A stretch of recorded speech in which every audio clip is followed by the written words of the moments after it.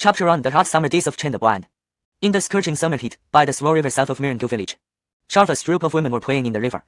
On the grass by the riverbank, Jarvis stood still, watching the women with a bitter smile on his face. He was blind but not from birth. When he was young, someone threw quickly into his eyes.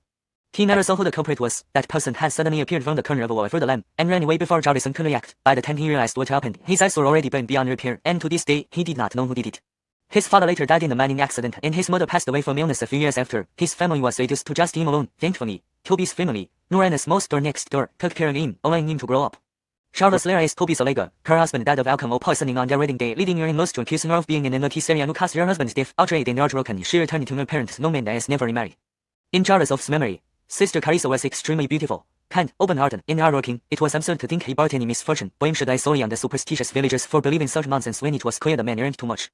Jarvis, that moment, Jarvis Lara's voice called out again from the river. You can come over and help me. Right back. Coming. Jarvis replied, carefully following the sun towards the riverbank. The women allowed him to be present at the riverside because 1, he was blind, and 2, there are some idle troublemakers from the valley who sometimes came to spy or steal their loans, committing indecent acts. Jarvis couldn't see. His hearing was extraordinarily sharp, detecting any movement within 100 meters around him. Upon reaching the river, Jarvis Lara helped her place treasure legs and guided him into the shallow water. Jarvis' short-haired Syria giggled and warned, Ekin, don't touch anywhere else, okay? Don't speak ill for him. Ekin is a good boy, not like what you're implying. Jarvis Lara rebuked disapprovingly. She then sat on a clean rock, pulled Ekin's hand, and placed it on your back. Ekin, ignore them. I'll cook her and braise a pork for you at noon. Jarvis lie. Ekin, you're not as honest as you look. Well, youth does have its perks, one Syria teased. Isn't he better than your husband? Haha. Well, even so, our Ekin is a man. If you like him, why don't you take him home? That's impossible. My husband comes back only once every few months. If he finds out, he'd kill me. Why worry? Just keep it a secret. They left without a care in the world. Their orange teasing made Jarvis feel uncomfortable. He pretended not to hear them and focused on rubbing Jarvis Lara's back patiently. Chapter 2: The peeping Toms real frustrated and Jarvis agree. Don't worry, just keep scrubbing. Jarvis Lara's face flushed, but she quickly regained her composure. Hey, Sister Carissa, your face is red. It looks like you're in the mood for a man, kiki. Jarvis Lara, embarrassed and furious, leaned at the short-haired Syria. Right, if you say one more word, see what I'll do to you. The women soon burst into laughter and playfully wrestled with each other. Their giggles ran like silver bells in the air. Jarvis, who occasionally got splashed with water, felt an overwhelming sense of melancholy. How wonderful it would be if he could see. Jarvis, that moment, from behind a hill not far from the river, a few men cautiously peeked out. Brother Kai, let me take a look too. At last, this is my prized possession I bought in town. Want one? Buy your own. Hell, I'll borrow one tomorrow. They are fighting over a monocular telescope, a miracle device that Cristobal has specially purchased from Penn. He was the nephew of village chief Erdi. Jarvis, after finishing middle school, he dropped out and hung around with some idle troublemakers, smoking, drinking, gambling, and resorting to petty theft whenever they ran out of money. Because those women always called upon you as a look at when they baby, any approach usually led to immediate detection, so Cristobal came up with this idea. He never imagined it would work so well. With the help of the telescope, he could see every detail of the women's bodies, even magnified. However, their loud quarrel caught the attention of Jarvis. Sister Carissa, someone's peeping, over there. With a gesture, Cristobal and his companions were instantly exposed, their faces peeling fear. The women quickly submerged themselves in the water, shouting curses from afar. These countrywomen were fierce and did not mince their words. Cristobal's face darkened as he glared fiercely at the blind man, deciding to act boldly. He stood up. You filthy bitches, if you don't shut up, I'll take all your clothes. Brother Kai, why should we fear them? Let's go and grab our tongues. Look at your spineless behavior. We should just join them in the river. Wouldn't that be better? Fuck, I've been thinking of doing this for a long time. It's all because of that damn you with his sharp hearing. Cristobal was also angry. If not for you, they could have watched for much longer. Since they had already been discovered, he decided to make a bold move, picking up a fist-sized stone. He hurled it at Jarvis, who stood alone in the shallow waters. The women in the deeper part of the river immediately screamed warnings. You can watch out for the rock. These rotten ours. I'll report them to the village chief. Jarvis couldn't see. He heard the whistling sound of the stone and quickly dodged, but more stones followed, raining down on him. Despite his attempts to avoid them, a rock struck his forehead forcefully, and he fell into the water. Seeing the boy in the river and Jarvis of not getting up, Jarvis Lara froze in horror. Jarvis, you okay? She clutched her chest and swam over rapidly. Realizing the severity of the situation, Cristobal and his young companion and hurriedly fled. But at that moment, a flood of memories surged into Jarvis's mind. The Virgil Emperor's classic of medicine, celestial eye technique, divine hand medical scripture.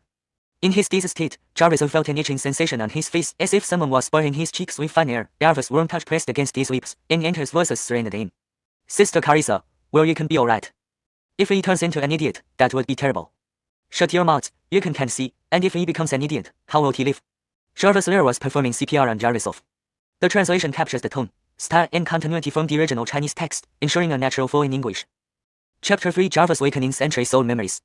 The women had already dressed, but Jarvis had fallen into the river earlier and seemed to have inhaled water. The wound on his head was still bleeding profusely, making the situation extremely critical. Jarvis learned only one method to try mouth-to-mouth resuscitation.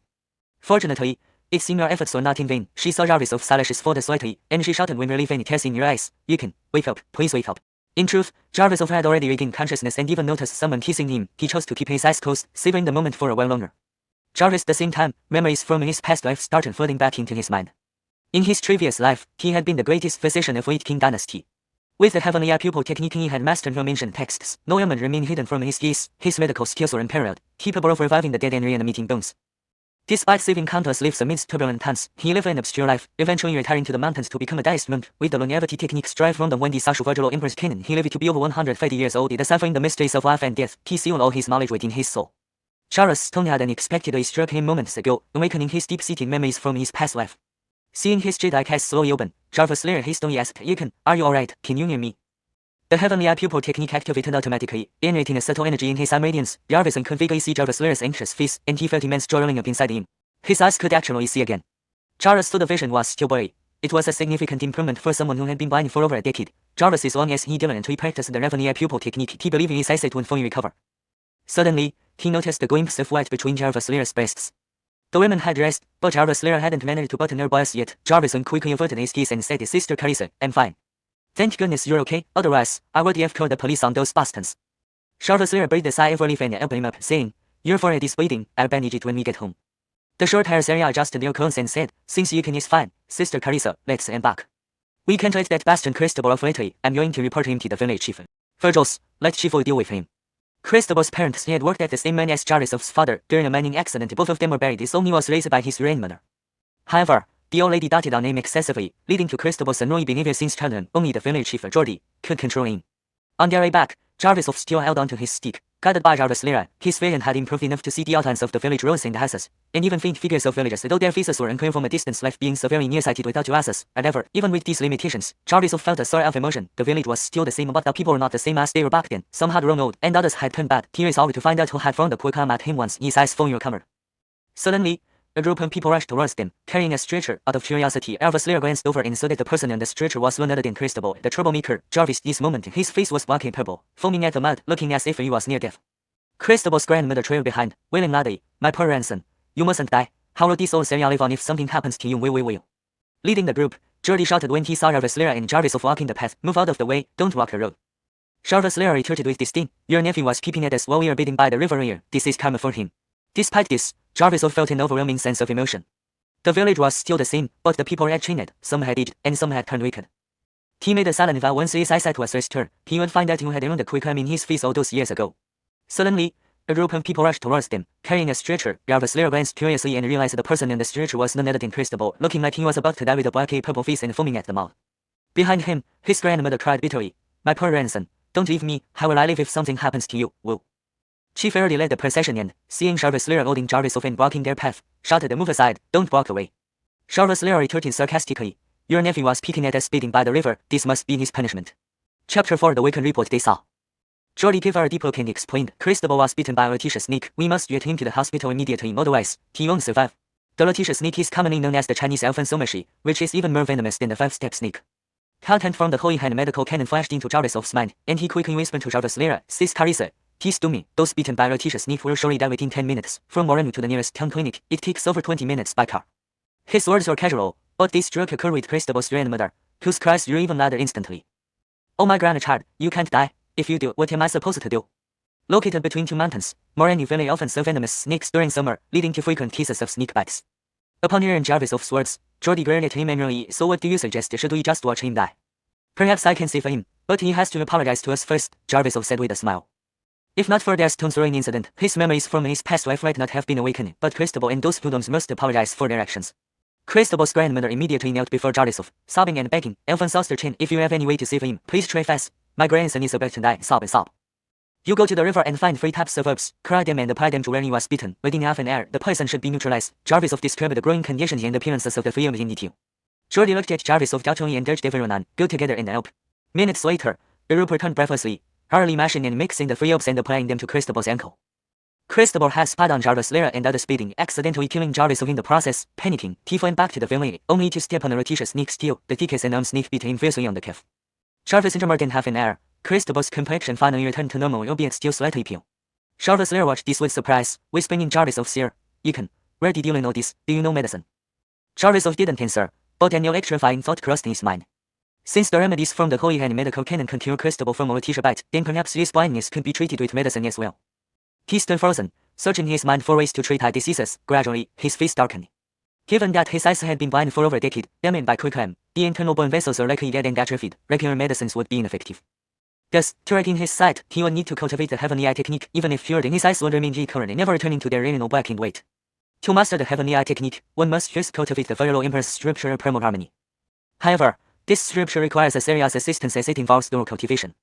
Charles turned into the book. He needed intimate contact with the Surya to absorb pure yin energy and transform yin yang energies into true ki. When true ki, the heavenly eye technique could be enhanced. Looking at Jarvis Lyra, Jarvis suddenly had a bold idea. They had lived together for over a decade. He knew much about her body. Jarvis interned her dramatic return from her in-laws. Jarvis Lyra suffered severe heart distress, resulting in worsening menstrual cramps. Seeing your interest in his medical knowledge, Jarvis smiled and said, Sis Carissa, though I can't see now, I read some medical books when I was young and knew a thing or two. Calculating the time, her period should arrive in the next few days. He could use this opportunity to treat her while testing weather. Translation note: F preserved the paragraph structure and line breaks from the original text. Some character names are romanized according to pinyin. For example, Jarvis of Jarvis Lyra, the tone and still are kept intact, ensuring the translation remains natural and fluent in English. Chapter 5: Elfin Sausage Therapy for Stomach Pain. Really, you have a good memory. Jarvis Lyra said with a smile. I read those illustrating storybooks like Water Elfin Soaring and Monkey We King Heaven when I was little, but I can remember the content clearly. While they chatted, Christabel finally woke up. He looked around at the circle of people in confusion and asked, Why are you all staring at me? Oh, Ender, you finally woke up. You scared Grandma. Christabel's grandmother was overjoyed yet tearful as she hugged her spoiled grandson, starting to cry again. The villagers around them were amazed by Jarvis's ability to identify vials that could cure the iron-headed snake venom. This blind chain actually has some skills. I walk by the river every day, but I never knew this vial could neutralize the venom. Note: for a more natural reading, iron-headed snake is used instead of the literal translation iron-headed snake, 老铁头. Hey, where do you think the blind boy learned his skills from? Do you remember what the vial looked like? We won't have to worry about snake bites anymore. Seeing that Christabel had woken up, Jarvis Lyra immediately pulled Jarvis over and scolded him. Christabel, you were peeking while we were beating, and you almost threw a stone and King Yukon. Jarvis apologized right now. Jarvis, this moment, Christabel remembered what happened before he was bitten by the snake and snorting calmly with averted eyes. He's alive, so why should I apologize to a blind man? If it weren't for this troublemaker always ruining things, he wouldn't have thrown the stone in the first place. Besides, the blind man didn't die. Jordy immediately rebuked him. Do you know that it was Jarvis who saved you? Jarvis apologized now. Forget it, he saved me. This is a joke. How could a blind man save me? Christabel defiantly said. If I survive it, it's because of my feet. It has nothing to do with him. Christabel's words infuriated the villagers, who started lecturing him in chorus. You ungrateful brat, if it weren't for the blind chain identifying the vials and telling us where to find them, you'd be meeting the Lord of Air by now. This little pimp really beat out dumping like a dog. Knowing this would happen, Chen shouldn't have saved him. Everyone knows what kind of person Christabel is. He steals chickens and dogs, does no good deeds, and will likely end up dead from a snake bite. Hearing the curses from the villagers, Christabel angrily shouted, Folk, whether I live or die is none of your damn business. Aren't you just full and looking for something to do? Go do whatever you need to do. His grandmother, out of concern for her beloved grandson, snapped irritably. Jarvis, aren't you supposed to be working? My grandson is fine now. Everyone go back to what you were doing. Watching his nephew and elderly mother, Jordy sighed helplessly. Ender has been spoiled by you. Saying that, he turned and left, unwilling to get involved further. Christabel, this unrating wolf wouldn't even apologize. Royer, he wished he had let him die. Jarvis rolled his eyes speechlessly. Let's go back, Sister Carissa. Jarvis, aren't you going to hold him accountable for throwing that stone at you? Jarvis Lyra asked, upset. Forget it. I don't want to waste time arguing with someone like him. Jarvis smiled, but thought privately that it wasn't clear whether the severe iron-headed snake venom in that bastard's body had been completely neutralized. Jarvis, though the 3 herbs could counteract snake venom, his limited vision prevented him from examining the wound closely, making it impossible to judge the correct dosage and proportion. Thus, Christabel's life was saved, but whether there would be any lingering effects remained uncertain. Returning to Toby's convenience store, Jarvis Lyra suddenly felt weak in her legs and hunched over, squatting on the ground. Ouch! Sister Carissa, what's wrong? Jarvis quickly went to support her. Jarvis Lyra grimaced in pain. It seems my period has come. It hurts. Jarvis was secretly pleased, but still reproached her. Sister Carissa, you're an adult. You knew your period was due these days, yet you still bathed in the river? The water was so cold. They insisted on dragging me along. I couldn't say no. Jarvis Lyra smiled bitterly. Ichun, you know medicine. Can you help me ease the pain? It's really bad, Hearing her gasp of discomfort, Jarvis, seeing no one in the convenience store, said, Let's go to the back room. I know a massage technique that should help. Since Jarvis Lyra returned to her parents' home, Toby and his wife had gone out to work. Farming in the village didn't yield much income, with seeds and fertilizers getting more expensive every year, and depending on the weather for any harvest, far less profitable than working elsewhere. Jarvis Lyra didn't refuse and, hunched over, led Jarvis into the back room by hand. Lie down on the bed, and I'll give you a massage, Jarvis instructed nervously. Do I need to take off my clothes? Unaware that Jarvis' sight had somewhat recovered, Jarvis Lyra stripped off her shirt entirely and lay flat on the bed. Chapter 6, Heart Distraction and Aloysius Thing Jarvis Fection. He had almost blurted out that he only needed to lift her clothes, but the words died in his throat. Jarvis's hands touched the soft abdomen. He applied the abdominal massage technique from the sacred healing scripture, all while pondering how to get closer to Jarvis Lyra. Surely, he wouldn't need to actually engage with Carissa in a real physical encounter just to obtain true chi? How exactly did I cultivate in my previous life? Jarvis's memories gradually resurfaced. Visions of his past life, filled with luxurious living, frequenting brothels, and enjoying music, came vividly into his mind. He sighed inwardly. No wonder he lived up to 130 years old in his last life. Such a hedonistic lifestyle made cultivating true chi extremely easy. Which man could possibly resist such temptations? Unfortunately, Sister Carissa always treated him like a younger brother, so she would not easily agree to practice dual cultivation with him. What could he do? Jarvisolf's hands continued their movements. Jarvis Lyra's body swayed gently along with them. Having grown up together, she felt completely at ease around Jarvisolf and had no qualms or embarrassment about the situation. But things were different now. Jarvisolf had regained some of his sight and was being subjected to visual torture. Jarvis time passed. Jarvis Lyra could distinctly feel a wave of warmth rising in her lower abdomen, making her hum softly in comfort. Her humming only made it harder for Jarvisolf to control himself. Sister Carissa, can you stop making those sounds? He asked awkwardly. Why? What's wrong? Jarvis Lyra lifted her head slightly, noticing beads of sweat on his forehead, as if he was holding back something. Realizing what was happening, her face flushed with embarrassment, and she scolded him. You naughty boy! Put away your dirty thoughts or else I'll pinch you. It had been 4 or 5 years since her husband's death on their wedding day. She was approaching 30 and naturally had needs. She had always treated Jarvisolf like a little brother, never thinking of anything more than that. However, she was currently on her period, and the high levels of estrogen in her body caused her to experience unusual sensations. It felt as if Jarvisolf's hands were not alleviating pain but caressing her lovingly. This thought grew rapidly in her mind like weeds fertilized by chemicals. No, he is my brother. But we're not related by blood, and have lived together for over 10 years. Jarvis' moment of intimacy would be harmless and nobody would ever know. These conflicting thoughts clashed fiercely in her mind. Oh no, what am I thinking? She dared not look at Jarvisolf's increasingly handsome face, embarrassed enough to want to hide under the earth. Meanwhile, Jarvisolf was also losing focus. Lost in his reverie, his fingertips accidentally brushed against a sensitive area, causing him to hastily retract his hands in shock. Sorry, Sister Carissa, I didn't mean to. It's okay, continue, Jarvis Lyra mumbled, covering her burning cheeks. Huh. Jarvisolf was taken aback, unsure if she meant continuing the massage or something else. Jarvis Lyra whispered reproachfully, oh come on, don't be shy. There are blind masseuses in the city, right?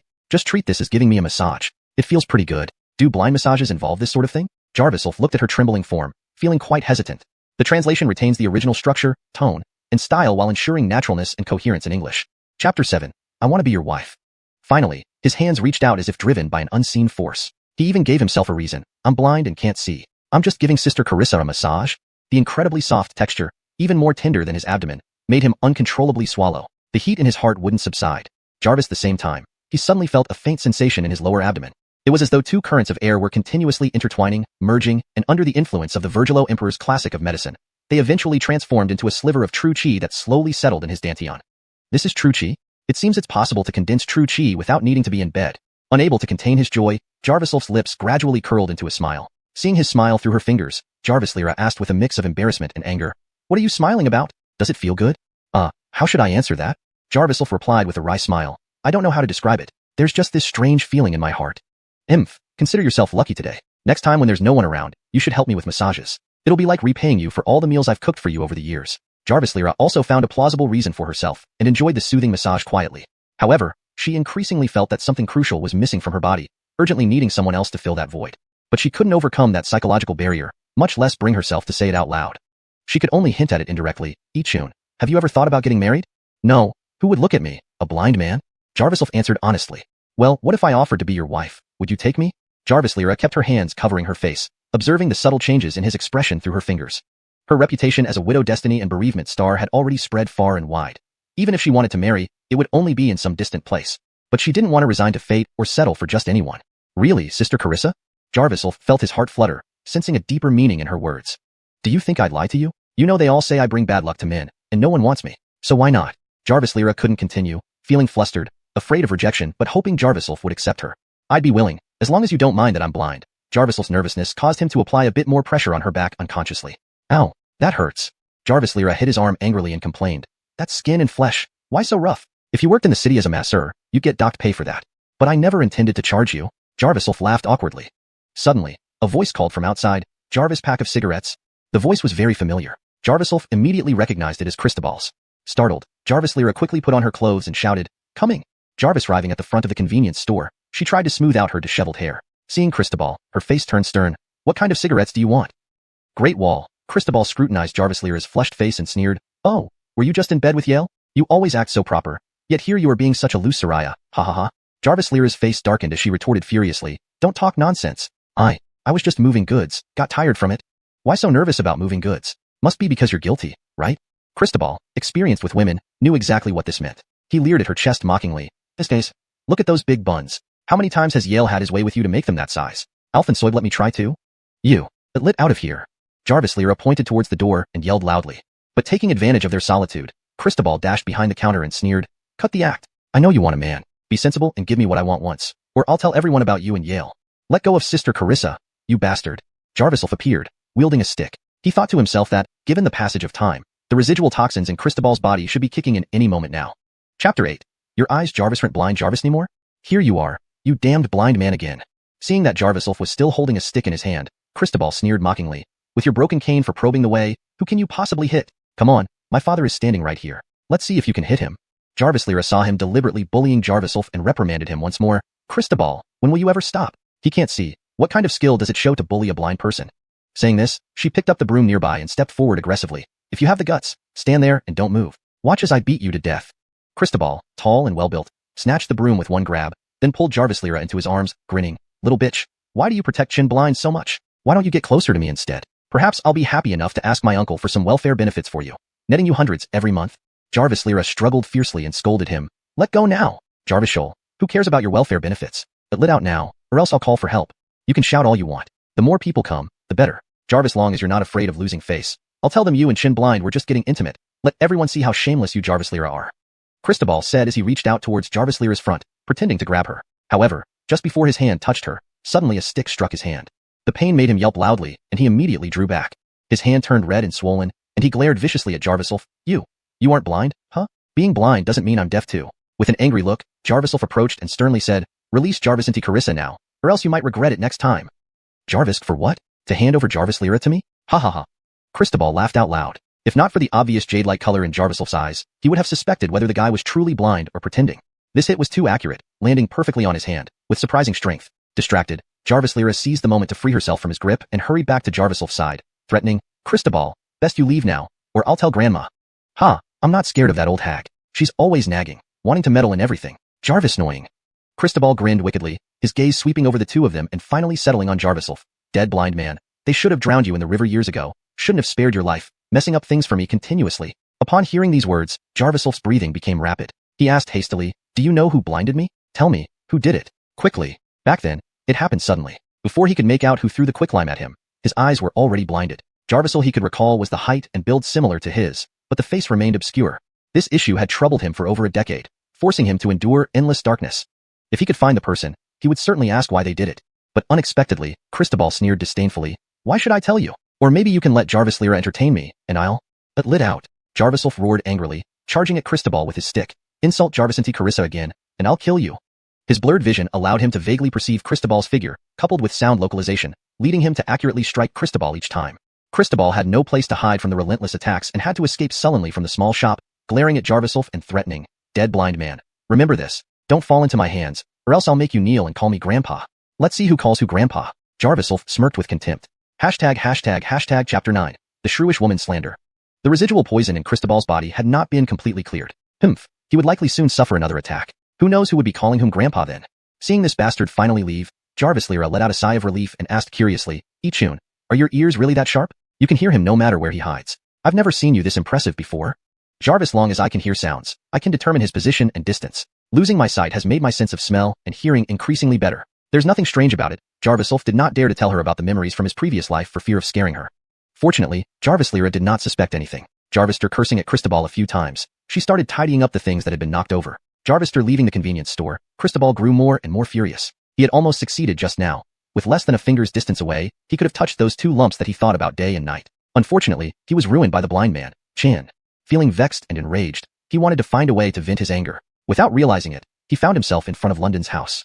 London was a widow in her early 30s. She was quite attractive and maintained a good figure. Since her husband died in a severe mine accident over 10 years ago, she couldn't bear the hardships of living alone and had affairs with many men in the village, including Cristobal. Cristobal looked around and, seeing no one, hurriedly pushed open the door and slipped inside, quietly locking the bolt behind him. Eufan Annie, are you home? He called out softly a few times. Hearing a light cough from inside the room, he grinned foolishly and crawled in. Jarvis soon as he entered, Cristobal eagerly climbed onto the bed. London had just woken up, her hair disheveled as she reprimanded him. What's your rush? Didn't you say your second uncle was helping me get low-income assistance? When will it be done? It's coming.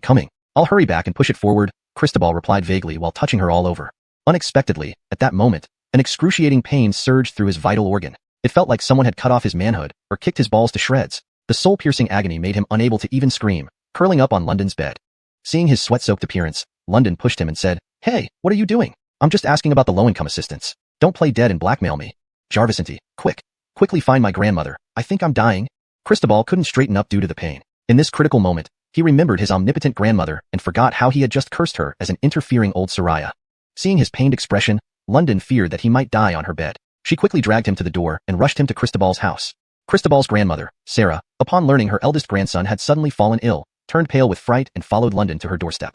Seeing her grandson's sallow face and sweat-drenched hair, she panicked, grabbing and pulling him while crying out, Shao Kai, what happened to you? Don't scare Grandma.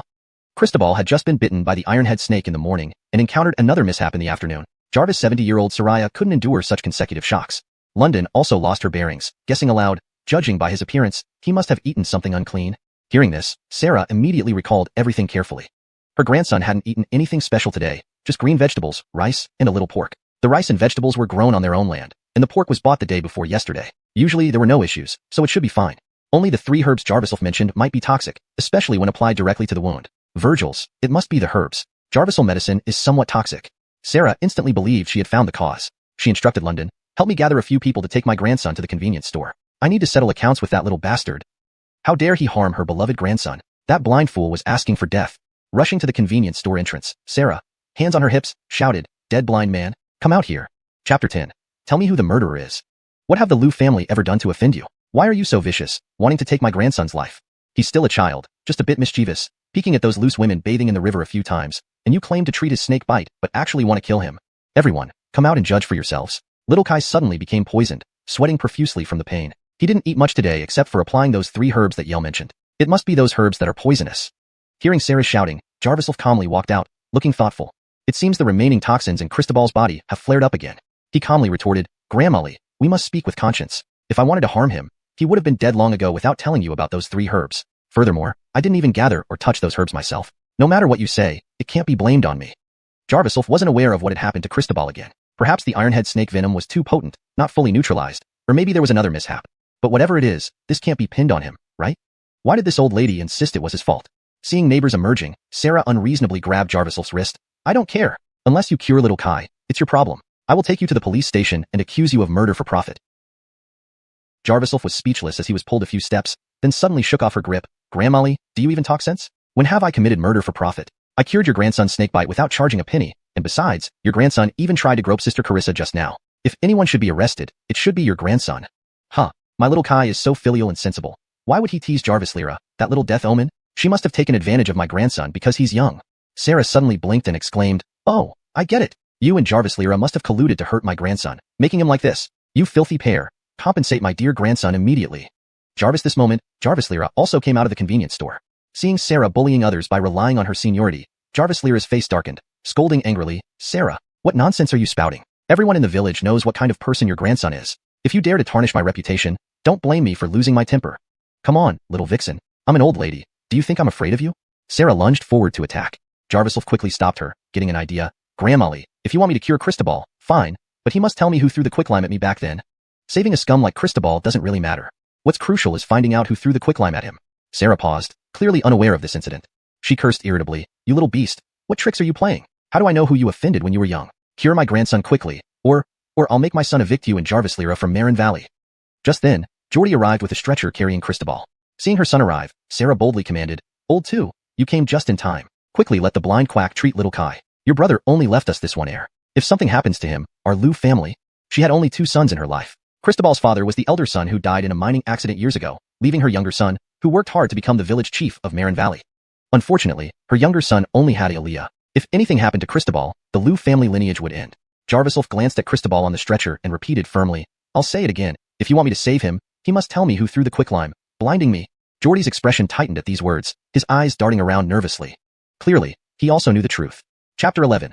Jarvis reveals his power and captures hearts. Geordie's eyes flickered as he glanced deeply at Jarvis, somewhat surprised. How did the blind Qin determine that Ander knew about what happened back then? Those jade green eyes, though lacking vitality, still had a mesmerizing quality, as if they could see through his inner thoughts. Despite his hesitation, Geordie ultimately did not reveal the truth but changed the subject. This matter happened too long ago.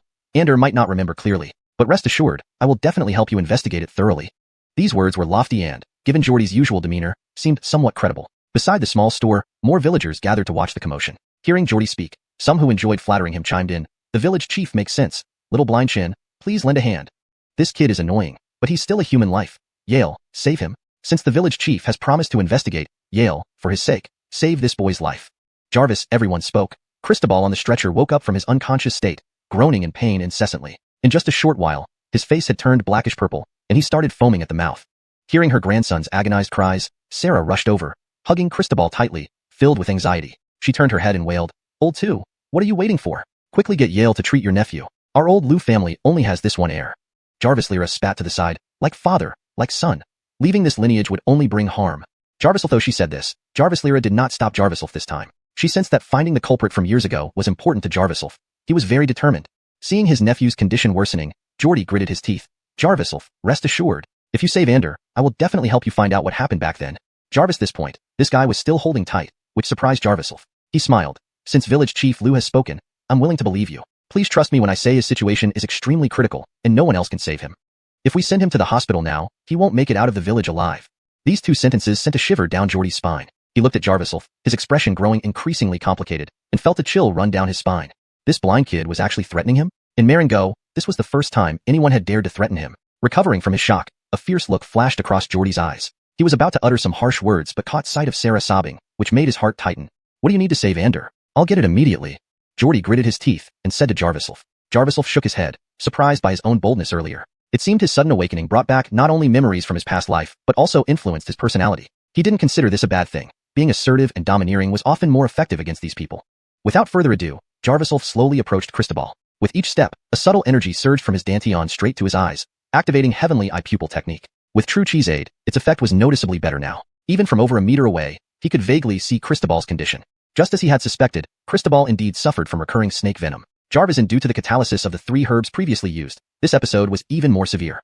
Jarviself tore off the bandage covering Cristobal's wound and poked it with his index finger. Cristobal's body convulsed violently, shocking everyone around. 2 burly men who carried him tried to hold him down but couldn't manage it. Little brat, what did you do just now? I warn you not to have any ill intentions. If anything happens to my grandson, I won't let you live either. Sarah shouted angrily. Standing nervously beside them, she couldn't help or interfere, so she jumped and cursed Jarviself loudly. Jarviself frowned, turning his face slightly to look at Sarah coldly. Grandma Lee, do you want a living or dead grandson? If you want him dead, keep shouting. I promise he'll die completely, but if you want him alive, shut up. His words carried no anger but were highly effective. Sarah, who had been bullying everyone in Marengo for decades because her son was the village chief, never faced such treatment, especially from someone she always despised, a blind kid. Pointing at Jarviself, Sarah trembled, rolled her eyes, and fainted. Geordie hurriedly supported his mother, confirming she was temporarily unconscious from anger, and dragged her away with clenched teeth. Jarvisel, the villagers were stunned. They knew all too well what kind of person Sarah was. Describing her as a shrew would be an insult to the term. Virgil, she had been made to faint by Jarviself? Was this blind kid fearless? Watching from the side, Jarvis Lyra's eyes sparkled. Jarviself's performance was incredibly manly. That momentary display of masculinity stirred something deep within her, and she suddenly recalled the gentle yet strong hands of Jarviself from earlier. Her cheeks flushed red, and she involuntarily pressed her legs together, feeling a surge of desire. When this is over, she thought, she must reward Jarviself properly. Chapter 12. Cristobal reveals the true culprit. Jarvister, using the special technique recorded in the sacred Alfonsanual of medicine, to tap on Cristobal a few times, Jarviself made his diagnosis. This guy ran off to hook up with a Soraya while he still had residual poison in his body. The toxic fire surged and disrupted his heart meridians, causing him excruciating pain all over. Jarviself used his fingers as if they were silver needles, channeling true Qi into them, jabbing at several acupoints on Cristobal. Jarvis, the true Qi infused into the acupoints. Cristobal's body instantly stopped trembling. He no longer foamed at the mouth and began breathing heavily. What happened to me? Cristobal asked in shock after regaining consciousness, clearly having suffered enough. Jarviself responded indifferently, you are dying. Upon hearing Jarviself's words, Cristobal's pupils contracted sharply, and he instinctively shrunk back. Blind man, what did you do to me? Still feeling the lingering pain, Cristobal was now far more docile than before. Enough nonsense. If Ichun dirties his hands on you, it would be too much. Jarvis Lyra stepped forward, placing her hands on her hips. Tell us quickly, who threw the lime powder at him earlier? Cristobal gradually came to his senses. Upon hearing Jarvis Lyra's question, a flicker of fear crossed his eyes, and he shook his head repeatedly. Even after enduring such torment, this kid still wasn't willing to tell the truth, just like Geordie.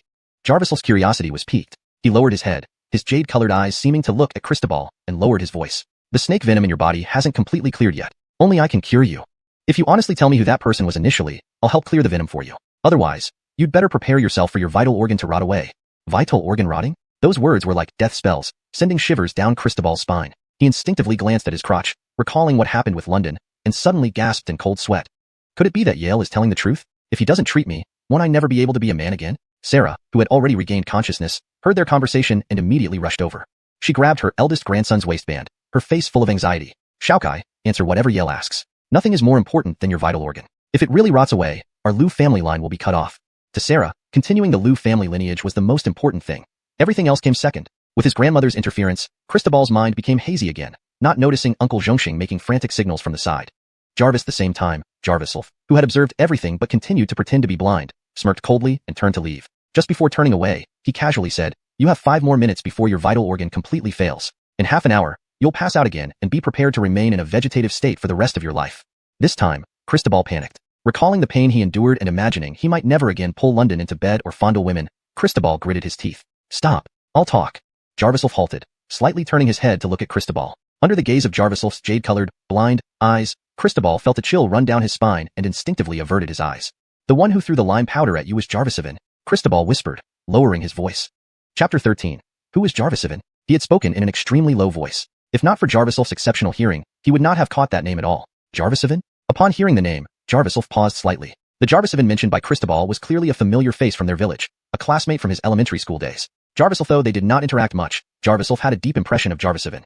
That boy had dropped out of school after junior high and spent his days hanging around with some delinquents in the village and town. He dabbled in scams, theft, gambling, and other vices. Compared to the despicable Cristobal, Jarvisivan was even more thoroughly wicked. Jarviself had suspected Jarvisivan before, but they hadn't crossed paths much, so he found it hard to believe Cristobal's words without strong motives linking him. Had Cristobal not pointed him out, Jarviself might never have confirmed that Jarvisivan was indeed the one who spread lime powder back then. Through the heavenly eye technique, he glimpsed Geordie out of the corner of his eye and noticed that Geordie's face was ashen, hands clenched tightly, and his whole body trembling. Connecting this with the reactions of the two Lus earlier, Geordie's state now provided enough proof that Cristobal was telling the truth. Where is Jarvisivan now? True to his word, Jarviself asked in a low voice, while applying pressure to several points on Cristobal's body once more. I don't know. With another round of true chi injected into his body, Cristobal curled up again, shouting hoarsely. Sarah, watching Cristobal, felt pained. Yale, didn't Ander already tell you who it was? Why are you still so brutal? Have you no conscience? Before her words ended, Cristobal suddenly shuddered and returned to normal. Cristobal pushed away Sarah's supporting hand with surprise. I'm actually not in much pain anymore. Yale, you really do have skills. Saved twice by Jarviself, Cristobal could finally feel a sense of having narrowly escaped death. He dared not be stubborn before Jarviself anymore. Jarviself ignored Sarah and, placing his left hand on Cristobal's wrist to confirm his condition had improved, turned to Geordie. Fetch the medicine according to the prescription I will give. Boil 1 dose daily and make him drink it in 3 installments for 7 consecutive days. 2 tails of buplurum, 3 mace of Jarvis angelica, 1 mace of prickly ash seed. Geordie glared at Jarviself with profound resentment, but did not dare offend him now, silently pulling out paper and pen to record. Jarvister dictating the prescription. Jarviself turned and slapped Cristobal twice, one on each cheek. Cristobal was stunned by these forceful slaps. Neither his father nor mother had ever hit him like this before. Staring at Jarviself's back for a long moment, he finally lifted his hand to cover his cheeks, dumbfounded. Is this part of the treatment? Jarviself coldly waved his hand. This is for my elder sister Carissa. If you dare to harass her again, it won't just be a couple of slaps next time. Jarvis, and remember, within a month after taking the medicine, don't think any wrong thoughts. Keep your dirty desires under control, or you'll end up castrated for life. Leaving those words behind, Jarviself walked straight into the small shop, followed closely by Jarvis Lyra, her face filled with satisfaction. Before entering, she threw a contemptuous glance at Cristobal, making him grit his teeth in anger. The crowd outside was quickly dispersed by Geordie, and the Liu family members left the store reluctantly. Sitting at a table, Jarviself frowned slightly. When he heard Jarvis Lyra approach, he immediately looked up and asked, Elder Sister Carissa, do you know where Jarvisivan is now? Chapter 14. It's not that simple. Jarvis Lyra paused, surprised. Jarvisivan? You mean the good-for-nothing from our village? Yesterday I saw him. He should be at Jarvisant house at the end of the village right now. Jarvis, soon as he got home, Geordie flew into a rage. Without considering Cristobal's still unstable condition, he slapped him hard across the right cheek. This slap left Cristobal thoroughly dazed. Jarvister having been slapped twice by Jarviself earlier, Cristobal was already seething inside. Now, suddenly struck again by his second uncle, Cristobal's eyes widened with indignation. Sarah rushed forward immediately upon seeing this scene. Old second, have you gone mad? Ander isn't fully recovered yet. He can't withstand your rough handling. Geordie had always been helpless against his shrewish mother and his unruly elder nephew. Normally, he allowed them to act arrogantly in the village, doing whatever they pleased. But this time, Geordie was clearly furious for real. His face darkened after the slap, and he didn't lower his hand but kept it raised high. If Sarah hadn't shielded Cristobal, another slap would have followed immediately.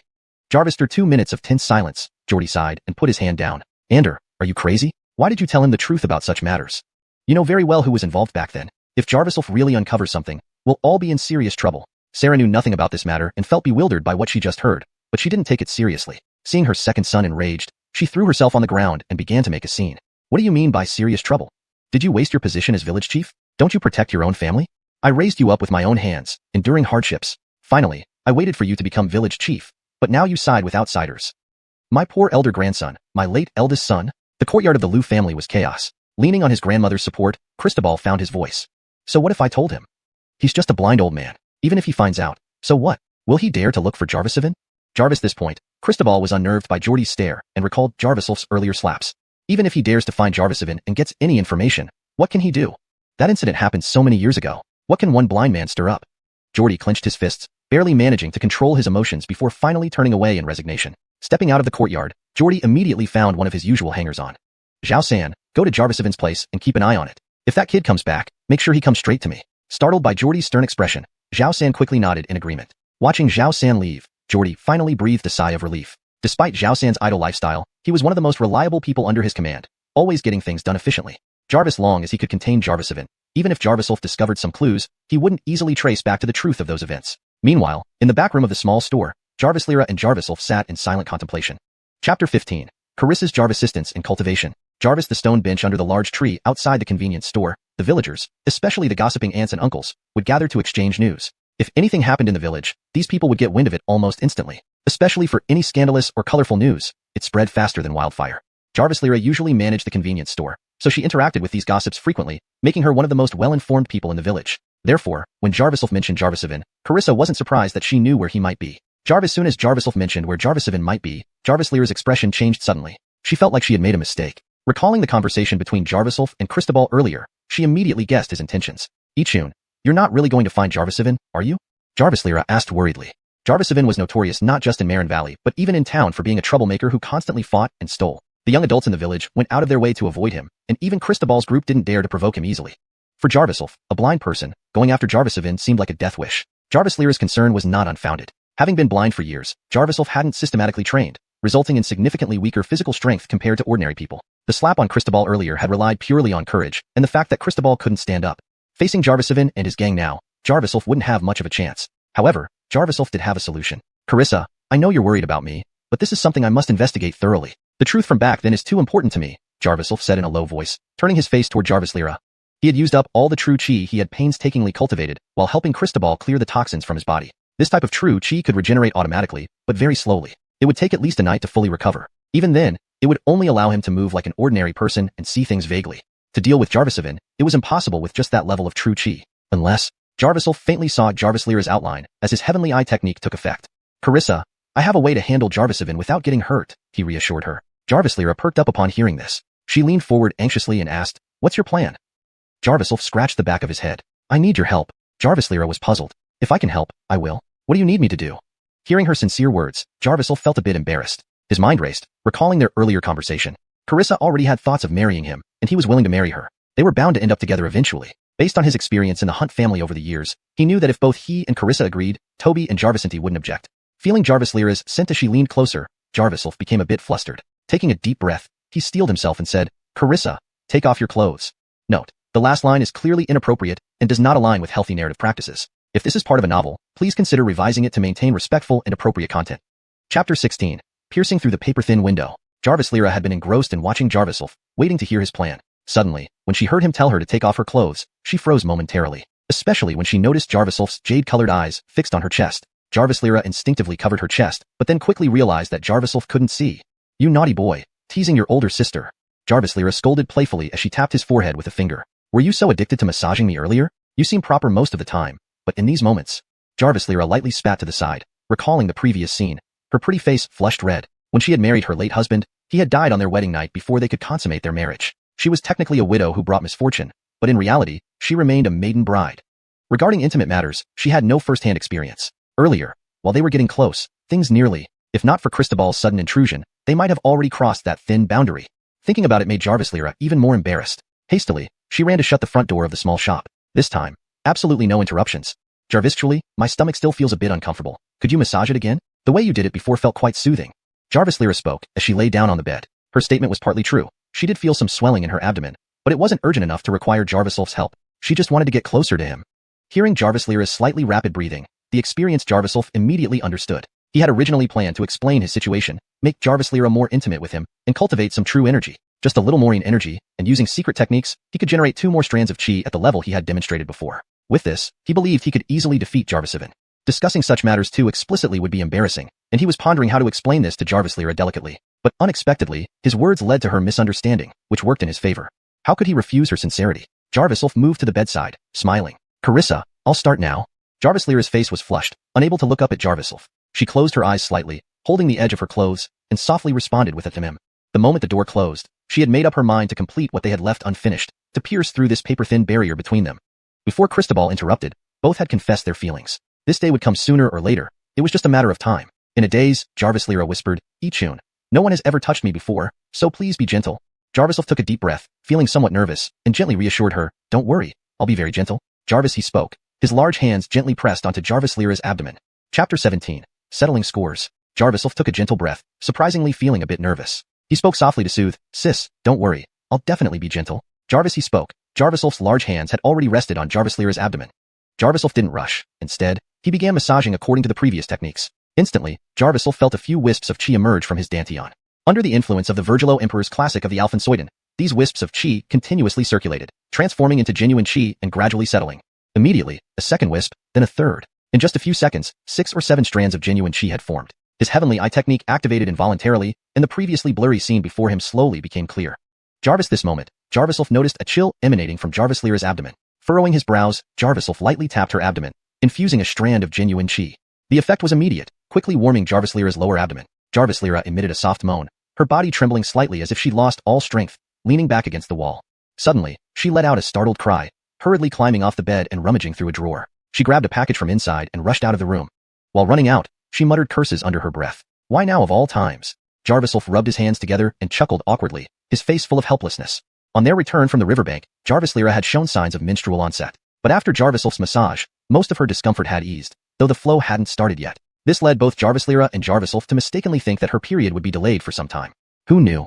Jarvis Ulf glanced at the patch of crimson on the bed, feeling a bit annoyed. Fortunately, he had been in control, and timely detected the coldness in Jarvis Lyra's abdomen, helping her release her menstrual flow. Otherwise, wouldn't he have unwittingly violated a taboo? Both in traditional medicine and feng shui, this would be considered a major no-no. Lifting his hand to sniff the lingering fragrance on his fingertips, Jarvis Ulf waved his hand, reducing the intensity of his heavenly eye technique to a manageable level.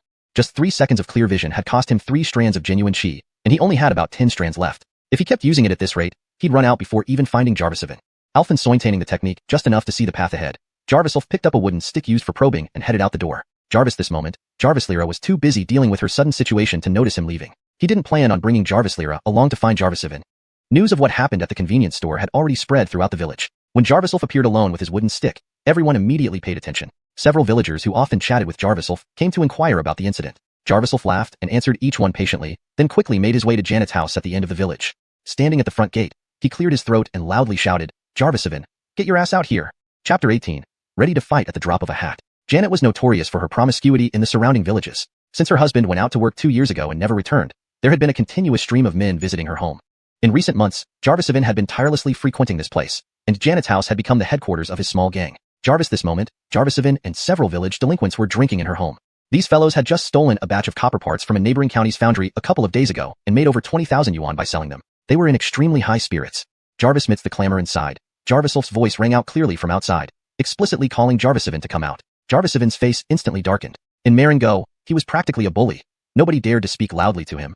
Someone actually dared to shout at him to get out? Was he looking for death? Jarvisivan glanced out the window and saw only one person outside holding a bottle before rushing out. The few delinquents and Janet followed closely behind. Upon stepping outside, Jarvisivan immediately recognized Jarvis Ulf standing outside, which made his heart tighten. Due to that incident back then, he had been avoiding this blind man for over a decade, trying not to cross paths. Why did this guy still seek him out? Could it be that Jarvis Ulf knew about that incident from back then? Yale, was that you who shouted? Jarvis Ulf recognized Jarvisivan's voice and nodded. Virgil's, it was me. Without needing to activate the heavenly eye, he could judge from the sound alone that there were 5 people present, 4 men and 1 Saraya, with Jarvisivan being the one speaking. Upon hearing Jarvis Ulf's answer, Jarvisivan laughed derisively. Yale, what are you doing here? Why? Is Jarvis Lyra not satisfying you enough that you have to come and visit Janet? I didn't think you understood so much about these things despite being blind. Jarvisivin's words provoked laughter from the other delinquents, while Janet spat in annoyance. Yale may be blind, but he's not stupid. He knows quality when he sees it, and I prefer younger ones. Jarvis stood glaring at Jarvisivin. She stepped forward to grab Jarvisilf's arm. Yale, if you really want to play with me, come back late at night. By then, these fellows will be exhausted, and I can entertain you for hours. Following the usual rules, if you satisfy me, no charge. Otherwise, I'll give you a 50% discount. The pungent smell of cheap perfume made Jarvisilf take a step back to avoid Janet's arm. I came here to find Jarvisivin. His statement stunned everyone again. Jarvisivin's face turned grim as he sized up Jarvisilf. Find me? What do you want from me? Is your body craving attention? The others were also curious, puzzled by why Jarvisilf would approach someone like Jarvisivin, whom villagers usually avoided. Jarvisilf activated the heavenly eye technique, gradually making the blurry figures around him clearer, focusing on Jarvisivin. Jarvisivin, was it you who threw the lime that blinded me back then? He stared straight at Jarvisivin, getting straight to the point. Jarvisivin hesitated, his expression changing slightly, clearly not expecting this question. But he quickly denied it. What lime? I don't know anything about it. The hell? I was having a good drink when you started talking about some lime blinding you. You're really asking for it. Before Jarvisilf could respond, Jarvisivin swung the bottle in his hand towards him. Jarvisilf, who had been observing Jarvisivin all along, immediately sidestepped, causing the bottle to miss. What's done is done. Why deny it? Cristobal already told me. He saw you do it. With this rebuke, Jarvisivin's expression changed again, unable to hide from Jarvisilf's eyes. Jarvisilf now believed Cristobal hadn't lied. It was indeed Jarvisivin who did it. Yale, you're spouting nonsense. Don't think I won't dare touch you because you're disabled. Blackmailing me like this, you've had enough of life. Infuriated by Jarvisilf's accusation, Jarvisivin lashed out angrily and gestured to his followers. What are you waiting for? Take care of him. The delinquents immediately charged at Jarvisilf. These ruffians lacked principles and often engaged in vile deeds. Beating up a blind man wasn't an issue. They'd even kick cripples and insult the mute. Seeing Jarvisivin preparing to attack, they grew excited, attacking Jarvisilf with punches and kicks. If it were before, Jarvisilf would have avoided confrontation, knowing that fighting multiple opponents was futile. But since regaining his memories, he had learned more than just medicine and Qi cultivation. In his previous life, while healing officials and martial generals, Jarvisilf had also picked up some martial arts and grappling skills. Combined with his internal Qi, his combat prowess was formidable, capable of fending off dozens of ordinary men. Once, a group of 30 to 40 bandits tried to rob him, but he fought through them single-handedly. These past 20 years of blindness had enhanced his hearing beyond normal human capabilities. Facing these attackers, Jarvisilf felt no fear. Jarvis the delinquents attacked. Jarvisilf immediately activated the heavenly eye. With the surge of true Qi, his vision cleared, allowing him to see their movements in slow motion. Damn, this kid's pretty agile. Catch him. I'll make sure to crack his skull open today. Failing to hit Jarvisilf, Jarvisivin barked in fury. The delinquents responded promptly, attempting to grab Jarvisilf with multiple hands. Chapter 19. Defeating four with great might. Facing the attack from a few Xylers, Jarvisilf moved with remarkable agility, slipping away like an eel from their grasp and then kicking the nearest Xyler to the ground. Under the influence of his inner energy, Jarvisilf's strength had multiplied several times over. The Xyler flew backward 3 to 4 meters, clutching his lower back as he rolled on the ground in pain. The remaining Xylers were taken aback by this scene and hesitated to approach again. Seizing the opportunity, Jarvisilf grabbed Jarvisivin by the shoulder and punched him squarely in the face. Jarvisivin's nasal bones snapped with a sickening crack, and a gush of blood spurted out. You worthless bastards. He's just a blind man, and you can't even touch him? If I ever make money again, none of you will get a penny. Jarvisivin yelled furiously, covering his bleeding nose as he stumbled backward a few steps. Biting their lips, the two remaining Xylers picked up stones from the ground and hurled them at Jarvisilf. In their panic, they aimed for his head. This blow could result in immediate unconsciousness or worse, death. Janet, who had been watching from the sidelines, covered her mouth and screamed in shock. Initially, she had found the scuffle between these men somewhat entertaining, especially when she saw Jarvisilf holding his own against 4 assailants. But now, witnessing the bloodshed, she became anxious. If someone were killed right outside her home, how could she continue her business? Jarvisilf watched the Xylers' actions with growing anger. These hoodlums were truly despicable. While their usual mischief was bad enough, attempting to take someone's life was unforgivable. No longer holding back, he swung his cane, the one he used as a walking stick, swiftly striking the Xylers with lightning-fast movements. In an instant, the stones were knocked from the Xylers' hands and onto the ground. With 2 swift blows to their foreheads, both men collapsed into unconsciousness. Everything happened so quickly that what seemed like an intense fight lasted less than 2 minutes. Left standing at the entrance were only Jarvisilf and Jarvisivin, who was clutching his lower back and grimacing in pain. Janet stared at Jarvisilf with wide eyes, admiring his courage and feeling her heart race. She never realized this blind man could be so formidable. How had she never noticed before? Jarvisivin lifted his head to look at Jarvisilf's jade-colored eyes, incredulous. Damn it, Chun. Were you faking your blindness? Jarvisilf sneered and struck Jarvisivin's neck with his cane, knocking him to the ground. My blindness is real, all thanks to that lime you threw at me. Jarvisivin's expression changed as he defiantly retorted, Don't accuse me unjustly. Who knows who you offended that made them blind you? It has nothing to do with me. Seeing Jarvisivin's stubborn denial, Jarvisilf chuckled mockingly. Do you really think denying it will save you? I know there's someone behind you whom you dare not offend, but if you don't talk now, I guarantee you won't have the chance to speak ever again. Regardless of who was pulling the strings, Jarvisivin was responsible for blinding Jarvisilf, and he wouldn't let him go unpunished. Jarvis, he spoke. Jarviself channeled more of his inner energy, activating the celestial eye technique to its full extent. To Jarviself's enhanced vision, Jarvisivin's clothing and skin began to disappear, revealing a detailed map of his internal anatomy. This ultimate effect of the celestial eye allowed him to see through the human body, aiding in assessing internal injuries almost like X-ray vision. In the next second, Jarviself raised his cane again and struck Jarvisivin's spine with pinpoint accuracy. The sudden sharp pain caused Jarvisivin to scream in agony, curling up in spasms. Within moments, blood seeped from between his clenched teeth. Your spine suffered severe trauma before, and you still have underlying issues. One more blow, and you'll spend the rest of your life bedridden. If you persist in your stubbornness, I'll strike again. You'll die in 3 days in unimaginable pain, and no one will be able to trace it back to me, Jarviself said coldly, elaborating meticulously. Raising his cane once more, the pain in his spine made Jarvisivin doubt Jarviself's words not a bit. He looked up at Jarviself, terror-stricken. Stop. I'll talk. The line was indeed thrown by me, but it wasn't intentional. I was manipulated by someone else. Jarvisivin gritted his teeth, as if making a great decision, and finally revealed the name of the mastermind. It was Brennan who ordered me to do it. Brennan? Hearing this name, Jarviself's brows furrowed. Searching his memory, he confirmed he had never heard of this person before, deepening his confusion. Who is Brennan, and why did he target me? Jarviself asked sternly, pressing his cane slightly harder on Jarvisivin's spine. Jarvisivin winced in pain and looked up at Jarviself, shouting through the agony. If you don't know who Brennan is, why would he harm you? Seeing Jarviself's icy demeanor and the pressure on his spine increasing, Jarvisivin hastily continued. I don't know much about him either, just that he's called Brennan and is from the town. I was at the village entrance when he drove in from outside. He gave me $100 to throw lime at you, and then he left. This explanation sounded weak. Jarvis' $100 was a significant sum for a teenager back then, but where did Jarvisivin get the audacity to do such a thing? He might very well be lying. Jarviself applied a little more pressure, jabbing Jarvisivin's spine lightly, causing another wave of excruciating pain. Who exactly is Brennan, and where can I find him in town? Jarviself demanded coldly. I really don't know anything more. Please, leave me alone. I won't dare anymore. Jarvis, after just a few minutes of screaming, Jarvisivin's voice was already hoarse. Seeing he couldn't extract any more information, Jarviself twisted the cane's tip slightly, sending a pulse of inner energy through it, sealing off the vital meridians in Jarvisivin's spine. Jarvisivin's body trembled, terrified as he discovered he couldn't move his legs. He shouted frantically, Yale, what did you do to me? Chapter 20. Investigation begins for Brennan. Jarvisivin, terrified, shouted and struggled fiercely, repeatedly pounding his legs that had lost all sensation. However, no matter what he did, it was in vain. Old Chun, what's wrong with me? Why can't I feel my legs? Fear overwhelmed Jarvisivin. His earlier arrogance vanished, and his voice dropped 2 octaves. Old Chun, what have you done to little Yong? Janet, who had been relying on Jarvisivin, was alarmed when she saw that he couldn't even stand. Jarvis, she approached Jarvisivin. A pungent odor reached her nose, and only then did she notice that water was dribbling from Jarvisivin's trousers. He had actually defecated and urinated in his pants. Janet's face turned grim instantly. She stepped back, looking at him with disdain. The realization struck her that Jarvisivin was finished. She needed to find another means of support. Jarviself glanced at Jarvisivin with an indifferent expression. Back then, you blinded me with lime. Now, I've disabled your legs. This is karma. With his spinal meridians sealed, the nerves in Jarvisivin's legs would gradually deteriorate until he became completely crippled. Jarviself used a method from the sacred medical canon to seal his acupoints using true qi. Even the most advanced medical technology wouldn't detect anything amiss. Though Jarvisivin may not be killed, he could not escape punishment. He would live in fear and remorse. The principle, a healer has a compassionate heart, holds true, but it depends on whom it applies to. He saved Cristobal because his crime didn't warrant death, but Jarvisivin was different. This kid was inherently evil, and merely crippling him was already lenient. Upon hearing Jarviself's words, Jarvisivin's face changed. Grinding his teeth, he wanted to curse and threaten Jarviself into curing him. But as he looked into Jarviself's eyes, something in them sent chills down his spine. Jarvis, this moment, Jarviself's jade-like eyes flashed with a piercing light, as if they could see right through one's soul. Jarvis' sudden thought crossed Jarvisivin's mind. If he persisted, he might die. This chilling thought made him break out in cold sweat and lose his composure momentarily. By the time he regained consciousness, Jarviself had already walked far away, tapping his cane. The few strands of true qi generated within Jarviself had already dissipated, and his vision blurred once again. Disabling Jarvisivin wasn't even a concern for him now. His mind raced, searching for any memories related to Brennan and the town, but found nothing.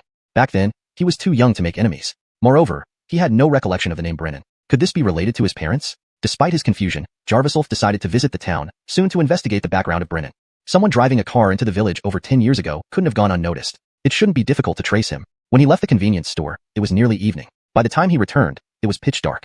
The store was lit up, and 2 mahjong tables were occupied in the front hall. Jarvis Lyra stood by the window, anxiously watching outside. Seeing Jarviself return with his cane, she heaved a sigh of relief, quickly walking out to pull him inside. Why didn't you tell me before leaving? Where were you?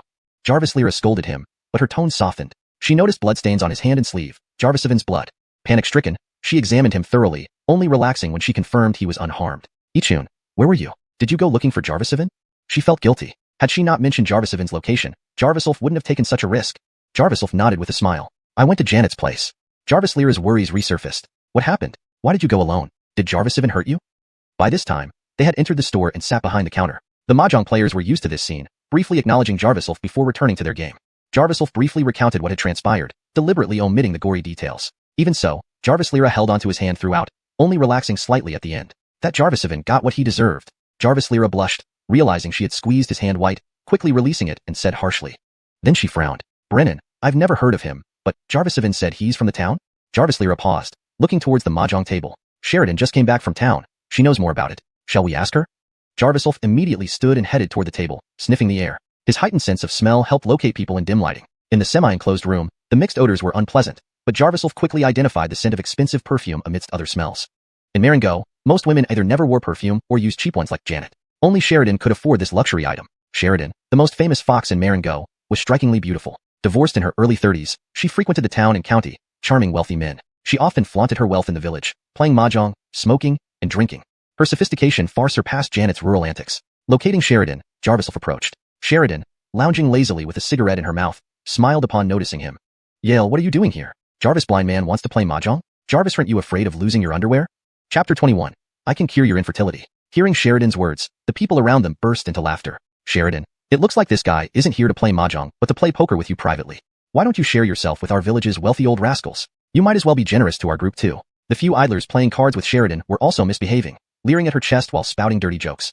Sheridan was dressed relatively modestly today. Jarvis' loose health shirt covered her upper body, while a tight pair of jeans accentuated her long and slender legs perfectly. Jarvis barked from her pale neck and slim, delicate hands. No other skin was exposed.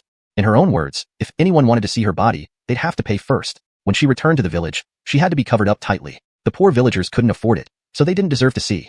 But even so, the impressive peaks beneath her clothes still drew everyone's eyes irresistibly. Sheridan glanced disdainfully at these idlers, stretching lazily and revealing a glimpse of her slim waist. Even though it was just a fleeting glance, it was enough to make the idlers stare. Look at your filthy behavior, like you've never seen a Soraya. But that's true too. Those wives of yours with their thick arms and legs aren't worth looking at, Sheridan spoke frankly in front of these men. Turning her head, she noticed Jarviself standing beside her and paused slightly. Yale, you can't possibly want to play cards, right? Those around stopped what they were doing and turned to watch. I need to ask you something, Jarviself said bluntly. Sheridan blinked in surprise before curling her lips. Jarvis me? Why should I answer? Jarvis, are you going to pay me, or give me something else? Jarviself frowned slightly. This Sheridan was definitely top-notch among women, beautiful, intelligent, and resourceful. To get answers from her, he would likely have to offer something valuable. Recalling a rumor from years ago, Jarviself remembered how Sheridan, in her early 20s, had married into a wealthy family in the county but failed to conceive after 3 years. Later, medical tests revealed she had congenital infertility. Rich families wouldn't keep a hen that can't lay eggs, hence Sheridan was cast out. That was likely the root cause of her current lifestyle. This clearly struck at Sheridan's sore point. Didn't you have trouble having children before? I can help you have children, Jarviself said abruptly. Sheridan's face darkened instantly. She had only just returned from town and hadn't heard about Jarviself being skilled in medicine. His words made her think along other lines.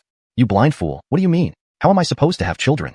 Don't look at yourself in the mirror. You're just a blind fool trying to take advantage of me. Who do you think you are? Sheridan threw down her mahjong tiles and began scolding Jarviself, pointing at him rudely. This topic had been nagging at her for 7 or 8 years. Jarviself had hit a nerve. Seeing Sheridan yelling, the crowd pulled her back. Sheridan, calm down. Jarviself might really be able to do it. Old Hermes grabbed her arm. Sheridan shook off Old Hermes' hand and yelled at him too. Try? Why don't you let Yale try with your 70-year-old mother? Alphansib, he can give you a brother or sister. Jarvis Lyra rushed over. Sheridan, Ichun is serious. He can cure illnesses. That bastard Cristobal was almost killed by an iron-headed snake, but Ichun saved him. Note, iron-headed snake is used as a literal translation for lal tito, which is a type of venomous snake. If there's a specific English name for this snake, it would be more accurate to use that. Jarvis Lyra spoke. Others chimed in to support her claims. Sheridan stood there dumbfounded. These people had no reason to deceive her, especially Jarvis Lyra, who was her friend. Glancing at Jarviself, she pondered internally. Everyone knew the deadly venom of the iron-head snake. If bitten, immediate medical attention was crucial. Otherwise, death was inevitable. Could Jarviself really have learned some medical skills? Had he truly become a great physician? You mentioned curing my inability to bear children. Does that mean you can treat my condition? Sheridan asked dubiously. Jarviself nodded without further explanation. Sheridan stared at Jarviself's calm demeanor, her heart pounding. Being unable to have children was her biggest regret. Jarvis is Soraya. Not becoming a mother felt like an incomplete life. Moreover, being cast out by her in-laws because of this issue gnawed at her constantly. If Jarviself could help, she took a deep breath, lowering her voice. You claim you can diagnose illnesses. Can you tell why I can't have children? Jarviself immediately dragged over a chair, sat down calmly, and extended his right hand palm down, a typical pulse-taking posture. Having seen countless doctors, Sheridan understood this gesture and obediently offered her wrist. Jarviself's fingers touched her wrist. A faint sensation arose within her abdomen, transforming into chi energy that flowed through her body. Jarviself activated his heavenly eye skill, directing the chi energy towards his eyes, focusing on Sheridan's lower abdomen. Her clothes and skin faded away in his vision, revealing the issue quickly. Congenital displacement of the uterine arteries, or what Western medicine calls fallopian tube malformation. You often experience lower abdominal pain, severe dysmenorrhea, and irregular menstruation, right? Jarviself described her condition accurately. Sheridan's eyes widened in disbelief. What he said matched the diagnosis given by advanced medical equipment, which only top-tier hospitals could provide. Just using pulse diagnosis, he had diagnosed her condition accurately, a feat almost unbelievable. She stared intensely at Jarviself, trembling with excitement. Yale, if you can cure me, I'll agree to anything. Chapter 22. Jarvis Lyra's jealousy. Sheridan's words left everyone momentarily stunned. Emilio, seated on the other side, couldn't resist whistling. Jarvis need conditions? So if Jarviself asked you to be his wife, you'd agree? The others, always eager for drama, immediately began teasing. Sheridan shot a glare at Emilio and spat. If Ichun can really give me children, what's wrong with being his wife? Like I would marry you? Can you afford me? Stop blabbering, country bumpkin. Her retort left Emilio speechless, and she quickly turned her attention back to Jarviself, her eyes betraying her urgency. This illness had haunted her for 7 or 8 years, casting a shadow over her heart that refused to fade. Despite countless failed treatments and remedies, she finally saw hope in Jarviself. Naturally, she was anxious. Ichun, treat me now. Didn't they say you cured Cristobal with just a few pats? Give me a few too. Jarviself shook his head. Your condition is congenital and chronic. It's completely different from Cristobal's snake venom. It requires a much more complex treatment. The air here is too heavy and not suitable for treatment. We need a different place. Sheridan's illness stemmed from congenital meridian atrophy. Herbal medicine, acupuncture, or even surgery wouldn't help. The only way to cure it was through extensive channeling of true chi. Jarviself's current supply of true chi wasn't enough. He needed close contact with Sheridan to generate more. That would require her to remove her top, a request unlikely to be accepted in such a public setting. Sheridan nodded and instinctively glanced toward the backyard, intending to suggest moving there. But noticing Jarvis Lyra's sullen expression, she quickly changed her mind. Jarvis, all right, after this round of mahjong, I'll take you home for the treatment. Jarvis, this. The surrounding men exchanged glances, all wearing lecherous smiles. Everyone knew that Sheridan's parents had passed away years ago, and she lived alone whenever she returned to the village. If she took Jarviself home, who knew what might happen? Moreover, Sheridan had never brought any man home before. The men envied Jarviself. Jarvister being scolded, Emilio dared not provoke Sheridan again. Instead, Fedor from the next table grinned and chimed in. What's going on? Tired of rich town boys, you want to try a blind one? He seems inexperienced. How boring. Why don't I come along? Others joined in, jokingly teasing Jarviself. You've got good luck today. Don't forget to tell us how it feels tomorrow. Sheridan, used to such remarks, brushed off their comments, pushing Fedor away and laughing them off. Jarvis Lyra, however, spat at them and pulled Jarviself back into the shop. Looking at Jarviself's calm face, Jarvis Lyra clenched her fists, conflicted. Ichun, are you really going to her house for treatment? Though she and Sheridan were friends, they weren't close enough to share a man. Sheridan, conservative in the village but provocative in town, might now find Jarviself valuable because of his healing abilities. What if she tried something? She hadn't even experienced anything special with Jarviself yet. Why should Sheridan get ahead of her? Feeling Jarvis Lyra's unease, Jarviself smiled and grabbed her hands. Carissa, I know what you're worried about. Don't worry. If I go, it's just to find out about Brennan. Once I have the information, I'll come right back. Sensing warmth in Jarviself's hands, Jarvis Lyra felt reassured and nodded. Be careful. Don't let her take advantage of you. Jarviself nodded, feeling a trickle of true chi forming as he held her hand tighter. He would have to wait until after her period to engage in real practice with Carissa. Sheridan, preoccupied with treatment, lost focus on her game and ended up losing several hundred yuan. By 11, she couldn't sit still any longer. She said goodbye to Jarvis Lyra and dragged Jarviself outside. In the darkness, Jarviself's impaired vision failed him, so he moved slowly with his cane. Sheridan, impatient, grabbed his cane and hurried them along, reaching her home quickly. Upon entering, Jarviself wrinkled his nose. Despite Sheridan's neat appearance, her home was incredibly messy, with a pungent smell of smoke and alcohol. Garbage littered the floor. Sheridan, embarrassed, was glad Jarviself couldn't see. She rushed to open windows for ventilation and led him into the inner room. Jarvis they entered. Jarviself stepped on a bottle, losing balance and inadvertently grabbing 2 soft objects. Before he could react, he pushed Sheridan onto the Kong bed, tumbling together in confusion. Chapter 23. Jarvis Alphonsen's Reserve. Staring at the face of Jarviself so close to hers, Sheridan felt a sudden flutter in her heart. She had never paid much attention to Jarviself before. Now that he was this close, smelling his scent, she found him increasingly likable. The rich men she usually flirted with in town were either bald and chubby or middle-aged and greasy. If it weren't for their money, they would disgust her. In comparison, Jarviself was young, strong, and skilled in medicine. Especially when he touched her chest just now. It was actually quite pleasant. Just as Sheridan was lost in rare fantasies, Jarviself sprang up. Lie down, Jarviself said calmly, pointing to the earthen bed beside him. Lie down? Sheridan paused, momentarily thinking Jarviself was like the poor villagers who might be interested in her body. But then she came to her senses and saw his jade-green eyes, chuckling ironically. Jarviself was blind. Even if he wanted to look, he couldn't see anything. Besides, he needed to treat her. What did she have to be shy about? Seeing that Sheridan hadn't moved, Jarviself explained, I need to stimulate a few acupoints in your lower abdomen to clear the meridians. If you want to be treated, please cooperate. Before he finished speaking, Sheridan obediently lay down on the bed. She then grabbed Jarviself's hand and guided it toward her abdomen. Well, you are blind. so you can't see my good figure. But since this is part of the treatment, I guess it's fair to let you touch me. Where exactly should I stimulate? Is it here? Sheridan asked seriously, guiding Jarviself's hand towards her abdomen. Feeling the smooth, soft texture under his fingers, Jarviself's heart skipped a beat. This Soraya was indeed alluring, and even these small gestures, along with the tactile stimulation, ignited a burning sensation in his waist. He cleared his throat softly and said in a low voice, "Don't move around." Once Sheridan settled down, Jarviself began absorbing the pure yin energy from her body while simultaneously activating the Huangdi Sunu Gavrielk. Because Sheridan had been with many men, her yin energy was very complex and far less effective than Jarvis Lyris. It took Jarviself nearly 4 to 5 times longer to condense 2 strands of true qi, which he shaped into sharp points. With his hands moving rapidly, he inserted the qi into several acupoints around Sheridan's lower abdomen. The congenital malformation of Sheridan's fallopian tubes had caused her meridians to shrink and stagnate over time. Ordinary acupuncture wouldn't have much effect. Only using true qi could make a significant difference. Jarvis, the qi entered Sheridan's abdomen. Her damaged fallopian tubes gradually started to repair themselves. However, due to the limited amount of true qi, the process was slow. Sheridan felt a warm sensation in her lower abdomen, followed by a pleasant warmth spreading through her body. Unable to contain herself, she started making soft moaning sounds. Sounds she had practiced specifically to please her wealthy lovers. Even though Jarviself tried to maintain composure, hearing those sounds affected him. "Alena G, could you try to stay quiet?" Jarviself steadied his tone. Sheridan hummed lightly, her gaze unfocused, and suddenly noticed Jarviself's flushed face. She giggled. "I thought you studied medicine and could resist temptation, but you're just like the rest." Before she finished, her eyes widened as she noticed something unusual. How could it be so? Exaggerated? Did you put a wine bottle in your pocket? Jarviself, without his Bolivarian ability activated, didn't notice Sheridan's action and almost got caught. Fortunately, he reacted just in time and managed to avoid her subconscious movement. Jarviself continued injecting true qi to clear her meridians. He also stimulated her ovaries and uterus, prompting them to secrete large amounts of estrogen, causing a special feeling in Sheridan's mind. "Ichun brother, are you done treating me? Why do I feel so?" She reached out to pull Jarviself closer, but he quickly removed his hand from her wrist and stepped back, maintaining distance.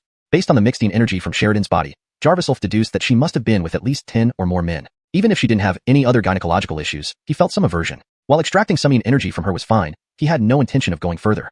Interrupted in the middle of her excitement, Sheridan blinked and looked at Jarviself. "Ichun brother, are you inexperienced, hence shy?" Sheridan licked her lips, still feeling heated. She realized how unexpectedly well-endowed Jarviself was. Not only was he handsome, but also impressively endowed. Come to think of it, she had never experienced being with a blind man.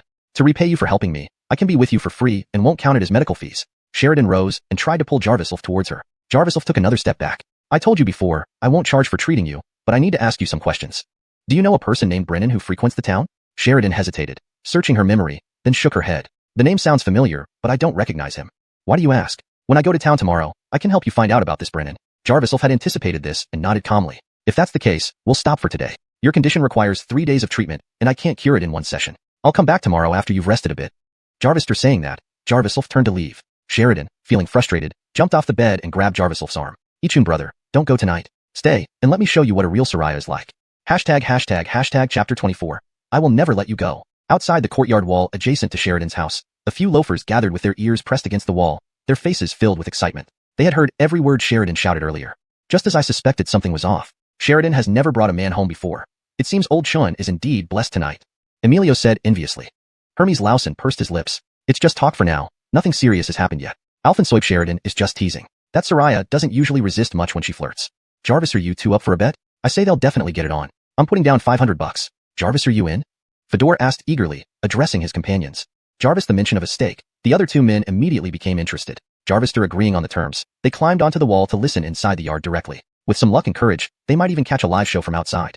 Meanwhile, while treating Sheridan, Jarviself had gathered several channels of true energy. His body was also strengthened as a result. Even without exerting effort, he moved agilely enough to avoid Sheridan's advances easily. However, Sheridan's house was small and cluttered with beer bottles and other debris. In just a few steps, Jarviself stepped on a bottle and nearly fell again. Sheridan took the opportunity to grab Jarviself.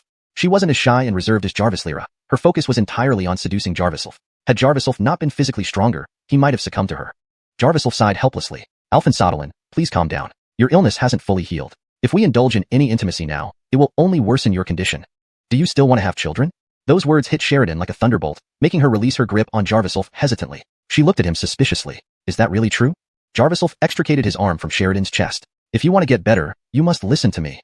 This Soraya was too enthusiastic. Jarviself felt he couldn't withstand her much longer. If not for feeling that Sheridan was unclean, Jarviself might have considered yielding. Jarvis, according to his calculations, one complete session would allow him to solidify the accumulated true energy. Then he could enhance his power on his own, without needing further intimate contact with women.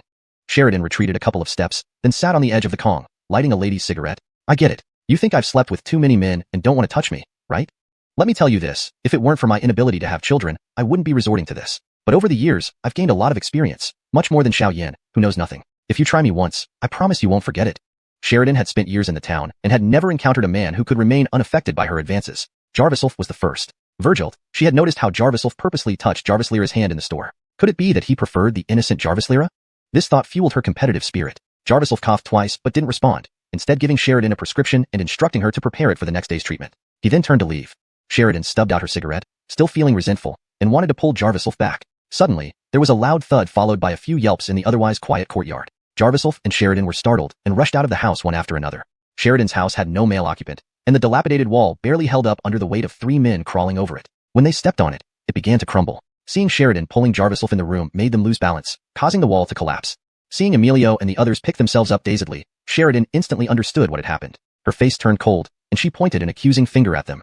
You despicable scum. Sneaking into my house to eavesdrop. Jarvis afraid you'll get ear sores? If you want to eavesdrop, go to your mother's house. Bastards. Unlike their usual poker games, Emilio and the others saw the slightly disheveled appearance of Sheridan and Jarviself and assumed they had caught them red-handed. No matter how harsh Sheridan's insults, they didn't take it seriously, laughing as they approached. Sheridan, what's going on between you and old Sean? Did you do it? Jarviself, aren't you good enough? You finished so quickly? Sheridan, just say whether you did it or not. I bet with him that if you did, I'd win $1,000. Half goes to you. Fedor licked his lips lecherously. Sheridan realized that in her haste to let Jarviself treat her, she had left her hoodie zipper open. Rushing out, she had forgotten to zip up, exposing her neck, cleavage, and slender waist to these men. Her face flushed with anger, she quickly zipped up her hoodie. Then, she grabbed a broom and began beating them fiercely. Being ogled by these lowlifes made her feel thoroughly uncomfortable. Today had been a total disaster. Emilio and the others hadn't expected Sheridan to react so violently. They scattered, covering their heads to avoid the blows. After a moment, Jarviself figured out what had happened and decisively left Sheridan's house. Staying any longer might lead to more complications. What if he lost control? Jarvis. Few minutes later, Sheridan kicked Emilio in the lower back, finally driving all the intruders out of her yard. But she soon realized that Jarviself had already left. Opening the gate, she glanced toward the direction of the store, her eyes filled with complex emotions. She had to have Jarviself, no matter what. Chapter 25. Alfonso King money using medical skills. As soon as Jarviself returned to the little shop, Jarvis Lyra grabbed him and sniffed him closely. Once she confirmed that there was not much of Sheridan's perfume scent on Jarviself, Jarvis Lyra relaxed. Why did you take so long? Did she take advantage of you? Jarviself had been stirred up just now, and still needed a way to vent his frustrations. Feeling Jarvis Lyra's breath close to him, he smiled. Sister Carissa, don't worry. I successfully preserved my virtue for you today.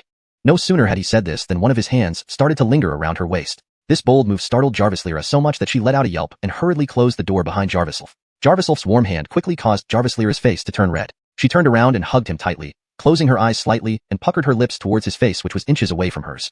But in the next moment, she felt a wave of heat rise in her abdomen, making her panic and push Jarviself away before running straight into the backyard. Jarviself stood there stunned for a moment, then realized that Jarvis Lyra was having her period.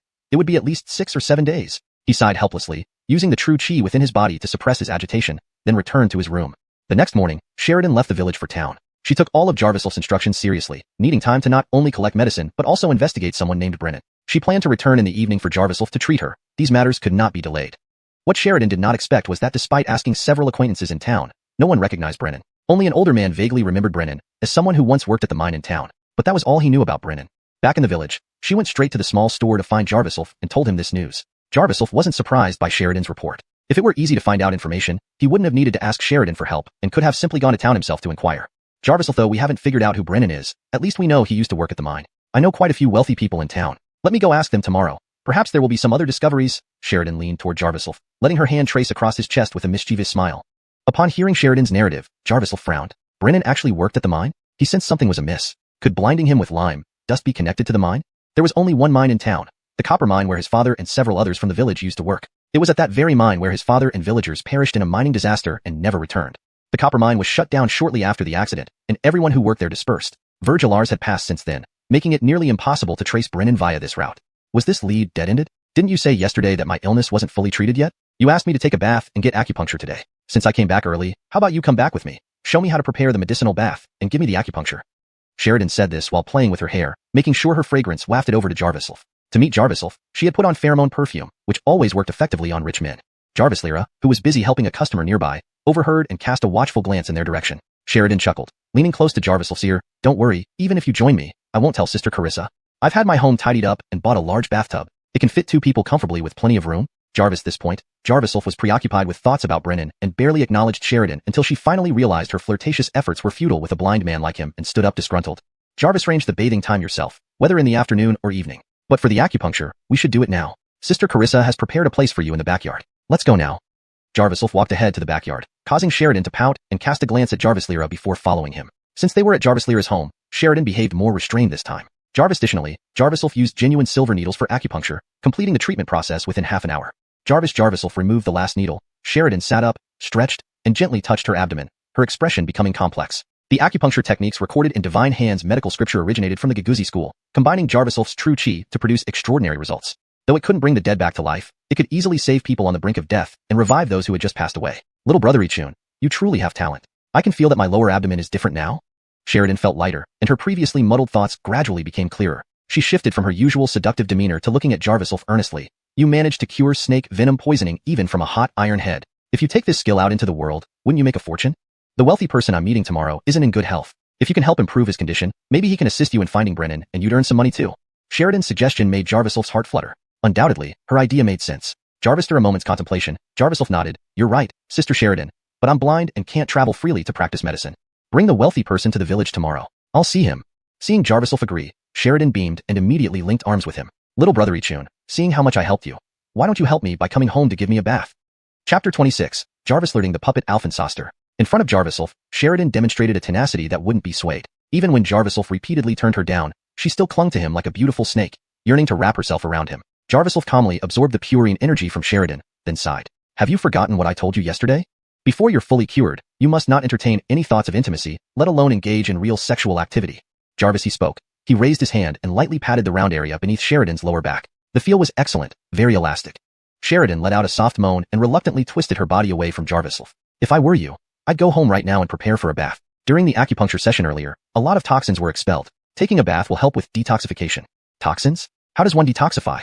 Sheridan paused, about to ask more questions, but before she could finish, her stomach started rumbling. Her face immediately changed, and she rushed out of the room.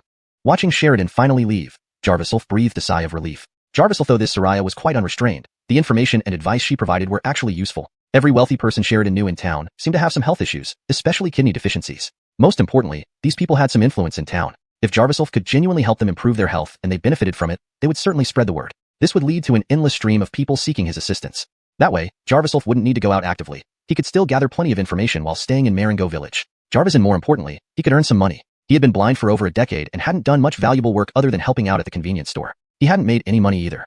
If Louis Carissa really decided to marry him, did he want to be dependent on her for life? Unbeknownst to him, Jarvis Lyra returned from the front yard's shop to the backyard and witnessed everything. You managed to get rid of her. Smart move. What were you discussing just now? She asked curiously as she approached Jarviself. Initially displeased by Sheridan's close behavior towards Jarviself, Jarvis Lyra's curiosity soon overcame her annoyance as she saw Jarviself deep in thought.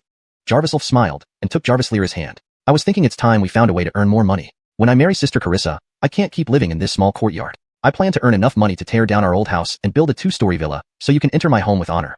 Such sincere words carried far more weight than sweet nothings. Jarvis Lyra blushed furiously and playfully hit Jarviself's chest. You must have learned all this from Sister Sheridan. Why are you suddenly so smooth-talking? Who said anything about marrying you?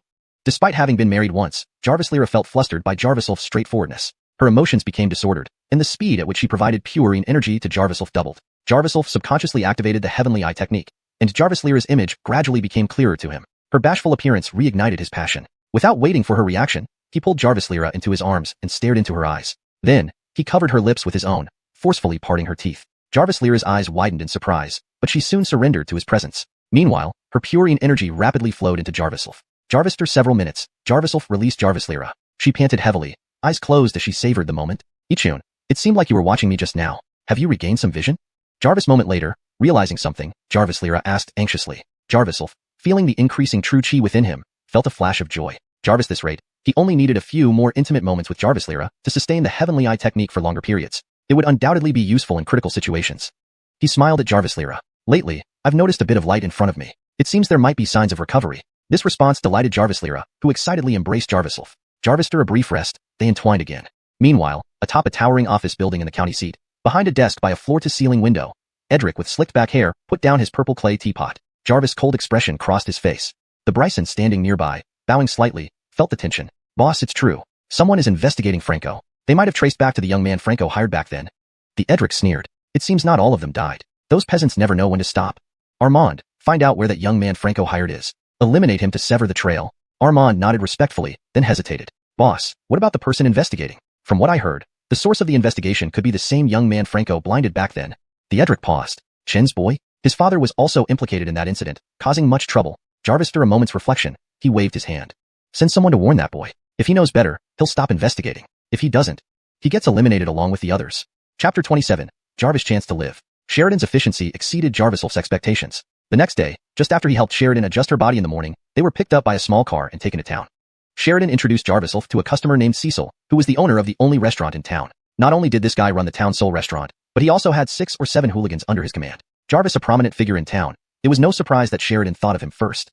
Several hooligans were playing cards in Hunt's courtyard, their game intense yet eerily quiet. Jarvis, any player who raised their voice too much would receive a slap from another player, followed by an immediate lowering of their tone. Upon seeing Sheridan, the hooligans let out some lewd laughs, leering at her with obvious interest but made no move to get up or interfere.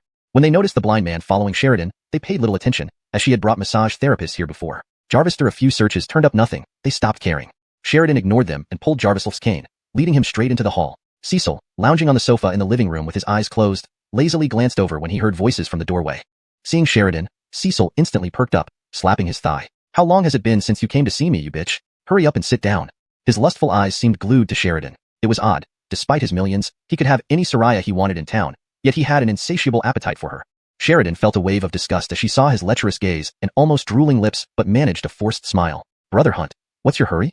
You mentioned that your back troubles haven't improved even after seeing doctors in the city. I found a doctor to help you. Jarvis, she spoke. Sheridan pushed Jarvisel's cane forward, and Jarvisel took 2 steps to stand beside her. Only then did Cecil shift his attention from Sheridan to notice the other person. This guy is the doctor? He looks decent, but he's blind. Cecil sized up Jarvisel, muttering to himself and frowning. Sheridan, why bring a blind man to me if you're not predicting my future? Seeing Cecil's discontent, Sheridan quickly smiled. Brother Hunt, I wouldn't lie to you. This is my cousin. Jarvisel, though he can't see well, his medical skills are top-notch. He cured my infertility. Upon hearing this, Cecil's expression changed abruptly. What? You can now bear children? Damn, take the medicine first next time you come here. Ignoring Sheridan's discomfort, Cecil glanced at Jarvisel again. What cousin are you? Looks more like a lover to me. You're quite eager to help this pretty boy. He leaned back on the sofa. Jarvisel, right, massage my back. If you do a good job, I have plenty of money. Cecil acted arrogantly, treating them like servants, barking orders without any respect. Jarvisel stood motionless, furrowing his brows. Sister Sheridan, this is the patient you arranged for me? Sheridan hadn't expected Cecil to be so rude. Grabbing Jarvisel's sleeve, she felt lost. Ichun, maybe you could help Brother Hunt with a massage? Jarvisel wasn't like her. He wouldn't demean himself as a servant just to make money. She swallowed her words mid-sentence. Unaware of their conversation, Cecil turned slightly, visibly annoyed. Damn, are you deaf too? Come here now. Jarvisel laughed inwardly. Over the years, being called blind didn't bother him, but being treated like a servant was new. If it weren't for Sheridan, Cecil's head would already be cracked open. Releasing Sheridan's hand, Jarvisel stepped forward, activating his heavenly eye technique. Everything became clear, including Cecil's internal condition. Severe kidney congestion, blocked lumbar meridians, and excessive buildup of medicinal toxins, clear signs of excessive indulgence. His vitality was nearly depleted, with only a short time left before complete exhaustion. Jarvis, after examining Cecil's condition, Jarvisel scoffed softly. Cecil, right? Your kidneys are deeply congested, and your lumbar meridians are blocked. Standing or walking might soon need assistance, yet you still indulge in women? Looks like you're tired of living. Find out Brennan's whereabouts within 3 days, and I'll treat your back. Otherwise, wait to die. Leaving these words hanging in the air, Jarvisel turned and walked away without waiting for a response. Sheridan hesitated for a moment, then quickly followed him out, surprised that Cecil didn't call for them to be stopped or even shout abuse. Sitting on the sofa, Cecil watched Jarvisel leave, his face darkening. Jarvisel's diagnosis matched word for word what a divine healer had said through a friend, but that healer claimed there was no cure. Later hospital checks dismissed the healer as a fraud. Given Sheridan's status, she couldn't have contacted the divine healer. So how did her cousin know this diagnosis? Could he be a true divine healer? Regarding Brennan, recalling the name caused Cecil's face to pale. He immediately ordered his men to carry him outside and into the car. Hurry and follow Sheridan's vehicle. Don't let that kid get away. Chapter 28. Debt collector comes knocking. Ichun, I'm really sorry. I never thought Walker would be such a scumbag, Sheridan said as she drove back, addressing Jarvisel in the passenger seat. Jarvis, after witnessing Jarvisel's medical skills, her perception of him had changed drastically. She harbored less romantic thoughts and instead admired him deeply. His current thoughts were very important to her. Sheridan, you usually hang out with guys like this bastard. It's not easy for you either. Jarvisel didn't blame Sheridan but rather commented casually.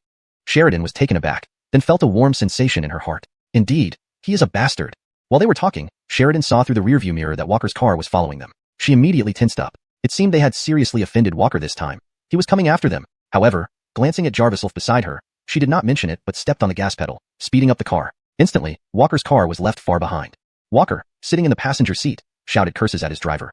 You can't even catch up with this, Araya? If you don't follow the right path today, I'll smash your bowl when we get back. The driver, who had never seen Walker this angry, was too frightened to make any sound and slammed on the gas. Even so, they could only trail far behind, unable to catch up for the moment. Walker's face turned grim, filled with regret. He had only been messing around with Sheridan for about a month. Besides knowing that she was good in bed, he knew nothing else about her. If he had known he'd run into today's situation, he should have investigated Sheridan earlier. Missing out on treating the divine doctor today would be a huge loss. Even without using his heavenly eye skill, Jarvislf could tell from the sounds that a car was following them. Feeling Sheridan accelerating frantically, Jarvislf stayed silent and buckled up his seatbelt. Having understood Walker's character, Jarvislf realized that dealing with someone like him required a different approach. Given what he had just said, Walker wouldn't come after them unless he was suicidal. Once he reached Beauty Gorge, Walker would beg him for treatment. Thus, the price would be entirely different. It wasn't far from town to Beauty Gorge. Jarvistor a 10-minute high-speed drive. Sheridan pulled into the village entrance and stopped, hesitatingly glancing back down the road. Jarvislf smiled. They are still following. But don't worry, they won't cause trouble, unless Walker wants to die. Sheridan froze, instinctively looking at Jarvislf. Finding him calmly gazing ahead, his jade-colored eyes unseeing, she realized he had exceptional hearing. Listening for cars following wasn't hard for him. I know everything about his condition, and he must know his days are numbered. When he comes over, he will beg me to treat him. He won't dare cause any trouble. If you feel wronged by him, maybe I can make him kneel before you and apologize. Not hearing a response from Sheridan, Jarvislf assured her confidently. Seeing his confidence, Sheridan decided to trust him, slightly relieved. They drove into the village, intending to drop Jarvislf off at the convenience store. However, just as they approached the store, Sheridan slammed on the brakes. Outside the store, a crowd had gathered, with faint shouting and sounds of breaking glass. It seemed someone was vandalizing the store. Without waiting for Sheridan to say anything, Jarvislf got out of the car with surprising agility for a blind person. In the next second, his eyesight flared up as he activated his heavenly eye skill, making the blurry world in front of him clearer. He quickly identified the scene at the store. Most of the people surrounding the store were villagers, furious and shouting loudly but stopping short of violence. Upon hearing Jarvislf's shout, they parted to let him through. Once inside, he saw several burly men standing menacingly on the steps leading to the store entrance, while two kind-hearted young men lay unconscious, bleeding. Inside the store stood 6 or 7 more Xylers. This violent scene shocked the villagers, preventing them from taking action despite their anger. Glancing at the two unconscious men briefly, Jarvislf rushed inside. He could faintly hear sounds from the backyard. Jarvislira was in danger. Someone was threatening Jarvislira. Seeing a blind man with a white cane approaching, the Xylers laughed. Interesting, Beauty Gorge is quite lively. Jarvistor knocking out 2 guys. They're going for a blind hero, saving the beauty? One Xyler blocked Jarvislf with a stick, but Jarvislf sidestepped deftly, entering the house. This unusual move drew the attention of the Xylers. One tried to grab Jarvislf. But the next second, a crisp crack was heard as his thumb was twisted backward. Jarvis accompanied by his screams, Jarvislf appeared in the backyard, just in time to see a Xyler pulling Jarvislira's hair, while another rummaged through drawers. Where's your money, bitch? The Xyler holding Jarvislira demanded, eyeing her greedily. Hunt Lauer owed us money and didn't pay up. We didn't know he had such a beautiful Aaliyah. If you don't pay up today, we'll find other ways to collect our interest. The Xyler pulling Jarvislira's hair had a scarred face and was visibly menacing as he groped her with his free hand. Chapter 29 Jarvisl of you, that lit out. The sound of Jarvislf's footsteps caught the attention of everyone in the backyard. Jarvislira instantly turned her head upon hearing the noise. Ichun, how did you come back? Her surprise was soon replaced by concern as she noticed 5 or 6 muscular men armed with sticks closing in behind Jarvislf. She immediately panicked. Don't worry about me, runaway.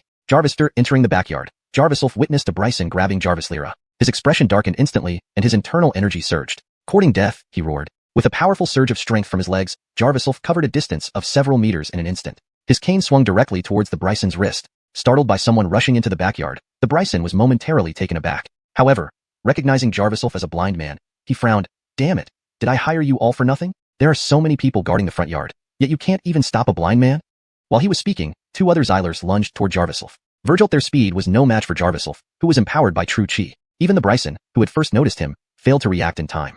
Jarvislf's cane struck the Bryson's wrist holding onto Jarvislira. Jarvis' sharp crack signaled the bone breaking, causing the man's wrist to bend at an unnatural angle. Jarvislira took the opportunity to break free and rushed to Jarvislf's side. The Bryson yelled out in pain, stumbling back a few steps while clutching his broken wrist and cursing. The remaining Xylers surrounded Jarvislf and Jarvislira menacingly. Despite his apparent toughness, the Bryson managed to suppress his screams after a few agonizing cries. Damn it, I didn't expect this blind man to be a martial artist. Unpaid debts, plus breaking my hand. Clearly, you're begging to die. With a look full of hostility on his face, he gestured to his gang. Beat him senseless. Break both his arms and legs. If you accidentally kill him, it's on me. Following the order, the Xylers swung their sticks. Jarvislf narrowed his eyes, tightened his grip on the cane, and unleashed the last bits of his inner chi, making every muscle in his body taut. Dealing with a dozen armed Xylers while protecting Jarvislira was not an easy task. Meanwhile, Sheridan seized the chaos to rush into the backyard. Shocked by the scene before her, she exclaimed, Dom, what are you doing? Jarvis, the sound of her voice, the Bryson turned around. Sheridan? What are you doing here, you slut? Sheridan glanced quickly at the Bryson's injured wrist, then looked at Jarviself, who was ready for action. Realizing what had just happened, she hesitated for a moment, then stepped in front of Dom. Whatever misunderstanding you have, let's talk this out. I'm asking for your consideration, Sheridan ground out through clenched teeth. Dom sneered. Who do you think you are? Why should I give you any respect? For being good at your job? If you don't want to die, get lost. Forget about collecting debts. This kid broke my arm. If I don't kill him today, these past 30 years were wasted. Following Dom's command, the Xylers stopped hesitating and started raining down blows. Jarviself smiled coldly and moved swiftly. His cane whistled in an arc, knocking the sticks from the Xylers' hands. With a loud snap, his cane, which had been with him for over a decade, could not withstand the force and shattered. He stepped forward, landing a punch that sent one of the Xylers flying backward. Everyone present was stunned, including Jarvis Lyra and Sheridan, none of them expecting Jarviself's martial prowess. Breathing heavily, Dom shouted. What are you all standing there for? That lit in. The Xylers who were blocking the villagers outside flooded in, along with the villagers themselves. The scene became chaotic. Standing protectively in front of Jarvis Lyra, Jarviself remained composed with two unconscious Xylers lying at his feet. Carissa, what's going on here? Sheridan asked softly, supporting Jarvis Lyra, who was still shaky. Dom was notorious in town for being ruthless, but never without cause, so something peculiar was definitely happening. Jarvis Lyra replied bitterly. They suddenly stormed in, smashing everything and saying my father owes them money, demanding I repay it. Jarvis, they spoke.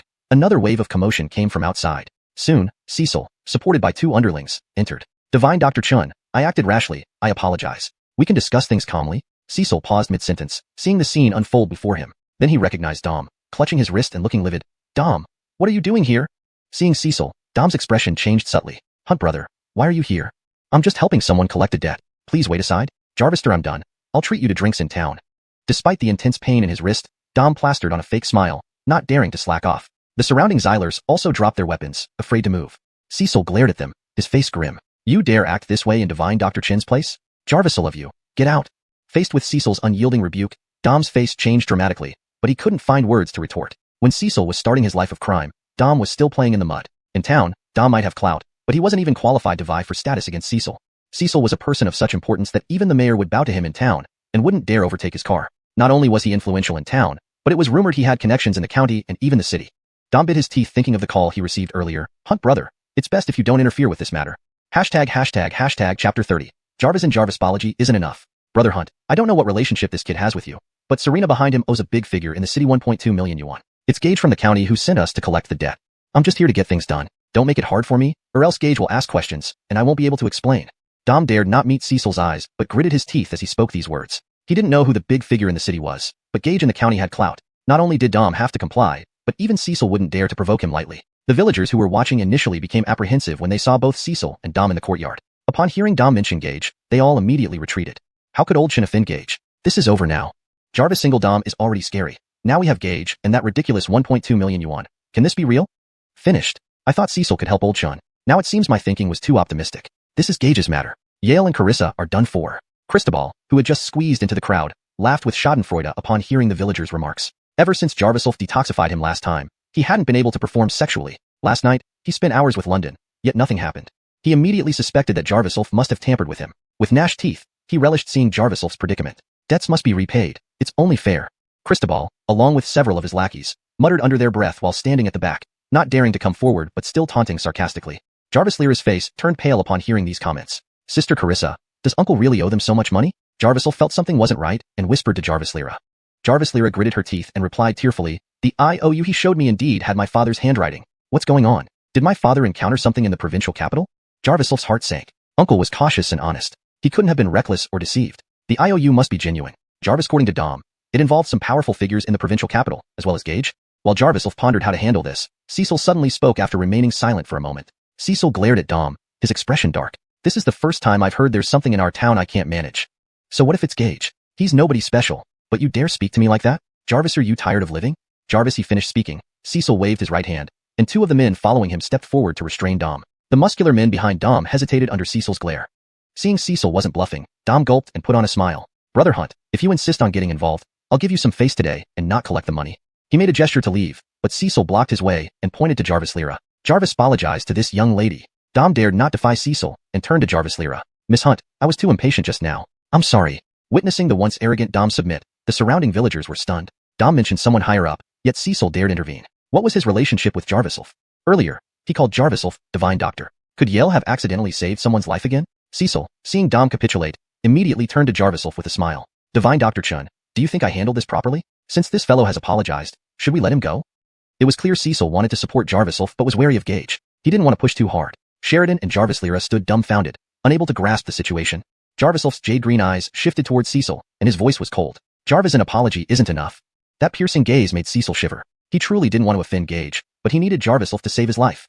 There's no gain without pain, Cecil sneered, and another of his men stepped forward to slap Dom repeatedly until his cheeks swelled. Dom, with his injured wrists and new facial wounds, managed to hold back his cries of pain, glaring venomously at Cecil, then at Jarviself and Jarvis Lyra, as if trying to engrave their faces into his memory. Jarviself shook his head slightly. Boss Hunt, are your men starving? Without waiting for a reply, he stepped forward, lifting his right hand. Jarvis' sharp crack resounded as Dom's neck twisted unnaturally, nearly breaking. Blood spurted from his mouth, mixed with white teeth, gushing uncontrollably. Jarviself's slap had knocked out all of Dom's teeth and dislocated his jaw. Overwhelmed by pain, Dom fainted. Cecil drew in a sharp breath. In years of being on the streets, he'd never seen anyone act so ruthlessly, especially the force behind that slap. If Jarviself hadn't held back, Dom's cervical vertebrae might have snapped directly. Seeing Jarviself apparently calmer, Cecil ordered Dom to be carried away, and the muscular men followed silently. The previously indignant villagers were shocked into silence by the brutal scene. No one dared to speak. With Dom gone, Cecil resumed his smile. Divine Dr. Chun, if you're done here, can you check my illness again? Don't worry about the cost. I'll even repay that 1.2 million yuan. Jarviself waved him off dismissively. You won't die anytime soon. Come back tomorrow if you want treatment. Chapter 31. Overcompensation. Cecil froze, his face darkening. Just now, he had gone out of his way to show respect to Jarviself, even risking offending others to help him. Virgil, this was the treatment he received in return? The surrounding villagers gasped in unison. Is Yale insane? To speak to Boss Hunt like that? It's over. Yale has lost it. Boss Hunt came here to help. Unlike the puzzled villagers, Cristobal felt an overwhelming surge of excitement upon seeing this scene. Jarviself's actions had startled him too, but now, watching Jarviself dare to provoke Cecil, he saw this as a perfect opportunity. Yale, this is what you get for asking for death. If it weren't for Boss Hunt, that little bitch Jarvis Lyra would have been taken away long ago. Jarvis, he mocked Jarviself. Cristobal moved closer, grinning at Cecil and said, Boss Hunt, this blind man doesn't know anything. Leave him to me. You don't need to get your hands dirty. He rolled up his sleeves, ready to act, forgetting all about the prowess Jarviself had shown earlier because he had Cecil backing him. He only thought about how he would punish this blind man. Jarviself turned to look at Cristobal, his expression completely unfazed. His jade-colored eyes remained devoid of any vitality, yet they made Cristobal feel uneasy. Blind man, I represent Boss Hunt now. Don't go staring around with those useless eyes, thinking everyone is afraid of you. Just as Cristobal was about to summon a few street xylers, he suddenly felt two people rush up from behind and drag him down to the ground in a bear hug. The impact left him dizzy, struggling to recover. The great savior Cecil, whom Cristobal still considered moments ago, walked over with the support of his subordinates and placed a foot on Cristobal's chest. You little bastard, who gave you permission to represent me? Considering your uncle, I'll let you off this time, but remember this well. Cecil looked around, noticing that no one dared speak anymore. Then he turned about to Jarviself. Since Dr. Shun is unavailable today, I'll come back tomorrow. Dr. Shun, rest well. If you need anything, tell Sheridan, and I'll bring it to you first thing tomorrow. Cecil nodded to his subordinates, and they respectfully handed over the brown paper bag. This is a token of my gratitude. Please accept it, Dr. Shun. Jarviself took the bag calmly, his expression unreadable. Cecil bowed once more. Dr. Shun, I won't disturb you further. I'll be back tomorrow. With that, he was about to leave without further delay. Hold it. Just a few steps later, Jarviself stopped Cecil. His jade-colored eyes, though lifeless, seemed to follow Cecil's movements accurately. Follow me inside, and have your men wait outside. Jarviself's tone was measured and unhurried, making Cecil pause. Dr. Shun, do you need something else? Boss Hunt helped me earlier, so I will offer some help in return. Jarviself, though I cannot completely cure the root of your illness, I can at least ensure you sleep better tonight. Jarviself smiled faintly. Cecil was troubled by severe health issues, particularly his inability to sleep soundly lately. The chest pain and shortness of breath were common occurrences. Despite their poor impression, Cecil had indeed helped him twice. Without Cecil, Dom would not have let him off so easily today. Dr. Shun, are you planning to treat me now? Do I need to prepare anything? I have several high-quality herbs at home. I can have someone fetch them immediately. Upon realizing what Jarviself meant, Cecil was overjoyed. Treating illnesses is always better sooner rather than later. Jarviself said. Cecil could not recall when he last had a peaceful night's sleep. Each night, intense internal pain would flare up, resistant to painkillers. Why are you just standing there? Fetch my ginseng and lingji. Cecil snapped at his subordinate. But before the order was fully spoken, Jarviself shook his head. Not necessary. While those items are good for supplementation, they won't help you right now. Jarviself stepped forward calmly, grasping Cecil's arm and began channeling his inner chi into him. Cecil's expression changed drastically as he clutched his stomach, crying out in pain. Ouch! What's happening, Dr. Shin? Why does my stomach? In less than a minute, Cecil was drenched in cold sweat, moaning in agony, barely standing without his men's support. You're too weak to benefit from these supplements. The more you take, the weaker you become. Boss Hunt, eating too many luxury items will cost you your life. Jarviself let go, scoffing. Hearing this, Cecil looked genuinely frightened. Trusting Jarviself implicitly, he quickly realized that his current state was due to oversupplementation. One of his subordinates whispered, Boss, should I still fetch the herbs? Before he could finish, Cecil slapped him. Fetch what? Didn't you hear what Dr. Shin said? Jarvis, are you trying to make me suffer more? It lit out there. Seeking Jarvisel's approval, he called 2 men to support him inside. Jarvis, through this bout of pain, Cecil was drenched in cold sweat, appearing as if he had just been pulled out of water, barely able to walk. The villagers buzzed with discussion, oblivious to the severity of the situation, seeking only entertainment. Irritated, Cecil ordered his men to clear the area. Jarvis, after all, as a respected figure in the county, he couldn't let anyone see him in such a weakened state. It would damage his image. The curious villagers dispersed hastily, leaving only a few strong men standing guard like bodyguards. Everyone avoided the area, especially Cristobal, who left early to avoid another beating. On the way back, Cristobal pondered deeply. Even a big shot like Cecil didn't dare offend Jarviself. Dealing with him would be much harder. That blind man must be damn lucky to keep getting rescued every time. Cristobal fumed, cursing under his breath. His lackeys remained silent, fearing they might incur his wrath. Moments later, a subordinate lit up with an idea. Brother Kai, I have a plan that will definitely make Jarviself suffer. ##### Chapter 32. Paying a visit to Jarvis. Apologize. Got any ideas? Let's hear them. Cristobal immediately turned his head and looked over. The junior member grinned slyly, leaning in close to whisper into Cristobal's ear. Cecil is someone we can't afford to provoke, but powerful figures in the county aren't limited to Cecil. Big Brother Kai, think about who Dom was collecting debts for. You're asking me to find Gage? Cristobal narrowed his eyes, deep in thought, clearly giving serious consideration to what the junior member had said. The Gage Dom referred to was actually Homer Armand, a well-known figure in the county who arguably had more influence than Cecil. But how could Cristobal, of all people, know such an important person? We can try reaching out through connections and have Dom act as an intermediary. He got beaten up badly after failing to collect the debt and will definitely be seething at Jarviself now. It'll be hard for him to report back too. Hearing this, Cristobal's expression softened, and he chuckled. You're not bad. Clever thinking. I'll entrust you with this task. If it works out, you won't go unrewarded. He didn't believe Jarviself would always be that lucky. Upon arriving home, Cristobal saw his Uncle Geordie sitting in the hall. Jarvis' an idea flashed across his mind, and he approached his uncle. Uncle 2, do you know Cecil? Mr. Hunt? Geordie looked at his unreliable nephew, not answering directly but lighting a cigarette instead. Why are you suddenly asking about him? Yale is under his protection now. I can't make a move. You have to help me, Uncle 2. I vow to get rid of Yale. Cristobal gritted his teeth, his eyes filled with hate for Jarviself. How did Yale end up involved with Mr. Hunt? Jarvis this. Geordie stubbed out his cigarette, calling Cristobal closer with a tense expression. What do you know? Tell me everything in detail. Did Mr. Hunt come to our village? He began to put on his shoes, knowing that for a bigwig from town to visit the village, he needed to pay a personal visit. Cristobal lazily dragged out his words. Save your effort. Cecil is clearly working with Yale. If you go there now, you'll gain nothing and might just invite trouble. He then recounted what he had seen earlier. Uncle 2, Cecil is only putting on a show for others. Once he recovers from his illness, he won't care about the blind guy anymore. I don't believe he'll keep protecting him forever. Smack. Before Cristobal could finish, Geordie slapped him hard across the left cheek. The slap was forceful, instantly turning his face red and swollen. Cristobal stared wide-eyed, yelling, Uncle 2, what are you doing? Why did you hit me? Hitting you is being lenient. Geordie clenched his fists, finally losing patience. He grabbed Cristobal by the collar and hauled him outside. Where are we going? Let me go first, Uncle 2. Do I have no dignity if I go out like this? Go apologize to Jarviself. Geordie didn't look back, switching to tugging Cristobal by the ear. Stay away from Jarviself from now on. Understood? Jarvis, avoid him when you see him. Uncle 2. Jarvis, are you crazy? Why should I? He has caused me so much harm. Even dying 10,000 times wouldn't be enough for him. Cristobal was shocked, shaking his head vigorously, forgetting the pain. Jarvis apologizing to that blind scoundrel Jarviself? Not in this lifetime. He should apologize to me. Uncle 2, why are you being so cowardly? Jarvis, are you afraid of Cecil? Sure, he's influential, but... Enough. Geordie panted, looking at Cristobal with frustration. His anger flared, and he reached for the switch beside him. You ungrateful brat, causing so much trouble. But lit down here and kneel. I'll teach you a lesson you won't forget. Jarvis, although Cristobal usually acted carelessly, he still felt some fear toward his strict Uncle 2, who had been stern since childhood. Geordie's current anger was palpable.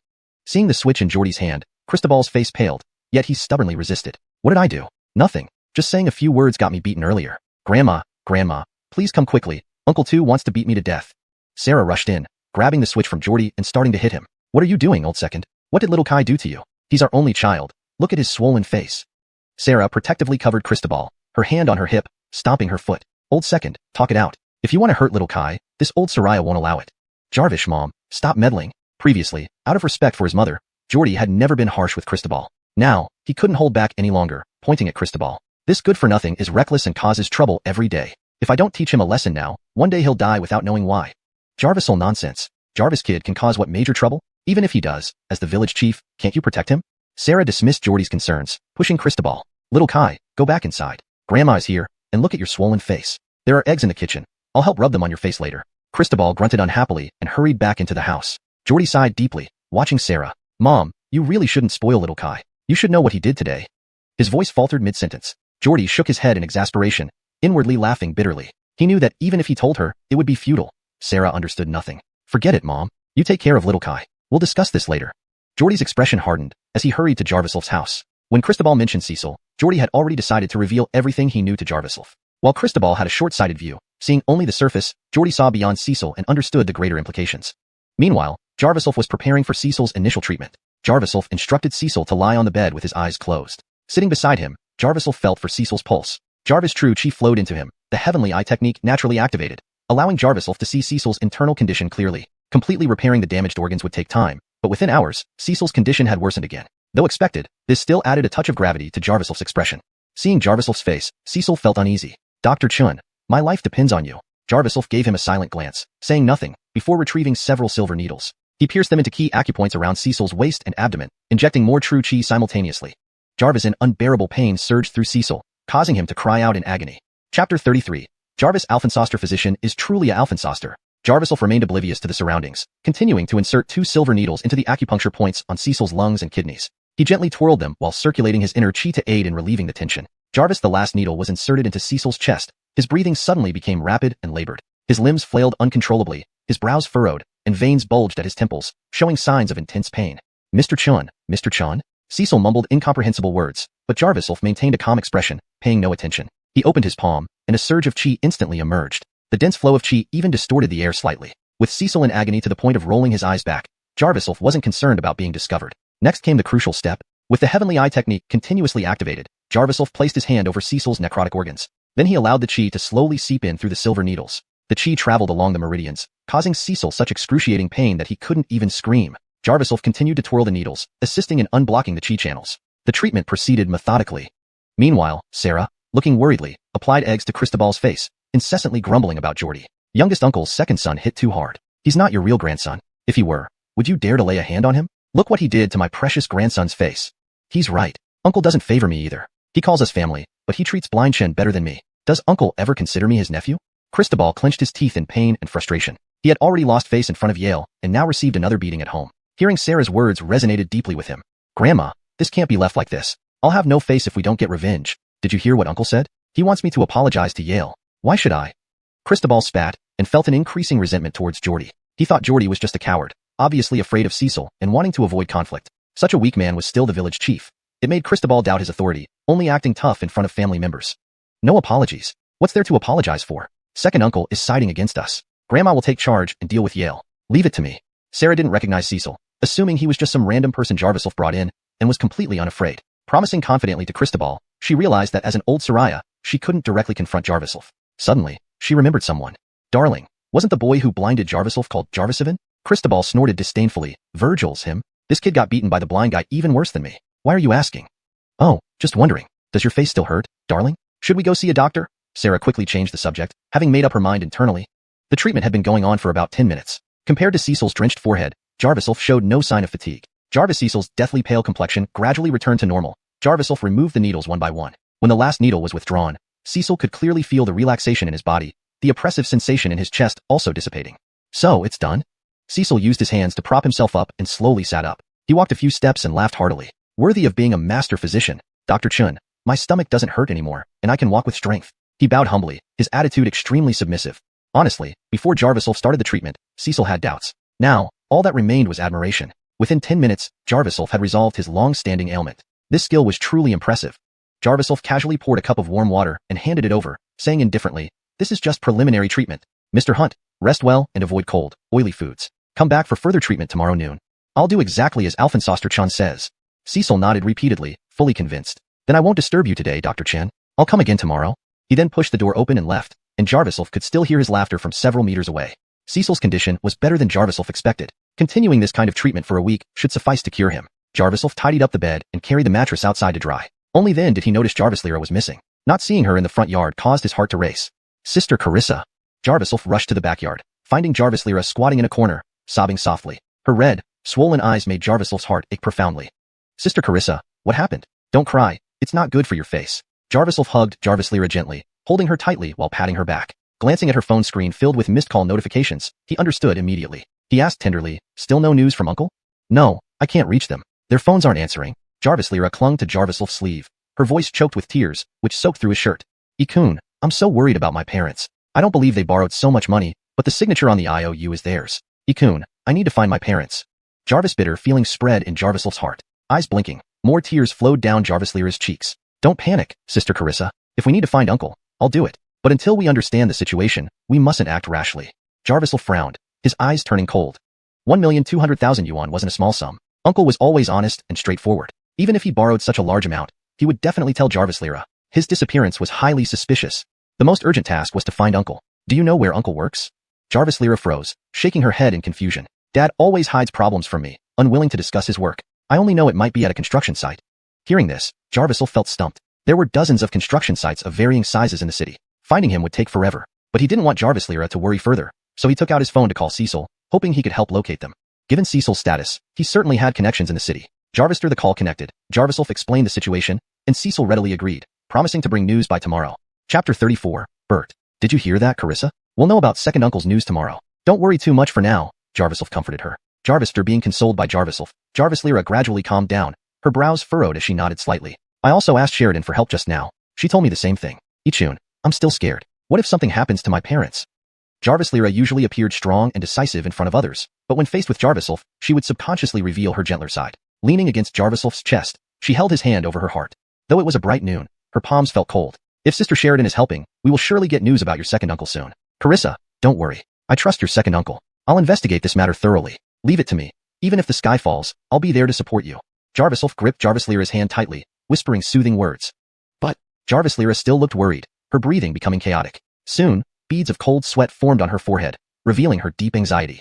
Jarviself instinctively activated the Heavenly Eye technique. Indeed, her intense emotions had caused the yin energy within her to become imbalanced. Carissa, Jarviself slid his hand down, gripping her waist firmly. Jarvis, he captured her lips. Jarvis Lyra's eyes widened, then softened, leaning into him. Under Jarviself's guidance, the pure yin energy within her body quickly returned to balance. Her body grew increasingly limp as he gently touched her chest, causing her breath to deepen, her cheeks flushing a light pink. Watching her lost in pleasure, Jarviself kissed her passionately, his movements growing more fervent. Jarvis Lyra moaned softly, her body melting like water. Carissa, Jarviself buried his face in her neck, licking and nipping at her skin, his voice low and hoarse. Jarvis Lyra's thoughts were already a blur. The atmosphere grew intense as Jarviself carried her into the bedroom. The dim lighting made the mood even more intimate. Jarvis Lyra gazed at him through half-lidded eyes, silent, making Jarviself's heart race. He whispered hoarsely, Carissa? Ichun. Jarvis Lyra smiled faintly. Before Jarviself could react, she wrapped her arms around his neck. Her cheeks flushed, and her eyes showed visible embarrassment as she pressed closer to him. Jarviself pressed his back against the door, tilting his head back slightly, unable to breathe deeply. But she didn't make any further moves, just resting against him, her warm breath caressing the back of his ear. Jarviself's breathing slowed, feeling inexplicably nervous.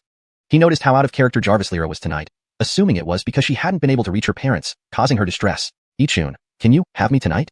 Her whisper, hot and close to his ear, tickled him. The scent of her perfume filled his nostrils, making his mouth dry. Carissa, are you serious? I don't want you to act impulsively. Despite his mental clarity, Jarviself's body responded. Holding her delicate form in his arms, he couldn't remain unaffected. He used the Heavenly Eye technique again, seeing her shy and bashful expression clearly, which made his throat go dry and his heart pound. Her soft warmth pressed against him, the heat radiating through their clothes. Jarviself's hand, originally on her back, was guided to her chest, where he couldn't resist massaging her. Carissa, are you sure?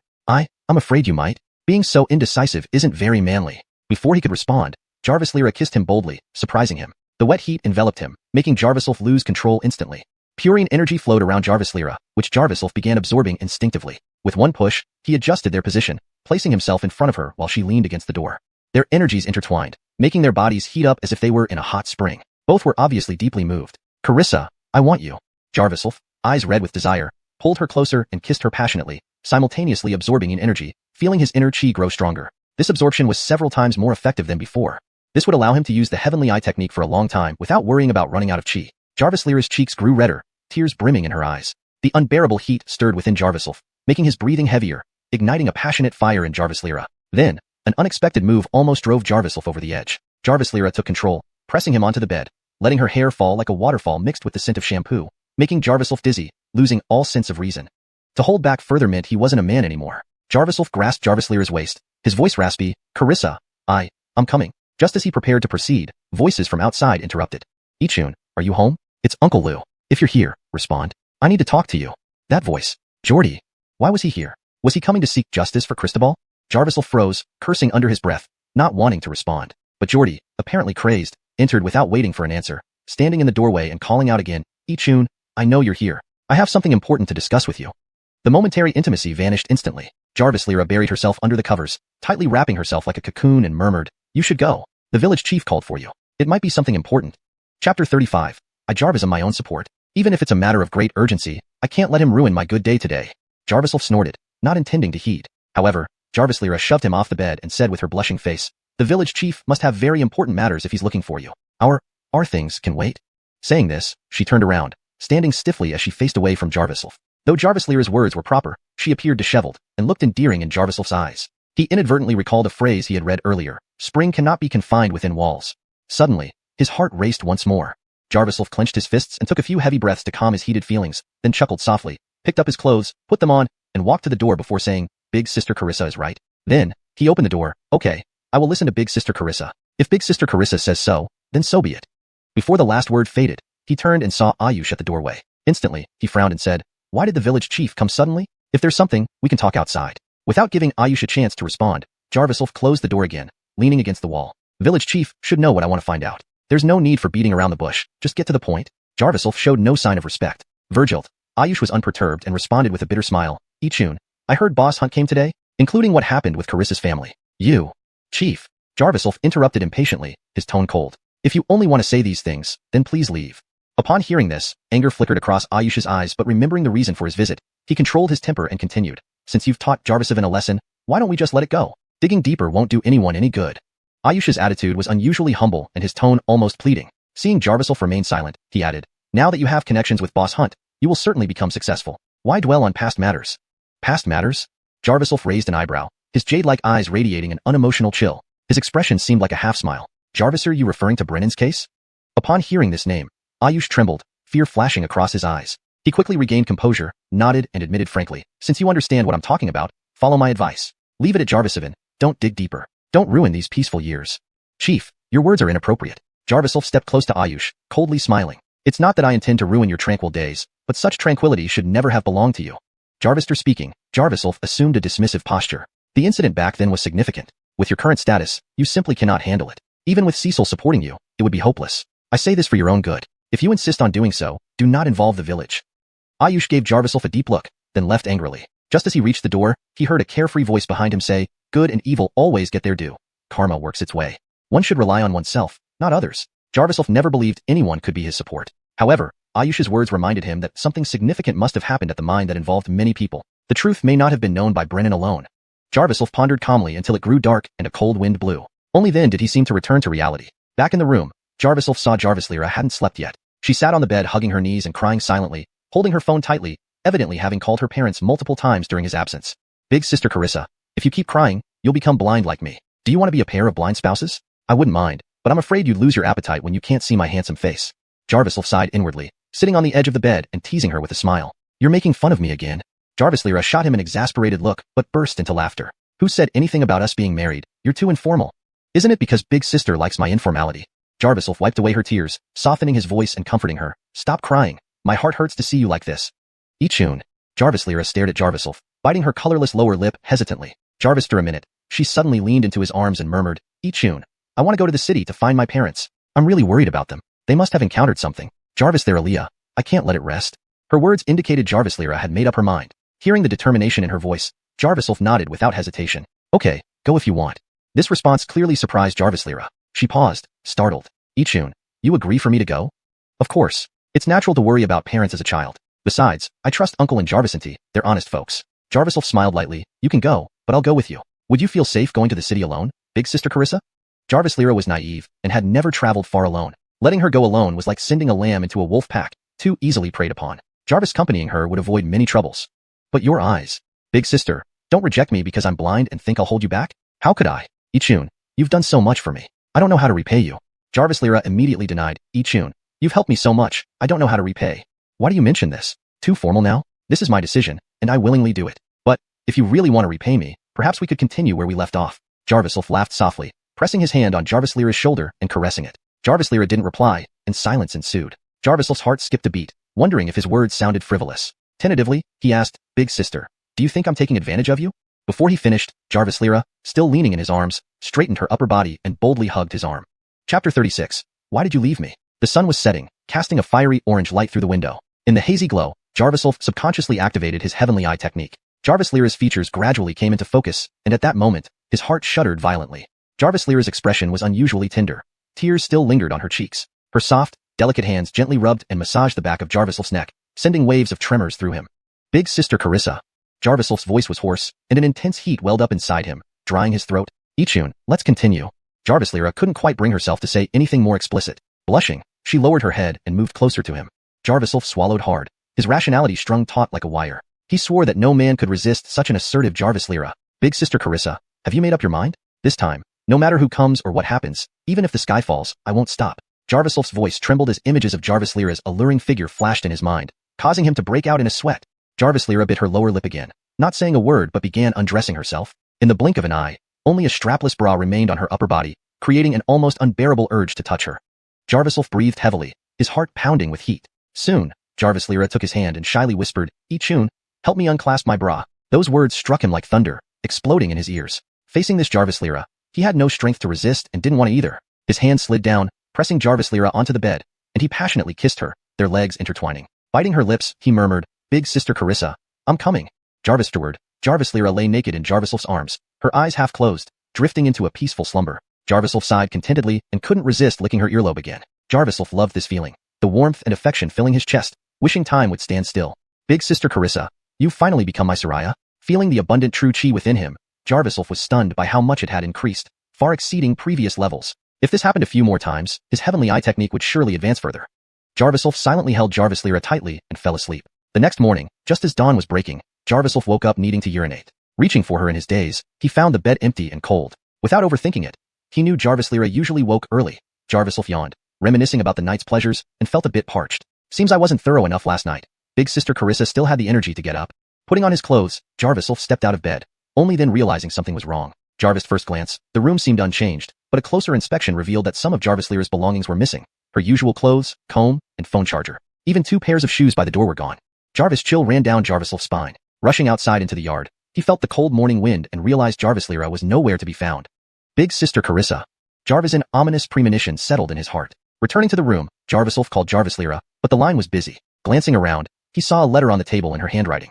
Ichun, when you read this letter, I will already be gone. Please don't look for me.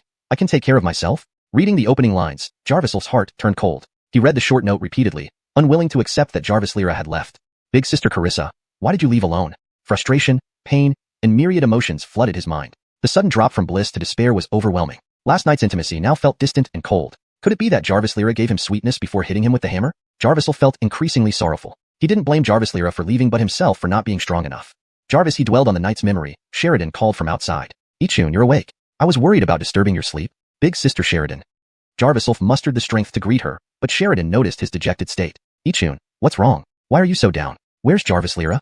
Big Sister Carissa. Jarvis Wolf sighed and handed her the letter. She's gone. Gone? Confused at first, Sheridan gasped after reading the note. She went to the city alone to find her parents? Jarvis Wolf nodded, his voice hoarse. Big Sister Sheridan, I want to go to the city. I'm worried about Big Sister Carissa.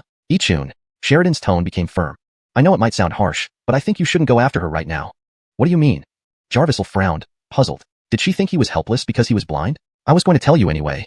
Sheridan sat down. I had someone investigate the debt situation after yesterday's events. It's more complicated than we thought. The debt seems real. Everyone knows Homer Armand asked Dom to collect. But oddly, Jarvis Lyra's parents have vanished without a trace, as if they never existed. They weren't at the construction site? Sheridan nodded. I checked all possible sites. No one has seen them. I suspect Hunt's parents may have deceived her from the start. They might never have worked there. Hearing this, Jarvis Wolf refused to believe it. Why would Uncle and Jarvis simply lie to Jarvis Lyra about something like this? ####Chapter 37. News Jarvis about Brennan. Don't worry, I'll check again when I get back. Carissa can take care of herself. You don't need to be so concerned. I understand. Thank you, Alphen Sodelin. Jarvis Wolf nodded. He had spoken impulsively earlier about going to find Jarvis Lyra out of concern, but now that he was calmer, he understood the impracticality of his actions. With his current shaky foundation, both financially and in terms of power, and his eyes being limited by the true chi, it wouldn't be wise to leave just yet. Instead, he should stay here and develop further before making any other moves.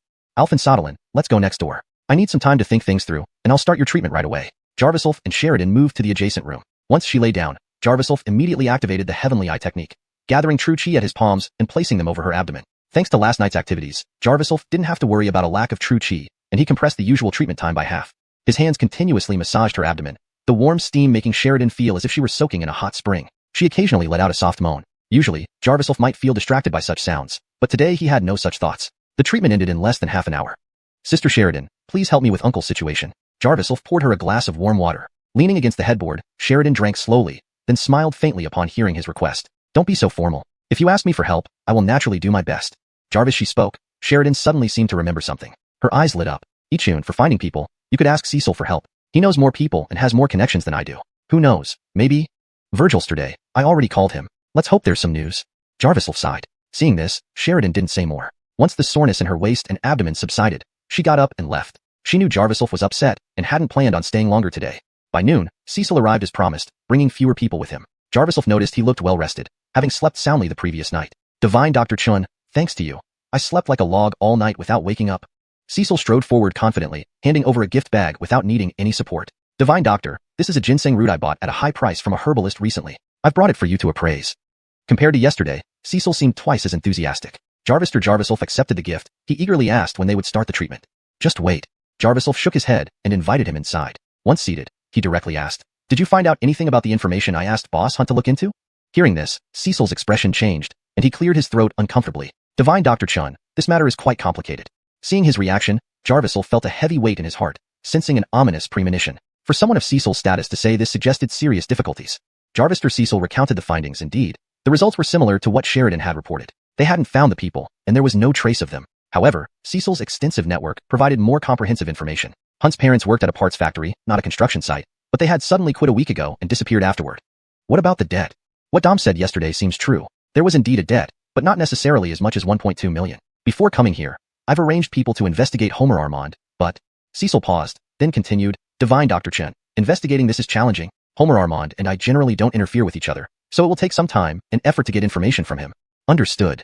Jarviself nodded. Admitting this much information within a day showed that Cecil had taken his request seriously. He couldn't be too demanding. Please continue helping with this matter. And there's one more thing. Jarviself mentioned Jarvis Lear's departure and asked him to help look for her. This big sister really acts fast. Cecil readily agreed, calling his team right in front of Jarviself. Soon, arrangements were made. Rest assured, Divine Dr. Chen, once we find her, I'll bring her back immediately. No need. Jarviself gently shook his head. Just tell me the address. Don't do anything unnecessary. His tone grew slightly stern, hinting at a warning. Cecil nodded in understanding. Then he shifted topics. Divine Dr. Chun, there's another matter. He waved his hand, dismissing the guards at the door, and lowered his voice. There's news about Brennan. Upon hearing this, Jarviself's eyes flickered, but he kept his expression calm. Really? Where is Brennan? He hadn't expected Cecil to gather this information so quickly and wanted to go search for him immediately. But his excitement was short-lived as Cecil explained. My people couldn't find Brennan. He's likely already left the county. But I found out he had a girlfriend who stayed with him for 3 years. She might know his whereabouts. Cecil sent Jarviself a recording via his phone, containing the address and contact details of Brennan's girlfriend. Divine Dr. Chun, it's inconvenient for me to approach her directly, and my men are too rough for delicate inquiries. I'll handle it myself. No need for Boss Hunt to worry, Jarviself replied with a smile. I appreciate your efforts. I won't forget them. Then he had Cecil lie down for today's treatment. The meridians were unblocked yesterday. Cecil's body functions had started to recover naturally. Today, with ample true chi, Jarviself began repairing the damaged organs. The Heavenly Eye technique allowed the abundant true chi to replace acupuncture needles, seeping into Cecil's body and flowing through his heart, kidneys, spleen, lungs, and stomach. Gradually, the damaged organs started to heal. Despite the intense pain that made his face pale, Cecil endured silently. Compared to his life, this pain was insignificant. About an hour, Jarviself released his hands and exhaled. When Boss Hunt comes next time, you'll be fully recovered. Hearing this, Cecil was elated and bowed deeply. Thank you, Divine Doctor. Jarviself wasn't one to drag things out. He had repaired 70% of Cecil's damaged organs, which was the maximum his body could handle at the moment. We meet at the same time tomorrow. I'm tired today, so feel free to go. With too many matters on his mind, Jarviself didn't want to waste time with pleasantries. Putting on a guest-dismissing demeanor, Cecil nodded and left with his subordinates. Chapter 38. Hero saves beauty. On the way back, Cecil could distinctly feel the changes in his body, and he became even more impressed by Jarviself's medical skills. Jarvister some contemplation. He waved over one of his subordinates and whispered instructions into his ear. Jarvister, we get back. Find Kermit. I remember that guy often hangs around on Homer Armand's turf. You go.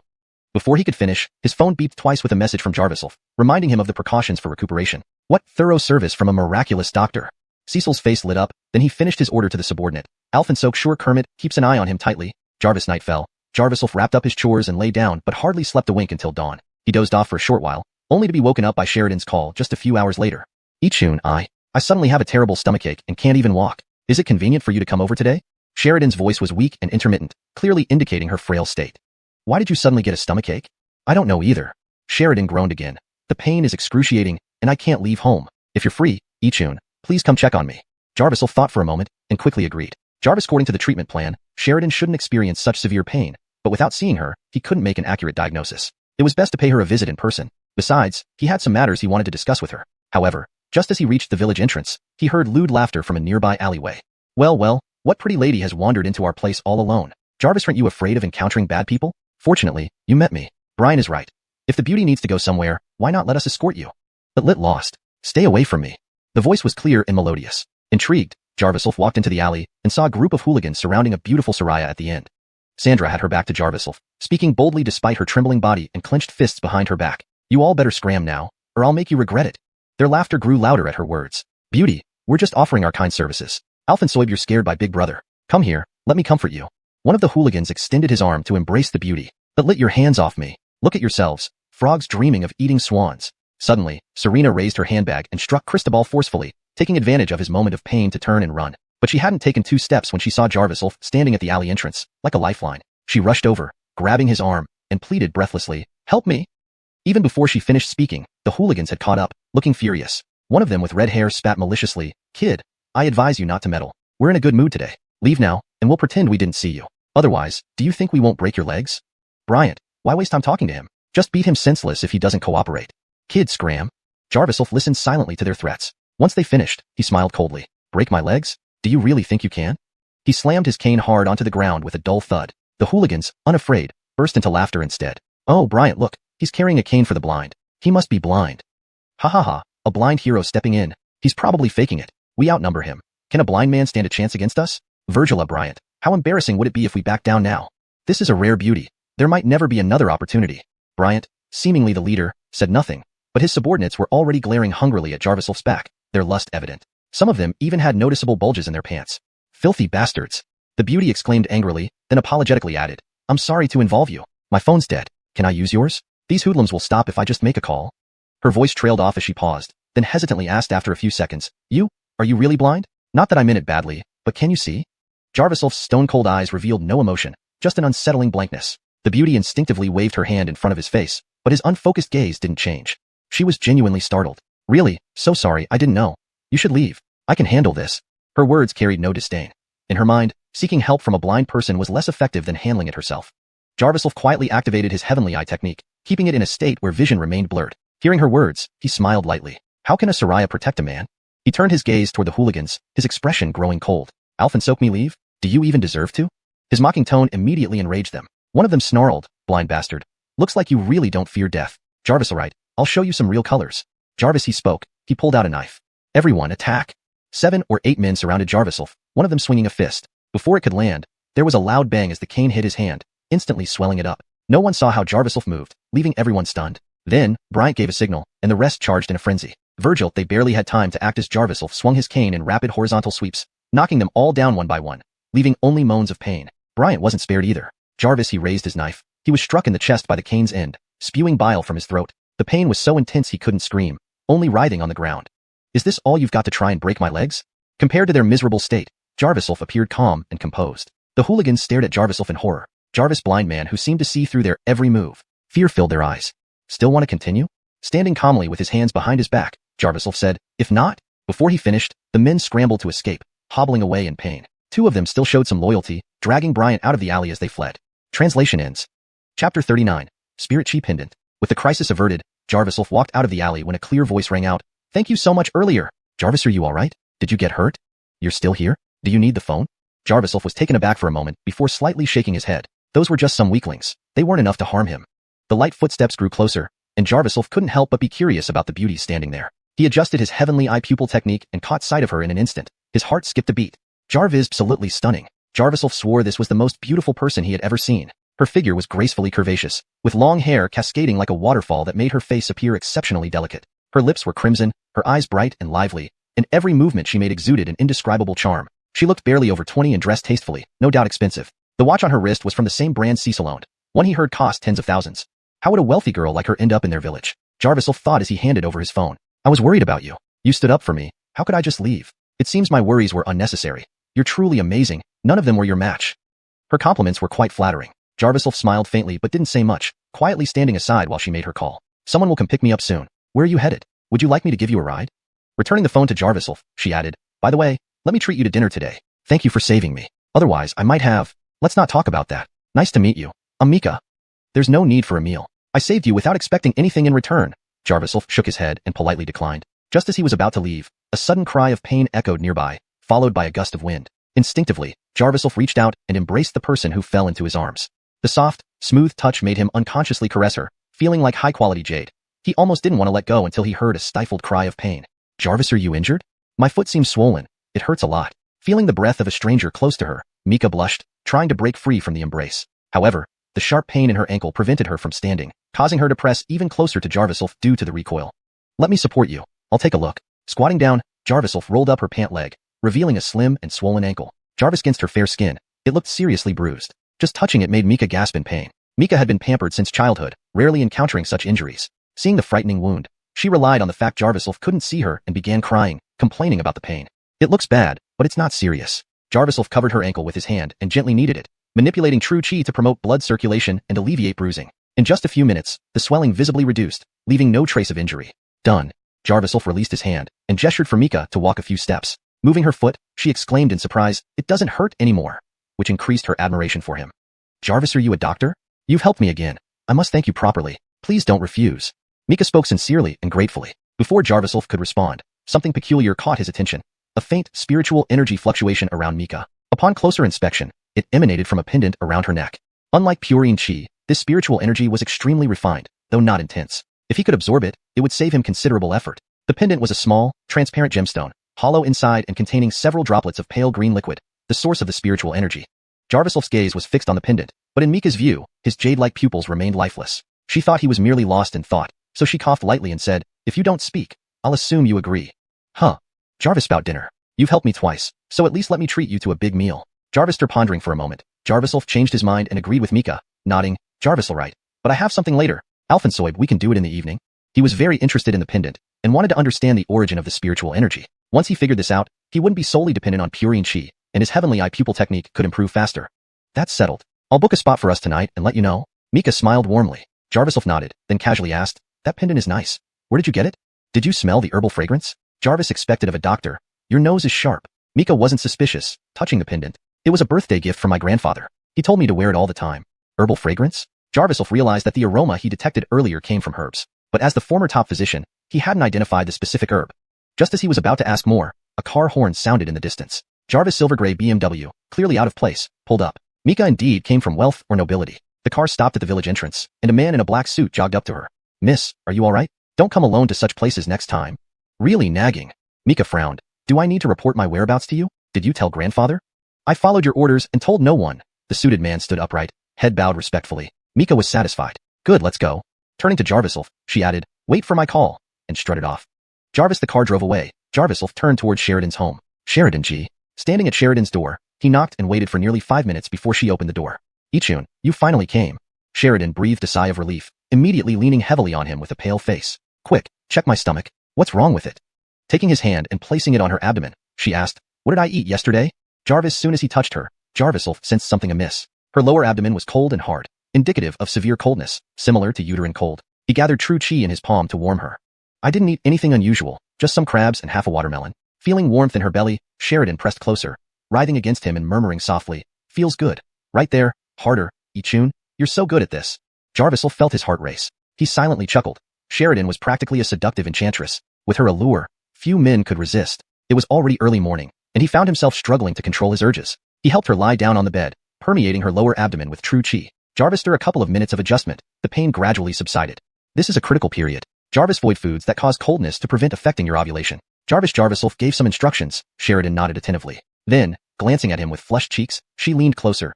Ichun, you mean I can start trying to conceive now? Sister really wants to. Note, given the sensitive nature of this segment, I've maintained its essence while being mindful of appropriateness. Chapter 40. Snobbish glances. Sheridan's eyes seemed to have hooks as she reached out toward Jarviself's abdomen, slowly moving downwards. Jarviself immediately lost his breath control and silently spat. What a slut. He took a few steps back to create some distance. Jaeyoung, I came here today because I have something to discuss with you. Ichun, if there's anything, just say it. You don't need to be so formal with me. Seeing him being so serious, Sheridan also put away her teasing attitude. Is it about Jarvis Lyra? No. Jarviself shook his head. I don't plan on investigating Sister Carissa for now. but the debt is real, and I want to help repay it. Jiayong, since you know many people, could you please introduce more business opportunities to me in the future? Preferably difficult cases, the thornier the better. First, it would earn more money, and second, it would quickly build his reputation. That's easy. Sheridan nodded immediately. With your abilities, I believe your name will soon spread far and wide. Alfonso, your words come true. Jarvis responded neutrally, his demeanor confident and open. Sheridan couldn't help but feel somewhat entranced and infatuated by his presence, inexplicably recalling a phrase she once heard accidentally. Jarvis' golden scale is not meant to stay in a pond. Once it encounters wind and clouds, it transforms into a dragon. Note, Fengyun is translated as wind and clouds to maintain the idiomatic meaning and fluency in English. Yichun, my stomach still feels uncomfortable. Can you examine me again?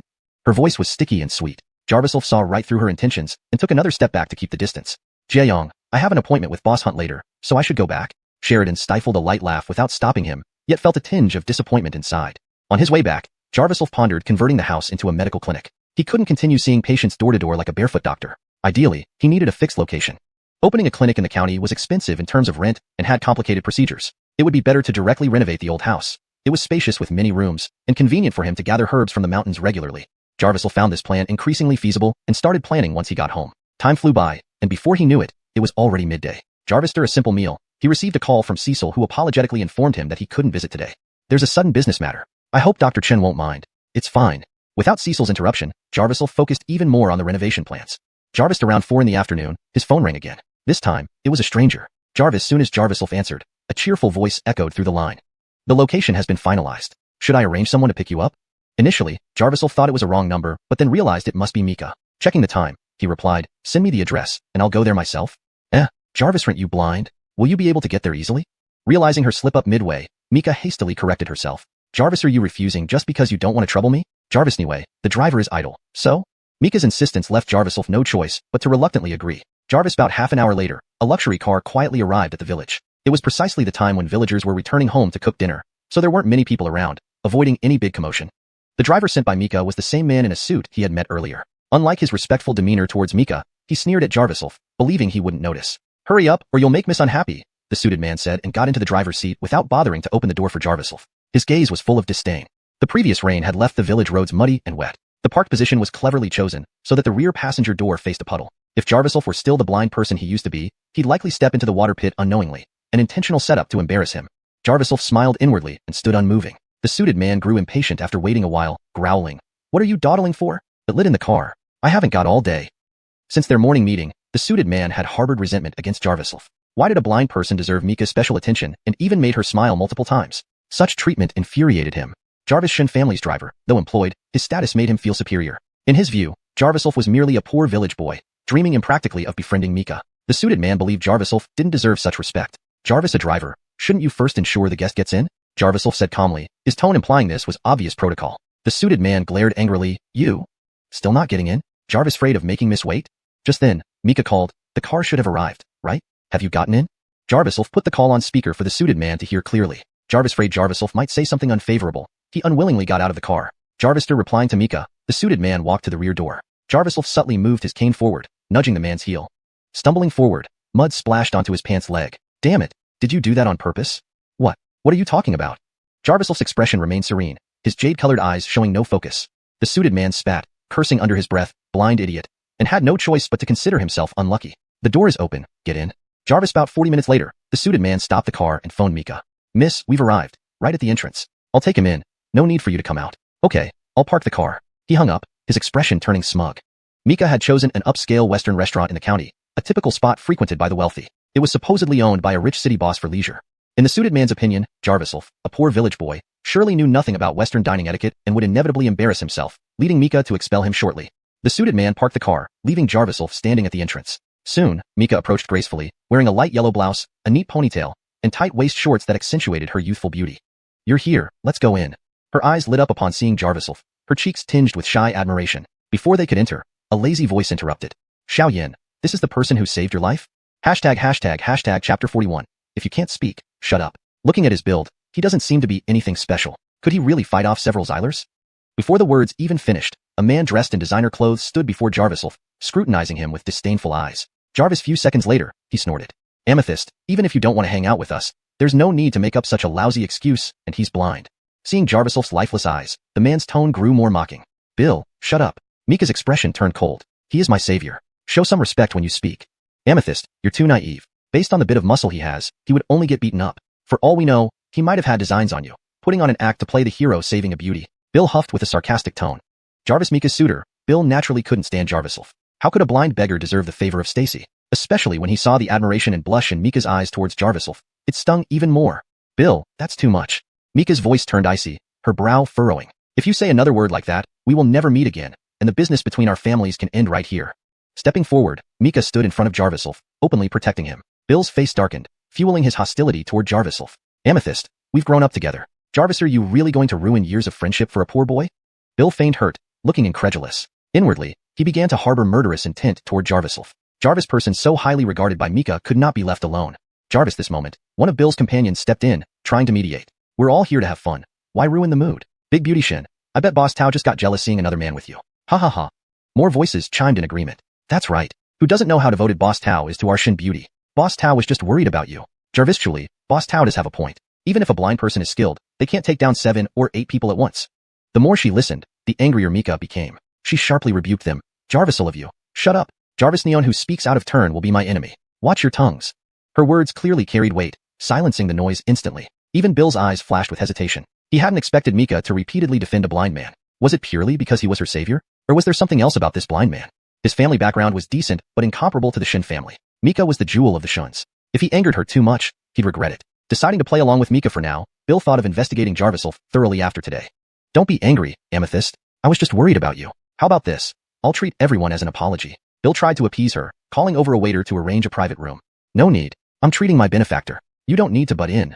Facing Bill, Mika showed no kindness. But when she turned to Jarviself, her tone softened unconsciously. Benefactor, let's go inside. I hope these people haven't spoiled your appetite. With that, she led Jarviself into the restaurant, leaving Bill fuming. Unable to vent his anger earlier, he now exploded in curses, eyes cold. Jarvis, poor blind man daring to compete for a Soraya, was asking for trouble. Mika could only be his. His companions dared not breathe loudly, hunching their shoulders, afraid of being caught in the crossfire. Jarvis, after a few minutes, Bill took a deep breath and entered the restaurant with his group. On the way to the private room, Homer Na, his most obedient lackey, whispered in Bill's ear, Boss Tao, don't worry. Shun Beauty is too good for that blind guy. He looks like a country bumpkin. Let's find a way to embarrass him in front of Shun Beauty. Cheered by this, Bill specifically asked the server to arrange a neighboring room. Benefactor, what do you feel like eating? Jarvis need dietary restrictions? Inside the room, Mika scanned the menu, glancing frequently at Jarviself. Noticing his dry lips, she tenderly poured him a glass of water, a first for her to attend to anyone. Jarvis, nothing is fine. You choose. I've never had Western cuisine, Jarviself admitted candidly. Neither in this life, nor the previous one had he experienced Western dining. He only knew it was extremely expensive, far beyond the means of his village. I'm sorry. I should have taken you to a Chinese restaurant. Realizing her mistake, Mika felt guilty. Let's change places. There's a Chinese restaurant nearby. My fault for not asking you first. Growing up, Mika always did as she pleased without a second thought. It was only now, hearing Jarviself's simple remark, that she realized her oversight. I'll book a table right away. No need. Let's stay here. Jarviself chuckled softly, finding Mika's reaction endearing. She had been so domineering moments ago, but was now flustered over his words. Everything has a first time. Teach me, and I'll learn. Jarviself didn't realize how intimate his words sounded, but Mika blushed deeply, drawing admiring glances from the waitstaff delivering wine. You ordered wine? Confused, Mika shook her head. No, I haven't ordered anything yet. Must be a mistake. Waiter. It's not a mistake. I ordered the wine. The half-open door swung wide open, revealing Bill holding a wine glass, followed by 2 others each carrying a bottle, grinning broadly. Bill, what are you doing here? Didn't you hear me? It lit out of my sight. Mika immediately snapped, glaring fiercely to chase him away. Amethyst, I came to apologize. Don't send me away. Bill signaled his 2 accomplices, who promptly poured wine next to Jarviself. Benefactor, you saved Amethyst, making you my benefactor too. I was wrong to speak ill of you. This glass is my apology. With that, Bill gulped it down. Jarvis, through this drink, let's put the past behind us. Amethyst, don't be mad. Jarvis, an old saying goes, don't hit a smiling face. Mika's expression softened slightly. Fine, but leave us alone after apologizing. Bill stayed rooted, ignoring her words. Benefactor, why aren't you drinking? Chapter 42, Exposed. Senna leaf, black bindweed seed, cannabis seed, rhubarb. Jarviself remained silent for a moment, then picked up his wine glass without any intention of drinking. Instead, he brought it close to his nose and began reciting a list of unfamiliar terms that left everyone bewildered. What are you babbling about? Drink the wine first. We're burying old grievances with this toast. The person pouring wine for Jarviself urged anxiously. Before the words had even settled, those pale jade-colored eyes stared directly at him. Jarviself, though they lacked any expression, when their gazes met, Homer Na immediately felt a chill run down his spine, causing the hand holding the wine to tremble slightly. Bang! Jarviself set the wine glass down, pushed it forward, and said indifferently, This is drugged wine. Why should I drink it? Drugged? Mika slapped the table and looked at Bill in shock. Did you drug the wine? No way. How could I do that? Blind fool, what are you talking about? Who put drugs in it? Bill's face changed quickly but then regained its calm as he sneered at Jarviself. I came here to apologize sincerely, and you accuse me falsely out of thin air. Xuanhuan, open your eyes, someone like him. Senna leaf is bitter with a special odor that spreads easily in water. If there were no drugs, why don't you taste it yourself and see if it's bitter? Jarviself slid the wine glass toward Bill again. The ingredients I mentioned are laxatives, and not in small doses either. Is this how you apologize? Jarviself chuckled coldly and suddenly struck nearby with his cane. Homer clutched his stomach, beads of sweat forming on his brow. I smelled senna leaf as soon as you came in. Have you been taking Chinese medicine for at least a week? The last part startled Homer, who instinctively blurted, how did you know? His question made it clear he was admitting to drugging the wine. Homer looked to Bill in desperation before Mika slapped him.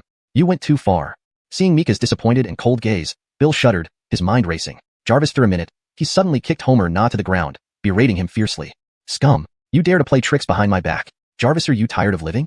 Who the hell told you to drug it? Trying to embarrass me, huh? Filth, get on your knees and apologize to our benefactor.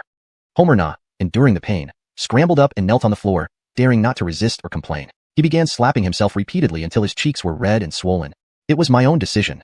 I was blinded by my desires. Please forgive me. Please have mercy this time. Bill kicked him a couple more times, breathing heavily. Stay kneeling in the corner unless our benefactor says otherwise. Xuanhuan, you saw everything. This has nothing to do with me. I didn't know anything about it. Don't misunderstand me. Otherwise, it would be a grave injustice. Bill approached Mika, looking pitiful.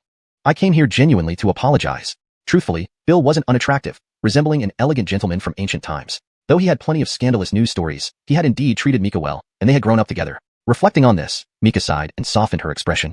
Jarvis, right, I believe you. But how this matter is resolved depends on the benefactor's wishes. Upon hearing this, envy flickered in Bill's eyes. It seemed this blind man held considerable sway over Mika. He planned to embarrass him, but instead got caught. Truly a case of trying to snatch defeat from the jaws of victory. Bill knew he couldn't meddle further today. If things escalated, upsetting Mika would lead to an even worse outcome. Benefactor. Bill cleared his throat. Homer works for me, and he had impure thoughts. Dispose of him as you wish. Or perhaps I can buy a few boxes of laxatives to feed him as a lesson. Tao Atlee. Before Jarviself could react, Homer was already frightened. Jarvis, few boxes of laxatives? He would be dead or barely alive if he ingested them. Shut up, you have no place speaking here. Bill glared at him. Homer now despairing, started banging his head on the ground and begging for forgiveness, his face covered in tears and snot, sobbing loudly. Jarvis, unaware, might think Jarviself was the bully. Jarviself found the situation amusing. Clearly, this was Bill's performance for him. If he didn't give a response, he would appear heartless and petty. However, letting them go like this wasn't his style. Enough. Jarvis, 7 or 8 minutes. Jarviself tapped the table. It's not a big deal. I didn't drink the wine, but young men need to learn a lesson. Drink the spiked wine and leave. Jarviself pointed to the adulterated wine glass. Homer hesitated, then reacted swiftly, finishing the wine in one gulp. He then knocked his head twice on the ground. Thank you, benefactor, for your generosity. Mika frowned, questioning disapprovingly. Jarvis, are you just going to let him off so easily? Watch and see. Jarviself smirked. Jarvis, about 2 minutes later, Homer's stomach rumbled. Clutching his legs, he looked pleadingly at Jarviself. Benefactor, can I go now? Jarvis, soon as Jarviself nodded, Homer hurriedly tried to leave. Just reaching the door, there were 2 soft noises, and a stench wafted from him as his pants became visibly wet. Bill, unable to stand it, kicked Homer out of the room. With Homer gone, another guest quickly found an excuse to leave as well. Why are you still here? I'm having dinner with the benefactor, Mika said bluntly to Bill. Bill grinned and sat next to Jarviself, ordering new bottles of wine, acting warmly. Jarvisel, this trouble happened because of me, so I should stay and apologize properly. Dinner's on me today. Xuanhuan, I'll just have a couple of drinks and leave soon, not disturbing your meal with the benefactor. Mika pursed her lips, somewhat impatient, but didn't ask him to leave. When the server refilled the glasses, I'll toast first. Benefactor, be magnanimous and don't hold it against me. Jarviself caressed his wine glass, but didn't drink. Bill didn't press further, casually asking, benefactor looks young. Where do you work? To identify drugs in wine must be quite impressive. Not really, just occasionally seeing patients. Jarviself answered honestly. He didn't believe Bill was being friendly. The guy probably saw him as a rival and was harboring ill intentions. Jarvis, doctor, impressive. Working hard unlike me, always idling around, just waiting to take over the family company, managing hundreds of people, bound to be busier than busy. Bill sipped the wine. Xuanhuan, you shouldn't drink this. It's not to your taste. Cheap stuff indeed. Jarvis, bottle costing 5,000 to 6,000 doesn't taste good either. Though unstated, Bill's words dripped with sarcasm. Before Jarviself could respond, Mika couldn't help but burst out, pouring a bottle of wine over his head. Bill, shut up if you can't speak nicely. Translation notes. Alfonso maintained the original paragraph structure and tone. Character names, like Jarviself, Mika, Bill, are transliterated into pinyin. Ensure the translation is fluent and natural, staying true to the original story. Chapter 43, Breath Merging. Amethyst, I'm just telling the truth, no other intentions. If these 2 sentences make you feel uncomfortable, then I lit out. Seeing Bill's seemingly innocent face, Mika felt nauseated. Did he really think she couldn't hear the boasting and sarcasm in his words? Amethyst. Don't call me Amethyst, Bill. Don't make me repeat myself. Do you believe that a single phone call can cause your family to lose millions? Mika coldly snorted, glaring at Bill while threateningly waving her phone. Bill was thoroughly panicked by her actions. He hadn't expected Mika to take things so seriously for a blind man. With a terrified expression, he stammered, "Stacy, I'll leave immediately."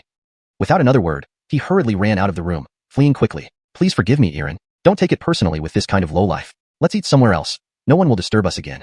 Mika looked apologetically at Jarviself, feeling uneasy. She feared he might leave, and also worried about damaging her own reputation. Thinking of this, she felt even more angry and hateful toward Bill.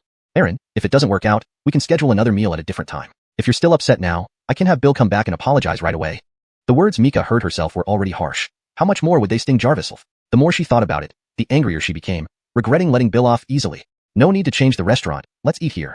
Jarviself remained silent for a moment, sighing slightly. "Stacy, there's no need to be so nervous. I can tell right from wrong, and I appreciate your protection today." Millions or tens of millions came out of her mouth effortlessly, without blinking. Hearing this, Jarviself was shocked, though he didn't show it on his face. From this, he deduced that Mika was not an ordinary rich girl. Could the Shin family be the one often mentioned on the front page of newspapers? Jarviself wasn't entirely clear, but he knew the Shin family had become famous for once purchasing an ancient artifact lost abroad and returning it to a museum voluntarily. It was a grand gesture celebrated nationwide, and if Mika was indeed connected to that family, mentioning sums like millions wouldn't seem strange. "We can switch to another private room." Despite knowing Mika's impressive background, Jarviself had no further plans. To him, after this meal, their paths would diverge, and they may never meet again. "Jarviselright, as you wish, I'll arrange it immediately." Seeing Jarviself's calm expression, without any signs of irritation, Mika breathed a sigh of relief, feeling a heavy burden lifted. She vaguely realized her behavior was unusual, but she didn't dwell on it. Jarvister instructing the server to prepare another room, Mika bit her lip and gently grabbed Jarviself's arm. "Erin, let me guide you. The corridor is quite busy at this time." Her heart pounded loudly, and her hands unconsciously sweated. Taking advantage of his blindness, Mika gazed at Jarviself unreservedly, her eyes filled with affection she hadn't noticed. If anyone pursuing her saw this side of her, they'd probably be astonished and heartbroken. Perhaps due to the close proximity, Jarviself caught a faint scent from her. Instantly, the true energy inside him stirred uncontrollably, flowing like vines around Mika's body. Mika exhaled warmly, her gaze suddenly dazed. "What's happening to me?" Before she could finish speaking, she fell to her knees beside Jarviself's legs, her breath caressing his thigh. Jarviself swallowed hard, almost reacting to her closeness. "Stacy." Jarviself helped Mika to sit on a chair. His pendant had slipped out, and the heavenly eye technique activated spontaneously, clarifying his vision. The true energy and spirit energy were intertwining, and the pendant vibrated subtly. Jarviself felt like the liquid inside had lessened by a drop, though he wasn't sure if it was his imagination. "Erin, I suddenly feel so hot." Mika shook her head, looking confused, yet instinctively wanting to get closer to Jarviself, gripping his arm tightly. This was the first time Jarviself encountered such a situation. Jarviself, though he didn't know the exact cause, the true energy within him grew significantly. Jarvis, this rate, he wouldn't need to worry about energy deficiency for at least 10 days to half a month. Uncertain if this condition would harm Mika, Jarviself controlled the energies to separate them and planned to retract them when suddenly, Mika let out a soft cry. Jarvis' burst of pure Yin energy emanated from her body. Only untouched virgins had such pure and flawless Yin energy. Swallowing hard, Jarviself found Mika hugging him tightly. "Erin, I feel so uncomfortable." Her voice trembled with a hint of tears. Jarviself wasn't someone who would take advantage of others, but this unexpected development made him momentarily uncertain. Just as he was about to act, the cleaning staff knocked on the door. Jarvisel's amorous thoughts vanished instantly. Jarviself exhaled deeply, reabsorbed all the energy, maintaining his distance, undeterred by any temptations. Within a minute, Mika calmed down, rubbing her head, bewildered. "What happened just now?" "Jarvis," she spoke, her face flushed red, remembering what she did, hugging and clinging to Erin, all initiated by her. This exceeded Mika's self-perception. She must have given Jarviself the impression of being frivolous with her bold behavior. "Erin, I'm sorry, I don't know why I acted like that." Mika hurriedly apologized, on the verge of tears. Jarviself initially sought a way to explain without raising suspicion, but she took full responsibility. Honestly, it was rather endearing, but since he caused it, he had to take responsibility. "It's not your fault, the alcohol content was too high. You were just drunk earlier." "Drunk?" Mika paused, then realized, that explains it. "I usually can't hold my liquor, and now my tolerance has gotten worse. I can even get tipsy from the smell." In her mind, she attributed all her actions to intoxication, not doubting Jarviself's explanation. Jarviself hadn't anticipated this plausible excuse and breathed a sigh of relief. After a brief silence, he continued, "The waiter is waiting outside. Let's go." Mika nodded, rushing out. Jarviself followed leisurely, heading to the new private room. Meanwhile, at the other end of the corridor, a few Xylers cast sinister glances, filled with malice. "Bryant, it's that damned blind guy again." Chapter 44. Narrow paths often lead to enemies. What a coincidence. It was the very few Xylers who had been beaten up during the day. Each of them was bruised and battered, but their leader, Turner, fared the worst. His left arm was in a cast, and he was missing 2 teeth, causing him to slur his words. They naturally couldn't afford such an upscale venue, yet they ended up here, which had something to do with Jarviself. Who would have thought they'd meet again so soon? "Turner, it's definitely him. He's holding the cane for the blind." Someone mentioned the cane, prompting a grimace from Turner. With a cold snort, he said, if it's him, it'll be easy. We won't need to go looking for him anymore. Turner is right. Since brothers Bolivar and Armand are both here today, let's settle this right away. One of the Xylers, limping, spat out. Turner grinned sinisterly. Once we break his arms, let's see how confident he'll remain. You, go keep watch at the entrance. Don't let him escape. I'll go talk to Brother Bolivar. Turner instructed one of his minions before heading upstairs to a large private room. Meanwhile, Mika had just ordered her meal and pretended to play with her phone, too nervous to look at Jarviself. Her every move exuded awkwardness. She wanted to say something but didn't know how to start, hesitating several times.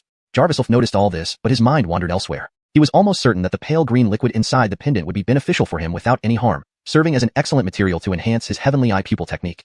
One drop of the liquid had such a powerful effect. If he could absorb all the liquid in the pendant, he was confident he could restore at least 50% of his strength. For complicated cases like Cecil, why would he need 3 treatments? It could be resolved in one step. The question was, what was the raw material? Jarviself's mind held records of countless herbs, their growing environments, and medicinal properties clearly etched in his memory. He knew more about usable herbs, from rare treasures to common weeds, than anyone else, yet he couldn't identify the source of this liquid. Mika had mentioned that the pendant was a gift from her grandfather. It seemed he would have to find an opportunity to visit the family in person. The waiter began serving dishes, bringing Jarviself back to reality. Jarvis' steaming plate of beef lay in front of him, aromatic and appetizing. Do you have any rules on using forks and knives? Knowing he needed to use cutlery for Western cuisine, Jarviself asked Mika openly. There are rules, and I can teach you. Seeing a chance to strike up a conversation, Mika sat next to Jarviself enthusiastically. Hold the knife in your right hand and the fork in your left. Then, just halfway through her explanation, a series of chaotic footsteps approached, stopping abruptly at the door. Jarviself turned around just as the door was kicked open violently. Several burly men strode in with menacing attitudes, clearly intent on provocation. They're here. Recognizing some familiar faces, Mika immediately tightened her grip on Jarviself's hand, whispering nervously, those are the Xylers who were disciplined by our benefactor earlier today. Turner stood at the back while 3 hefty men entered first, wearing tight tank tops that showcased their bulging muscles. Well, the lady's here too. Looks like we've got unfinished business, he. Upon seeing Mika, Turner chuckled lecherously, sizing her up before fixing his gaze on Jarviself. He whispered something to one of the burly men, who nodded. That kid, come with me. Cooperate, or I'll force you. Before he finished speaking, a set of dishes was hurled at him. It was thrown by Mika. Unfazed, she slammed the table and spat. Who are you? Why should he follow you? Just because you're Minnie? Wait. She pulled out her phone to call for help. Unlike earlier when she was alone and helpless, now as the honored Stacy, even high-ranking officials would give her due respect. These Xylers challenging her outright was practically suicide. However, before she could make the call, another group arrived. Xiao Yin, are you alright? Bill rushed in anxiously, asking Mika. I heard you were in trouble, so I came over right away. Jarvis, are you hurt? Why are you here again? But never mind, you've come at the right time. You've always wanted to impress me. Handle this situation, Mika replied, crossing her arms. Bill hesitated but quickly agreed. Of course, no problem. I'll take care of it. Nothing will happen to you, Xiao Yin. Having lacked opportunities to gain favor with Mika, Bill couldn't refuse this one. Clearing his throat, he turned to the burly man. Can someone tell me what's happening here? Bill was dressed impeccably, all in designer brands. The burly man, with years of street experience, knew better than to mess with someone like him. Recalling Mika's proud demeanor, he deduced these two must be close. Suppressing his hostility, he replied, this has nothing to do with your friend. We're after him. Seeing Jarviself's cheap attire and blindness, the burly man assumed he wasn't part of Bill's circle. I'm only responsible for taking this person away.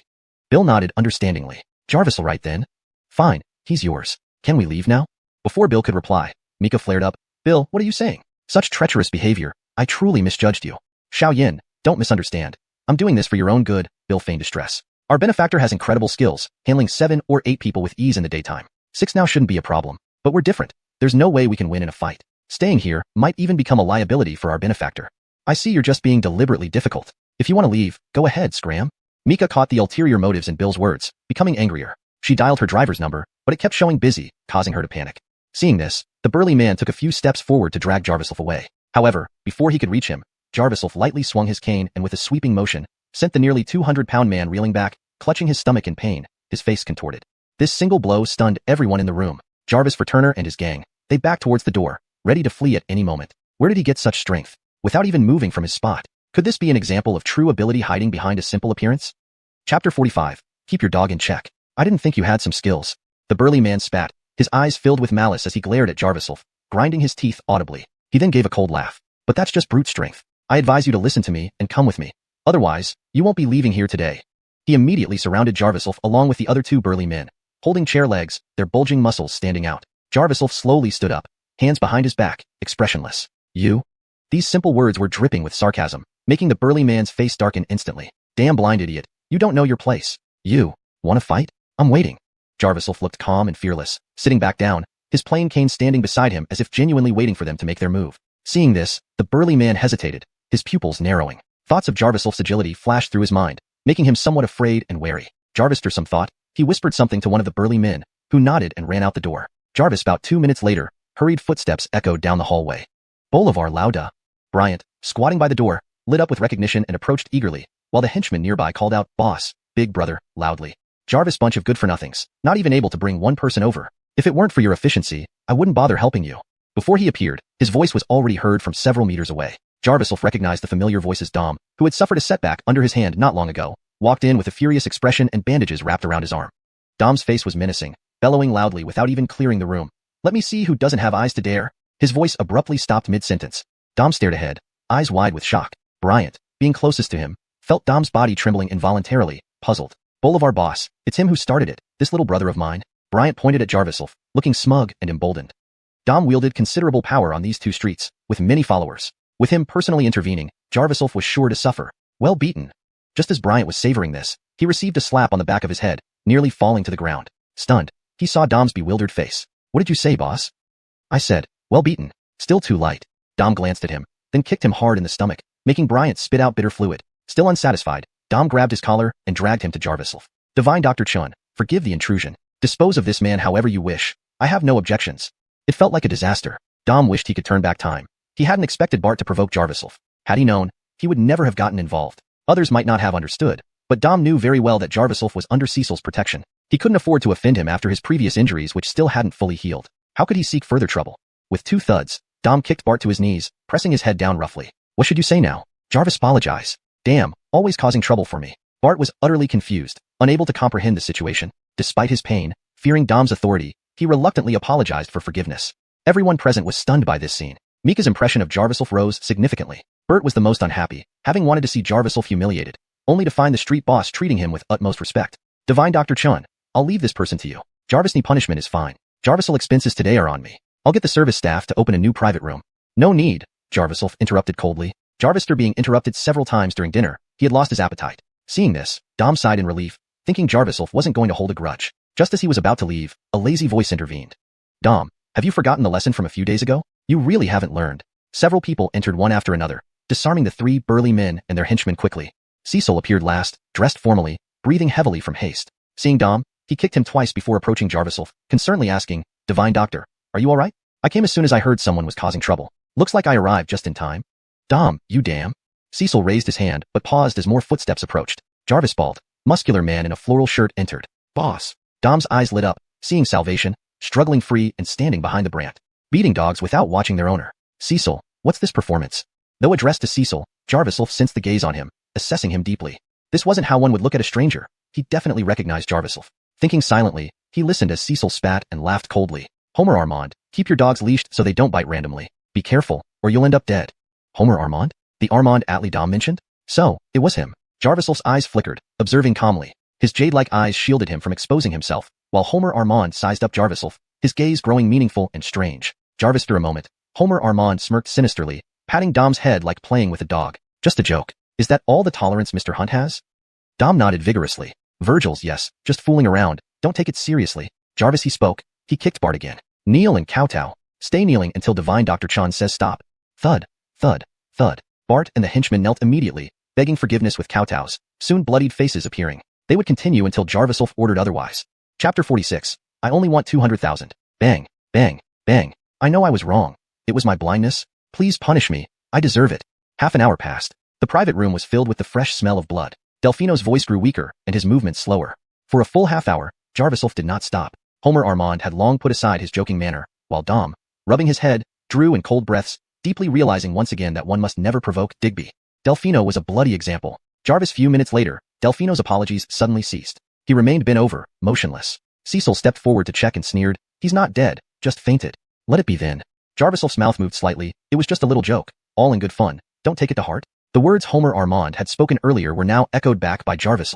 Hearing this, Cecil laughed out loud and kicked Delfino towards Dom's feet. "This piece of trash can't even handle a little play." The atmosphere in the room became increasingly heavy. Homer Armand's face turned ashen, gritting his teeth so hard they almost shattered. It was clear that Jarvis was mocking him. If he did nothing, how would he save face in front of his subordinates? But before he could do anything, a phone call interrupted. Seeing the caller's name, Homer Armand immediately reined in his arrogance, quickly stepping outside to answer. His voice was hushed, as if fearful of being overheard. Jarvis. Few minutes later, Homer Armand returned to the private room, ordering his men to leave. Before exiting, he gave Jarvis a deep look, chuckling coldly, "We'll see what happens in the future," and left. Jarvis, the farce ended. Cecil wiped the sweat from his forehead. Now he noticed Mika and Bill still in the room. Divine Dr. Chun. Who are these two? Not much of a connection, Mr. Hunt. Thanks for your help today. Though Cecil hadn't arrived, Jarvis had ways to get out of the situation, but he acknowledged the help nonetheless. Dr. Chun, you're too kind. I didn't do much, but watch out for Homer Armand. He always retaliates. Cecil, having rushed from a banquet and delayed at the restaurant, suggested driving Jarvis home since the event was winding down. Good idea. Jarvis nodded, deciding to treat his illness on the way. These two. Stacy, although today's meal wasn't entirely enjoyable, I appreciate your gesture. Let's call it even for saving my life. Jarvis nodded at Mika and left with Cecil without waiting for her response. Mika, who wanted to chase after them, was held back by Bill. By the time she got rid of him, Jarvis was already gone, leaving her feeling somewhat disheartened. She realized belatedly that after all this time, she didn't even know the real name of her benefactor or if she would ever see him again. By the time Jarvis got home, the sun had set. Cecil, who had no intention of staying, was about to leave when Jarvis stopped him. Mr. Hunt, you drank too much today. Without treatment, you'll suffer unbearable abdominal pain tonight. Jarvis started tidying up. Jarvis washed his hands. If there's nothing pressing later, we can finish the treatment now. Cecil blinked, understanding the implication. His eyes widened in joy. I'm fine. I have nothing. Jarvis, long as Divine Doctor doesn't mind. I'll cooperate however you need. He stripped off his clothes and lay down eagerly, his breathing rapid with excitement. He originally planned to visit Jarvis tomorrow, but now that it was offered, refusing would be impolite. Soon, Jarvis began the treatment. With abundant true chi, even abundant, healing Cecil's remaining 30% was minimal effort. In less than half an hour, Jarvis let go, not breaking a sweat, and smiled faintly. Congratulations, Mr. Hunt, you're fully healed. This session felt better than any previous ones for Cecil. He walked with renewed vigor, feeling refreshed and younger by decades. Thank you so much, Divine Doctor. Here's the reward I've prepared.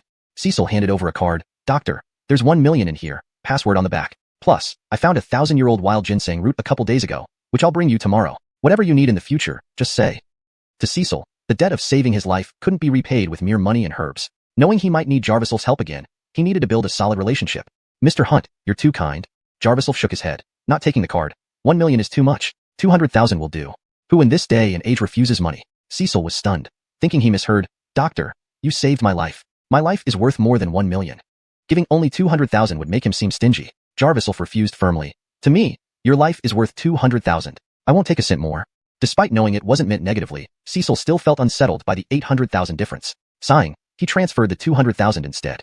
Doctor, the money is transferred. It's getting late, so? Jarvis sat down, pouring water, then paused, interrupting Cecil. Mr. Hunt, I actually need your help with something. Jarvis sniffing. Doctor? Cecil agreed without asking. Jarvis explained his plan to open a clinic. It's not about funding. Some herbs are scattered and need collecting. You want to open a clinic? I'll support you fully. Give me a list, and I'll arrange it. Jarvis pulled out a prepared note. Prepare it within 3 days. Cecil took the note without reading, chatted a bit more, then left. Next morning, the dawn broke with urgent knocks on the door. Geordie stood at the gate, usually calm but now visibly anxious. Ichun, something happened. Chapter 47. Jingshin Clinic. Geordie's face was full of urgency as he knocked loudly on the door. Jarvis couldn't pretend not to hear him, so he opened the door reluctantly, his expression slightly annoyed. Village Chief, what brings you here this time? Could it be about his beloved nephew again? Jarvis stood at the door with no intention of letting Geordie in. He lifted his chin and said, Speak your mind here. Ichun, this is serious business. Geordie clearly had run all the way from home. His clothes were disheveled, and his shoes weren't even a pair. Panting heavily, he looked around before speaking to Jarvis. Let me in first. This can't be known by too many people. Jarvis, after a moment's thought, Jarvis stepped aside to let him in. Geordie hurried into the hall, sitting down to catch his breath. Jarvis followed calmly without rushing him. The panic on Geordie's face was real, mixed with fear and anger. Half a minute later, Geordie exhaled deeply and spoke in a pale voice. Jarvisivin is dead. Those few simple words carried a lot of information. Jarvis's heart skipped a beat. Geordie was right. This was indeed a big deal. How did he die? Is the news reliable? Since the last time he injured Jarvisivin, Jarvis hadn't paid attention to him anymore, hearing that Jarvisivin was still recuperating at home. Could he have died from his injuries? Before he finished speaking, Geordie fixed his eyes on Jarvis, his gaze darkened by a cloud of gloom. In a low voice, he uttered 2 words. Cover up. Instantly, everything became clear to Jarvis. Jarvisivin had been silenced. Why? The answer was obvious. Who did it? Jarvis immediately thought of Brennan, but Cecil had said he wasn't in the provincial capital for the past couple of days. Could he have sneaked back, knowing of Jarvisivin's betrayal and thus decided to eliminate him? I don't know. I just got an anonymous call. Half an hour ago, Geordie was startled awake by a strange call. Jarvis Village Chief. He usually wouldn't hang up on any calls concerning village matters. But when he answered, the caller only said one sentence. Jarvisivin is dead. Warn that boy to stop investigating, or the next to die will be him. The rough and unfamiliar voice was icy cold and menacing, immediately waking Geordie up fully.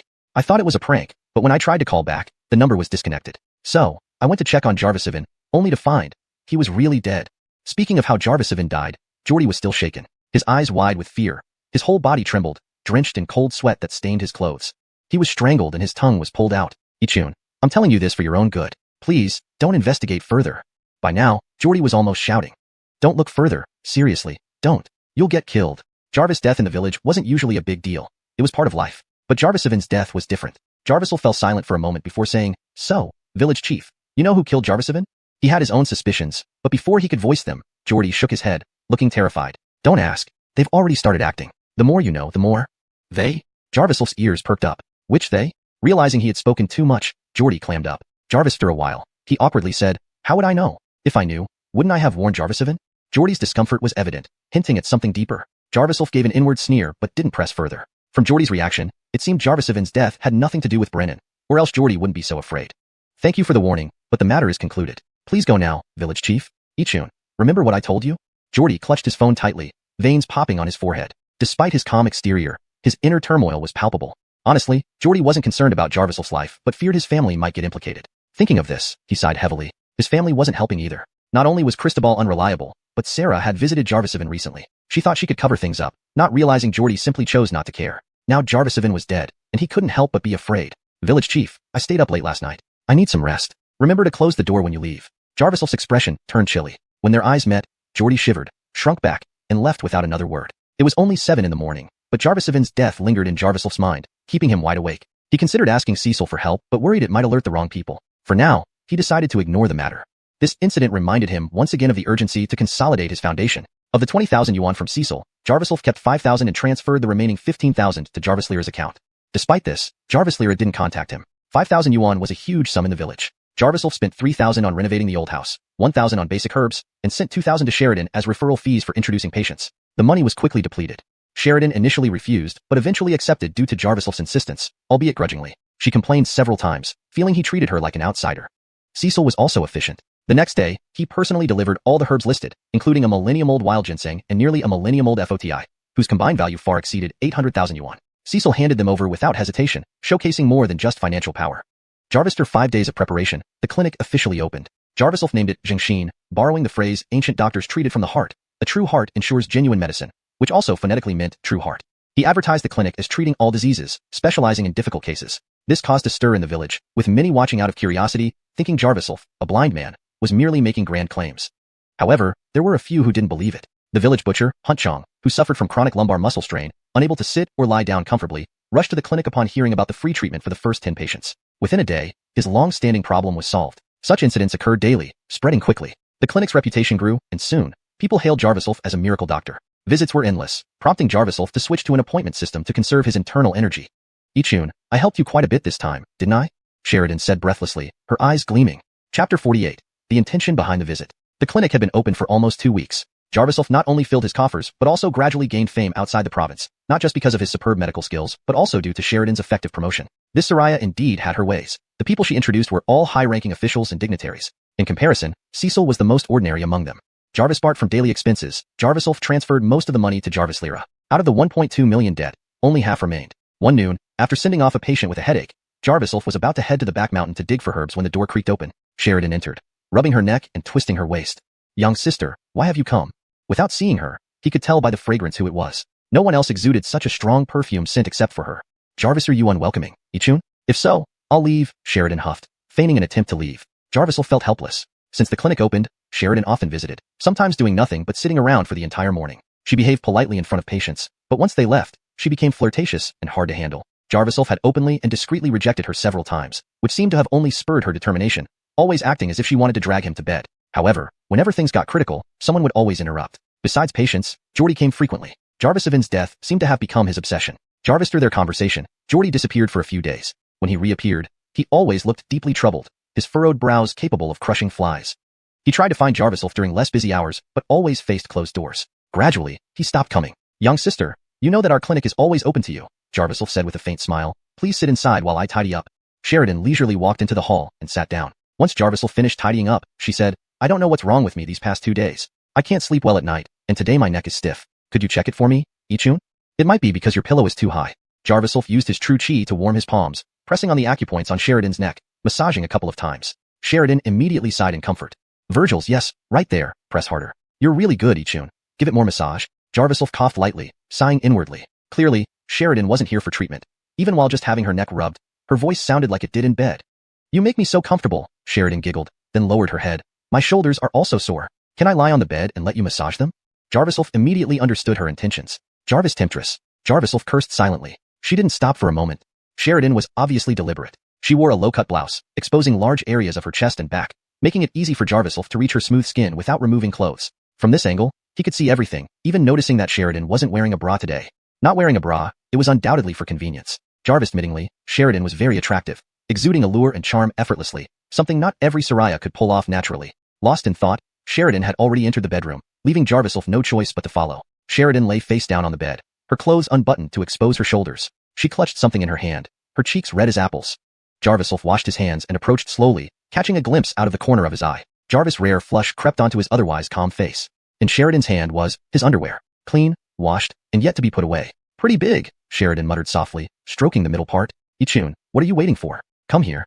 Taking advantage of Jarviself's inability to see, Sheridan pulled her clothes lower, then hooked Jarviself closer with her foot. Jarviself sighed inwardly and started massaging her shoulders. Jarvis' stiff neck wasn't a serious issue. It would resolve on its own in a day or two. Sheridan's actions merely provided a pretext to get close to Jarviself. Ichun, you told me I can conceive and have children now, right? Sheridan suddenly asked. 2 days ago, Jarviself had cured her infertility. Jarvis, long as the man was fine, conception should happen within a month. Virgils, your ovaries and fallopian tubes are functioning properly. Just avoid cold food during pregnancy, and you'll be fine, Jarviself answered subconsciously. Before he could finish, her hands began exploring his abdomen suggestively. Young sister, what are you doing? Jarviself swallowed hard. Sheridan was experienced. Her seductive techniques were hard for any man to resist. Ichun, I want to. Before she finished, the sound of tires screeching and car horns blaring interrupted the moment. Jarvis' familiar voice called out. Jarviself, come out here. The intimate atmosphere instantly dissipated. Sheridan gritted her teeth, clearly annoyed by the interruption. Young sister, I'll check. Jarviself straightened his clothes and walked out. Outside stood a silver BMW, Mika with her hands on her hips, looking arrogantly defiant. Why is she here? Jarviself was taken aback, approaching her in confusion. Stacy, may I help you? Benefactor. Mika's face lit up with surprise. Benefactor, why are you here? Realizing something, Jarviself remembered he hadn't revealed his name before. It appeared Mika still didn't know he was Jarviself. It was past mealtime, and many villagers were out for walks. They quickly gathered to watch, chatting loudly. Jarvis, another visitor seeking Ichun's treatment, and she's quite pretty. Ichun's clinic sure adds to our entertainment. Hearing the crowd, Jarviself remained silent. Seeing Mika pale, her expression incredulous, he knew she realized the truth. Is this you, Jarviself? Stacy, what do you need? Jarviself, though he didn't explicitly say it, the implication was clear. Jarviself stepped aside. Come inside and speak. He thought Mika had come for medical help, but before he could finish speaking, she raised her voice angrily. You lied to me. Were you aware of my identity all along? Were you playing me? Chapter 49. I come to break off the engagement. Jarviself was stunned, struggling to comprehend Mika's words. What do you mean, Stacy? Hearing this, Mika's eyes immediately filled with disdain. Have you had enough of your games? Stop putting on a show for me. Stacy, let's discuss this inside, Jarviself frowned. He didn't care what Mika said, but didn't want to be made a fool in public. Turning around, he walked into the courtyard. Mika followed with a darkened face and even deeper disgust. Jarvis, few steps later, Jarviself's thoughts had already churned several times. To be honest, he hadn't understood Mika's accusations at all. If not for her coming today, Jarviself would have completely forgotten about her. Jarviself furrowed his brow slightly and asked, is there some misunderstanding between us? Misunderstanding? Mika's eyes flickered with disappointment before she gave a cold laugh. Unless you're not Jarviself. I ask you, did you already know my identity when you saved me a few days ago? Though phrased as a question, Mika spoke with certainty. Confused, Jarviself shook his head. No. Mika's gaze turned somewhat doubtful. She pursed her lips, seemingly judging the truthfulness of his answer. Just as she was about to speak, Sheridan suddenly pushed open the door. Ichun, what's happening? Sheridan, wearing Jarviself's coat, stood at the door and noticed a beautiful Soraya standing in the yard. She felt a slight stir within her and asked, who is this?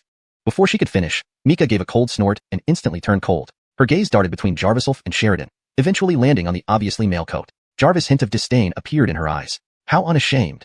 Mika couldn't help but reprimand, then angrily shouted at Jarviself. Jarviself, Mika, the dignified Aliyah of the Shun family, will never marry someone like you. I'm here to break off the engagement. The marriage contract between our families is hereby nullified. With that, Mika turned to leave. Jarviself hurriedly caught up, shock barely concealed beneath his calm demeanor. What engagement? Is there an engagement between you and me?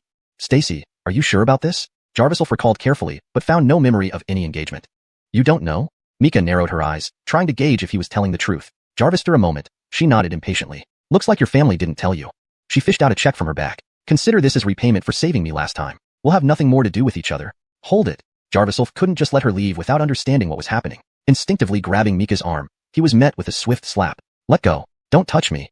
Mika's expression was grim, clearly repulsed by his touch. Stacy, I mean no harm. Let's talk about the engagement calmly, Jarvisov patiently said. He didn't care much about the engagement. He just wanted to understand the situation. Why would his family have any ties with the prominent Qin family? There's nothing more to discuss. You can't possibly want to fulfill the engagement? Mika coldly retorted, a hint of derision creeping into her voice. Forget about it, she spat, turning back to her car. The silver-gray BMW sped away, leaving Jarvisov standing at the door, lost in thought over the engagement. After a while, Sheridan stepped forward, adjusting her clothes apologetically. Ichun, do you really have an engagement? Did she misunderstand something? Should I explain? While she harbored feelings for Jarvisov, she didn't want to ruin his prospects. Never mind, Alphen Sodelin. This has nothing to do with you. I'm equally confused, Jarvisov shook his head. Despite saying that, Sheridan knew she had caused trouble. She smiled awkwardly, not wanting to linger further, bid farewell, and left. Jarvisov remained puzzled about the engagement. It didn't make sense to him, so he put it aside temporarily, deciding it wouldn't affect his life either way. Yesterday, Jarvisov had cleaned the backyard to plant some herbs. Fortunately, it had rained in the morning, which might help find medicinal seedlings on the mountain. Locking the courtyard gate, Jarvisov carried his herb basket and headed towards the mountains. He reached the village entrance. He heard a buzzing sound. The next second, the silver-gray BMW returned and stopped in front of him. Mika, holding a phone in one hand, rolled down the window. Her eyes were cold yet hesitant. Come with me tomorrow. Grandfather has come to the county and wants to see you. Jarvisov froze, frowning in confusion. Why does your grandfather want to see me? Could he also be here to break off the engagement? Mika huffed coldly. Grandfather came back home for a visit. Relatives organized a welcoming banquet. He wants you and me to attend together. I'll pick you up tomorrow morning. Remember to bring a gift. She quickly rolled up the window, instructing the driver to leave without another word. Jarvisov wasn't going to bother pursuing an unwelcome discussion. Clearly, Mika was merely informing him, not seeking his input. Saying anything more would be futile. Tapping his cane, Jarvisov slowly left, heading toward the foot of the mountain. Suddenly, his phone rang. It was Cecil calling. Since curing his illness, they hadn't spoken until now. Could there be something wrong with his health again? Mr. Hunt, Jarvisov answered. Cecil exchanged pleasantries briefly before getting straight to the point. Divine Dr. Chun, I found news about the person you inquired about. Jarvisov had only asked about one person, and it was clear who he meant. His expression darkened. Where is he? This guy is quite slippery. He changed his name to Arsene and runs businesses for a big boss in our county. He only returned yesterday, making it hard to meet him. I've sent you the details. Cecil paused. Tomorrow, there's a luncheon at the Gavriel High Hotel in the county for important city figures. Arsene and his boss will attend. Give me the address. Cecil immediately texted the information, cautiously adding, this event is invitation only and requires ID verification. I'm afraid, Jarvisov interrupted, understanding fully. Mr. Hunt has done a great favor. I appreciate it, and will reach out if needed. Cecil waited for this response, instantly pleased, exchanging a few polite words before hanging up. Shortly after, the bundled information downloaded automatically. Jarvisov enlarged the photo and saw the man, feeling a sudden familiarity. Connor. ####Chapter 50. Gavriel Alphonsac's restaurant. Mika's sudden outburst caught Jarvisov off guard. Initially, he thought the Shun family's young miss was just having a tantrum and didn't take it seriously. He even planned to skip the so-called welcome banquet altogether. However, the information provided by Cecil started to make him reconsider.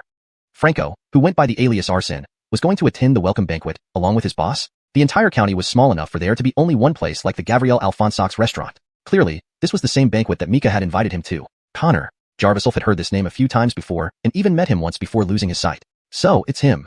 The fragmented memories in Jarvisov's mind began to connect like beads on a string.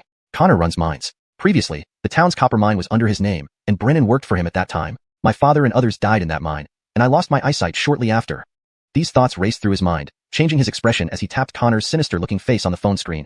It seems I really have to attend this banquet tomorrow? The call thoroughly dampened his enthusiasm for collecting herbs. He turned around and returned to the village to prepare for the next day's event. Whether Mika's mention of their marriage contract was true or not, he vaguely remembered his family having ties with the Shin family. Since he was attending the banquet hosted by the Shin family's elder, he couldn't show up empty-handed.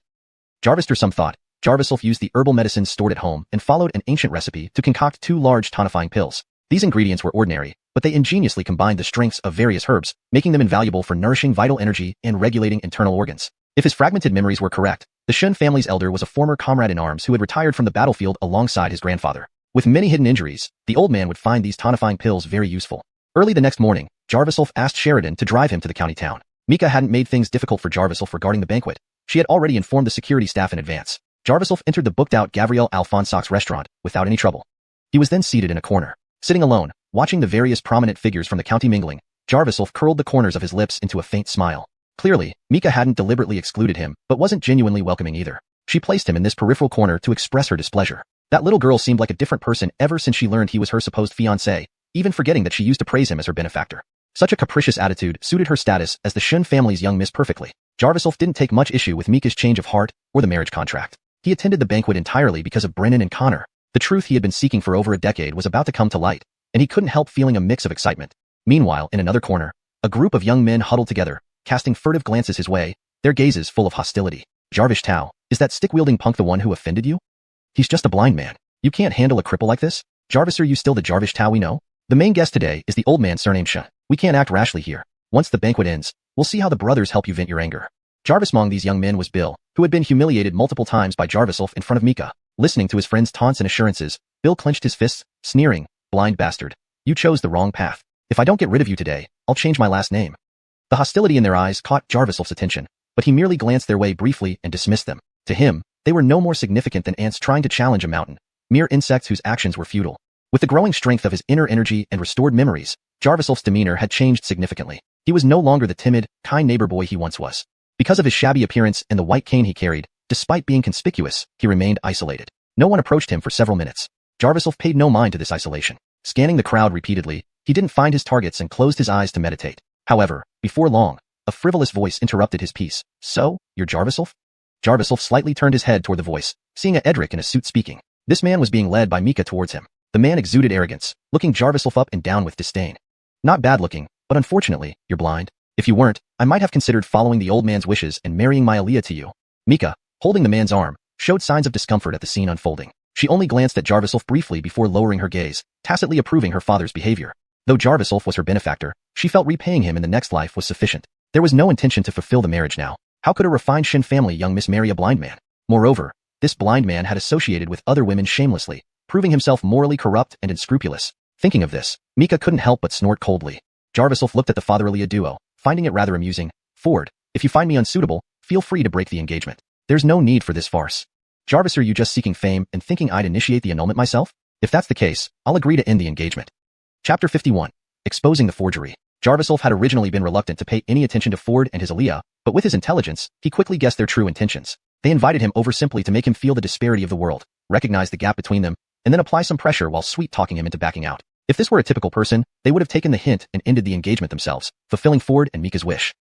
Indeed, this father-Aaliyah duo's plans were quite transparent. You really want to break off the engagement with my Aaliyah?" Jamal looked at Jarviself, surprised, and asked instinctively. He had anticipated having to use more convincing words, never expecting that Jarviself would be so cooperative. Mika, on hearing Jarviself suddenly announce the intention to break off the engagement, felt an unexpected sense of disappointment well up inside her. She was actually being dumped by this blind man, and he didn't even hesitate. "What are you talking about? How dare you accuse me of fishing for praise? You're just a promiscuous blind man. Who do you think you are to talk like that?" Mika's face darkened as she let go of her father's arm and jabbed a finger at Jarviself's nose, scolding him. Meanwhile, Bill, who had been lurking in the corner, chimed in with his group. "Virgila, what makes you think you're good enough? Even a village slut can get you, yet you dream of marrying Hanyan? Forget it." Jarviself listened to their aggressive remarks. He realized something. It seemed that Mika had misinterpreted his relationship with Sheridan, or rather, the half-partnership with Sheridan that Bill had twisted into something scandalous and told Mika. No wonder her demeanor had changed so dramatically. It was all child's play. He was about to say something to dismiss them when a robust male voice interrupted from the side. "So what if he's blind? Even if he's missing limbs, the marriage will still go ahead." Everyone turned around upon hearing this voice. The speaker was none other than the patriarch of the Shin family, Jarviselbert, also the true star of today's welcome banquet. Once the crowd recognized Aziel, they flocked towards Jarviselbert, plastering smiles on their faces. The reason why the Shin family remained the top financial conglomerate in the provincial capital for so many years was thanks to the old man's leadership. Jarvis Neon, who could catch his eye, was practically guaranteed success. "Grandpa, you finally came." Seeing Jarviselbert approach, Mika immediately rushed over, grabbing his arm coquettishly. "Can you please cancel this engagement? Dad is doing this for my own good. This Jarviself is not only blind, but also a despicable rogue." Mika tried to capitalize on her grandfather's presence and Jarviself's apparent agreement to break the engagement. She recounted everything she saw at the clinic and the embellishments added by Bill, her face grim. "That's why Dad wants me to end this engagement. Grandpa, please stand up for your Grand Aaliyah." Jarviselbert, upon hearing his Grand Aaliyah's account, was visibly surprised and glanced at Jarviself. Jarviselbert arrived. Jarviself politely stood up. Leaning on his cane, he stood tall like a pine tree, with a calm smile on his face, which did not seem to match the description of a frivolous person. Noticing Jarviselbert's gaze, Jarviself nodded respectfully. "Sir, there's no need for suspicion. Most of what they said is true, though there are discrepancies with the actual situation. I agree to the annulment of the engagement."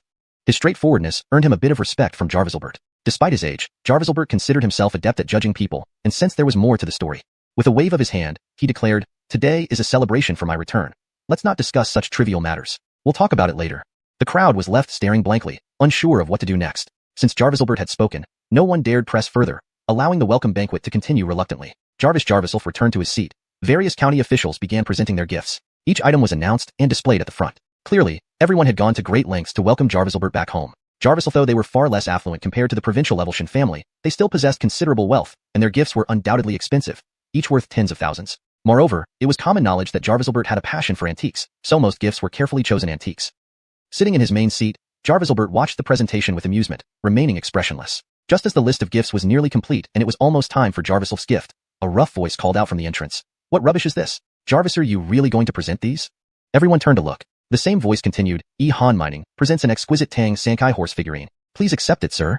Jarvis, soon as he finished speaking, several people cautiously carried in an ornate box.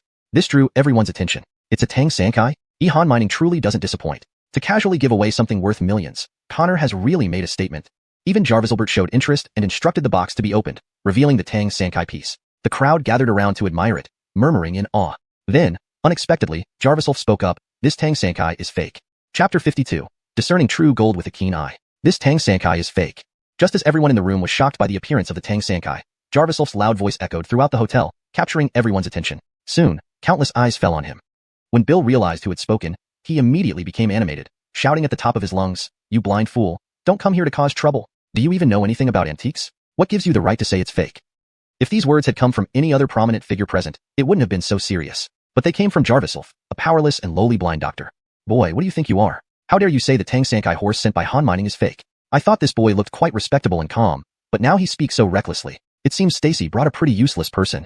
Mika felt somewhat embarrassed upon hearing this. She wondered what had gotten into Jarviself. Usually so composed, he had suddenly changed. Was he trying to impress her grandfather? Jarvis, blind doctor, does he understand antiques? He probably just wants attention. How childish and boring. Jarvis round them. Many voices chimed in with disdain and dissatisfaction. When they heard that a blind man questioned the authenticity of the Tang Sankai he brought, Franco's face darkened as well.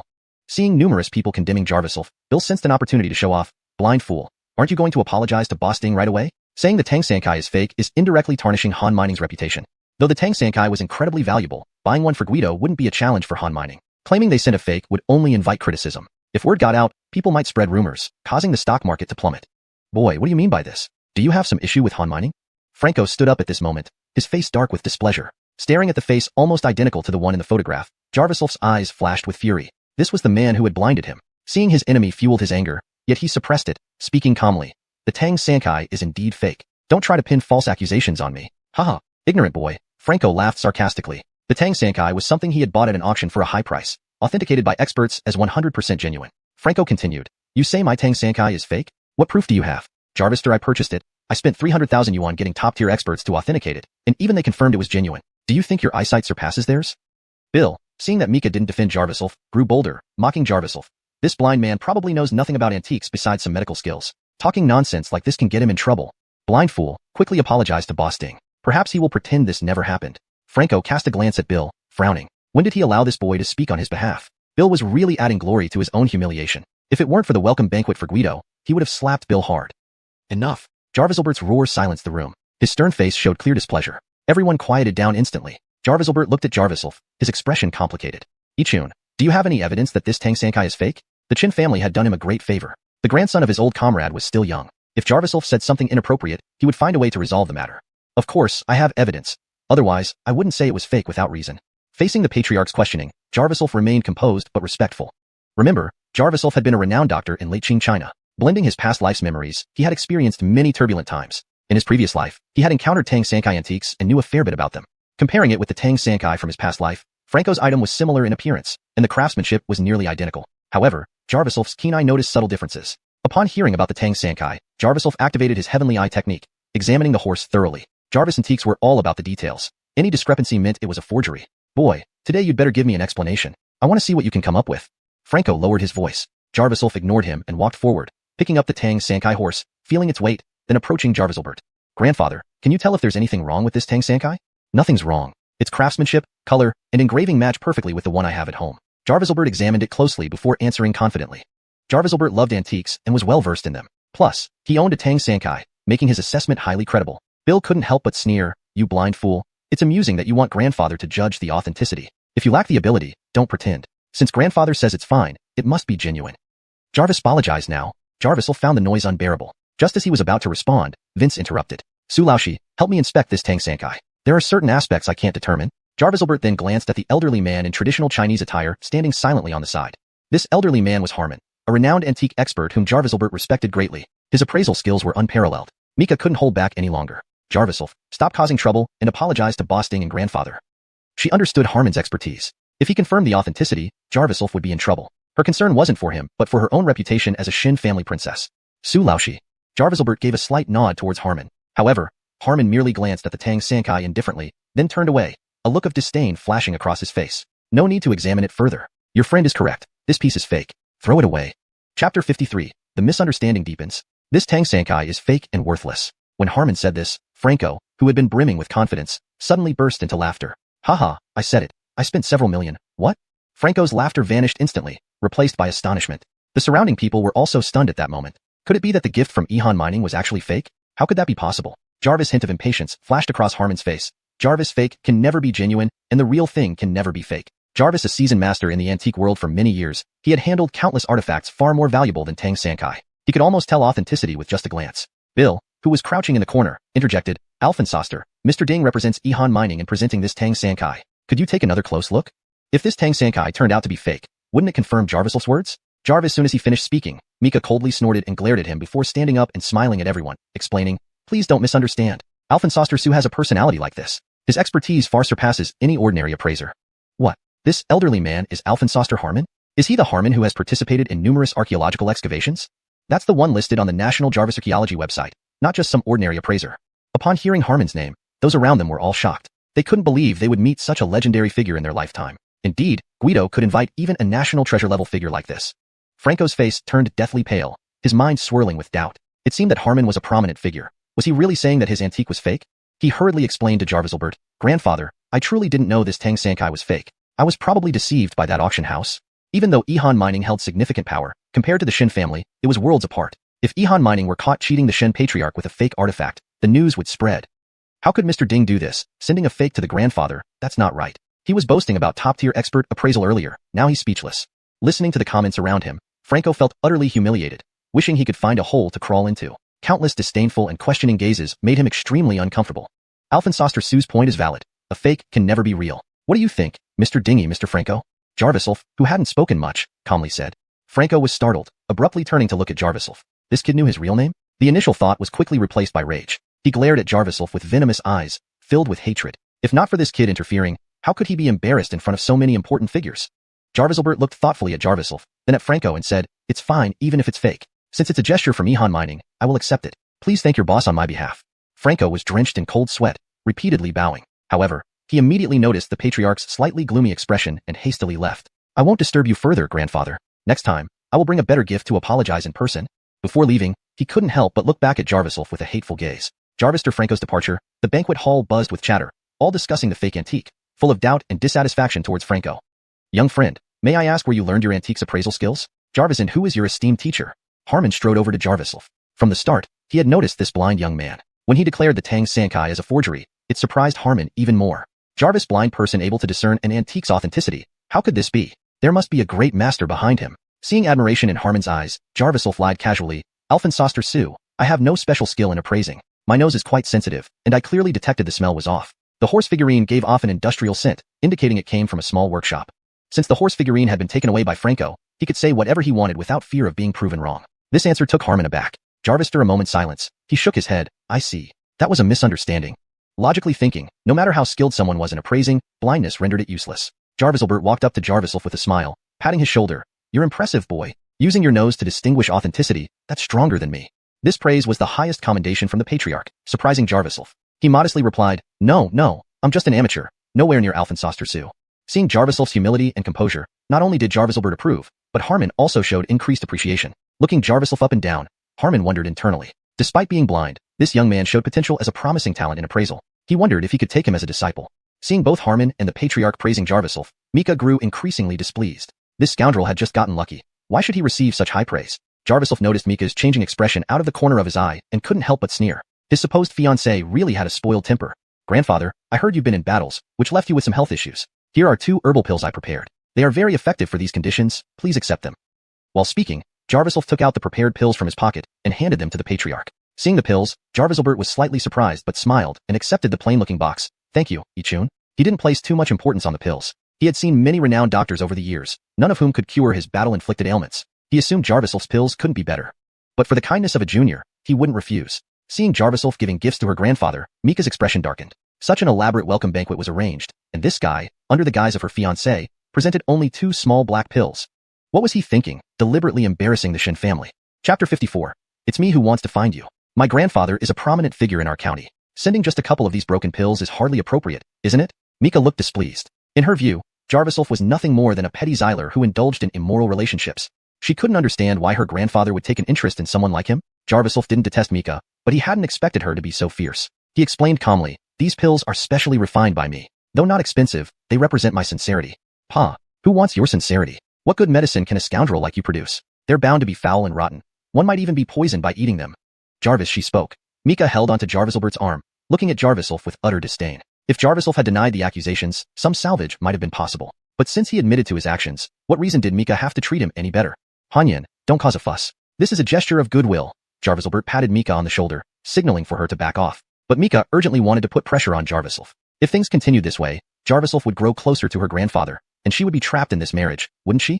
If she married someone like him, wouldn't she be ridiculed by everyone in the family? Jarvis, distinguished young lady marrying a rogue? Besides, if such a person easily got close to her, it would make things too easy for this penniless young man. Just thinking about how Jarvisolf would show his smug face after marriage made Mika feel disgusted. I know, grandfather, but I really don't want to. Mika muttered as she stepped back. No matter how she felt inside, she couldn't embarrass her grandfather in front of everyone. This wasn't a private affair. Jarvisolf could see through Mika's concerns. She worried that he was trying to bribe Jarvisolbert to buy this marriage. Jarvisn't, because what he offered wasn't valuable enough. It seemed insulting to her. Realizing this, Jarvisolf smiled faintly. These pills are my sincere gift, and they will surely be beneficial. Don't worry, I can rescind the engagement. The welcome banquet provided Jarvisolf with the opportunity to meet someone he had been searching for, Franco. In other words, Jarvisolbert had inadvertently done Jarvisolf a huge favor, and Jarvisolf sincerely wanted to reciprocate. Jarvisolbert narrowed his eyes, sizing up Jarvisolf once again. Based on today's events, he had developed quite a few more favorable impressions. This young man had admirable speech and manners and possessed real talent. He was definitely not an ordinary person. Though blind, he had sharp judgment, which made him superior to those hypocritical creatures outside who had sight but no wisdom. Dear Grandalia, you mustn't be too hasty. Disagreements between two people are normal. In our time, matches were often settled by mutual agreement. Young love is something I understand, but shouldn't you at least give him a chance? Seeing Mika's resistance, Jarvisolbert changed tactics, guiding her step by step. I'll be handling some matters in the county for a while. You two should spend more time together, all right? Jarvisolbert said with a smile. Seeing her grandfather speaking thus, Mika reluctantly nodded. Jarvisolf observed that Jarvisolbert neither outright rejected his Grandalia's request to break the engagement nor encouraged continuing the arrangement, showing an ambiguous stance. But Jarvisolf didn't care much about the future of this engagement. What mattered now was finding Franco. Jarvisolf suspected there was a mastermind behind him. Afterward, Jarvisolbert went to greet other guests, leaving Mika to converse with Jarvisolf. They sat silently in a corner, with nothing to say. Seeing Jarvisolf maintaining a calm demeanor, Mika scrutinized him and then slipped away quietly. Jarvisolf watched all this, realizing that Stacy was merely a bit mischievous. He felt she didn't harbor much malice. Alfonso Lice was worse among the guests around them. Those guests looked proper, but cast disdainful glances whenever passing by Jarvisolf. Ironically, Mika, though critical of him, didn't look at him strangely. Jarvisolf thought it must be because someone was still slandering him to Mika. The banquet soon ended, and Jarvisolf followed the departing guests out. The elderly gentleman's attitude was just right, neither pushing him away nor forcing him to stay, making it convenient for Jarvisolf to do his own thing. He had already used his heavenly eye technique to observe a group of Xylers waiting on the street leading home. Well, look who's here. Blind bastard, pretty confident, aren't you? The lead young Xyler immediately began to taunt, but Jarvisolf remained unperturbed. Facing a punch coming his way, he caught it effortlessly and twisted it. With one twist, the force sent the Xyler spinning through the air. The sound of bones breaking echoed, followed by the Xyler's agonized scream. The other Xylers were surprised. They had thought dealing with a blind man would be simple. Virgil, this blind man actually had some martial arts skills? But their numbers still gave them confidence, and several of them rushed forward fearlessly. Jarvisolf punched the nearest Xyler, who reeled back in pain and crumpled to the ground, moaning. Two others received hard slaps from Jarvisolf, ending up dazed and bruised. He didn't strike viciously, not out of mercy but because he had a clear target. Franco standing at the back of the group. Franco realized Jarvisolf was heading towards him and roared, "Blind bastard, I see you're hellbent on dying." He had only intended to teach the kid a lesson but grew enraged at his audacity, waving his hand to order, "Brothers, bring it on, break one of his legs. Reward, 10,000 gold pieces." His chubby face tensed as over 20 Xylers armed with clubs rushed forward from all sides. But Jarvisolf remained unfazed. He dodged the swinging club, grabbed it firmly, and snapped it with ease. Then he swung his cane, sweeping the surrounding Xylers off their feet, each landing with groans of pain. Within moments, all lay defeated, leaving only Franco standing. Franco, seeing Jarvisolf's prowess, regretfully said, "You're lucky this time. We'll settle accounts next time." Jarvisolf approached in 2 quick steps. "It's not you looking for me, it's me looking for you." Chapter 55. He's facing death. Looking for me? Franco swallowed hard and turned to run. However, with his excess weight, he was not very fast on his feet. Jarvis' long pole flew from behind, striking the back of his head, causing him to cry out in pain. Just as he stopped running, Jarvis had already approached swiftly and grabbed him by the neck. The force was beast-like, sending a wave of intense pain through his body and fear surging in his heart. Franco gritted his teeth. The man in front of him was indeed a formidable opponent, but he was just a blind man from the countryside. He didn't take him seriously at all. Jarvis and this man had ruined his plans. Suddenly, anger welled up inside Franco. You blind bastard, son of a wild dog, do you know who I am? If you dare touch me today, I'll have my people beat you until your teeth are all over the ground. Castrate you, damn it. Franco snarled. Jarvis's brow furrowed, and he slapped Franco hard. The slap sent several of his teeth flying, blood gushing from his gums. Franco fell to the ground, staring at his own teeth scattered on the floor. I'm sorry. Spare me. Franco finally felt regret, realizing he had provoked the wrong person. Jarvis threw him to the ground, then squatted down in front of him, face to face. What? You forgot who I am? His tone was intimidating, startling Franco. Jarvis, forgotten? Jarvis and Jarvisovin, you surely haven't forgotten him. It was he who made me blind, remember?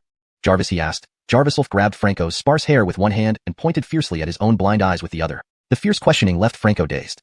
Regaining his senses, he suddenly remembered something. So, you are that guy? No, not me. It wasn't me who wanted to blind you.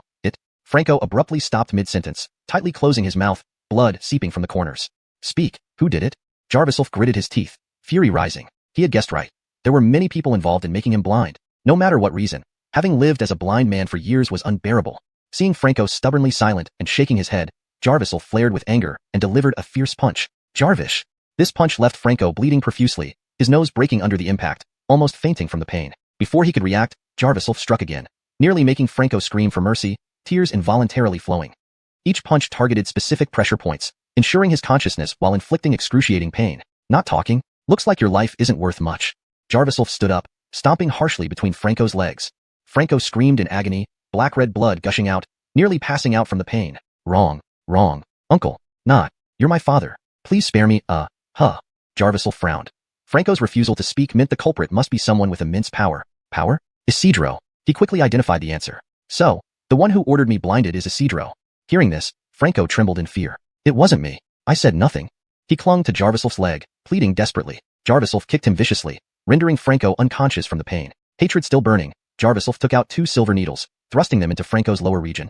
Using his divine eye technique, he aimed precisely, ensuring minimal bleeding and an eternal desire for intimacy but perpetual failure. From Franco's reaction, the mastermind was most likely Connor. Jarvis Fusiliers got up warily, eyeing Jarvis cautiously. Without turning, Jarvis said coldly, tell Connor to prepare his neck for me. He's facing death.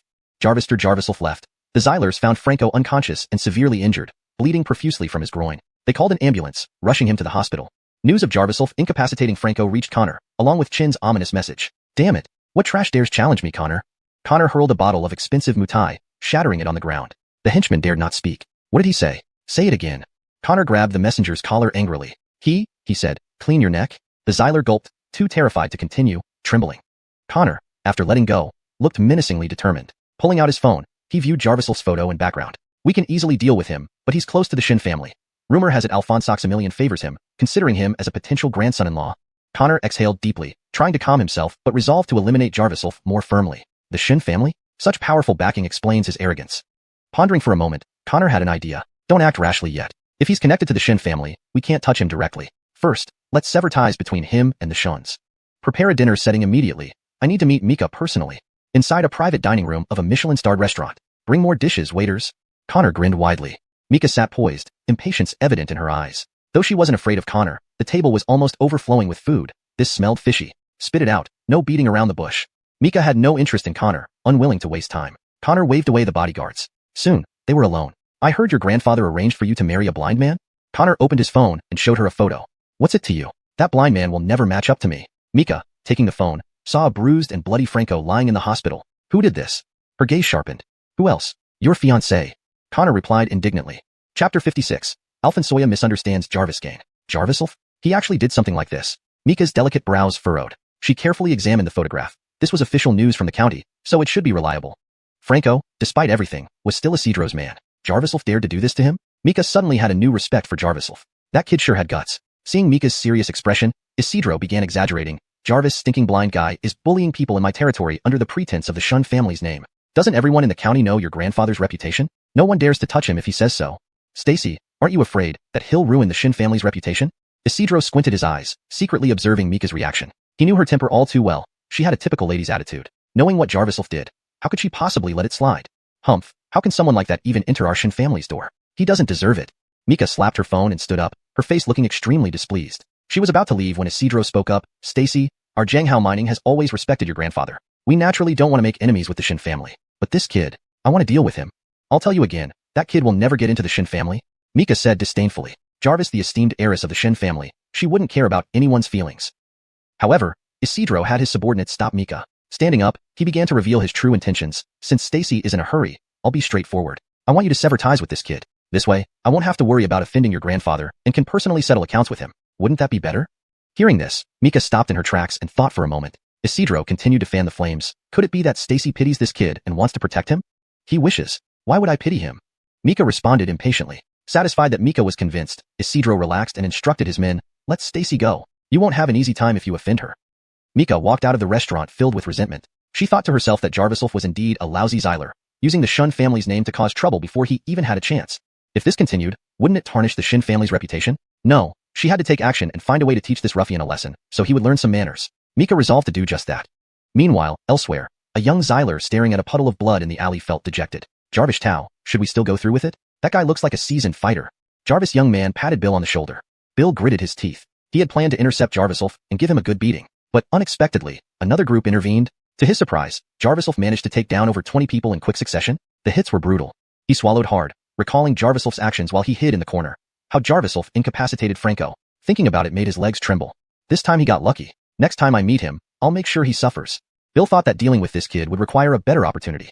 Jarviself was walking down the street, 2 blocks away from where Sheridan was supposed to pick him up. Suddenly, a car swerved towards him. Jarviself's gaze sharpened as he quickly picked up a stone from the ground and hurled it with great speed.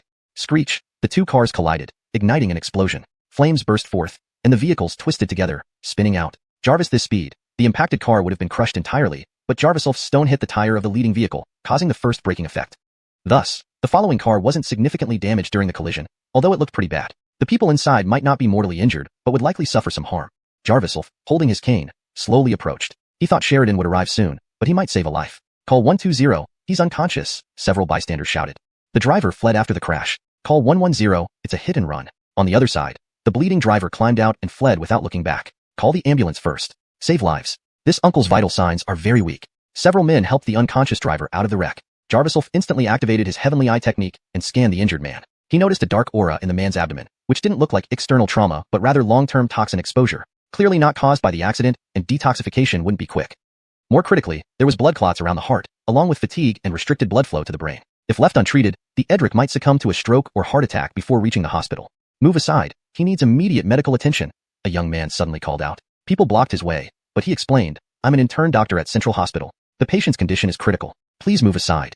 Upon hearing a doctor, the crowd cleared a path. The intern doctor checked the patient and confirmed his rapid decline. Without hesitating further, he began CPR.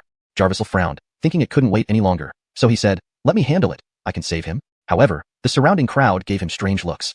Jarvis, blind man treating illness? I've already called for an ambulance. Let's wait for them to arrive.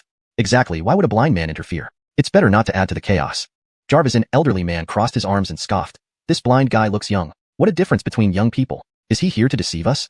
Ignoring them, Jarviself glanced at the fallen man. The collision had stimulated his nervous system and caused internal bleeding in his already clogged vessels. If left untreated, he could die at any moment.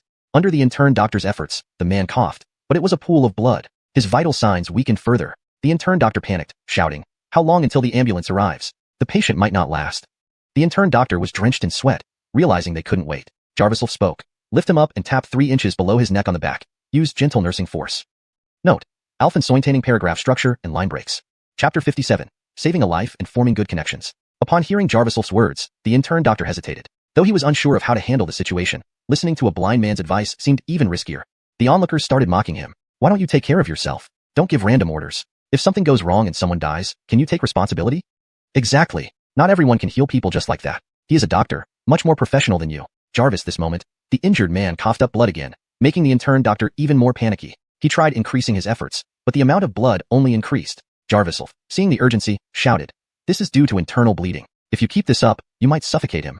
Turn him over and follow my instructions to tap his back, preventing the blood from flowing into his windpipe. With an eruption of true qi throughout his body, His shout stunned everyone around him. The intern doctor, frightened, immediately followed Jarvisel's instructions. Though he didn't fully understand, he remembered similar medical knowledge from his studies at the hospital. He began to help the injured man by tapping his back. Soon after, the Edric stopped coughing up blood and took a deep breath, his complexion improving. Everyone finally breathed a sigh of relief. Those who had been quick to judge now realized that this blind man indeed knew a thing or two about medicine. Let me handle it. If we continue like this, he'll be dead within 2 minutes. Jarvisel pushed through the crowd to step in. Bending down next to the Edric, he placed his hand on his chest, eyes narrowing.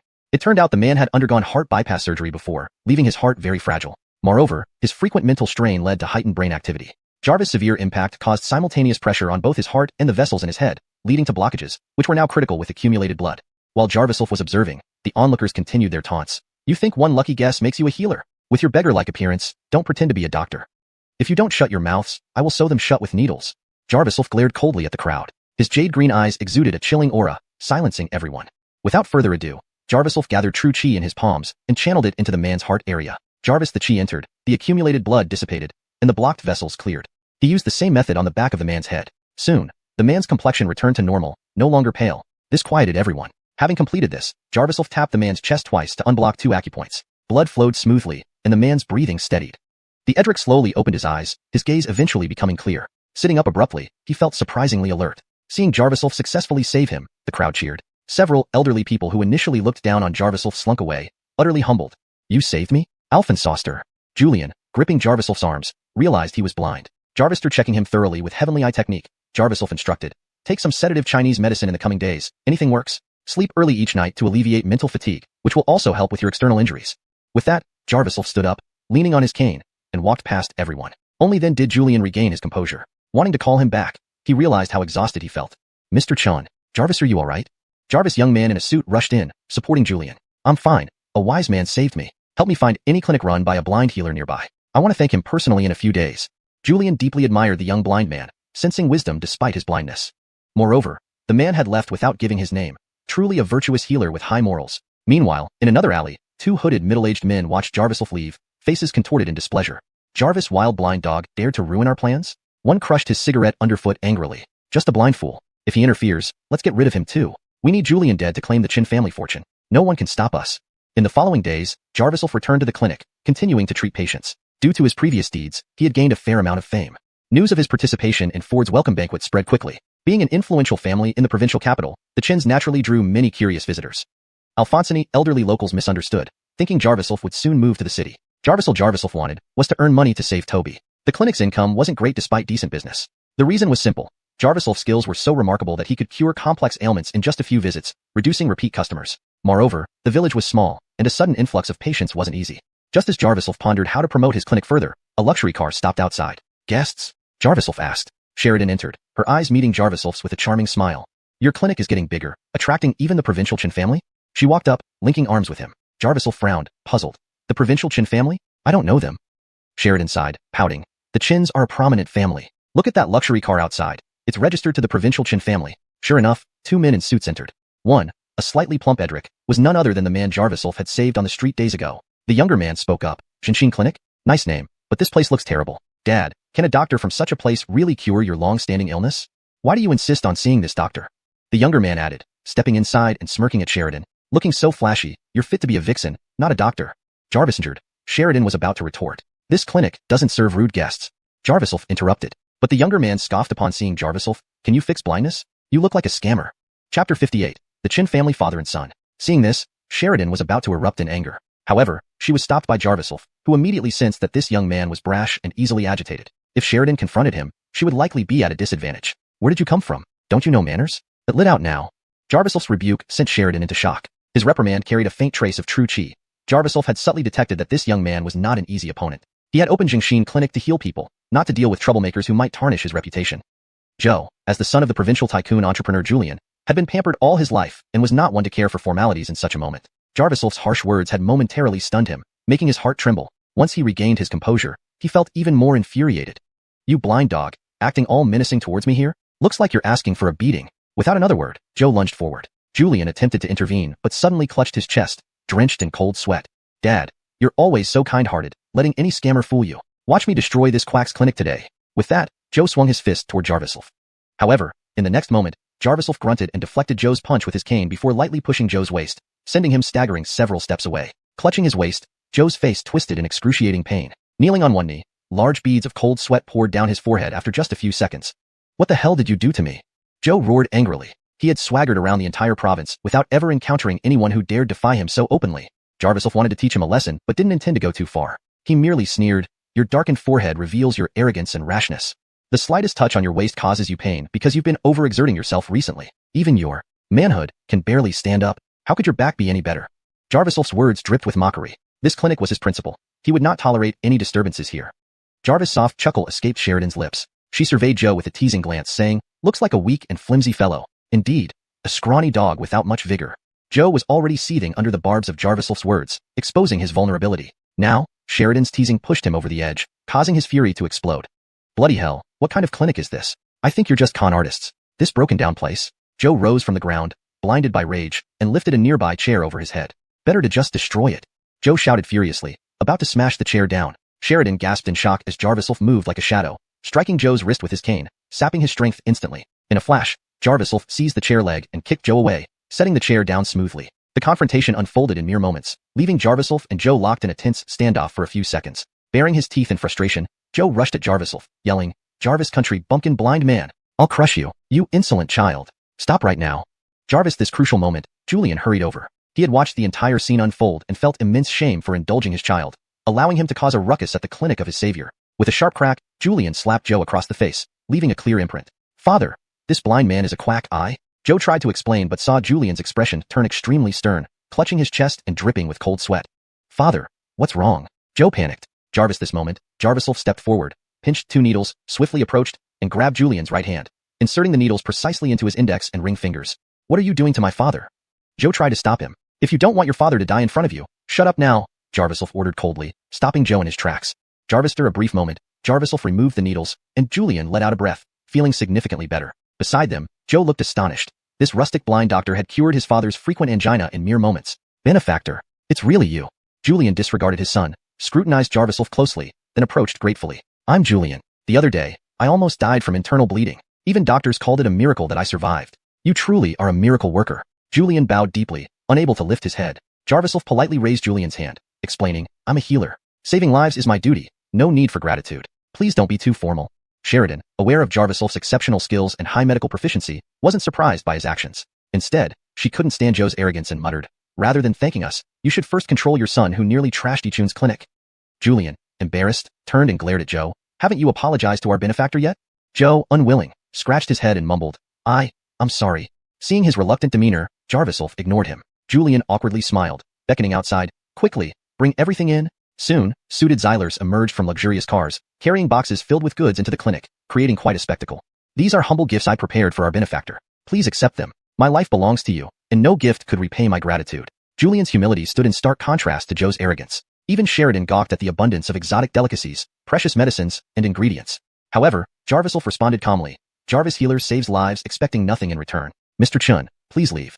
But Julian was visibly embarrassed, unsure of how to proceed. He hadn't anticipated his lavish gifts being rejected. Jarviself smiled again. "If you wish not to owe me anything, pay me 2,000 for consultation fees. I charge this normally." 2,000? Jarvis' life is worth only 2,000? You clearly look down on our family." Joe snapped irritably. "Hold your tongue. You ingrate. Jarvis, aren't you embarrassing enough?" Julian suppressed Joe's hostility. Then, he examined the young man before him. Despite the jade-colored blind eyes that seemed unsettling, Jarviself exuded an impeccable aura. His courage, coupled with remarkable skills and medical prowess, marked him as an extraordinary individual, a great talent. This translation maintains the original tone, style, paragraph structure, and line breaks while ensuring the English is natural, fluent, and grammatically correct. Chapter 59.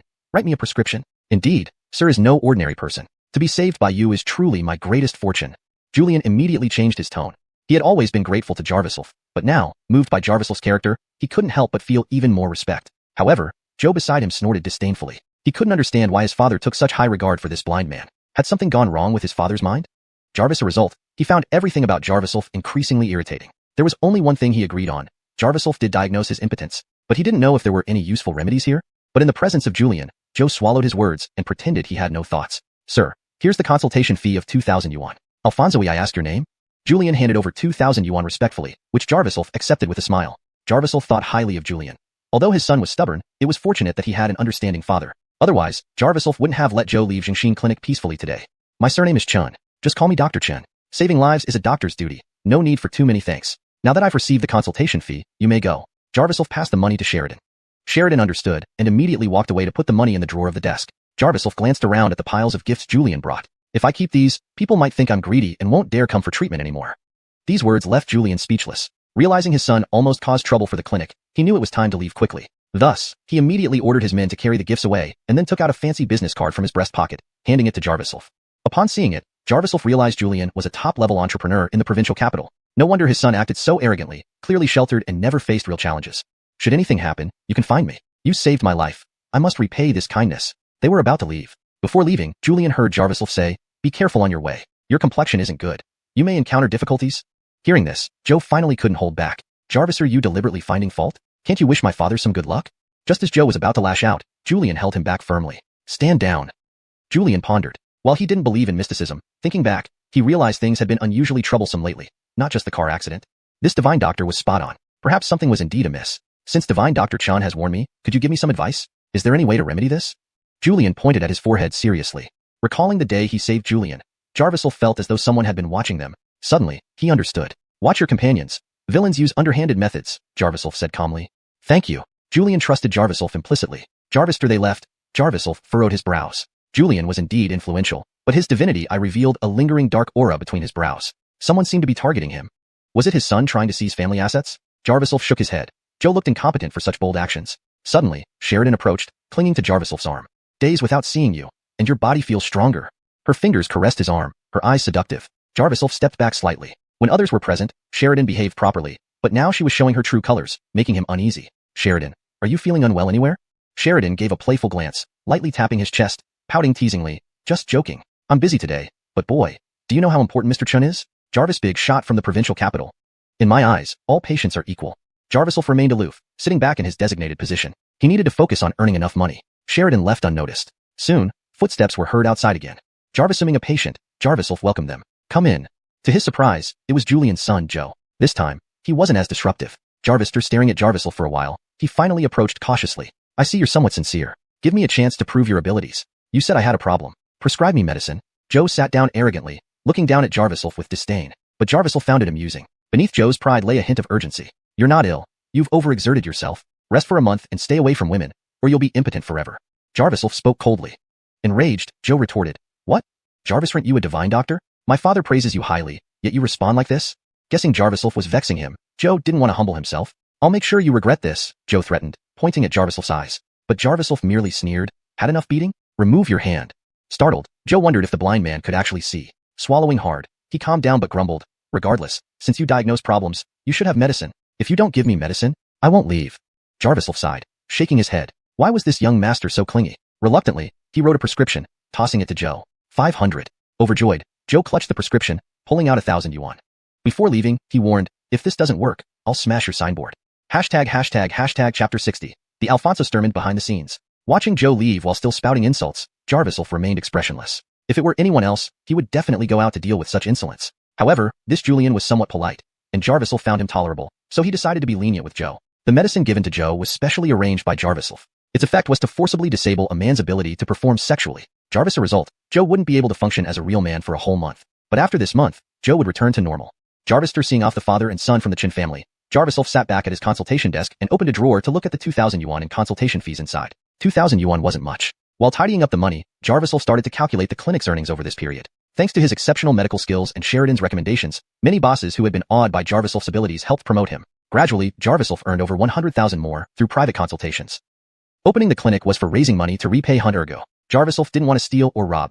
Even if he wanted to rise rapidly using his skills, it still had to be gradual. There was no time to waste now. The most urgent matter was uncovering the truth about what happened that year. Based on the information available, Jarviself couldn't help but suspect that his blindness might be closely related to his father's mine disaster.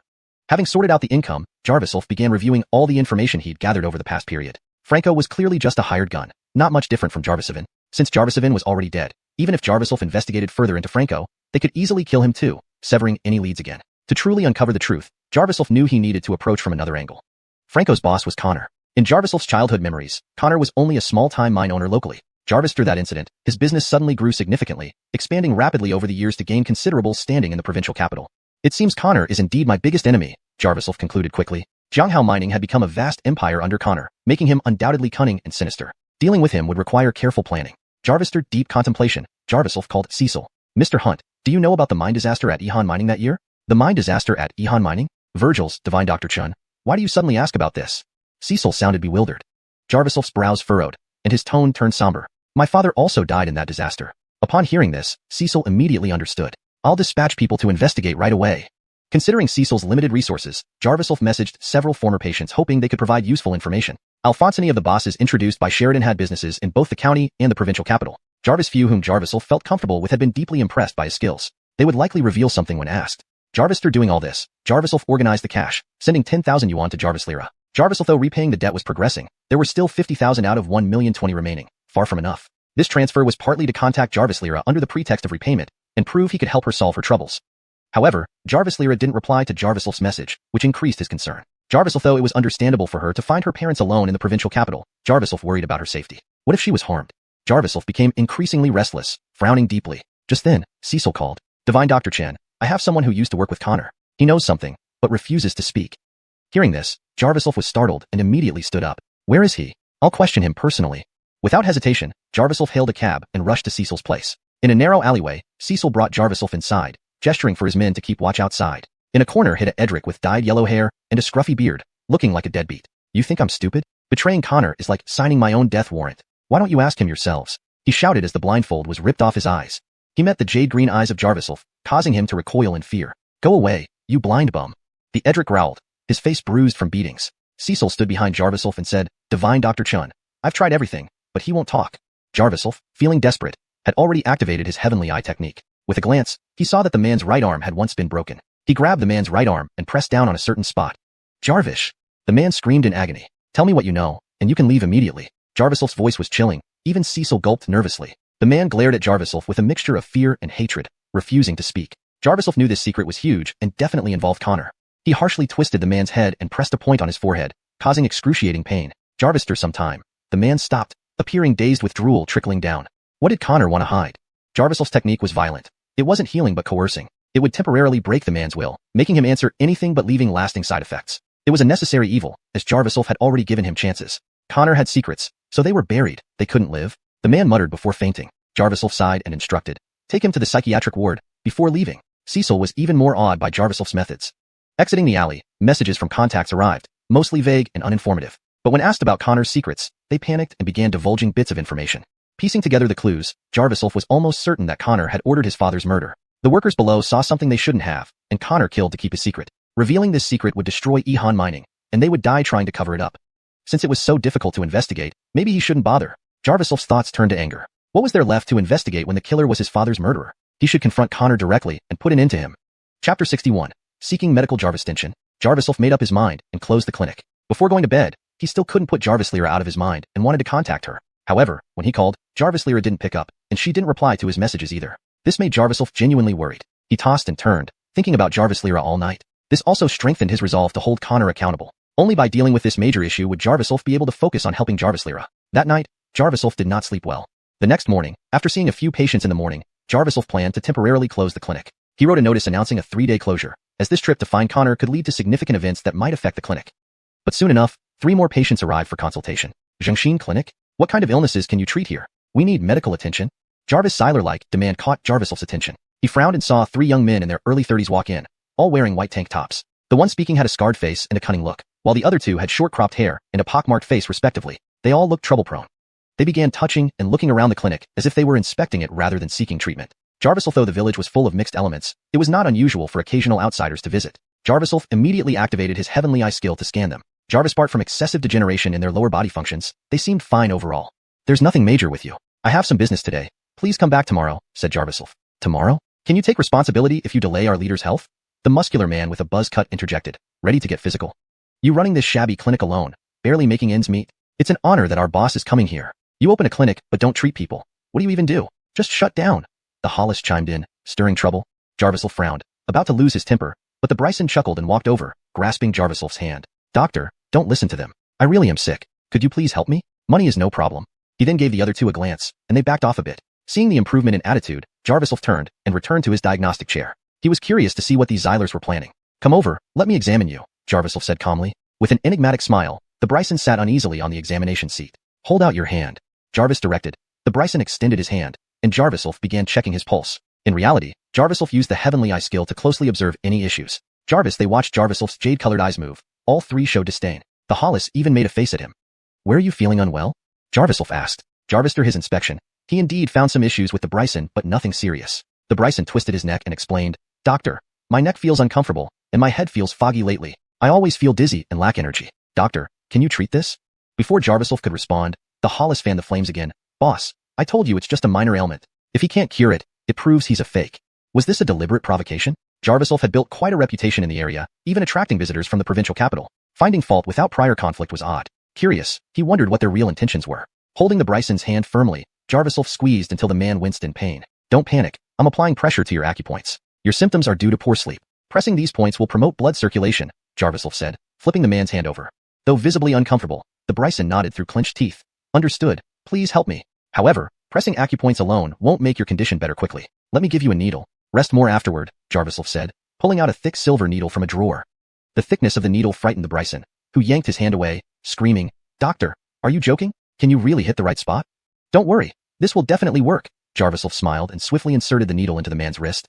The Bryson screamed in shock, staring at Jarviself's calm face. Suddenly, he started gasping for breath and his face turned red. Save, save. The Bryson began convulsing, foaming at the mouth and rolling his eyes.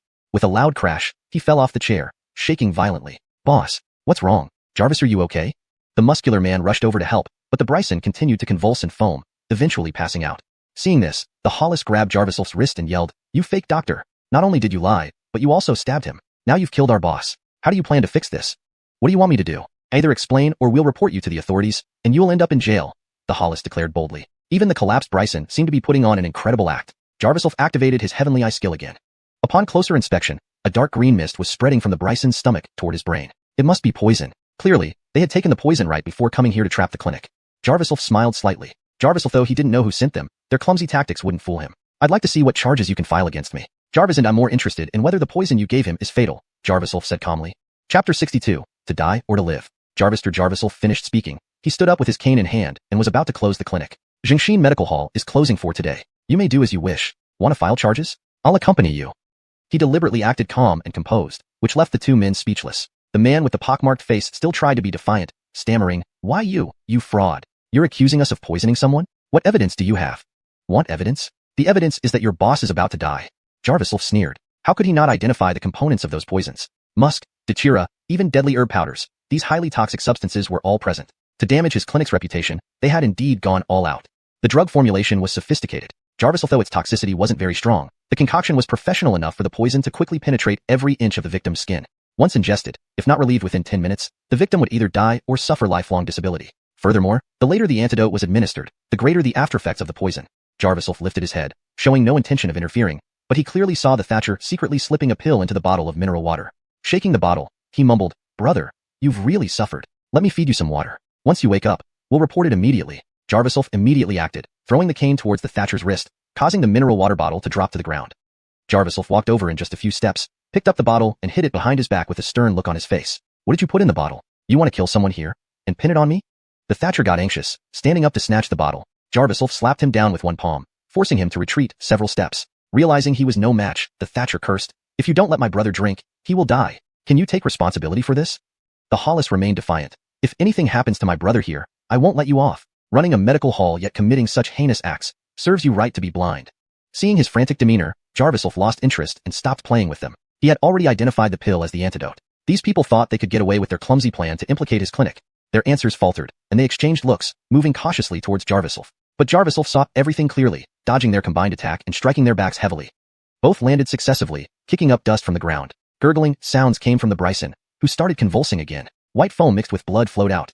Seeing the Bryson barely holding on, both the Thatcher and Hollis looked increasingly panicked. Then, the Thatcher changed his tone, speaking gently, We're wrong, quick, give him something. If he doesn't drink soon, he'll really die. He knew if they continued, a life would be lost on their hands. Jarviself feigned a hum and pretended to be puzzled. The Hollis also scrambled up anxiously, pleading, Quickly give me the antidote. We poisoned our brother. Without it, he'll die. Seeing their panic, Jarviself complied, tossing the antidote. The Thatcher took the antidote and ran over to feed the Bryson. Meanwhile, the Hollis sighed, covering his face, regretting how they couldn't handle even a blind man despite their elaborate scheme. This antidote is useless now. He's bound to die. Save your efforts, Jarviself exaggerated, manipulating their state of mind. The Thatcher fed the water into the Bryson's mouth and relaxed, exchanging nods with the Hollis. The Hollis glared at Jarviself, not believing his words. Minutes passed. 2 whole minutes later, the Bryson remained unconscious. That's strange. Honor said this antidote would take effect in 10 seconds. Why not? The Hollis muttered. The Thatcher began shaking the Bryson, shouting, Brother! Brother, wake up!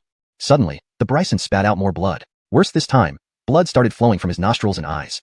Their faces turned even paler. The Thatcher nearly cried, while the Hollis had no idea what to do. Both knelt beside the Bryson, crying and wailing. Seeing them sink into despair, Jarviself stopped toying with them and walked over.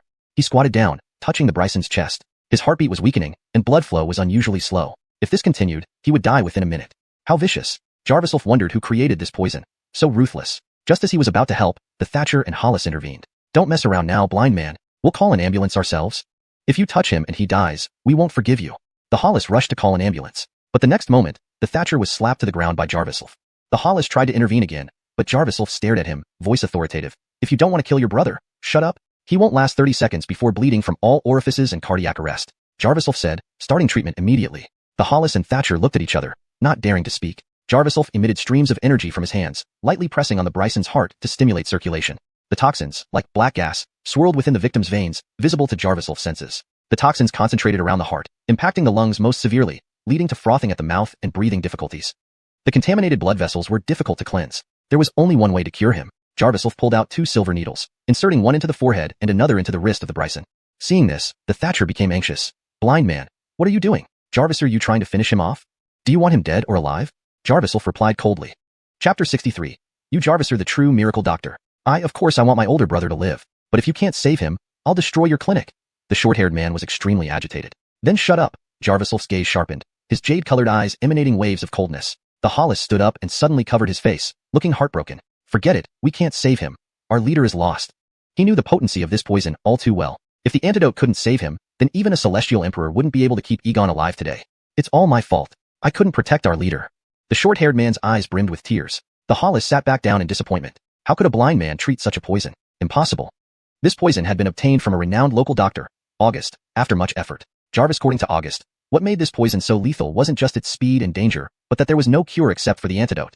Alphonsine gang leaders relied on this drug, provided by this miracle doctor, to carry out their nefarious deeds behind the scenes. It was said that although August claimed to be a miraculous doctor, he never treated people but only sold pills at exorbitant prices. They wouldn't have gotten this drug if someone behind the scenes hadn't paid for it. Now, while they were instructed to close down the Xingxin clinic, they ended up losing one of their own in the process. Jarviself ignored their lamentations and focused on treatment. He had already used acupuncture to seal the man's blood flow, temporarily halting the spread of the poison. Under the heavenly eye technique, Egon's organs and blood vessels were clearly visible, and Jarviself observed how the poison ravaged his body. The poison had already caused irreversible damage. To save Egon, Jarviself would indeed need to use his true abilities. With a single hand, Jarviself made 2 circular motions in the air and then aimed at Egon's chest. This time, his palm did not touch Egon's chest but remained at a slight distance. Jarviself exerted his energy. Streams of chi like dragons entered Egon's heart. Instantly effective, Egon winced, his throat making strange noises. Brother! The short-haired man was shocked, hardly believing his eyes. He wiped away his tears and stared at Jarviself's movements. Even the Hollis was drawn in, wide-eyed. Jarviself lifted Egon from the ground and removed the silver needle from his wrist. Immediately, Egon's eyes bulged, and he began to vomit. Thick black blood spewed from his mouth in large quantities. The scene sent the short-haired man and the Hollis reeling backward, filled with doubt but forced to wait for an outcome. Jarviself patted Egon's back and then pulled out another silver needle from his forehead. Jarvis! Egon spat out a mouthful of yellow bile and began gasping for breath, looking as if he'd just returned from hell. Jarvis, scanning Egon's entire body and confirming the poison was gone, Jarviself stood up and stepped back. The Hollis and the short-haired man hurried over to support Egon, inspecting him carefully. He's really fine. Our brother is really fine. Jarvis, amazing. The short-haired man jumped with joy. The Hollis clung tightly to Egon's sleeve, also crying in relief. Brother, if you died, we wouldn't live either. No one else can handle the boss but you. The Hollis embraced Egon, sobbing loudly. Egon pushed him away disdainfully, twisting his neck and feeling sore all over. Then he seemed to recall something. He realized he was still in the Xingxin clinic and looked toward Jarviself. So, was it you who nearly killed me? Is your clinic just a scam? Egon spoke confidently, his breathing steady, showing no signs of the earlier struggle. Jarviself smirked. Try it and see. Isn't my method far better than your antidote? Hearing this, Egon looked puzzled. The short-haired man quickly explained, Hey brother, you've wronged the doctor. He saved you.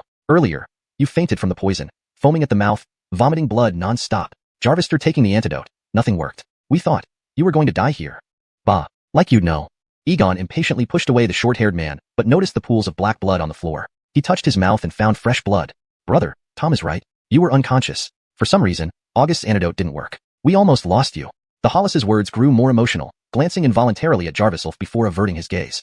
You're the true miracle doctor. We were wrong to doubt you. The short-haired man added awkwardly. Jarviself's expression remained calm, though icy. Weren't you quite arrogant earlier, wanting to shut down my clinic? The Hollis felt guilty and began slapping himself, mumbling, Miracle doctor. We won't dare do this again. We will reform ourselves. Recalling Jarviself's extraordinary skills, which he initially thought were just showmanship, the Hollis now saw them as godlike and unpredictable. Such a powerful person could easily manipulate them. Soon, the short-haired man joined in, slapping himself, and both sobbed profusely, sincerely repenting to Jarviself. Jarvis the others explained. Egon slowly recalled his feelings. It felt like he was suffocating, until he was revived by 2 palms striking his chest. Clearly, without this blind doctor, he wouldn't have survived today. He knelt down and bowed deeply. Indeed, if not for your generosity today, miracle doctor, I wouldn't be alive. Thank you for saving my life. He kowtowed 3 times, and Jarviself yawned, unimpressed. I'm a doctor. I don't take bows as payment. Just pay me. I brought you back from the brink of death. 9,000 it is. The 3 men hesitated momentarily, but nodded in agreement. Only when the payment notification popped up did Jarviself feel satisfied, his gloomy mood lifting. Jarvis almost forgetting why he was there in the first place. He needed to find Connor. Jarviself became intrigued by the trio's hesitation. They probably weren't acting on their own. Tell me, who sent you? Jarviself's sudden shout made the 3 men shudder. Chapter 64. Take me to him. Jarvisel 3 of them had witnessed Jarviself's skills, and naturally dared not be careless. Heh, sir, please have mercy on us. The Bryson immediately greeted him. His attitude was a complete turnaround from before, and Jarviself couldn't help but marvel at his adaptability. I didn't say what to do with you. Who's behind you? Jarviself roared again, startling the Bryson almost to the ground. Jarvis this point, both the short-haired man and the pock-faced man realized something was wrong and hurriedly knelt beside Jarviself's feet, one on each side, massaging his legs. Divine doctor, today it's all our fault. We've already paid for the treatment. Why don't you just forget about us and let us go? The pock-faced man laughed in a grotesque manner. The short-haired man echoed, That's right, divine doctor. We've bowed, we've paid. How about we send 2 women over? Beside them, the Bryson barked. Shut up. Our divine doctor has such benevolence and medical ethics. He isn't the kind of person you described. I think, how about we transfer another 1,000? If you refuse to tell me, that's fine. You won't leave here today. Jarviself's tone was calm, but the 3 men trembled, having just witnessed his frightening skills. Worse than Hunt's. Divine doctor, please have mercy. If we can't resolve this issue, it's on us. But if we betray our boss, we don't have enough lives to live. The Bryson showed difficulty. Jarviself initially intended to intimidate them. Hearing this, he realized the person behind them wasn't ordinary. How did such a formidable person target him? Jarvis and the lethal poison also intrigued Jarviself. Rest assured, just say I forced it out of you. I'll find him myself. Jarvisel, so I can turn you from dead to alive, and of course, I can change you back anytime. Jarviself's voice became stern, terrifying the Bryson even more. Hey, what's going on today? So lively? Sheridan's voice approached, and she swayed her hips into the room. She rushed straight to Jarviself, ignoring the other 3, asking, Ichun, my back feels uncomfortable. Can you massage it for me? Jarviself remained calm and replied coolly, I'm busy now. Someone is here to smash my clinic. Smash your clinic? Who dares? Just these 3? Sheridan's eyes were sharp. The others felt guilty instantly. Our boss is waiting for us at the village entrance. He ordered us here. The pock-faced man blurted out. Dead rat, you talk too much, the Bryson whispered angrily. But he hastily explained. Irwin wanted us to bring someone over. He didn't specify what to do. Since the divine doctor wants to see Irwin, isn't it perfect? Hearing Irwin, Sheridan's expression changed. Irwin? Is it that young brother from the streets? What's he doing here? Sheridan had dealt with this Irwin before. He was powerful in the city. Even Cecil gave him respect. Jarviself stood up coldly. Lead the way. The pock-faced man led the way while the Bryson and the short-haired man reluctantly followed. Sheridan walked last, thinking things were amiss. Irwin coming after Jarviself definitely wasn't good. She must understand the situation and ensure Jarviself doesn't suffer at their hands. Sheridan caught up quickly, her figure attracting numerous middle-aged men in the village. She reached Jarviself and whispered in his ear, Ichun, I know Irwin. Alphensoib, I can help. Irwin is right ahead. The pock-faced man exclaimed and dashed off. Jarviself sneered. They were still their people. The Bryson and the short-haired man took the chance to run away as well, with Sheridan hesitating briefly before chasing after them. Jarviself didn't stop her. If Sheridan could handle the situation, it would save him trouble. He only cared about the reason behind the attack on his Xingxing clinic.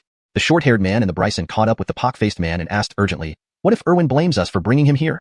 The pock-faced man grinned cunningly. Goodness, didn't you see that guy walk like the wind? We ran, and we might not have been faster.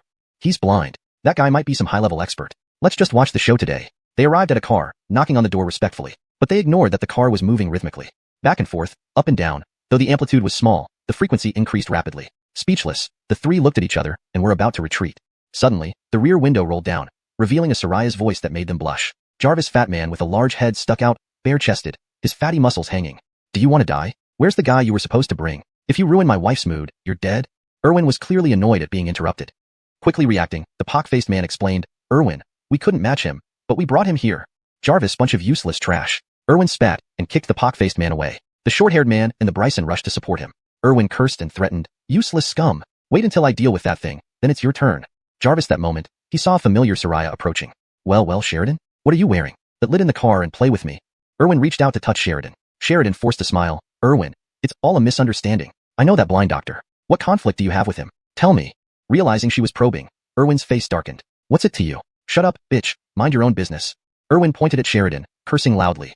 Then, the car door opened, and a Soraya, clearly just dressed, stepped out. "Greetings, Helen." The henchman bowed respectfully. Helen glanced at Sheridan disdainfully and scoffed. "Where did you get that fox spirit from? Stay away from my brother. You're not worthy." Chapter 65. Free treatment for you. Big sister, I think you've misunderstood." Sheridan's eyelid twitched, but she forced a smile. She had made her way through these streets over the years by relying on one thing, endurance. When dealing with someone as unreasonable as Erwin, she needed to be even more gentle and accommodating. "Humph. Save it, little sister. Your beauty doesn't come close to matching mine." The big sister lifted her head, radiating an impressive demeanor that caused the surrounding henchmen to glance at her in awe. Sheridan frowned, feeling incredibly humiliated. But offending Erwin would bring considerable trouble to Jarvisolf's clinic, so she had to swallow her pride. "Erwin, there might really be some misunderstanding between your side and the Jingxin clinic. But lit lost. Don't think I'll respect you just because of your looks. Since when did a Soraya get to tell me what to do?" Erwin's chubby face twisted, his tone vicious. Sheridan didn't dare respond. The air grew tense for a few seconds. Who is Dog Xiong? Is this fat pig him?" Jarvis' voice rang out, startling everyone. Looking over, they saw a blind man leaning on a white cane. The blind bastard must have had the guts of a leopard to dare insult our Erwin. "Be careful, or we'll sew your mouth shut," a henchman cursed. "Ichun, this is Erwin. He's from the streets." Sheridan pretended to introduce him, but whispered to Jarvisolf, warning him not to be too rash. It wouldn't bode well for the Jingxin clinic if they offended such a dangerous figure right after opening. "I know. I'm looking for him." "Jarvis, are you the one surnamed Xiong?" Jarvisolf's jade-colored eyes rotated, as if he could see everything clearly. "Who did you call a fat pig? Trying to die?" Erwin was about to explode, but then he hesitated. This blind man knew what he looked like upon arrival. That was odd. While Erwin paused, Jarvisolf remained indifferent. "Xiong, there's no feud between Jingxin clinic and you. Who sent you to harm me?" "Harm you? Blind dog. I'm here to smash your clinic today. My men nearly got poisoned by you." Erwin pondered if the blind man had some real skills, but wasn't letting him off. Jarvisolf frowned. He originally intended only to inquire, not to deal much with this small fry. But seeing Erwin's tight-lipped demeanor, he turned cold. "If you won't speak willingly, I'll have to use some means." Just as Jarvisolf was about to move, Erwin waved his hand angrily. "You want to fight me? Brothers, sew this blind man's mouth shut. Make him deaf and mute." "Erwin, let's talk it out." "No fighting." Sheridan tried to mediate but was shoved to the ground by Erwin. "Bitch, where's your place to interfere? Jarvis, another word, and I'll sell you to a brothel." Erwin's tone was menacing. No joke. 20-odd henchmen pounced one after another, clearly not taking Jarvisolf seriously. 2 or 3 attacked unarmed, but Jarvisolf dodged effortlessly, using quick elbow strikes to knock them out. But attacking a blind man, even with skills, didn't faze them. They pulled out knives and sticks, charging at Jarvisolf. Jarvisolf activated his heavenly eye, his blurry vision becoming increasingly clear, piercing through clothes, skin, even muscles, reaching the tiniest cracks within bones. Jarvis' henchmen surged forward. He gathered chi in his palm, striking accurately at their weak points, making them cry in agony and collapse. Within minutes, all 20 henchmen lay on the ground, only leaving Egon and Cold Brother standing back, too scared to advance further. "Damn, how can this be?" Erwin was astonished. He wanted to attack himself but realized Jarvisolf was a tough opponent. "Speak. Did Connor send you?" Jarvisolf stepped closer and demanded. Erwin saw Jarvisolf wasn't easy to deal with, but being asked this, he put on an even fiercer expression. "What Connor? Saying that name might scare you to death. I've got the support of Shin family from the provincial city." "Shin family?" Jarvisolbert. Jarvisolf wondered why the Shin family would target him. Erwin sneered. "Jarvis, blind beggar thinking Niall will move himself? It's the Shin family's young mistress, Mika, who wants you gone. Shut down your clinic now and save your life." "Mika?" Jarvisolf sighed inwardly. It seemed she's determined to make things difficult for him. However, Jarvisolf wasn't concerned. He just wanted to confront Connor, leaving the Shin family issue for later. He turned to leave, and Erwin thought the Shin family name had frightened him. His arrogance flared again. "Stand still. Jarvis afraid to run, are you?" Erwin grabbed Jarvisolf's wrist to stop him. "What? Want a beating too?"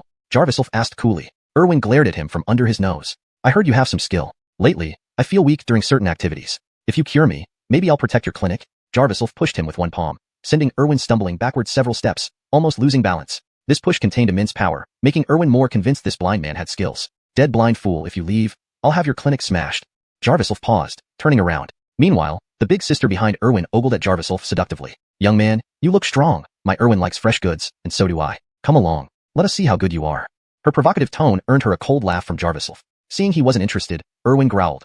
But Jarvisolf moved like a ghost, already in front of him. Jarvis' punch sent Erwin spitting saliva, dazed and disoriented. Before he could recover, Jarvisolf slapped him, knocking 2 teeth loose, blood oozing from his gums. Then, Jarvisolf swiftly pulled out 2 silver needles, plunging them into Erwin's scalp. Erwin screamed, feeling heat in his head, steam rising inside him. Soon, Erwin was sweating profusely, breathing heavily. What did you do to me?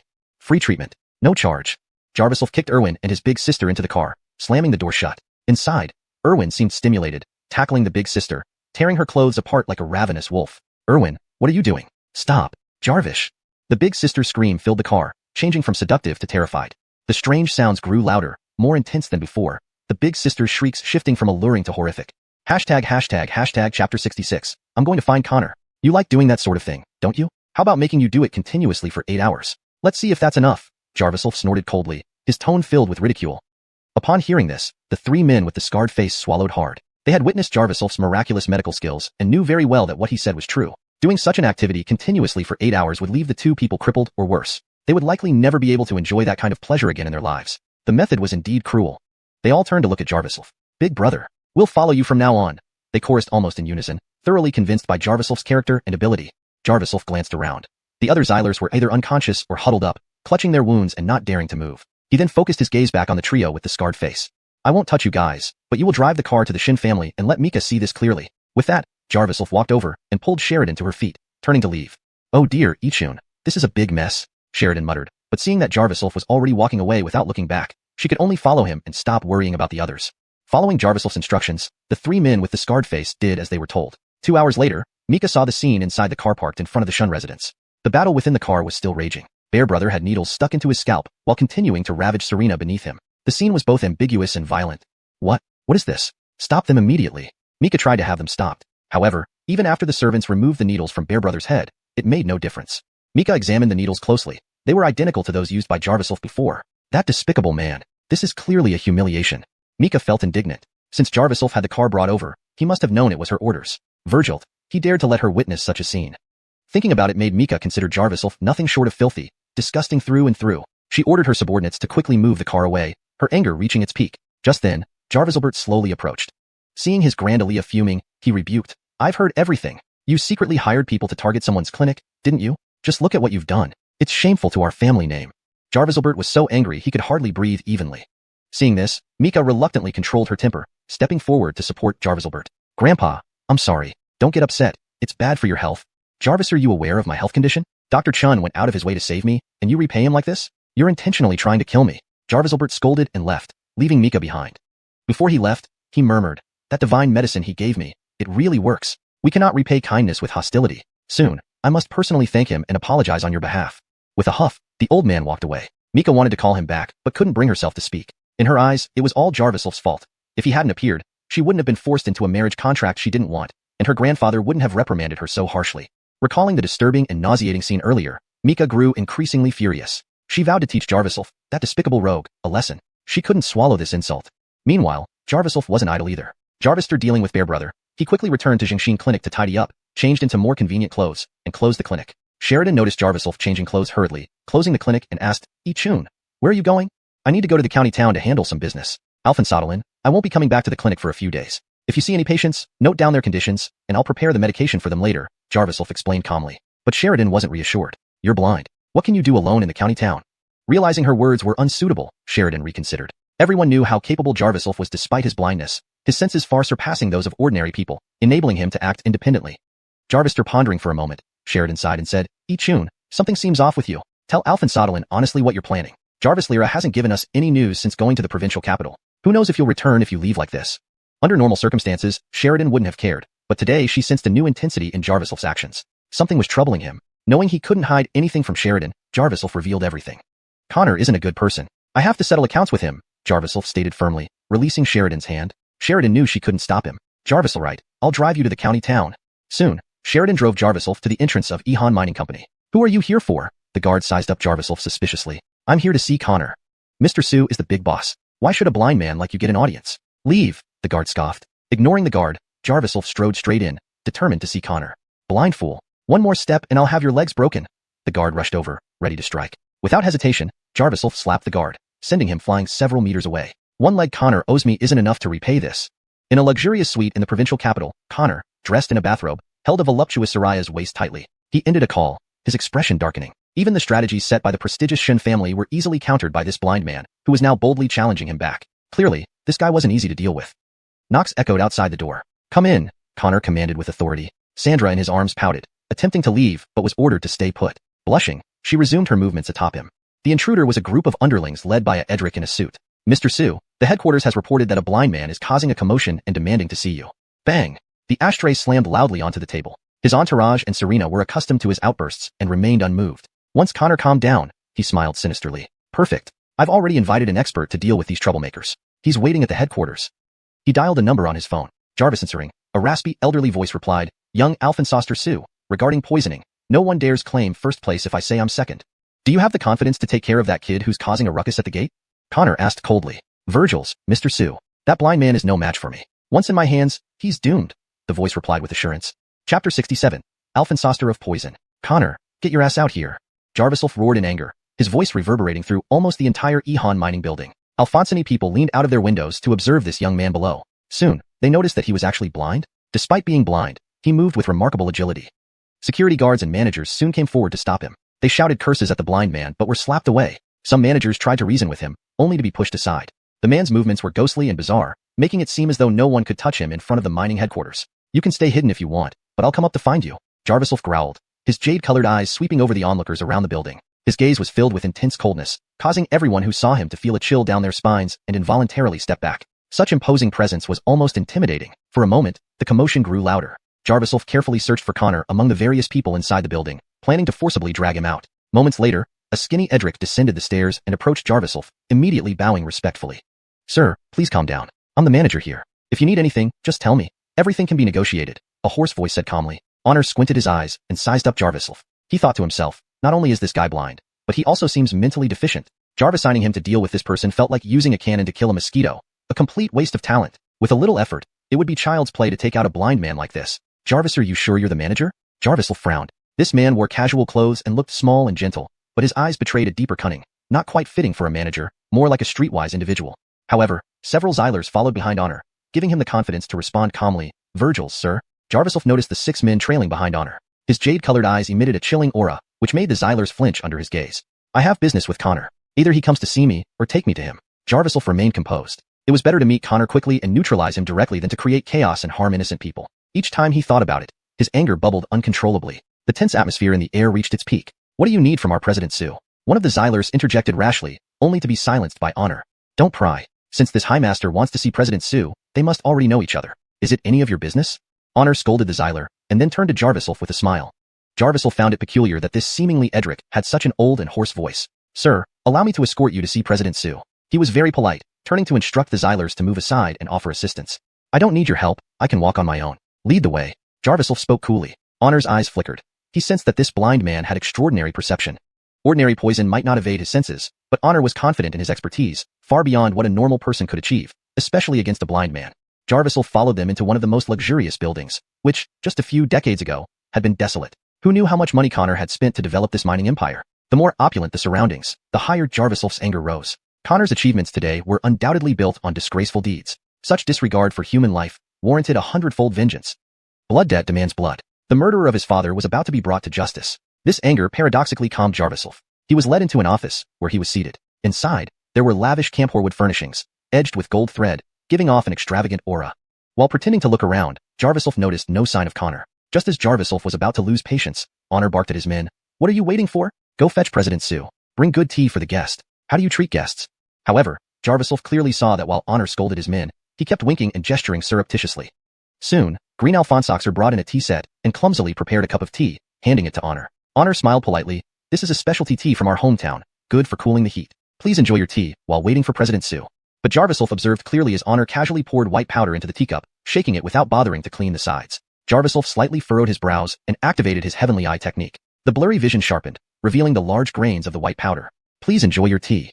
Honor stood beside him in a servile posture. Jarviself smirked sarcastically. This old fox truly believed he was blind, even poisoning him in broad daylight.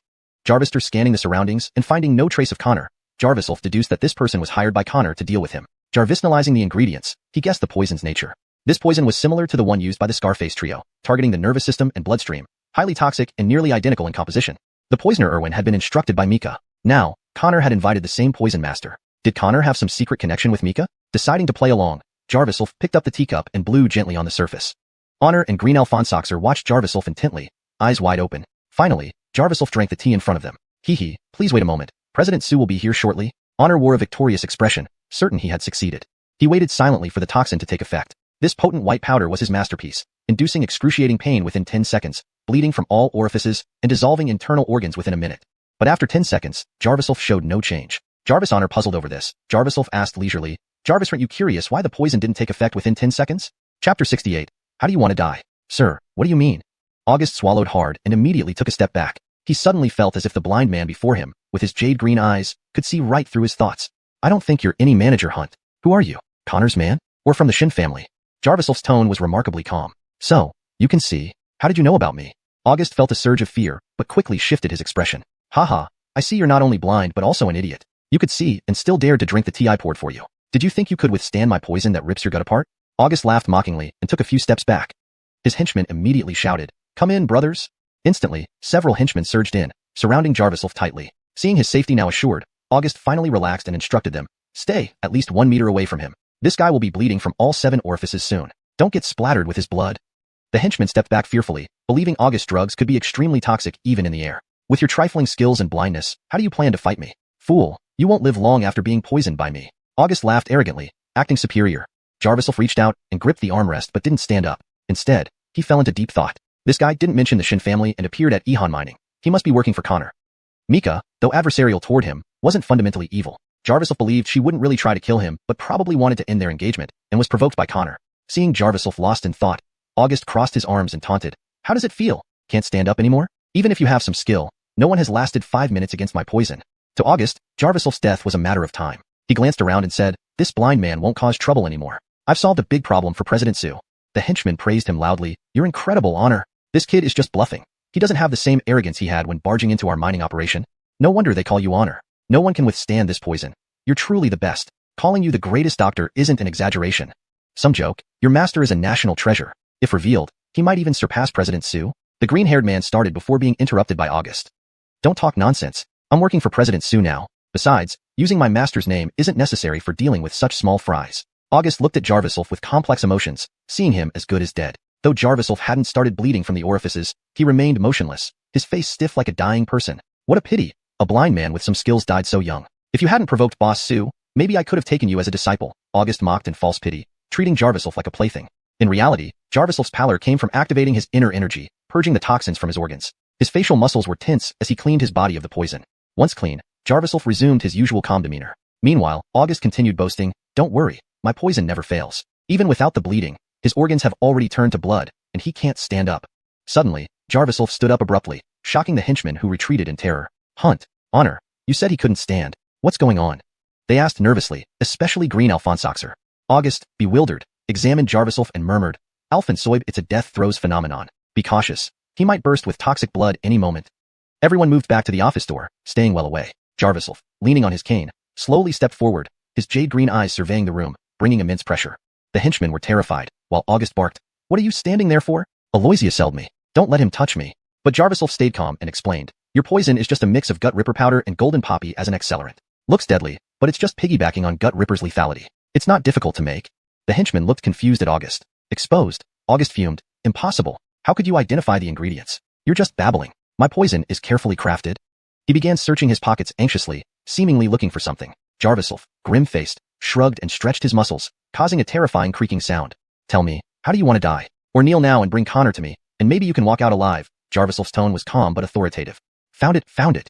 Ignoring Jarviself, August pulled out several black powder packets and distributed them among the henchmen. Stand still. Sprinkle this powder on him. It's my ace, either killing him or crippling him. Don't worry. I have the antidote. August rushed forward, scattering the powder. Jarviself dodged, letting the powder fall and spread in the air. The henchmen followed suit, opening their packets and throwing the powder at Jarviself. Unfazed, Jarviself created a protective aura, blocking the powder completely. The powder made everyone cough violently and weaken, but Jarviself remained unaffected. Chapter 69, Count down 10 numbers. Cough. Honor, what do we do? The Xylers gritted their teeth and contorted their faces in pain. 2 of them had already collapsed on the ground, foaming at the mouth. What else can we do? Keep spreading it. You don't need to be afraid. This poison isn't fatal. It just causes intense itching and unbearable pain. First, restrain that guy, then I'll give you the antidote, Honor commanded, pulling out several packets of black poison powder and throwing them toward Jarviself. Jarviself's jade-colored eyes swept the area. In a few quick steps, he grabbed a Xyler by the collar and hurled him aside. Jarvish! The Xyler hit the ground, curling up in agony. Jarvis, stack him. Quickly, attack. Jarvis, are you waiting for him to get you next? Honor became anxious. He realized this blind man wasn't ordinary and seemed to have some way to counter his poison powder. With every punch and kick, another Xyler fell unconscious. With a few swipes, Jarvis sent those trying to block the door flying. He then seized their poison powder and threw it back at them. The Xylers, already in pain, now writhed and struggled on the ground from the additional exposure to the poison, their cries echoing through the room. Honor, recognizing the dire situation, tried to break free but was immediately dragged back by Jarvis, who threw him back into the office. He fell to the ground with a yelp, clutching his tailbone. Feeling the danger, Honor attempted to command the Xylers, only to realize they were all incapacitated. Shocked, he turned to see a large hand grab a fistful of black powder and fling it into his mouth. Jarvisa, cough, Jarvish. Honor screamed in panic, but Jarvis wasn't done. He searched the doctor's body, quickly finding a small bottle and snatching it away. Give it back. That's my antidote.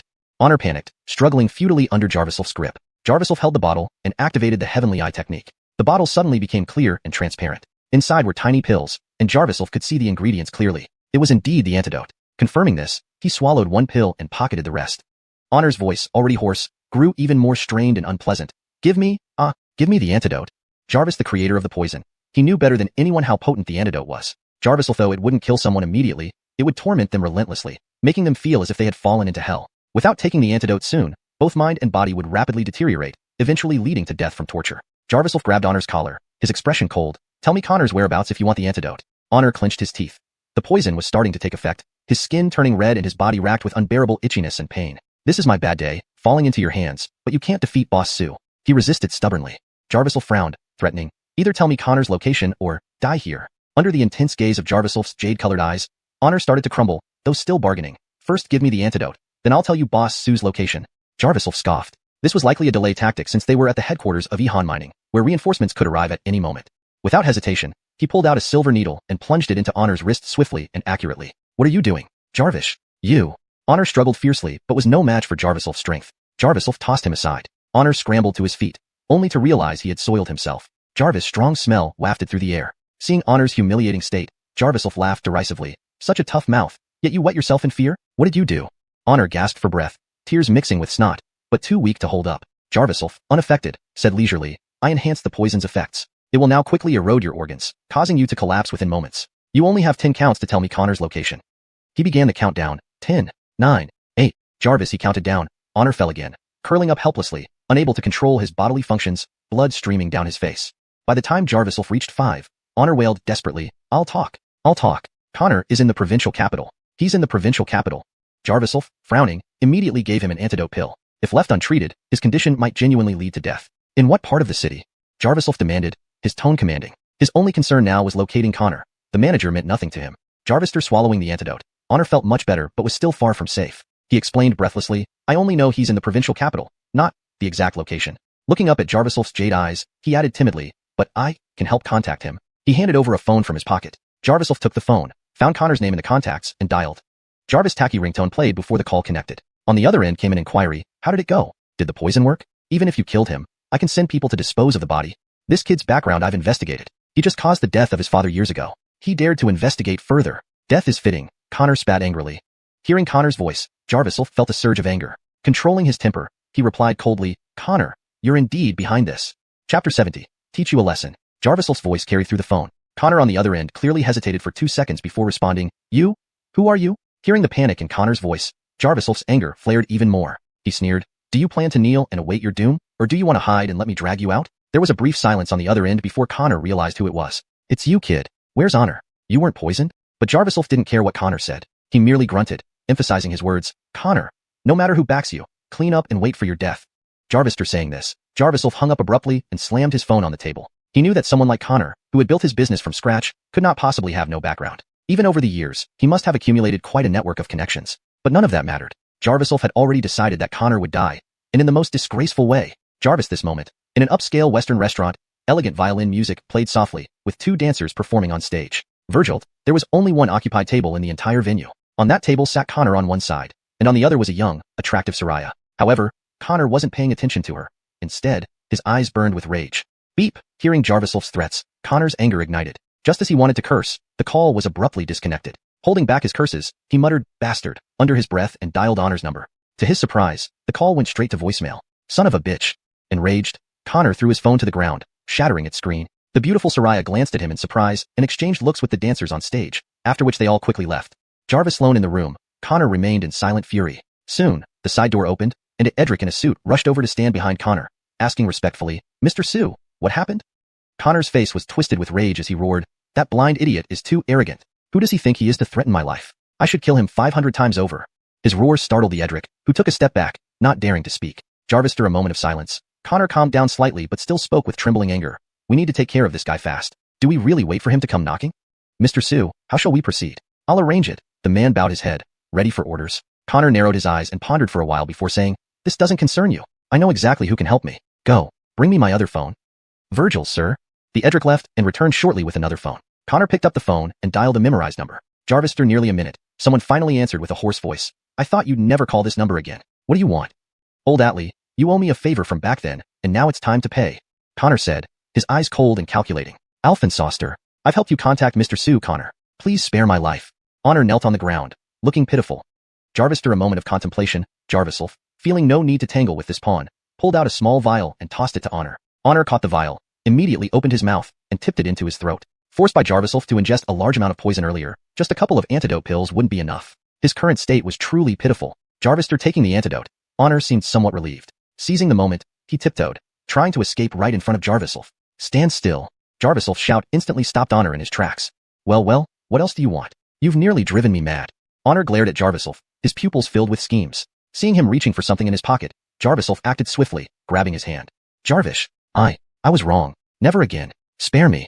Jarvis's fingers were gripped. Honor felt intense regret. While Jarviself did not intend to take his life, he couldn't forgive this man for using his toxic-making skills to harm countless innocents for people like Isidro. This was completely against the principles of healers like Jarviself, and to hear Connor address him as Honor was utterly laughable.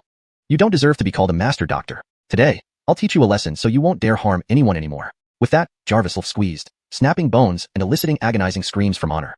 "Jarvis!" Jarviself kicked him, sending him sprawling to the ground, clutching his broken fingers in pain. "If you ever use your skills to kill again, remember today's outcome." Jarvis after yelling, Jarviself turned and left the office. Honor lay on the ground in excruciating pain, struggling to move. By the time he opened his eyes, Jarviself was gone. "Damn you, blind bastard. I will make you pay, he shrieked in a raspy voice, writhing in pain. Jarviself descended the stairs and walked outside, noticing a commotion near the entrance where security guards gathered, and Sheridan's voice occasionally rang out. Frowning, he rushed over. "Tell me, did any blind person come here?" "Quit stalling." Sheridan, surrounded by 3 middle-aged security guards, looked increasingly impatient. But the guards crowded around her even closer. "Easy now, fiery lady. How about letting us see what you can do?" "Bastards." Sheridan glared at them, trying to leave. However, one guard grabbed her hand, preventing her from leaving. "You're obviously in this business. Stop pretending. We can pay you." The first guard's action prompted the others to join in, surrounding Sheridan and touching her inappropriately. She screamed, "Let go! Stop it! Help!" Just then, a figure silently approached. By the time the guards noticed, Jarviself stood in front of them. With a loud slap, the leading guard was sent flying several meters away by Jarviself's strike. Chapter 71. Planning for the long term. "Ichun, are you okay?" Sheridan quickly took advantage of Jarviself's appearance to break free from the 2 security guards holding her and walked over to him, gripping his hands tightly as she examined him carefully. But Jarviself was spotless, showing no signs of any struggle that had just taken place. "Jiayong, I'm fine, let's talk outside." Jarviself gently pushed her away, and Sheridan, not in a hurry, turned to leave with him. Suddenly, one of the security guards began cursing. "You blind dog, did our boss Sue let you go? But let back here." "Jarvis," he spoke. He lunged forward, aiming a punch at the back of Jarviself's head. However, Jarviself didn't even turn around. He simply tilted his head slightly, easily dodging the blow. The guard followed up with a kick, but it also missed its mark. Before the guard could react, Jarviself had already moved with almost eerie speed, striking the guard's face with an open palm. "Jarvisa!" The guard was sent flying backward, landing dazed on the ground, mumbling incoherently. The remaining guard cautiously watched Jarviself, swallowing hard before kneeling down and begging for mercy. I was wrong. Brother, please spare me." Jarviself, seeing his compliance, didn't wish to linger in this ominous place any longer. He glanced at him with his jade-green eyes and said coldly, "Let's change the place. Your one-letter mining doesn't have much time left." His voice carried a chilling tone, and his gaze struck fear into the kneeling guard, who didn't dare to look up or say another word. With that, Jarviself left the premises with Sheridan by his side. On their way out, Sheridan kept asking questions, but Jarviself remained silent. She grew increasingly anxious. "Ichun, tell Jiayong, were they threatening you?" Jarviself slowly shook his head, calmly explaining. "Connor hired a poison expert to deal with me, using underhanded methods. Given his willingness to go this far, my father was most likely killed by him. I need to find him." These words left Sheridan speechless. To eliminate Connor? Even for someone as formidable as Jarviself, it seemed impossible. In Sheridan's eyes, no matter how strong Jarviself was, taking on the entire one-letter mining alone was like throwing eggs at a rock.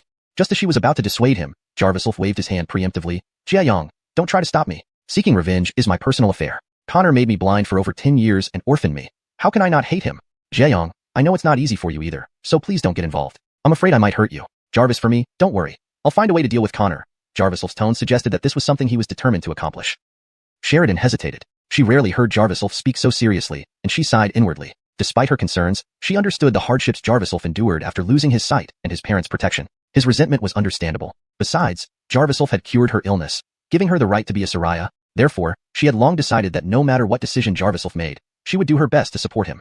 Seeing Sheridan nodding resolutely, Jarviself acknowledged with a "him" and said, "In these next few days, I need to go to the provincial capital." Sheridan felt doubtful. Going to the provincial capital? Was he planning to confront Connor immediately? This concern weighed on her, but she didn't press further, knowing Jarviself must have his own plans. The provincial capital? I don't really know anyone reliable there. If you need help, I'm afraid I can't assist much. Sheridan thought for a moment, revealing a helpless expression. You don't need to find anyone. I only need your help with another task. I'll be gone for about 2 to 3 days. Please take care of the clinic for me. If you have time, greet the patients coming from afar, ask them to be patient, and if they're in urgent need, use this. Jarviself pulled out a small medicine bottle and handed it to her. These are tranquility pills I've prepared. Patients with stroke or chest pain cannot wait. Take 1 pill immediately in case of emergency. It can save lives. Jarviself explained. Sheridan examined the bottle, then put it away, raising an eyebrow with a flirtatious smile. You're truly meticulous. Don't worry, I'll handle the clinic these days. Jarviself initially thought Sheridan was going to make some bold statements, but hearing her serious tone, he was puzzled. You know how to treat illnesses? Don't think I haven't learned anything during all these days. Running the clinic has been partly due to my efforts. Learning some medical skills isn't bad, right? Though I can't treat major illnesses, I can manage minor ailments and injuries, Sheridan replied, eyes full of pride. Jarviself felt reassured, recalling how enthusiastic Sheridan had been in helping him. He realized she had indeed put in effort, touching him deeply. Still, he had doubts and was about to express them when Sheridan seized his arm, giving him a captivating glance. I knew you wouldn't trust me. Don't worry, I know a few reliable doctors. I'll find a way to get them to help. Your clinic should expand. She gently stroked his muscular arm, then confidently added, Who says there's no manager when you're away? Jarvis anyway. Jarvis Lyra still hasn't shown up. Mentioning Jarvis Lyra caught Jarviself off guard. Jarviself, though he had always thought about her, he hadn't found time to look for her. This trip to the provincial capital to find Connor could be a strategic move. Firstly, he wasn't sure where Connor was specifically, and secondly, he also wanted to see Jarvis Lyra.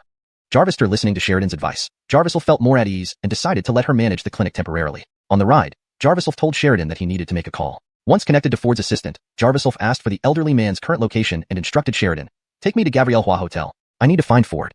Hearing about Ford, Sheridan was more than willing. She knew well that knowing influential people was far more practical than relying on her own efforts. Since One Letter Mining was on the outskirts of town, the journey took nearly an hour. Upon arrival, Sheridan looked up at the grand sign, Gabrielle Hua Hotel, and smirked, indeed worthy of the Shin family patriarch. This hotel clearly caters only to VIP clients. Suddenly, a sharp female voice interrupted, Pervert, what are you doing here? Chapter 72. Sheridan is better than you. Sheridan looked closely and recognized Chun Jai's girl, Mika. Instantly, her goodwill vanished. She shrugged and said to Jarviself beside her, Chun, I'll wait for you at the tea restaurant next door. You can come find me after you're done with your business. With that, she gave a flirtatious pout to Jarviself right in front of Mika and strode off towards the tea house next to the hotel. Mika had just exited Gabrielua Hotel when she spotted Jarviself. Planning to confront him about last time's events, her frustration mounted upon seeing Sheridan. She had always thought Sheridan was the type who rose through the ranks by seducing men. Since Jarviself kept associating with this kind of Soraya, their relationship must have been deep. Just from this observation, Mika almost concluded that Jarviself was nothing but a complete ruffian. Stacy, how is your grandfather? Jarviself didn't bother dealing with Mika. He was entirely focused on seeking Guido's help. Because of his recent interaction with Honor, Jarviself knew not to underestimate Connor. With the connection to Guido, he needed to make full use of it. Otherwise, finding Connor alone would be like looking for a needle in a haystack. Mika ignored Jarviself's question and snorted, Oh, since you enjoy playing with people like Sheridan, why are you suddenly embarrassed now, making her leave first? Jarviself frowned, barely comprehending her point. He only shrugged and responded, She left on her own accord. Seeing Jarviself acting dumb, Mika stomped her feet in anger and pointed at him, yelling, You filthy rogue, are you deliberately going against me? Did you do something to Erwin and his gang? Jarviself knew Mika would ask this, so he feigned realization and sneered, Oh, so it's you, Stacy. I was wondering who would send such idle folks to cause trouble at my clinic. They wanted treatment? Fine, I treated them free of charge. This made Mika even angrier. Her cheeks flushed red. Jarvis, the Grand Aliyah of the Shun family, she had never faced such disrespect from any man. I don't have time for your nonsense. If you want to mess with me, fine, but please get more competent people. I've arranged to meet your grandfather. He should be waiting upstairs, Jarviself patiently replied. But in her fury, Mika wouldn't budge. Turning her head aside, she angrily declared, No way. Jarviself frowned. Why not? Your grandfather asked me to come. Hearing him invoke her grandfather, Mika became even angrier. Being around someone like Sheridan, how can you be any good? Jarvis is grand, Leah. I worry that you might harm him. You're just taking advantage of an elderly person who can be easily deceived. Initially thinking Mika was targeting him, Jarviself hadn't expected her constant mentions of Sheridan. This made him pay closer attention. Jarvis, although Sheridan couldn't hear, he felt somewhat sorry for her. Thus, he remarked, "Don't look down on Sheridan. Despite everything, she is far better than you." Jarvisel's tone was steady and confident. Upon hearing this, Mika clenched her fists and gasped, shocked, You actually think I'm inferior to Sheridan? She's so despicable, always luring men. How am I inferior to her? Jarvis, mere worldly Soraya isn't fit to compare with me. I see. You're intentionally humiliating me." With that, several bodyguards in suits rushed out, encircling Jarviself. But Jarviself stood firm, calmly asking, "So, you want them to attack me under your grandfather's nose? I advise you to back off." He then flashed a mocking smile. This smile made Mika feel further humiliated. She rarely saw such expressions on Jarviself's face. Wasn't he mocking her? He must suffer today whether or not Grandpa is here. "Jarvis, stack him," Mika ordered. The Xylers moved to grab Jarviself, but a roar interrupted them. "Hanyin!" Jarviselbert's voice was as robust as ever, even steadier than the last time Jarviself met him. It seemed the elder invigorating pill had worked. "Release him. He is my esteemed guest, unworthy for you to touch," Jarviselbert commanded. The guards immediately knelt and apologized, though he waved them off without reprimand.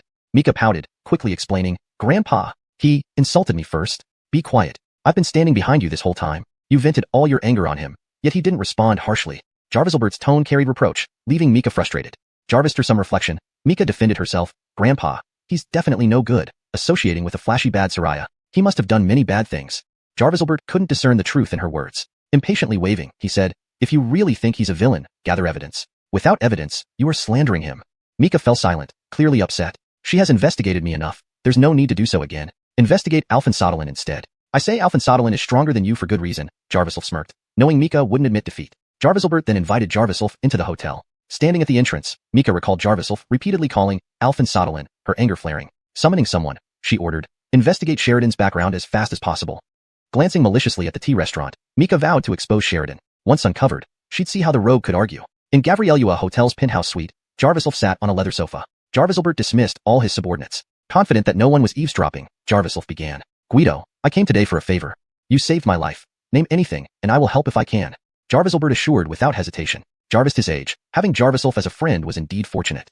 "Can you help me find where Connor is now?" Jarviself asked. Chapter 73 Misunderstood. Connor? Why would you look for someone like that? Jarviselbert's face darkened instantly. Of course, he knew Connor. However, this kid was rumored to be a Soraya-izer and adept at playing power games. Did Jarviself really need to find such a person? Could it be that his Grandalia was right? Jarviself wasn't a good person? "I'm seeking him out for revenge," Jarviself said coldly. Jarviselbert was taken aback. "Revenge? What did he do to you?" Jarviself realized some things couldn't be hidden any longer. Since he had decided to seek the old man's help, he steeled himself and began to explain, "Sir, you probably know I've been an orphan for over a decade, but you might not know how my father died." Jarviselbert's expression turned grave. In the hall of Gabrielle Hua Hotel, Sybil sat on an opulent sofa. Jarvis Edric in a suit approached her respectfully and handed her a file. "Miss, here is the information you requested. Please review it." Sybil accepted the document unhappily and opened it to examine the contents. It detailed Sheridan's background, but didn't reveal much useful information. She frowned. "Is this all? I want details of her secret affairs. Bring me evidence of her misdeeds." Miss, there's nothing." The Edric looked embarrassed. "We've informed our people to search every corner, but we couldn't find any improper records about Sheridan. However, we did learn some personal matters about her." The man lowered his voice. Sybil became interested, a hint of curiosity flashing in her eyes. "Tell me more. What did she do?" To her, Sheridan was a gambling, drinking, smoking expert who associated with all kinds of men. How could she be a decent Soraya? The man leaned closer and whispered, "Jarvis, 20. She married into a decent family. Everything seemed perfect until after 3 years, they still hadn't had children." Sybil furrowed her brows, understanding the implications of marrying at 20 as a Soraya. "Then what happened?" "They say she had congenital fallopian tube deformity. The doctors told them she couldn't have children. Her husband started being unkind to her, especially her mother-in-law, who called her a barren hen and kicked her out." The man recounted this dramatic story almost gleefully. This melodramatic backstory made Sybil shake her head. What kind of mother-in-law is that? She got married to their family at 20, and this is how they treat her? Isn't she a Soraya herself? Sybil, engrossed in the story, momentarily forgot it was about Sheridan and even felt indignant on her behalf. The man took a step back, startled by her reaction. Sybil realized her behavior and cleared her throat. Cough, continue. Jarvister a sheepish smile. The man continued, Jarvister this. She suffered a great deal and fell into despair. On the surface, she seemed to fall into degeneracy, but deep down, she worked hard. Hard work? What does she have to work hard on? Winning money through gambling or seducing men? Sybil retorted sarcastically, but her tone lightened slightly. Knowing Sheridan couldn't have children evoked a bit of sympathy from her, yet this didn't change her view of a Soraya who attracted so many men. The man explained further. Later, she met a blind traditional Chinese medicine practitioner who cured her condition. This gave her some confidence back. Sybil's eyes widened as she quickly guessed this blind doctor was Jarviself. No wonder they were close. She had misjudged them. That blind man later opened a clinic, and Sheridan often helped out there, learning medicine too. Stacy, doesn't this Soraya seem misunderstood? Her story is quite inspiring. The man chuckled after finishing. Sybil shot him a stern look, and he stopped, stepping back. Did I misunderstand her? Sybil rubbed her fingers, feeling incredibly awkward. She had judged Sheridan based on appearances without seeking further explanation. Virgil, Sheridan hadn't tried to explain herself. This made Sybil feel immature. Sighing deeply, Sybil stood up and walked out of the hotel, holding her bag. Sheridan sat relaxed in a tea house, occasionally glancing playfully at male staff members, making them blush. Suddenly, Sybil entered, Jarvis Pot of Snow Mountain big red robe, pay by card. Seeing Sybil, Sheridan looked away, only for Sybil to approach her directly. Facing Sheridan across the table, Sybil stared at her without speaking. Sheridan sized her up and asked, "What's up? Jarvis, are you here to scold me?" "Not really," Sybil replied with a straight face. The waiter brought the tea, and Sybil poured a cup for Sheridan. Sheridan remained composed, sipping her tea gracefully. "So, why are you here? Not just for tea, right?" Staring at Sheridan's flirtatious demeanor, Sybil sensed its allure towards men and felt less confident. "Sheridan, even if Jarviself saved you, do you have to stick around him? Do you want to bear his child?" Sybil blurted out, cutting to the chase. "Why, Jarvis, are you jealous?" Sheridan rested her chin on her hands, smiling teasingly. "Himph, who's jealous? Why would I be jealous of him?" Sybil huffed. Sheridan stretched lazily, sighing. "Women understand women best. You trusted him because he once saved you. Now you're causing trouble for him. That's jealousy. If you like him, we should compete fairly, right?" Sheridan's voice held a trace of sarcasm, infuriating Sybil. But she didn't lash out this time, only pouting stubbornly. "Give it up. No matter how close you get to him, it won't happen between you two." Sheridan's eyes sharpened. "Whether I can be with Ichun is none of your business. But don't mess with us anymore. Don't think you can bully us just because you're a Shin family Aliyah." Sheridan was also riled up. While she understood the Shin family's influence, she disliked seeing Jarviself continuously targeted. Sybil, naturally, didn't deny this, replying haughtily, "He runs a crummy clinic. Thinking he's someone, messing with Connor? Dealing with him was just a side task. He deserved it." Hearing this, Sheridan sneered. "What are you laughing at?" Sybil demanded irritably. Sheridan raised an eyebrow. "If Connor had blinded you, what would you do?" Sybil's eyes widened in shock. Chapter 74, Mika Jarvis apologizes. Jarviself's eyes were blinded by Connor? Mika felt as if she had been struck by a bolt of lightning. No way. She refused to believe it. Sheridan shrugged, helplessly saying, "Believe it or not, it's up to you, sister. If you really don't understand men, I can teach you, but forget about Ichun. I think you two aren't suited for each other." The words "aren't suited" came out of Sheridan's mouth in a very sarcastic tone, which displeased Mika, but she didn't react. Only now did she understand what Jarviself meant when he said she was inferior to Sheridan. This confrontation with Sheridan and the investigations behind it were challenging her existing perceptions. Jarvis, and right now, what Mika was most concerned about was the enmity between Jarviself and Connor. Connor was notoriously ruthless and unscrupulous. It was long rumored that he had done many despicable things early in his career to develop his mining business, even harming innocent civilians. She never imagined that Jarviself would have such grievances with him. No wonder Jarviself was so fixated on Connor. If that was the case, Connor must have come to her specifically for this reason. Mika suddenly realized that she had been manipulated by Connor. Then, did Jarviself hurt Erwin because of personal vendetta, and could he have mistaken her as an accomplice of Connor? Mika started to worry. She hadn't only misunderstood Sheridan, but also Jarviself. The actions she took were wrong. One mistake led to another. Should she apologize? No, she couldn't. Mika fell into deep thought, constantly negating herself. She didn't want Jarviself to think she was on Connor's side, yet she couldn't bring herself to swallow her pride, considering she was the proud Shin family heiress. On the other side, Jarviselbert listened as Jarviself recounted the mine disaster in detail, his face filled with shock. "Ichun, you mean, Connor deliberately caused the mine disaster to develop his resources?" Jarviselbert couldn't help clenching his fists. "Whether it was deliberate or not, I can't prove it, but my father did indeed meet his end in his mine. I suspect he deliberately killed my father. Otherwise, he wouldn't have made me blind for over a decade." There was a trace of anger in Jarviself's voice. "Your eyes are also..." Jarviselbert slammed the table in obvious shock and anger. He clenched his teeth and stood up abruptly. "That bastard Connor, I won't let him get away with this." Seeing Jarviselbert's agitation, Jarviself immediately rushed to stop him, soothingly saying, "Old sir, there's no need for you to worry about this. Blood debt demands blood repayment. I must do this myself." Jarviselbert hesitated, having heard Jarviself's background, feeling a surge of sympathy for him. "My child, you've suffered enough." Jarviselbert reached out, gently caressing Jarviself's face. Jarviself felt rough hands brushing his skin and paused. Then Jarviselbert gripped his hand firmly, earnestly saying, "Ichun, consider me your grandfather from now on, and the Shun family your home." Initially, Jarviselbert respected and admired Jarviself. Now, knowing his past, he felt deep compassion. Jarviself nodded, tightly holding Jarviselbert's weathered hand. "Old sir, I came to ask you to help me find Connor's location. I must confront him personally." This calm statement was full of determination. Jarviselbert looked at Jarviself's jade green eyes for a long time, knowing he couldn't stop him. He nodded, saying he would make a call, asking Jarviself to wait briefly. Jarviself heard Jarviselbert speaking fiercely on the phone. Minutes later, Jarviselbert received a text message. "Found Connor. Ichun, I'll arrange some men to go with you." Jarviselbert gestured eagerly. Jarviself waved to stop him. "Old sir, involving your people will only complicate matters. Besides, I can handle things more efficiently alone." Jarviselbert nodded appreciatively. Jarviself's refusal proved the adage, "the young shall prevail." Outside Gavrielua Hotel, Jarviself walked briskly with his cane, drawing the attention of hotel staff who wondered how a blind man could walk so quickly. "Stop!" Mika blocked Jarvisel's path. Jarvisel furrowed his brow. Anxious to head to the provincial capital and not wanting to deal with Mika, he said bluntly, "What do you want? Go bother your grandfather. I don't have time for this." Mika couldn't help feeling indignant. She, the esteemed heiress, approached him with good intentions, and he showed no appreciation. But then she thought of Jarvisel's hardships compared to her sheltered life. It was understandable that he wouldn't comprehend her motives. "I'm sorry, I apologize." Mika bowed to Jarvisel, though still displaying an indifferent expression. The gesture shocked Jarvisel slightly. Jarvisel remained silent, so Mika continued, "I won't cause trouble for your clinic anymore, but you have to promise not to harm my grandfather." "Understood." Jarvisel replied coolly, then brushed past her. Mika turned back, wanting to say more, but stopped herself when she saw Jarvisel moving closer to Sheridan and laughing soon after. Jarvis' strange sense of displeasure surged within her. Jarvis this moment, she remembered Sheridan's reminder. Could it be that she had developed feelings for Jarvisel, jealous of Sheridan? "Milana, go back first. I need to go to the provincial capital," Jarvisel said. Sheridan hesitated, asking, "It's not far from here. Would you like me to accompany you?" Jarvisel smiled teasingly. "You're now the boss of Jingshin Clinic. How will the clinic manage without you if you go with me?" This made Sheridan laugh and tap his chest lightly. "Naughty, Ichun. Why do you always take advantage of Milana?" Jarvis through the brief joy. Jarvisel became serious again. "Milana, the clinic is in your hands." With that, he turned and left. Jarvisel departed. Sheridan smiled and waved to Mika before driving off. Mika stared at Jarvisel's retreating figure for a long time and signaled to her entourage, "Prepare the car for me." To get from the county to the provincial capital, one could either take an unlicensed cab or the train. Gabrielua Hotel wasn't far from the county station. Jarvisel strode quickly along the road when suddenly someone stood in front of him. Jarvisel stopped, looking at the Brant and confirming he had never seen him before. "Huh? You can see me?" The Brant sneered, examining Jarvisel from head to toe. "Do you have something?" Jarvisel asked. "My name is Huang Feng. Shall we get acquainted?" The Brant grinned, extending his hand.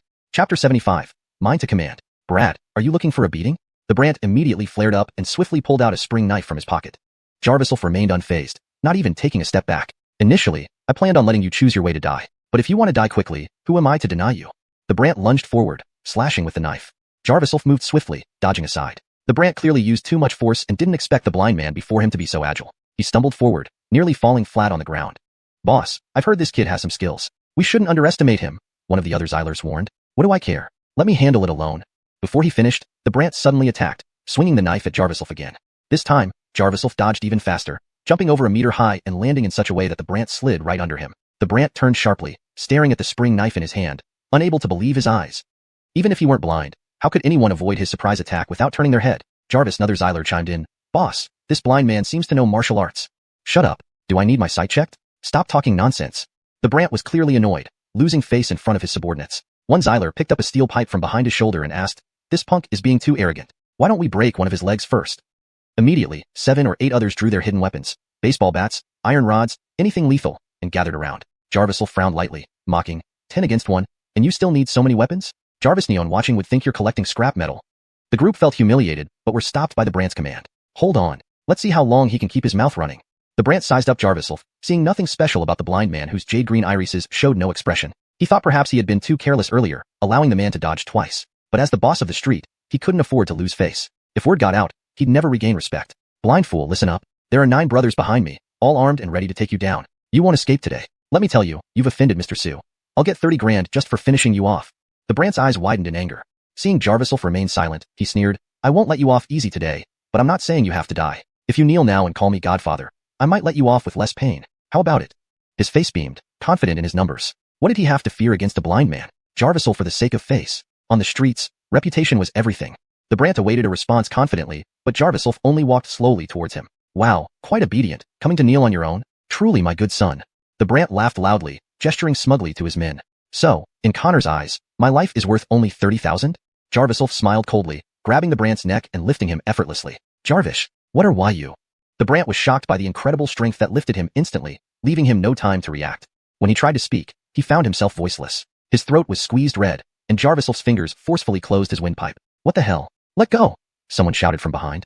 "Put our boss down. Who do you think you are to attack our leader?" Jarvis, burly man wielding a baseball bat, rushed forward. Jarvisel focused his gaze, using his cane to deflect the bat's trajectory with minimal effort. The bat smashed into the Brant's back, eliciting a stifled cry. Jarvisel tossed him aside, laughing sarcastically. "I knew stray dogs were loyal, but rescuing someone like this?"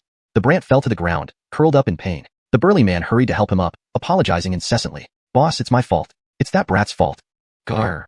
The Brant tried to speak, but only managed muffled grunts. Jarvisel shrugged nonchalantly. "Forgot to mention, you're quite talkative. To protect your throat, I pinched your vocal cords shut. You'll be mute for 10 days. The Brant stomped in rage, pointing furiously at Jarvisel.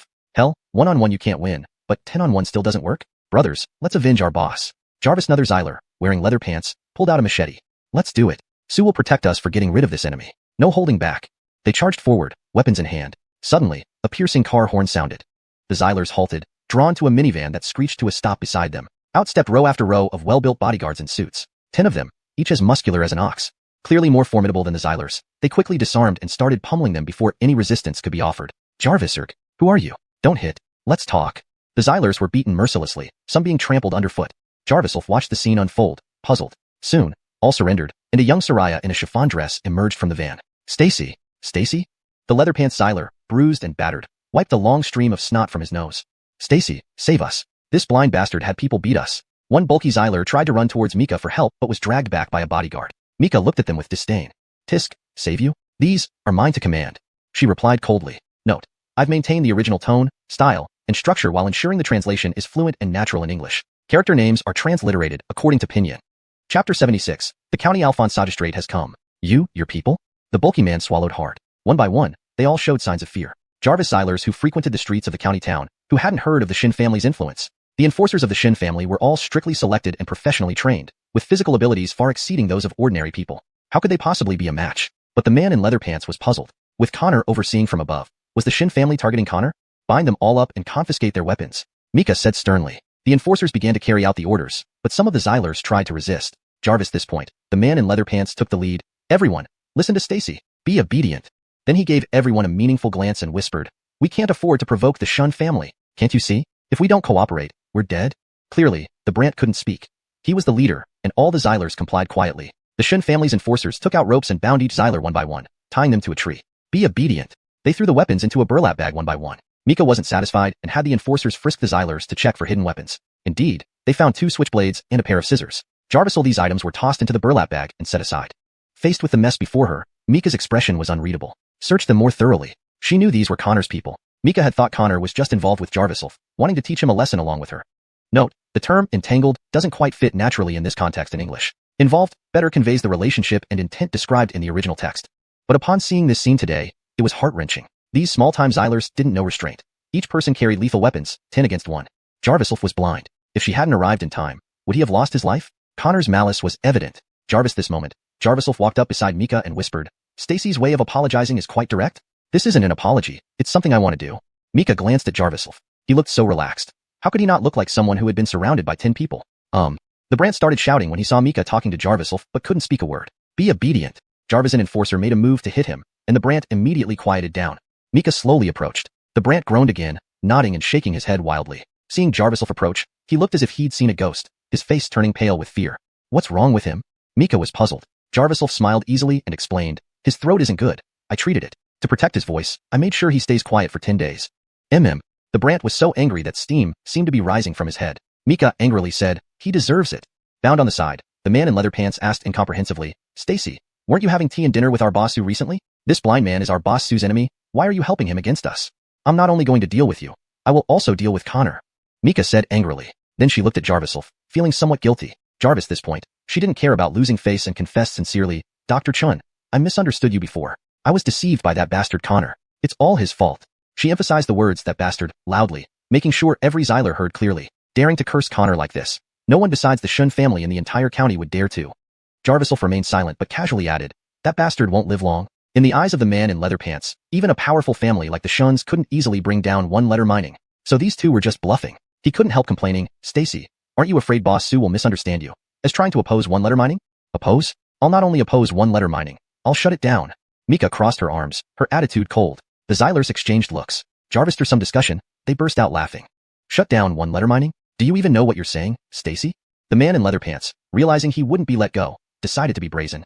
He snorted, even though your Shin family has power, our boss Sue has a good relationship with County Alphonse Magistrate Hunt. Jarvis long as County Alphonse Magistrate Hunt is around, one-letter mining can't be shut down. That's right, what can you use to shut down Boss Sue's mine? A rash young Xyler called out. The two sides' positions were now clear. Mika didn't bother explaining and just shrugged. Wait and see. I'll show you what I have.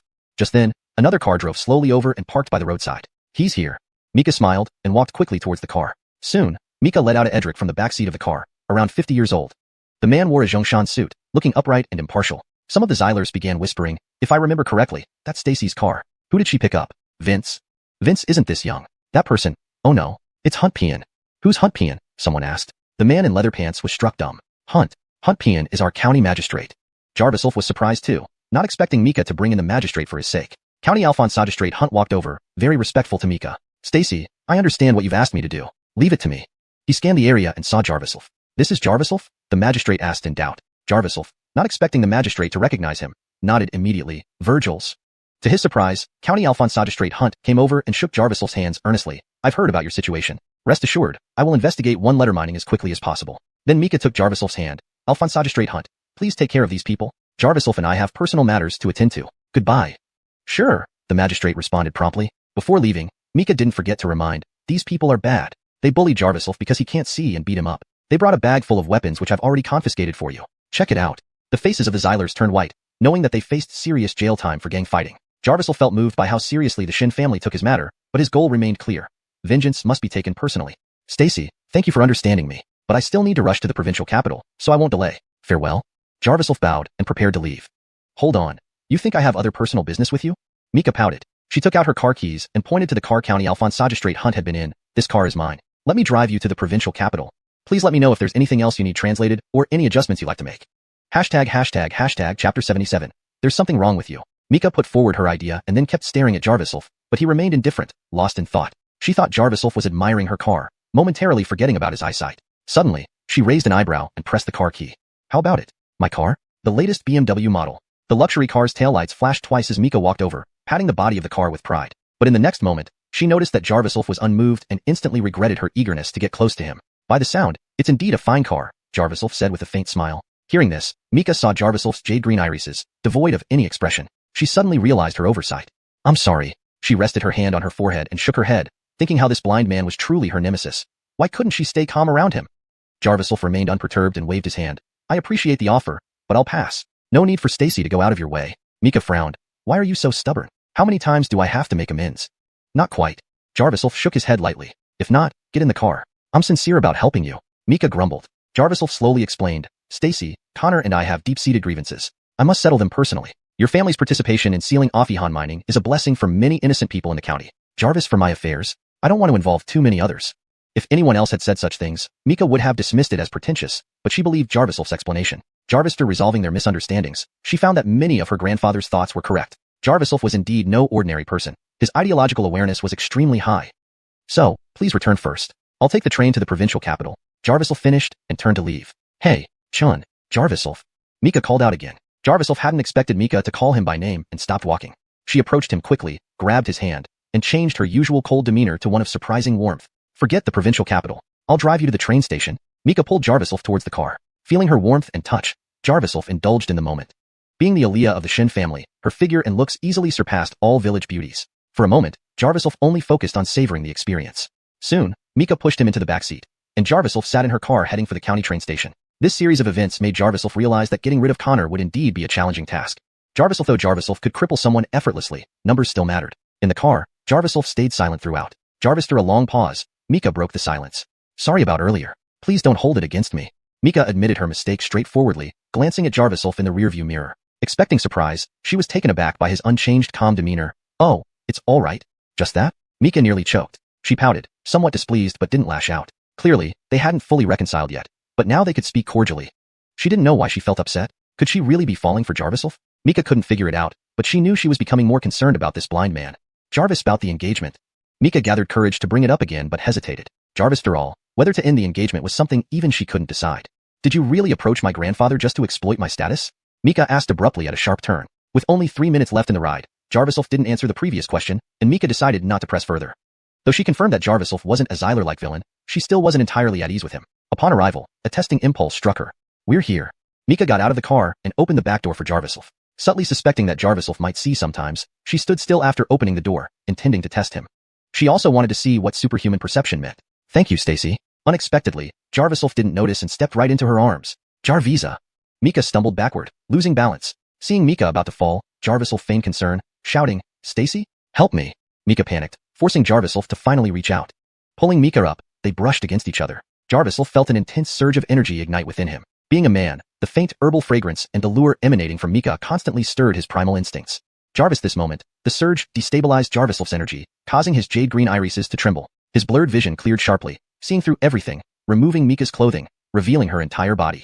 The fair, smooth skin mesmerized Jarviself, captivating him thoroughly. Such beauty and physique were unparalleled in the village, simply perfect. Moving from Mika's slender waist upward, he paused at her collarbone, noticing a dark aura swirling around the pendant hanging on her neck. SSSS? Jarviself frowned, observing the black fog circling the pendant. Finally standing steady, Mika caught Jarviself's eyes fixed on her chest. Embarrassed yet aware he was blind, she remained silent. Then Jarviself extended his hand and pointed at her chest, speaking softly, "There's something wrong here." Hearing this, Mika blushed, assuming he was talking about her health. "You pervert." She moved to strike, but was held back by Jarviself's grip. He pointed again, clarifying, "Not you, the pendant. There's something wrong with it." Note: in the interest of maintaining a respectful and appropriate narrative, certain descriptive elements have been toned down to ensure a comfortable reading experience for all audiences. Chapter 78, Departure. "The pendant around your neck, is it the same one from before?"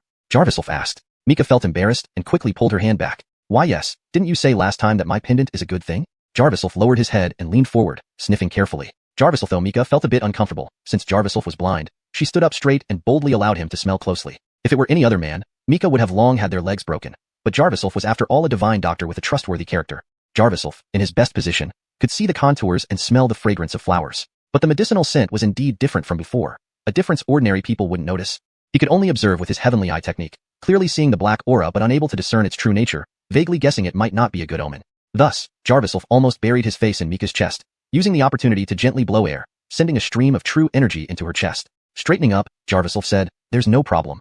He thought he couldn't entirely confirm if the issue lay with the pendant, nor did he know its origin, so it was better not to meddle too much. However, Jarviself still warned, "Stacy, helping me might bring you some bad luck. If you encounter trouble recently, please be careful." Mika was taken aback. Did she believe that a wandering physician could understand feng shui and fortune-telling? Moreover, he just said the pendant was fine, so what was there to be cautious about? "I think you should take care of yourself. Don't die on this trip." Mika scolded with a laugh, thinking Jarviself hadn't forgiven her and was trying to scare her. But deep down, she sensed that for those moments, Jarviself seemed to have really seen her. "Jarviself, did you see something just now?" Mika instinctively covered her chest, her cheeks blushing. Her tone was flawless, yet she didn't realize that her shy demeanor was all observed by Jarviself. Jarvis this moment, Jarviself silently marveled. Did this girl truly fall for him? Is Stacy accusing me of being a pervert again? Even if I weren't blind, through clothes, how much can I actually see? Jarviself asked. "Don't care whether you're a pervert or not. You're the first one to stick your nose all over a lady's chest." Mika meant to blame him, but it sounded more like pouting. She stopped herself mid-sentence, but saw Jarviself laughing. Indeed, Jarviself's perception surpassed the ordinary. No wonder she sometimes heard that Jarviself seemed as if he could see things. But knowing this, Mika oddly didn't feel angry. If Jarviself wasn't blind, she would have been exposed earlier. Even so, Mika still hoped that one day, Jarviself could regain his sight. Milana said there's a train to the county every 2 hours. I'll go buy tickets first. Please return, Stacy. Jarviself turned to leave. Unexpectedly, Mika held his hand. Jarviself, take this. Mika took out a business card and placed it in Jarviself's palm. There will definitely be inconveniences when you get to the provincial capital, especially finding accommodation. Find the person on this card. He will arrange everything for you. Just tell him I sent you. Jarvister saying this, she left. Before leaving, she glanced back at Jarviself several times, lingering reluctantly. Only after Mika left did Jarviself pick up the business card to examine it. Julian Hotel, Corbin? Jarviself murmured to himself. On the road, some people cast disdainful glances at Jarviself, but he ignored them, sitting quietly on the train with his eyes closed. Finding Connor in the provincial capital wouldn't happen in just a day or two. The address given by Ford was a street, not the exact location of Connor. From the bald men, Jarviself guessed that Connor might have already heard he was coming to the provincial capital. In the provincial capital, Connor could mobilize more experts. Luckily, Zhengxin Medical Hall had Sheridan, allowing Jarviself to handle matters in the provincial capital without worry. Jarviself decided not to rush, and would also look for Jarvis Lyra. The contact information Mika provided would indeed come in handy. The county was 200 kilometers away from the provincial capital, taking 4 hours to reach. Jarvister getting off the train, it was getting dark. People hurried along, and few paid attention to Jarviself. Jarvis the exit, a Soraya was kneeling and crying. Save my child. My child. She cried out desperately, holding an unconscious little boy in her arms. Soon, a crowd gathered around. Passers-by paused, expressing sympathy. How pitiful. Is there a doctor? Move aside. I'm a doctor. Jarvis, hunched old man with a bushy mustache, pushed everyone aside. Well, sir, you're a doctor? Please help the child. Someone immediately responded. Sandra clung onto this lifeline, sobbing. Doctor, please check my child. He fainted right after we got off the train, and I can't wake him. Jarviself was drawn to the commotion and went over to see. The boy was around 7 or 8 years old, faintly squinting his eyes. Jarviself knew at once that the child wasn't fainting but experiencing discomfort. Jarvister feeling the boy's pulse. The old man looked serious, sighing heavily. Jarvislas, your son's condition is grave. He won't survive without 700,000 to 800,000 renminbi in hospital. This caused an uproar among the crowd. Virgils, my husband had to pay 8,000 renminbi a day for ICU last time. An old Soraya chimed in fiercely. Others echoed, "Stop scaring us. Doctor, what's wrong with him?" Sandra, startled by the price, fell silent. Enoch grunted, explaining, "Lucky for you today. I'll treat the child. Doctor, can you really cure him? But the cost." Sandra, dressed in old floral clothes, clearly wasn't wealthy. Enoch showed disdain, then revealed 5 fingers. 5,000 RMB, no negotiating. Hearing this, Serena hesitated, mumbling, 5,000. I only have a little over 5,000 since my husband passed away. Can I leave 2,000 for his food, and you save him first? Enoch scoffed, less than 5,000? Forget it then. He turned to leave, but Serena immediately grabbed his leg. Doctor, please. My child's breathing is fading. People around tried to persuade him, criticizing Serena for being stingy with her child's life. Jarvisel's gaze sharpened, his jade-colored pupils lighting up. His vision became clear. Through the boy's clothes and skin, he saw a bottle cap lodged in the child's throat. Chapter 79. Offering help. 5,000 then. I will definitely pay you if you can cure my son. Sandra had no choice but to agree, driven by desperation. Only then did the little old man break into a smile and pull out 2 silver needles from his back. The 2 of them arranged for the child to lie flat on the ground, and the old man instructed Serena. When he struggles, hold him down. Okay. Sandra nodded repeatedly. Clearly inexperienced and distraught, this rural Soraya, who had just lost her husband, seemed to have lost all judgment in her current predicament. Jarviself could not stand by any longer. This mother and son reminded him of when his own father had passed away and his mother raised him alone. Initially thinking the old man was genuinely curing people for money, Jarviself watched as the old man inserted 2 needles into the child and said, "Let him rest for another day, and he'll wake up tomorrow. Pay me now." Sandra, disbelieving, immediately responded, "But my son isn't awake yet." Enoch pushed her aside. "Whether your son wakes up or not is none of my business. I've treated his internal illness. You owe me the money." Soon, they began arguing, and the crowd started discussing it, taking sides. "Don't argue yet. The kid isn't out of danger. His airway is already half blocked, and these 2 needles have sealed his blood flow. We need to remove the blockage immediately." Jarviself tried to intervene, but some people blocked him. "Where do you come from? Can you even see?" Right. You can't even recognize people and think you can treat someone? Do you think his money grows on trees? You want to scam him too?" 2 people echoed, pushing Jarviself away. Meanwhile, the old man seized the money, leaving Serena helpless. Fortunately, a kind-hearted onlooker shouted angrily, "Jarvis, least cure him before taking the money." "Right," the crowd agreed. Enoch started to explain anxiously, "I've cured him. He originally had a fever, so I applied the needle technique to seal his blood flow," which that young man pointed out correctly. The crowd's attention returned to Jarviself. Frowning, he rebuked, "You don't care whether the kid lives or dies. If you don't act soon, the kid will die." Hearing this, Serena became even more anxious. "Oh, my baby. Oh, heavens." She sobbed uncontrollably. "Don't listen to him. Jarvis, blind man. What does he know?" The old man turned red with anger at Jarviself's disapproval. Suddenly, the child convulsed. Enoch smiled nervously. "Ha, look, he's waking up." Everyone looked over, exclaiming in surprise, only to realize something was wrong. The child was convulsing, eyes rolling back, mouth open trying to vomit but nothing came out. Sandra held the child helplessly. "Jarvis," everyone hesitated. Jarviself shouted, "Hold the child face down and gently pat his back." Some still doubted him. "Blind man, things are chaotic enough. Can you stop meddling?" With urgency, Jarviself's stone-green eyes scanned the crowd. "If we don't act now, the child will die within a minute. Who can bear this responsibility?" No one dared to speak. Desperate to save her son, Serena followed Jarviself's advice, holding the child face down. Slap, slap. Just 2 gentle pats, and the child began coughing loudly. "The child is better." Jarvis's enthusiastic voice cheered from the crowd. Jarviself continued firmly, "Keep patting. There's an object in his throat." Sandra patted the child's back while whispering in his ear, "Be good. Spit it out. What did you eat? You worried mommy." Seemingly fearing embarrassment, the old man intervened. "Let me try. I'll give him 2 more needles, and he'll vomit it out." But just as he inserted a needle into the child's neck, the child screamed in agony, then went limp. "My baby! My baby!" Sandra cried out. Enoch froze, realizing his attempt backfired. "You killed my child. Murderer!" she screamed. Jarviself knew he couldn't wait any longer. Pushing through the crowd, he took swift action. "Don't touch him, boy, or they'll say you're the murderer," the old man warned. "If not for you, the child wouldn't be in danger." Jarviself retorted coldly, leaving the old man speechless. Jarviself took the child from Serena, who now trusted his judgment. Scoffs were heard, doubting a blind man could really save anyone, even if he knew medicine. But as Jarviself gently patted the child immediately regained breath. The crowd gasped again. Jarviself removed the needles, channeling a burst of true chi to the child's throat, then gently tapped. Wah! The child vomited a blue bottle cap, followed by sobs of relief. Seeing this, Serena knelt in gratitude, and everyone realized the blind man had real skills. Jarviself didn't acknowledge the praises, instead focusing on the child's condition. Using his heavenly eye pupil technique, the child's throat appeared vividly in his vision. He inserted a silver needle lightly, pulling it out after 2 seconds. Behind him, the old man muttered, "Why can he use needles, but not me?"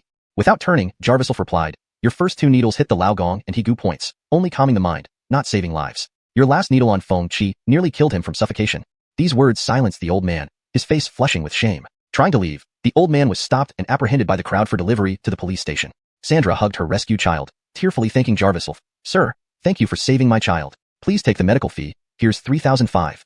I'll take 50. Keep the rest. Saving lives is a doctor's duty, Jarvisolf said calmly. Two officers approached, seizing Jarvisolf's wrist. We received a report about a quack here. Please accompany us. This chapter captures the intense, urgent scene where Jarvisolf uses his expertise to save a child's life, exposing a fraudulent healer and highlighting his moral duty despite facing skepticism and adversity.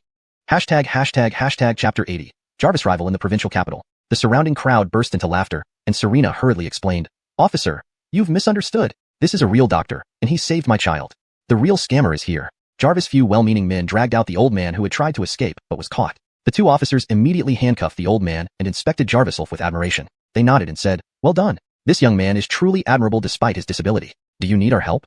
Jarvisolf shook his head lightly and explained, There are many people in this world who, though not physically disabled, are mentally impaired. Jarvis a doctor. I aim to heal those kinds of people too. These words made the old man's face flush with shame as he lowered his head and wiped away tears. Compared to this young man, his medical ethics were utterly inferior. Having witnessed such a fine doctor like Jarvisolf, he couldn't help but feel regretful about himself. Jarvisolf's words earned applause and cheers from the crowd. Someone suddenly recognized him and asked if he was a doctor and if he ran a clinic. Some offered to help promote Jarvisolf's clinic. Jarvisolf responded, Zhengxin Medical Clinic. Others suggested driving him from the station to his accommodation, but Jarvisolf declined all offers politely, as this was merely an act of righteousness for him. He still had more important matters to attend to. He immediately dialed a phone number, connecting with Corbin from the Xuanhuan Hotel. Clearly having received notice from the Shin family, Corbin readily agreed to pick him up personally. Jarvister leaving the provincial capital railway station, Jarvisolf closely observed the city. Skyscrapers dotted every corner, making it several times more prosperous than the county town. No wonder Jarvis Lyra hadn't been heard from since she came here. Jarvisolf couldn't help but suspect that Jarvis Lyra had fallen in love with this place and didn't want to leave. But the next moment, he dismissed the thought. Sister Carissa isn't that kind of person. Despite its prosperity, this place held no roots for him. He did not belong here.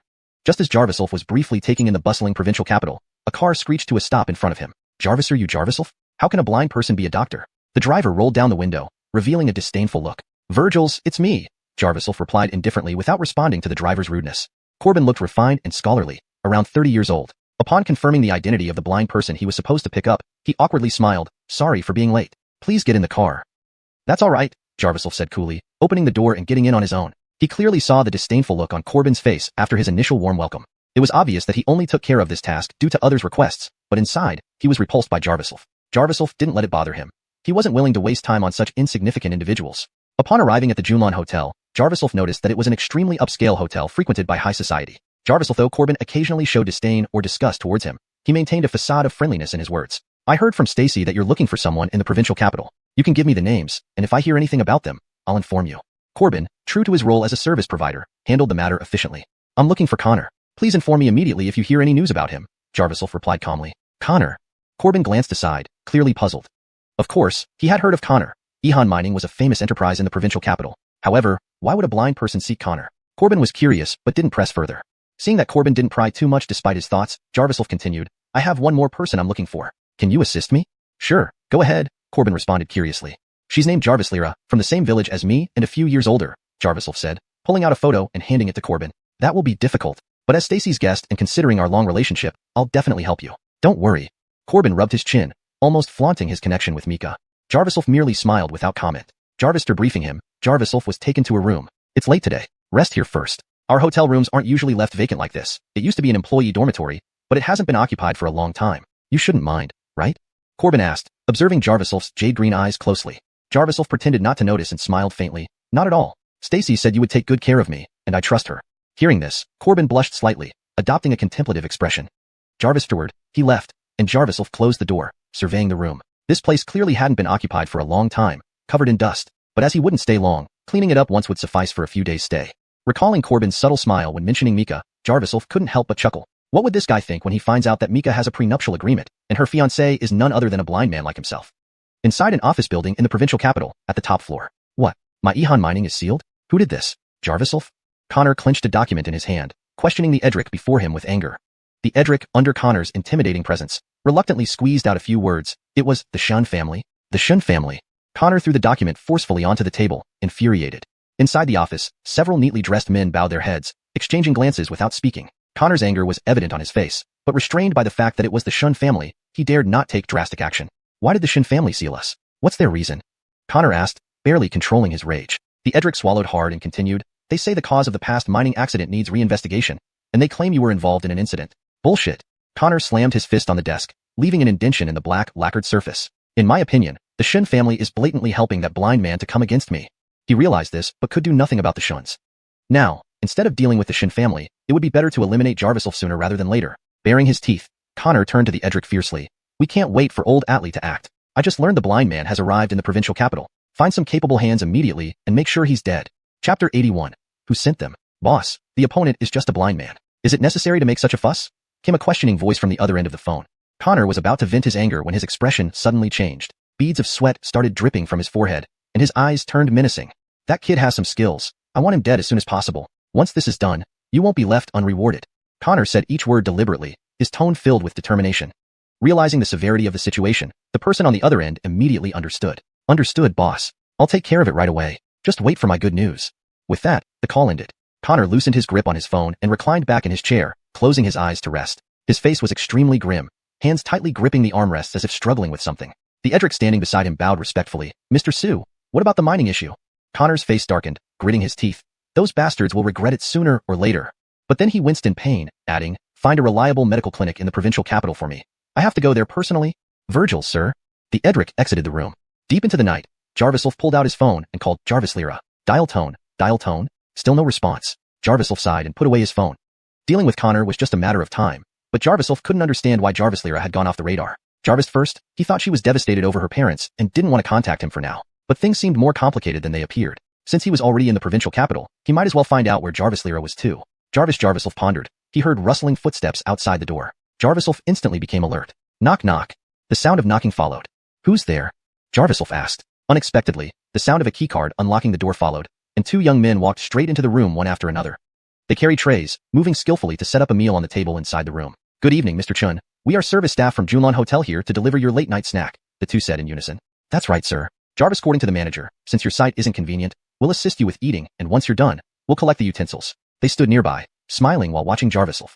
Late-night snack? Jarviself was suspicious. Clearly, Corbin didn't respect him. Why would he kindly prepare a late-night snack for him? Of course, Jarviself was suspicious. He immediately activated the true chi within him and used his heavenly eye technique. His jade-colored pupils flickered, and his vision quickly shifted from blurred to crystal clear, seeing through everything. Examining the food on the tray, Jarviself saw powders and granules mixed in. Recognizing these substances immediately, names flashed in his mind. Wumio, spirit pills, all notorious poisons in the underworld, not something a regular hotel manager could obtain. Clearly, these people were after him, and their backers were significant. Jarviself decided to play along, stepping forward to pretend he was going to eat. The two servants immediately focused on him, eyes wide. Jarvis, aren't you here to help me eat? I can barely see, Jarviself said calmly. The two servants hurried over, smiling. We apologize, let us feed you. One servant reached over to lift the lid on the tray, revealing an aromatic steak. Jarvis, regular person, would have been enticed by the smell. But Jarviself only pretended to reach for the knife and fork, then thrust the fork forcefully into the servant's hand. Jarvis! The servant screamed in shock, and the other tried to control Jarviself.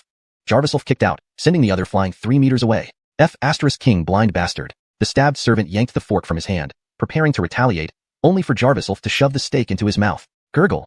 Jarviself clamped the servant's neck, trying to crush the steak and force it down his throat.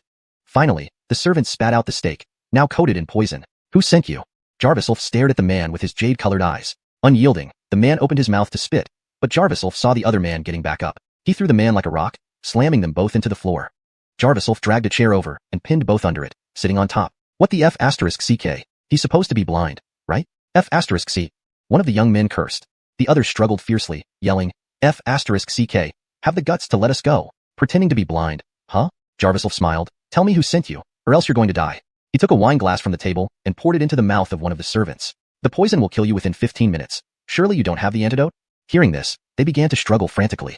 Clearly, Jarviself guessed correctly. They hadn't realized the lethality of the poison until now. These two were mere pawns. The truly important figure was behind them. Jarviself had long-channeled true chi, and the weight of him sitting was equivalent to a truck. No matter how much strength they exerted, they couldn't move him. You think you can scare me, blind bastard? Got the guts to keep us overnight? One man bravely taunted, only for Jarviself to press a pressure point on his neck. Instantly, the man began foaming at the mouth and rolling his eyes. The poison was clearly taking effect, causing convulsions and turning his skin purple. What did you do? King, blind bastard. The last man watched in horror as his companion went limp. Jarviself remained calm. I just sped up the effects for him. You'll be like this soon enough. Seeing his comrade looking like a bruised purple eggplant, the remaining man broke down, begging for mercy. Sorry. I'll talk. I'll tell you everything. We were bribed by someone named Alphonsenager Hermes. His name is Bennett. Chapter 82. Please come in. Bennett? Jarviself searched his memory repeatedly. It was indeed a name he didn't recognize. Who is Bennett? Speak. Jarvisel's voice was icy cold, and at first glance, it seemed like he was coercing the other two people. The conscious person under the chair immediately burst into tears, crying out, "Brother, we really don't know him. He just runs a company and is very rich. We only took his money and helped him teach some people a lesson. He also gave us this poison, telling us it would only knock people unconscious. He never said it could be fatal." The man's voice was now choked with sobs, clearly believing Jarviself. Jarviself asked again, "What's the relationship between this person and Connor?" Originally just a casual question, he hadn't expected the man to nod vigorously in response, saying, "Virgil's, yes, Connor. He works for Connor. It's rumored that he acts on Connor's behalf. This really has nothing to do with us." "It's definitely Connor who sent them." Jarviself's expression darkened. He had thought that with Mika's introduction, he could temporarily settle down in the provincial capital without being detected so soon by Connor. If things continued like this, wouldn't he never find Connor? The enemy's intelligence network was too extensive. He could easily walk into their traps wherever he appeared. Jarviself pondered. Another plea for mercy came from below. Feeling annoyed, he stood up and moved the chair aside. The man quickly crawled up, kneeling before Jarviself, pleading, "We're just recent graduates. Brother, please spare us. I've told you everything I know. Just leave quickly. The poison can be lethal, but you ingested such a small dose. Jarvis avoid strenuous exercise for a month, and you'll be safe," Jarviself said coldly. Thank you, brother. The young man apologized and then, supporting his companion, scurried away. This poison was indeed lethal in its components, but the poison maker had used counteracting substances during preparation, rendering it non-lethal. Moreover, placing it in food was one of the least sophisticated methods, confirming these two were just pawns. But the information they provided seemed credible. Bennett? Since Connor had sent him promptly to deal with me, could I perhaps trace back through him to find Connor? He slowly pulled out a business card, which he had taken from the men earlier. It read Bennett, and the company name was Qing Service Group. Jarviself had never heard of such a company. He wasn't sure what they did, but he guessed it wasn't legitimate, given their close ties with Connor. That night, Jarviself rested vigilantly. The next morning, after a quick breakfast at the restaurant, Jarviself headed to Corbin's office. "Alphonse Nagerly, I want to ask about someone," Jarviself said straightforwardly as soon as he entered. Corbin put on his arrogant demeanor, condescending yet cautious. "You're asking about Bennett? His company is an outsourcing service in our city's financial circle. They claim to do finance, but actually focus on security. Jarvis and they take on unusual clients. Better not meddle with them if you can't even see them," Corbin sneered but kept his tone normal. His clownish behavior was clear under Jarviself's jade-colored eyes. Ignoring this, Jarviself continued with a faint smile. "I won't interfere. I heard he has connections with Connor." Corbin paused. Mentioning Connor changed his expression to seriousness. "Connor's dealings are hard to trace. You can only scratch the surface. Such companies inevitably have ties with Connor. They're essentially loan sharks disguised as security firms. Connor has been heavily involved in usury over the years," Corbin muttered. The pieces were falling into place. Jarviself realized he needed to visit Bennett. "Oh right, I heard the cleaning staff mention that there were intruders in the hotel last night. Did you hear anything suspicious?" Corbin seemed to remember something suddenly. "No, I slept soundly," Jarviself replied calmly. It was best to keep things quiet for now. Besides, Corbin wasn't entirely trustworthy. If his whereabouts were known in advance again, he might miss his target once more. Just as Jarviself was about to leave, he heard Corbin add, "Finding Connor will take time, and the Jarvis Lira you're looking for. You found Jarvis Lira?" Jarviself became instantly excited. "Not exactly. I'm not running an intelligence agency where you can just look up anyone," Corbin retorted arrogantly. "But my people did find out that she was seen at xuanhuan bar." Corbin's words stunned Jarviself. Jarvis bar? Jarvis nightclub? Would Jarvis Lira go to such a place? Jarviself was bewildered. To him, Jarvis Lira was incredibly pure, beautiful but far removed from any frivolity, completely unlike Sheridan. There must be some misunderstanding. Jarviself resolved to visit xuanhuan bar, personally to inquire about Jarvis Lira. "Hey, blind guy, what are you thinking?" Corbin interrupted Jarviself's thoughts. "Continue investigating," Jarviself said and turned to leave. Corbin huffed but reluctantly continued the task assigned by Mika. After some hesitation, Jarviself decided to visit the security company first. Qing Service Group wasn't far from Junlan Hotel, just 3 streets away. With his cane, Jarviself rushed forward and quickly arrived at the building. This was a bustling street filled with small stalls and vendors, selling fruits and snacks. Jarvis Bove, a weathered sign read, Qing Security. No fancy entrance, just a narrow staircase leading inside. Jarviself walked in directly. On the second floor, behind a curtain, sat a receptionist. "Hello, sir. This is Qing Security Services. We provide security only, no other services." The receptionist noticed Jarviself was blind and spoke softly. "I'm here to see your boss," Jarviself replied calmly. The receptionist hesitated, calling out, "Dow Atlee." Jarvis' bald-headed man emerged from inside. Jarvis threw a brief glance at Jarviself. He snapped his fingers and brightened up. "Oh, brother, please come in." Chapter 83. I'll settle the score with him. "Dawson, who is he?"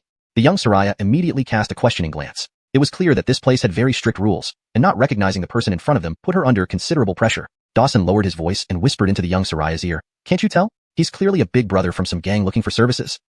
"Oh." The young Soraya quickly came over, taking Jarviself's hand. Despite the summer heat, the young Soraya wore a long-sleeved uniform that tightly wrapped her curvaceous figure, making Jarviself feel hot just by looking at her. Fortunately, Jarviself's jade-colored eyes flickered, and in an instant, the young Soraya appeared naked to him. Jarviself preferred others to be cool, even if it was just how he perceived them. The young Soraya gently played with Jarviself's arm, guiding him inside as directed by Dawson. The two escorted Jarviself to a larger office through layers of door curtains, passing a room where a group of people were playing cards amidst clouds of smoke. Once inside, Jarviself sat on a guest sofa. He thought this place looked completely ordinary from the outside, yet hid such a hidden world within. The frequent appearance of tattooed men made Jarviself doubt it was any ordinary security company. It more resembled a criminal gang. Dawson had clearly misunderstood, assuming Jarviself was one of their clients and treating him with utmost respect because of his confident demeanor. Soon, Dawson entered with 4 tattooed men, all appearing like gang leaders. But when they saw Jarviself, Dawson immediately offered a cigarette and grinned. "Big brother has been waiting." "Alfonso, I asked your surname?" "My surname is Chun." Jarviself raised his hand to decline the cigarette. Dawson could only nod and smile awkwardly, introducing the 4 men behind him. "Morgan, these are our 4 strongest leaders here. This is Brother Hemlock, also known as White Dragon, who has led dozens of men for decades. This is Brother Alfonsox, whose parents are doctors, no need to elaborate on his background, and there's also Jarvis." Dawson introduced them. Jarviself frowned. "The ones I'm looking for aren't among them." Jarviself spoke calmly, but effectively silenced the 5 men. Jarvister all, anyone who could confidently make demands in such a place must have significant status and influence. Dawson swallowed and asked with blinking eyes, "Morgan, you're quite impressive. Alfonso, I ask what kind of job you need us to do. We generally don't take on anything involving murder." Jarvis, he spoke. Dawson smiled oddly. Jarviself replied coolly, "I want Bennett." "Bennett? You want to see President Hermes?" Dawson was momentarily stunned. The other 4 men exchanged glances, bursting into laughter. "Haha, this blind man really knows how to joke. He wants our boss personally to protect him." Brother Hemlock laughed uncontrollably. Brother Alfonsox sneered, "Please, Morgan, find out who Bennett is first. Do you have a few million to throw around to dare name President Hermes?" The other 2 men cursed directly. "Where did this wild dog come from? Is he looking for death? Is this a troublemaker?" Seeing his men get agitated, Dawson suppressed his laughter and persuaded them. He approached Jarviself respectfully and said with a smile, "Morgan, President Hermes hasn't come out for years. Why don't we let Brother Hemlock handle this business? We're all part of the same world. Give us some face." This time, Dawson forcibly placed a cigarette in Jarviself's hand. Good heavens, so this was how forced transactions were handled. These were just their underlings. Jarviself realized Bennett was no simple character. Dawson saw Jarviself pinch the cigarette and couldn't help but smirk. "Mr. Chun, I've given you face. Since you're here at Qing Group, follow our rules. Otherwise, we won't let anyone bully us." The other 4 men stood behind, watching the scene unfold. Clearly, if Jarviself were truly a client, they would force him to complete the business tonight. But Jarviself didn't care. He pinched the cigarette and threw it on the ground forcefully. Jarviself 5 men instantly became serious. Jarviself spoke calmly, "I'll repeat, I want to see Bennett. Where is he?" Realizing this blind man wasn't joking, they all grew wary. Dawson asked urgently, "What do you want with our boss?" Jarviself grunted, "To settle the score." Dawson and the others exchanged alarmed glances, stepping back. "So this guy came to stir trouble? But lit him, Dawson." Brother Hemlock, being tall and burly, immediately lunged forward, swinging a punch at Jarviself. Jarviself merely tilted his head, letting Hemlock's fist hit the wall. Ouch! Hemlock winced in pain, attempting another punch, but Jarviself raised his cane and struck him below the waist. "Jarvisa!" The burly Hemlock grabbed his crotch and was kicked down by Jarviself. Dawson demanded, "Who are you? What do you want with President Hermes?" Jarviself sighed, frowning, "Didn't you understand me? I said to settle the score." Jarvis, this moment, someone beside them spoke up, "Dawson, I heard President Hermes found someone last night to go to Xuanhuan Hotel to deal with a blind man." Dawson suddenly realized, pointing at Jarviself, "So you're not a client, but came to seek revenge." It lit him. On command, the rest charged forward. Jarviself wielded his cane, forcing them back. He jabbed it into one man's head, while Brother Alfonsox, acting recklessly, dove toward Jarviself. Jarviself leaped, releasing internal energy, pressing Alfonsox's heavy body beneath him. Despite his lean build, Jarviself felt like 1,000 pounds on top of Alfonsox, who screamed for mercy. Jarviself glared at everyone and demanded, "Have Bennett come see me." Seeing the blind man wasn't easy to handle, Dawson ordered, "This guy's troublesome. Call more people from outside." Suddenly, a figure rushed in and locked eyes with Jarviself. Dawson saw this and shouted, "President Hermes, why are you here?" Chapter 84, Taking Jarviself. Jarviself squinted his eyes and scrutinized the man in front of him. The man had an extremely fierce face, towering over chin with a menacing presence. "So this is Bennett? He does seem like someone who would commit such nefarious deeds. What, did I come at a bad time? Who's this guy?" Bennett asked in a coarse voice. "No, you arrived just in time." Jarviself grunted as he gave Alfonsox Atlee, who was lying on the ground, a kick, sending him rolling until he lay under Bennett's feet, still moaning in pain. "You're the blind chin?" Bennett looked shocked. Jarviself planted his white cane on the ground and growled, "Where's Connor?" Clearly, the opponent wasn't about to give in easily. Once he confirmed Jarviself's identity, a wicked smile spread across his face. "Truly, things couldn't be easier. You came to me instead of me finding you." Bennett sized up Jarviself, noting that he was indeed blind, but oddly, his men couldn't handle him. This baffled him. "It seems you really are as tough as Mr. Su described," Bennett hypocritically said, waving his hand outwardly. Immediately, 5 or 6 bodyguards in suits stepped forward and stood beside Bennett, giving him a newfound sense of security. He now wore a triumphant smirk. "Boss Hermes, how should we deal with this guy?" Dao Atlee, having helped the 2 fallen men up, tried to curry favor. "Don't even tell me you can't handle a blind man. But lit out of here, useless bunch," Bennett shouted, causing the men to exchange glances before casting cold looks at Jarviself and slinking away. Undeterred by the change in crowd, Jarviself kept his composure. His goal remained singular: Connor. Tell me where Connor is, and I'll spare your life. Jarviself said calmly. Bennett crossed his arms and sneered. You're already dead. What makes you think you can enter my territory without facing dire consequences? If I don't make your death ugly, how will I continue? He rolled his eyes and gave a subtle nod to someone nearby. Jarvis man dressed in black emerged, around 40 years old, with an arrogant air about him. He held a string of black beads in his hand and cast a contemptuous look at Jarviself. So you're Jarviself, who made even the great August kneel and beg for mercy? Not so impressive upon meeting, he scoffed. Ignoring him, Jarviself reiterated. I'll give you one last chance. Tell me where Connor is. Feeling ignored, the Edric fished out a glass jar from his pocket, furious. Seeing this, Bennett instructed everyone. Lars is about to use his techniques. Step back to avoid being harmed by these poisons. Lars opened the jar and tossed black beads at Jarviself one after another. Jarvis hundreds of beads flew towards him. Jarviself swung his cane in midair, deflecting all the beads. Lars, slightly taken aback, muttered, Not bad. But I'm not the waste like August. He then lunged forward. Jarviself didn't expect such aggression and stepped back quickly. Using his heavenly eye technique, he saw the toxins on Lars's body but was surprised he chose close combat. Suddenly, Lars wrapped himself around Jarviself tightly. Despite trying to shake him off, Lars clung stubbornly. Surprised? My poison is designed to turn against its user. You'll soon be bitten to death by my insects. The beads shattered, releasing centipedes no bigger than ants crawling towards them. Jarviself felt his body dampen. The man had lured the insects using drugs. It lit off. Jarviself tried to kick him off but found him unervingly persistent.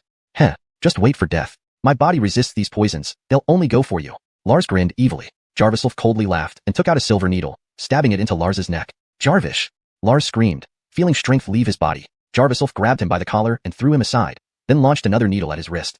I've released your pressure points and neutralized the drug. Your insects crave blood. They prefer you now, Jarviself said coolly. Lars didn't believe it. Struggling on the ground, he sneered. You blind fool. Stop pretending. I've studied you. Suddenly, a centipede crawled onto his wrist. Jarvish! Lars tried to move but couldn't, watching helplessly as more centipedes swarmed his hand and burrowed into his clothes toward his neck, leaving trails of blood. Papa, save me. Jarvish! Lars begged frantically, but no one dared approach. Fearing the insects, Bennett pulled out an electric baton and approached Jarviself personally. Just a blind man, yet no one can handle him. Let's see how you fare. Bennett struck with the baton swiftly. Dodging it narrowly, Jarviself grabbed Bennett's wrist before he could strike again. Why do you see clearly if you're blind? Bennett cursed. With a swift, almost invisible kick, Jarviself struck Bennett in the groin. Grunting, Hermes dropped the baton as Chen choked him by the throat. Everyone was stunned by Jarviself's strength. He effortlessly lifted Bennett overhead. Speak. Where is Connor? Jarviself's voice was icy. I'd rather die than tell you. Bennett surprisingly held firm. But then Jarviself held out his hand, revealing a struggling centipede, Lars's insect. That seemed to convince Bennett otherwise. Chapter 85. Fleeing in defeat. What do you want to do? Bennett suddenly panicked as Jarviself was about to place the insect in his sleeve. Tell me, where is Connor? Jarviself's tone brooked no refusal.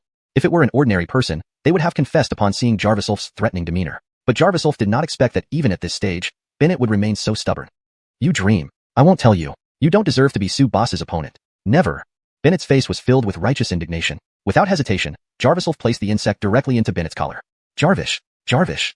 Bennett screamed immediately, breaking out in cold sweat. It must be understood that even a common insect could pose an unknown risk when entering the human body. Jarvis and regarding Lars's abilities, Bennett knew better than anyone else that his insects were far more lethal than the average ones. Jarvis that moment, Lars was on the ground, tormented by his own insects, while Jarviself allowed the insect to crawl into Bennett's body and then took out a silver needle, pointing it at Bennett's forehead. If I open the acupoint on your head, the insect will drill into your body without hesitation, attacking your nerves and blood vessels. Jarviself was getting frustrated, surprised by Bennett's unwavering loyalty to Connor.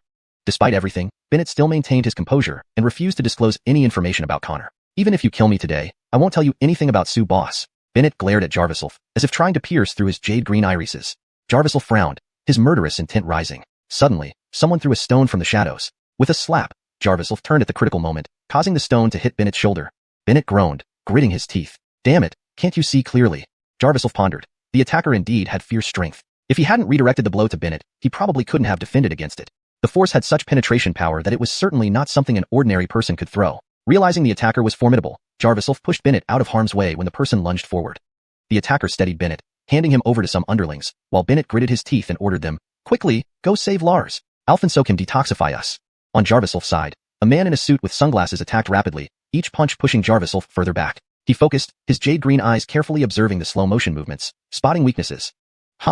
Seizing the opportunity during the next attack, Jarviself thrust his palm forward. The sunglasses man furrowed his brows, clearly confused by Jarviself's tactics, which disrupted his rhythm. Jarviself then struck with another powerful palm, nearly hitting the man's chest before he leaped away. Jarviself pursued, taking a few steps forward, only to face the attacker's long legs. Trying to run? Jarviself grabbed a nearby cane, deflecting the flying kick, and noticed that Bennett's people had already carried Lars away. We can't handle him, let's retreat. Bennett clenched his teeth, glaring at Jarviself with a resentful look. Jarviself realized the attacker's prowess, but was surprised by Bennett's retreat. He reached out to grab the sunglasses man's sleeve. Brat, today I'll let you off. Remember, this isn't over. Bennett said before being helped away. Outside, shouts and table overturning sounds echoed as customers were dispersed to create chaos. Jarviself gripped the sunglasses man's sleeve tightly, coldly demanding, he's gone. Tell me Connor's location. Seeing Jarviself's resolve, the sunglasses man became flustered, launching a palm strike toward Jarviself's abdomen. Jarviself easily sidestepped. Unnoticed, the sunglasses man pulled out a short dagger from his sleeve, slashing his own sleeve apart. To avoid getting cut, Jarviself retreated, but the sunglasses man didn't linger, fleeing immediately. Stop! Jarviself chased after, but the sunglasses man vanished quickly among overturned tables, having clearly pre-planned his escape route. Jarviself returned to the room, looking at the mess, clutching a piece of torn cloth, a corner of a tunic. During the struggle, he had noticed that beneath the sunglasses man's suit was a layer of what looked like traditional attire, likely from a martial arts sect. Such skills weren't those of an ordinary bodyguard. There was definitely a powerful force behind him. Given the company's shabby state, Bennett wouldn't return. The lead was broken. An idea struck Jarviself. Maybe this piece of fabric could yield some clues. If the sunglasses man had any identity, it might help trace Connor. So, Jarviself left Qingfeng Security Company and returned to Xuanhuan Hotel, seeking the manager Corbin. This? Jarvis' scrap of fabric? Corbin mocked openly. Jarviself explained calmly, this is a fragment of one of their henchmen's tunics. The man was skilled. Please find out who he is. Otherwise, my investigation ends here. Corbin's face showed amusement, finding Jarviself's obsession with Connor amusing. Still, he didn't pry further, just keeping the fabric and warned, just remember, if you intend to collaborate with Connor, I have no issues. But if you plan to harm him, you're making a grave mistake. He has many capable subordinates, Corbin added, watching Jarviself helplessly. Thank you for your efforts. Jarviself bowed and left. Seeing Jarviself's confident back, Corbin chuckled and shook his head. This boy dared to confront Connor's men directly. Surely he'd meet a grim fate. But then, he thought of Mika, who specifically asked him to take care of Jarviself. If Jarviself suffered due to his negligence, Mika would surely dislike him. Thus, Corbin called out to Jarviself as he walked away. Need something? Jarviself didn't turn around. I'll check this fabric for you, but there's progress on the other person you asked me to investigate, Corbin said impatiently. This surprised Jarviself. Jarvis Lira? Please provide more Chinese text for translation if needed. ####Chapter 86, Xuanhuan Bar. Has he found Sister Carissa? Jarviself's heart raced with excitement. Jarviself though this trip to the provincial capital was mainly for Connor. If he could find Jarvis Lira as well, it wouldn't be a wasted journey. Right. Wasn't that girl named Jarvis Lira? Didn't she appear at a bar last time? Carver Pay didn't seem too willing to give away all the information but had some thoughts about Jarviself. Despite his blindness, this man dared to challenge Connor and must have his unique strengths. Besides, Sybil held him in high regard, and Carver Pay hoped to strengthen his ties with her through him. Xuanhuan Bar? Jarvis Lira reappeared? Jarviself snapped back to reality, and for a moment, his jade-colored pupils seemed to pierce through Carver Pay's gaze. Carver Pay shook his head, reminding himself that a blind person couldn't possibly see. It must have been his imagination. Jarvis Lira hasn't shown up again, but last time we only uncovered some underground clues. This time, I found an informant who confirmed he has seen the girl in the photo, Carver Pay explained. He then handed over a business card and said, he's a bartender at Xuanhuan Bar named Jasper. Just tell him I sent you. He should assist you. Jarviself quickly took the card and bowed slightly in gratitude. Thank you. He was about to leave when Carver Pay called him back. Thanks? Is that it? You don't even show any sincerity? Carver Pay eyed Jarviself disdainfully. Jarviself hesitated, explaining, once I find her, I will prepare a grand gift and thank you properly. Though he didn't like the hotel manager much, he appreciated the help in tracking down clues. Carver Pay wasn't satisfied, crossing his arms. I think all my assistance is because of Stacy. How about putting in a good word for me with her? Jarviself smiled faintly and immediately agreed, sure, easy enough. With that, he turned to leave. Carver Pay felt vexed, wondering why this blind man seemed to look down on Sybil from the bottom of his heart. If so, why did Sybil insist on helping him? He couldn't understand. Jarvis night fell. The provincial capital city glittered with neon lights and vibrant nightlife. On a bustling street, young men and women mingled around the underground entrance, some embracing drunkenly, others dressed in suits shouting, we won't go home until we're thoroughly drunk. In a less conspicuous corner, a blind man emerged, holding a cane and moving past the crowd. The security guard at the door saw Jarviself and immediately tried to block him. Excuse me, this is Xuanhuan Bar, a drinking place. You've mistaken the location. Jarviself frowned lightly, replying calmly, I'm here to find someone. Who are you looking for? What kind of deadbeat comes into a bar? Do you want to get yourself killed? The guard sneered arrogantly, especially since Jarviself clearly wasn't from around here. When Jarviself glanced at him with his jade-colored eyes, the guard got angry and raised his hand to strike. But lit lost. Blind mutt. Jarvis! Jarvis!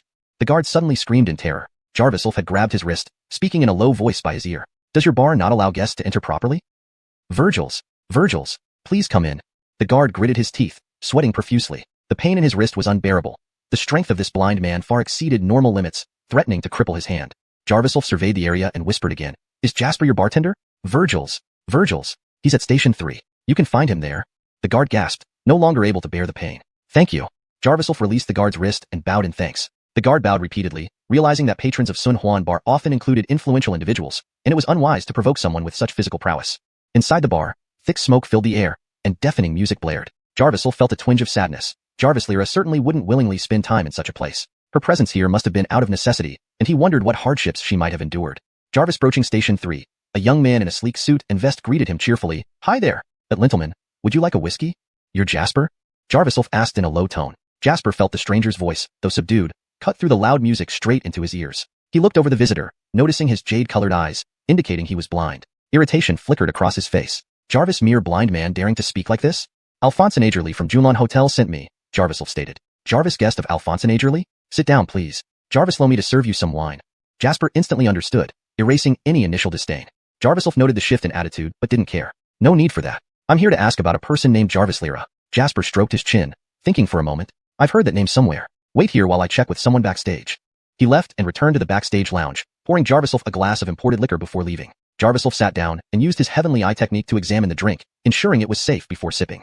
Though he'd never been to such a place, he'd heard from Sheridan that a couple of drinks could miraculously ease worries. But to him, the alcohol tasted like water, likely due to his martial arts abilities making him resistant to intoxication. Suddenly, a scantily clad Soraya draped herself sensually over Jarviself, straddling his lap. Shocked, he realized she was completely undressed, pressing against him. His body began to react, growing warm, and he felt an unmistakable stirring beneath the cover of darkness.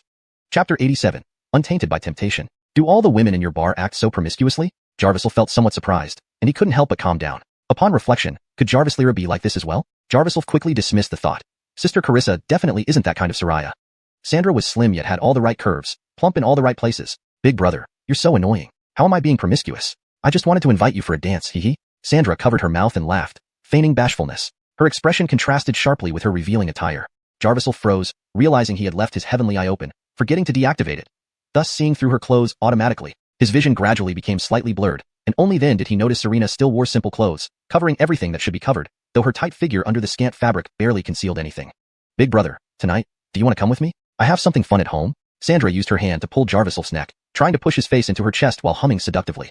Jarviself realized there were indeed women even more assertive than Sheridan. Too much. Despite himself, his blurry vision turned clear again, closely observing the smooth white expanse before him. But thinking of Jarvis Lyra, he remained composed, saying calmly, sorry, I can't see.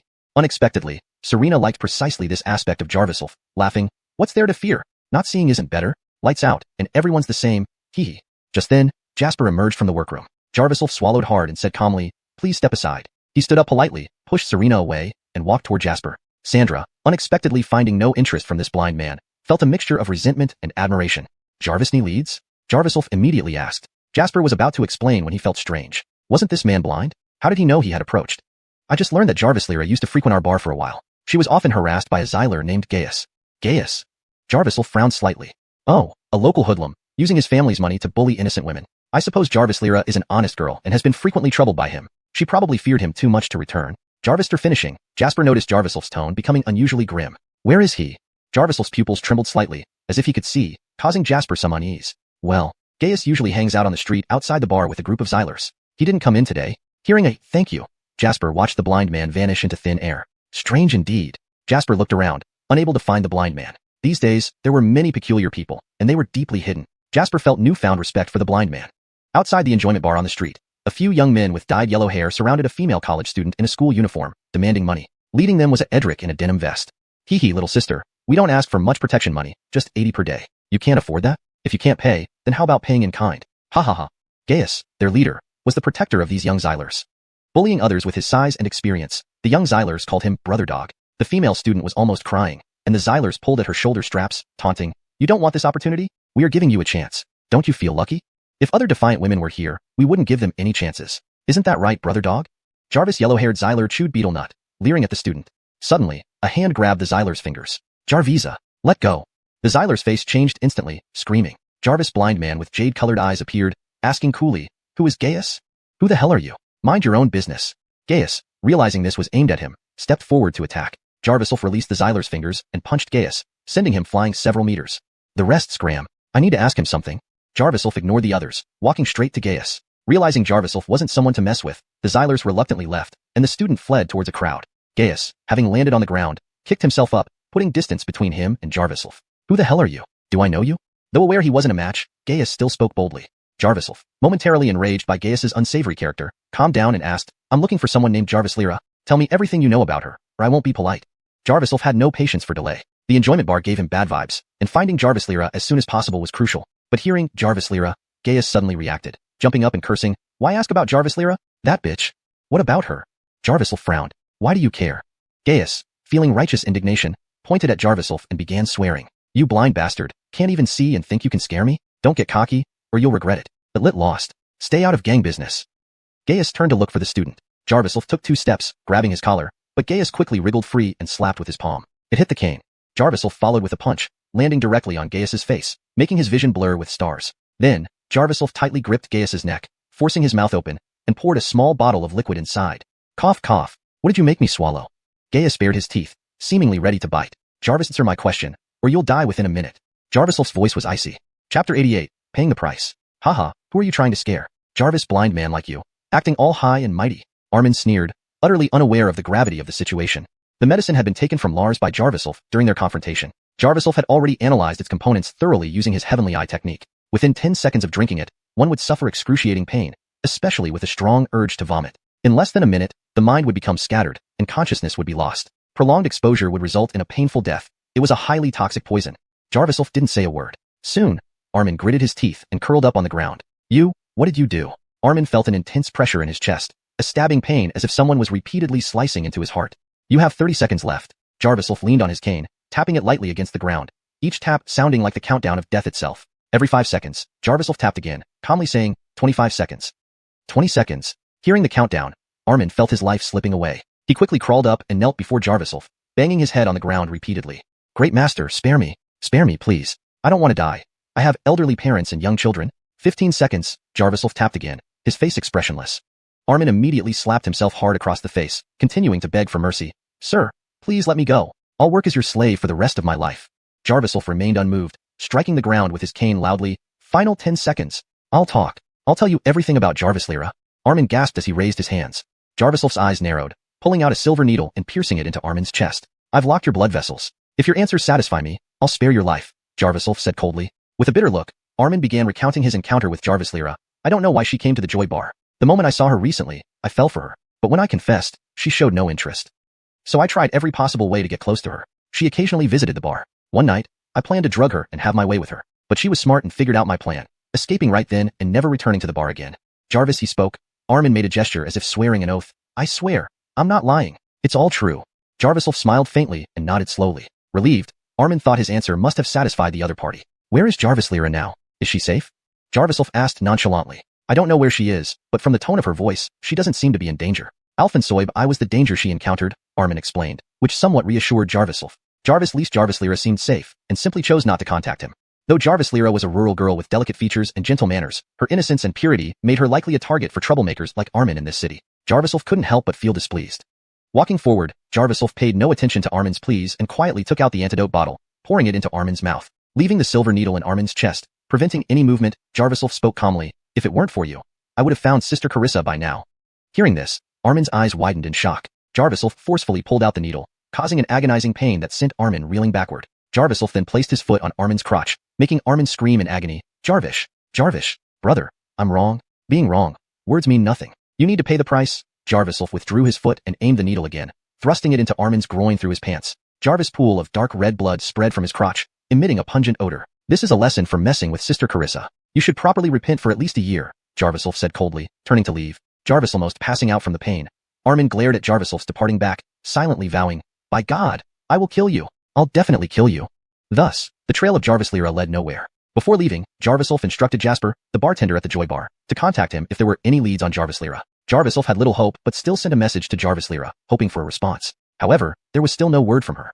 He could only continue investigating Connor's whereabouts, relying mostly on clues provided by Hunt Mubai. Days passed without any developments. Until the 4th day, when Base informed Jarvislf that someone was visiting him at the hotel. Expecting Jarvis Lyra, Jarvislf hurried to the reception room, only to find a middle-aged Soraya and an elderly man waiting for him. Gratitude, Alphensoster. Don't you remember? I'm the mother of the boy you saved at the train station. Thanks to you. My second uncle said you saved my child's life. Sandra nearly knelt down before Jarvislf promptly helped her up. The elderly man also nodded approvingly, examining Jarvislf closely with satisfaction. Jarvis, after some explanations, Jarvislf understood their identities. Sandra was Chunya, a single mother from a nearby county, whose husband had recently passed away. The elderly man was her second uncle, Brock, the owner of a traditional medicine clinic who practiced Chinese medicine. Of course, this was a modest claim, and Jarviself couldn't determine their true skills. We've come to invite you to join our clinic as a resident doctor. Rest assured, we will offer you the best terms in gratitude for saving us, Brock added, stepping aside to take a call. Jarviself frowned, lost in thought. They might have seen his blindness and wanted to help, but he was in the city solely to find Connor. Distracting himself with other matters wasn't ideal. Just as Jarviself was about to decline, something Brock said over the phone caught his attention. The Sioux boss you mentioned, the one who made his fortune from mining? He has already visited 3 times this week. Brock lowered his voice, yet Jarviself heard him clearly. Where is your clinic? I'm coming. Jarviself agreed without hesitation. Chapter 89. The Four Seasons Clinic. Provincial capital, Four Seasons Clinic. This was a much larger and more advanced clinic that integrated both traditional Chinese and Western medicine. It featured a main hall with 4 smaller rooms branching off for different categories of illnesses. Further inside were over 10 small private wards. Using his heavenly eye technique, Jarviself could turn his blurry vision into sharp clarity, even allowing him to see the elegant seats on the second floor. The adjacent space was even more luxurious, displaying various rare herbs and exhibition areas and featuring a well-lit Western medicine storage, offering everything one might need. Compared to the Xingxin clinic, this Four Seasons clinic seemed almost unparalleled. This is our G family's own clinic, Brock said softly. We don't usually accept non-staff members, but my niece has suffered greatly, and it wasn't until middle age that we finally acknowledged each other. I am willing to offer her some support. Jarviself noticed Brock's mannerisms suggested he was an extremely cultivated elder. He had a hunch that the G family wasn't an ordinary clan. Based on Tanya's account, the techniques you used at the train station must have involved some skill. You are young, and naturally need opportunities to show your talent, Brock remarked while observing Jarviself closely, nodding inwardly. Throughout the journey, Brock kept studying Jarviself. Chun understood that this was out of pity for him, fearing that as a young blind man, his skills might never be showcased. But Chin's purpose was only Connor. The power behind the so-called G family might not be less than that of Connor, but Chun didn't care about that. If he could encounter Connor in such a renowned clinic, it would be like catching a turtle in a jar. Almost guaranteed. Jarvis, they entered the clinic. Jarviself heard cries for help from inside. Help! It hurts. Jarvis saw. Hearing this, Brock immediately rushed forward to investigate. Tanya, who had been retained by her uncle here to do miscellaneous tasks, couldn't help but follow suit. Jarvis that moment, a young doctor was attending to a patient. Chin guessed the cry came from the patient. Jarvis, man in his 30s, winced in pain and tried to pull back. The doctor, wearing a white coat, saw the patient attempting to leave and raised his hand. Sir, your wrist is dislocated. Realignment can be painful. Please bear with it. You're talking nonsense. My wrist is dislocated. But why does my shoulder also hurt? This clinic isn't legitimate. The middle-aged patient retorted angrily, clenching his teeth. He moved towards the door, cursing, fraudulent clinic. I'll report you to the market regulation department. Brock quickly intervened, explaining, Sir, please calm down, but let your condition treated first before deciding anything else. We wouldn't want to delay your treatment. The man paused, realizing the logic, but his face still showed impatience. You also need to treat me first. Jarvis, after half an hour. My pain hasn't eased at all.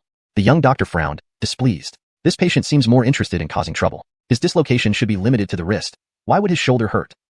Jarviself suddenly interjected, Sir, let me give it a try. Everyone was taken aback, and Brock hastily introduced, Let me introduce everyone to our new doctor, Dr. Chun.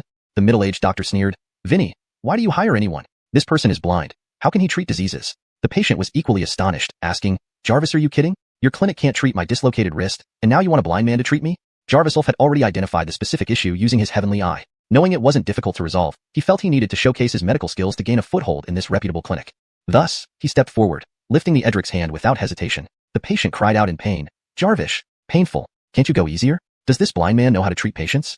The young doctor, fearing the newcomer might undermine his position, chimed in mockingly, Alphansoib, we shouldn't risk it. Let me handle it. If a blind man causes permanent damage. The patient grew more agitated, shouting, Let go of me. I won't be treated here anymore. This clinic is a fraud. Before anyone could react, Jarviself swiftly inserted a silver needle into the patient's wrist. The patient's pain vanished instantly, and his contorted face relaxed. Surprised, he murmured, It doesn't hurt anymore? What happened? Jarviself explained, Your dislocation is actually in the shoulder, not the wrist. The nerve connection affects the wrist, making it weak while causing severe pain in the shoulder joint. Hearing this, Brock nodded approvingly, stroking his small beard appreciatively. The young doctor snorted in disbelief. Believe a blind man? He's just pulling tricks. I checked carefully. It's definitely a wrist dislocation. Ignoring the young doctor, Jarviself lifted the patient's arm and pressed firmly on his shoulder. The patient, fearful of further pain, gritted his teeth. Doctor, please don't. It hurts so much. With a swift motion, Jarviself applied pressure, and there was a distinct crack sound. Both Brock and Tanya were startled by the unusually loud noise. He just snapped someone's shoulder. This guy isn't one of our doctors. Report him if you must, the young doctor scoffed. The patient, though initially frightened by the sound, soon realized the blind doctor had released his shoulder. He started moving his shoulder, amazed. Hey, my shoulder feels much better. Even my back doesn't hurt anymore. Jarviself removed the silver needle from the patient's wrist calmly. Back pain results from nerve connections in the shoulder. Jarvister repositioning the bone. Avoid heavy work and rest adequately. Thank you, doctor. This problem persisted for 2 weeks, and none of the 5 clinics I visited could help. Thank you so much. Where are you from? The patient grasped Jarvislof's hands, expressing gratitude repeatedly. Jarvislov smiled, instinctively thinking of the Jingshin clinic, but hesitated and responded, I'm the incoming resident doctor at the Four Seasons clinic. The patient nodded approvingly. I've always heard that this clinic harbors many talented individuals. Indeed, despite your disability, your medical skills are exceptional. I'll surely send you a banner of appreciation later. Chapter 90, The Shun Family Crisis. Jarvis, after the middle-aged patient finished speaking, he began to vigorously move his body. He felt a wave of relief spread from his arms to his back. This feeling of recovery brought him immense joy, and the Edric bowed deeply to Jarvislov. Sir, your medical skills are truly remarkable, and you are humble despite your expertise, far more commendable than some who lack skill. He then cast a sarcastic glance at the young doctor. The young doctor stood with his hands in the pockets of his white coat and scoffed, It's just luck. What's so impressive about that? No matter how skilled he is, he's still just a blind man, right? Ridiculous. Brog barked angrily, causing the young doctor to lower his head and close his mouth immediately. This Dr. Chun is specially invited by me. From now on, his position is yours, Brock said with a look of anger. The young doctor muttered under his breath, Ephraim.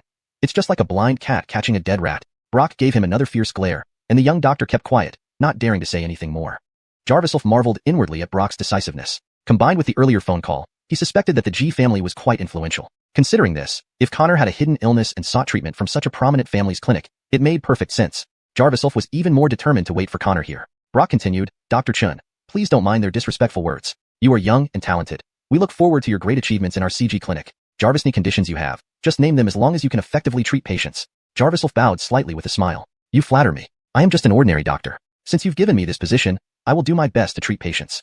He wasn't particularly eager to save people, but staying at the clinic would increase his chances of encountering Connor. Thinking of Connor potentially appearing before him any moment, Jarvislov couldn't help but feel an urge to confront him immediately. Meanwhile, outside Xuanhuan Hotel, a luxury car stopped abruptly. Jarvis Edric stepped out from the driver's seat. Jarvis light rain fell. He opened the umbrella and then the rear door. Mika descended from the car, wearing a red dress with her beautiful face unusually somber. Go fetch Corbin for me, Mika said as she approached the entrance of Xuanhuan Hotel, but didn't intend to go inside. Shortly after, Corbin was brought out by the Edric. Seeing Mika, Corbin hurried over, bowing respectfully. Stacy, it's been a long time. How have you been recently? Do you have time tonight? Did I hear that you treated Jarvislov poorly? Mika frowned. This, unjust accusation. I treated him with the highest courtesy, and I did everything he asked. Corbin protested, feeling nervous inside. But Mika didn't press further and instead asked, Is what you said true? Jarvis, absolutely true. Corbin took a deep breath, puzzled why a blind man should deserve such attention from Mika. Good. What about the Xuanhuan Hotel situation? Did you find any clues on the person you were investigating?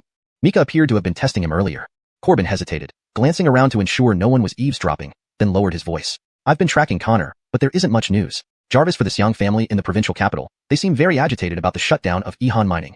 Mika's expression darkened further. Jarvis threw a long pause, she grunted. Connor must be plotting something behind the scenes. It seems he has built up quite a network in the provincial capital. Sealing off his xuanhuan mining has unexpectedly caused 4 companies in the city to encounter financial issues.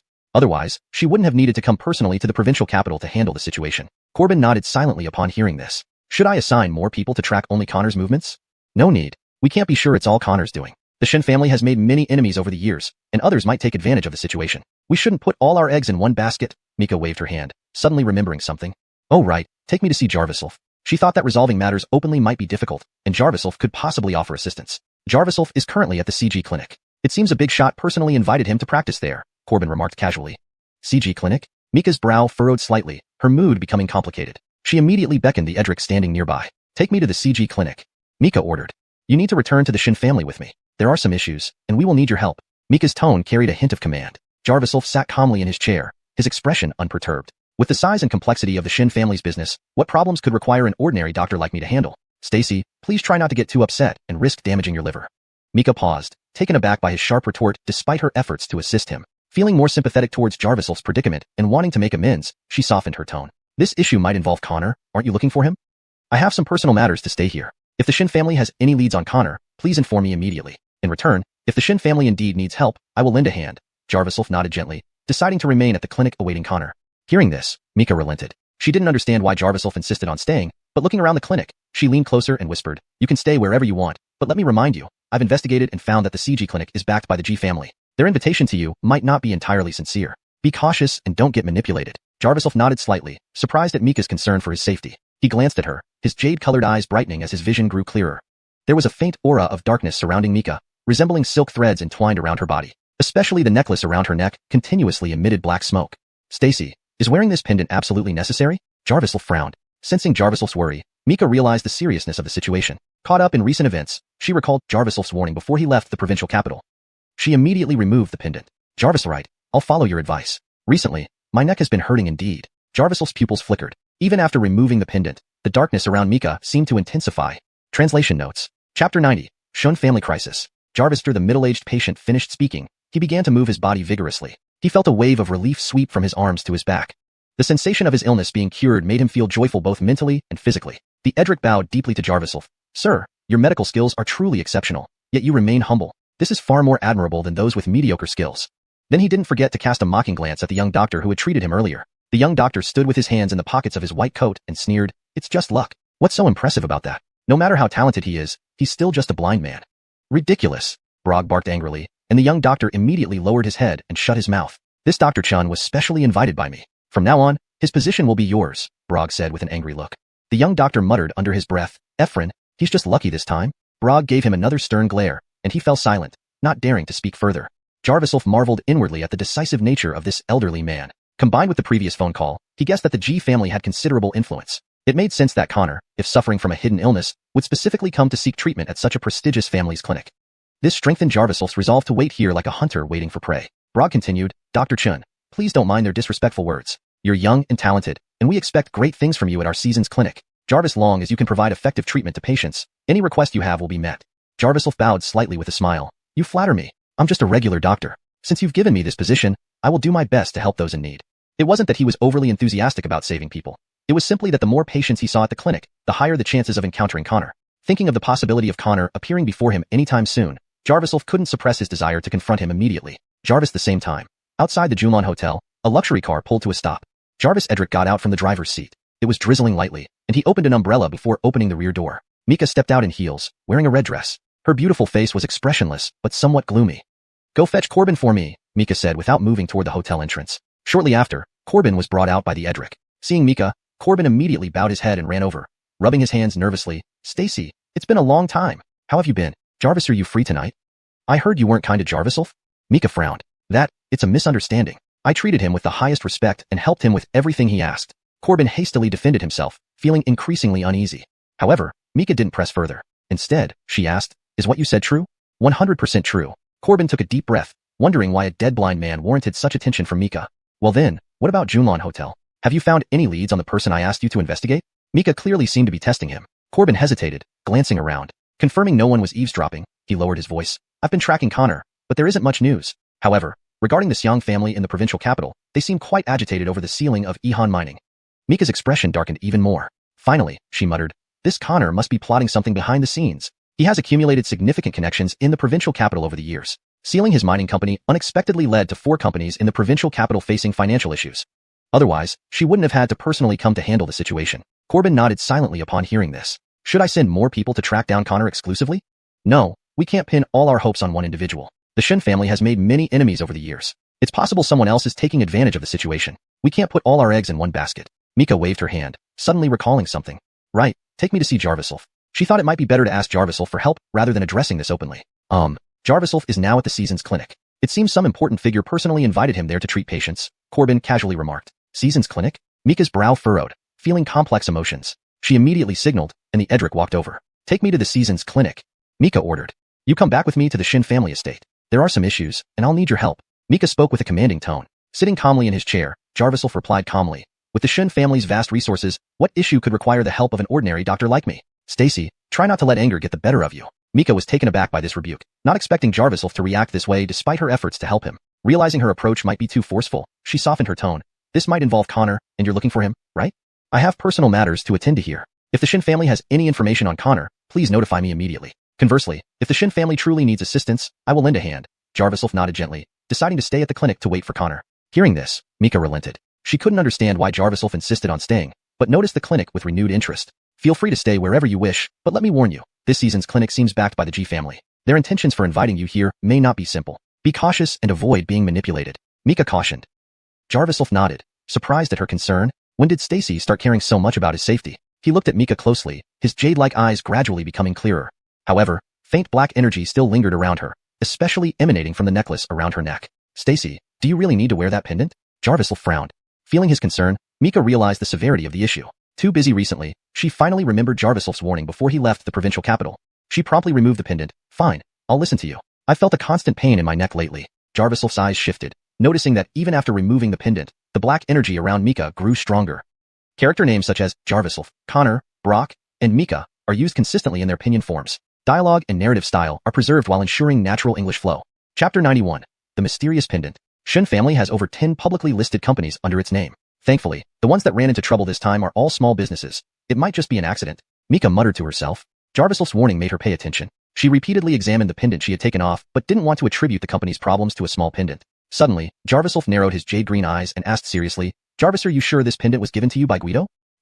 Grandfather. Might have just picked it out casually? Mika's expression turned unpleasant. She stammered, explaining, Jarviself, why are you so interested in my pendant? Could it be that you... Ouch. While speaking, Mika suddenly felt a sharp pain in her head and almost fainted. She fell to one side abruptly, but thankfully, Jarviself reacted quickly, catching her as he stood up. Mika landed full force in Jarviself's arms. She smelled a faint fragrance of herbal medicine on him, which made her feel nostalgic. You're not in good shape. Let me examine you. Jarvister helping Mika to her feet. Jarviself insisted on examining her. Jarvister hesitating for a moment, Mika did not refuse. Indeed, she had been feeling like something was choking her neck for days, and incidents like nearly fainting were not uncommon. Virgil, her medical checkups showed no abnormalities. Perhaps Jarviself could help with it. Jarvister informing his nurse assistant, Jarviself led Mika upstairs to a small ward. Seeing the confined space, Mika grumbled, You brought me to a place like this? Is it really okay for a man and Soraya to be alone together? Jarviself, though she complained verbally, she felt differently inside and was no longer as resistant to Jarviself. I see many young female patients every day. I'm only treating illness, nothing else, Jarviself explained calmly. Upon hearing this, Mika felt oddly disheartened. Does it mean she has no attraction to Jarviself at all? But the sharp pain in her head left her too distressed to think about anything else. The headache worsened? Jarviself asked. Mika was surprised, thinking Jarviself truly deserved the praise as a divine doctor from even her grandfather. He could easily determine her condition just by listening. Lie down on the bed. There is dampness and heat in your body, and I'll help you eliminate the dampness, Jarviself said as he found an excuse to get Mika to lie down, needing to prepare. Jarvister Mika lay on the hospital bed. Jarviself pulled up a chair and sat at the head of the bed. His jade-green eyes trembled slightly. Jarvis' faint light began to glow, and Jarviself's vision gradually became clear. The clothes Mika wore slowly turned transparent before his eyes. Through the clothes, Jarviself saw Mika's graceful figure, comparable to Jarvis Lyra's beauty. Moreover, Mika's skin was incredibly smooth and white, prompting Jarviself to think that as the eldest Aliyah of the Shen family, such flawless skin must come from being bathed in noble herbs since childhood, known for their beauty-preserving effects.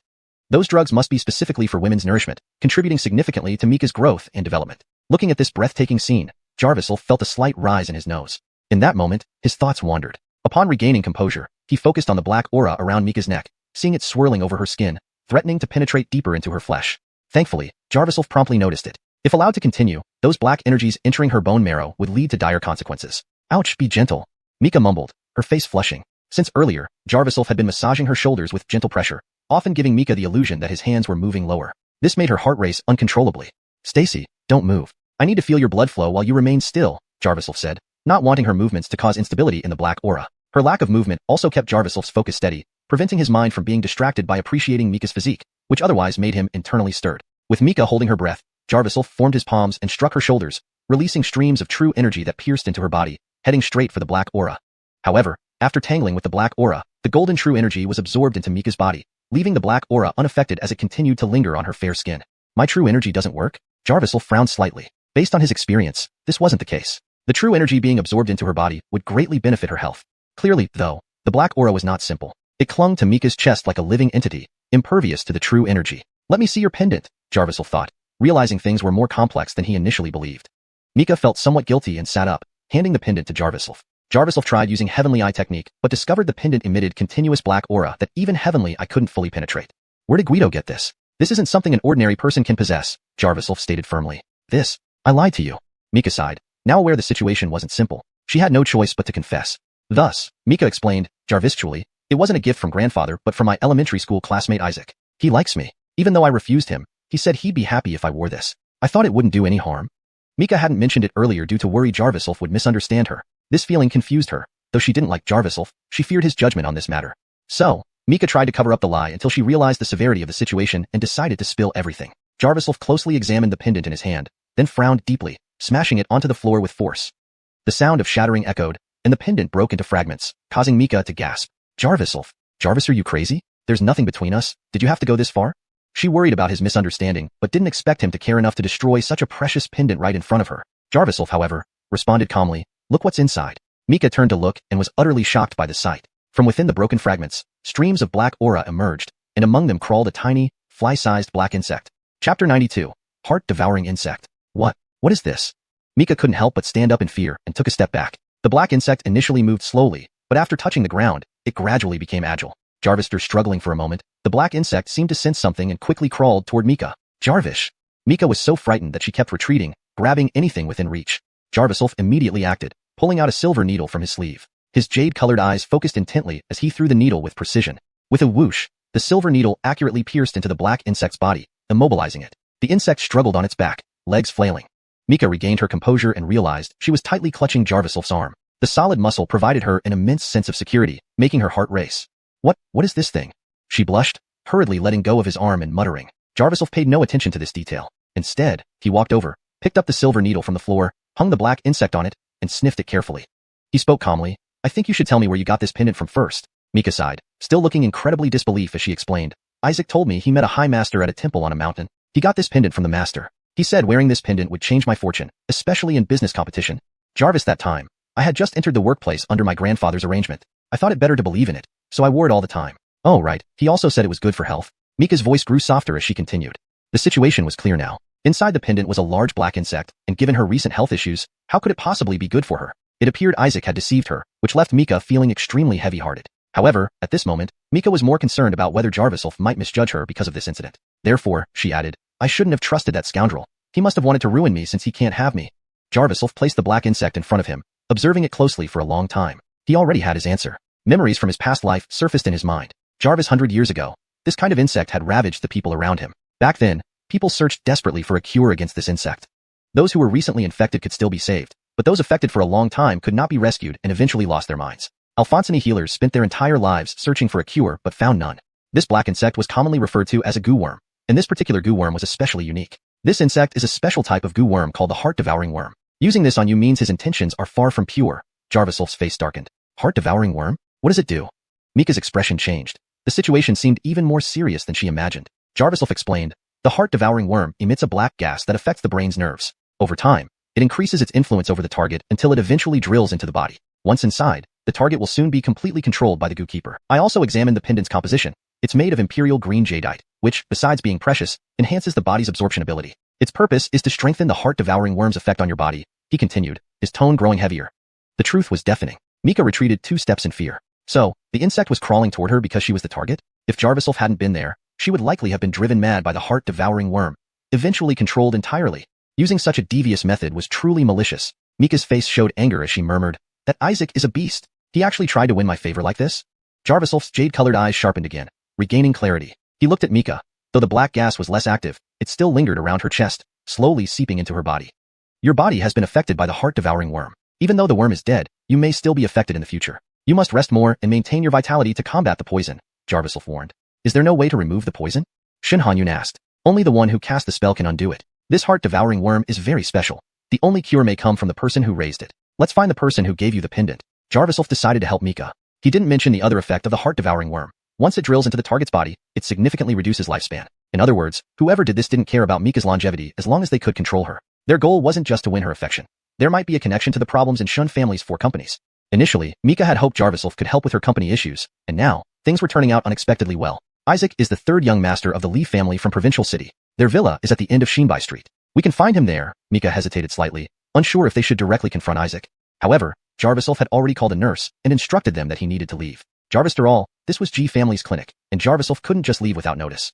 Jarvis finishing the arrangements, he firmly told Mika, "We can't delay. The longer the heart-devouring worm is dead, the more likely the goo keeper will know. Finding a cure will be difficult then." Hearing Jarvis's explanation, Mika grew anxious and immediately arranged a car, instructing the driver to take them to the Lee family villa. They sped in the luxury car. Jarvis learned more about Isaac from Mika. The background of the Lee family wasn't simple. The Lee family in Provincial City originally started with jade trading, which led to expertise in antiques and jade. This made Mika trust his judgment and believe in the so-called benefits of the pendant. Later, the Lee family expanded into jewelry, becoming a massive financial empire rivaling the Su family. Jarvis and Isaac, the 3rd young master of the Lee family, attended the same prestigious school as Mika since childhood, leading to their acquaintance. Explaining this, Mika grew more agitated. "I never imagined he would be this kind of person. If my grandfather finds out, he won't let him off." Speaking of this, her face contorted in pain as she suddenly fell backward, fainting. Translation completed as per your instructions, maintaining the original paragraph structure and style. Please review and let me know if any adjustments are needed. Chapter 93. Visiting someone. Stacy? Jarvisel frowned slightly. He reached out, resting his hand on Mika's neck, using the back of his hand to feel her pulse. Her vital signs were stable, but under the scrutiny of the heavenly eye, black vapor was gradually invading her brain, reaching up to her collarbone and continuing to creep upwards. Stop the car. Your miss is physically weak and needs rest, Jarvisel said to the driver. The driver immediately stopped the vehicle and looked concernedly at Mika, who had already lost consciousness in the back seat. Jarvisel gently cradled Mika, helping her lie down flat on the spacious back seat of the large sedan. The luxury car size suited Mika's petite frame perfectly. What's wrong with Miss? I'll call a doctor right away. The driver seemed quite flustered. Jarvisel waved him off, explaining, she's affected by a poison charm, which has left her mentally exhausted. If she's taken to the hospital and treated by an inexperienced doctor, it might only accelerate the damage caused by the poison. Let her rest here. I'll go find the antidote. With that, Jarvisel opened the car door and before leaving, asked the driver, where is the Lee family? The driver replied, go straight from here to the crossroads, then turn left until you reach the end. Thank you. Jarvisel politely acknowledged and walked off briskly with his cane toward his destination. Watching Jarvisel walk so confidently, the driver scratched his head in confusion. This guy, he's blind, isn't he? How does he seem so sure of everything? No wonder my miss was so captivated by him. The Lee family villa had a massive 10-meter-wide gate guarded by 2 security booths. Jarvisel approached calmly and looked up at the grand entrance, which led to an enormous palace-like building. This Lee family indeed spared no expense. Their wealth and influence suggested they had sinister intentions toward the Shin family's miss. Open the gate.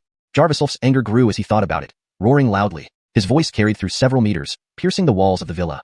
The guards rushed out from the booth, eyeing Jarvisel suspiciously behind the iron gates and noticing he was blind. Which beggar are you? A lit lost. One guard demanded rudely. I'm looking for someone. Does Isaac live here? Jarvisel asked. The guard paused, knowing Isaac was the third son of the Lee family. He hesitated. Why do you want to see the third young master? Do you know him? He eyed the blind man dubiously, finding it hard to believe such a person could be acquainted with the Lee family. Jarvisel didn't mince words. Tell Isaac to come out. I have something to say to him. The guard confirmed his suspicions. It must be an enemy. The Lee family, being involved in the jade business, had dealings with both legal and illegal entities, often offending people. It wasn't unusual for enemies to visit. The guard scoffed. I thought you knew the third young master. Looks like some stray dog came barking at our door. Scram. You're not worthy to enter the Lee family estate. Suddenly, there was a loud thud as Jarvisel gripped the iron bars of the gate. His jade-colored irises seemed to focus on the guard, which was unnerving. You're a lackey of the Lee family. I have no quarrel with you. Just deliver this message. Tell Isaac to come out and see me. Jarvisel's tone was icy cold. Due to the Lee family, Mika was in imminent danger, and now that he had intervened, he wanted to resolve the matter quickly. The guard laughed disdainfully. What? Not opening the gate for you? Are you planning to force your way in? Don't overestimate yourself. He approached the gate, spitting at Jarvisel through the bars mockingly. At lit lost, you scoundrel. Don't disgrace yourself in front of me. Jarvisel's eyes narrowed, and with a strong grip, he bent the iron bar. The guard, terrified, tried to flee, but Jarvisel had already extended his hand through the gap, grabbing the guard's hair tightly, causing intense pain as if his scalp were being torn apart. Jarvis, pain. Stop it. Please, sir, let go. The guard struggled, but Jarvisel dragged him close and then, with his other hand, retrieved a key from the guard's pocket. Oof. The guard was thrown several meters away, landing and rolling forward, unable to get up due to the pain. With the key in hand, Jarvisel unlocked the gate and pushed it open forcefully. Jarvis, he stepped forward. More guards emerged from the booth. That's trespassing. Private property, do you understand? They kept their distance, wary after witnessing Jarvisel's strength. Jarvisel spoke coldly. Send your third young master out to see me. His actions are far worse than just breaking the law. The guards were speechless. They had heard rumors about the Lee Corporation's deeds and couldn't be sure if what the blind man said was true. Jarvis, that moment, a voice called out nearby. Don't shout. My brother isn't here. What do you need from him? Speak to me instead. Alphensoster. The guards turned to see Zach, the eldest son of the Lee family. Zach, dressed in a white suit, berated them. You useless lot. Can't even stop a beggar? The Lee family pays you to do nothing? Go collect your salary and get out of here. The guards apologized profusely, seething silently as they left, glaring at Jarvisel. Behind Zach were 4 bulky bodyguards. He stood with his hands in his pockets, smirking coldly at Jarvisel. Hello. I'm Zach, the elder brother of Isaac. He's not here. What do you need? Jarvis, he spoke. He noticed the man's jade-colored irises, lifeless and dull.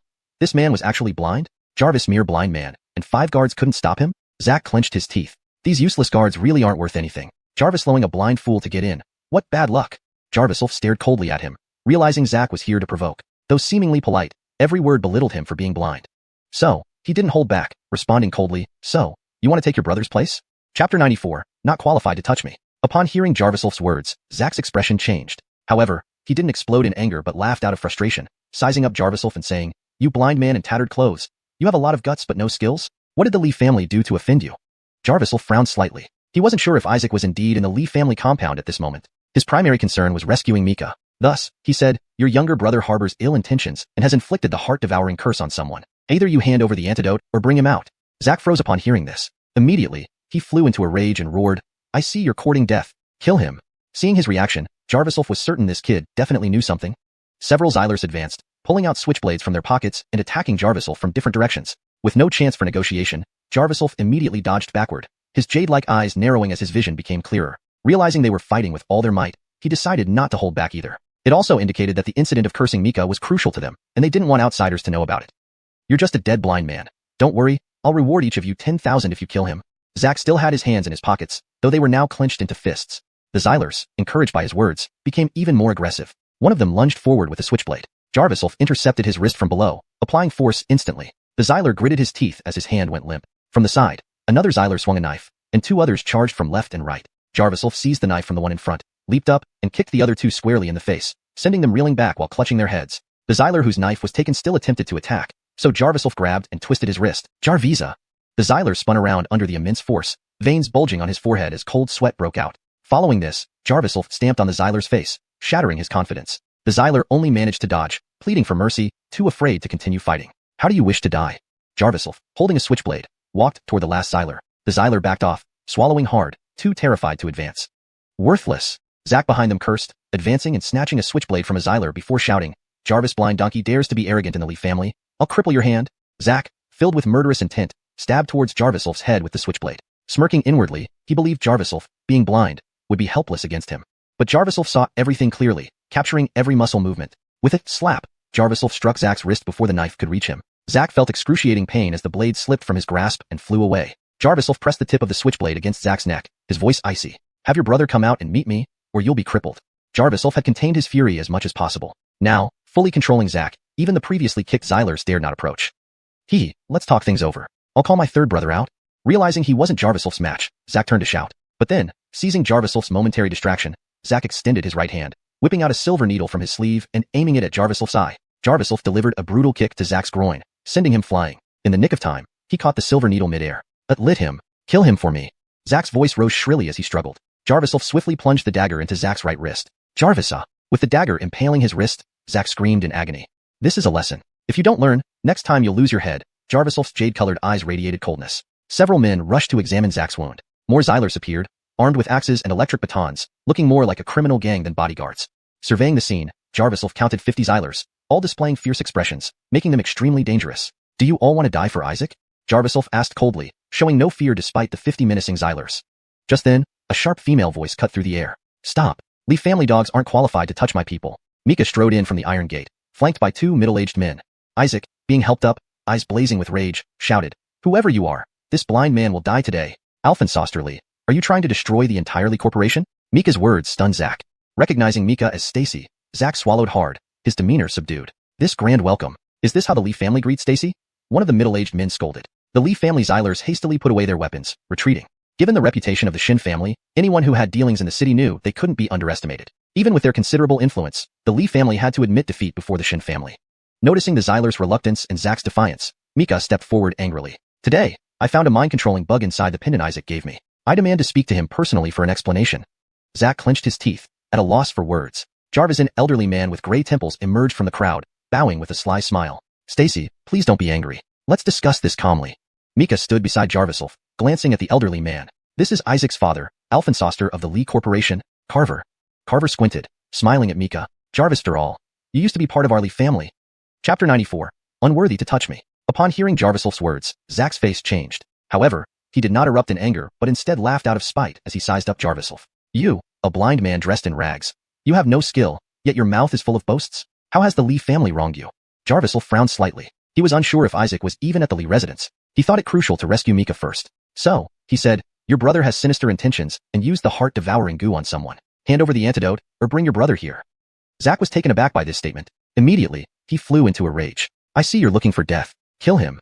Seeing his reaction, Jarviself could confirm that this guy definitely knew something. Several Xylers lunged forward, each drawing out their spring knives, coming at Jarviself from different directions. Realizing there was no chance for negotiation, Jarviself immediately leaped backward, his jade-colored pupils narrowing, and his vision becoming increasingly clear. They were aiming to kill, and this time he had no intention of holding back. This also indicated how important keeping Mika under control was to them. They didn't want outsiders to find out. "Jarvis, worthless blind man. Just kill him, and I'll reward you each with 100,000. Zack still had his hands in his pockets, but they were clenched tightly into fists inside. The Xylers became even more enthusiastic upon hearing this. One immediately charged forward, thrusting his knife. Jarviself intercepted his wrist mid-motion, applying pressure instantly, causing the Xyler to grit his teeth, his hand going limp. Another Xyler approached from the side with a knife, while two more rushed from either flank. Jarviself seized the first Xyler's dagger, jumped up, and kicked the other two in the faces. Their faces almost contorted sideways as they staggered back several steps, clutching their heads. The Xyler who lost his knife tried to attack again, but Jarviself twisted his wrist sharply. Jarviserg. The Xyler was spun around by the sheer force, his wrist throbbing with pain, veins popping out on his forehead as he broke into a cold sweat. Jarviself then stepped on the Xyler's face, completely breaking his spirit. Jarvisel the Xyler could do was dodge and beg for mercy, unable to strike back. How do you wish to die?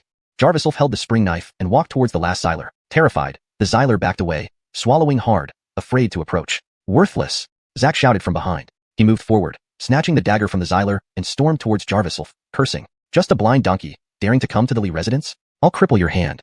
Zack lunged at Jarviself with lethal intent, stabbing directly at his head. He thought Jarviself, being blind, would be soft and easy to defeat, so he aimed for his eyes. But Jarviself saw everything clearly, every muscle movement of his opponent. With a sharp slap, Jarviself struck Zack's wrist before the dagger could reach its target. Zack felt intense pain in his wrist, the dagger flying from his grasp and landing nearby. Jarviself pressed the tip of the dagger against Zack's throat, his voice icy. Tell your brother to come out, or I'll cripple you. Jarviself had been suppressing his anger to the limit. Now he had Zack fully controlled. The two previously kicked Xylers hesitated to get close. Let's talk reasonably. I'll call out my third brother right away. Zack realized he was no match and turned to shout. But seizing the moment when Jarviself loosened his guard, Zack extended his right hand, launching a silver needle from his sleeve straight at Jarviself's eye. Jarviself fiercely kicked Zack in the crotch, sending him flying. Meanwhile, he caught the silver needle mid-air, narrowly escaping danger. Kill him for me. Zack, clutching his bloodied wrist, shouted furiously. Jarviself stabbed the dagger into Zack's right wrist without hesitation. Jarvish! Zack screamed in agony as the pain ripped through him. Jarviself's jade-colored pupils glowed with cold intensity. This hand serves as a lesson. If you don't learn, next time it will be your head. Jarvis this moment, several people rushed forward to examine Zack's injury. More Xylers in suits, wielding various weapons, axes and electric batons, gathered, looking more like a gang than bodyguards. Jarviself scanned the area. There were about 50 Xylers, all menacing. Kill him for me. Jarvish! Zack, gripping his bleeding wrist, eyes bloodshot, shouted. Do you all wish to die for Isaac? Jarviself asked coldly. Even facing 50 dangerous Xylers, he showed no fear, even excitement. The tense atmosphere thickened until a sharp female voice cut through it. Stop! Leaf family dogs are unworthy to touch my people. Mika walked in from outside the iron gate, flanked by two middle-aged men. Isaac, who had been helped up and was dealing with his injuries, yelled angrily, Damn it, who are you? This blind man is dead today. Mr. Lee, do you want to destroy the entire Lee Corporation? Mika's voice made Zack pause. Realizing it was the head of the Shun family, Zack swallowed hard, looking defeated. Such an elaborate welcome. Is this how you receive Stacy? The Edric beside Mika reprimanded. The Lee family Xylers reluctantly put away their weapons and retreated. Given the Shin family's reputation, anyone who had operated in the provincial capital knew better. Despite the Lee family's strength, they couldn't compete with the Shin name. Mika, seeing the Xylers retreat but Zack still bufuchi, unwilling to give in, stood up and rebuked. Today, I found a heart-controlling worm inside the pendant Isaac gave me. His intentions were malicious. I demand to see him for an explanation. Zack clenched his teeth, unsure how to respond. Jarvis Edric with white temples stepped forward, smiling slyly. Stacy, calm down. Whatever happened can be resolved through discussion. Standing beside Jarviself, Mika glanced at the Edric and explained to Jarviself, This is Isaac's father, the owner of the Lee Group, Carver. Carver squinted at Mika, continuing to speak. Jarvister all. You used to be our Lee family's Aaliyah-in-law. ####Chapter 95. The Lee family's conspiracy. Pa, who said I'm your family's Aaliyah-in-law? Don't you have any shame? Mika's face flushed with anger as she took 2 steps back, her expression one of disdain. Though Mika was blunt, Carver didn't feel the least bit ashamed. Instead, he walked over casually and said warmly, Stacy, there's no need to get so upset. Even if we can't be family, we can still be friends. You haven't forgotten that the Shun Group has many cooperative projects with our Lee Corporation, right? Mika frowned. This was an outright threat. Jarvis, although the Shin family had much greater power than the Lee Corporation, Alphonse Oxymilian was not around. Jarvis a young latecomer, Mika couldn't intimidate the old fox Carver. She hadn't expected that Carver would use the company's cooperation to threaten her. Mika immediately put on a stern face and demanded, Uncle Lee, it's best not to bring up the past. It will benefit both our families. Carver chuckled but merely sized up Mika, sighing, What a sharp-tongued young lady. What a pity. If only you had truly married my son Xiaoyang back then, the Lee and Shun families would surely dominate the provincial capital. His eyes were filled with regret, but Mika ignored Carver and hesitantly glanced at Jarviself. Our Shin family once had a marriage arrangement with the Lee family. Grandfather wanted to betroth me to Isaac, but I refused. She explained to Jarviself, her mood complex. Why did it feel like she was being caught red-handed when she had come here for an explanation? Jarviself smiled faintly and asked, Did you refuse him just like you refused me? I didn't, Mika pouted. Her no referred to not wanting to refuse Jarviself, but the vague feelings in her heart were hard to express. Carver hadn't anticipated that after he came out, Mika would start an ambiguous conversation with the boy before him. He couldn't help but look awkward. Stacy, why don't you come inside? It's too hot out here. Before he could finish, Edric behind Mika opened a sunshade, blocking the sunlight from above Mika and Jarviself. No need. I only came here today for an answer. Send Isaac out. I want to see him in person. Mika felt a lingering dizziness, knowing Isaac used such underhanded means to win her trust. She wouldn't let it go easily. You're spouting nonsense. My third son might be unscrupulous, but he wouldn't resort to such despicable tactics. Witchcraft and sex? That's all slander. Jarvis, this moment, Zack stood up, his teeth gritted while holding his already bandaged wrist. Carver instantly flew into a rage, pointing at Zack and yelling, Enough! Take him away.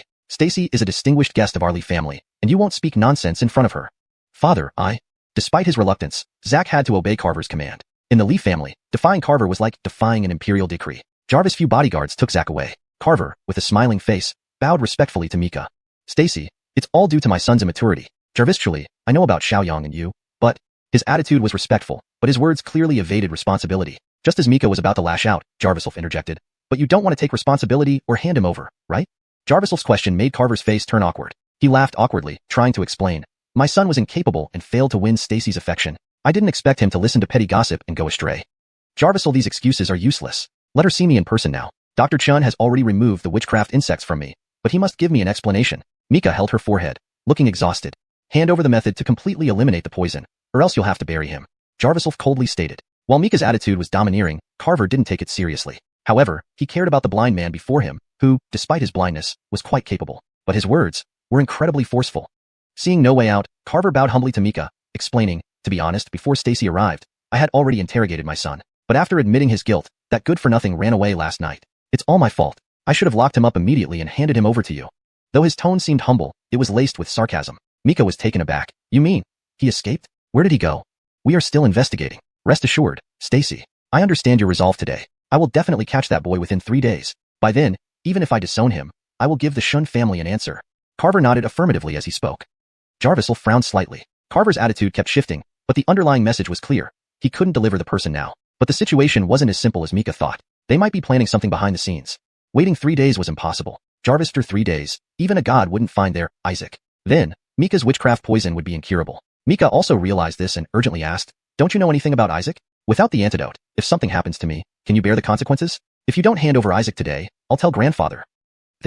Stacy, please calm down. Carver repeatedly apologized, but it was meaningless. Since that's the case, let's visit again in 3 days. Jarviself suddenly stepped forward, blocking Mika, who was about to move forward. 3 days? Jarvis, are you kidding? Mika looked at Jarviself in surprise. Jarviself lowered his voice and said calmly, Let's leave for now. We won't get an answer by staying here. It was obvious that Carver knew Mika well. Conversely, he knew the Shun family well. Jarviself understood that even if Mika persisted, Carver had countless ways to ensure she got nothing. Jarvister leaving the Lee family villa, Jarviself pretended to lead Mika away but returned after some time, avoiding the range of surveillance cameras and entering through a dead spot. The bodyguards at the villa entrance had been dismissed earlier, but the main gate remained open. Jarvis, aren't you telling me not to insist? Why are you bringing me back? Mika asked. Jarviself explained, the gate isn't closed yet. If they plan to send Isaac away, we might catch sight of him soon. With that, his jade-colored pupils emitted a faint glow, his blurry vision becoming clear, piercing through layers of walls straight into the Lee family villa. Inside the room, Carver was talking to a young man. Through his powerful vision, Jarviself could vaguely overhear their conversation and quickly concluded. That young man was indeed Isaac. Chapter 96, bear with it. Inside the Lee family villa, in young Alphensoster Isaac's bedroom, Isaac lay on the sofa with an unhappy expression, his eyes glaring fiercely at the window. The door opened, and it was the head of the Lee family, Carver, who was also Isaac's father. Mika came looking for us. There's a blind man with him who has remarkable martial skills. He must be some kind of master. Before Vince hears about this, I have an idea to get rid of that blind man. Then there will be no evidence left against us.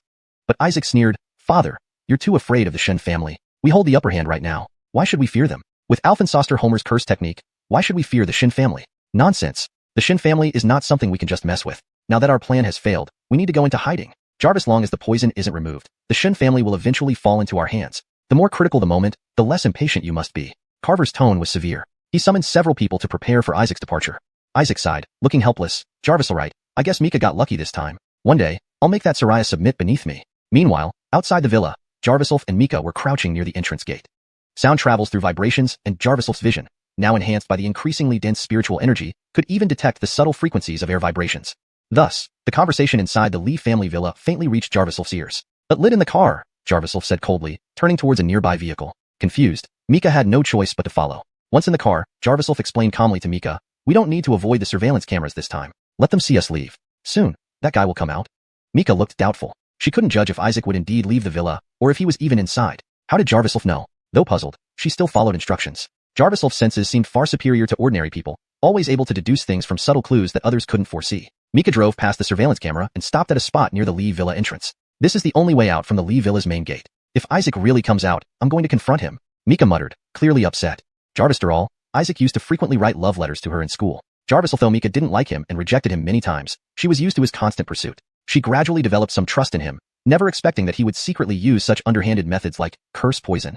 I'll never marry him. Not in this lifetime. There's no chance, Mika declared firmly, glancing at Jarviself, hoping to catch a hint of satisfaction on his face. But Jarviself remained indifferent. Stacy, you're quite slow to react. You still think that Isaac likes you? What? If he doesn't like me, then why would he go to such lengths? Mika asked, perplexed. Jarvis, a prominent young lady, Mika was confident in her appearance and family background. Alphonsine boys pursued her, not just Isaac. Jarviself explained, I forgot to tell you. The curse insect has another special effect. Special effect? Mika furrowed her brows. The curse insect significantly reduces the lifespan of its host. If the victim is a Soraya, it accelerates aging. Moreover, this type of curse is particularly harmful to a Soraya's appearance, Jarviself clarified. WH, what are you saying? Mika gasped in disbelief. It meant that Isaac had no intention of cherishing her, and was willing to sacrifice her well-being just to control her. So, he wasn't trying to win my affection but merely wanted to control me? Mika asked in astonishment. Jarviself nodded. This seems like a grand scheme. The unity of the Lee family suggests it might involve internal conflicts. Knowing they can't compete with your grandfather, they targeted you to gain access to the Shin family's secrets, ultimately destabilizing the entire Shin family. Isaac, you bastard. Mika felt rage building up. Jarviself made perfect sense. The Lee family was buying time for their next move against the Shin family. With Mika now poisoned, the Shun family was entirely on the back foot. The thought of being used as leverage against her grandfather filled her with dread. Our family has helped the Lee family countless times. Why would they do this? They truly have no conscience. Mika felt tears welling up in her eyes, frustrated by these manipulative old foxes pushing her to breaking point. Perhaps it's because of your family's help that they dared to exploit you. Wearing that pendant was an example of how they took advantage of you, Jarviself remarked coolly. Mika slumped backward, tears rolling down her cheeks. She regretted giving the ambitious Lee family an opening due to her own mistakes. Suddenly, she felt dizzy, her cheeks flushing hot, and her consciousness growing hazy. Jarviself. Mika mumbled, her throat dry, unable to keep her eyes open. Without hesitation, Jarviself immediately adjusted the passenger seat so Mika could lie flat. Mika collapsed, her face turned red, her body burning hot, muttering incoherently. Her jade-like pupils trembled, and Jarviself's vision grew brighter, piercing through Mika's body. He saw the white skin contrasted starkly with the black mist creeping from her neck to her face. Sweat poured from Mika's forehead. She instinctively clung to Jarviself's hand, murmuring, Ichun, it's so hot. Jarvis, an outsider, might mistake this for lustful behavior, but Jarviself knew the curse insect was affecting her brain, causing hormonal imbalances. He immediately pulled out a cloth bag and retrieved a thick silver needle from within. Reluctantly he said, Stacy, this will hurt. Please bear with it. He lifted her collar, exposing the delicate skin over her right breast, and inserted the silver needle. Jarvis! Mika cried out softly, her fuzzy consciousness struggling, vaguely sensing Jarviself treating her while his hands felt intimate. Note: this chapter contains mature content which may not be suitable for all audiences. Please proceed with caution. Chapter 97. The Alphansoster of Goo Insects. Mika felt the strength in Jarviself's hands and gritted her teeth, trying to break free, but she was utterly unable to do so. Jarvister what seemed like an eternity, it felt as though she had been trapped in a long nightmare. In the dream, she was pinned beneath Jarviself, unable to escape. Jarviself revealed his true form. Jade-colored pupils spun in his eyes, and he could see Mika's entire body with astonishing clarity. Jarvis that moment, completely exposed, Mika let out a scream. Jarviself, you are indeed a scoundrel, Mika scolded, opening her eyes abruptly. She sat up suddenly. There sat Jarviself, unperturbed in the passenger seat, not even turning his head. Don't move around. The plum blossom needles on your chest have sealed your acupoints to prevent blood from flowing chaotically. Doing this can slow down the rate at which the goo poison spreads. If you get angry carelessly, the poison will quickly reach your brain's nerves. Jarviself, though Jarviself's tone was calm, it carried great conviction. Only then did Mika realize that she had just been dreaming. Jarviself was merely helping her recover. Reflecting on the comfort she felt during his massage, she couldn't help but blush at her own inappropriate thoughts that led her into such a vivid nightmare. Thank you. I feel much better. Can you take out those needles?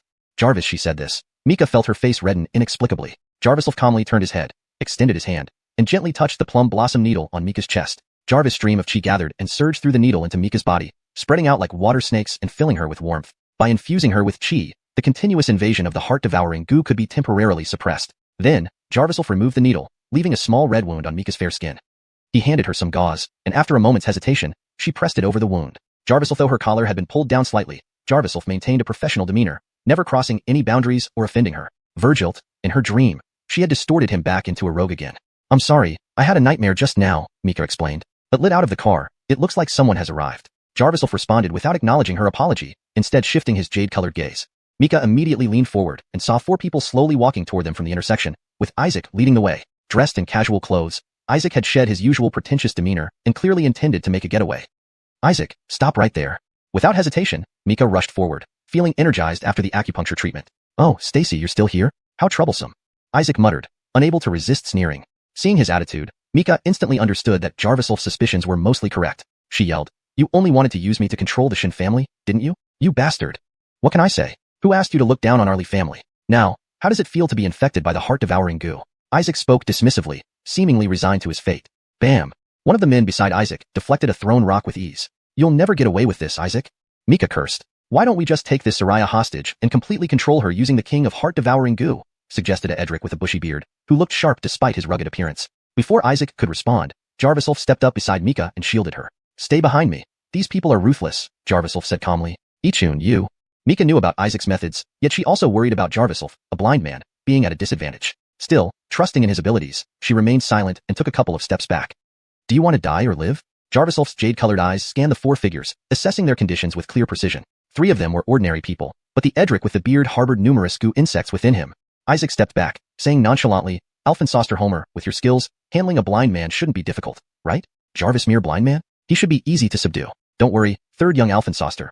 I'll deal with him quickly. Alphensoster Homer lunged toward Jarviself with lightning speed.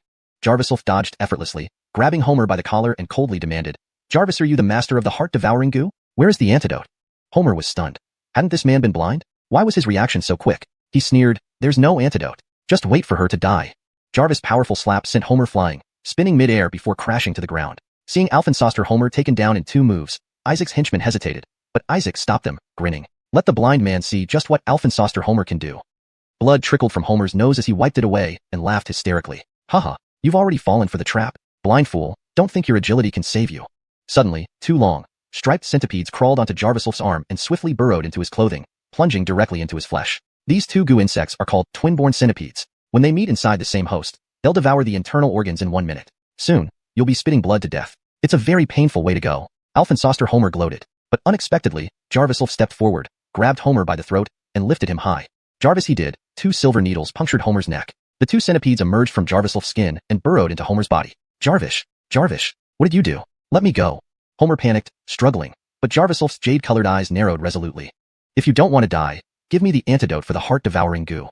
Jarviself's tone was icy. He wanted the antidote immediately and had no time for delays. To his surprise, Alphensoster Homer clenched his jaw and remained silent. Homer, if you can't even handle a blind man, you're useless to the Lee family. Isaac frowned.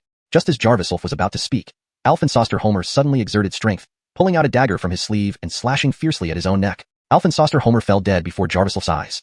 Chapter 98, I will save you. Jarviself was startled and immediately tried to intervene. His jade-colored pupils glinted with a dark light, quickly locking onto Alphensoster Homer's wrist. Grabbing it, Alphensoster Homer's wrist lost its strength instantly. Mika, standing behind him, called out, Ichun, be careful. Jarviself frowned deeply, intending to treat the Alphensoster Homer in front of him to save his life. But from the corner of his eye, he saw 2 Xylers by Isaac's side lunging towards him. These 2 Xylers were agile. Jarviself fiercely threw Alphensoster Homer's body aside, blocking one of them. The other held a dagger but was slapped down by Jarviself and knocked to the ground with 1 punch. The Xyler who had been momentarily detained wanted to continue attacking. Jarviself kicked the Xyler in the abdomen, sending him flying several meters away. He sighed somberly and inspected Alphensoster Homer's corpse on the ground for quite some time. He couldn't believe that the opponent would have such resolve. Knowing the severity of the poison himself and unwilling to endure the pain, he chose to end his own life. Of course, there was also the influence of Isaac urging him on from behind. Now that Alphensoster Homer was dead, how could they dispel the poison in Mika's body? Jarvis' time progressed. New worms might have already grown inside her. Jarvis, let me go. Ichun, save me. Mika's neck was being throttled by Isaac, who had sneaked up unnoticed. Jarviself turned his gaze through Mika's body, spotting the dagger in Isaac's hand that could kill Mika at any moment. Do you really expect a blind man to save you? Jarvis piped dream indeed. Mika, I gave you chances. It was just that you weren't good enough. Isaac laughed coldly, tightening his grip around Mika's neck. Mika's face showed extreme agony as she clung desperately to Isaac's arm, gritting her teeth and forcing herself to say, Isaac, so you never liked me from the start but wanted to use me to control the Shin family, right? Isaac raised an eyebrow, laughing boldly. You give yourself too much credit, Stacy. Jarvis he spoke. He pulled out a dagger, slowly feeling his way to Mika's waist, lifting her clothes. Mika shouted, Pervert, stop it. You are the admired Lady Mika, not only fabulously wealthy but also influential in this city. Moreover, you're beautiful and well-figured. How could I not like you? Isaac said, slowly leaning toward Mika's neck, inhaling her scent. Seeing Isaac reveling in his actions, Jarviself's brows furrowed. wanting nothing more than to strike him down right then. However, his heavenly eye technique had already foreseen everything. From the muscle movements in Isaac's hands, he knew Isaac was adept with knives. Even if he acted at maximum speed, Isaac would be faster, ending Mika's life with one cut. Jarviself was in a difficult position. Why did you do this to me? Just because I didn't like you? Just because I rejected you? Mika panted, her face showing terror. You reject me because the Lee family back then was just a small clan dealing in jade? Now the Lee Corporation has gained considerable prestige in the city. Once we control the Shin family through you, the Lee family will acquire over half of the companies in the city. Then, what would you refuse me with? Isaac grinned maliciously. You're sick. You've gone mad. Hearing these truths, Mika's eyes immediately welled up with tears. She now regretted immensely. Because she had naively trusted Isaac, events had spiraled this way. If anything happened to the Shin family, it would all be her fault. Isaac sized up Jarviself with a challenging look, disdainfully saying, I heard your grandfather arranged a new marriage for you, to a blind girl? That old fool must be senile. How is he better than me? Let her go. If you have any grievances, direct them at me, Jarviself said calmly, appearing composed. Ichun, leave quickly, this isn't your business. Tears streamed down Mika's cheeks. She knew Isaac wouldn't kill her if he intended to control her. His true target was undoubtedly Jarviself. Sure enough, Isaac laughed maniacally. Want me to let her go? Fine. Kneel down and beg for mercy. I'll let her go, and you'll come back with me to the Lee family, where I will personally train you. Hearing this, Mika stomped her foot angrily, crying out, Jarviself, go away. I don't need your help. This isn't your problem. Her remorse intensified. If this continued, she would not only destroy the Shin family and harm her grandfather, but she would utterly doom Jarviself.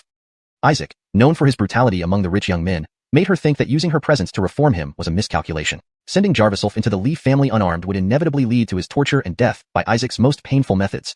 Hanyan, I will save you. Don't worry, Jarviself deduced from her words, but knew he had no choice but to take the challenge head-on. How obedient. Come on, since you killed my underling, if you perform well, I'll give you the chance to be my dog slave. Isaac placed the knife against Mika's chest, ready to stab at any moment. Jarviself extended his hands, taking 2 steps forward and speaking slowly, Young Alphen Sosterly, I was naive earlier. Please give me a chance. I want to work for the Lee family. Upon hearing this, Mika felt a chill run through her. Jarviself, how can you stoop to his level? She wasn't sure if Jarviself was serious or bluffing, but knowing her character, she would never submit to someone like Isaac, even if it meant death. Ha, sounds good, but aren't you a blind deaf person too? You got the direction wrong. Oh, no, you can't see at all. Ha ha ha. Isaac mocked. Jarviself swallowed and turned around, approaching Isaac. Stay there. Stay far away from me. Kneel. Call me daddy twice, then confess what you did wrong. Isaac gripped the dagger backward, his hand roving over Mika's waist. Facing a mere blind man, Isaac had let his guard down. This was exactly what Jarviself wanted. He nodded dumbly and said, Jarvisel, right, I understand. Jarviself feigned hesitation, his face contorted with pain, which only fueled Isaac's pride as he awaited his rival to humiliate himself before Mika. Young Alphensoster Lee, Jarviself bent down, his fingers finding a pebble on the ground. Isaac's eyes grew fiercer, but in the next moment, he saw Jarviself raise his head abruptly, his jade-colored pupils radiating coldness. Chapter 99. Sending you to your death. Damn it. Isaac was about to make his move when he was frozen by a chilling sensation. For a moment, he saw Jarviself's jade-colored pupils emit an eerie dark green glow that pierced through him, causing a wave of dread. But quickly, Isaac regained his senses and tightened his grip on his knife, preparing to strike. However, Jarviself was quicker, already picking up a pebble from the ground and hurling it toward Isaac. The pebble struck Isaac's wrist with pinpoint accuracy, immediately numbing his entire arm. He couldn't move. Jarvish! Isaac couldn't help but scream in agony, instinctively loosening his hold on Mika. She too reacted promptly, turning around and shoving him away. Using the momentum of his intended kneel, Jarviself swiftly kicked off and pounced forward, grabbing Mika and rolling them both to the side. You bastards, go to hell. Isaac extended his other hand. Hidden within his sleeve were needles. Jarviself shielded Mika beneath him, his eyes widening in shock. Golden True Chi lit up several points on his body, softening any needles that hit him, causing them to merely brush against his clothes before falling to the ground. What? Why didn't my flying needles penetrate him? Isaac was baffled, wanting to launch more needles but finding none left. Such needles were only miniature precautionary weapons meant for emergencies, fitting only 4 or 5 inside such small spaces. Mika clung tightly to Jarviself's broad arms, feeling safe as if she were under the protection of massive wings. Jarvis, this moment, she realized she had deeply fallen in love with Jarviself from the depths of her heart. Jarviself softly said, Stay behind me and protect yourself. Okay, be careful, Mika nodded, her face flushed red. Today you two were lucky. Next time won't be so fortunate. Isaac said, turning to leave. Jarviself picked up the fallen needle, his jade-colored eyes brightening, sharpening to track every hair on Isaac's body. Whoosh! 2 needles shot out, piercing precisely into Isaac's inner thighs. Isaac felt his legs instantly lose strength, collapsing forward. Behind him came Jarviself's calm voice. I've sealed your Jimin point. Even if you run, you won't get far. But I need something from you now. Jarviself walked steadily towards him, fingers still gripping 3 of the needles Isaac had just fired. Don't attack. You're an expert. I'll pay you well to work for the Lee family. Isaac struggled to turn over, trying desperately to crawl away but finding no strength. He grew frantic, beads of sweat forming on his forehead. Without changing expression, Jarviself approached and shot 2 more needles into Isaac's wrists, leaving him sitting helpless on the ground. I'm wrong. I'm wrong. Father, you are my father. No need to come to the Lee family. I'll give you $500,000. No, 1 million. 2 million? Isaac looked at Jarviself with sheer terror, losing all will to resist. It seems you fear death? Virgil, when you attacked Mika, you didn't consider the consequences, Jarviself said coldly, firing the final needle into Isaac's groin. Jarvis, ah! Isaac screamed in excruciating pain, almost losing consciousness as fresh blood flowed down his white suit like burning iron. You kind of bastard. What did you do to me? Isaac sensed not only intense pain but also structural changes in his body. I castrated you, Jarviself said coolly. Hearing this, Isaac's eyes bulged. He never imagined, as the honored son of the Lee family, being humiliated by a blind man. It was a profound disgrace. Jarviself clenched his teeth, his tone laced with anger. You deserve death, but I'll spare you. Tell me how to cure the Aloysius and goo poison, and I'll let you live. Go to hell. I'm the third young master of the Lee family. I'm Isaac. You're dead. Dead blind man. Isaac started raving, unwilling to accept his fate as a eunuch. He squirmed helplessly on the ground, looking like a broken puppet. I'll give you 10 seconds. Jarviself picked up the cane and pressed it against Isaac's heart. Isaac felt his life slipping away, but the humiliation pushed him to the brink of fury. He shouted, I'll kill your whole family. Dead blind man. You want to save that B*TCH? Let her die along with you. Jarviself frowned, surprised by Isaac's extreme reaction. Lowering his voice, he threatened, you have 5 seconds left. Ha, kill me, and she'll never survive. The goo poison will control her completely, making the Shin family ours eventually. Ha. Humph. Jarviself's eyes narrowed as he pressed the cane harder against Isaac's chest. He could destroy Isaac's heart in an instant, but without the cure, Mika and her family would remain in grave danger. Jarviself's mind raced, seeking another way to force Isaac to speak. But Isaac gritted his teeth, pushing against the cane, shouting, dead blind man, useless trash. Want to kill me? Do it. Kill me, and the Holy family won't let you live. Then I'll send you to your death. Jarviself's jade-colored eyes flashed ominously. Just one glance sent Isaac breaking into a cold sweat. Strangely, he felt as if this blind man could see him clearly, with a lethal intent almost tangible. Suddenly, a black figure leapt from somewhere, revealing a silver blade aimed at Jarviself's blind spot. Sensing the imminent threat, Jarviself spun the cane, blocking the incoming blade. Focusing, he saw it was a black-clothed man who skillfully gripped the cane and attempted to strike again. Jarviself released a surge of true chi from the base of the cane, dislodging the black-clothed man's wrist with tremendous force. Blood splattered everywhere. Chapter 100, Worsening Condition. Jarvish. The black-clad man staggered backward a few steps, clenching his mangled hand tightly, a look of intense pain contorting his face. Jarviself pressed his advantage, reaching out to seize the man's neck. The black-clad man leapt back with lightning speed. Jarvis' sudden whizzing sound echoed as a flying knife shot toward Jarviself. He quickly ducked his head, and before he could react further, the man was already pouncing on him, dagger aimed directly at Jarviself's heart. The black-clad man's movements avoided all of Jarviself's blind spots. Even if Jarviself were blind, the attacker remained cautious. His actions clearly indicated he was a professional assassin. Jarviself slapped the knife from the black-clad man's hand and immediately retreated, realizing he was up against a formidable opponent. However, unexpectedly, the black-clad man wasn't targeting Jarviself. He lunged at Isaac, dragging him onto his back and hastily escaping. Seeing this, Jarviself swiftly bent down to pick up the dagger from the ground and hurled it in the direction of the fleeing assailant. The dagger spun through the air, its trajectory calculated precisely by Jarviself using his heavenly eye technique. A direct hit was guaranteed. To everyone's surprise, the black-clad man turned around, extending his bloodied hand that had been injured by Jarviself's chi, allowing the dagger to pierce his palm. Muttering in pain, he fled into the distance, carrying the unconscious Isaac, vanishing from Jarviself's sight. They're gone. It's too dangerous here. Let's leave quickly, Mika said, grabbing Jarviself's hand, more concerned about Jarviself's safety than her own condition caused by the poison. Jarviself nodded, muttering to himself, this man is no ordinary fighter. How could such a skilled individual be loyal to someone like Isaac? Mika explained, before going public, the Lee family corporation was a jade business. Prior to that, they dealt with antiques on the antique street, mingling with both legal and illegal circles. They've known many gang members since then. So that's how it is.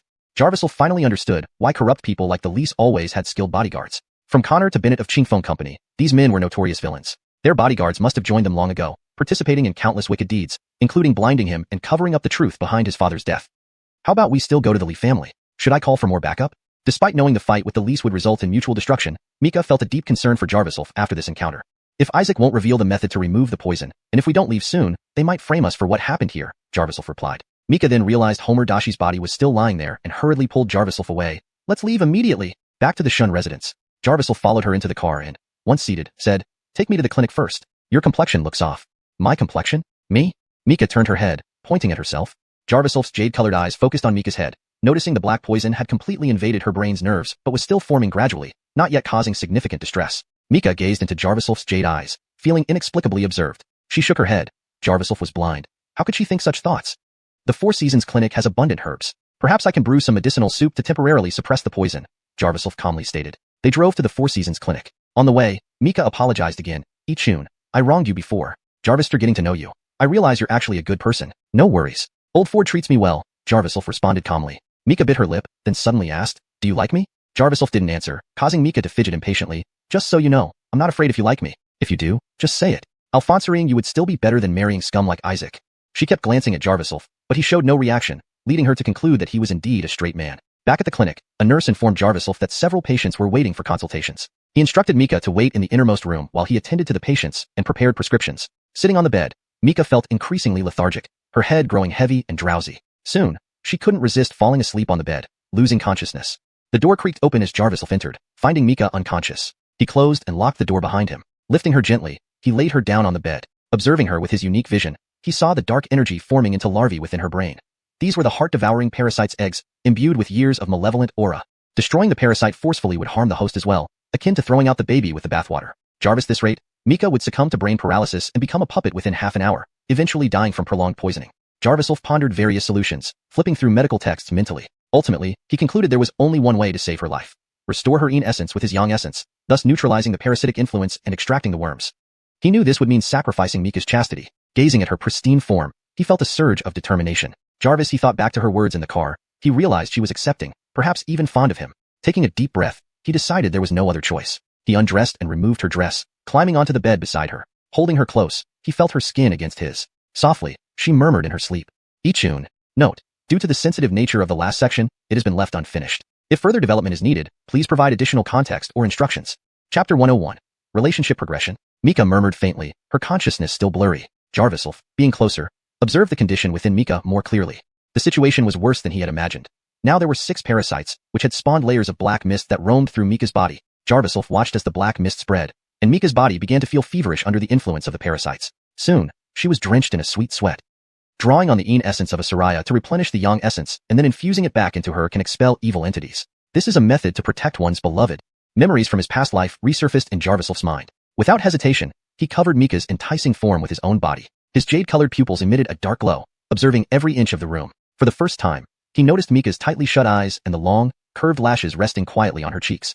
Jarviself leaned over and rubbed around Mika's eyes, from which a powerful golden light erupted. Billions of streams of true chi, like dragons, surged into Mika's body, gradually eliminating the dispersed black mist. Jarvis amidst this intimate scene. Large beads of sweat dripped down Jarviself's forehead as he used the formidable cultivation passed down from his previous life to forcibly merge the yin and yang essences, reviving Mika's body. This treatment lasted for 30 minutes. Jarvis stirred. Jarviself slowly got out of bed. He took 2 silver needles from a medical kit, inserting one into Mika's forehead and another into the back of her neck. Soon, 6 small black parasites, no larger than flies, crawled out of her flesh through the needle holes. Only after removing all 6 parasites did Jarviself finally breathe a sigh of relief. Huff! To heal Mika, Jarviself expended much energy and felt utterly exhausted. Ichun. Mika woke up from her daze. She vaguely remembered feeling like she was in a warm cradle, swinging for a long time, stimulating yet filled with an indescribable pleasure reminiscent of childhood roller coasters. Opening her eyes, Mika realized her clothes had been disturbed. She sat up abruptly, looking at Jarviself beside her in astonishment. Jarviself, just finishing buttoning his shirt, explained stiffly. Stacy, the situation was dire. Your life hung in the balance. I had no choice but to use our ancestral technique to remove the parasites. I apologize if I overstepped. It lit out. Mika gritted her teeth, glaring fiercely at Jarviself. Jarviself held his cane and carefully opened the locked door, stepping outside. She even locked the door? Shocked, Mika widened her eyes, checking her body. But something else astonished her even more. She suddenly felt incredibly relaxed and refreshed, a sensation she hadn't experienced in her entire life. Even breathing felt effortless. Mika realized the poison within her had been completely eradicated. No matter what methods Jarviself had used, they had worked. In the empty hallway outside the ward, Jarviself leaned against the wall, lost in thought. Since he had taken Mika's yin essence, he felt responsible to see things through. Jarvis, a healer, saving lives demanded utmost dedication. Though his feelings for Mika were buried deep inside, they grew increasingly apparent because of this event. Jarviself believed that instead of guessing Mika's attitude, he should let her know his thoughts. During their car ride, Mika had indirectly tried to pry information from him. It was time to be honest with her. That ticket he had taken first, and would explain later, was something he had to address sooner or later. The door creaked open. Come in, Mika's cold voice called, prompting Jarviself to enter. Jarvis, soon as he entered, Mika assumed a high and mighty demeanor, asking, Dr. Chen's skills are indeed commendable. I feel much better. So, how much do you want? Money? I don't need money, Jarviself replied coolly. Speechless, Mika's mind raced. Jarvis, according to her investigation, this blind man ran a clinic to raise funds. Why was he now refusing payment? Jarvis, few million is nothing to the Shin family. If you want it, just say so. You saved me, and I should repay you, Mika swallowed, her gaze fixed on Jarviself's face, trying to read his expressions. Stacy, I didn't save you for money, Jarviself explained. Then why? I saw you risk your life several times for me. Jarvis Niue, Mika, have always been straightforward and never liked owing anyone. Mika took a deep breath. Her mood was complex, and she reverted to her usual, strong facade. Even though she trusted Jarviself deeply, she was unsure about their relationship. What exactly was her relationship with Jarviself? Could it be because of our engagement? Mika scoffed, smiling bitterly. But Jarviself remained silent, standing awkwardly by the door. Well, if that's the case, we'll talk about the medical fee next time. Mika stood up and walked toward the door. This moment, Jarviself was sure that Mika remembered what happened. She was just putting on a brave front. No matter how much she pretended otherwise, the physical changes could not be ignored. Just as Mika brushed past him, Jarviself extended his arm to stop her. Mika was about to lash out when she found herself blocked by Jarviself's broad chest. He pressed her against the wall, staring intently at her flustered and shy face before leaning in sharply. Chun, mmm. Mika's eyes widened in shock as Jarviself's lips captured hers. If she had been fully awake, she would have realized that Jarviself had just kissed her forcefully. However, soon, Mika involuntarily closed her eyes, surrendering entirely to this man's embrace, feeling an intense sense of safety, just as she always did when he protected her. After a passionate moment, Jarviself released Mika. Her face flushed. She lowered her head, remaining speechless. From now on, your matters are my matters, Jarviself said softly. He wasn't one for flowery words, but with his unparalleled abilities, this was the greatest gift he could offer. Jarviself, just tell me if anything happens. Otherwise, don't blame me for misunderstanding you. Mika couldn't look Jarviself in the eye, despite knowing he was blind, feeling as if she were being intensely scrutinized. That moment, Mika's phone rang. Jarviself stepped back as Mika answered. An anxious male voice immediately came through the speaker. Stacy, one of your companies has offended a customer, and the situation has escalated, drawing media attention. Chapter 102, Customer Incident. Shin family's company has run into problems. I need to rush back to the office. Mika's expression was somewhat tense. Her purpose in coming to the provincial capital this time was to handle the company's financial issues. However, due to her lack of experience, not only did she fail to resolve the previous financial problems in the provincial capital, but new issues kept surfacing one after another. Mika immediately started packing her clothes, preparing to leave. Jarviself beside her also began organizing his clothes and put on a coat, draping it over Mika's shoulders. Jarviself, what are you doing? Mika was taken aback. She hadn't expected Jarviself to be so gentle and caring, and despite being blind, she always felt as though his heart was as clear and understanding as a mirror. Don't you want me to help you with the Shin family business? I'll go with you. Jarviself thought that since he had already claimed Mika and had a marriage contract with the Shin family, he should consider their matters as his own. Jarviself, I understand. Mika nodded. Though her expression remained unchanged, her heart stirred. After this heartfelt talk with Jarviself, she finally opened up about her deep-seated feelings for him. Their relationship officially began to develop and enter a more stable phase. In the car, Mika thoroughly explained the issues with the company. The Shin family's influence in the provincial capital had spread far and wide in recent years. Though they hadn't formed a conglomerate like the Lee family, as a genuine family enterprise, the resources they held were enough to be known as industry leaders in the provincial capital. Over the years, Shin family-affiliated businesses had been involved in finance, daily necessities, material production, steel technology, and other core industries in the provincial capital. This time, the issue occurred in a smaller company under Mika's control. This company is called Mayu Skincare Group, which has the highest turnover among the companies I manage. My grandfather was planning to give me more authority soon, but unexpectedly, this happened at this crucial moment, Mika explained anxiously. He listened. Jarviself frowned slightly. He realized this was one of Mika's companies. From her explanation, he understood the general scope of the Shin family's industries. The skincare industry wasn't deeply involved by the Shin family, so this incident was minor for the family but significant for Mika. In other words, if someone was obstructing things behind the scenes, it was likely aimed at Mika herself rather than the Shin family. Jarviself narrowed his eyes, a vague direction forming in his mind. Neon who dared to target Mika would not be spared. When they arrived and got out of the car, Jarviself's jade-like eyes focused, and his blurry vision gradually cleared up. He looked up to see a building that stood over 20 stories high, exuding an opulence unseen in small towns or villages. Such a grand building for a small, unlisted company? Jarviself thought that he had underestimated the depth of the Shin family's assets. The actual size of their enterprises might be astonishingly large. Jarvis Edric came to greet Mika, leading them both into the building. Along the way, the man explained the ongoing problem to Mika. The situation is this, Stacy. Our Mayu company recently developed a new product, Mud Mask, using advanced and safe technology, yet there have been reports of patients showing signs of poisoning after use, the man respectfully explained. If it was developed safely, how could there be poisonings? That's utter nonsense. Mika coldly rebuked. Clearly, the Edric was responsible for liaising with the company. Though he was culpable, he still explained, Stacy, it's because of my lack of experience. We investigated and confirmed the development process, but we found no issues. How can there be no issues if customers are poisoned? We produce skincare, not toxins. Bring the manager of the production department here, Mika ordered, and the Edric hurried away apologizing profusely. Seeing this, Jarviself looked at Mika differently. He hadn't expected that beneath her usual pampered young lady demeanor lay the poise to command a major company's executive. This contrast earned him newfound respect for her. Mika led Jarviself into the building. They entered. They heard a man yelling furiously from inside. Where the hell is the person in charge? Let your ass out here. Bring your product manager over. If not, bring the CEO. Jarvis, fat man around 40 with dark skin, was shouting. Beside him lay a Soraya on a stretcher. Hello. May I ask your name and what the problem is? Mika approached politely. The fat man gave Mika a wary glance and eyed her figure appreciatively. I'm Brent, and my wife is Adeline. Your company's product has issues. I want to settle accounts with your product manager. Brent seemed aggressive and confident. Mika bit her lip and glanced at Serena on the stretcher. She appeared to be around 35, with deathly pale skin that made her look frighteningly lifeless. Her lips were dark purple, clearly indicating severe poisoning. I am the president of this company. I'm very sorry for the inconvenience. How do you wish to handle this? Mika felt guilty and wanted to offer immediate compensation. Brent's eyes widened in surprise. You, young girl, are really the president of this company? Jarvis, are you the product manager? I am the president of Mayu Skincare Group. Here's my card. I've sent someone to inform the product manager. Mika handed over her business card. But upon seeing the card, Brent suddenly became enraged. He grabbed Mika by the shoulders and snarled, "You dare show up? What can you do? My wife has been unconscious for 3 days. She can only eat liquid food. Doctors say she might end up a vegetative state forever. How will you save her?" Brent angrily tightened his grip until Mika's shoulders turned purple, but she still muttered apologies. "Sir, please calm down. Release our president." Jarvis' security guard tried to intervene weakly, but Brent didn't loosen his grip, instead ramping up his tirade. Suddenly, a hand reached out and grabbed Brent's wrist, twisting it sharply. "Jarvis!" Brent cried out in pain. Everyone looked to see a blind man in black clothes, one hand holding a white cane, the other controlling Brent, making him tremble in submission. "Let's talk calmly. Otherwise, your wife won't be the only one on that stretcher," Jarvisulf said coldly. Chapter 103, Substandard Medicine. Jarvisulf finished speaking and saw that Brent had become a bit more cooperative. He let him go. After all, the man in front of him was also acting out of concern for his wife, just as Jarvisulf acted to protect Mika. They were both protective of their loved ones in this regard. "Jarvisulf, this is the company, he's a customer, you shouldn't do this." Mika initially wanted to reprimand Jarvisulf, but then realized he was trying to save her. Her tone gradually softened. "Let's resolve things peacefully, no need for physical altercations," Jarvisulf said calmly, stepping back behind Mika. This wasn't a place where he should act, but he wouldn't tolerate any threat to Mika's personal safety. Brent cast a wary glance at the blind man. Though he was unconvinced, looking into those jade-green eyes, he sensed an unsettling presence. This man was not someone to be messed with easily.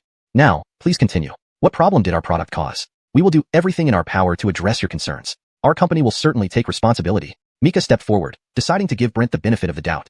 Brent, intimidated by Jarvisulf, could only abandon violence and resort to bitter complaints. "Half a month ago, I bought a Mayu Mud Alphonsus cure for my wife. She used it 3 days ago and passed out from poisoning the next day. I took her to the hospital. The doctors couldn't determine the cause and told me to seek medical help overseas. Where do we have the money to go abroad for treatment? This is entirely due to your company's products. I demand compensation."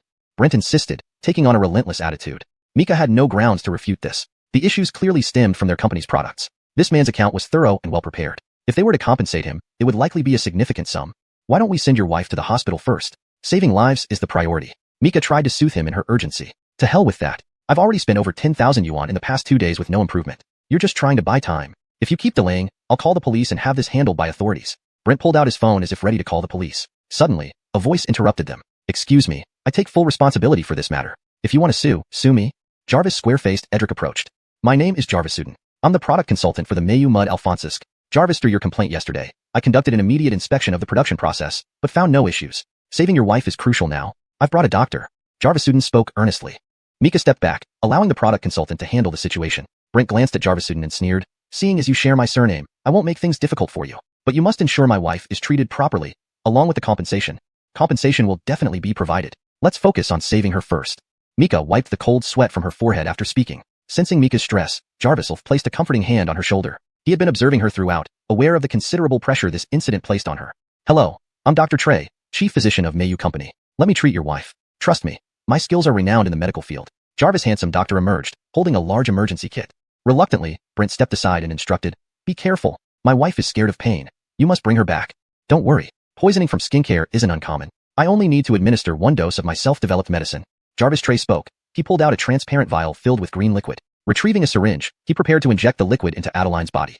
Jarvisulf's jade-green eyes narrowed, piercing through the air to visualize the components of the liquid. Each tiny particle corresponded to substances stored in his memory.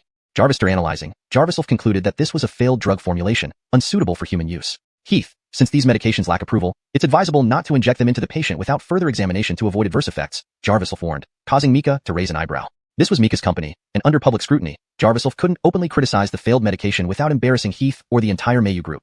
Surprised, Trey scrutinized Jarvisulf, retorting sarcastically, "Who is this blind man? When did our company allow disabled people free entry?" Hit by Jarvisulf's accurate observation about the lack of approval, Trey harbored resentment. "He's a guest I brought along, a doctor from the CG Clinic," Mika explained coolly. Upon hearing CG Clinic, the onlookers murmured with interest. Trey smiled awkwardly. "Stacy, though CG Clinic is reputable, it doesn't mean all its doctors are skilled. Jarvis blind doctor cannot possibly spot issues with my medication. Isn't he just delaying treatment?" "Virgils, Jarvis, are you trying to kill my wife?" Brent still harbored resentment towards Jarviself. Mika wished to defend Jarviself but hesitated upon realizing he couldn't see the medication. How could he accurately judge its quality? She held his hand silently.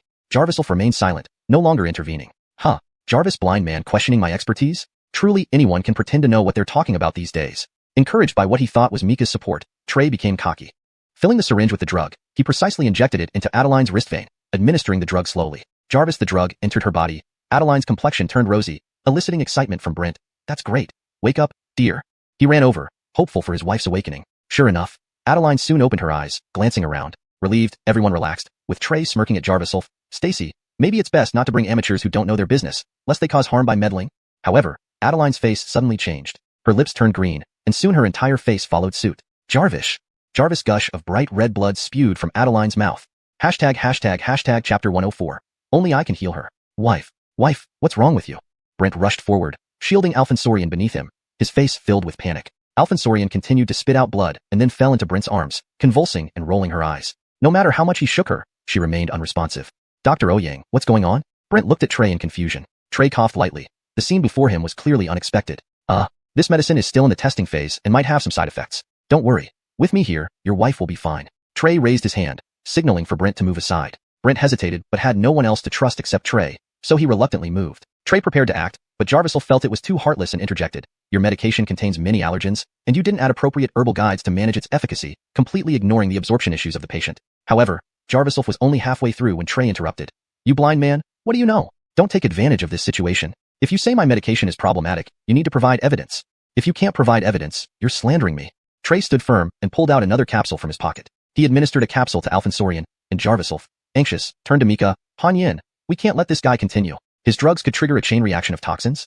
Before Mika could respond, Alfonsorian woke up again. Trey grinned triumphantly. See, she's awake. But it didn't last long. Soon, Alfonsorian opened her mouth, emitting thick smoke. She soon fainted again, her throat continuously producing green smoke that turned black as it intensified.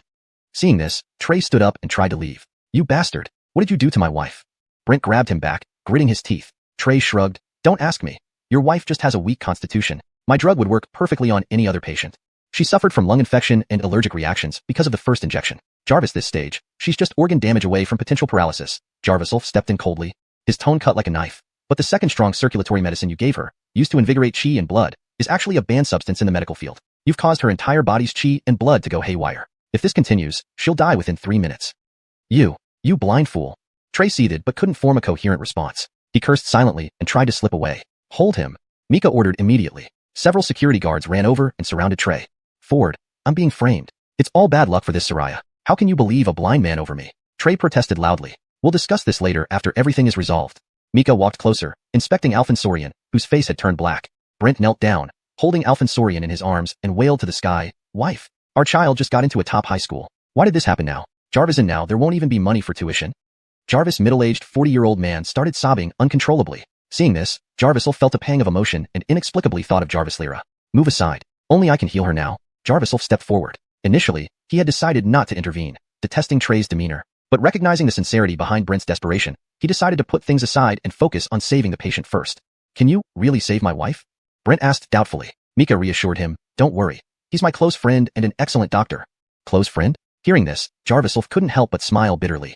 Jarvis, through some hesitation, seeing his wife turning black all over, Brent stepped back. Jarvisel took out a silver needle from his bag and inserted it precisely into the center of Alfonsorian's chest at the Shanzhong point. Trey scoffed. Starting with the Shanzhong point? What do you know about medicine? That's forbidden practice. It locks the body's qi instantly. Jarvisel frowned and replied coldly. If you know traditional Chinese medicine, why did you use Dangue, Chinese Angelica, as the guide for a congestion dispersant? That's nothing but a stimulant, purely harmful.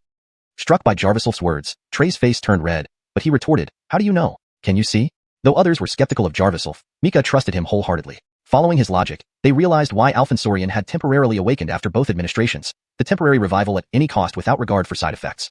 Was such behavior worthy of a physician? Jarvisel's jade-green eyes focused intently, quickly identifying the toxin concentration in Alfonsorian's lower jaw, a critical area where intervention wouldn't jeopardize her life. Confirming the location, Jarvisel retrieved another needle, infused it with true qi, and precisely inserted it into the Changjiang point under her chin.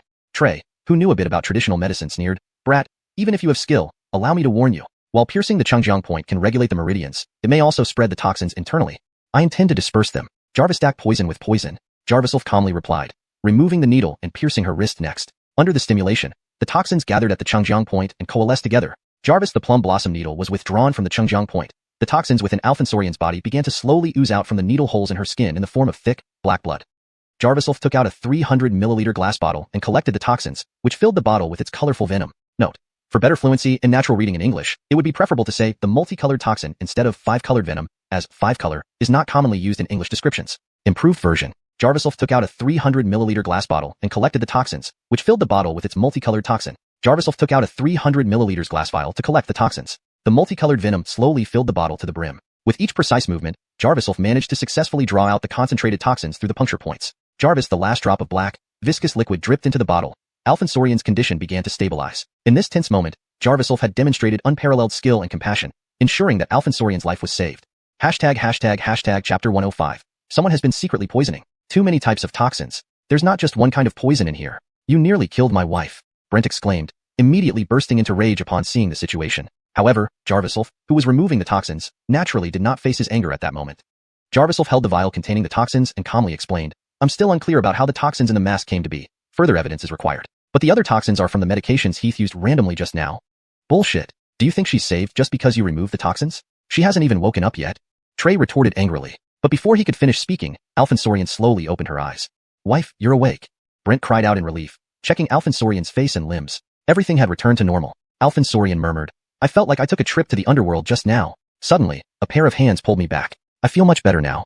Don't move yet, Jarviself said as he approached. He then removed the silver plum blossoms needles from Alphonsorian's body and instructed, for the next half-month, avoid intense physical activity. To extract the toxins, I had to seal her chi and blood. It will take 2 weeks to fully recover, so remember this. Thank you, doctor. We will certainly keep it in mind. Brent tightly gripped Jarviself's hands, expressing endless gratitude. Earlier events made him truly believe that his wife of 20 years was about to leave him forever. Jarvis this moment, wave after wave of customers suddenly surged in, each accompanied by patients who had been poisoned by using the Beauty Mud Alphonsisk. They came in to create disturbances. Beauty Skincare Group, give us an explanation. Give us accountability. They shouted in unison, resembling a marching brigade. Jarvis' few representatives at the forefront spoke indignantly. Who is the medical representative for Beauty Skincare Group? The product claims a medical representative's heartfelt recommendation. Come out and explain. Their influence was considerable, and even the security guards seemed unable to contain them. Mika coldly stated, Trey, go write your self-examination report properly. Your medicines have failed once again. Don't even dream of promotion or a raise this time.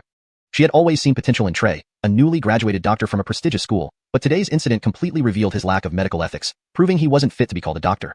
President Shen, he's making unfounded accusations without any evidence. How can he prove the patient recovered due to anything other than my medicine? He's just trying to steal my credit. Trey protested angrily. Mika, confident in Jarviself's medical skills, replied coldly, You'd better disappear from my sight right now, or I'll have you arrested immediately. Her tone was sharp, making Trey's heart skip a beat. He muttered under his breath and quickly left. Mika thought that, in such a public setting, allowing someone like him to represent the company's medical standards would easily invite criticism. She already had someone in mind and announced, Let them in. Jarvis's medical concerns should be addressed by Dr. Chen. He is our new medical representative for Beauty Skincare Group. Jarviself was taken aback, feeling as if Mika had thrust him into a difficult situation. He asked quietly, What do you mean? You want me to clean up this mess? You said you wanted to help, didn't you? It's all up to you. Mika responded with a helpless expression. Moreover, she trusted Jarviself's medical expertise at this point. Soon, the agitated customers broke through the security barriers, swarming towards Jarviself. They continuously criticized why the medical representative was blind, among other remarks. However, such insults were short-lived, as they mostly described their symptoms after being poisoned. Listening carefully, Jarviself noticed that each patient had different symptoms. Some were unconscious, others lost teeth, and some even exhibited signs of epilepsy. These symptoms were peculiar but occurred after using the same skincare product. Jarviself began to understand. He asked Mika, Jarvis, are the problematic masks from the same batch? Mika frowned slightly and looked at the Edric beside her. Jarvis, the consultant manager for the new R&D product. Jarvisuden answered promptly, Virgil's, Dr. Chen. This batch was produced a month ago and underwent several rounds of quality testing before being sold 2 weeks ago. Jarvisel, the customers who complained purchased products from this batch.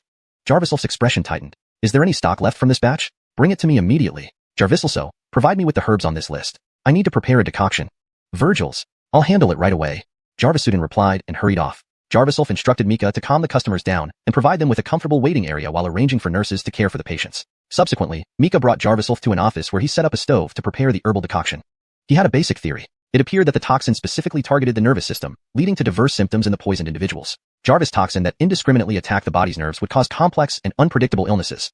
Treating each person with acupuncture would require too much time and might leave lasting health issues. Therefore, the best solution is to brew a herbal concoction to thoroughly cleanse the toxins from their bodies, Jarviself murmured, starting the preparation. When Jarvisuden brought the products and prepared herbs, Jarviself examined the mask closely. His jade-colored pupils emitted a dim glow, revealing all the toxic components inside. The skill used to poison isn't advanced. Jarvis, I suspected. These indiscriminate toxins are relatively easy to treat. Using common herbs for a decoction, if taken correctly, won't cause major issues, Jarvis calmly remarked, dropping the final herb into the pot. Throughout the process, Mika acted like a subordinate, sending people to soothe the customer's emotions while waiting for Jarvis to find a solution. An hour later, Jarvis presented the ready herbal decoction and told Mika, done. Dilute this medicine in a 1:5 ratio with water and have the patients drink it. Effects will show within 5 minutes. Mika was deeply moved. Without Jarvis today, she wouldn't know how to handle these troublesome customers. Ichun, thank you. We owe you a lot. Mika, normally headstrong, expressed genuine admiration for Jarvis's competence.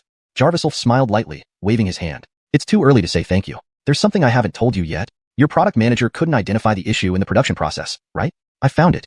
Mika paused and quickly asked, what's the problem? There must be someone secretly poisoning the products, Jarvis said calmly.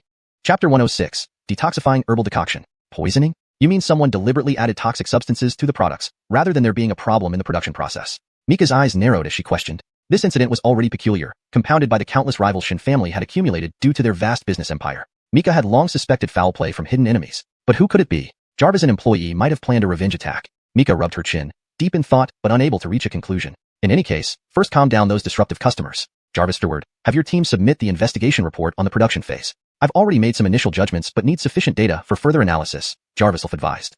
Okay. Following Jarvis's plan, Mika felt a great deal of reassurance. Her grandfather had assigned her to manage over a dozen companies to cultivate her capabilities. Mika had studied abroad and received specialized training from high-profile mentors. She knew exactly how to operate a company, showcasing remarkable abilities from an early age.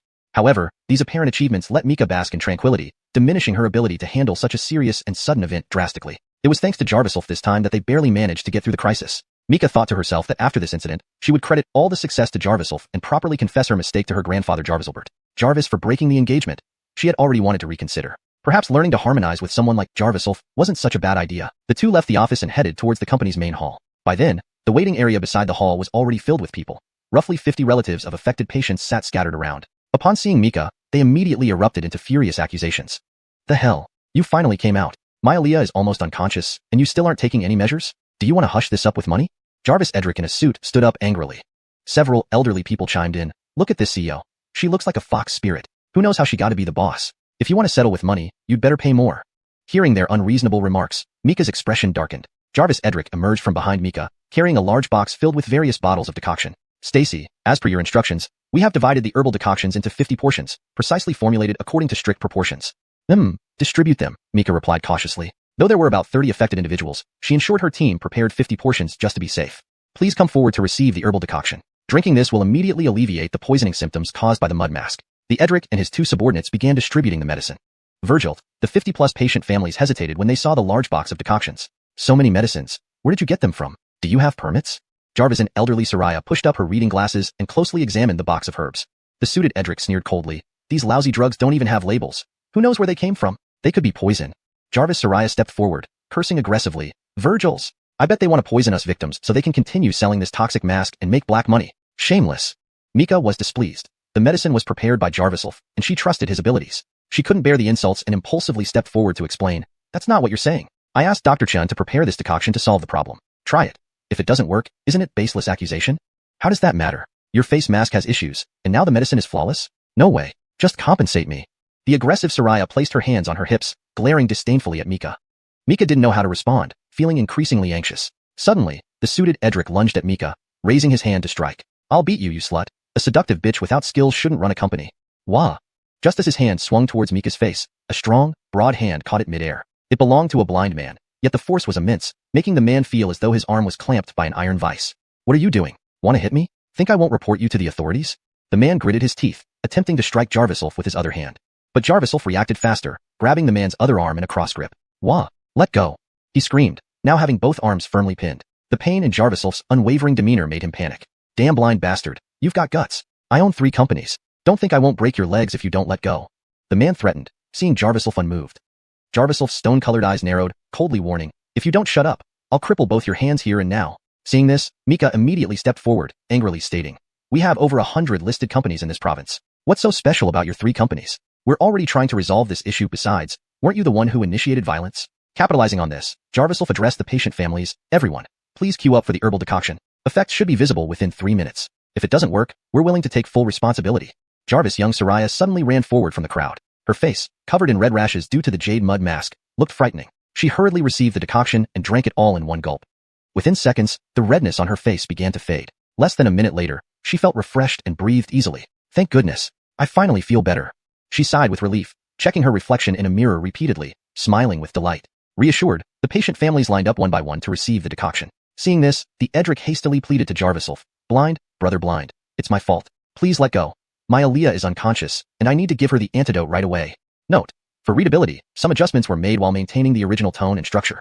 ####Chapter 107. Jarvis and Jarvistimpt can be alphansode. You are the last to receive the herbal medicine. Regarding the compensation matters, we will discuss it again. This time's treatment is free, but you must organize everyone to sign a letter of understanding. Jarvisulf let go of the Edric and said coldly. The Edric hesitated, seemingly unwilling to agree so easily. Jarvisulf asked again. Your Aaliyah became weak due to laxatives you gave her. Jarvis, are you trying to exaggerate her condition to extort money? If I reveal this, won't you be in trouble? I'll do as you say. I'll make sure they all sign the letter. The Edric swallowed hard, unable to understand how his plan, which he had been preparing for 2 days, could be seen through so easily by a blind person.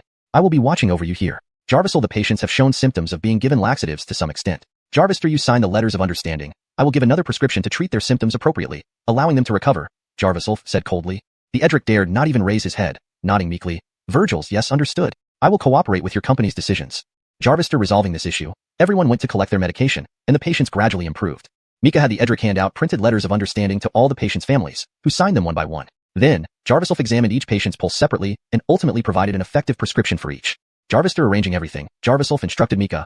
The letters of understanding contain all the customer's contact information. Jarvis, arrange for a follow-up within 7 days. If the poisoning is confirmed, follow the company's rules and compensate them to prevent further disturbances. Jarvisul, right, Mika complied, though she didn't quite understand why. Jarvis, nearly an hour of handling everything. The sky gradually darkened, and they finally sent the customers away. Once everything was settled, Mika pulled Jarvisulf into the hallway, urgently asking, Ichun, how did you convince that Edric to sign the letter of understanding? Jarvis, and why did the other patients listen to him? Jarvisulf smirked, shrugging. What troublemaker would threaten someone by saying they own 3 companies? Clearly, he's just a scoundrel. Mika listened intently, her eyes still revealing confusion, but she didn't realize Jarvisulf saw through her every move clearly. He continued explaining with a hidden smile. I noticed his Aaliyah earlier and observed her carefully. Her symptoms weren't ordinary poisoning. She had severe dehydration from vomiting and diarrhea. Not only that, all other patients had similar symptoms. Their families followed him around, listening to his every word. Such organized protests couldn't have been spontaneous, and clearly were not from the initial group led by Donald. Jarvisulf explained logically, but Mika frowned. Observation? How did you observe? Mika stared at Jarvisulf's jade-colored irises, though they seemed lifeless. She increasingly felt he might actually see something. Cough. Jarvis, doctor's senses are sharper. My observation refers to perception, Jarvisulf explained as much as he could. Mika didn't press further, merely replying with an oh, hoping Jarvisulf could indeed see things, making him her perfect dream lover. Jarvis' phone call came in, and after a brief conversation, Mika hung up. The compensation has been arranged. We hadn't set specific amounts, only legally defined damages. Mika mumbled, looking at Jarvisulf for help. Jarvis, what happened? She instinctively believed he could offer a better solution. I'll inform my people at the Four Seasons Clinic to send you the consultation fees. You can use them as medical compensation based on the severity of their conditions. Jarvis, the supposed mental distress fee. It should suffice to silence them. Focus on the leading Edric closely, Jarvisulf explained carefully. Mika was touched. These were not Jarvisulf's responsibilities, yet he actively helped solve the problems, treating her as one of his own. Ichun, thank you. Regarding the marriage agreement, I don't intend to break it. I think we can try, Mika gathered her courage and formally confessed. Jarvisulf was taken aback, not reacting immediately. I will follow Ford's arrangements, he replied, surprised by how significantly Mika's attitude towards him had changed. Mika smiled joyfully, throwing herself into Jarvisulf's arms. Tell me if you need anything in the future. I want to help you. Typically, Jarvisulf would politely decline, but this time, he felt a rare warmth. Slowly extending his arms, he embraced her gently, nodding slightly. Suddenly, a man's voice echoed in the hallway. So you two are lovers. No wonder you targeted me. Beck descended clumsily, his eyes filled with hateful bloodshot rage. Jarvisulf's gaze sharpened, speaking coldly. You irresponsibly fed untested drugs, nearly killing the patients. Untested? Were your decoctions tested either? That's really unreasonable. Jarvis, a graduate from a prestigious medical school. How dare you compete with me, a blind man? Beck faced Jarvisulf angrily. Mika released Jarvisulf and sternly told Beck, Dr. Ouyang, Dr. Chun is a legitimate doctor at the Four Seasons Clinic, invited personally by Silas to practice traditional Chinese medicine. Don't be ignorant. Beck sized up Mika, raising an eyebrow. So you're quite a sly fox. I thought I could get you into bed, but you aren't worth much, sleeping with a blind man. Shameless. Who are you talking about? Beck, you're just a doctor under our group. Mika blushed furiously. Beck slapped Jarvisulf's face a few times, sneering, worthless blind man. Is this what you want to do for him? Sitting in as a doctor. Ha. Once I tell Ford about your scandal, see what happens. Jarvis. He suddenly found himself restrained by Jarvisulf, forced to kneel on the ground. What are you doing? Do you want to die? Beck gritted his teeth. but remained immobile. Jarviself remained silent, while Mika erupted in anger. Beck, you're fired. Go to the finance department to settle and leave now. Chapter 108. He is the fiancé. Haha, fire me? Dream on. Trey said arrogantly despite being pinned down by Jarviself. Mika had initially intended to be lenient with Trey due to his high-caliber graduate status regarding this incident. However, his earlier attitude towards Jarviself finally infuriated her. She angrily rebuked, Trey, I'm not joking. Your position as the representative physician of Mayu Group has been officially revoked. You'll never be a parasite in the company again.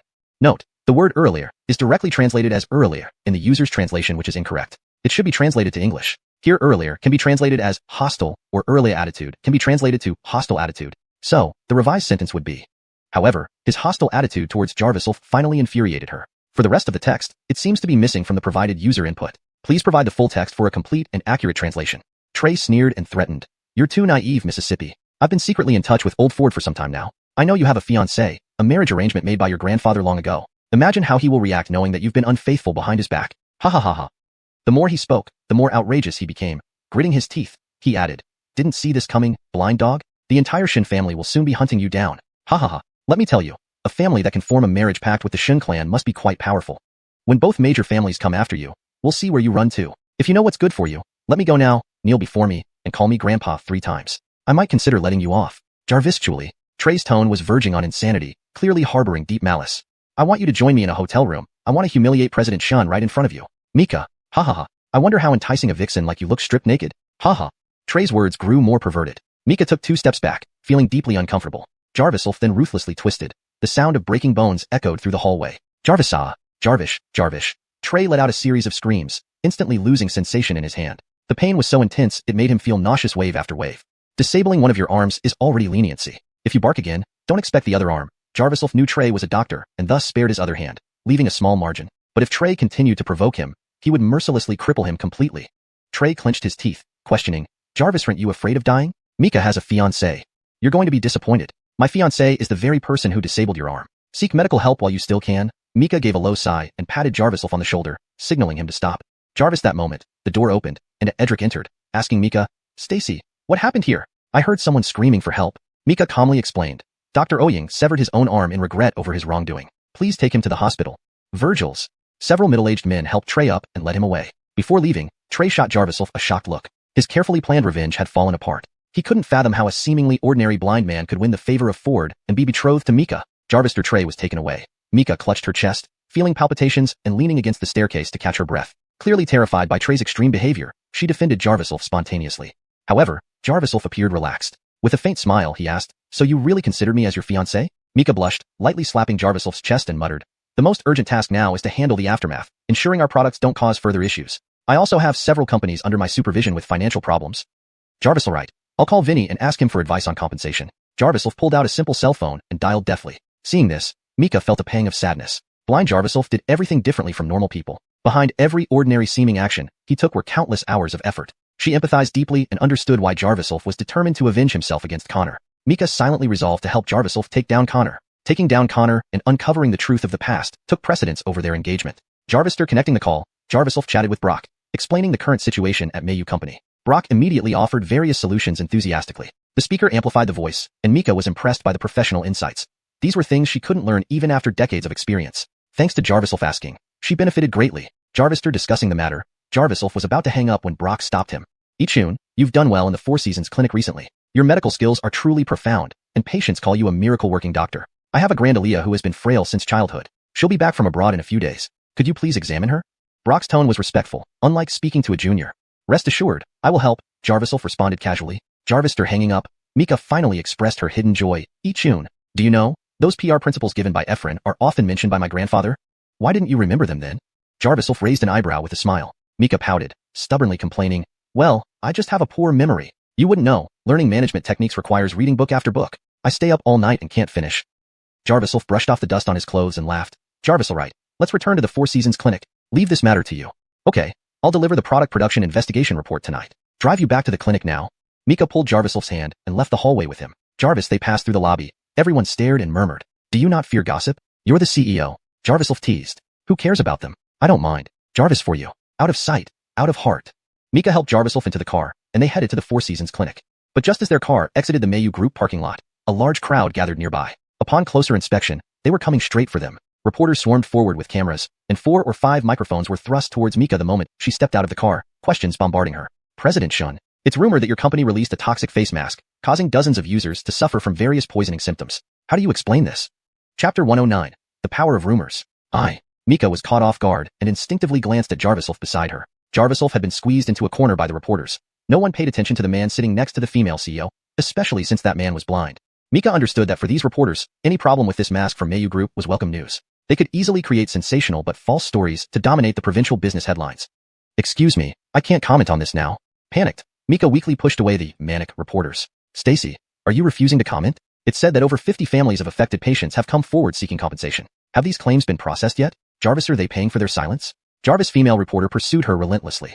The other reporters swarmed forward, congesting the entire parking lot in chaos. It's reported that even the lead Dr. Beck has been suddenly suspended. Is this related to the incident? Does Mayu Group plan to give the public an explanation?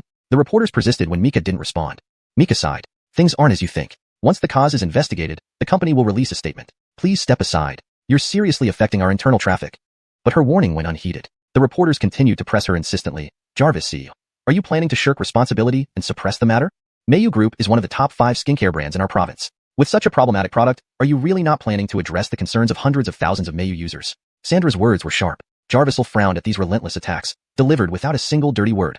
Clearly Mika couldn't handle it. Mika also knew she couldn't be careless. If she faced exclusion and misunderstanding now, it might damage the reputation of the entire Mayu skincare group. Mika took a deep breath, beginning to speak. Jarvisel reporters held their breath, adding to her pressure. This was a critical moment. She couldn't afford to say the wrong thing. Suddenly, Jarvisel waved and announced loudly, if you have questions, ask me. CEO Shin doesn't fully understand the situation. Upon hearing this, the reporters all cast disdainful looks at Jarvisel.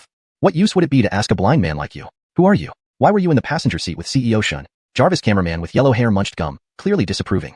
The female reporter sized up Jarvisel and added impatiently, Stacy, are you planning to divert public attention with irrelevant people? These annoying reporters had probably received private training. Each word cut sharply, targeting the subject before the camera. Mika felt anxious at this realization. Compared to these seasoned professionals, she still had much to learn. Jarvisel's voice floated gently. I'm the new representative physician replacing Beck from Mayu Skincare Group. Call me Dr. Chun. Extensive investigations have been conducted on this product. Hearing this, the reporters were surprised, immediately approaching him with interest. Jarvis, are you truly the new physician for Mayu Group? Dr. Chun, what do you think about this incident? The preliminary product report is ready, and we're finalizing the last checks. Our findings indicate only one thing. Jarvisel spoke sternly, capturing everyone's attention as they moved away from Mika to crowd around him. Jarvisel waited until he'd sufficiently piqued their curiosity. Then, looking directly at the cameras, he declared fiercely, someone intentionally poisoned the product to sabotage Mayu Skincare Group. We already have initial evidence. Within 3 days, we will have all the proof. The reporters gasped in shock, their questions stuck in their throats as they recorded or filmed nonstop. I advise anyone behind this plot to prepare for legal action. Mayu Skincare Group won't tolerate such unethical competitive tactics. Jarvisel's tone carried a righteous indignation. This fierce declaration threw the gossip-driven reporters into confusion, but they quickly seized the opportunity to ask more questions. So, do you have any leads? Which skincare company is behind this sabotage? The female reporter persisted. Jarvisel responded calmly, CEO Shun, we should continue investigating the product issues. Saying too much is pointless. Mika immediately understood. She addressed the camera, we must protect the company's legitimate rights, and those responsible owe an explanation to the affected patients. They then dismissed the reporters and drove away. Thanks to Jarvisel's provocative statement, the media shifted focus from Mayu Group's defective product to skincare company intrigue. This way, public opinion won't turn against you, making everyone more interested in uncovering who's behind the plot. That's our goal, Jarvisel said casually from the passenger seat. Mika marveled at how effective Jarvisel's move was. It turned adversaries into allies. Ichun, you've helped me so much. Let's head to CG Medical Pavilion. Tell me if there's anything I can assist with. Mika wanted to offer practical help rather than mere thanks. Jarvisel replied calmly, let's not return to the clinic yet. Drive around for a bit, then we'll go back to the company. Back to the company? Why? Mika began driving, curious despite knowing Jarvisel had a plan. The reporters got news too fast. There might be a mole in the company. Plus, we need to find out the mastermind behind this sabotage as quickly as possible, or the situation will escalate, leading to even worse tactics. Jarvisel was highly alert, having lived in a village where the power of rumors was something he understood deeply. Half an hour later, they returned to the company. The reporters outside had dispersed. Mika took Jarvisel to her office. Jarvis, soon as they entered, Jarvisel asked solemnly, we must identify the mastermind as soon as possible. Based on my estimation, it's a competitor. These poisons are complex, and the materials are hard to obtain. Clearly, they aim to affect product usage to undermine customer trust. Jarvisel stated firmly. Jarvis, after some thought, Mika had a sudden realization. I have an answer. Please feel free to let me know if you need any further adjustments, or if you want additional parts translated. Chapter 110. Uncovering the mole. Who is it? Jarvisel immediately pressed, knowing he had to help Mika tackle this hidden competitor to prevent any further unmanageable troubles. Mika muttered, it could very likely be the Qin family from South City. Hearing the name of this clearly powerful and influential family, Jarvisil fell into deep thought. The Qin family? Do they also specialize in skincare products? Virgil's, but they also have interests in other industries. They only started venturing into skincare products this year. However, our company mainly focuses on facial care, while their main product is hand cream, so I can't be sure if it's them. Mika was equally conflicted. On one hand, the Qin family and the Shin family never had any known conflicts, but on the other hand, she did hear some rumors. Mika admitted openly to Jarvisil without a clear lead. My people found out that the Qin family has recently been researching the use of unauthorized medications. Could those unauthorized drugs possibly be poisonous? Poison? Jarvisil's expression darkened. He quickly thought of Dr. Trey, the former chief physician who was dismissed. That guy might seek revenge intentionally, and connecting the dots, perhaps he was sent by the Qin family as a mole. Jarvis Mole? Since journalist information was so accurate, there must be some special channels providing inside information about Mayu Group. This meant that even at this moment, there could be someone inside Mayu Group monitoring their every move. If the Qin family was indeed behind this, Mayu Group would be in serious danger. Mika murmured to herself, Alphansoib, I'm overthinking this. Our hand creams have always sold poorly, and we specifically hired a renowned physician like Dr. Trey because we focus on medicinal skincare. Whether it's medicinal masks or face creams, our earlier products broke the company's sales records. But the Qin family's skincare company is small and constantly promotes that they won't venture into facial skincare products, so there shouldn't be any conflict of interest. Mika concluded based on the business competition theory her grandfather Jarvisilbert taught her, which she firmly believed. Jarvisil shook his head. That's exactly what makes it suspicious. Mika frowned. You think you understand business competition better than me? This came directly from my grandfather. Though she trusted Jarvisil's medical expertise, when it came to business competition, he was just an amateur. No matter what, let me see the investigation report first, Jarvisil said, with a growing sense of unease. He only had a day and a half left to complete Brock's task, and he needed to resolve the Shin company's issues quickly. Mika made a phone call and told Jarvisil, the investigation report is in the lobby. I'll have someone bring it over. Soon after, there was a knock on the door, and Edric walked in. His face seemed familiar, and behind him followed a man wearing a purple suit. Good day, President Sean. This is Samson, the deputy assistant of the manufacturer for Mayu Mud Alphonsisk. Jarvis, through our urgent investigation, we still found no issues, the Edric explained humbly. Mr. Hermes, please show me the investigation report. Mika's gaze was stern, showing none of her usual delicacy before subordinates, instead exuding mature and feminine charm. Please review, Stacy. Heh, our manufacturer never has problems. The issue must have arisen during the final packaging phase after the goods entered the company, Samson grinned, revealing noticeable gold teeth. The Edric looked displeased. Jarvis assistant Hermes, are you suggesting that our internal quality control at Mayu Group is problematic? President Shun has already reviewed this. Samson smirked maliciously, shrugging. I dare not, please calm down. Jarvisil found the conversation irritating. He had encountered too many schemers lately, and Samson's innocent yet smirking demeanor confirmed his suspicions. This man was problematic. The investigation report doesn't show any issues, Mika remarked after scanning through the document, glancing at Jarvisil. Bring the sample here. Jarvisil extended his hand. Mika gave Samson a look, who seemed surprised. Sir, you're blind. How can you inspect the sample? Before Mika could respond, Jarvisil interrupted. What? Jarvis, are you afraid I might find something? Upon hearing this, Samson's face turned slightly awkward. He naturally despised the blind man with jade-colored irises, but had to force a smile in front of the heiress. Ha, I'd be delighted if you could find anything. Samson handed over the medicine, a glass bottle containing green mud mask. It looked flawless and showed no signs of being problematic. Jarvisil took the bottle, opened it, pinched a handful on his fingers, and smelled it. Sir, you don't have eyes, but your nose is quite sensitive? Samson raised an eyebrow mockingly. Mika glared fiercely at him, forcing him to shrug. Stacy, it was just a joke. Sir, I hope you're not offended. Of course, Jarvisil wanted them distracted. While pretending to smell the product to cover up the dark glow of his eyes, he focused his vision on the samples. His vision penetrated through the mask layers, displaying all components in tiny particles, and he quickly analyzed them. Jarvis barked from some allergenic herbs. There were no obvious poisons. Since these were samples, they were usually treated specially. Jarvisil pulled out a plum blossom silver needle from his cloth pouch and inserted it into the mask. Jarvis, for a moment, he withdrew the needle. Its tip had changed color, indicating clues. It seems the problem lies in production. Jarvisil, though washed with special detergents, my needle can detect even trace amounts of toxins. Jarvisil held the needle tightly, which now had a dark purple tip.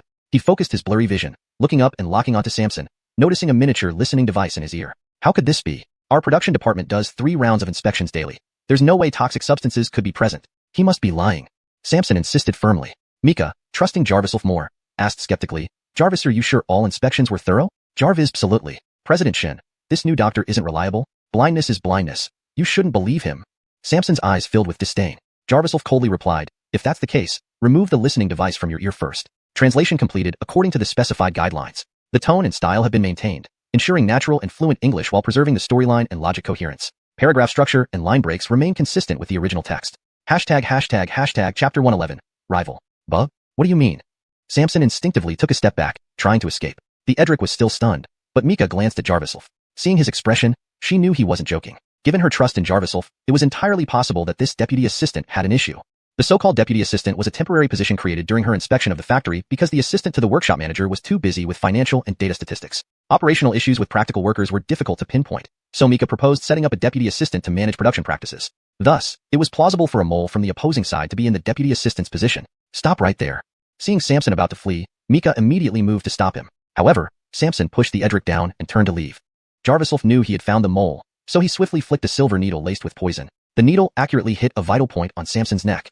Jarvish! Samson clenched his teeth, losing all sensation almost instantly. By the time he regained consciousness, the Edric had already restrained him. Mika quickly called for 2 others to hold his hands in case of any further trouble.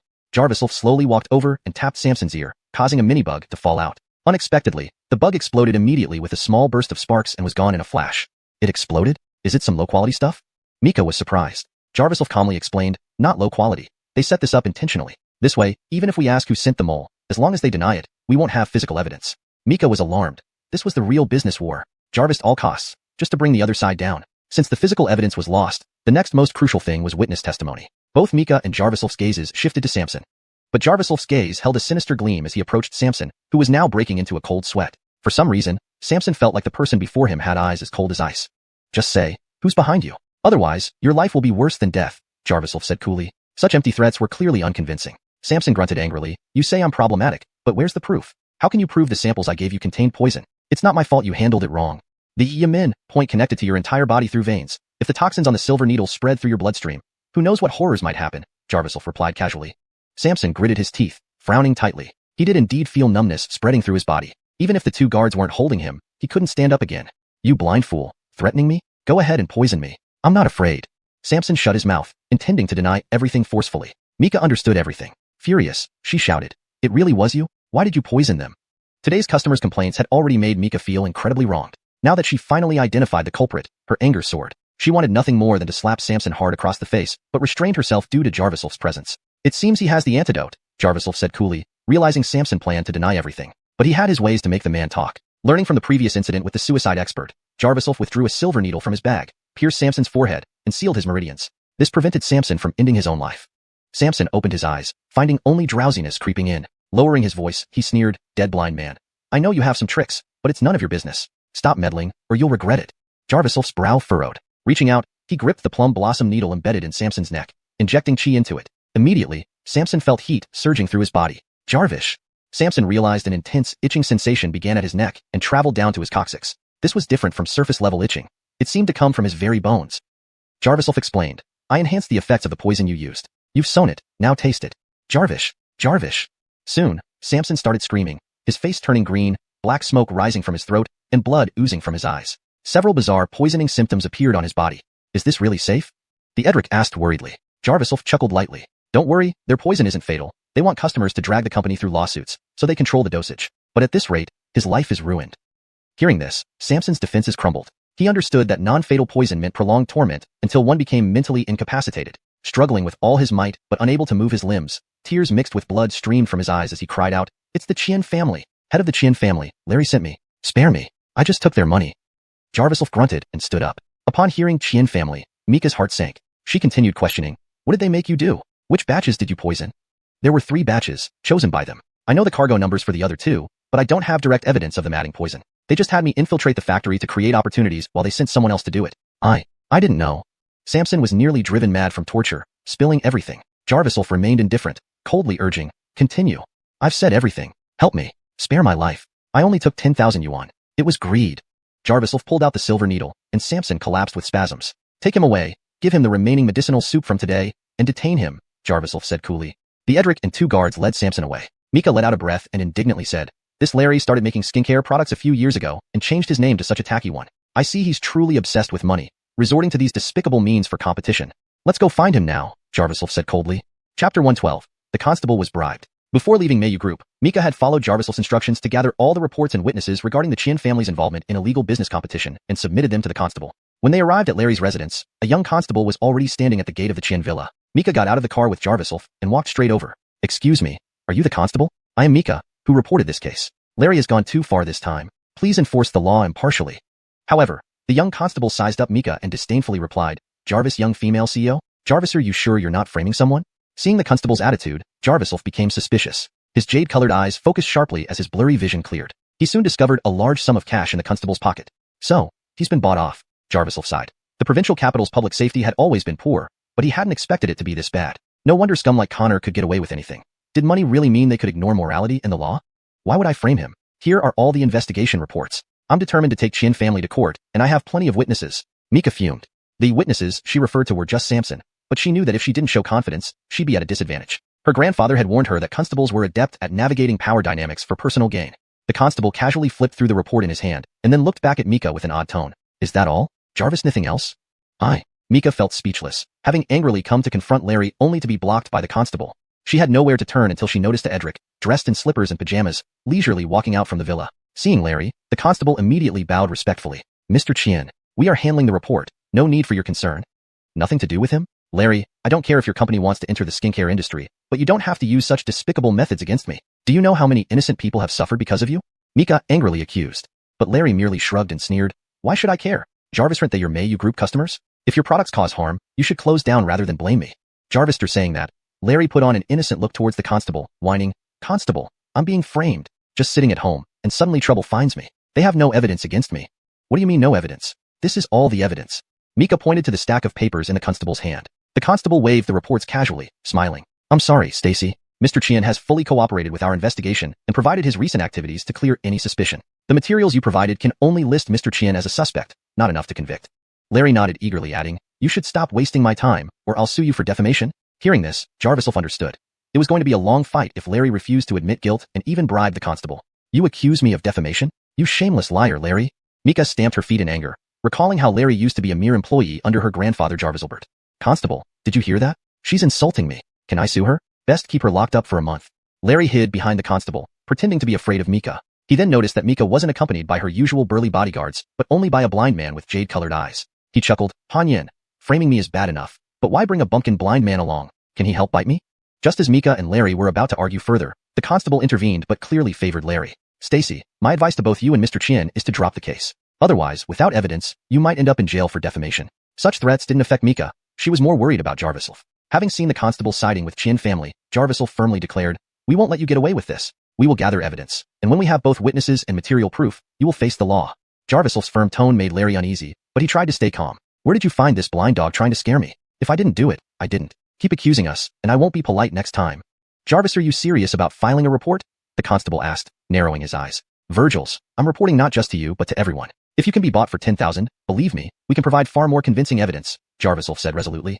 The constable and Larry exchanged glances, growing increasingly uneasy. Jarvisel pulled out his phone, activated the recorder, and coldly stated, Constable, we are representatives of Mayu Group and formally file this report. We suspect Qian family poisoned our new product. We request police assistance in gathering evidence. Please file this case immediately. Cold sweat broke out on Larry's forehead, and the constable looked troubled, knowing that continuing to favor Larry would implicate him further. Constable Darcy of the Provincial Complaints Office, case number 0091, accepting the report from Mayu Group and filing for immediate investigation, the constable reluctantly agreed. Damn blind dog, where did you come from? Know the law? Do you understand that false accusations can land you in jail for a year? Larry cursed, but Jarviself ignored him, closing the recording function and turning to Mika. Let's go. Now that the constable has filed the case, we should contact the media and the public so they can see who is really behind these dirty deeds. Hashtag chapter 113, critical Jarvisky points. Jarviself and Mika got into the car and sped away, the constable sighed. Since the case has been filed, I can't let them gather any evidence. Otherwise, I won't be able to protect you, Boss Qian. Larry patted the constable's shoulder with a cold gaze and said, I know that girl Mika's capabilities well, just a paper tiger. It's the blind man beside her who seems troublesome. Jarvis, he spoke. He pulled out one bundle of cash after another from his pocket. Just the thickness of the stack was enticing. The young constable had never seen so much money before. He immediately pocketed all the cash, counting each stack eagerly and asked excitedly, Boss Qian, is all this mine? Larry smiled faintly. Would you help me out again? Money. I have plenty of it. I understand what you mean, Boss Qian. We can't afford to offend the Shin family, but dealing with a blind beggar will be easy enough. The constable pocketed the money, his eyes gleaming with cunning. First, go back to the station and speak favorably about me to the chief. I'll send someone to investigate the whereabouts of that blind man. Later, find a way to arrest him, by whatever means necessary. Jarvis, after finishing, Larry turned and walked into the villa. Jarviself escorted Mika away, and then returned to the clinic on his own. He knew that Larry wouldn't give up easily, and the constable had already been bought off. Therefore, he advised Mika to bring enough people around her for safety in the coming days. Jarvis, for the TV station issue, it was merely a verbal tactic to pressure Larry. Under heavy pressure, he might slip up. On the surface, they were planning to take action at the TV station, but in reality, the questions posed by reporters would be published as headlines in the business news the next day. This would divert Larry's attention while Mika worked secretly with Samson to gather evidence of Larry's illegal activities. These past few days, Jarviself had been staying at the Four Seasons Clinic, which offered better conditions than the county town. With Mika's company matters unresolved, he decided to continue practicing at the Four Seasons Clinic for the time being. The next day, Jarviself inquired around among the nurses and found out that Connor had not shown up these few days. He couldn't help but doubt if his choice was wrong. Had Connor never come to this clinic? Or perhaps his waiting for Connor here had been compromised. Just as Jarviself was in a quandary, his phone received a transfer notification. The voice announcement informed him of a 100,000 renminbi transfer. This feature was set up by Sheridan to keep him informed of financial transactions, worried that he wouldn't check otherwise. Using his heavenly eye technique, Jarviself checked the transaction and saw it came from Sheridan. It appeared that the Jiangxin Clinic continued to do well even in his absence. Jarviself sent a message using Mika's name. Sister Sheridan, this is Han Yen. Recently, Yichun has been very busy and can't return to the village. How is Jiangxin Clinic doing? Do you need any help? He thought, considering how rapidly things had developed between him and Mika, he wasn't sure if Sheridan could accept it easily. He hoped Sheridan and Mika could get along. After all, Sheridan had helped him a lot and couldn't be abandoned lightly. Soon, Sheridan replied, Stacy, please take care of Yichun. Running Jiangxin Clinic alone is exhausting. If you two really get together, please don't let Yichun leave me behind. Just kidding. Tell Yichun everything is fine at Jiangxin Clinic, and I can manage. Seeing this, Jarviself couldn't help but smile. From the tone, Sheridan seemed in good spirits and hadn't encountered any major issues. Jarvis for minor problems, Sheridan could handle them easily. Ensured that the relationship between these two women wasn't strained, Jarviself felt relieved. He transferred the 100,000 renminbi income from the clinic to Jarvis Lyra's account. Having promised to help Jarvis Lyra, he would follow through. Now, only a third of her debt remained, and he estimated it would be cleared in less than 3 months. Jarvis Lyra had not contacted him despite facing some issues, and Jarviself planned to find her once he repaid her debts. After all, Sister Carissa was the first Soraya he had intended to possess, and he felt somewhat guilty after his union with Mika. He needed to apologize to her personally and compensate her appropriately. Yichun, save my grand Leah quickly. The voice belonged to Brock, who had maintained frequent contact with Jarviself over recent times, developing a close bond. Jarviself held Brock in high regard. Brock entered carrying an unconscious little girl with curly hair tied in 2 pigtails, her face pale and covered in sweat. This is my grand Leah. She's always been frail. She came here to recuperate, but today, she fainted right after eating a bowl of noodles outside. The noodles must be safe. Could you please check what's wrong with her? Brock wiped the cold sweat from his forehead and laid the little girl on the stretcher brought by the nurses. Jarviself stepped forward and took her pulse. Moments later, he said, Don't worry, Efren. She's not in immediate danger. This appears to be due to physical weakness causing shock, but we need more tests for a precise diagnosis. Just shock? But her mother, Maya Leah, says she never fainted abroad. What could be happening? Jarviself, though Brock liked Jarviself, he doubted his medical prowess since he hadn't truly witnessed it yet. Jarviself didn't explain. Instead, he continued diagnosing with one hand on the girl's other arm. His jade-green pupils emitted a faint glow, and in the next moment, his blurred vision became crystal clear, piercing through the skin into the girl's body. He immediately noticed an unusual fever in her head, though the cause was unclear. Given it was a fever, it likely involved the immune system, needing thorough investigation. Jarviself held a plum blossom silver needle and inserted it into her forehead. This is a critical acupoint. Don't randomly treat my grand Aaliyah. Brock trusted Jarviself's medical ethics, but not his skills fully, especially since it was his beloved grand Aaliyah. Jarviself remained silent. Seeing the girl's high fever, although it wasn't life-threatening, prolonged exposure could impact her lifespan. To temporarily restore her bodily functions, he had to reduce the temperature quickly using the critical acupoint. He infused a surge of true qi into the needle. The stimulation made the girl whimper and show signs of pain. Seeing this, Brock roared, Jarviself, stop now. If you continue, my precious grand Aaliyah will die at your hands. Hashtag chapter 114. The unauthorized practice incident. Don't move, or her internal qi will become disordered. Jarviself shouted immediately as Brock moved to stop him. Brock's face darkened. Jarviself's boss, his usual respect and affection seemed useless in the face of familial bonds. He fiercely threatened, Jarviself, if you harm my grand Aaliyah in any way, I'll find your entire family. He didn't continue, but the threatening tone was clear in his low voice. Jarviself sighed inwardly, but did not take it to heart. Jarviself understood Brock's anxiety well. The silver needles he used targeted the Shangxing acupoint, which directly affects the deep brain regions. Even for a seasoned practitioner with decades of acupuncture experience, this point is extremely difficult to master. Most senior doctors know that such acupoints are virtually off-limits because, while highly effective, they can cause strokes or even death if something goes wrong. The mortality rate from such complications is quite high in traditional Chinese medicine. Hence, Brock's concern was justified, but Jarviself was confident in his judgment. To minimize the impact of reduced immunity on the little girl's lifespan, he had to take this risk. The little girl tightly furrowed her brows, and Brock muttered, Buddha protect, like a helpless old man. Jarviself seized the moment, injecting a concentrated amount of true qi into the child's body before instantly pulling out the silver needle from her forehead.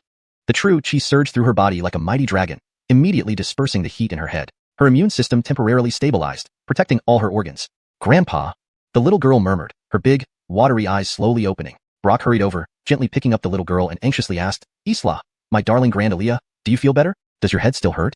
Grandpa, Isla's head doesn't hurt anymore. Grandpa, don't cry. Big Brother's needles made me very comfortable. Isla, a 10-year-old girl, spoke as though she were mentally underdeveloped.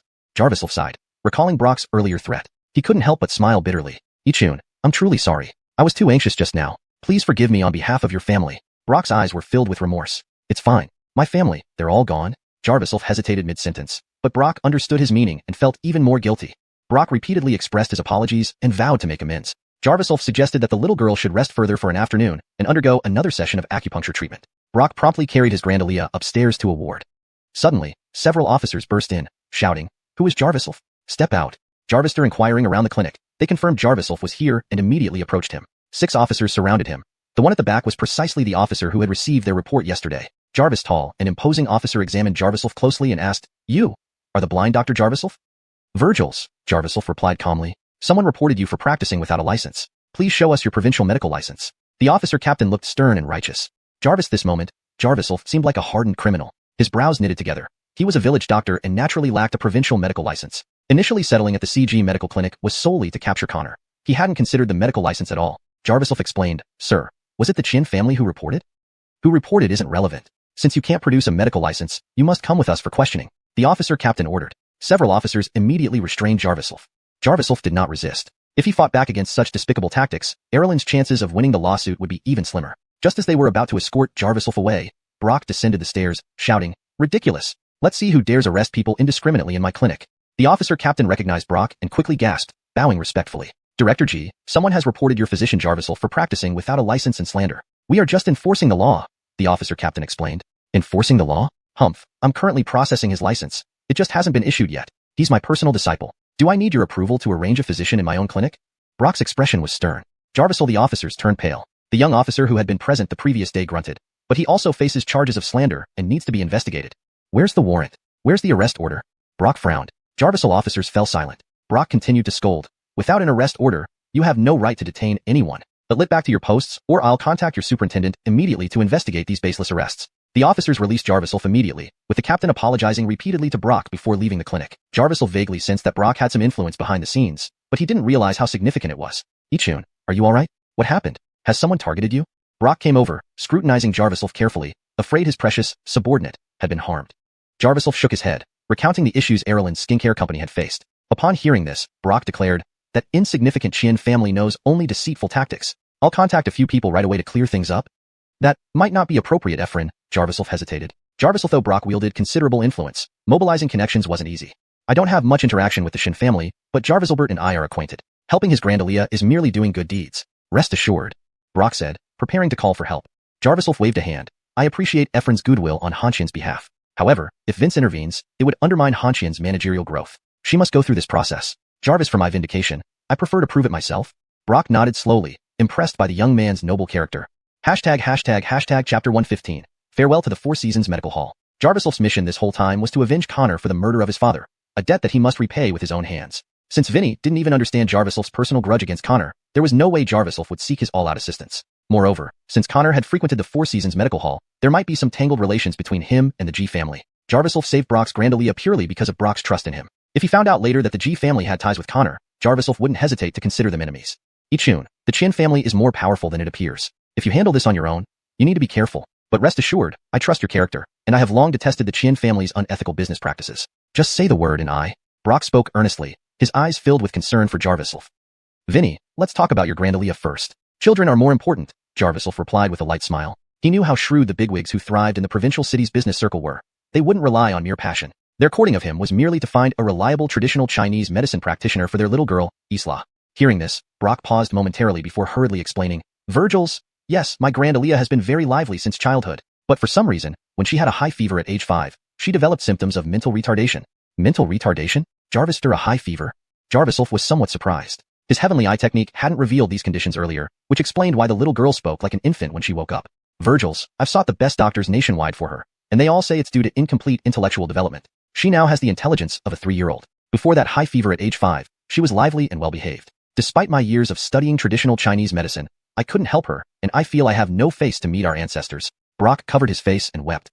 This was the first time Jarviself saw such emotion from a dignified mogul, so he consoled him, "Vinny, let me examine your Grandalia again." Regardless of whether they might become enemies in the future, as a healer, he wanted to know what he had missed during the initial diagnosis. Jarvis. Additionally, Brock did not seem like a heartless person. Entering the ward with Brock, Isla was already fast asleep in the hospital bed. Brock sighed deeply. Since that incident, she has had the habit of oversleeping. Sending her abroad was also to treat her illness, but we can hardly tell whether she's unconscious from the illness or just sleeping too much. Jarvis remained silent, sitting down and gently taking Isla's wrist to check her pulse. Each beat lingered on the edge of weakness. This kind of pulse indicated sickness, yet it wasn't entirely abnormal for a 10-year-old child. Jarvis's pupils flickered, and a golden light flashed in his eyes. This was a variant of his heavenly eye technique, where he focused his full chi into his pupils, allowing his vision to penetrate the patient's body directly to the organs, tissues, and cells. Drawing on his past memories, he could deduce any medical theory regarding abnormalities and analyze the cause layer by layer. In his previous life, he became revered as a divine physician by curing thousands of people using this technique. Now, his medical skills had advanced even further, almost reaching a state of simplicity and perfection.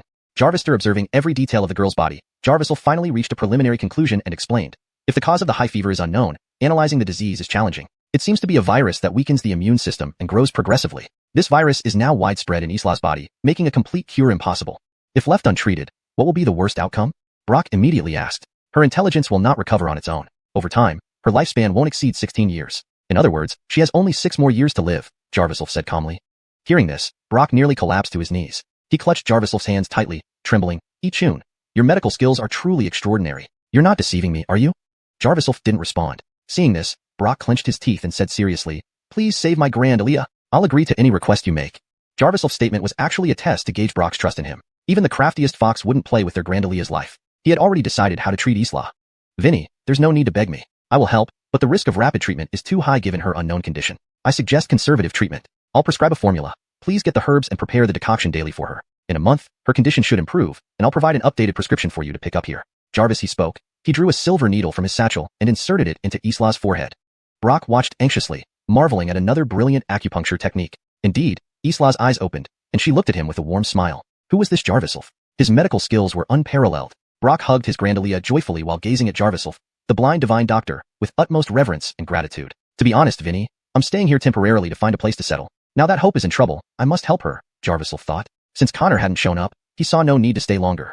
Brock waved his hand. You go and handle your affairs. The Four Seasons Medical Hall is under my control, and I'll always keep a position for you to return. If you don't want to come back, please leave me a contact, as you're my grand Aaliyah's great benefactor. Thank you, Jarvis said, then left the medical hall after packing a few things. Without notifying Mika, he headed to the Qian family villa alone, following his memory. Under the cover of night, Jarvis nimbly climbed over the wall into the Qian family courtyard.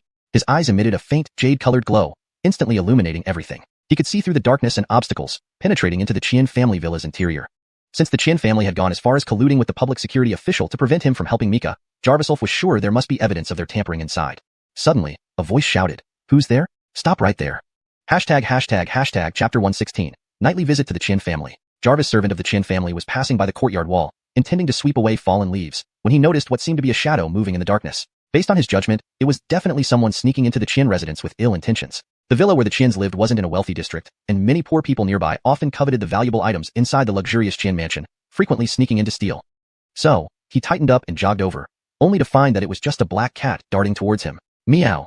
The stray cat almost scratched the servant, but luckily, the servant managed to dodge just in time. However, he stumbled and fell, landing face first in the dirt. What kind of beast are you? Next time I see you, I'll beat you to death. Muttering curses, the servant got up, brushed off the dust from his clothes, and resumed sweeping the ground. Jarvis, clearing all the leaves, he sighed deeply and walked back inside. Suddenly, the leaves in the yard began to tremble again, forming piles on the ground as Jarvis leaped down from a tree branch with extremely light steps. In a moment of urgency, he had condensed his true energy at the bottom of his feet, walked up onto the tree branch, forcing the black cat down, thereby evading detection by the servant. It seemed the Qian family security measures were not to be underestimated. Jarvis vaguely guessed that this residence likely harbored many secrets, and this trip required meticulous investigation. Jarvis knew unfavorable evidence against the Qian family could serve as leverage for Mika in future negotiations with them. Jarvis's jade-colored eyes sharpened, making his vision clearer. He avoided all guarded areas, weaving through passageways until he reached the main part of the Qian residence via a side door in less than a minute. From this vantage point, there didn't seem to be many people around. Upstairs, they were having a hearty dinner, with Larry raising a glass to toast an elder. Jarvis wasn't interested in their identities. They were all unfamiliar faces. However, he did notice a cluttered room in the corner containing some obscure gift boxes and stacks of bound documents on wooden shelves. Without hesitation, Jarvis slipped past all the servants' sight. True energy condensed at the soles of his feet, making his movements even lighter than a cat. With the help of his heavenly eye technique, any sound or movement couldn't escape his attention even in complete darkness. He soon entered the storeroom, pushing open the creaky door. Dust immediately swirled up, but Jarvis extended his hand, applying a layer of true energy near his nose to avoid inhaling the dust. Otherwise, a single sneeze would draw the immediate attention of the servants outside. Jarviself realized that after battling several experts, his mastery of the heavenly eye technique and his use of internal energy had greatly improved. Now, he was far beyond the level of those so-called experts. Upon opening the gift boxes, they contained mostly luxury items like delicacies and even cash. No wonder they needed so many guards patrolling the estate. There were valuable items everywhere. These gifts were sent by various people and piled up here in the storeroom. No wonder Mika said the Qin family wasn't powerful, but extremely wealthy. Disappointed by the lack of findings in the gift boxes, Jarviself turned his attention to the wooden shelves. There were numerous ledgers. Finding evidence of falsified accounts could potentially serve as blackmail. Flipping through the ledgers, nothing unusual stood out. The Qin seemed to have a sophisticated system to cover up their tracks. One ledger caught his eye. It read, Khan's 80th birthday gift list. Upon opening it, it appeared empty. 80th birthday? Who was celebrating? Just then, laughter and chatter echoed from outside as people pushed open the door. This time, the Qin family celebrations will be unprecedented. Alphonsine big shots from the provincial capital will be here. We must try to extract as much information as possible from these VIPs. Who's that? The servant speaking stopped abruptly upon seeing Jarviself. Jarvis and other servant's face changed drastically, charging forward while shouting, Intruder! Grab him! Jarvis! With two agonized screams, they collapsed unconscious. Jarviself had merely knocked them out, taking the opportunity to exit the storeroom. Their cries attracted more servants. Jarviself emerged. He faced 5 or 6 uniformed bodyguards. Where did this stray dog come from, and why is he blind? Daring to steal from the Qin family? Catch him and kill him. The captain of the bodyguard squad crossed his arms, clearly unwilling to get involved. 2 bodyguards moved in together, and Jarviself struck each with a punch, knocking them to the ground. They struggled briefly before passing out. Each time Jarviself hit, he observed their vital points using his heavenly eye technique and exploited their weaknesses, rendering them unconscious instantly. Realizing the intruder was formidable, the bodyguard captain joined in, coordinating with 3 others to form a formation. What blind muck can fight so well? Capture this bastard, and bring him to Boschien for interrogation. Alphonsoy will get a reward.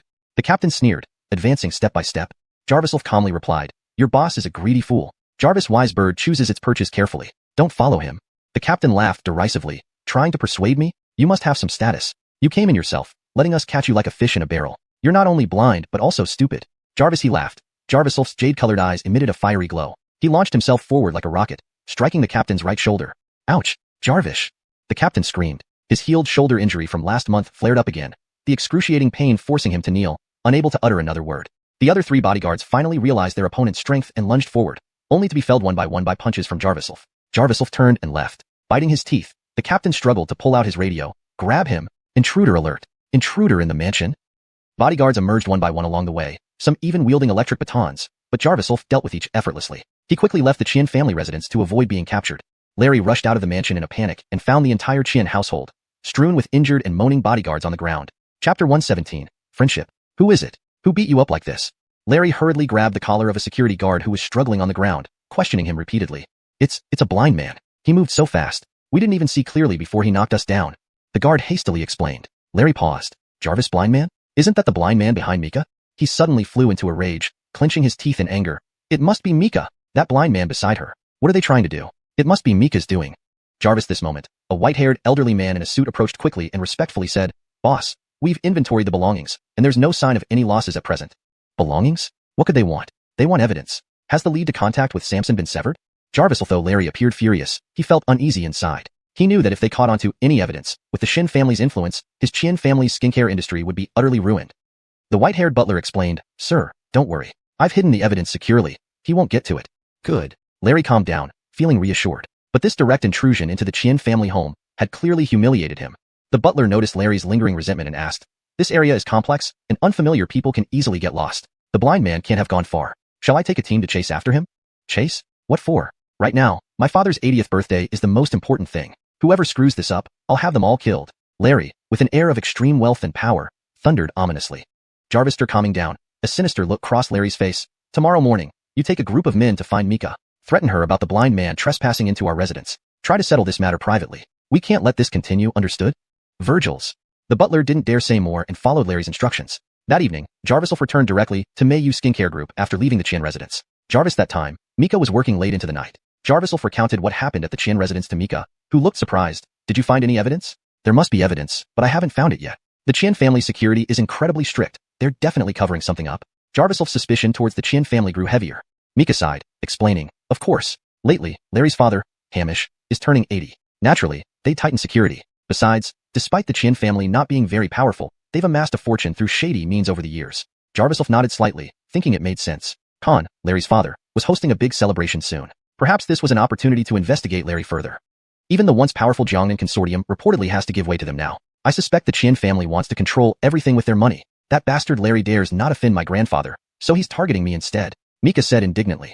Jarviself noticed Mika working in a sleeveless top, her coat already off to the side. It seemed she treated him like a trusted confidant, or perhaps assumed he couldn't see anything, but Jarviself's eyes hadn't left her collarbone since he entered. Though not overly voluptuous, Mika's figure was undoubtedly fiery. Her delicate appearance showcased curves rivaling those of glamorous actresses, paired with exquisite features and fair skin. She embodied the perfect fiancée many men dreamed of. In the silence of the night, Mika, who was complaining, suddenly realized Jarviself's jade-green pupils were staring at her. Her cheeks flushed, but she remained silent. Jarvis, after all, his sightless gaze revealed nothing, and she wasn't overthinking. How are things going with the company? Jarviself changed the subject, sensing her unease. Well, the families of patients have mostly reached settlements, but due to the TV reports, many customers using our products are now complaining. These days, the company's workload will be enormous, Mika sighed.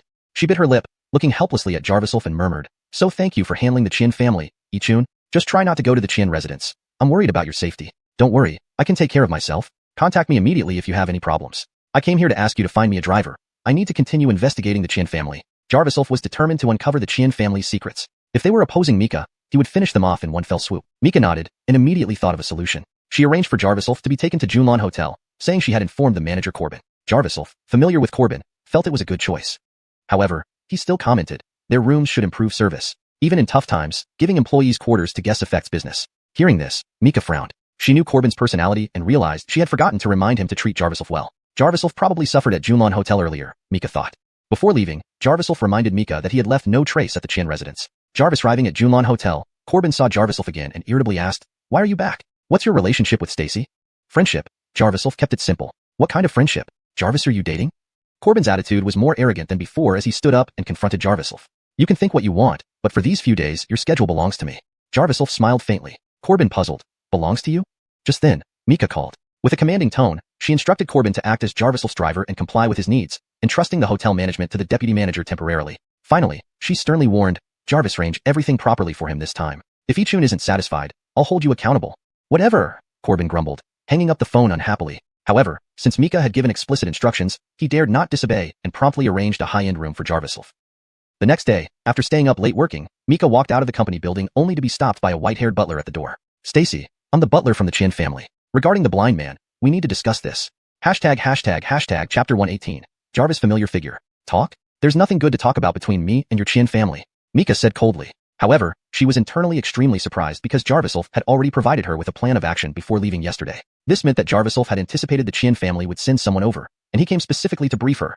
"That's not quite right, Stacy. The blind man in your possession broke into our residence last night. He smashed a vase worth $1 million and stole an important ledger from us. Should we settle this score with you?" The Qin family steward grinned cunningly. "Bullshit." Mika frowned tightly. She trusted Jarviself completely. If Jarviself hadn't confessed, it was impossible for him to have committed such outlandish acts. It was evident that the Qin family was trying to mislead them. Sure enough, without waiting for Mika's response, the steward laughed and said, "I'm not here to argue with you. Jarviself, though our families haven't collaborated and occasionally compete, our boss understands any friction during this period. Let's just forget about it. How does that sound?"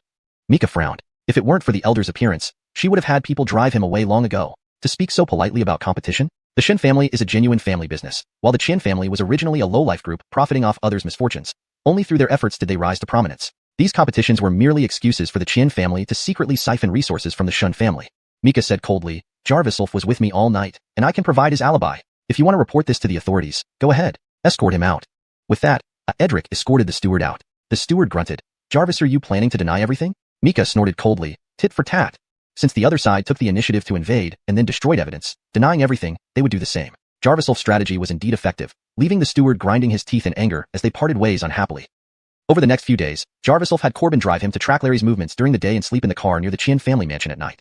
This area, unlike other wealthy neighborhoods where prominent families resided, was bustling with diverse crowds. Jarviself used this to his advantage, ensuring that no one noticed the additional car parked nearby each night.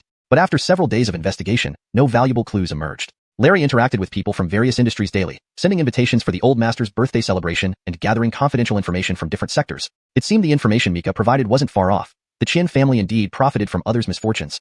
Until the fourth day, Jarviself spotted a familiar figure. Drive forward, the black car up ahead. Jarviself's jade-like eyes shifted, his powerful gaze following a low-profile Bentley. In the backseat was a figure resembling Connor.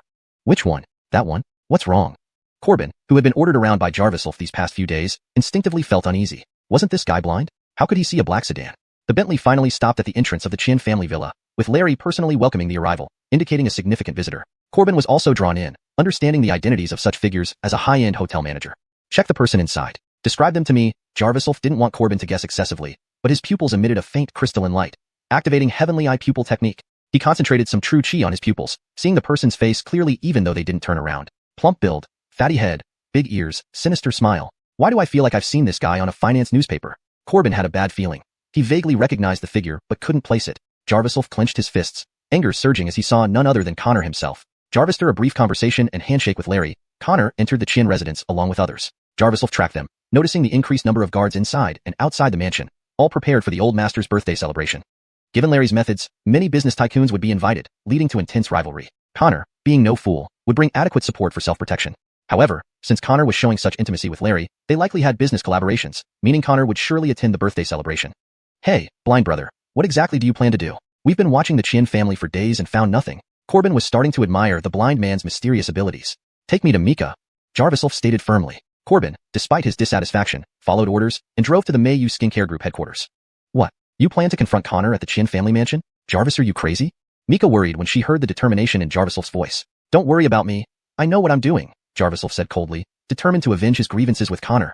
Doubt flickered in Mika's eyes. She murmured, our Shun family did receive an invitation from the Qin family, but that was out of respect for my grandfather's relationship with Hamish. I suspect Larry hopes we never appear before them.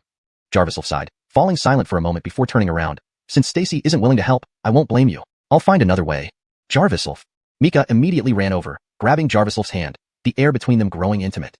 Looking at Jarviself's resolute back, Mika realized she had unintentionally hurt him. She hugged him from behind, resting her head on his broad shoulders. Chun, rest assured, I'll cooperate with you. I'll have grandfather assist, bringing a few people to disrupt the birthday banquet. Jarviself released Mika's hands and turned around. Mika tightly held Jarviself's hand, caressing it. Sorry, Chun, I didn't realize your eagerness for revenge. Our family has a debt to you, and grandfather will certainly help. No need to involve Vince, Jarviself said coolly. The Shin family doesn't need to openly clash with the Qin family. Instead, I want you to reconcile with them. Translation completed based on the guidelines provided, maintaining paragraph structure and tone. Chapter 119. Reconciliation with the Qin family. Me? I reconcile with the Qin family? Mika thought she had misheard. Jarviself actually wanted to reconcile with the Qin family. Jarviself, though the Qin family had considerable backing, especially the wealth they had accumulated over the years, as the miss of the Shin family, her pride wouldn't allow her to bow down and seek reconciliation after such an incident. Virgils, I want you to take advantage of Hamish's birthday celebration, represent the Shin family with rich gifts, and apologize to him, Jarviself explained calmly. I didn't even involve my grandfather in handling this matter. Now you want me to reconcile with them? Do they deserve it? Mika frowned immediately, turning her head aside. Jarviself, though their relationship had improved recently, she wasn't foolish enough to forget her roots. No matter what, Jarviself was still an outsider. How could he understand the dignity and etiquette expected of her as a Aliyah of a prestigious family? Bowing to the Qin family would be like slapping her grandfather Jarviselbert in the face. Don't worry just yet. This is only part of my plan. By asking you to reconcile, it's not for genuine reconciliation, but to gain access into the Qin family. Han Yen, I hope you can help me with this. His jade-like eyes turned slightly, as if watching Mika closely. Mika felt somewhat uneasy at this moment. Despite Jarviself being blind, she suddenly became alert. Chun, of course, I'm willing to help you. But if I do this, the Qin family will only become more audacious and secretly sabotage our Shin family. I promise you that the Qin family will pay a heavy price. My aim isn't the Qin family. I need you to get me inside for my own reasons. Jarviself spoke with determination, which surprised Mika. It had been a long time since she last heard Jarviself speak so gravely. Since their relationship had become ambiguous, he had become much more cheerful than before. But now, for some reason, Jarviself exuded the same ominous aura as before. What are you going to do with the Qin family? Is it about the clinic? Mika asked, puzzled. Connor will also be there to celebrate. He has been frequently visiting the Qin family these past few days, leading me to believe they have a deep connection, Jarviself said, already planning his path to revenge in his mind. Regardless of the means, he had long hated Connor with all his heart. If given a chance to get close to Connor, he would make sure to cripple him and let him taste the agony of living in despair. I see. Mika finally understood Jarviself. Since Connor had been found, it made sense to set aside her feud with the Qin family temporarily. Business competition was common, and they had paid more than just a little to track Connor down. This might be our last chance. Connor has been sending people to secretly monitor me, and he has guards escorting him everywhere. Though I don't know why he is involved with the Qin family, this time I should be able to catch him off guard, Jarviself explained. Jarviselright, tell me what to do. I'll follow your lead. Mika nodded firmly, determined to help Jarviself no matter what. The grudge between Jarviself and Connor had a long history. Connor once used Mika against Jarviself to stop his revenge, leading to her misunderstanding of Jarviself's true intentions. Mika harbored guilt and anger towards Connor, so they decided that Mika would personally bring a group of people to visit the Qin family. Over the next 3 days, Mika worked to dampen the hype caused by the skincare incident, ensuring it did not delay Hamish's birthday celebration. Jarviselbert also called, informing Mika to attend on his behalf, acknowledging that even back then, the Qin family was never a match for the Shin family. Through investigations, Mika learned that although the Qin family couldn't match the Shin family in business influence, they had gained significant connections over the years, both in the legal and underground worlds. This was partly why Larry had managed to thrive through relationships. It would be advantageous for her to pretend as a junior, lowering their guard. Jarviself returned to the Four Seasons Clinic, where he found that he had gained a good reputation, with patients from other provinces seeking his expertise. Everyone praised him as the blind miracle doctor of the provincial capital. However, his real purpose was to prescribe medicine for Brock's Grandalia Isla. Under Jarviself's treatment, Isla's condition greatly improved, with her excessive drowsiness decreasing day by day. Ichun, I can't express how grateful I am. I heard the Qin family is still competing fiercely with the Shun family across various industries. If you need help, just say the word. Brock held Jarviself's hand, boasting loudly, hoping to offer Jarviself a favor to keep him working at his clinic. Jarviself shook his head lightly, smiling. I heard Efren went antique hunting out of province recently and acquired some items. Oh, Ichun is interested in antiques too? You're right. I have several pieces here. Pick one, and I'll gift it to you. Brock pulled out a cloth bag from his pocket, revealing 6 or 7 exquisite antique pieces. These pieces are worth a few thousand each, but are relatively cheap for antiques. It's the thought that counts, Brock said, stroking his beard while nodding, only realizing Jarviself's blindness as he intended to let him pick. Let me pick one for you. How about this small drum? It has a good meaning. Brock picked up a small bronze object, playing with it. Jarviself's jade-colored pupils shifted slightly, his vision seemingly clearer. He soon found an item he liked, picking it up and saying, this one, thank you, Efren. Brock saw that Jarviself had chosen a small, elegant bell, nodding immediately, Ichun. You're about to turn your fortunes around. Excellent. But Jarviself simply chuckled and put the small bell away, intending to use it for his plan. The next day was old Alfonsoster Khan's 80th birthday. He needed to prepare a modest gift for the occasion to execute his revenge against Isidro. On the day of the celebration, Mika, carrying various valuable gifts prepared by Jarviselbert, entered the heavily guarded Qin residence with 4 bodyguards. Jarviself wore sunglasses and a suit, blending in smoothly. However, at the final door leading to the hall, Jarviself immediately recognized the captain of the security team he had treated earlier. Seeing Jarviself's sunglasses, the captain felt a sense of familiarity. You, stop. Take off your sunglasses. Chapter 120. Infiltrating the Qin residence. Mika was startled, inwardly sensing trouble. Jarviself's eyes were jade green, and he had once broken into the Qin residence before. If he were recognized now, everything would be ruined. They were on the Qin family's territory, surrounded by their guards. Mika, as a person of high standing, didn't have much to worry about, but if Jarviself were caught, there was little chance he could escape. Guard sir, I am Alida, Aliyah of the Shin family. I've come to wish Grandfather Qin a happy birthday on behalf of my grandfather, Jarviselbert. Here's my invitation. Please take a look, Mika said politely, presenting the invitation with both hands. The captain of the security team glanced at the invitation, then suspiciously looked at Jarviself. He had a hunch and asked, is one of your bodyguards blind? He isn't blind, Mika quickly explained, but she soon felt awkward. Since the guard was already suspicious, he would surely ask Jarviself to remove his sunglasses for verification. It seemed the truth would be exposed here, and Connor might flee again. Not blind? Then take off the sunglasses so I can see. Sorry, please cooperate. Jarvis thief broke in not long ago, and recently there have been many people trying to get their hands on the Qin family's wealth. We are following Alfonsoster Qin's orders to thoroughly check everyone. Mika turned to look at Jarviself, feeling increasingly anxious. Jarviself slowly placed his hand on the sunglasses, causing both the security captain and Mika to tense up, especially Mika, who almost held her breath. Removing those sunglasses would inevitably lead to chaos within the Qin residence. Captain, you didn't fasten that button on your collar. How about letting us in first? Jarviself smiled, not removing his sunglasses. The security captain was taken aback and touched his collar, indeed finding a button unfastened. Embarrassed, he buttoned it up and stared at Jarviself in surprise. You can see? I recently had laser eye surgery. The doctor advised me to wear sunglasses and avoid taking them off. I haven't removed them for half a month, Jarviself explained. Half a month? The security captain pondered this internally. The blind man had only broken in just over a week ago. Clearly, these two weren't the same person. Seeing this, Mika realized Jarviself was cleverly deceiving them. She immediately stepped forward, handing the security captain a red envelope. Please accept this. I usually don't manage my subordinates well, causing you inconvenience. If you really need to check, I'll ask him to take off the sunglasses now. No need, move along. Next. The security captain waved them through after accepting the money. Thank you. Mika bowed and led the 4 goons into the Qin residence, while Jarviself smoothly entered as well. Jarvis, they walked in. Larry appeared. Seeing Mika, he smirked evilly. Well, if it isn't the esteemed Miss Mika from the Shun family, your presence truly brightens up this humble abode. Mika frowned slightly. Despite feeling repulsed by Larry's obvious greed, she forced herself to flatter him. Boss Qian, it was my subordinate's fault the other day. I've reflected and want to thank you for being magnanimous. Otherwise, our business wouldn't be able to continue. You're catching on? Good girl. Feel free to visit my office for tea sometime. Larry reached out to touch Mika's hand, but Jarviself immediately slapped his hand away. Where did you get these lackeys? How rude. Larry was about to flare up, but Mika laughed. Boss Qian, let's not get angry. Today is the old Alfonsoster's birthday. While I accept your guidance in the workplace, I haven't agreed to anything else. Larry was surprised. Feeling the slight sting on his reddened hand, he noticed that Mika wasn't cowering this time. Her composed behavior hinted at expert advice behind the scenes. He guessed Mika must have learned from Jarviselbert. Having worked under Jarviselbert in his youth, Larry knew how formidable Jarviselbert was. He didn't dare confront him directly and simply chuckled. The wise know when to yield. It seems Stacy and I are kindred spirits. Jarvis, for that blind subordinate of yours, he's quite unruly. I suggest you punish him properly and then hand him over to me. I'll deal with him, okay? Even a weakened camel is still larger than a horse. Moreover, the Shun family is still thriving. We certainly don't need help managing our own people, Mika said with a smile and raised eyebrow. Stacy is right. Larry realized he couldn't argue with her and backed down. Just then, Hamish emerged, and Mika hurriedly wished him a happy birthday. Khan sized up Mika and sneered, "Not bad, young lady. You're quite beautiful, unlike your cunning old grandfather. To have such a beautiful grand Aaliyah is truly his blessing." Mika frowned slightly, feeling irritated but holding her temper, given Hamish's status. Jarvis making some small talk, Mika was led to her seat. The banquet was held in the central courtyard of the Qin residence, accommodating over 100 guests, all big shots from various industries. Jarvis stood behind Mika as a bodyguard, waiting for an opportunity. It seems Hamish isn't an easy one either. He praises or criticizes people based on the value of their gifts. What a pretentious bunch. Mika couldn't hide her disdain, not just for Larry but also for Khan. Jarvisel's gaze sharpened, his jade-green eyes revealing a faint glow. His vision became clear, piercing through Khan's physical state. Khan's organs were weakening, his life energy almost depleted, clearly nearing the end of his days. Jarvisel smirked. Seems like we chose the right gift. With so many wishing him farewell, he should be content. What do you mean? He's going somewhere? Mika was puzzled. Nothing much. Hanyan, just watch here when Connor appears, Jarviself instructed. Mika nodded mutely, sensing that Jarviself often seemed to notice things beyond ordinary sight. She asked curiously, "How did you know that guard's button was unfastened back there?" Suddenly, a voice came from outside. Connor of Xuanhuan Mining, wishing Hamish a happy birthday and presenting a painting by renowned artist Bai Lao. Chapter 121.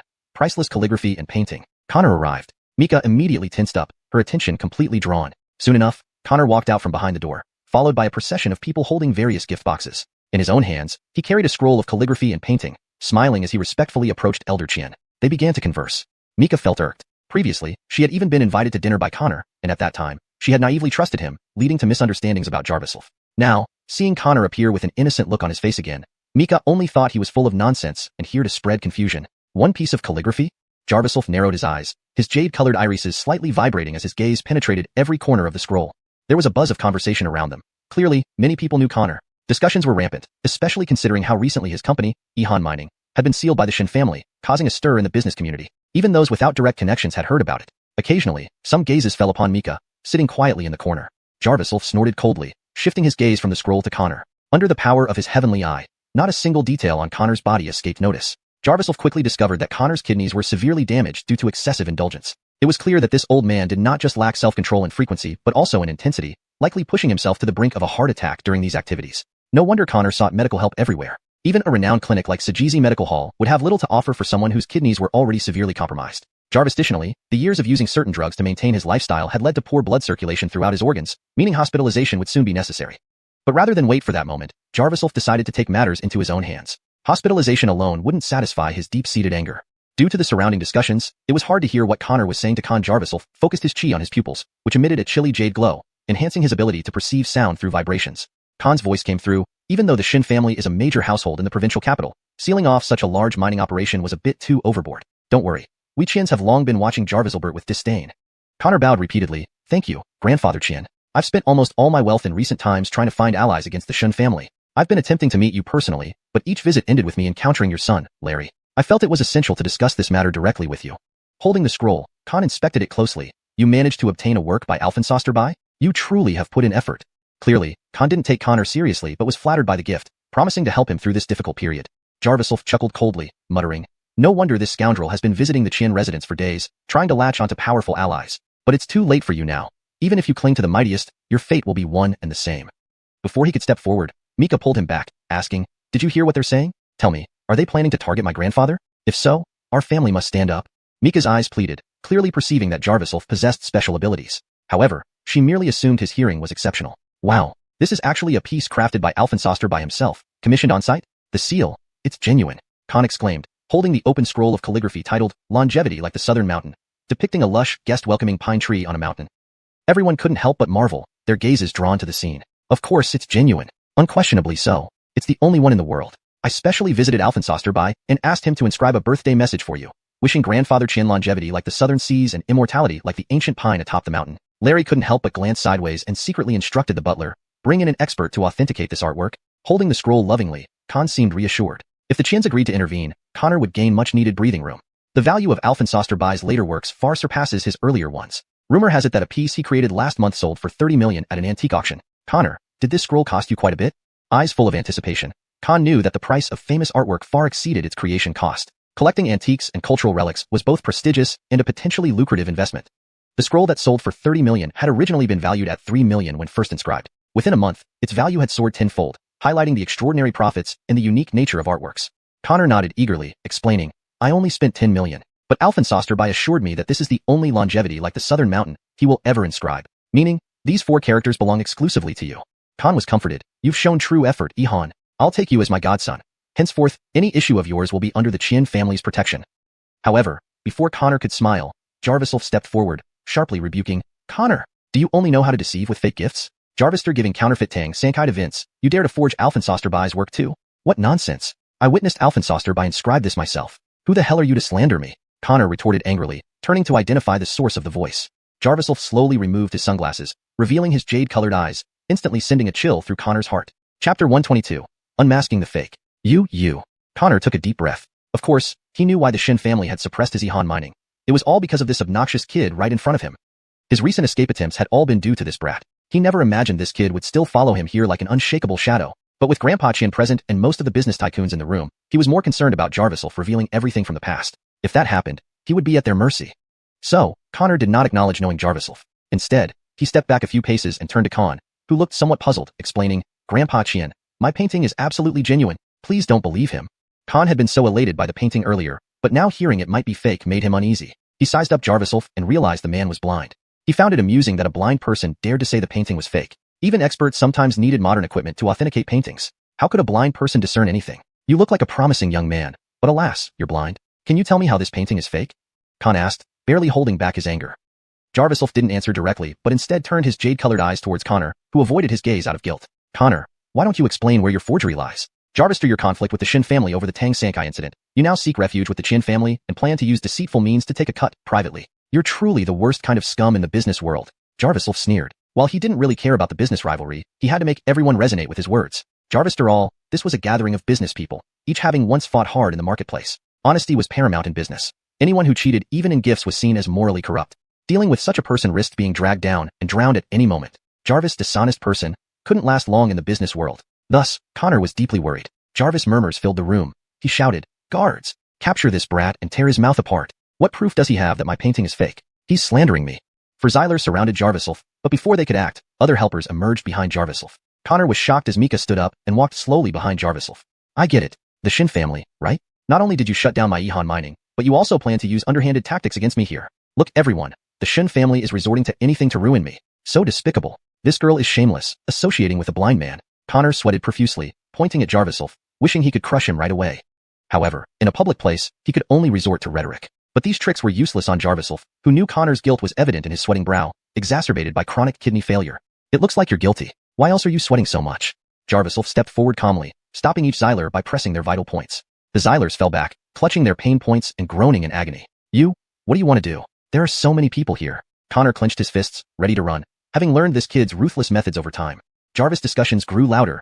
Larry brought in an elderly man wearing gold-rimmed glasses, shouting, Stop arguing! Let's get an expert opinion. Enoch examined the painting with a magnifying glass, then used professional equipment to compare it with Bai Lao's original seal. Everyone waited anxiously for the verdict. Finally, the elder nodded. Though the brushwork isn't as strong as Bai Lao's original style, perhaps due to his old age and frailty, this painting is genuine. This result sent shockwaves through the room. Regardless of its authenticity, one party between Connor and the Shin family would face backlash from the entire business community. Relieved, Connor puffed up proudly, approaching Jarviself. Heh, kid, fooled you, right? With those blind eyes, you've offended a lot of people. What can you do against me? Jarviself wanted to destroy Connor immediately, but knew patience was key. Connor's days were numbered, and this was just hastening the inevitable. Walking over, Jarviself grabbed a corner of the painting. Isidore frowned angrily. What are you doing? If you damage my painting, I'll hold a grudge against the Shin family forever. Mika trusted Jarviself, especially under pressure, and immediately retorted, I believe in Jarviself's judgment. If he says it's fake, there must be a problem. I'll see the problem for myself. Isidore barked. Jarviself's eyes flashed as he focused on a small seam, tearing the thick paper apart to reveal another layer. Jarvisel's eyes widened in surprise as Jarviself revealed 2 identical paintings. The lower one had slightly lighter strokes. The room erupted in shock. Connor's expression changed drastically as someone shouted, Jarvis double-layer forgery. Alfonso King 2 copies from one genuine painting significantly reduces its value. The audience understood the implications. Jarviser dealers often used special carbon paper to trick artists into creating multiple originals, thus devaluing the artwork. Holding the 2 paintings, the old man trembled, muttering, who would have thought someone would misuse Bai Lao's work to create such deceptive art? Everyone's attention focused. Jarvisolf spoke coldly. 2 layers? This painting has 3 layers. Hashtag chapter 123. Provoking the wolf to devour the tiger. You're talking nonsense. I saw Old By personally inscribe the painting right in front of me. How could it be fake? It seems you're just looking for a fight. Connor couldn't hold back any longer and erupted in rage. With an angry shout, he signaled a mysterious martial artist behind him to strike. The martial artist, who had been standing with a stern face, suddenly moved and aimed a palm strike at Jarvisolf. Jarvisolf had already noticed this expert behind Connor, so he prepared his true chi in advance to defend himself. Intentionally, he didn't dodge the blow but allowed it to hit his chest directly. The crowd gasped in shock. Despite Connor's considerable influence, the saying, "when the wall falls, everyone pushes," rang true as people began to condemn him openly. Mr. Su, bullying a junior in front of Elder Qian is going too far. If the painting isn't forged, can't you simply prove it instead of resorting to such underhanded tactics? This young man is injured. Today is the Qian family's birthday celebration. If you ruin it, even your entire business empire wouldn't be enough compensation. That's right. This is from the Shin family. A lean camel is still bigger than a horse. Jarvis and you're like a weak horse trying to attack them. Mr. Su seems to be seeking personal revenge. Not only were there wealthy merchants, but also their educated wives chiming in, scolding without uttering a single vulgar word. These criticisms added immense pressure on Connor. In such a public setting, being outnumbered by rivals made him feel exposed. If not for these numerous business competitors, who would have dared speak up for the other side? Flames of fury burned inside Connor as he desperately wanted to silence Jarvisolf. Yet he had to hold back out of respect for Elder Qian and his adversaries taking advantage of the situation. He raised his hand, signaling the expert to stop. I merely wanted to teach this insolent youth a lesson. Blasphemy is wrong, especially when it happens at Elder Qian's birthday banquet. Connor grunted. However, the expert hesitated with his fist suspended mid-air. Jarvis threw a long pause, he muttered. Mr. Su, this blind fool is asking for death. Why don't we just finish him here? He's just relying on the Shin family's power to act recklessly. In the next moment, Jarvisolf stood firm, grabbing the expert's fist. The martial artist's eyes widened in surprise before he felt a sudden jolt in his brain, followed by convulsions all over his body. Gag, gag. Like a switch had been flipped, the expert's fist was gripped tightly by Jarvisolf's hand, making his body twitch uncontrollably, as if having an epileptic fit. His consciousness gradually faded as he realized too late that Jarvisolf had secretly struck a vital point on his abdomen. The speed was too fast even for an experienced martial artist to react. Additionally, Jarvisolf held the expert's fist firmly, dislocating the bones and nerves with overwhelming force. He lost consciousness. The expert concluded that the person in front of him was incomparably strong. Knocking the expert unconscious, Jarvisolf pushed him aside. Since the expert had struck first, the audience was only surprised but did not blame Jarvisolf. Quick, check the paintings. Larry was visibly angry, caring only about the authenticity of the painting. If it were indeed a 3-layer forgery, the value of the artwork would be greatly diminished. Meddling with money was a grave insult to the Qin family, who revered wealth above all. The experts immediately examined the painting but found nothing unusual, looking puzzled. Jarvisolf explained, the carbon paper used in forgeries is sensitive material, but if it's a 3-layer forgery, the middle layer often shows ink marks. This painting clearly has such traces, and the seals are full of flaws. Old Bai's name even appears in cursive. Gasps rippled through the crowd. Everyone knew that a seal must be clear and distinct. Cursive script could invalidate the entire painting's value. To think a blind man had spotted this detail, it was practically humiliating everyone present. Found it. The seal does indeed show cursive writing. Based on this, both paintings are forgeries and don't even contain a trace of Old Bai's original work. The expert peered closely through a magnifying glass, finally spotting the evidence. He couldn't believe someone had dared to deceive everyone at Francisco's 80th birthday celebration. Connor, how dare you? Jarvis, are you colluding with the Shin family? Did they tell you to do this? Francisco roared, questioning Connor while also criticizing the Shun family, which amused Jarvisolf. This move was to provoke the wolf to devour the tiger. If not for this, Jarvisolf would have taken down Elder Qian as well. Over the past few days, he had observed several suspicious activities outside the Qian residence. The Qian family's dirty tactics against Qin Corporation, all orchestrated by this old man. Mika had always wondered why Larry, once her grandfather Jarvisolbert's subordinate, would dare offend the Shan patriarch. They targeted Mika's company because Francisco couldn't accept losing to Jarvisolbert in business. Now he drove his son to target the Shen family while pretending to retire, maintaining his dark machinations. Jarvisol found it utterly despicable. People, escort Connor out. Seeing Connor sweating profusely and unable to explain, Francisco was so furious that he clutched his chest. Suddenly, the tension between the Qian family and Connor's subordinates escalated. Onlookers watched intently. Larry interjected, seeing Connor try to resist. Connor, you deceived us first. Do you want to cause trouble at my father's birthday celebration? Connor quickly stepped forward to explain. Brother Qian, I wouldn't dare. My current predicament is known to all. The Shin family won't let go of our past competition. But you know, business doesn't operate in isolation. Everyone makes mistakes, but they keep targeting me. My painting is genuine. They must have planted a spy around me to frame me. The Shin family is too much. Elder Qian, if you don't believe me, let's confront Old Bai together. He almost cried, showing remarkable acting skills. Francisco paused, thinking that eliminating Connor might leave the Shin family as the dominant force. Perhaps it would be better to ally with Connor and jointly counter the Shin family's power. Seemingly understanding Qian's thoughts, Connor bowed respectfully. This is my fault. I am willing to offer all my assets as gifts for the elder's birthday. Of course, it's also to make amends for my mistake.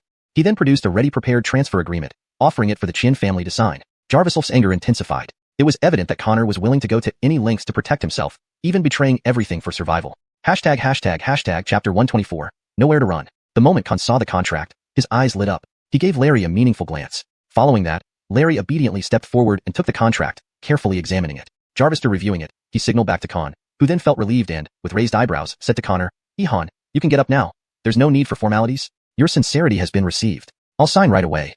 Unexpectedly, the two began to process the company's contract transfer on the spot. Jarvisolf didn't think Connor would go to such lengths to protect himself. Jarvis this moment, Mika leaned in close to Jarvisolf and whispered a warning. "This definitely isn't all of Connor's assets. My grandfather just informed me that Connor has secretly transferred most of his assets elsewhere, the destination unknown. This is just his stratagem." Jarvisolf let out a cold laugh. Connor was devious, while Con appeared benevolent but was actually cunning and greedy. These two working together were indeed a perfect match for wolves and tigers. Unfortunately for them, they had met him today, and given the opportunity, he would make Connor pay. Today, either Jarvisolf or Connor would perish. If paintings can be faked, then a company's finances can be faked as well. Don't you fear the day when the truth will come to light? Jarvisolf restrained his anger, knowing there were too many people around to act directly. Connor's face darkened as he angrily cursed. "You bastard. Where do you come from? If the Qin family really wanted to take me down, they'd send someone from their own family instead of a mongrel like you barking here. Even if my company's accounts are fake, there are still actual shares. Did you bring any gifts for this birthday banquet?" Some of the crowd echoed his words, voicing confusion about the blind young man. They were all influential merchants, and while Jarvisolf had initially spoken under the Qin family's name, only when Mika stepped forward did they realize they had never heard of Jarvisolbert having a blind son or grandson. Con nodded slowly, accepting Connor's explanation. No matter how fake the company's accounts were, the shareholdings were still valuable. He turned his head to size up Jarvisolf, feeling puzzled. "Father, this guy is the blind man who came with the Qin family to trouble me a few days ago. He doesn't seem to be up to any good." Larry whispered in Con's ear. "Do you have an invitation?" Con spoke up to defend Connor, rolling up the fake painting as a sign that he intended to accept Connor's offer and stand with him against the Qin family. Mika understood the deeper meaning of this action and was about to protest when Jarvisolf stopped her. Jarvisolf took a few steps forward, pulling something out of his pocket, and smiled at Con. "Hamish, I also came to wish you a happy birthday. Jarvis, few days ago, I acquired a precious item at an antique auction and thought to bring it as a gift." "Jarvis treasure? It must be quite valuable. Let me see it." Con's grim expression immediately softened as he accepted the small bronze item from Jarvisolf, inspecting it closely. The intricate design and lustrous finish of the bronze item made it unmistakably valuable. Despite being blind, Jarvisolf seemed to possess remarkable discernment. Perhaps revealing the fake painting was just a ploy to present a truly priceless treasure. However, as everyone's attention focused on the item in Con's hands, he began to feel uneasy. The small bronze object turned out to be an exquisite little bell. During an 80-year-old's birthday celebration, presenting a bell symbolically implied wishing death upon him.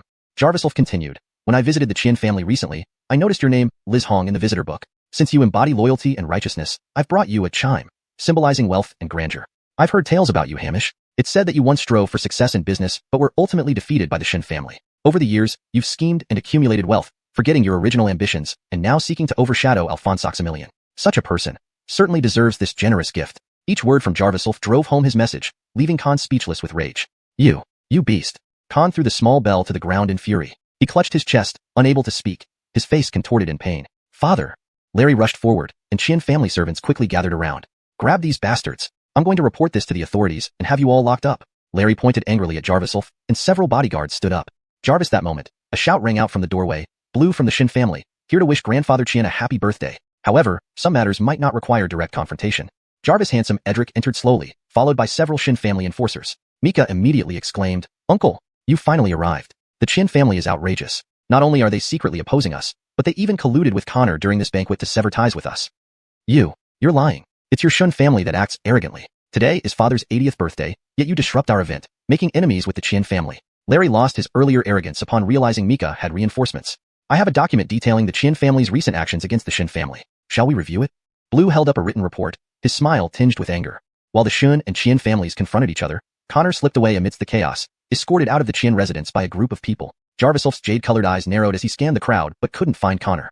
Realizing Connor was trying to escape again, Jarvisolf wouldn't miss this chance. Even in broad daylight, he would ensure this despicable creature faced justice. He was thoroughly prepared. Connor could not escape this time. "Connor, stop right there. You dare to commit crimes but not own up to them?" Jarvisolf shouted as he ran out of the Qin residence. Spotting Connor trying to flee, Connor turned back in surprise, watching Jarvisolf get closer. He spat, cursing, "Stay blind forever. You dog, barking wherever you go. It was me who blinded you, and your father deserved his fate." Jarvis saying this, he urged his entourage, "Quick, help me into the car and drive off." However, in the next instant, the two men supporting him suddenly staggered and fell to the sides.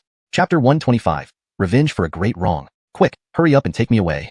Connor watched in shock as the two men beside him fell to the ground. Turning around, he saw several more Xylers behind him. Realizing they were all skilled fighters, he shouted angrily, "You bastards, hold them off! I'll drive myself out." But before he could finish his sentence, those skilled fighters suddenly staggered and fell sideways. Jarviself was holding several silver needles, ready to throw but still pinched in his hand. Without lingering any longer, Connor turned and rushed towards the car by the roadside, but at that moment, he felt a chill on the back of his head. Jarvis! Connor lunged forward, eventually collapsing on the ground without reaching the car.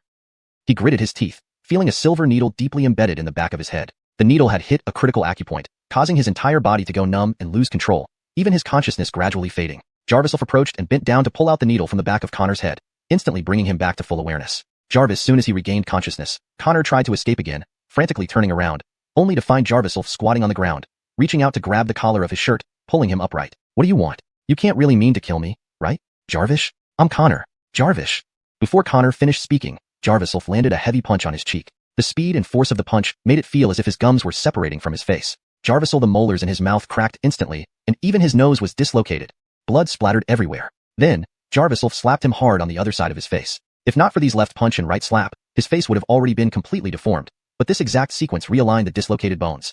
Connor felt like he had met Lord Yama in the underworld. Jarviself's jade-green eyes glared at him menacingly, making him feel like he was facing a vengeful deity. He wanted to cry but couldn't, knowing there was no one around to help him. Jarvis's instinctive fear of death crept over Connor. You're wrong, brother. No, you are my father. Father, please spare me. I don't want to die. I don't want to die." Connor reached out to clutch Jarviself's legs. Jarvis, this moment, he felt like a worm under Jarviself's foot, waiting to be crushed. 2 slaps weren't enough to satisfy Jarviself's anger. He had spent immense effort tracking Connor, far beyond what an ordinary person could endure. If not for his revenge, anyone else wouldn't stand a chance against the cunning Connor. This thought intensified Jarviself's rage towards Connor. Clenching his teeth, he leaned in closer and asked in a deep, ominous voice, "Look into my eyes and tell me, did you do this?" Connor mustered some courage, raising his brows to look at Jarviself's eyes. Immediately, cold sweat broke out as he stared into those glaring jade-green eyes. They were filled with bloodshot veins, making Connor feel like he was facing an enraged deity. With a guilty conscience from his many wrongdoings, Connor lowered his head, breathing heavily, unable to speak a word. "I'm asking you a question." Jarviself spoke through gritted teeth, then inserted a silver needle into Connor's lower abdomen. Connor screamed in agony. Jarvis, help." Connor felt as if he was about to collapse. Jarviself didn't stab randomly. He precisely targeted the xuanhuan acupoint, which controls the kidneys. The silver needle carried the concentrated chi from Jarviself's hand, intensifying the pain associated with kidney failure to unbearable levels. Saliva dripped from his mouth, and he resembled a demented child, mumbling brokenly, "Virgil's. It's my fault. All my fault." The more Jarviself heard, the angrier he became. Since Connor had blinded him, did that mean his father's death in the mine accident was also Connor's doing? Jarviself hesitated briefly but still controlled his fury, asking, "Was the mine accident intentionally caused to promote your business?" Connor fell silent, staring blankly at Jarviself's jade-green eyes, which now made him both terrified and remorseful. If only he had been ruthless enough to kill this boy back then, none of this would have happened. Connor now bitterly regretted his lack of resolve. "Jarvis, answer me." Jarviself pulled out another silver needle, piercing it into Connor's chest. Connor winced in pain, the stabbing sensation enveloping him entirely, leaving him utterly useless. Even so, Connor clenched his teeth, refusing to answer Jarviself's next question. Jarviself's eyes gleamed with a jade-like brilliance. His once grayish eyes now shone brightly, with hints of gold. He could see through Connor's entire physical condition and deduce his thoughts from brain activity. From Connor's current state, his obvious guilt and lack of denial, the answer was clear. Jarviself sighed lightly, realizing he had caught the true murderer of his father. Clenching his teeth, he threw the silver needle forcefully. It pierced into Connor's inner thighs, causing immediate bleeding. Connor felt his most sensitive part lose all sensation. "What the hell did you do to me? Jarvis, are you trying to kill me?" Panic and anger laced Connor's voice, but when he looked into Jarviself's jade-green eyes, he was instantly silenced. Jarviself stomped forcefully on Connor's groin, causing him to scream in excruciating pain. Jarviself remained emotionless. "Don't misunderstand. I didn't come here for confirmation. Your death is inevitable." Death seemed to be closing in on him. Connor struggled, regaining some awareness amidst his blurred thoughts, yelling desperately, "It wasn't me. Don't kill me. Your eyes aren't my fault. It's because you saw something you shouldn't have. Your father's incident was just an accident." He started defending himself stubbornly but had no solid evidence. Jarviself scoffed, "Then show me your company's investigation report on that accident." This time, Connor fell silent, the answer obvious. Jarviself's anger flared again, infuriated by Connor's stubbornness even at death's door. Without hesitation, he grabbed Connor's throat, causing his face to twist in agony. Blood and mucus flowed from his eyes and nose, bile from his mouth. "Can you say one honest word, Connor?" Jarviself said calmly, tightening his grip until Connor's face turned purple. Just as Connor felt his life slipping away, he reached out, gripping Jarviself's wrist fiercely, baring his bloody teeth, threatening hoarsely, You can't kill me. If I die, the people above me will never forgive you. The leaders in the city will not let you live. Your uncle and sister will die." Blood seeped from Connor's eyes as his desperate will to survive fueled Jarviself's murderous intent even further. Chapter 126. Come Jarvistor me. Jarviself wished he could kill Connor right then and there, but he knew true revenge was far more complex than just ending someone's life. His father's death and his blindness had cast a long shadow over his life, not just a fleeting moment of pain. This was only the beginning of the bleakness that would define his life. Most of Jarviself's suffering could be traced back to Connor. Now that he had the means to seek vengeance, why rush it? Jarviself reined in his murderous intent and loosened his grip. Only then did Connor catch his breath, his neck veins bulging, his face as red as if doused in tomato sauce. Due to internal hemorrhaging and throat inflammation, he could only cough incessantly to breathe properly. Seeing Connor finally able to breathe, Jarviself used the heavenly eye technique to ensure he could still think clearly before asking harshly, "Where is Sister Carissa? If you've laid a hand on them, I'll make sure you die miserably." His tone wasn't overly intense, but every word felt like a knife pressing against Connor's throat, ready to cut it any moment. Connor, who had also felt the full force of Jarviself's wrath, realized that this blind man was no ordinary opponent. Jarvis's misstep today would have ended his life. He thought he had found Jarviself's weak point and replied through gritted teeth, "Only I can save them, but you can't kill me. If you let me go, we'll consider everything forgotten." His voice was strained and filled with pain. Having tortured him so much, Jarviself didn't believe a single word Connor uttered. But Jarvis Lyra hadn't responded, and Toby's whereabouts were even more uncertain, likely due to Connor's machinations. Killing Connor for personal revenge now might endanger Carissa and her family. Jarviself hesitated, thinking he could always take Connor's life whenever he wanted. The priority was ensuring Connor couldn't harm them again, making it worthwhile to keep him alive. But Jarviself felt it wouldn't satisfy his anger. Connor's expression had shifted from fear to ferocity, obviously feeling he had seized Jarviself's weakness. However, Jarviself wasn't the 10-year-old boy he once was. He grabbed Connor's right hand and yanked off his finger. Jarvis. The excruciating pain nearly made Connor faint. Jarviself channeled a bit of his true chi into Connor's wound to stop some bleeding, preventing him from dying of blood loss. Letting him die now wouldn't quench his thirst for vengeance. Eyes wide open, Connor struggled with the agonizing pain, staring at his finger that Jarviself had torn off, its bloody bones horrifying enough to almost make him faint again. "This finger you owe me for my eyes, Connor. Jarvis, for my father's death. We'll settle that another time. For now, I'll spare your life. But remember, we're not done yet," Jarviself said coldly, pulling out the silver needle from Connor's chest. He removed it. He infused a strong current of true chi into Connor's heart, gifting him a present that would cause blood clots throughout his body within an hour. Virgil, this same chi would protect his vital veins, leaving him a complete cripple, unable to live or die. Jarvister completing this, Jarviself took Connor's phone and left slowly, turning away. Watching Jarviself retreating back, Connor, though in unbearable pain, mistakenly believed Jarviself feared him and wouldn't dare kill him. He muttered, "Jarvister, all these years, you're still a piece of trash. Wait and see. I'll make you suffer worse than your father." Lying on the ground for a few minutes, hovering between consciousness and unconsciousness, his survival instinct kicked in, forcing him to struggle up. He stumbled over and kicked the unconscious henchman awake, yelling furiously, "Take me home quickly! Bring the best doctors here!" Sigh. Staring at his severed index finger, Connor's hatred for Jarviself reached its peak. "You didn't kill me, so I'll kill you." He was soon brought back to his mansion where a renowned local doctor waited. Just as Connor sat down on a plush leather sofa, the doctor knelt down in greeting. "Don't waste time with formalities. Treat me now. I'm in agony all over. Heal me as fast as possible. Then I'll gather men to exterminate that brat's entire clan." Connor snarled, extending his right hand. However, as the doctor bent low, ready to examine him, Connor convulsed. His throat was blocked by constricted blood vessels, rendering him voiceless. His body burned as if set ablaze, the bursting and swelling of his veins causing unimaginable pain. Within 10 seconds, Connor became a complete cripple, collapsing onto the floor. The mansion filled with frantic shouts and furious rebukes, while Connor lay there, mouth agape and eyes wide, unable to speak or move. Meanwhile, at the Qian residence, the Shun family and the Qian family remained in a standoff, with Alfonso and Larry recounting decades of grievances. Jarviself stood outside on the second floor, observing with piercing eyes. He intended to intervene but wanted to gauge the Qian family's reaction to Connor's incapacitation before deciding his next move. Disabling Connor had calmed Jarviself considerably. Regarding other villains without deep grudges, he aimed to act more rationally. His vision seemed brighter, and he felt more adept with the heavenly eye technique. Observing the continued recollection of old business disputes below, Jarviself turned and entered a room. He unlocked Connor's phone using his severed finger, searching for a frequently contacted secret number Connor hadn't labeled. Immediately dialing, he hoped to find clues about Jarvis Lyra. Upon connecting, Edric's authoritative and calm voice answered, but immediately berated, "You dare call me? Connor, you damn fool. Why didn't you wait for me? Now, even if you die, don't come near me again. Connor has been disabled. When you return, come after me," Jarviself said coldly. Chapter 127, Coercive Means. Jarviself hung up the phone before the other party could reply. He then switched off Connor's phone. Now that his great vengeance had been exacted, he had no interest in anything related to Connor anymore. But there was one thing. Jarvis Neon who dared to harm him, or his people like Connor would meet the same fate. Suddenly, a commotion outside caught his attention. Jarviself stepped out and stood on the open-air corridor of the second floor, observing the confrontation unfolding in the courtyard below. The Qian family had brought in Xylers to surround the Shin family's people. If not for Alfonso's reputation in the business community, which earned them some support from bystanders, the Qian family would have already acted mercilessly. Jarvister all, this was the Qian family's turf. Even with their considerable influence, the Shin family would be at a disadvantage. Thankfully, it seemed they had the moral high ground as the Qian family was now red-faced and furious from being reprimanded. Jarvis rest them all. Spouting nonsense in my house. Those so-called evidence are just fabrications, slander. Khan stomped his feet angrily, waving at the Xylers. Larry wore a grim expression, constantly signaling the approaching Xylers while clenching his fists tightly. Over 30 Xylers advanced towards the Shin family. Jarvis, although the Shin family had some manpower, they only had about a dozen people, and the entire mansion was fortified with guards. It was clear the Qian family intended to provoke a confrontation.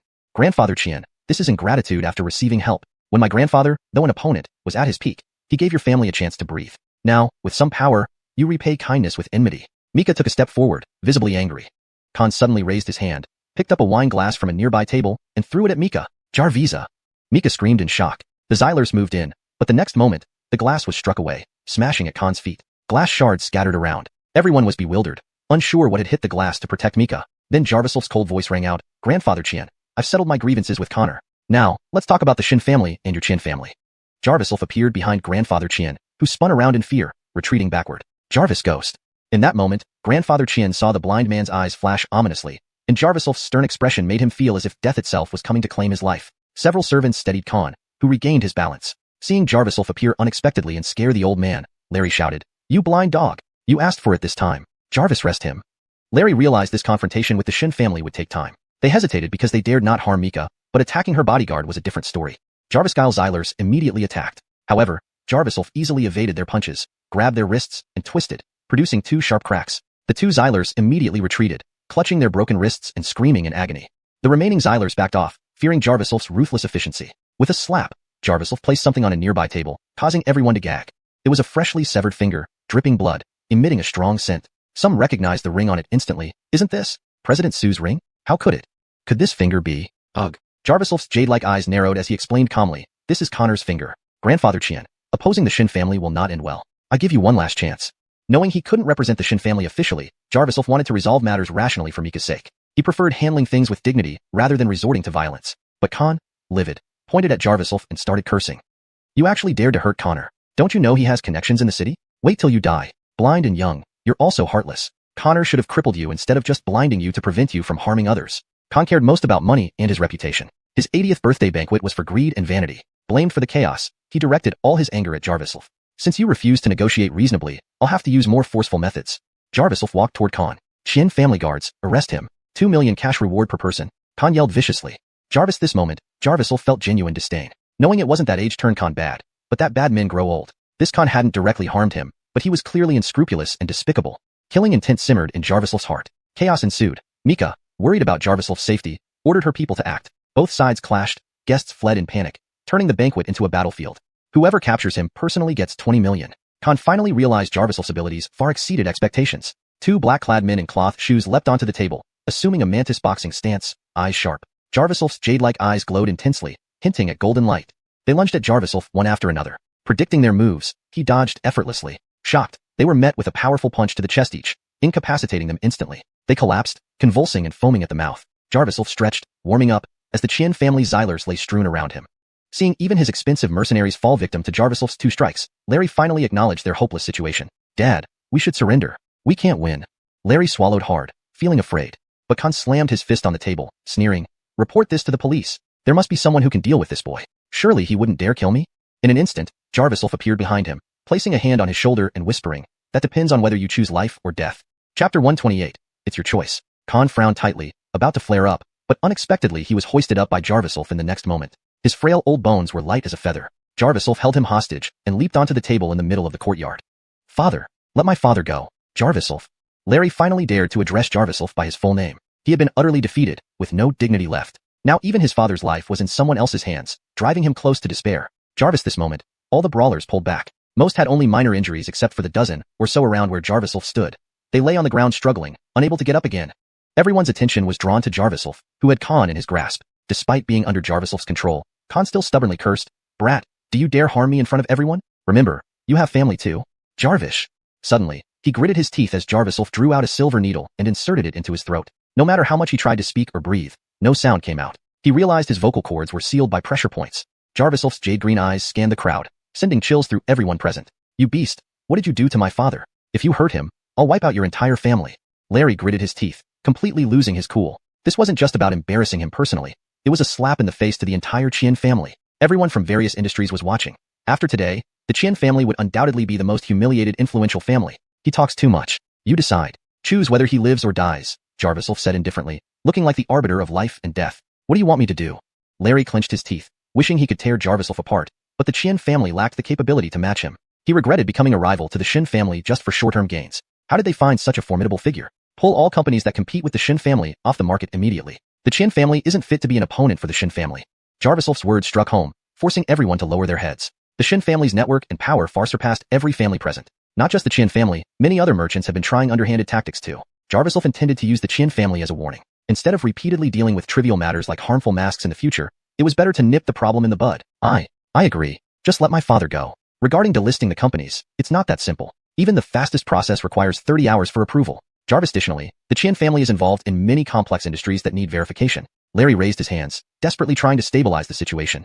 Jarviself paused, thinking the Shin family couldn't be seen as petty. So he took a deep breath, gathering chi from his dantian and injecting it into his fingertips. Then he struck Khan's back. Khan's eyes widened in shock, but the silver needle remained, preventing any sound. He could only bite his teeth and struggle in pain. Turtle's egg, what did you do to my father? If anything happens to him, I'll ruin myself to see you dead. Larry stamped his feet in anger, mirroring Khan's actions. His shouts echoed deafeningly, making others back away in fear. Jarviself gently plucked out the silver needle, his gaze stern. The Qin family knows their wrongdoings. I give his life 3 days. If you fail to delist by then, you'll be burying your father yourself. Then he dropped Khan, who was caught by servants. Larry rushed over to check, while Khan nodded weakly, clearly terrified and no longer daring to challenge. Remember, you have 3 days. Jarviself jumped down, walking past Larry nonchalantly. Mika approached, inspecting Jarviself, noticing faint bloodstains on his clothes. She was worried. Though Jarviself often fought, he never got dirty, especially with human blood. Ichun, are you alright? Connor, really? Virgils, let's leave. We can talk details on the way, Jarviself said, leading Mika away. Alfonsorio naturally followed with the rest of the Shin family. None of them were harmed, leaving triumphantly. Conversely, the Qin family suffered losses, especially their new partner Connor, who was mutilated, lying on the banquet table, rendered helpless. Khan's condition was uncertain, and Larry faced threats to delist half their business. Clearly, the confrontation with the Shun family was a total defeat. On the way back, Jarviself told Mika about disabling Connor. Alfonsorio explained that he came at Jarviselbert's order to assist Jarviself. Jarviselbert always feared Connor might turn things against Jarviself, so he sent his second son. Unexpectedly, Jarviself avenged himself alone. Jarvister ensuring their safety, Alfonsorio left the provincial capital to report the news. Your revenge is done. Shouldn't you return to the clinic? The Jingxing clinic, Mika asked while driving, glancing at Jarviself. Jarviself shook his head lightly. I want to find someone first. Who? Sister Carissa, my second uncle's Aaliyah. She's been missing for a long time. His tone carried concern. Mika fell silent. She had investigated Jarviself secretly, knowing about Jarvis Lyra, his childhood friend. Mika bit her lip, feeling uneasy. Suddenly, a call came in. Mika stopped the car and answered. Jarvis Edric's urgent voice came through. Bad news, Stacy. The police say they're coming to seal our company, apparently because of Dr. Chun. Hashtag chapter 129. The president's determination. Is Jarviself your product representative physician here? He's blind, right? Then we've got the right person. Jarvis Sheriff placed his hands on his hips and bellowed angrily. He then urged a few staff members to place a large seal on the entrance of Mayu Group. Jarvis that moment, Jarviself approached and politely asked, excuse me, were you calling for me? The sheriff sized up the blind man in front of him and immediately felt elated. You're Jarviself? Virgils, that's you. He pulled out his badge and sternly said to Jarviself, you have been accused of serious misconduct such as practicing medicine without a license and working without proper credentials. I must arrest you according to the law. Jarvis, according to the law? Which law? Where's the warrant? Jarviself took a step back to avoid the sheriff's grab. Unless absolutely necessary, he did not want to engage physically with the sheriff. There was clearly someone behind this.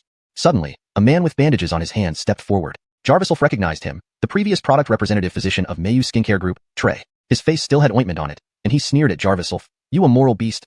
All this is because of you. Your customers were harmed by toxic masks. Your unlicensed practice at CG Medical Hall was thoroughly investigated by me. Jarvis, and here, you're unlicensed again. See how you escaped this time. Jarviself narrowed his eyes and murmured, why are you so annoying like a fly? Didn't my last lesson teach you enough? He moved to confront Trey, intending to make him suffer again. This time, Trey smartened up and retreated several steps, shouting, Officer, stop him. He's violent and wants to solve problems with force. The sheriff immediately blocked Jarviself, saying authoritatively, Jarviself, I warn you in my capacity as a sheriff. If you don't accept our verdict, provide evidence to refute the charges against you. Otherwise, assaulting a sheriff will be added to your charges. Jarviself stayed silent. If he were alone, he would have made Trey lie on the ground as a cripple long ago. But now his actions represented the Shin family, and any rash behavior could bring disaster to them. Seeing Jarviself stop, Trey laughed triumphantly. Haha, blind fool, afraid now? You dodged one bullet for unlicensed practice, but now, unlicensed employment, you deserve this. Trying to compete with me? It's your own damn fault. Who said he doesn't have a license? He does. Mika walked out in high heels, holding up 2 documents, Jarviself's provincial medical license in her left hand and his physician's job certification in her right. Both documents were brand new, complete with official seals. The sheriff took the documents, nodded to another officer behind him, and after some discussion, returned them to Mika, confirming, since this is the case, the charges against him do not stand. We will reinvestigate the progress of the case. It's impossible. They can't have the qualifications. I have evidence of his previous unlicensed practice, and it's on file at the police station. This can't be fake. Trey grabbed the sheriff, pleading desperately. He knew the Qin family and Shin family were at odds. He contacted the Qin family privately and obtained evidence of Jarvisolf's unlicensed practice from them. Having stayed within Mayu Group to gather intelligence, he believed he had solid proof that Jarvisolf's current position was due to underhanded dealings by Mika. However, Mika scoffed and explained, the provincial medical license was already being processed by Efren at CG Medical Hall. He sent it to me just a couple of days ago. Jarvis for the physician's job certification. Well, we have a company under our group that handles certification processes. Since Jarvisolf has a medical license and extensive experience in clinics, he qualifies for this certificate.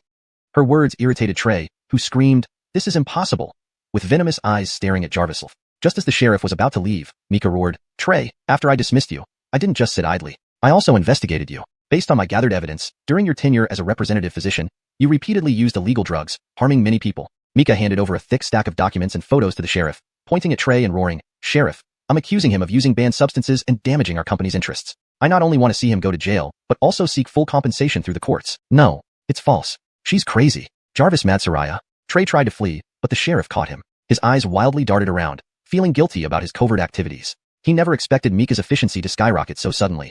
He had really kicked an iron plate. I'm wrong. Miss Shin, please spare me. I beg you. Trey fell to his knees, but Mika coldly turned away, ignoring him. The sheriff slapped handcuffs on Trey's wrists, declaring, Mr. Trey, even if Miss Shun doesn't press charges, we will still investigate you for the use of banned substances. Please come with us. Jarvis midst his wails, Trey was taken away by the sheriff. Jarvisolf's jade-like pupils gradually dimmed. He intended to expose Trey's illegal items, but was impressed by Mika's capability. You're becoming more like a CEO. Jarvisolf smiled faintly, offering praise. Mika blushed slightly and replied, Isn't it thanks to your teachings? Besides, you're our company's representative physician now, and I can't let you be wrongly accused. Jarvisolf smiled lightly and remained quiet. Mika noticed he seemed much better since his revenge, unlike before when she rarely saw him smile while tracking Connor. To think this Trey is so persistent. But with customer complaints still surfacing, it proves that the TV station is manipulated by the Qian family. Mika frowned, thinking it was time to address public opinion. Jarvis that moment, Edric approached and respectfully said, Ms. Shun, a customer says they can help us solve the problem. Mika was surprised. Jarvis customer? Chapter 130. Grandfather Qian passes Jarvis way. Jarvisolf and Mika were led into the company by Edric. They saw a middle-aged couple standing hand-in-hand with smiles, waiting for them. Jarvis soon as they spotted Jarvisolf, Serena stepped forward, grasping his hand gratefully. Jarvis, are you Dr. Qin? Thank you so much. If it weren't for you, I wouldn't be alive today. I've heard about what happened at Mayu Group. You were also framed. We are all victims. Last time you saved me, and this time it's my turn to help you. Sandra nodded and said, Virgils, Dr. Chun, you are our savior. The Edric beside her chimed in. Jarvisolf frowned slightly. Jarvisolf, though he could easily recognize their identities, his blindness made it awkward for him to confirm directly. Mika hesitated for a while before recognizing the man's dark skin and squished features as Brent, one of the customers who had previously caused trouble. Sandra was Juliet, Brent's wife. That day, Trey's substandard drugs almost killed her, but Jarvisolf intervened without hesitation and saved her life. It's you too. It was just our duty. Now Dr. Chun is one of our company's doctors. You can consult him here if you have any health concerns related to our products. Mika greeted them warmly. Beside them stood a product manager who explained, Miss Juliet's sister is the deputy director of our provincial TV station. Jarvister understanding the truth, she decided to help us clarify things on television. With her assistance, most customers will soon learn the truth. Really? That's wonderful. Mika and Juliet shook hands, both beaming with joy. Jarvisolf only managed an awkward smile. Social gatherings like this didn't suit him well. Fortunately, Mika handled the social aspects, leaving Jarvisolf to focus on solving problems. In that sense, maybe their relationship would indeed be man handling internal matters, Soraya dealing with external affairs. Jarvisolf no longer paid attention to the pleasantries and fell into deep thought. He had finally avenged Connor, but sadly couldn't take his life. However, the key was Jarvis Lyra's whereabouts. Since someone else was behind Connor, he could only wait for now, until that person showed themselves. Whoever it was, he would tear them apart to ensure Jarvis Lyra's safety. For now, staying in Mika's company was his best option. This role not only avoided rumors that he stayed with Mika because he was her fiancé and the in-law son of the Shin family, which Mika used to persuade him, but it also gave him access to the necessary network. Without such connections, finding someone in the provincial capital would be like searching for a needle in a haystack.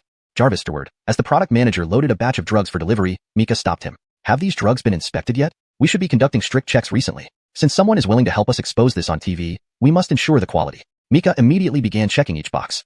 The product manager was named Jarvisuden, whom Jarvisolf recognized. Seeing Mika's caution, he activated his heavenly eye technique. Jarvisolf's jade-colored pupils shimmered. His vision shifted from blurry to crystal clear, penetrating through Jarvisuden's brain. Every neural activity came into view. He was very familiar with human neural systems.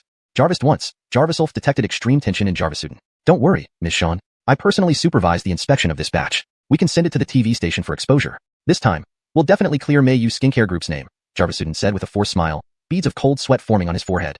Jarvis, right then. You need to do a good job. You'll get a year-end bonus. Mika relaxed, trusting her longtime employee. Jarvisov placed his hand on the cargo. Seeing this, Jarvisudin laughed nervously, calling out, Dr. Chen, while trying to push the cart away. Despite his efforts, he couldn't budge the cart under Jarvisov's immense strength. Yet the drugs remained undamaged. Strange. Dr. Chen, could you lift your hand? Jarvisudin asked worriedly, fearing Jarvisov might detect the issue. Ichun, is there something wrong? Mika asked curiously. Jarvisov grabbed Jarvisudin's wrist, twisting it. Jarvisudin let out a cry and fell to one knee, sweating profusely. Do you want to end up like Trey with a disabled hand, or join him in jail? Jarvisov's eyes glinted menacingly, his words sharp. I'm wrong. I'm wrong. Ms. Shun, the drugs are problematic. I was threatened. They threatened my family. Ms. Shun. Jarvisudin sobbed, his voice trembling. Mika was shocked, immediately taking a box and handing it to an assistant, instructing, check this thoroughly. Find out what's wrong and where it came from. These drugs were intended for public scrutiny at the TV station to prove Mei Yu Skincare Group's innocence. If this batch was tampered with, the entire Mei Yu Group would be tarnished forever.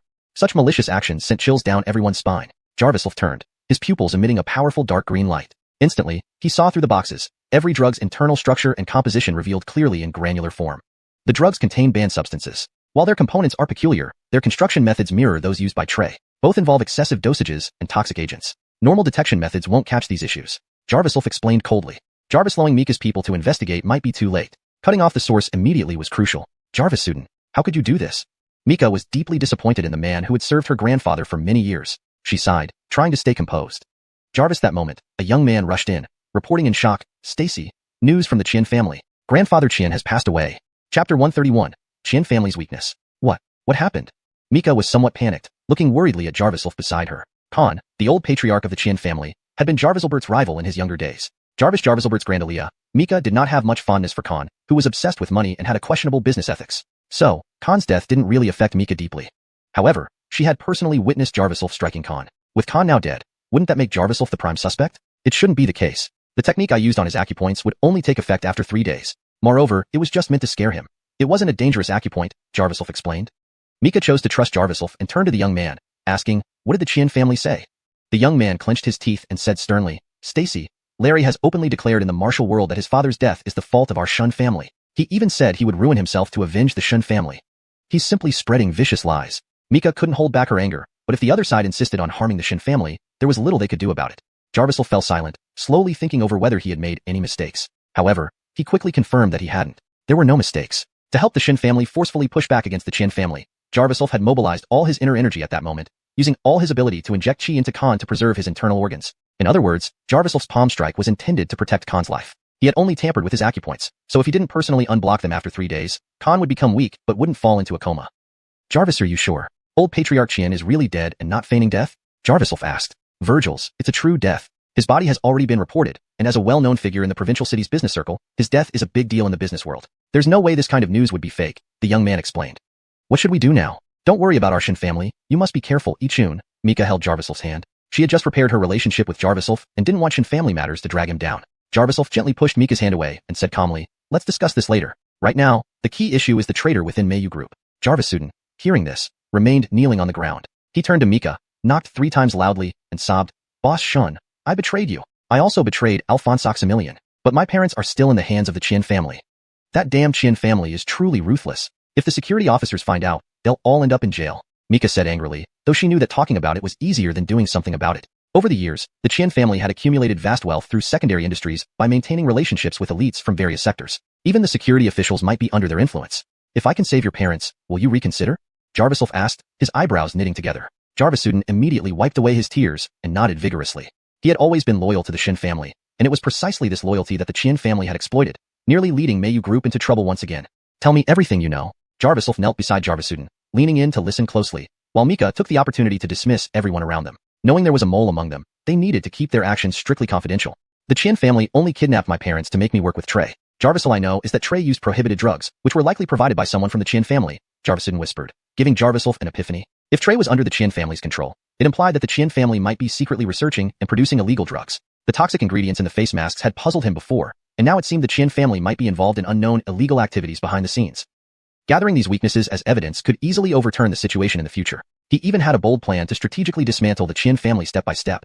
Jarvisudin, you've disappointed me greatly. You can't stay in Mei Yu company. Grandfather told me not to tolerate traitors. Mika said disappointingly. Jarvis this point. Jarvis stood up. Let him stay. Don't make any changes. Why? Mika asked, confused. Suspending him now would spook them. The Qin family surely wants to get rid of me and might try to contact him again. We can use this to gather more evidence and then sweep them all up. Jarvisel's words enlightened Mika. She realized she was not as adept at navigating these treacherous waters as Jarvisel. Mika asked Jarvisuden to stand up while they discussed the next steps. Meanwhile, the young man returned, his expression even graver. Stacy, Lord Larry has brought people to cause trouble. They are demanding to see you. They're saying Dr. Chan is the murderer, the young man said agitatedly. Ichun, hide for now. I'll handle this. Mika wanted to deal with Larry herself, but Jarvisel stepped forward. I want to ask exactly how old Patriarch Qian died, Jarvisel thought meticulously. He knew he hadn't made any mistakes, so Isidore's death must have another explanation. He had two suspicions. One, someone within the Qian family had killed Isidore for some reason, giving him an opportunity to dismantle the criminal Qian family. Two, a third party might have interfered. Several major players in the business world were present when he infused qi, and they might have targeted the Qin family too. Escorted by a group of bodyguards, they emerged from Mayu group and saw Larry leading a team outside, shouting insults at them. Mika, you're evil-hearted. Don't think your grandfather's dirty tricks can beat us. My father gave you a chance. I won't. But let out here, or I'll break in. Larry ranted until Mika appeared. You, Larry gritted his teeth, but was suddenly interrupted by a presence. Slap. Jarvisel struck Larry across the face. For a few seconds, the air was thick with tension. Larry dared not retaliate, screaming instead, You killed my father. You'll die. Did I kill him, or did you? Jarvisel frowned. End of chapter 131. Chapter 132. Jarvis assassination order in the underworld. Larry was startled. He reached out to push Jarvisel but was kicked back several steps by Jarvisel. What do you mean? Could I have killed my own father? Larry asked, astonished. Jarvisel's pupils emitted a faint, dark glow. He could judge Larry's true intentions by observing his brain activity. Based on this, Larry indeed didn't appear guilty, suggesting that he likely did not stage it himself. In that case, think carefully about who approached your father these past few days. The true chi I left on him can protect him. If it wasn't for special means, your father wouldn't be dead, Jarvisel said coolly. Larry's eyes darted around as he pondered deeply and then shouted angrily, I don't care what methods you used. My father died because of you. Don't think any of your tricks will help you escape punishment. I'll hire the best hitmen from the provincial city and take your life even if it costs me everything. Jarvis, he finished speaking. He was suddenly grabbed by the collar by Jarvisel. Fear immediately appeared on Larry's face. Having already witnessed Jarvisel's abilities, Larry knew that impulsiveness would be futile. Challenging Jarvisel directly would be like an egg hitting a rock. The air grew heavy. Several Xylers behind Larry rushed forward, but were intimidated by Jarvisel's menacing demeanor. His jade-colored eyes emitted a cold light, causing everyone to feel an inexplicable soreness in their bodies. Looks like you still remember the lesson from a few days ago, Jarvisel said calmly. The Xylers stood guard behind Larry, too frightened to act rashly, even with their boss being held captive. Larry, voice trembling, threatened. What? Do you want to kill me in public? If you dare, the Shun family will be doomed. Jarvisel naturally had no such impulsive thoughts. He understood that he no longer represented just himself but the entire Shun family. He leaned closer and whispered in Larry's ear, I won't repeat myself, but if you use your head, I'll tell you again. It wasn't me who killed your father. Jarvis, and even if your father wasn't killed by me, our feud isn't over. I advise you to delist all companies competing with the Shin family and return all internal information related to them, or else the entire Qian family won't survive. Jarvisler saying this, Jarvisel pushed Larry forcefully, making him stagger backward several steps until his Xylers caught him. Ichun, what did you say to him? Mika walked up and asked. Nothing important, Jarvisel replied, not wanting Mika to get more involved. He sensed that resolving the Qian family issue would require dealing with some dirty business, which was better she didn't know. You either leave now and think carefully about my offer, or tell me about your father's death, and I might give you some leeway in finding the killer, Jarvisel said indifferently. But Larry fiercely replied, wait and see. I'll make you pay with your life. With that, he turned and left with his Xylers. Cheers erupted from the crowd. The security personnel and staff of Mayu Group, who were unaware of the exact situation but knew that Shun and Qian families were longtime rivals, and seeing Larry backed down repeatedly was their way of celebrating. Mika arranged the follow-up matters for her subordinates and then led Jarvisel to her company's dormitory, planning to spend the night there. Jarvisel along, Jarvisel remained silent until Mika probed him. You know, leaving you alone doesn't mean you won't be in danger. I'm worried about you too. Mika clung to Jarvisel's hand tightly. Jarvisel was taken aback. His jade-colored eyes quivered, focusing through blurry vision on Mika's gentle face, a feeling he had never experienced. Jarvis Soraya gripping his hand, risking her safety for him, despite knowing it was irrational. He found himself entangled in her warmth. Jarvis amidst the emotional wave, Jarvisel's heavenly eye technique activated automatically. He saw only Mika's fair skin and concerned gaze, oblivious to her words. Hanyin, thank you, Jarvisel, moved, embraced Mika tightly, their intimate moment filled with tender emotion. In the grand meeting room of the Qian family mansion, 2 rows of men in sunglasses sat at a large circular table, each looking like underworld bosses. Everyone, I've gathered you here to announce an assassination order. My target has been identified. Beware, he is formidable. If successful, I will offer lifelong employment, Larry declared, signaling his henchmen. Immediately, several safes were brought forward, open to reveal stacks of red bills, easily amounting to 5 million yuan. However, disdainful remarks followed. Since that blind man killed your father, this revenge shouldn't come cheap. Just a few million? Jarvis, are you trying to insult us? I've heard that Mr. Qian is generous, but using so little money to settle your father's murder? Today, we're all top-tier hitmen from the provincial city, scoffed another man. Larry remained calm, his hands slamming on the table. This 5 million is a gift to all of you. Everyone's eyes widened. The weight of his words was evident. Larry continued fiercely. Starting today, anyone who brings me his corpse will receive 50 million, 80 million for a live capture. Jarvis, and these are only deposits. The Qin family will offer double the reward later. Even if it bankrupts me, this bastard must die. Silence fell on the room as everyone absorbed his words. Jarvis, few seconds later, someone broke the silence. Jarvis Ulf is as good as dead. Boss Qin is generous. We'll send people to finish him. Suddenly, a tall, sunglasses-wearing man leaped onto the table, exuding an aura of power. Larry recognized him as the perpetrator of last month's notorious serial killings. His ruthless methods were infamous. You. Larry smiled wickedly. Xuanhuan. Mika lay close to Jarvis Ulf, her skin brushing against his, making her cheeks flush. Jarvis Ulf sat passively on the bed, clumsily holding Mika's shoulders. Despite her current vulnerability, her shy expression gave him a contrasting sense of tenderness. Mika reached out to touch Jarvis Ulf's chest, but he suddenly frowned, sensing something amiss. Turning his gaze, he saw through the door a figure approaching with deadly intent. Chapter 133, Professional Killer. Ichun, shall I tell my grandfather that we? Mika summoned her courage, as if making a decision. Their relationship had progressed rapidly over the past few weeks. She had always felt an unusual sentiment towards Jarvis Ulf and wanted to turn their ambiguous relationship into something official. Now that Jarvis Ulf was helping her with company matters under a legitimate pretext, it was the perfect time to openly admit their relationship to Jarvis Ulbert. This would not only be good news for Jarvis Ulbert, but also for Jarvis Ulf and Mika. Jarvis, at that point, the Shin family could officially help resolve Jarvis Ulf's personal issues. Hush. Jarvis Ulf frowned slightly, interrupting Mika's thoughts. She turned around to find Jarvis Ulf already standing up, walking slowly towards the door. In the darkness, Jarvis Ulf, through his jade-green eyes, saw a burly, obese figure who unexpectedly burst in by crashing through the door. Bang! The door was slammed open, and in the darkness, Mika saw an obese figure lunging at Jarvis Ulf with a knife. Jarvis Ulf shouted in anger, aiming to disable his opponent with one move. But he hadn't anticipated that such an overweight man could be so agile. Back and forth, they were evenly matched. Jarvis Ulf's punches and strikes were evaded, while the fat man's thrusts barely missed Jarvis Ulf. Panicking, Mika hurriedly turned on the lights. With the lights on, Jarvis Ulf saw a scar-faced obese man grinning evilly, raising an eyebrow and saying, "Sorry to disturb your fun, brother, but someone paid a lot to have you killed." Without waiting for a response, the man threw the knife in his hand at Jarvis Ulf. Jarvis Ulf dodged. The attacker lunged forward, producing a long, slender blade from his sleeve. Jarvis Ulf quickly squatted and pushed back, the force sending the fat man stumbling backward. He was shocked that a single push from Jarvis Ulf could move his 200-plus-pound frame. Meanwhile, Jarvis Ulf's jade-green pupils emitted a faint glow, signaling heightened vigilance. This fat man adjusted his muscles according to the type of knife he used, showing no unnecessary movements, a clear sign of a professional killer and an expert with knives. Why would someone so formidable work for Larry? Was it Larry who sent you? Didn't see you at the birthday banquet the other day, Jarvis Ulf spoke, simultaneously channeling his energy throughout his body, making him lighter and significantly enhancing his combat ability. Jarvis, against such an opponent, he couldn't afford to slack off.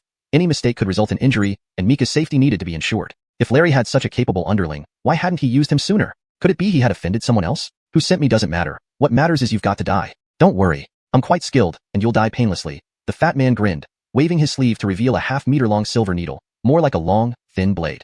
Seeing Jarvis Ulf wasn't having an easy time, the fat man decided to bring out his real skills. He rushed forward, capitalizing on Jarvis Ulf being unarmed and pounced on him. Jarvis Ulf leaped back, narrowly avoiding a stab aimed at his eye by just a hair's breadth. Enraged, images of being blinded by quicklime years ago flashed before Jarvis Ulf's mind. Without hesitation, he treated this fat man as his true enemy.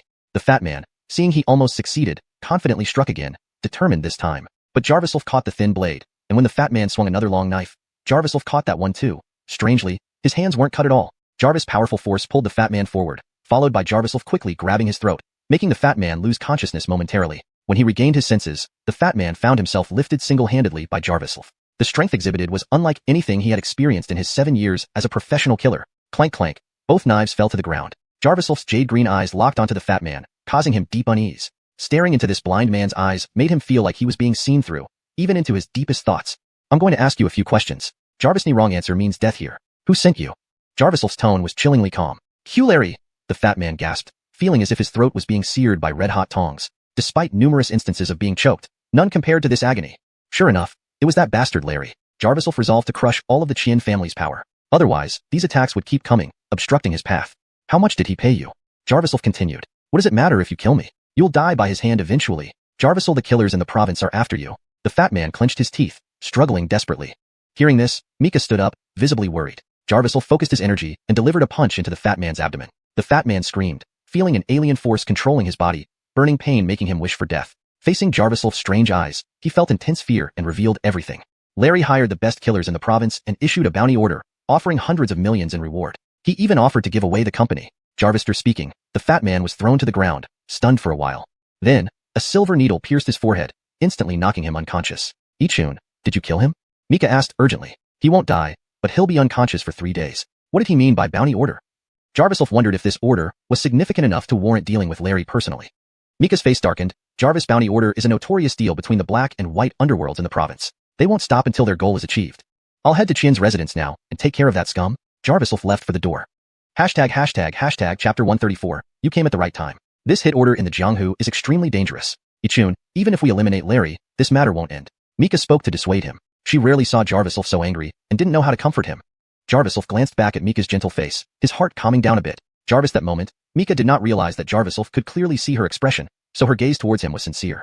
The scene of the fat man trying to blind Jarviself reminded him of Connor, that bastard. Now that Connor was ruined, Jarviself still harbored an intense hatred for such malevolent power.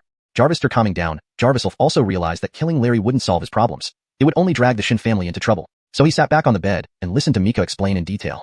This hit order is a Jianghu matter. We in the business circle don't usually get involved. Only those with deep-seated grudges would hire Jianghu people to settle scores. Jarvis, after all, the Jianghu isn't about money. It's about life or death. With Larry offering a bounty of over 100 million, the best killers in the entire provincial capital might be after you. Mika was deeply worried, knowing she had no ability to protect Jarviself. So Mika took Jarviself's hand seriously and said, Jarviself, go back to the county town quickly. Since your revenge has been fulfilled, marry me there. My grandfather will surely protect you. This is beyond what you can handle. Mika, if you want to marry me just because of this, then I won't marry you, Jarviself replied coldly. These words stunned Mika, but she didn't sink into depression because she realized how ridiculous her logic had been. The provincial capital was full of experts. Given Jarviself's stubborn nature, he would have to get involved. Mika leaned against Jarviself's shoulder, speechless for a long time. Jarvister thinking for a while. Jarviself said, I know this time is different, but I will make the Qin family pay a heavy price. Tomorrow, take me back to the company first. I need to do something. That night, they changed rooms to sleep. Before leaving, Jarviself blinded the fat man in one eye with a silver needle as a lesson. The next day, Mika brought Jarviself back to Mayu Group. During the company meeting, Jarviself, during the section where doctors gave important speeches, unexpectedly announced his resignation. I am merely an ordinary doctor, and I haven't studied the pharmaceutical processes of your prestigious group thoroughly enough. Today, I will sever ties with Mayu Group and resign from this position. Jarvis, additionally, I will terminate all cooperation with the Shin family. Jarvister saying this, Jarviself walked out in front of everyone. Jarvis amidst the commotion, news spread quickly. Mika accepted this outcome in front of everyone. But in reality, this was all part of Jarviself's plan. He needed everyone to believe he had severed ties with the Shun family to indirectly protect Mika.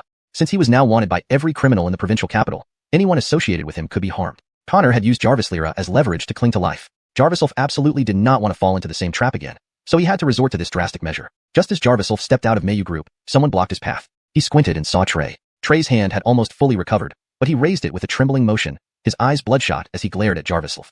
Blind dog, don't think I've given up. Didn't expect it? The Qin family bailed me out. Wait until you regret making it impossible for me to perform surgeries again. I will kill you and ruin your life. Jarvis' silver needle flew towards him, piercing his neck. Immediately, Trey collapsed, paralyzed. Jarviself walked over calmly and said in a flat tone, I was planning to find you, but you delivered yourself? Good timing. I have a favor to ask. Finish this, and I'll spare you one last time. Trey shouted in surprise before losing consciousness. When Trey woke up, he found himself tied to a chair in a small dark room. Sitting nearby was Jarviself, perfectly composed. Jarviself looked like he was preparing to take Trey's pulse, but his words were chillingly cold. Jarvisuden, the product manager at Mayu Group, helped Qin family sabotage the company further, right? What are you talking about? I don't understand. Trey frowned, turning his head away. Jarvis' silver needle pierced his left forehead sharply, sending a tingling sensation through his body. He felt half of his body lose sensation and screamed, You bastard! Jarvis, are you trying to paralyze me? Jarviself's lips curled slightly, noting that Trey knew some traditional Chinese medicine theory. A good thing since it saved him the trouble of explaining more. Jarvis, answer me. Your life is worthless to me. Jarviself shot another silver needle. This time, the needle struck Trey's other hand. Pain spread immediately from the point struck, the Laogong acupoint, controlling all the joints. Trey became frantic, shouting furiously, You blind dog, are you crazy? Do you want to cripple my other hand too? Damn it.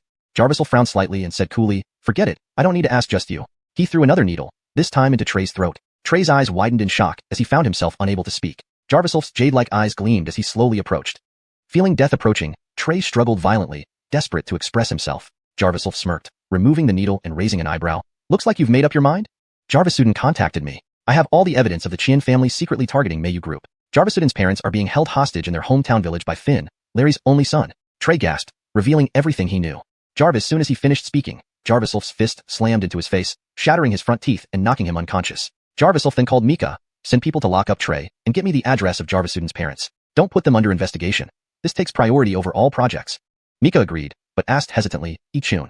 What exactly do you intend to do to the Qin family? Jarvisel's expression darkened, and his voice grew slow and deliberate. I intend to completely dismantle the Qin family. ##### Chapter 135. Unfit to carry on the lineage. In a small village on the outskirts of the provincial capital, this area, though within the jurisdiction of the city, is the poorest part of the entire provincial capital. Jarvis' black sedan sped in and stopped at the entrance of the village. Two men got out of the car. This shabby place is called Zijia Village. It's said to have a 1,000-year history. Jarvisel the Xies in the provincial capital likely have their roots here. Even the Xie family of the business conglomerate can trace their ancestry back to this place. Base leaned against the car door. He had become quite accustomed to being Jarvisel's driver. Jarvis after all, he had realized by now that this blind man was no ordinary disabled person. He was practically a god. Not only did he possess great abilities and high intelligence, but he also had Mika's admiration. Jarvisel though Base didn't understand how Mika could have taken a liking to this blind man. He dared not offend Jarviself at present. Alphonse and Agerly, wait for me here. I'll be right back, Jarviself said as he prepared to leave. Base grabbed Jarviself's arm and frowned. Can you really handle it alone? They say there are over 20 people on the other side. Our Xuanhuan hotel used to work with the Qian family. Shouldn't I step in and smooth things over? That's unnecessary. There are some things that must be handled personally. Please wait here, Alphonse and Agerly, Jarviself replied coolly before walking briskly toward the village. Though he held a white cane symbolically, his steps were as light as the wind. Anyone watching from afar would never guess he was blind. Base watched Jarviself's retreating figure and sneered. Really? Just because you can throw a few punches, you think you're something? Don't say I didn't warn you. Finn, Larry's son, practiced taekwondo and almost became a black belt. You're asking for pain. He sat back into the car, comfortable and waiting for Jarviself's plea for help. Base thought Jarviself would definitely face a setback. Then he himself would take the opportunity to show off, thereby winning Mika's favor and affection, and eventually wealth and status. Lost in his fantasies, Base fell fast asleep. Inside Zijia Village, an isolated, dilapidated house housed an elderly couple in their 60s, bound tightly to the ground. Jarvis' few Xylers took turns guarding them, their lips pale, bloodshot eyes filled with fear, not daring to move. Outside the door, a few hooligans, resembling young Xylers with yellow hair, played cards on bamboo chairs, cigarettes dangling from their mouths as they concentrated on their game. Double King Bomb. Pay up. No more credits. Finn, with dyed red hair, threw down his cigarette butt, shuffled the cards, and started dealing for the next round. Suddenly, a pitiful cry rang out. Spare me, Jarvis. I'm sorry. Jarvis' thud followed, and everyone turned to see one of the guards thrown over the head by a man and crashed heavily to the ground, spitting out blood. What's going on? Check it out. Finn set aside his cards, hands in pockets, and strolled over. Seeing a blind man enter, they jeered. Where do you come from, blind beggar? This isn't your kind of place. Jarviself's jade-colored pupils sharpened as he gazed at the scene clearly before him. Who is Finn? He asked. It's your daddy speaking. What do you want? Did you come to call me dry father? I don't take on any dry sons anymore. Finn approached, hands in his pockets, looking extremely arrogant. Even if Finn noticed Jarviself had some skill, he showed no fear. Jarviself stepped forward quickly. Unexpectedly, two agile men leaped out, aiming a kick at him. Jarviself deflected both with palm strikes, but he was also forced to step back a couple of paces. No wonder he's so confident, having bodyguards around. But Jarviself didn't intend to waste time. He had two crucial tasks. Do you think you're impressive? Beat it, blind man. Finn finally noticed Jarviself's jade-colored pupils. Scratching his chin, he suddenly grew agitated. Jarvis, aren't you the bastard who killed my grandfather? Everyone, grab him. 5 million each for his capture. Finn pointed at Jarviself, roaring. Upon hearing this, over a dozen Xylers rushed forward, yelling about rewards. To Jarviself, they were mere fish. Each punch sent one flying backwards several meters, and within a minute, over a dozen gangsters lay unconscious. The two skilled fighters immediately grew alert, drawing electric batons to attack Jarviself from both sides. With a swift strike of his cane, dust rose into the air. Using the momentary gap, Jarviself kicked one of them, sending him straight toward Finn, who yelled, What are you doing? It lit away. Jarvis. Finn was knocked to the ground by the large fighter, weighing 180 pounds. The other fighter tried a dirty trick with poison pills. Jarviself's eyes flashed with golden light, paralyzing the man instantly. Then he swiftly slapped him, knocking him out. Jarviself realized his use of the heavenly eye technique had become increasingly proficient. Each use expanded some of his previous life's memories. Though small, these fragmented memories pieced together gave Jarviself greater insight into the heavenly eye's mysteries. Coming back to his senses, he saw Finn struggling to escape. Jarvis' silver needle shot out from Jarviself's hand, striking Finn and forcing him to the ground. Finn found his right leg useless, turning to yell while trying to get up. I warn you, if you dare touch me, Mika will. Jarviself's shoe sole left a mark on Finn's face, then pressed down on his shoulder, bending down. The pressure made Finn's shoulder crack, causing him to scream in pain. He remembered what his father, Larry, warned him about this merciless man. I have no grudge against you. Blame your unworthy father. He's the one who doomed your entire family, Jarviself coldly stated. With a swift kick, Jarviself flipped Finn over and pierced a silver needle between his legs. Finn groaned as blood stained his pants, trembling uncontrollably. What did you do to me? You bastard! Finn cried out. Jarviself's gaze turned cold and menacing, his voice calm. Wretches like Larry are unfit to carry on the lineage. End of chapter 135. Chapter 136, Kidnapping Trap. Jarvister rendering Finn's weapon useless. Jarviself kicked him unconscious to reduce his mental anguish. He wasn't targeting this overconfident young man specifically. It was Larry's actions that had thoroughly infuriated Jarviself, leading to the total downfall of the entire Qian family. Now, with ample time after avenging Connor, he could only say that Larry had chosen the wrong moment to provoke the Shin family. Who are you? What do you want? We know nothing. We're just ordinary people. The elderly man immediately stepped in front of his wife, trying to protect her. Jarvis and Serena shrieked, "Kill me if you must. Please spare my son." Jarvis knew they were Jarvisuden's parents, farmers from the countryside whose lives were not easy. Jarvis, a native of the same rural area, Jarvis understood their situation and softened his tone. "Elders, I am here to save you." Jarvis, freeing them from their bindings, they still eyed Jarvis with immense shock. "Son, why have you come to rescue us?" Jarvisuden's father asked in heavily accented Alphonsandrin. Jarvis frowned slightly and said seriously, "I need your help to persuade your son Jarvisuden to turn away from his current path. He has been used by others." Jarvis, through some effort, Jarvis explained the recent events at Mayu Group to the elders, who showed understanding. This quickly gained their support. Xie's mother nodded emphatically. "If my son is at fault, then he should face the consequences. We will go with you to the city and persuade him to testify on your behalf."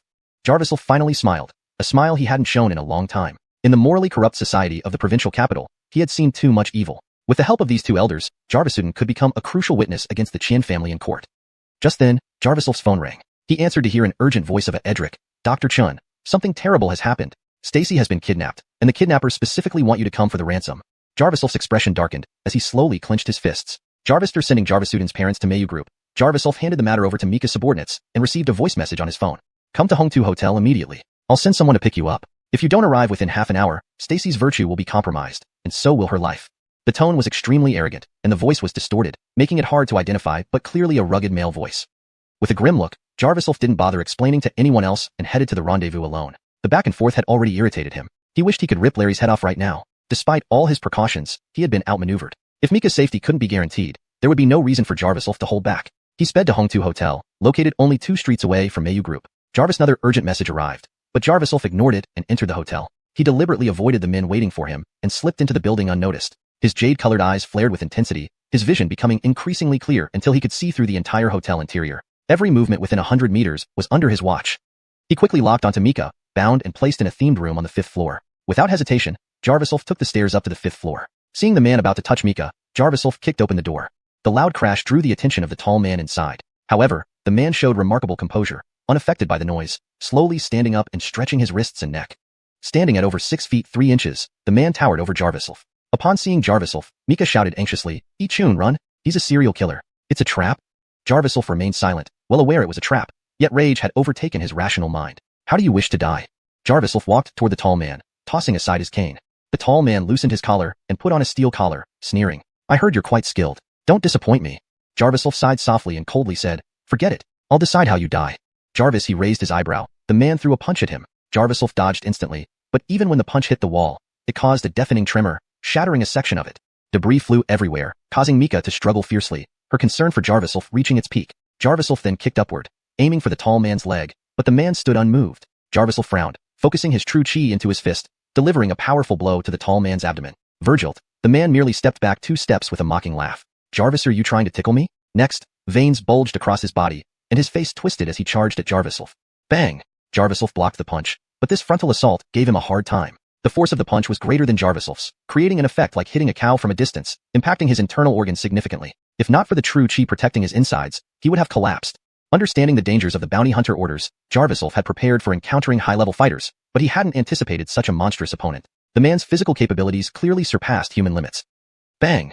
The tall man smashed into a chair Jarvis threw at him. Jarvis retreated, and the tall man followed relentlessly. He immediately realized this was about the bounty hunter order. For a reward of 1 billion yuan, they were crazily determined to eliminate him. Once he lured the tall man out, Jarvis felt relieved, allowing him to fight freely without worrying about harming Mika. Jarvis's jade-colored eyes emitted a dark green glow, his vision penetrating every detail of the tall man's body. He soon found the answer. This tall man was on drugs. Chapter 137.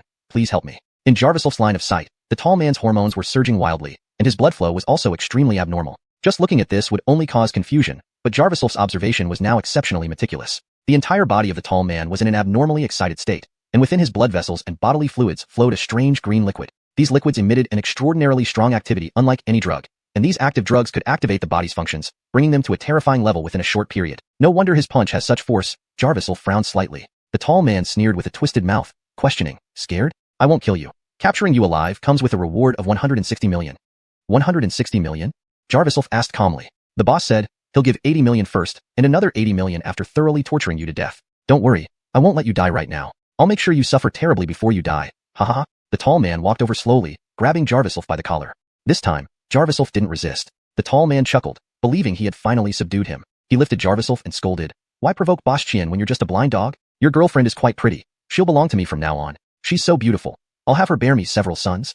Jarvis, he finished speaking. Jarviself suddenly moved swiftly, inserting a silver needle into the tall man's chest. But the silver needle broke after penetrating only about 2 centimeters due to the muscle strength of the tall man's body. He laughed mockingly. Ha ha ha, you think a mere needle can defeat me? I see your abilities aren't even worth 80 million. Little mutt.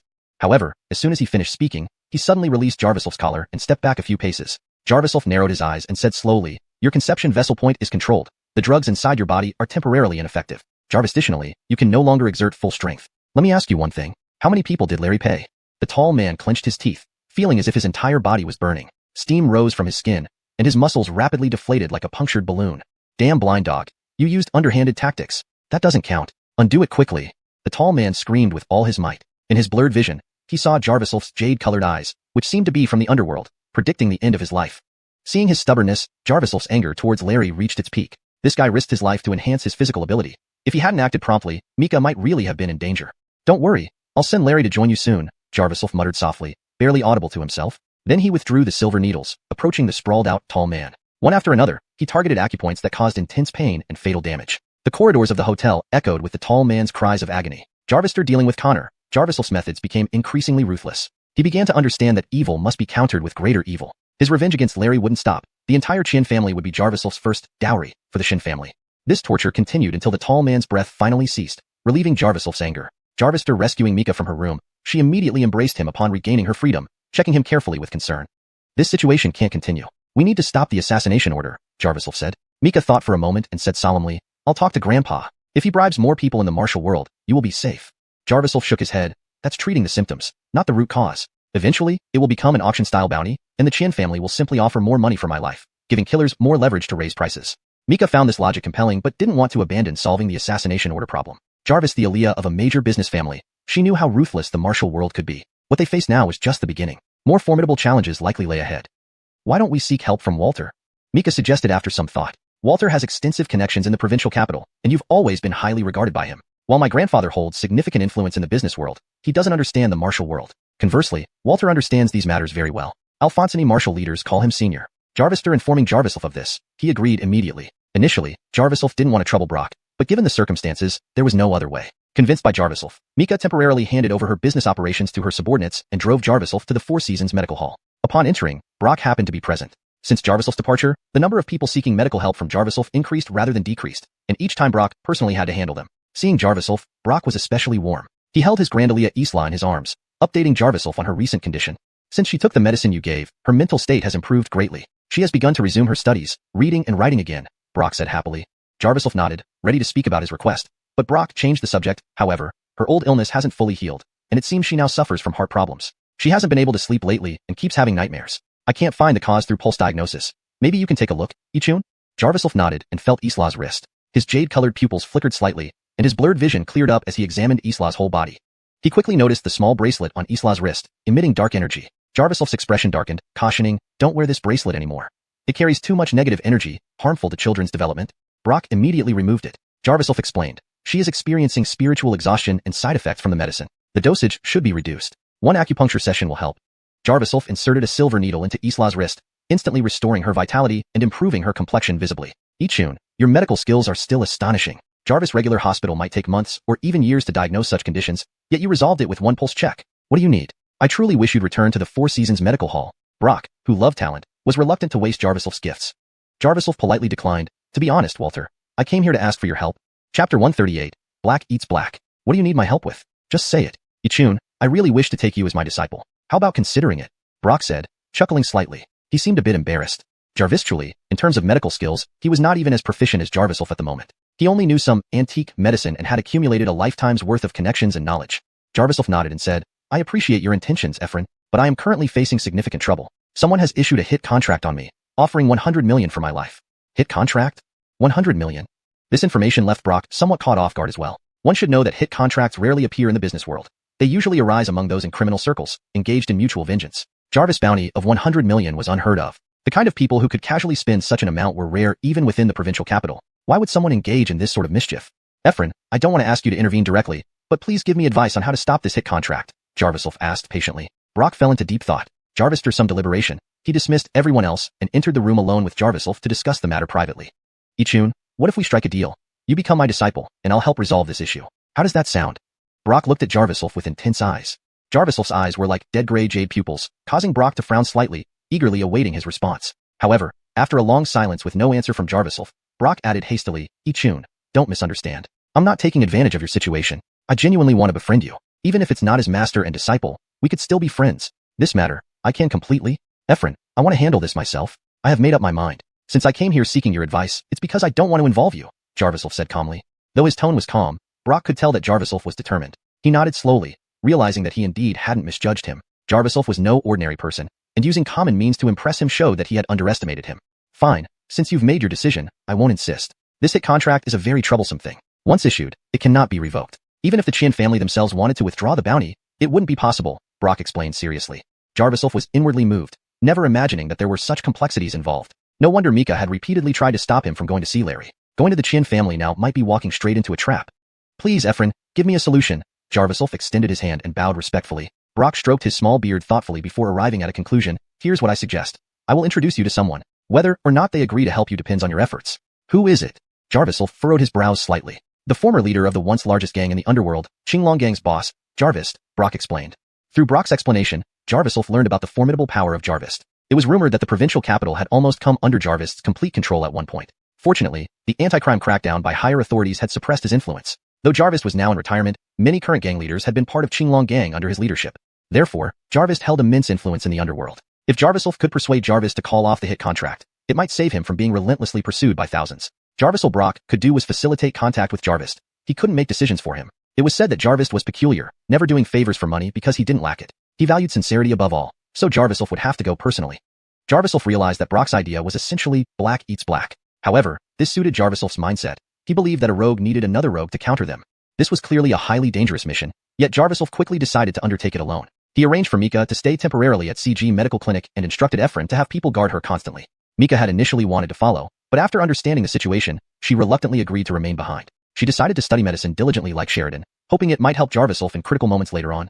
2 days later, Jarviself was taken to a palace-like villa in the suburbs by people arranged by Brock. If not for the faint light emitted from his pupils, which allowed him to use the heavenly eye technique, he might have gotten lost in the vast mansion. But Jarvis was indeed extraordinary. Despite observing from outside, Jarviself found no lavish displays of wealth or numerous bodyguards, unlike typical powerful figures. According to Brock, Jarvis' strength and position were enough to influence both the legal and illegal spheres in the entire provincial capital. Therefore, he didn't need extensive protection. If not for Brock's introduction, Jarviself might have been stopped 15 miles away. The person guiding Jarviself was also stopped before entering the mansion. Jarviself walked alone through dimly lit corridors and past luxurious buildings for nearly 5 minutes before reaching Jarvis' waiting hall. Brock had already set up a meeting with Jarvis, who apparently enjoyed seeing guests, something that piqued Jarviself's curiosity. Jarvis' powerful figure actually welcomed a target with a bounty of 100 million personally? Sure enough, outside the waiting hall, 7 or 8 young men dressed in elegant suits were chatting. Seeing Jarviself approach, they approached him mockingly. So, this is the blind fool who doesn't know his place? Clearly a country bumpkin. His entire outfit must cost no more than 200 yuan? Not even enough to feed my dog. Ha ha ha. Jarvis, young man in a white suit, stood with his hands in his pockets, eyes full of disdain. Jarvis, another few rich young men chimed in sarcastically. Where did you come from? Go back where you belong. Even we need appointments to see Brother Chi. Why would it be your turn? You blind servant from the lowest rung? Hey, blind servant, aren't I a genius? Virgila Duncan, your mind works fast. Blind servant is the perfect description for him. Ha ha ha. Look at that wretched appearance. Does he even deserve a bounty? Probably just a fraud. Jarvis, sycophantic man, added, laughing along. Then there was a chorus of laughter. I've made an appointment. If you don't want to die, move aside, Jarviself said calmly. Hey, did you hear what he said? Move aside. Ha ha ha. Are you saying you can see us, blind man? Even if I stand right in front of you or step on you, you can't see a thing. Ha ha ha. Jarvis sycophant stepped forward, pointing at Jarviself's nose and making faces. Without hesitation, Jarviself kicked the sycophant. The man was kicked several meters away, crashing into a wall and falling unconscious. Everyone's gaze sharpened. Chapter 139. I'm looking for you. Kramer widened his eyes, staring at the blind man who had suddenly come to visit. He sneered coldly. Jarvis, are you crazy? If that's the case, then you should be prepared to die. The Xylers moved in quickly, but Jarviself didn't hold back. With a stern expression, he grabbed 2 men and threw them aside effortlessly. Jarvis. These Xylers weren't skilled fighters and couldn't last even a few seconds under Jarviself's powerful strikes. In no time, 6 or 7 Xylers were sprawled on the ground, writhing in pain. Kramer frowned, kicked one of the struggling Xylers, and shouted angrily, just a kick from me and you can't stand up anymore? What useless trash. Disbelieving, Kramer thought his Eilers were just too weak and decided to take matters into his own hands. 3 young masters charged forward, only to see Jarviself leap up, delivering kicks to 2 of them, sending them flying. Kramer was then grabbed by Jarviself, who delivered a punch to his abdomen with his fingers curled into a fist. The punch looked light, but struck an acupoint. Immediately, Kramer felt numb all over, barely able to move. Jarvis. This moment, Kramer understood why his Eilers were so easily defeated. This blind man's fighting skills were far beyond ordinary people. The seemingly chaotic fight was entirely under his control. Is Jarvis inside? I need to talk to him, Jarviself said, frowning as he locked eyes with Kramer. Kramer trembled, looking into Jarviself's jade-colored eyes. Fear surged inside him, and he couldn't utter a word.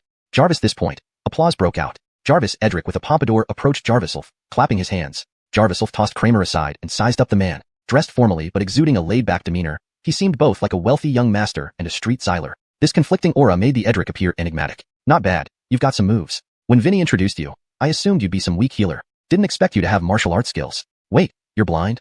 Jarvis asked, his expression changing. These young masters were here to meet him, and Jarvis wanted to test their limits by letting them encounter each other. He never expected a blind man to win against nearly 10 of them so easily. Jarvis, are you Jarvis?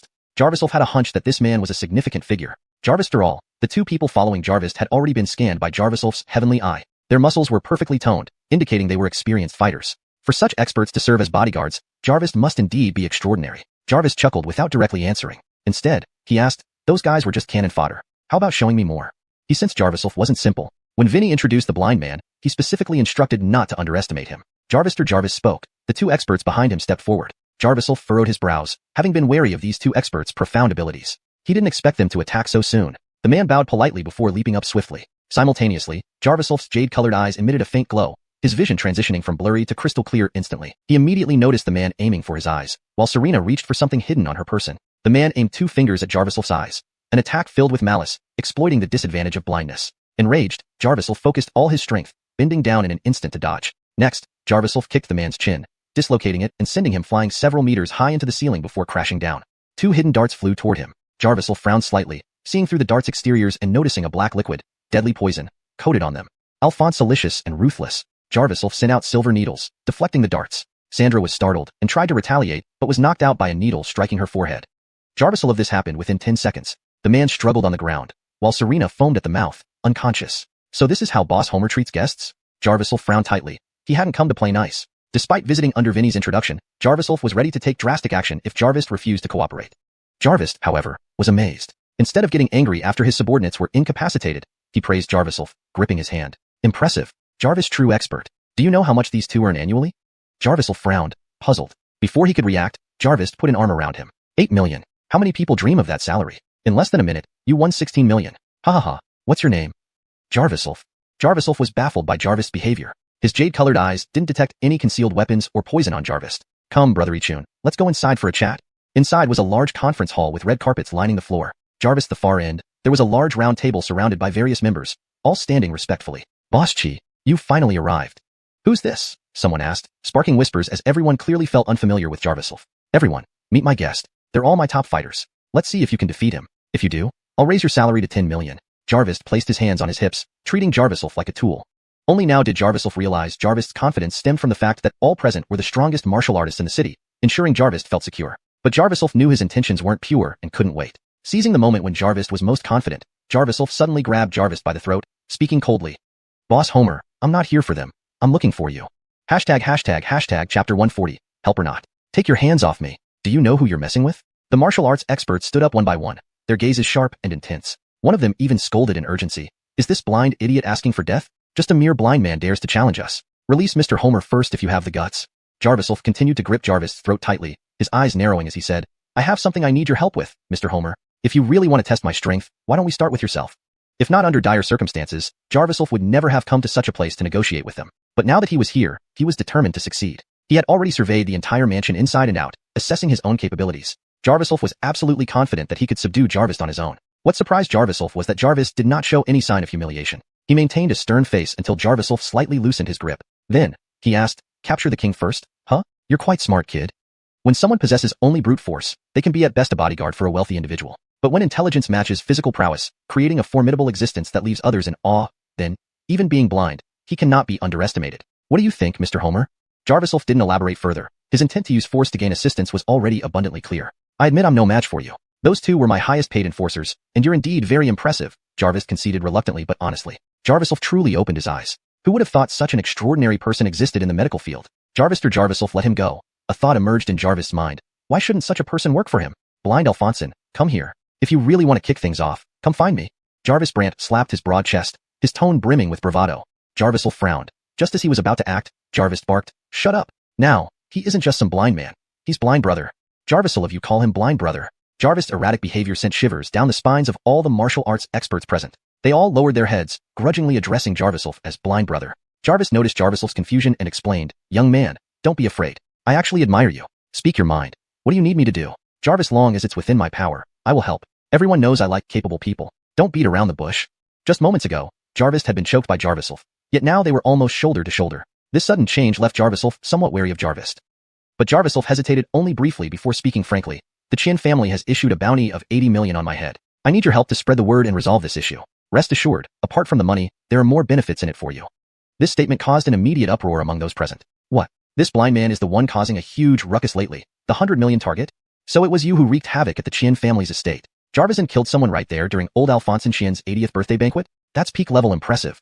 What seemed like murder and mayhem to ordinary people appeared as heroic deeds to these ruthless silers. Immediately, the martial arts experts began praising Jarviself, and any hostility towards him vanished instantly. Jarviself frowned slightly, unconcerned by the compliments. He looked at Jarvis and asked, help or not? His meaning was clear. If they helped, everything would be fine. Otherwise, he would resort to force again. I can help you, but why don't you work for me instead? I'll give you 20 million per year. Jarvis' eyes lit up. It was evident that for him, this task was not difficult. With a bit of effort, there were many ways to accomplish it.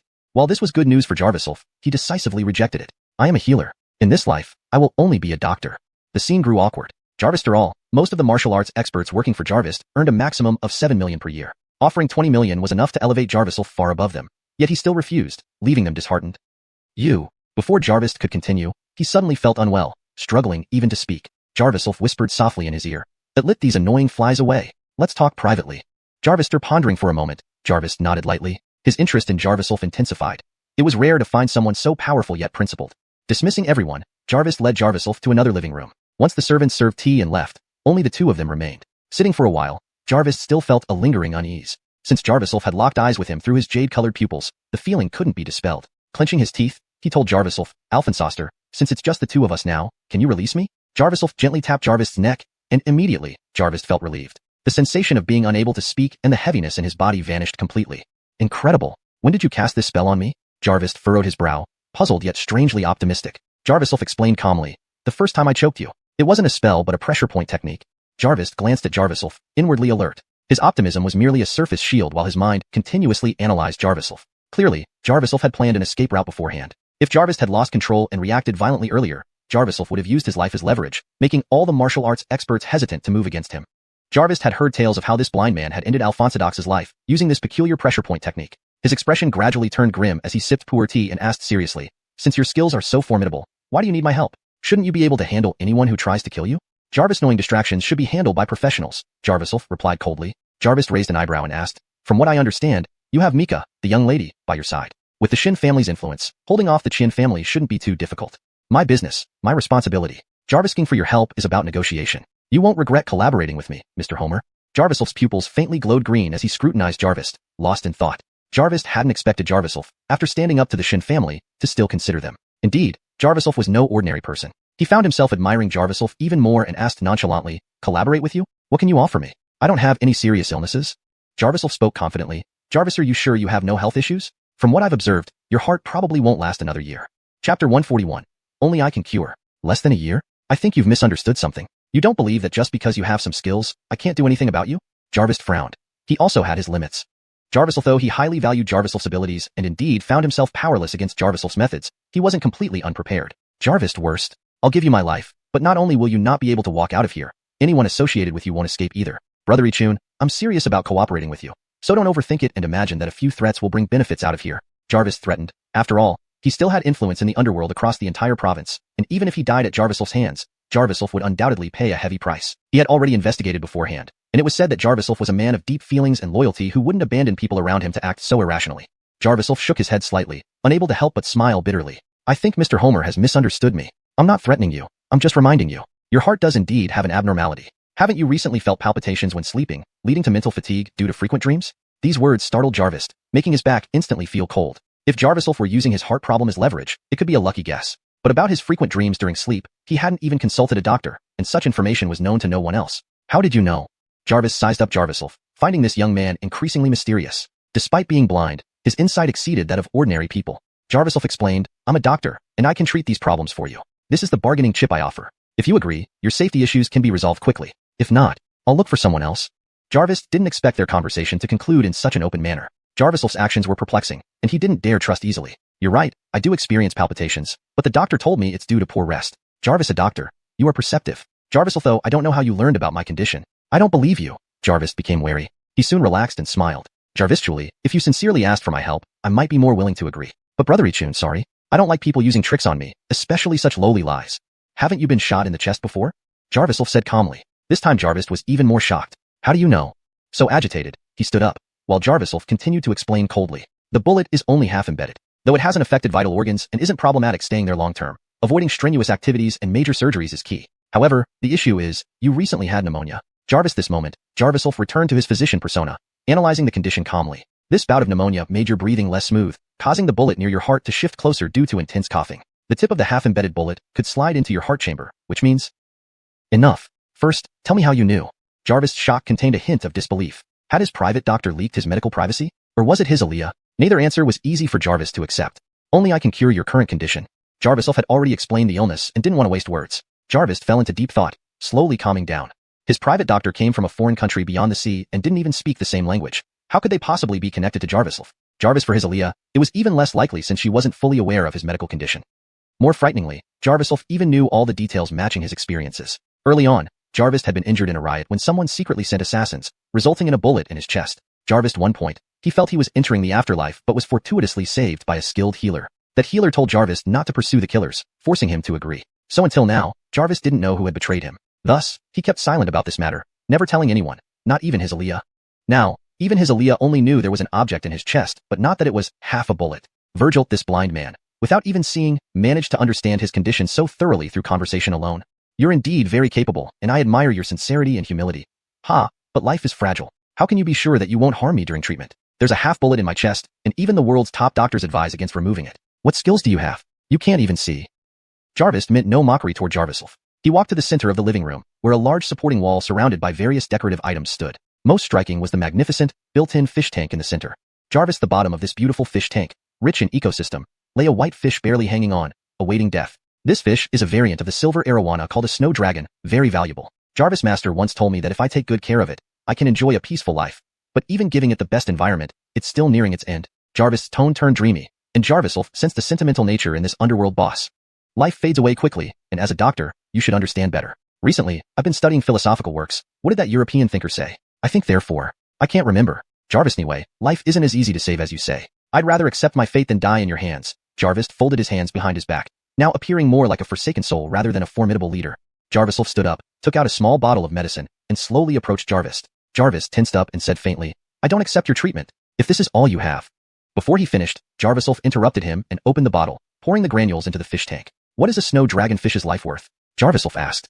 Chapter 142. I can see. Jarvis furrowed his brow and coldly said, You asked just right, I was about to speak. You casually poured your medicine into my fish tank. If you kill my fish, even your life might not be enough compensation. Jarviself, though a fish's life is less precious than a human's, this snow dragonfish is a rare and pure breed. Jarvis heavily emphasized. He saw Jarviself's indifferent look and continued explaining, Jarvis purebred silver dragon fish costs at least $500,000 each. Jarvis slightly better one can go up to $2 million. Jarvis, and my silver dragon fish is of the highest quality. Moreover, it's a mutated snow dragon fish. Just its purest mutant lineage would raise its price tenfold. Not to mention the effort I've put into raising this snow dragon fish for 4 or 5 years. Now its value must be over $100 million. Jarvis said coldly. However, Jarviself wasn't intimidated by this price. He only smiled bitterly. $100 million? Perfect. My life is worth exactly that much. Jarvis didn't have the patience to joke with Jarviself. Gritting his teeth, he said, You kid really aren't afraid of death? He was about to call someone to take Jarviself away. No matter how capable someone is, once they become too arrogant, destruction is inevitable. Since your snow dragonfish won't live long anyway, let me cure it. Wouldn't it be like I'm giving you $100 million? Though Jarviself's eyes seemed lifeless, he turned his head and stared at Jarvis with his jade-like pupils. Even though Jarvis knew Jarviself couldn't see him by looking into those empty pupils, in that moment, he felt as if Jarviself had a clear understanding. Can you save my fish? Jarvis was surprised. He'd experienced many twists and turns in life and is now at Edric with faith. He often regarded this snow dragonfish's fate as his own. So he hated Jarvisel's impulsive actions toward the fish tank. If the snow dragonfish could indeed be saved, he would spare no effort to try. The medicine I poured just now is to stabilize the fish's vitality. But let me a glass of purified water. The purer, the better, Jarvisel said calmly. If you're tricking me, I'll have your life. Jarvisel, though internally excited, Jarvis didn't hold much hope. How could a doctor cure a fish, especially a blind one?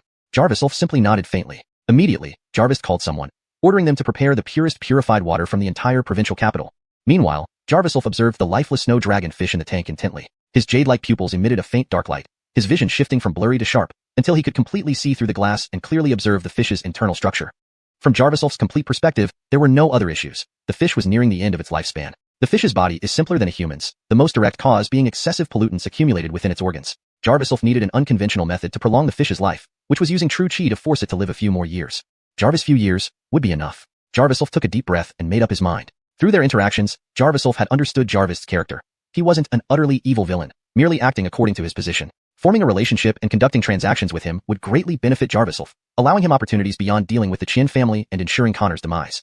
Jarvis and Jarvisel had another motive, discovering the truth behind his father's death. Information from Connor suggested that the mine disaster had hidden agendas. This agenda might mean Connor was merely a pawn, with bigger figures pulling the strings. Jarvis noticed Jarvisel staring at the fish in the tank. Despite his lingering doubts, he couldn't help but laugh curiously, asking, "You blind man are quite interesting. Could it be that you can see when you get close?"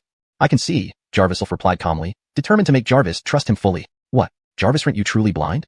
Jarvis was astonished. Jarvisel explained, "I'm not really seeing in the conventional sense. Jarvis, through years of medical practice, I can vaguely perceive the contours of living organisms in darkness. My master says this is a 1 in a million chaotic demonic medical feature, meaning I'm destined to practice medicine." Jarvis, he spoke. He turned his head to meet Jarvis' gaze. Staring into Jarvisel's jade-like pupils, Jarvis felt something subtly turning inside those seemingly empty orbs. Their jade clarity shimmered, making Jarvis feel as if Jarvisel's eyes sparkled like imperial green jade. "Damn!" he cursed, stepping back, finding Jarvisel's appearance somewhat unsettling. Jarvisel smirked and explained, "Jarvis, aren't you curious about how I knew about the foreign object in your heart? Because I can sort of see it." Few others would believe such words, but Jarvis did. He had done plenty of evil things, been in jail, been betrayed, fought his way out of numerous situations. In his middle age, he developed strong beliefs, and Jarvisel's words struck a chord, leaving much unexplained otherwise. Virgil, all this was just Jarvisel's fabricated story to gain Jarvis' trust. He knew dealing with Jarvis required an unconventional approach. Completely believing Jarvisel, Jarvis recalled his statement of wanting to be a doctor his whole life. So, Jarvisel appeared to be a young man with faith, making them kindred spirits and increasing Jarvis' favor towards him. 10 minutes later, Edric in a suit entered, respectfully presenting a glass of purified water. "Boss, here's the water you asked for. It's specially transported from White Mountain in the provincial capital, extremely pure." "Understood. You may step back." Jarvis instructed the subordinate to leave and handed the purified water to Jarvisel. Jarvisel smirked. He had already started curing the snow dragonfish. The purified water was just a ruse. He channeled the true qi condensed in his dantian through his palms, infusing it into the purified water like a flowing dragon. He then calmly spoke, "Pour this water into the tank, and your snow dragonfish will be out of danger. It originally had 15 days left, but will now live 15 more years." 15 years. When Jarvis bought the snow dragonfish, it was already over 20 years old, nearing its end, yet it could still extend its life by 15 years. Doubt filled Jarvis' eyes. Frankly, he believed Jarvisel couldn't revive the fish. However, his admiration for Jarvisel made him hesitant to blame the reckless young man anymore. Jarvis, after all, hadn't everyone been reckless when young? With these thoughts, Jarvisel poured the purified water into the tank. Then something miraculous happened. The previously dying snow dragonfish suddenly came to life, jumping around as if undergoing some sort of rejuvenation. Seeing this, Jarvis was dumbfounded. Chapter 143, Undergoing Surgery. "My snow dragonfish. My. Jarvis was too excited to speak. He couldn't believe his eyes. The snow dragonfish had indeed become active due to the cup of pure water being poured into the tank. The snow dragonfish regained its former vitality, and even the scales on its body looked more pronounced. Jarvis could see with his own eyes that there were more bubbles in the tank, and the entire aquarium burst with life thanks to the revitalized snow dragonfish. This fish didn't have it easy in the tank. Jarvising other fish might help, but no matter what, this fish will at least live for 15 years, Jarvisel explained. In fact, he had infused a large amount of true qi into the water, which would adhere to the tank for a long time, sustaining the life of the snow dragonfish. "Regardless of how long it lives, I must thank you as long as it survives." Jarvis shook Jarvisel's hand with gratitude, almost shedding tears of joy. Jarvisel remained silent, knowing he had an ulterior motive and wasn't swayed by Jarvis' emotions. But Jarvis continued to pour out his heart. It turned out that the snow dragonfish had been left behind by Jarvis' father. To protect him, Jarvis' father had been beaten to death. That year, the Homer family fell into poverty. Before dying, Jarvis' father sold the snow dragonfish for money to keep Jarvis alive. It took several years for Jarvis to regain prominence. Jarvis few years ago, Jarvis found the snow dragonfish and paid a hefty sum to bring it back. It was around the same time he discovered that the bullet fragment in his chest was getting dangerously close to his heart, threatening his life over time. Choosing conservative treatment, he lived day by day. From then on, the snow dragonfish became a symbol of his fate. So when Jarviself revived the snow dragon fish today, it was like reviving Jarvis's destiny. His face glowed with warmth, unlike the gloomy demeanor he usually displayed. Jarviself finally understood where the punk Xyler aura of this noble man came from. A man always prepared for death wouldn't lack that dark and fearless attitude. But Jarviself disregarded Jarvis' excitement and calmly said, "Sorry, Boss Homer, I'm here to make a deal. If I can save a fish worth 10,000, I can also save your life."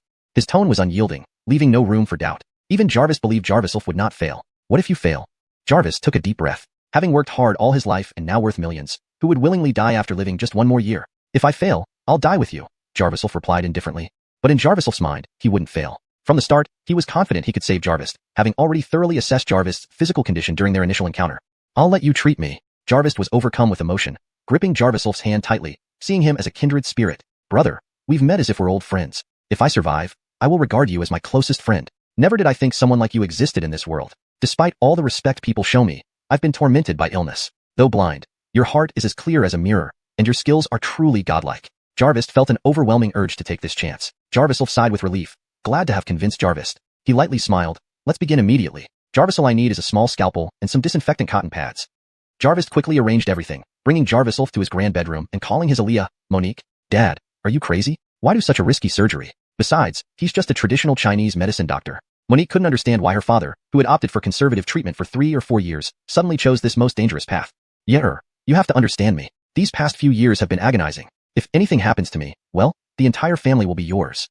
Jarvis patted Monique's shoulder without any fear showing in his eyes. Monique couldn't comprehend her father's actions and muttered, "I don't want your money. I want you to stay alive." "Homer boss, please lie down. This won't take more than half an hour. But remember, after I save you, you must help me," Jarviself stated calmly. Without argument, Jarvis lay down on the portable surgical table set up beforehand. Jarviself took out a silver needle and pierced it into Jarvis' forehead. "You plan to treat my father with acupuncture? Jarvison, you're just randomly sticking needles into his head. If anything goes wrong, you won't escape." Monique angrily asked. She had opposed the surgery and naturally disliked Jarviself. Jarviself calmly explained, "Miss Homer, I am a TCM practitioner. This needle is to numb Mr. Homer's pain." Speechless, Monique held back her anger only because Jarvis insisted she be polite to Jarviself. "Ichun brother, if you really can remove that bullet fragment, I will marry off my Aaliyah to you." "Jarvis," he spoke. Jarvis rolled his eyes and fainted. "Dad, what are you saying? Dad?" Monique shouted frantically. She glared at Jarviself, blushing slightly under his gaze, yet angrily retorted, "Who wants to marry you? Dream on." Jarviself glanced at Monique, noticing her excellent figure. Though not as slim as Mika, her voluptuous build was equally alluring, especially her flawless skin and well-defined curves. Most striking was her exquisite face, with her cherry lips and sparkling eyes making her adorable even when angry. But Jarviself kept his thoughts focused, chuckling. "Mr. Homer has lost consciousness. This is to numb his pain. When he wakes up, ask him to explain further." Alfonsoing her? With Mika alone enough to handle, adding more ladies would overwhelm him with excessive romance. Ignoring Monique's presence, Jarviself began the procedure, inserting another thicker silver needle into Jarvis' chest. He had already seen Jarvis' acupoints clearly with his heavenly eye, so his movements were quick. Seeing this, Monique erupted in fury. "What kind of technique is that? So carelessly inserting needles. Are you trying to murder my father?" "Miss Homer, rest assured, I will cure Mr. Homer," Jarviself coldly reassured, focusing intently as he visualized Jarvis' blood flow and organs. But Monique sat aside, glaring at Jarviself, teasingly asking, "Tell me, if I agree to marry you, would you consider not saving my dad?" Jarviself gave her a sidelong glance, unperturbed. Chapter 144. Let's skip the Alfonsorage proposal. These words left Jarviself stunned. He never expected Jarvis' doting Aaliyah to actually wish for his death. "Surely you're not joking?" Jarviself frowned, still not turning around. It was only now that Monique realized Jarviself was blind. She shrugged and took a deep breath, saying, "Don't get me wrong. I just can't bear seeing my father suffer like this." This explanation seemed dismissive, and Jarviself's brow furrowed as his jade-colored pupils emitted a bright golden light. This glow was a sign of Jarviself overusing the heavenly eye technique. With this ability, even without turning his head, he could clearly see Monique's brain activity in his peripheral vision. By observing the transmission of neurons in her brain, Jarviself could roughly guess Monique's inner emotions. Jarvis this moment, Monique's inner turmoil confirmed Jarviself's suspicion. She had ulterior motives toward her own father. "I guess you probably can't cure my dad, right? You're just after the money. Name your price, and I'll give it to you. Otherwise, let him have an early release," Monique said, crossing her arms in front of her chest. Jarvis fell into a complete coma. She no longer behaved like the obedient girl she once was, instead acting more like a carefree nightclub goer. "Miss Homer, let's set aside other matters for now. I need to focus on treating Mr. Homer. I have an important deal with him. What I need is something you cannot provide," Jarviself said calmly. Jarviself wasn't interested in getting involved in Jarvis' family affairs, but he did consider that Monique lacked the capability to suppress various experts in the underworld to stop the bounty on their heads. This matter would still depend on Jarvis himself. Seeing Jarviself refuse her offer, Monique snorted and turned her head away, scoffing, "You're delusional if you think I'll marry you. What's so great about a blind beggar? Let's see what you can do to save my dad." Monique's eyes were unfocused as she watched Jarviself's peculiar treatment method. Part of her believed he was merely playing doctor, while another part worried he might be some hidden expert. Jarvis after all, as Jarvis' beloved Aaliyah, who had been pampered since childhood and seen countless experts, she wouldn't easily underestimate anyone. But then Monique thought again. This Chinese medicine practitioner was blind. He couldn't even see and yet dared to perform surgery? Squinting her eyes, she pulled out her phone and sent a text message, prearranging for people she had contacted. The surgery would inevitably fail. When it did, and Jarvis regained consciousness, she would take advantage of the situation to subdue Jarvis and find a way to make use of him. If the surgery failed and Jarvis didn't wake up, she could seize his inheritance and send Jarvis to prison. Jarvis for the surgery succeeding? There was no such option. No matter how skilled a doctor might be, even a blind man feeling an elephant could not perform a highly difficult surgery that even world-class top doctors couldn't guarantee. In an instant, Jarvis had inserted silver needles into Jarvis' forehead and limbs, securing them with his true chi. He felt Jarvis' pulse. He realized that his body condition had deteriorated significantly over time, possibly due to consuming toxic drugs. There were at least 13 different addictive substances in his blood. Jarvis suspected that Monique was behind this. This Soraya had nefarious intentions, willing to abandon family ties for her own future and well-being. Such a person, living in happiness but never satisfied, made Jarvis sneer. Even if he didn't want to help Jarvis eliminate his troubles, he certainly didn't want this cunning Soraya to succeed. With a burst of anger, Jarvis concentrated his true chi to its peak, striking Jarvis' chest with one swift palm strike. True chi flowed continuously, and black smoke began to emerge from Jarvis' mouth. What's happening? Jarvis, are you some wild quack trying to silence me? Monique stood up in fear, stepping backward, wishing to call security to protect herself immediately. Jarvis smirked coldly.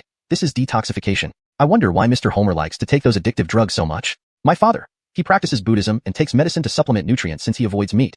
As recommended by doctors, Monique stammered guiltily, realizing she couldn't handle this situation calmly. She began to despise this perceptive traditional Chinese medicine practitioner. She couldn't help wondering if she'd really have to marry this bastard. Ignoring Monique, Jarvis seized the opportunity and inserted the scalpel into Jarvis' chest at a precise angle. The operation was extremely delicate. It was just a millimeter away from puncturing the heart wall membrane. Monique's heartbeat quickened as she watched. Jarvis' life hung entirely in Jarvis' hands, which would greatly impact her fate. Do you want me to kill your father immediately? How dare you treat your father, who constantly thinks of you, this way? Jarvis said indifferently, unable to stand it. Monique was displeased, snapping. What gives you the right to say that? Haven't I verified whether you're here to swindle my father out of money? Jarvis had already seen through Monique's thoughts. No matter how much she argued, Jarvis wouldn't believe her. Miss Homer, you will face a marriage contract. Jarvis pulled out the scalpel, bringing out a bloody red object directly. He caught it with sterilized cotton and wiped it clean. It was half a bullet. What? Impossible. Monique covered her mouth, finding it hard to believe. She had asked countless doctors, and none could extract this half bullet, especially not so effortlessly, by a blind traditional Chinese doctor. Jarvis, are you trying to kill my father? His heart will be severely affected. I'm going to report you to the authorities. Monique insisted Jarvis' surgery couldn't succeed. But Jarvis withdrew the silver needles from Jarvis' forehead and said coldly, why don't you talk to your father yourself? Jarvis slowly opened his eyes and sat up in shock, looking at Monique and then glancing at Jarvis. The bullet inside me is removed? Jarvis touched his chest, where a blood stain remained, and felt faint pain. Virgil, the wound had begun healing. Monique was astonished and looked at Jarvis cautiously, worried about how he might inform on her to Jarvis. Jarvis placed the bullet aside and instructed Jarvis, I'll prescribe you some medicine. You should be fully recovered within a month. This way, your Aaliyah won't worry too much about you. He glanced at Monique, who forced a smile and said, Virgil's Dad, it's amazing. Dr. Chen's skills are truly miraculous. Jarvis amazing. Jarvis amazing. I want to give my Aaliyah in marriage to you, Jarvis. You're my savior. Jarvis held his heart, feeling warmth spread through his body, healthier than ever before. Monique's expression turned sharp, but she remained silent. Even if she had to marry Jarvis, she had plans to make him regret entering the Homer family. However, Jarvis politely declined. Let's skip the marriage proposal. I already have a girlfriend. Chapter 145. Want to cooperate with you. Tushi, trying to play hard to get with me? Missy here won't buy that trick of yours. You're nothing but a toad dreaming of eating swan's flesh. Monique sneered at Jarvis with disdain and irritation. She had originally thought that all Jarvis did was just a dream of marrying her. But unexpectedly, not only did he reject the marriage proposal, but he also fabricated such an absurd reason, reducing her to nothing. Toad? Who's this Toad? Jarvis frowned, glancing around. Who else could it be? Blind Toad.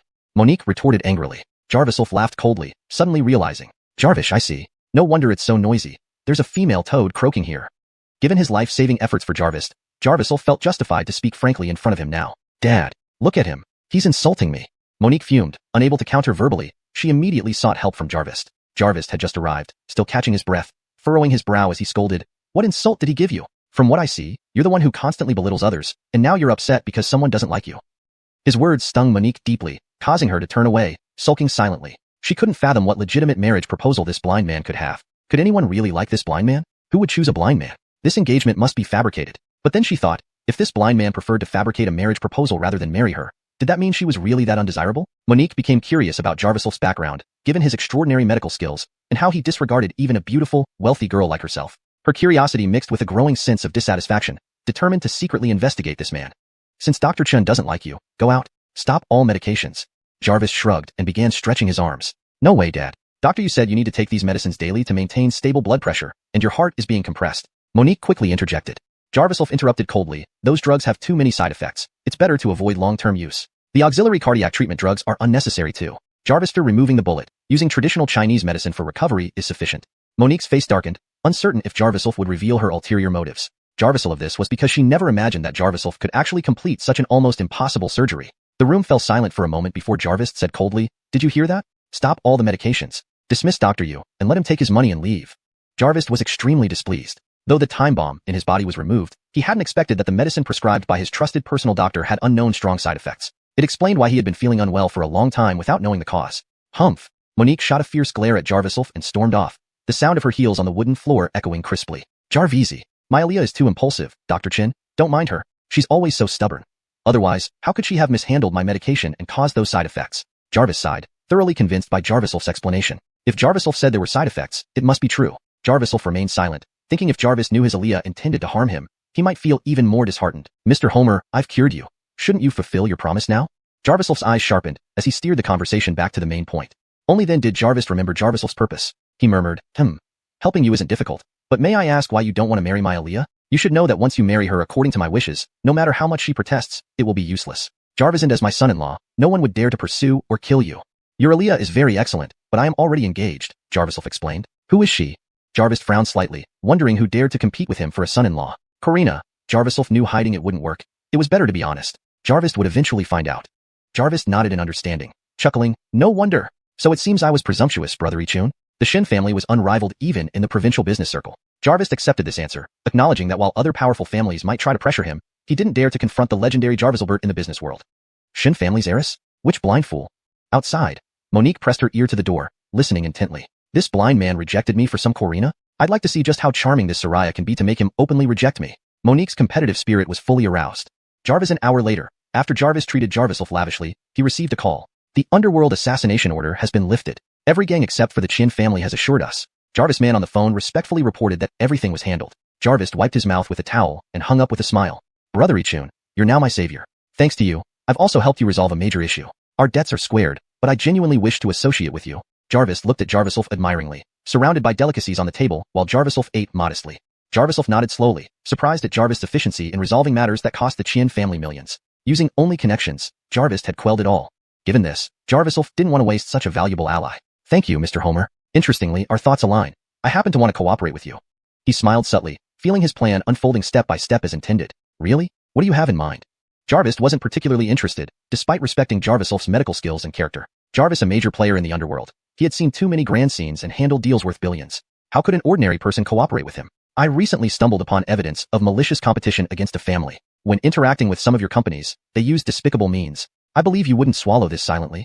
Jarvisolf pulled out some documents from his pocket. Could it be the Shin family? Jarvis grew wary, but Jarvisolf shook his head lightly, firmly replying, it's Larry, who lost his father recently. Note, the provided translation aims to remain faithful to the original text while ensuring natural flow and clarity in English. Chapter 146. This revenge must be taken. Larry? That bastard.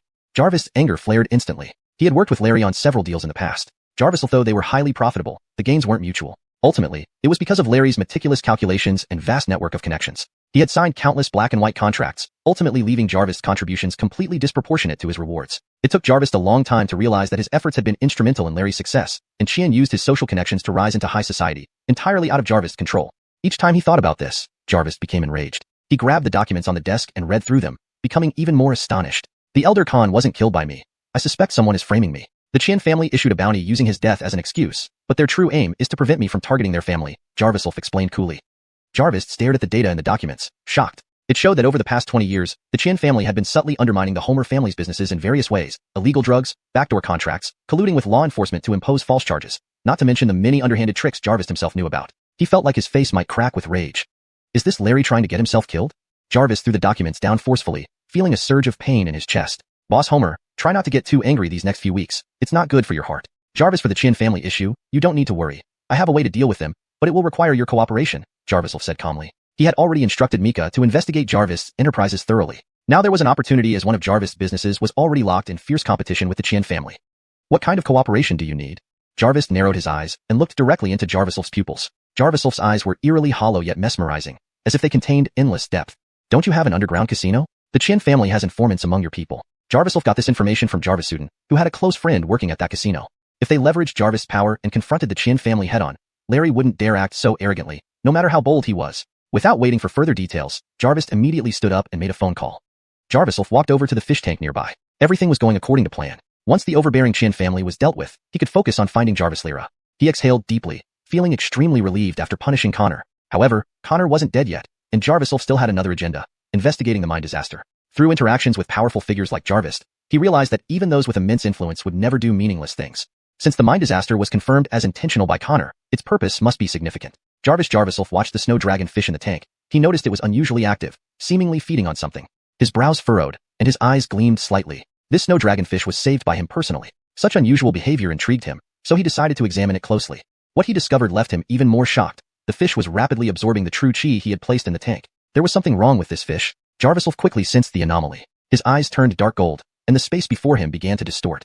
Using his Heaven Eye technique to its fullest, he finally saw a hidden miasma within the snow dragon fish, which was absorbing all the true qi. Just then, Jarvis walked in and said solemnly, "Brother Ichun, I'll handle the Qian family. That scoundrel Larry did indeed sabotage my operations behind the scenes. I thought letting him off once would make him stop, but instead, I unknowingly aided his schemes. No, I must take revenge. Don't worry. I'll assign my most trusted men to the casino operation and make sure the Qian family regrets what they've done." Jarvis clenched his teeth, determined not to let this slide. Jarvisolf nodded inwardly. Changing the subject, he casually asked, "Did your father buy this fish? Where did he get it?" Jarvis hesitated, but replied honestly, "My father knows a master who said this fish has a connection to our family. What's wrong? If you like it, I can give you one. But not this one." He laughed. Jarvisolf pondered, sensing no deception from Jarvis. This so-called master didn't seem simple, but without more clues, he only cautioned, "Boss Homer, if anything unusual happens with this fish, contact me immediately." Jarvisolf then bid farewell to Jarvis and left, citing prior engagements. Watching Jarvisolf leave, Jarvis felt immensely impressed, murmuring, "Truly a remarkable divine doctor, taking responsibility for even a fish." Jarvis the Qian family meeting hall. Larry sat dejectedly at the round table. Various killers below crossed their arms, looking disgruntled. Jarvis' servant rushed in, causing Larry to stand abruptly. "Do you have news?" There is news. We confirmed that Jarvis declared that no major gang would attack Jarvisolf. Jarvis' attempt would mean war with them. The servant panted, not daring to look up. Jarvisolf, that blind dog. How did he find so many masters? Larry flew into a rage, smashing a teacup on the floor. He knew what Jarvis meant and suspected Jarvisolf had climbed up by the Shen family. If so, there was still hope. He could defeat the Shen family.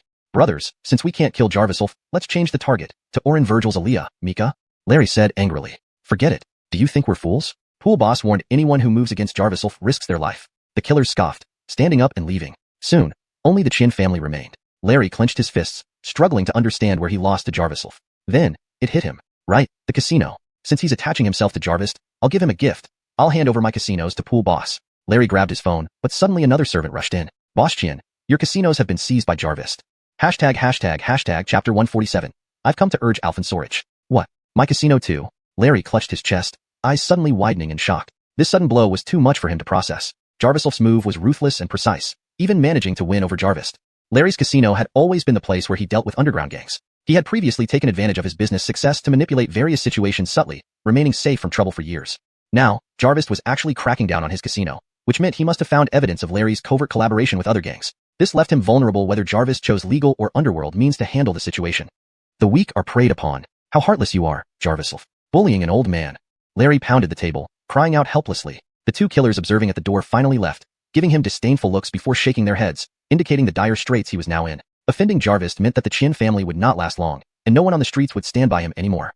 Due to the casino issue, Larry felt even more desperate, leaving him without a way out. "Jarvisolf, you blind dog. I will make you die a terrible death."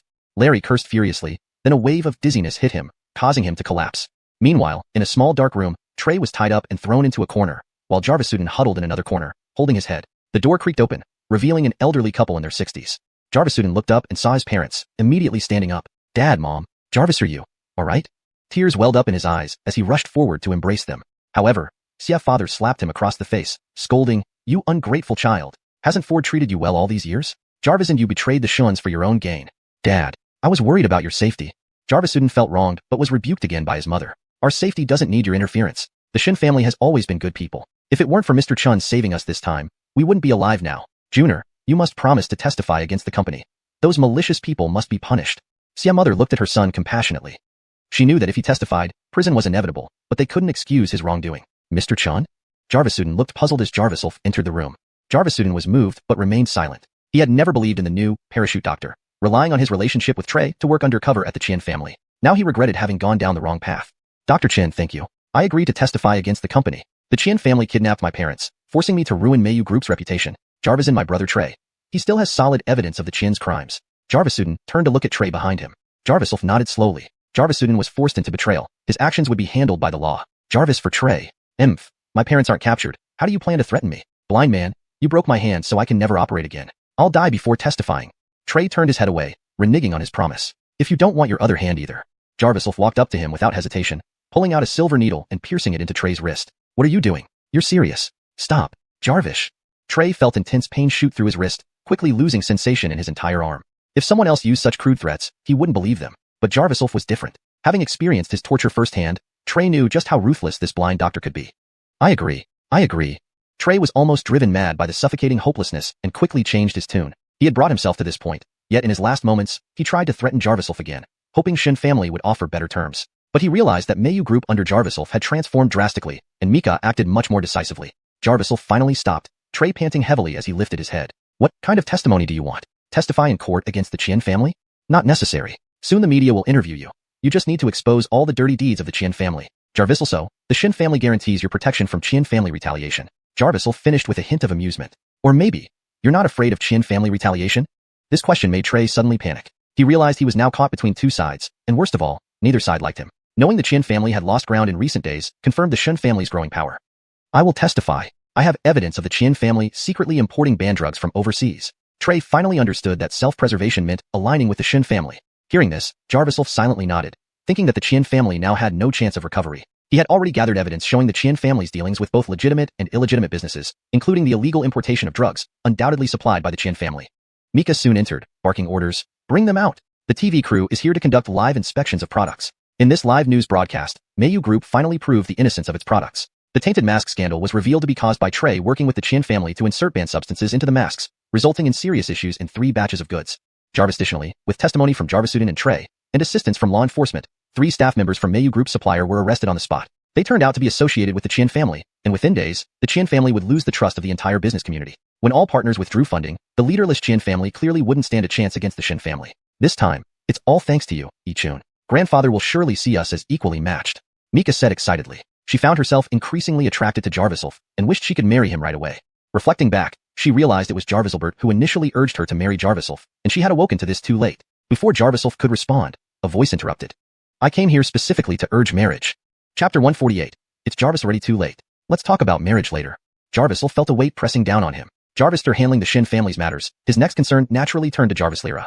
He said this instinctively, glancing out of the corner of his eye at Alfonsorio who had just walked in. Alfonsorio was Mika's second uncle. His concern over Mika's lifelong happiness was evident, but this time, his attitude had unexpectedly become very firm. I'm here to convey my father's, Mika's grandfather's, message. Jarvisulf, personally, I do not approve of you, even if you did have great merit helping Mayu Group. But if merely that could make you worthy of marrying Xuanhuan, wouldn't that belittle our Shin family? Alfonsorio had been sending people to observe Jarvisulf for several days. Though this young man seemed fine from the results and had extraordinary capabilities, Jarvisulf had a visual impairment, and Alfonsorio didn't understand why his father valued this young man so much. Such a person entering the Shin family would only add another competitor for the family estate in the future. What does second uncle mean? Jarvisulf frowned, recognizing Alfonsorio's intentions immediately. He had long prepared himself for the challenges of integrating into the Shin family. Don't call me second uncle. You're not worthy. Don't pretend to be dumb. Though you've used every trick in the book to win Hanyun's heart, you'll never pass through me. Alfonsorio raised his head, placing his hands behind his back, taking on an arrogant air as if he were running things in the boss's absence. Mika looked displeased, but dared not anger her second uncle. Pouting, she complained, Second uncle, this is my life. Can't I decide for myself? Grandfather agreed. So we? Do you know anything, little girl? I'm not stopping you from dating freely, but can marriage just happen whenever you want it? Alfonsorio cast an extremely disdainful look at Jarvisulf. The more he acknowledged Jarvisulf's abilities, the more he despised him. Jarvis mere blind man must have used some special means. Otherwise, how could both the old and young generations of the Shin family adore him? Even for the sake of the Shin family, he had to stop this. Jarvisulf sneered in disdain, saying, My relationship with Xuanhuan doesn't need your concern. If you have objections about me, feel free to express them. How dare I have any objection? I only have one requirement. You are not a match for our Shin family. To marry Han Yan, you must provide 30 million as a dowry. Otherwise, it's impossible. Alfonso Rio declared firmly. Of course, he had heard about Jarviself opening a medical clinic. Thinking Jarviself might scrape together several million, he proposed 30 million to discourage him. Second uncle, stop fooling around. This isn't grandfather's idea. Mika scolded, torn between defending Jarviself and her own embarrassment. Alfonso Rio roared, Han Yan, don't interfere with men's business. Whether grandfather agrees or not, as your second uncle, I take responsibility for this. Jarvisel right. Mika wanted to continue, but Jarviself cut in first. I will soon present the Shin family with 30 million as a dowry, not in cash, but in company shares. Mika was stunned. 30 million? Ichun, are you joking? Where can you possibly get that much money? Huh, 30 million? How presumptuous of you. Do you know how much that is? Don't think I don't know your background, a rural bumpkin. Don't put on airs you can't afford.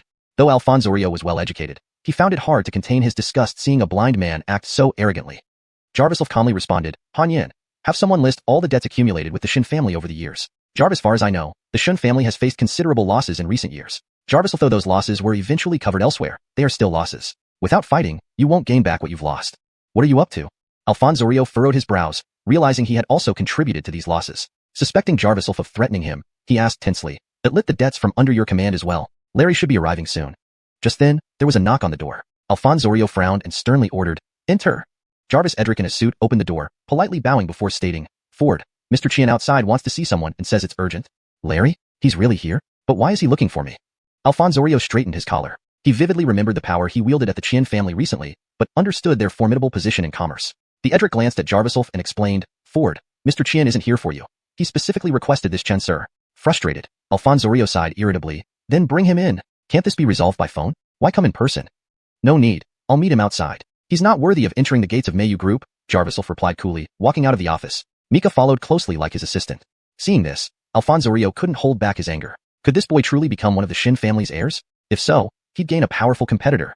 Meanwhile, outside Mayu Group, several Qian family Xylers were barred at the entrance. Despite trying to push through, they were stopped by security guards. Some impulsive Xylers attempted to break through but were knocked down. Faced with this humiliation, Larry snapped. Do you think I can't have Mika fire you? Defy me? Look at what you earn per month. Whatever we earn, it's earned with integrity. What about the Qian family? How much of your wealth is earned righteously? Mika retorted sharply, shocking Larry. Pulling a guard back, Mika stood defiantly in front of everyone, scrutinizing Larry. You brought all these people to cause trouble in broad daylight? Feeling guilty, Larry hadn't expected Mika's demeanor to change so drastically in just half a month. Stacy, no, I should call you Miss Sean. Our business competition ends here. I concede defeat. I've pulled all competing companies out of the market. Should we sign a peace agreement? Larry hinted to his sidekick, who produced documents and handed them to Mika. But it was a man's hand that caught the document midair. Stepping out beside Mika, Jarviself threw the papers harshly to the ground. Surrender? Sorry, it's already too late. Hashtag chapter 149. Brotherhood in the Underground. Larry swallowed hard. He had come here with the intention of dealing with Jarviself, but for some inexplicable reason, he felt a creeping sense of guilt as he stared at Jarviself. Dr. Chun. Ha ha ha. Long time no see? Look at you. You're being too harsh. Larry forced a smile, wiping the cold sweat from his forehead, yet unable to muster another word. If you had sought reconciliation earlier, there might have been a chance. But since you've already spent a fortune to try and kill me, what do you seek now? Jarviself mocked him coldly, naturally unwilling to give Larry any opportunity. Larry was speechless. He knew that this man before him was ruthless and cunning beyond ordinary people's imaginations. Thus, he could only complain bitterly, Dr. Chun. It's like this, my father. Although not directly killed by your hands, you must bear some responsibility, right? I've let go of pursuing this matter. So why should I hold on to the bounty on my head? Besides, didn't I withdraw everything? Ha ha ha. Jarvis Larry spoke. He became more and more confident. Claude sneered from the side and interjected, Withdraw? Do you really think we're fools? Once a bounty is issued, it cannot be withdrawn. It seems you're just afraid of Jarvis' power and dare not act anymore. The sweat on Larry's forehead grew heavier. In his panic, he almost fainted. His Xylers quickly supported him to stabilize his balance. This detail did not escape Jarviself's notice. His jade-colored pupils flickered slightly, his blurred vision becoming clear. Jarviself saw that Larry's heart was beating abnormally, which raised his concern. Jarviself gathered his internal chi, his eyes emitting a faint light. Now, his vision was sharper and wider, even penetrating the walls of the heart, reaching every place where blood flowed. Jarvisnalizing from the state of the heart valves, Larry's current health condition was weak. Moreover, the properties of the drugs flowing through his veins. Jarviself couldn't help but ask, Do you have heart disease? Larry was shocked, stammering as he denied, You're talking nonsense. What heart disease? Seeing Larry's nervousness, Jarviself felt something was off. He took a few steps forward, grabbed Larry's wrist, and began checking his pulse. In just a moment, Larry struggled away. Jarviself coldly remarked, You have congenital heart disease, and recently fainted due to emotional agitation. You've also been taking medication for it for a long time. From what I can tell, your heart disease is hereditary. Hearing this, Claude suddenly understood. So that's it. Your family has a history of congenital heart disease. So Hamish died of heart disease? This has nothing to do with Ichun. You are heartless, even using your father's death to your advantage. You're defaming me. Larry panicked and tried to leave. Since you don't want private settlement, this matter isn't over. My family is going to break ties with your Shin family. Just wait and see. He wiped the sweat off his forehead, eager to leave. But he met Blue standing ahead with a group of Shun family Xylers. Larry, when I brought people to celebrate your father's birthday last time, you attacked us. Now you come to our territory and think you can leave whenever you want?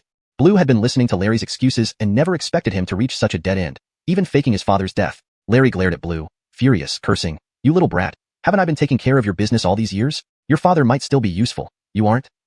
"Do I make any difference?"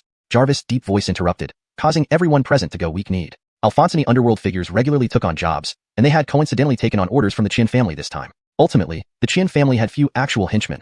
They relied on financial influence.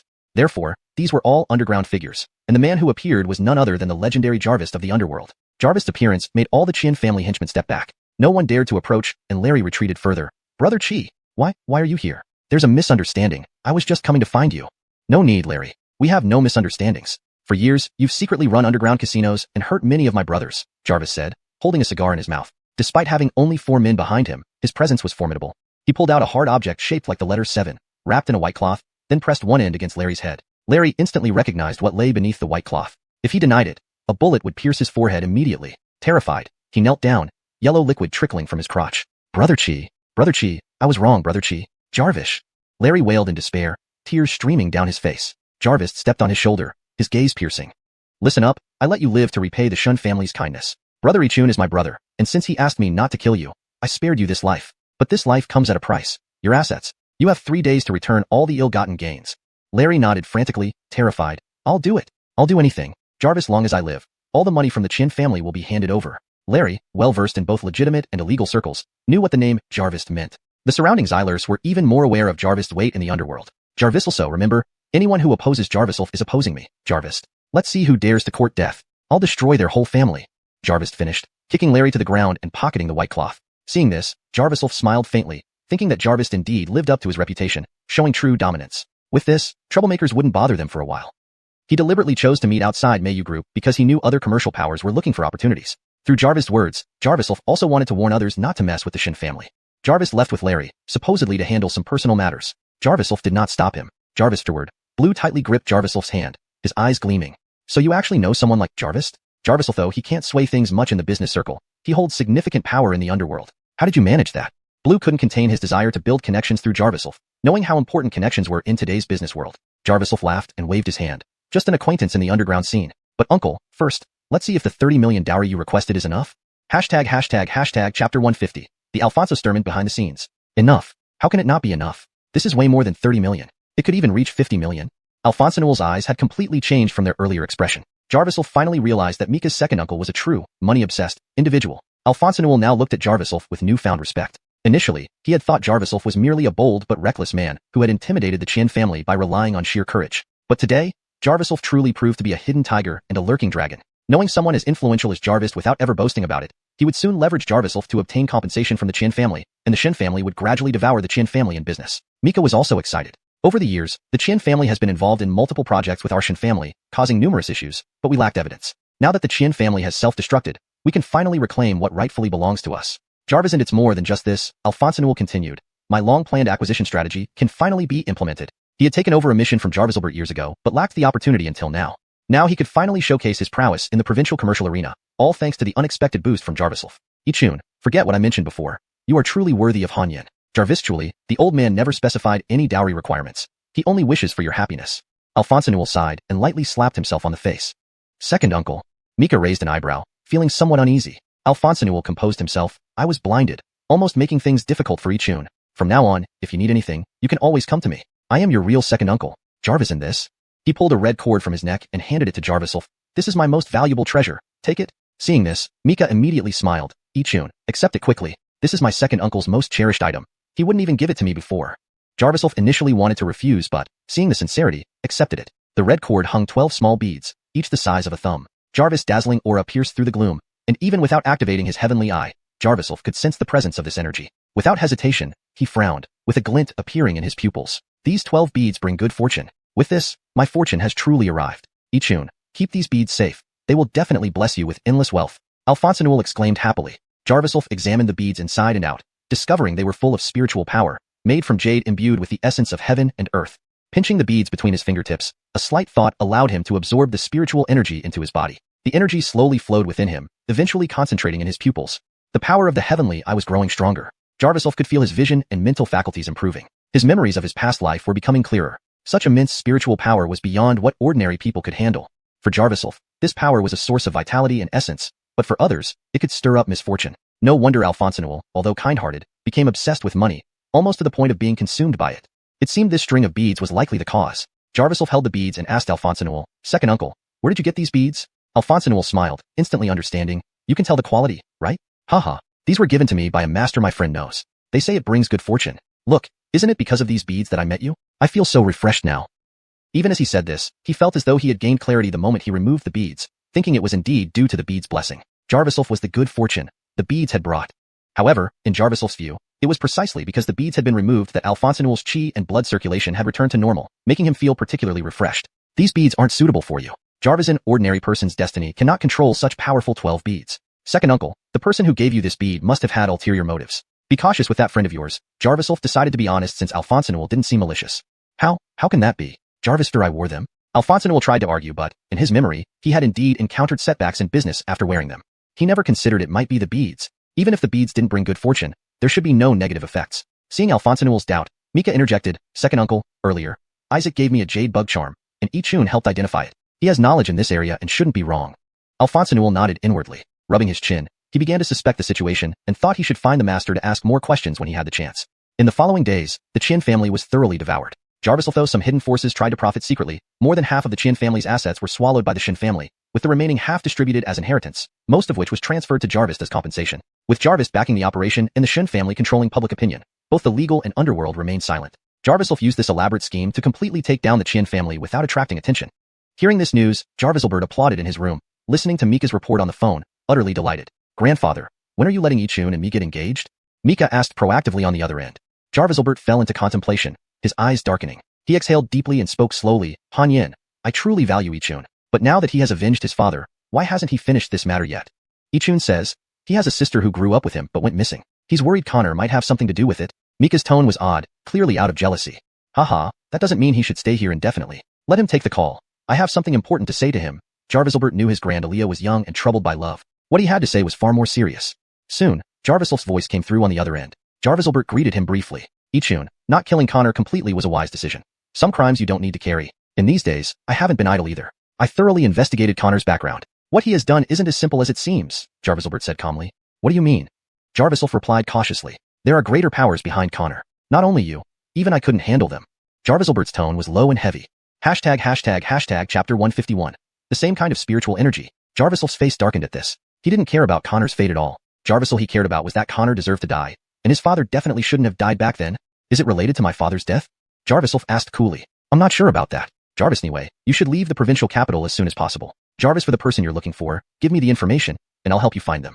Jarviselbert had long regarded Jarviself as his future grandson-in-law, so he was very concerned about Jarviself's safety. Jarviself simply responded with a few words before hanging up the phone. Leaving the provincial capital wasn't a bad idea. Finding Jarvis Lyra was like searching for a needle in a haystack. Now that he had done something for the Shin family, asking them for help wouldn't count as owing them a favor. He could just wait for the results calmly. "What did Grandpa say? Why do you look so upset?"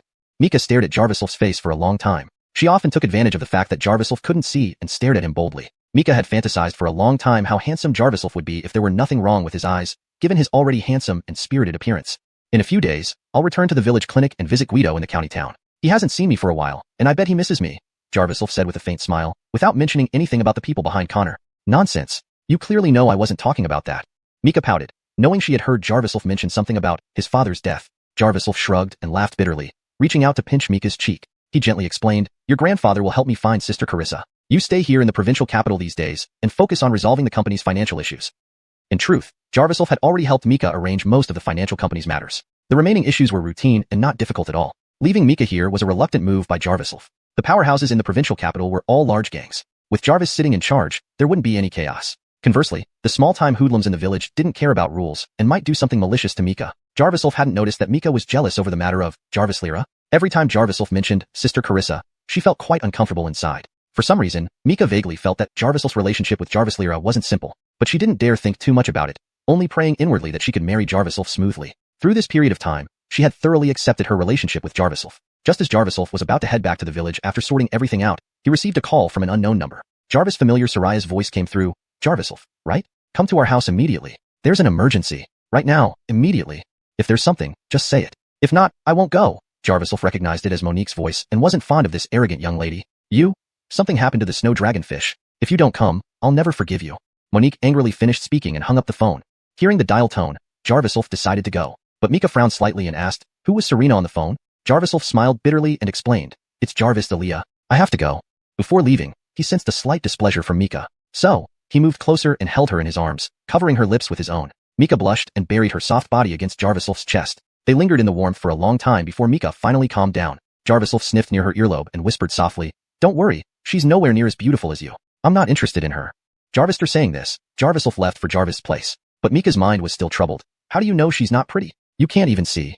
Mika thought this was just an excuse, but she wasn't saddened by it. She knew Jarviself always had that straightforward demeanor toward everyone else, except for her, where he showed boundless tenderness. Moreover, no matter what kind of wealthy young lady it was, could she possibly have more charm than Mika? Such a Soraya, Mika hadn't met yet in her entire life. Inside Jarvis' villa, in the innermost living room, Jarviself touched the fish tank, continuously channeling true chi into it. His pupils emitted a faint golden light, having absorbed the spiritual energy from the 12-pearl rosary, making his heavenly eye even stronger. He could now perceive finer details. Jarviself quickly discovered that the problem with the snow dragonfish was in its scales. The turbid energy originated from within the scales, which is why he couldn't see it clearly last time. Jarvis, and within that turbid energy, there was a stream of spiritual energy. He immediately acted to absorb the spiritual energy, which, though not abundant, confirmed that it was the same kind as the one from Alfonsorio's 12-pearl rosary.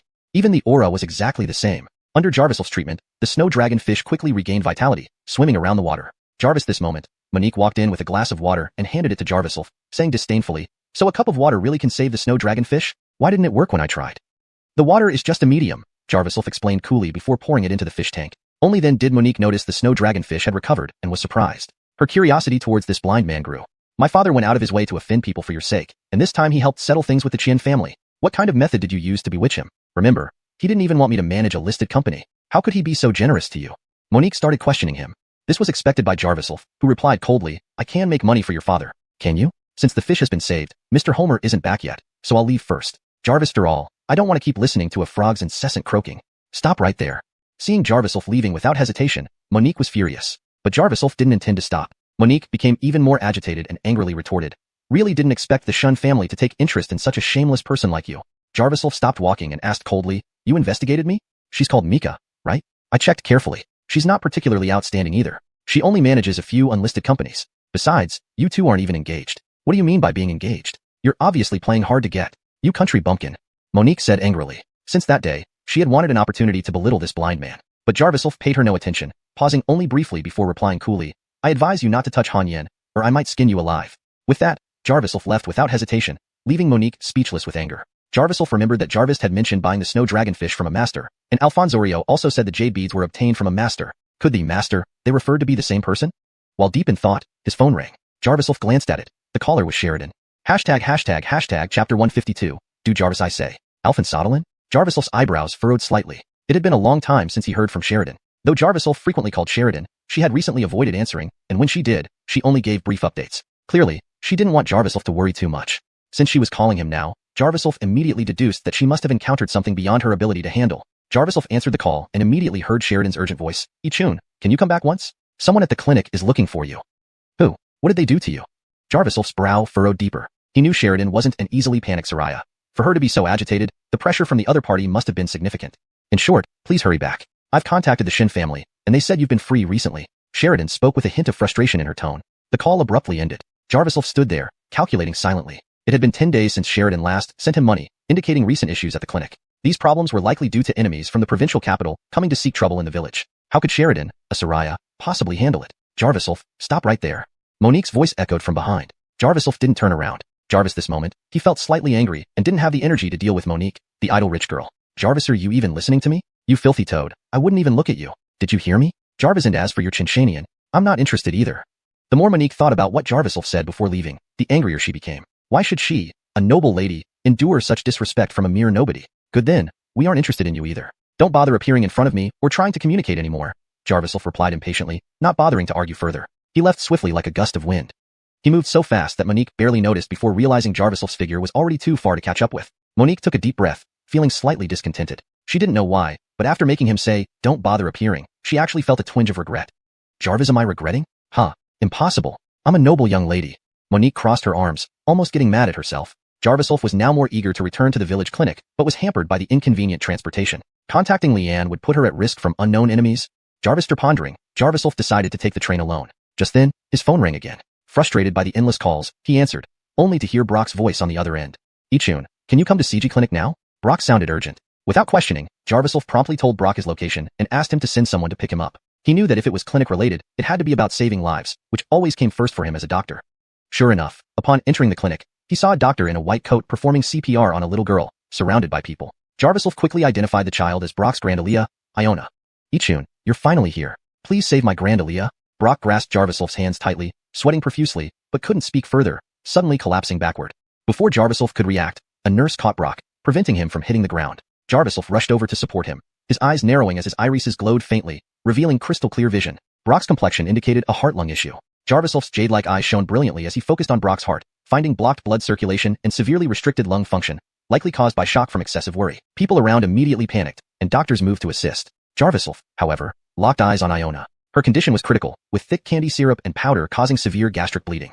If left unchecked, both would die within a minute. Jarvisulf was glad he arrived just in time. In his absence, both might have succumbed. Dr. Chun, saving lives is paramount. Should we start with Ephraim? I can, the white coat doctor, unfamiliar with Jarvisulf, confidently offered assistance but was stopped. Don't overstimulate his heart and lungs, but lit the silver needles, and I'll guide you. Go help Ephraim. Jarvisulf sternly instructed, pushing the doctor aside. Moving swiftly, Jarvisulf's gaze glinted with golden light as he gathered chi at his fingertips, inserting a needle into Iona's forehead. Her fever soon subsided, eliciting gasps from the surrounding medical staff. Jarvisulf turned to the flustered white coat doctor. Puncture the governor vessel 17 point on Ephraim's chest using the silver needle. Handing over the needle with attached chi, Jarvisulf could have treated both instantly but needed to ensure Iona's safety. He had promised Brock to cure her. Though seemingly dull, the doctor remained focused on saving lives during the crisis. Jarvisulf appreciated his dedication to medicine. The governor vessel 17 point? You're not joking, Dr. Chin? Despite knowing Ephraim values you highly, many praise your skills, but, the doctor hesitated, while Jarvisulf's gaze hardened. Seeing Jarvisulf's calm, yet authoritative demeanor, the doctor felt immense pressure. If you don't want to kill Ephraim, do as I say, Jarvisulf coldly ordered. The doctor frowned, clearly reluctant, but under everyone's urging, he pierced Brock's chest with the silver needle. The governor vessel 17 point was crucial and usually forbidden for first puncture, a strict taboo. Everyone present understood this and awaited Jarvisulf's potential failure. Chapter 153, I only teach once. Jarvisulf naturally understood the situation. Since he came to the CG medical hall, personnel changes had been ongoing. Jarvisulf, though he didn't understand the exact reasons, his reputation here hadn't earned him universal respect. Instead, it made the newcomers increasingly wary of him. If not for his concern about curing Iona, Jarvisulf wouldn't have bothered to think so much for Brock. But at least Brock was a good person, and Jarvisulf decided to repay this favor since he managed to get in touch with Jarvis. The moment the doctor in the white coat inserted a silver needle into Brock's xuanhuan acupoint, all the cold sweat on Brock's forehead vanished as if it had evaporated, and his previously pale face gradually regained color. What's happening? The doctor in the white coat had long heard Brock rave about this blind divine healer, but he never believed that a blind man could have any remarkable medical skills. Virgil, this astonishing result left him extremely shocked. Use your index finger to massage his Bolivaruan and Bolivarchi acupoints with a kneading technique, gradually increasing pressure over a 10-second cycle. Jarvisulf's voice sounded, and the doctor frowned. Despite his reluctance, he had no choice but to comply at that moment.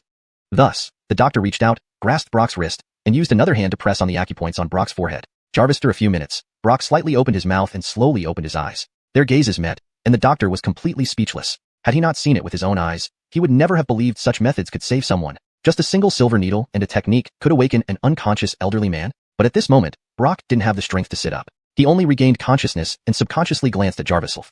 Jarvisulf was focused on treating Iona. Seeing his grand Aaliyah saved, Brock let out a sigh of relief and closed his eyes again. He felt a warm current spreading throughout his body, slowly alleviating the discomfort he had earlier. Brock vaguely guessed that Jarvisulf's medical skills were far more complex than what met the eye. Jarvis' sense of regret suddenly arose within him. How could he have thought of taking such a skilled individual as a disciple? It should be Jarvisulf taking him as a disciple.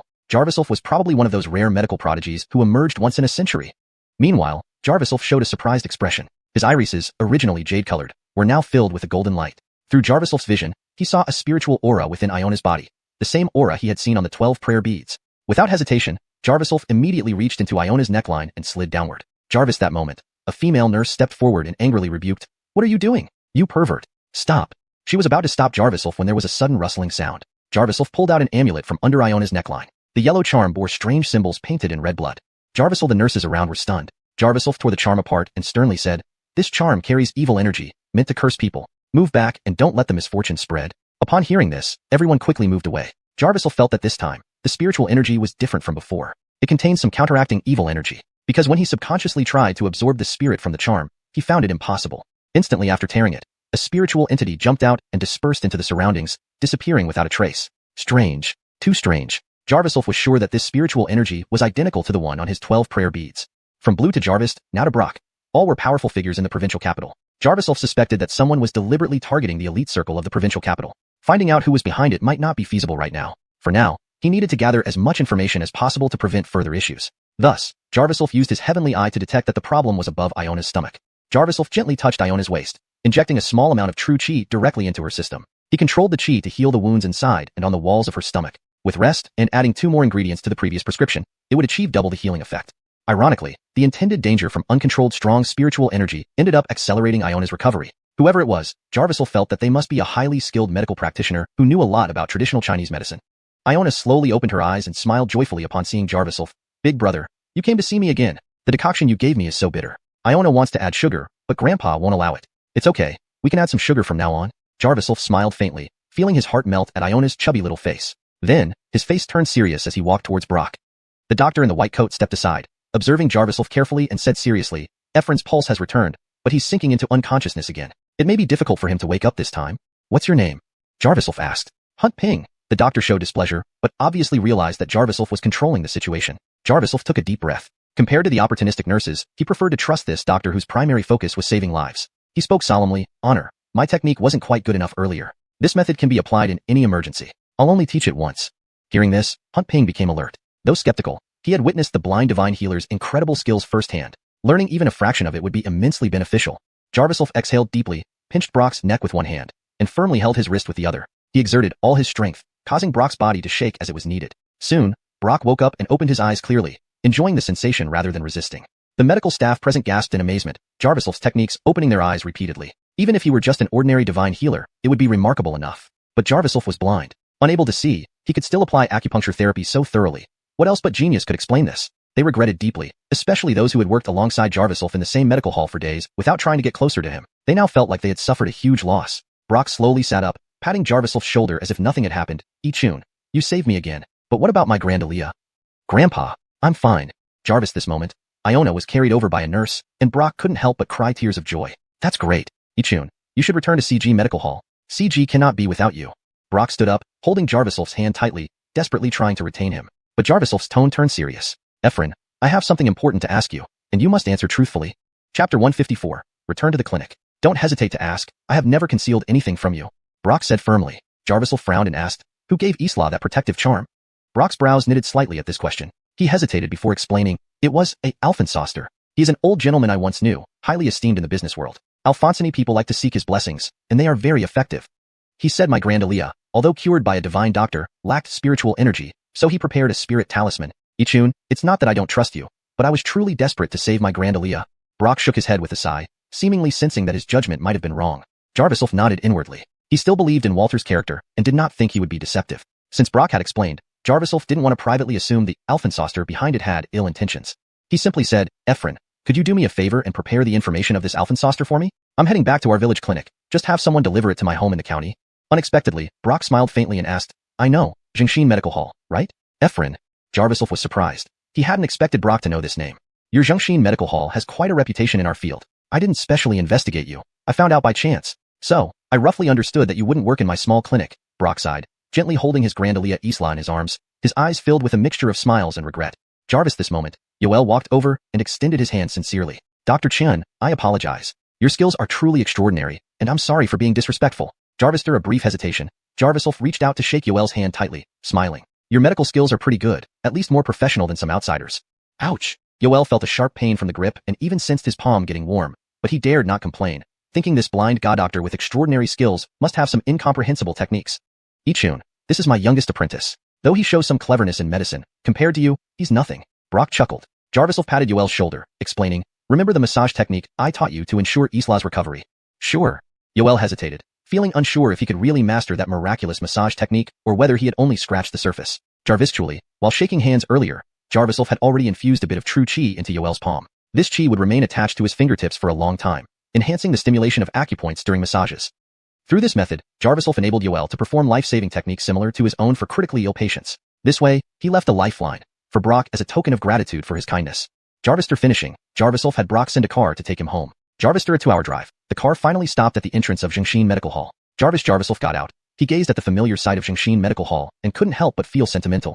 Despite being away for a long time, everything here remained unchanged, all thanks to Sheridan's meticulous care. Soon, a luxury car outside caught Jarviself's attention. It was a multi-million-dollar car owned by someone clearly not ordinary. Moreover, there were 2 rows of men in suits standing outside. Jarviself's expression turned serious. He sent away the people under Mr. Lee's command and walked into Jingshin Medical Hall alone. Inside, Sheridan's voice could be heard. Don't whine like a stray dog if you have guts. Go treat your father yourself. Sheridan rarely sounded so furious, showing she was truly provoked. Opposite her stood a slender young man who looked like a rich kid. You bitch, if it weren't for my dad forbidding me from messing with you, I'd have sold you to a brothel long ago. Call that blind guy and tell him to come back, or I'll really demolish this clinic. The man threw his phone aggressively in front of Sheridan, full of threats. Just as Sheridan was about to retaliate, Jarviself entered the hall, coldly saying, "Whose dog is barking so loudly?" Hearing this, the man immediately turned around. Jarviself also fixed his gaze on him, finding him somewhat familiar, as if he had seen him somewhere before. As soon as the young man saw Jarviself, he straightened up from his laid-back posture but kept his hostile tone. Blind bastard, have you forgotten the favors my father bestowed on you? Don't stand there idle. Pack up and come with me to the provincial capital.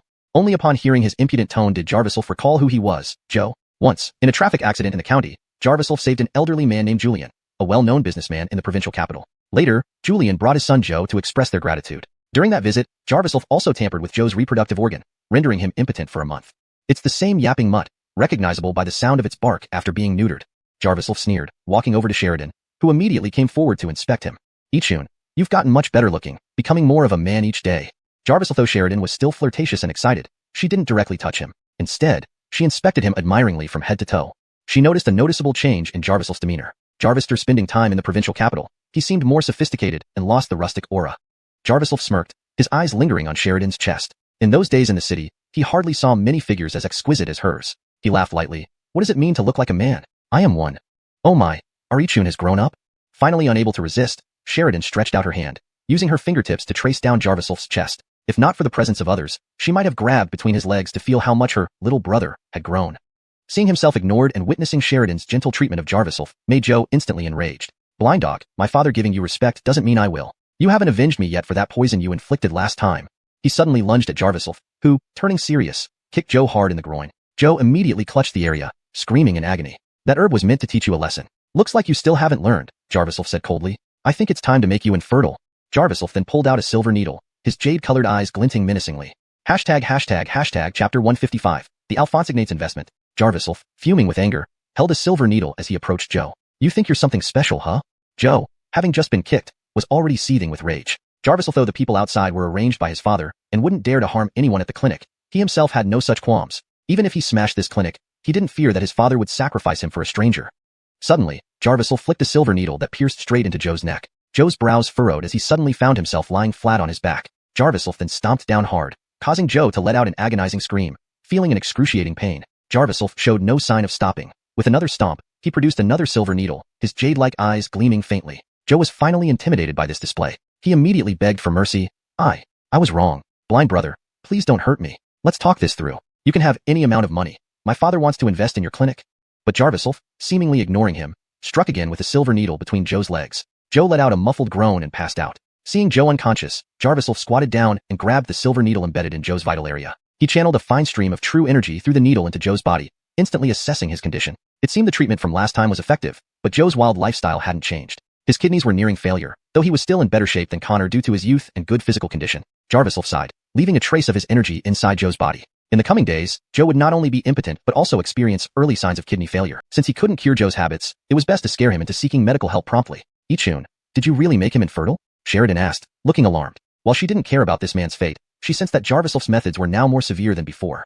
No, I just examined him as I treated him. This guy isn't all bad. He doesn't deserve that, Jarviself replied, breathing out in relief. He wasn't displeased with Julian and aimed to educate the unruly son rather than render him infertile. Sheridan felt that Jarviself's mood was much improved and chuckled. This little dog has luck to be taught by you. How do these rich kids grow up so arrogant? They're all high and mighty until they meet someone like Arichun. Jarviself was silent, feeling a bit unaccustomed after not seeing Sheridan for a while. She carried a unique aura that those city-bred young women couldn't match. So, why did this guy come to see me? Jarviself asked. Meanwhile, Sheridan called over a few men to deal with the unconscious Joe. These men introduced themselves as doctors from other village clinics who transferred to help because they knew Sheridan, staying for the good pay and treatment. Jarviself acknowledged them briefly without much engagement, watching as Sheridan finished handling everything and pulled out some documents. His father, Julian, is sick again with heart congestion. This brat insists it's your fault. Can you believe it? Even his father respects you greatly but doesn't dare to ask you personally, fearing it might trouble you. He only requests a prescription. Sheridan read aloud from the documents, knowing Jarviself couldn't see. I understand. His condition is simply fatigue from overwork. Jarvis' restorative prescription should suffice, Jarviself said, forming a plan after hearing Sheridan's summary. Sheridan immediately followed Jarviself's instructions to fetch the medicine. Two assistants walked in, reintroducing themselves. One was Israel, a well-built young man, and the other was Jarvis Lair, a middle-aged, rugged man. Both were migrant workers with connections to Sheridan and could handle tasks like transporting medicine despite their lack of medical knowledge. Jarviself noted their names and sent them off to work, circling around his small but fully equipped clinic. Compared to G-Boss's Four Seasons clinic in the provincial capital, his place looked rather shabby. He began to consider expanding, realizing the urgent need for funds. Checking the ledger, he saw the recent profits barely covered operational costs. Without funds, progress would be impossible. Then he recalled what Joe had said before passing out. Julian wanted to invest in his Xinjiang clinic? Not long after, Joe woke up in the clinic bed, and Sheridan immediately called Jarviself. What are you going to do? Joe asked fearfully, realizing he wasn't permanently damaged but still terrified of Jarviself. Did you give him the medicine? Jarviself asked calmly. Sheridan hurriedly brought out the medicine, angrily handing it to Joe. Here's your father's medicine. Take it and leave. Don't return to Xinjiang clinic unless necessary. Joe complied, remembering how unbearable the pain was when Jarviself kicked him. Do you really think this medicine will work? My father is completely knocked out. Joe questioned cautiously. If your father doesn't want it, you can return it. Jarviself extended his hand to take back the medicine, but Joe quickly hid it. Meeting Jarviself again, he noticed the blind healer was even less forgiving now, acting decisively. Oh right, did your father mention investing in my clinic? Jarviself asked. My father indeed mentioned investing, but you'll get the money once he recovers. Hey, give it back. Joe exclaimed as Jarviself reached into his pocket and took out a bank card. Jarviself handed the card to Sheridan, who found a note attached stating that the money was for Xinjiang clinic's development as an initial investment. Sheridan, irritated, scolded. If you'd given this money earlier, I could have called Yichun back sooner. Translation provided adheres to the guidelines specified, ensuring accurate, fluent English with preserved tone, style, and paragraph structure. Chapter 156. Do you want it? If you keep disobeying your father like this, aren't you afraid he won't leave anything for you in the future? Jarviself sneered. He increasingly felt that the Joe before him was not worth his effort. Jarvis, a spoiled heir of a prominent family in the provincial capital, he actually resorted to meaningless tactics against his own father. Seeing his plan exposed, Joe angrily admitted, 1 million yuan isn't much to my father, but it's a lifesaver for your clinic. If my father knew what you did to me, you'd better forget about getting that money. Joe gritted his teeth, thinking Jarviself wanted to cripple him. But Jarviself just shook his head with a smirk and said, go back now. It's best for your father to take the medicine as soon as possible. Come back within a month to get the next dose. Before that, have another medical checkup and bring the results back. Jarviself, I've prepared some medicine for your condition. Jarvis, he spoke. He pulled out a small porcelain bottle. Joe's eyes lit up immediately, recognizing that the contents were no ordinary items. Indeed, Jarviself had used the corpse of the heart-devouring worm extracted from Mika to concoct these pills. The pills were highly beneficial to human health, and Jarviself planned to use them to win over Joe. Give them to me quickly. Joe leaped off the hospital bed, all traces of his earlier grievance gone. These pills are not just for treating your issue, they have many other uses. I can give you these, but consider this a favor I will ask you to repay later, Jarviself said thoughtfully, sensing that there would come a time when he would need Joe's help. The experiences in the provincial capital made Jarviself realize how complex the situation was. Various factions intertwined like a maze, and while there were many people who could be useful, even established families like the Shens were lost in circles. Virgil, despite all this chaos, the Chins managed to stay aloof. They must possess extraordinary skills. Moreover, Julian himself had some physical issues, but only sent his son for the medicine without personally seeking medical help or sending someone after Jarviself. This showed that Julian had an extraordinary disposition and was far from ordinary. I understand. Joe grabbed the bottle eagerly, dumping 2 pills into his mouth. Jarviself's lips curled slightly as he instructed sternly, take 1 pill a day. If you take more than 1, abstain from sexual activity for a week, or else you'll die from bleeding out through all 7 orifices. With that, he turned and left without looking back, leaving Joe dumbfounded. Jarvister exchanging a few more words with Sheridan, who saw Joe off. The clinic finally quieted down. There were no patients, so Sheridan told Israel to close the clinic early. She then pulled Jarviself into the back room, scrutinizing him carefully. You're really becoming more of a man. Come on, give your sister a massage. I feel achy all over lately. Sheridan's eyes sparkled seductively, unable to contain her desire to pounce on Jarviself. But earlier, she held back due to others around. Her long-repressed longing finally burst forth, creating an intimate atmosphere. Though Jarviself's eyes were vacant, he clearly saw Sheridan stripping off her outer clothes, revealing her inner garments and voluptuous figure, making his mouth dry instantly. This time, Sheridan seemed consumed by longing, hastily removing more clothing and sitting on a chair, pulling Jarviself's hand. What's wrong? Now that you're such a valuable doctor, you don't touch patients anymore? I'm not. Alphen where does it hurt? I'll massage you right away. His body resisted weakly, especially with the rising heat below, causing his entire body to throb. Jarviself looked at Sheridan's front, barely containing his urges. He moved behind her, rubbing her shoulders to avoid further temptation. Alphen Sodolin, thank you for taking care of the clinic recently. I want to hire more staff now, so you won't be too exhausted if I'm not here. But Sheridan seemed serious this time, grabbing Jarvislof's hand and guiding it to touch her flushed skin. She felt a wave of tingling, and Jarvislof's fingers seemed glued there, unwilling to let go. Ichun, why are you shy? It's not the first time. Listen, Alphen Sodolin has liked you for a long time. What do you say? Sheridan's face blushed red, her hands pressing tightly on Jarvislof's fingers, allowing him free rein over her body. Ichun, I don't mind that you're blind. Jarvis, are you going to reject me because I'm unwanted? I don't even ask you to marry me. Ichun, do you want me? She reached out to pull his other hand downward, her movements slow and tantalizing. Jarvislf remained silent, letting his fingers slowly descend. Jarvis' surge of warmth washed over him, and his resolve began to waver when suddenly the window shattered. Ichun, someone's outside. Sheridan quickly dressed herself, becoming alert. Jarvis' stone flew in, followed by a man's voice, shameless widow. Doing that during the day.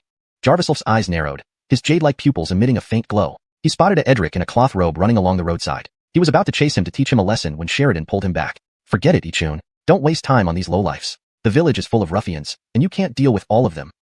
Your massage made me feel much better. We should, tonight. Sheridan gazed at him seductively, her red lips igniting his desire. However, Jarvislf, not entirely controlled by impulse, shifted the topic. I didn't find Sister Carissa in the provincial capital. Has she contacted you? Mentioning Jarvis Lyra sobered Sheridan up instantly. Oh yes, speaking of which, there's something I haven't told you. Carissa sent a letter back. Hashtag chapter 157, head of finance. Did Sister Carissa send a message? Jarvislf immediately asked. In the provincial city, he had only found clues about Jarvis Lyra at one nightclub, but those leads were cut off. Since then, he had been worried that Jarvis Lyra might be facing difficulties she hadn't told him about. Now, Jarvis Lyra was actually reaching out to Xuanhuan Clinic? Virgil's, the letter is addressed to you. Take a look. Only. Sheridan hesitated. She took out a letter from the corner of the desk, and Jarvislf snatched it and tore it open without another word. The letter didn't have many words. It simply read, send more money. Can you see anything as a blind person? Let me read it for you. Sheridan complained, then grabbed the letter back to read its contents aloud to Jarvislf. Jarvis, after some thought, Sheridan cautiously explained, I don't think this letter is definitely from Jarvis Lyra. What do you think? Even if you want to send her money, you shouldn't send all 1 million, right? Jarvislf remained silent, his mind in turmoil. What Sheridan didn't know was that Jarvislf had clearly seen the handwriting on the letter. It absolutely wasn't Jarvis Lyra's. This suggested that someone else was around Jarvis Lyra, or perhaps someone had obtained information about her. Alphen said they were even targeting him. Jarvislf had countless guesses, but until he saw Jarvis Lyra, everything was just speculation. I'll send $500,000 to Sister Carissa. That should clear Tobier's debt. Jarvislf had already sent over $1 million to Jarvis Lyra in installments. With an additional $500,000, her debts would be paid off. Moreover, he had always been cautious when transferring money to ensure it didn't fall into the wrong hands. Even without this letter, he planned to send her money. Sheridan did not try to stop Jarvislf but encouraged him. These days I've met some influential people while treating patients, but my medical skills are limited. In a few days, I can take you to meet them. Then we can help treat them and ask for their assistance in finding Jarvis Lyra. Jarvislf nodded, knowing Sheridan's efforts were well-intentioned.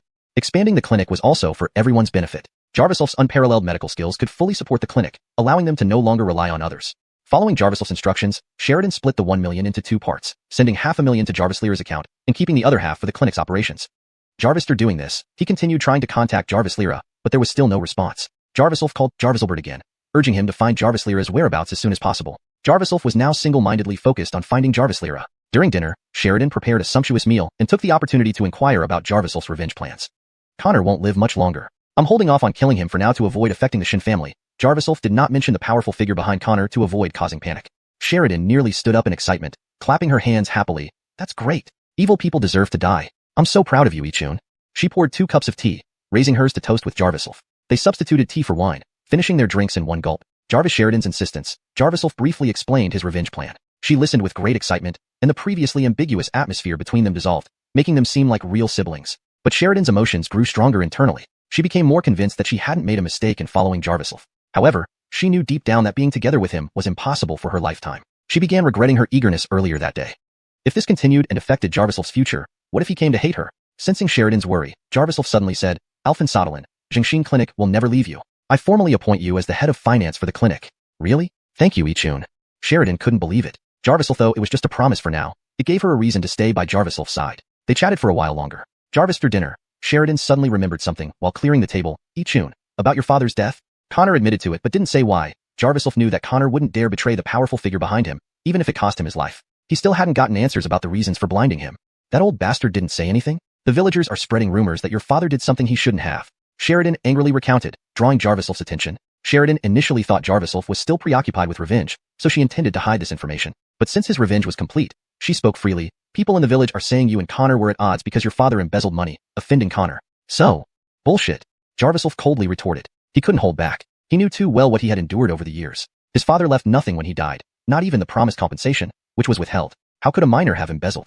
To tell you the truth, Ichun, the man who broke our window today, Isaiah, is familiar to me. He's from outside our village and returned last month after working elsewhere. Since coming back, he's been organizing a group to loiter around the village, saying things about us and calling me a widow. I didn't want to argue, but they claimed to know why your father died and said they destroy Jiangxin Clinic when you return.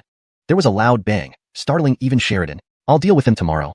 Jarvis stood up abruptly, supporting himself on the table. He hadn't expected anyone to bully Sheridan in his absence. But what interested Jarvis more was the so-called knowledge of the truth. He wanted to see what they knew. Perhaps it could lead him to the person behind Connor.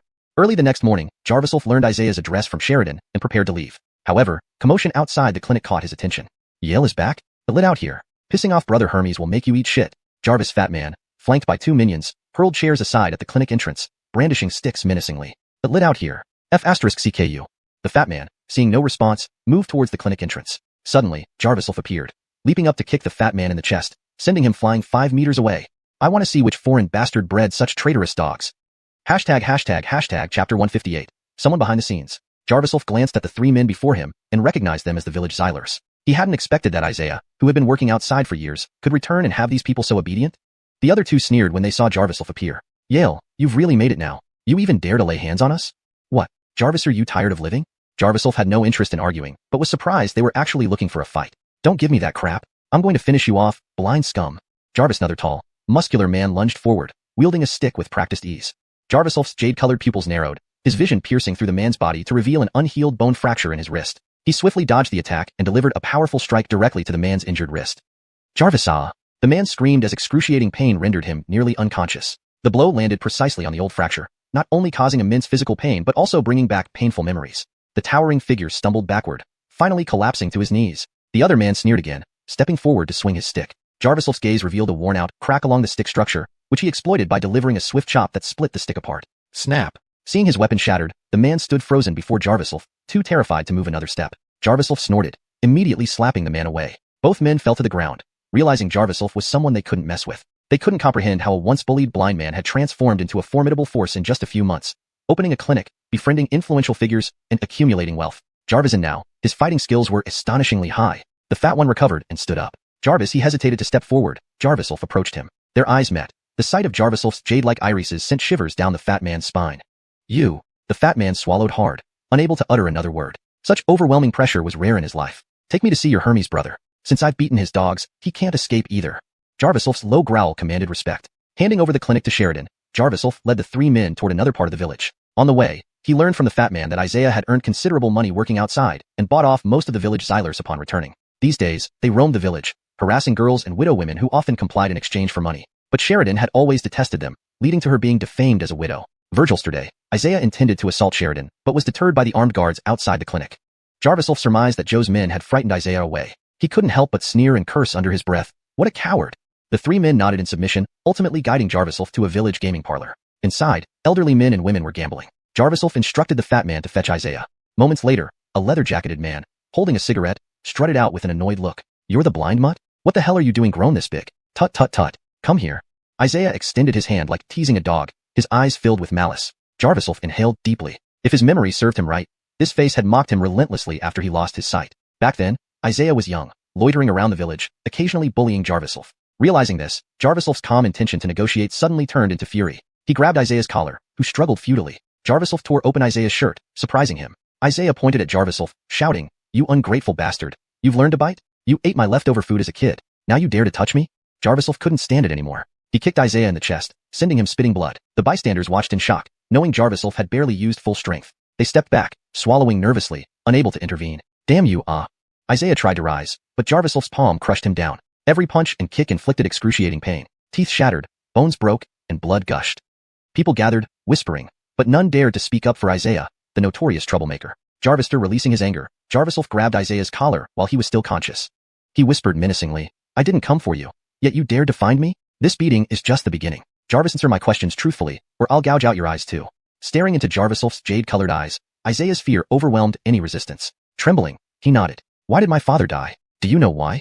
Isaiah responded weakly, I don't know. Someone told me to say that. Someone? Who? Jarvis frowned, suspecting there was a mastermind behind this. I don't know his name, only that everyone calls him Alfonsozi. Alfonsozi? Jarviself vaguely remembered this name, but couldn't recall who it was. Coldly, he stared at the unconscious Isaiah, piercing his legs with a silver needle, causing blood to seep through his pants. Then, he left without looking back. Everyone present was left speechless and terrified. Chapter 159. Jarvis Alphonson, not to be messed with. Jarviself returned to the Jingshin Medical Hall, still feeling a knot in his chest. Jarviself O'Connor had already faced his consequences. Jarviself felt that the matter was far from simple. Since there were hidden secrets behind it, his revenge was not yet complete. He had vented his own anger, but he did not want his father to bear the injustice alone. If he didn't clear up those old cases, wouldn't people in the village continue to believe that his father deserved what happened? No matter how many times he punished Connor, it would never stop the gossip. Now, Jarviself believed that only by thoroughly uncovering the past truth layer by layer could this be resolved. So, upon returning, he asked Sheridan about the Alphonsozi mentioned by Isaiah. Alphonsozi? Jarvis, are you talking about Declan? Sheridan frowned, slowly pacing in front of Jarviself, trying to recall whether she had indeed heard of such a person. Sheridan had previously mingled with major merchants, using her smooth social skills to connect with both legal and illegal figures, but because of too many people, she found it hard to remember all the details. I only remember that Declan seemed to be a merchant dealing in minerals. Jarvis, for his connection to Connor, I'm not sure. Men like them have wives and children on the surface, but they secretly fool around. I've only been in their drinking circles and couldn't get close enough. She stared at Jarviself's handsome face, seemingly always wanting to tease him flirtatiously. Clearly, she hadn't realized Jarviself's pent-up frustration. Jarviself wasn't in the mood to think much and coldly pursued. I need to meet this person. If he has any ties to Connor, his days are numbered. Jarviself's tone was clearly heated, and Sheridan noticed his displeasure, cautiously asking, Ichun, are you planning to investigate further? I think we should. I will definitely get to the bottom of this. Alphonsodelin, if you don't want to help, I'll do it myself. Jarviself declared resolutely. Sheridan showed a hint of fear. Her initial resolve to help Jarviself seemed to waver. Jarviself noticed this detail, but didn't press further. Just as he was about to get up and go back to the inner room, Sheridan held his hand. Ichun, I think pursuing this further is dangerous. It doesn't matter if people call me a widow. But now, even some bigwigs above have warned me. Sheridan bit her lower lip, as if she had been wronged. Alphonsodelin, just tell me directly. If you want to give up, you can do so any time. Jarviself calmed down slightly, noticing Sheridan's fear and realizing that this was ultimately his responsibility, and she had the right to choose whether or not to help him. Jarvis, after much thought, Sheridan sighed and walked over to a cabinet, pulling out some documents. This document arrived early this morning, apparently from the CG Medical Hall in the provincial capital. I learned that the owner behind it, Ephraim, isn't an ordinary person. Sheridan's eyes filled with anxiety. Jarviself remained silent, his jade-colored pupils emitting subtle dark light. His vision became extremely sharp as he penetrated the back of the documents, seeing everything recorded inside. This was the information Brock had gathered for him regarding the master behind the amulet. How many people have you offended in the provincial capital? This master is supposedly from Beijing and respected by many influential figures in both the legal and illegal worlds. If even the Ji family dares not provoke this master, Ichun, you? Sheridan didn't dare to read the recorded information aloud, only giving Jarviself a worried look. But Jarviself had already finished reading everything inside. He learned that the master's surname was Virgil, who had once been known as the Divine Doctor, and gained more power in his later years, serving only under certain powerful individuals. Brock also mentioned that the master's reach was extensive, involving much more than just the business world or the underworld. To fight against him, even families like the Shun and Ji would need to exert all their efforts. Alphonsodelin, don't be afraid. Whatever happens, I'll protect you. Jarviself, after reflecting, set aside his childish emotions and went over to stroke Sheridan's hair. Sheridan was surprised. She always thought that beneath Jarviself's youthful and spirited exterior lay a mature heart, but at this moment, she fully sensed the man's mature charm, as if it could completely envelop her. Her face flushed red, and she couldn't help but lean in. Jarviself unhesitatingly pulled Sheridan into his arms. Despite his young appearance, Jarviself, who had awakened memories from his past life, possessed a wisdom far beyond that of ordinary people. Their situation was very delicate. They had elevated their status through the Shin family and various forces, allowing them access to higher levels. However, they were also shackled. One mistake might offend important figures, leading to dire consequences. While he himself wasn't afraid, Sheridan was just an unfortunate Soraya. Their situations couldn't be compared. Alphonsodelin, stay by my side. With me here, no other man can touch you, and I won't let anyone bully you. Jarviself suddenly felt guilty towards Sheridan. Unable to marry her, he resolved to give her endless security. Sheridan, voluptuous and delicate in Jarviself's broad chest, listened to his words with infinite tenderness. Ichun, your words mean everything to me. Sheridan knew her limits and didn't push further. I'll send someone to find out about Driscoll. She picked up the document but was stopped by Jarviself raising his hand. Let's put Driscoll aside for now. First, find out where Declan is, Jarviself instructed. He didn't want to miss any clues, but knew he had to tackle them one by one. Just then, Jarvis Lair walked in. Alphonsodelin, there's a patient outside who wants Dr. Chun to treat them personally. Jarvis Lair was a dark-skinned man. In the dim light, Jarviself initially hadn't noticed him. He was still holding Sheridan's hand, which Jarvis Lair saw clearly. Sorry, I came at the wrong time. Jarvis Lair swallowed and was about to leave. Stop. What's there to be scared of? I'm Ichun's elder sister. What did you think? Come over here. I need to ask you something. Sheridan turned around naturally, hands on her hips. Jarviself smirked, thinking Sheridan was truly a capable housewife. Compared to Mika and Jarvis Lyra, Sheridan gave him the most peace of mind. Then, Sheridan instructed Jarvis Lair to inquire about Declan at his parents' mahjong parlor, a place frequented by elders in the village, essentially a large information hub. Recalling the patient Jarvis Lair mentioned, Jarvis Wolf asked, "Who is this patient? Do they know me?" Jarvis Lair hesitated, then said urgently, "It's County Alphonsagistrate Hunt from the county town." Chapter 160. He is Jarvis also poisoned. Jarvis Wolf immediately stepped out. Jarvis this moment, 3 or 4 people had gathered at the entrance of the medical clinic, discussing something urgently. 2 burly men carried a stretcher inside, and the person lying on it was none other than the county magistrate, Amon. He had once met Jarvis Wolf when Mika brought him along and helped resolve an issue with Connor's men, so Jarvis Wolf still had a favorable impression of him. However, Iman was now unconscious, with blood seeping from his chest wound. "Quickly save my father. The hospital said they can't save him. Those doctors are useless. Isn't there a miraculous doctor here? Bring him out." Jarvis young Soraya in heavy makeup, wearing a mini skirt, scolded Israel with authority. Israel was just a young lad, barely 20, who hadn't seen much action and was now flustered. Turning around, he saw Jarvis Wolf and Sheridan coming out and immediately sought help. "Alphen Sodalin, this patient has a stab wound to the chest, even injuring his heart." "How?" He swallowed hard, knowing he wouldn't be able to treat such severe injuries. This was clearly meant to ruin their clinic. Sheridan quickly stepped forward to examine him on. His clothes were torn open, seemingly as part of emergency bleeding control. However, despite the careful handling, the wound continued to expand, with blood steadily flowing out. If this continued, Iman would die from excessive blood loss before any instruments or medications could be applied. Sheridan was also at a loss. Her self-taught medical skills were only suitable for treating minor injuries and acupuncture for health maintenance. Such critical patients were never sent to their rural clinic. Jarvis Wolf's jade-colored pupils emitted a faint glow as he slowly approached and closely examined Iman's chest. Even the heart valve was partially cut, and within 2 minutes, he would certainly pass away. Alphen Sodalin immediately fetched the tools for stopping the bleeding and prepare a scalpel. "I need to open his chest." Jarvis Wolf didn't hesitate. Conventional methods couldn't save Hunt Alphonsagistrate's life, so he had to use his special techniques. Sheridan hurried off, feeling anxious but trusting Jarvis Wolf's abilities. The miracles always came from his hands. Seeing this, the young Soraya angrily yelled, "Jarvis, are you crazy? Where is your miraculous doctor that let him out here? The situation is so dire that Mika told me only your clinic can save him. I paid heavily to bring my father here, and you send a blind man to treat him?" The young Soraya was Iman's Aliyah, Christine, who had just graduated from university. Though lacking in knowledge and culture, she relied on her family's wealth and had turned into someone superficial. She didn't display the arrogance she usually did. Just by looking at her face, Jarvis Wolf knew this was her usual way of communicating with people. But this was a medical clinic dealing with a life-or-death situation, and Jarvis Wolf wasn't about to indulge her. He coldly stated, "If you want your father to live, leave now." Ordinarily, Jarvis Wolf might not have intervened, but since this involved Alphonsagistrate Hunt's life, and he had indeed received Mika's call earlier asking for all efforts to save him due to Hunt's fair governance and connections to the Shin family, he decided to act. "The scalpel is here."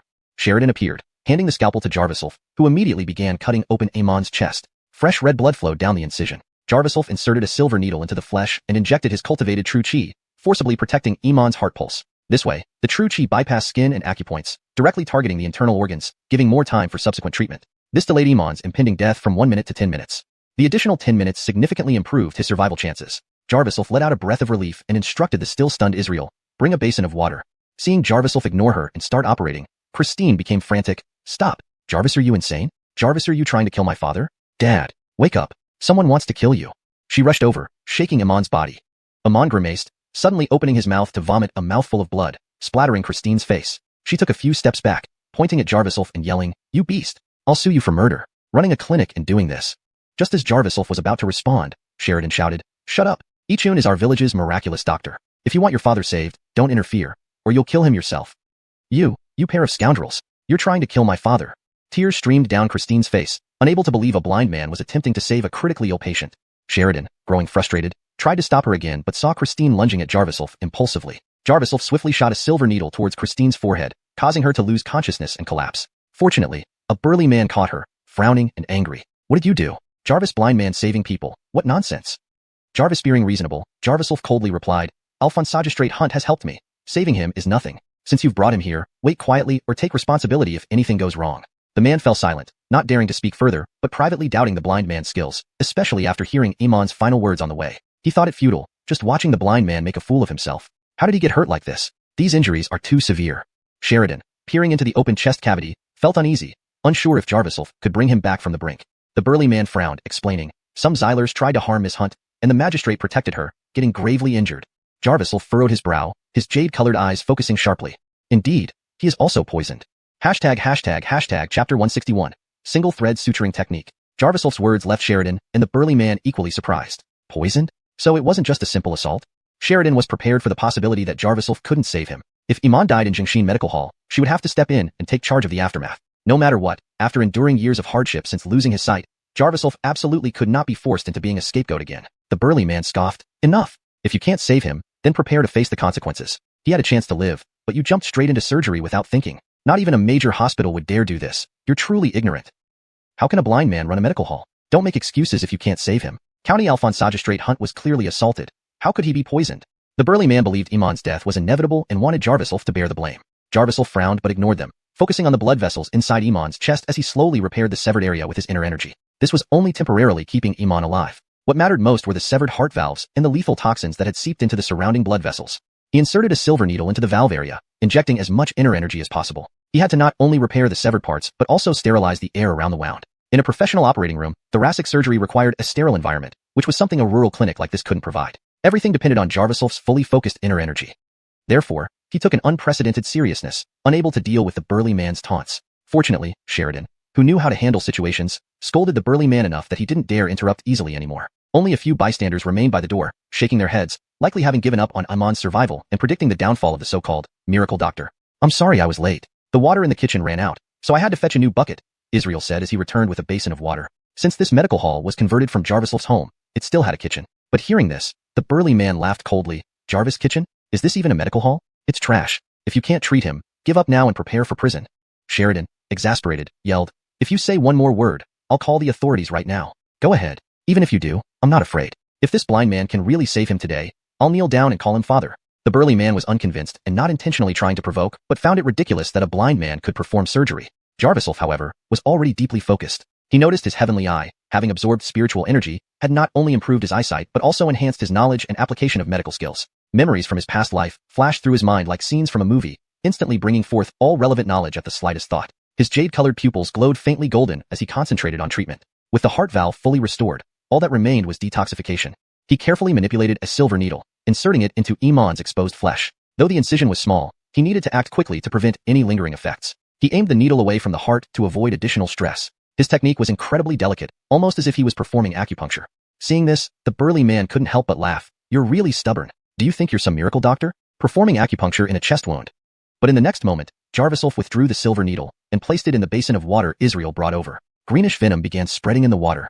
Israel, witnessing this, gasped in amazement. "It's really poison? This?" Though he had heard Sheridan speak of Jarvisulf's extraordinary skills countless times, Israel still found himself astonished, barely able to form words. The burly man was speechless, never expecting Jarvisulf to actually extract the poison. "Jarvis," the commotion settled. Everyone finally realized Jarvisulf wasn't faking it. He was genuinely saving a life. Jarvisulf repeated the procedure, using the silver needle to draw out toxins using Iman's inner energy. Jarvis, after 7 or 8 attempts, the originally clear water turned dark green, mixed with a hint of blood red, looking terrifying. Jarvis, through the treatment, Jarvisulf asked Sheridan for suturing tools. He meticulously stitched up Iman's chest under optimal sterilization conditions. Single-thread suturing technique. How can a blind man achieve this? Jarvis' professional doctor finally spoke up, visibly shaken by what he witnessed. This stitching technique, a pinnacle of traditional Chinese medicine, had long been lost. Even veteran doctors might not have seen it. He hadn't expected such a young, blind man to pull it off. They finally understood that this jade-eyed blind man was indeed the only miracle Dr. Mika had mentioned who could save Iman. "I'll prepare a remedy. Alphonsadolin, please arrange for these people. Once he drinks the medicine, he should wake up." Jarvisulf breathed a sigh of relief, though he was exhausted. Jarvis, a healer, saving lives was paramount. Jarvisulf wrote down the prescription and gave it to Israel, who rushed off to fetch the herbs. Jarvis stirred drinking the medicine. Iman slowly opened his eyes, feeling extremely weak, as if he had journeyed to hell and back. "County Alphonsagistrate Hunt, you're awake."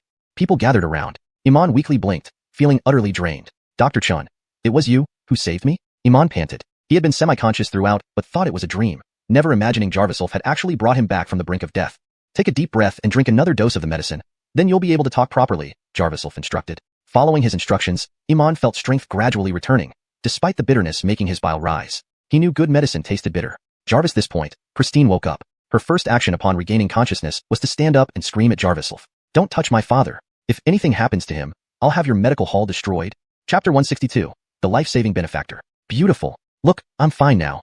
Iman forced a weak smile. Through Iman's tattered clothes, Hunt Meili could see the chest wound wrapped in gauze and stitches. She never thought that Jarvisulf had actually saved her father. For a moment, Hunt Meili felt extremely embarrassed but unexpectedly lashed out. "You low-class doctor, who told you to knock me out? Even though you cured my father, we haven't settled our accounts yet." Jarvisulf shook his head helplessly and explained coldly to the puzzled Iman. "There was an unruly bitch barking in this room earlier. To ensure no disturbance during the treatment, special measures had to be taken." "You? Who are you calling a dog?" Hunt Meili was fuming. Despite her attractive facial features, the heavy eyeshadow made her look much older. Jarvis made her seem like an old witch from mythology. Jarvisulf, though Iman was indirectly insulted by Jarvisulf, He owed his life to him. Instead, he saw his Aaliyah being stubborn and felt indignant. Beautiful. How can you still be defiant at such a time? Dr. Chan is my benefactor. Come over and thank him. Iman angrily reprimanded. Jarviself waved his hand immediately. That's not necessary. Jarvis Poodle is still a dog, albeit a distinguished one. It seems my humble clinic can't accommodate big dogs. Hunt Meili took a deep breath, tears welling up in her eyes. She wished she could have someone beat up this blind man right away, but this time, she almost caused her father's death, and Jarviself did indeed save him. Jarvis' mix of emotions swirled within Hunt Meili, pouting. She angrily turned and fled toward the door. Jarvis this moment. The burly man also stood up and chased after her, shouting, beautiful. Jarviself narrowed his eyes and pulled out 2 silver needles, sending them flying into the burly man's knee joints. The burly man immediately fell to his knees at the clinic entrance. County Chief Hunt has already woken up. What about the promise you made? Jarviself frowned, his jade-green pupils locked on the burly man at the door. Everyone present was momentarily dazed, thinking this blind man shouldn't be able to do all this. Virgil, they witnessed firsthand how his actions were anything but those of a blind man, and his senses seemed even sharper than a normal person's.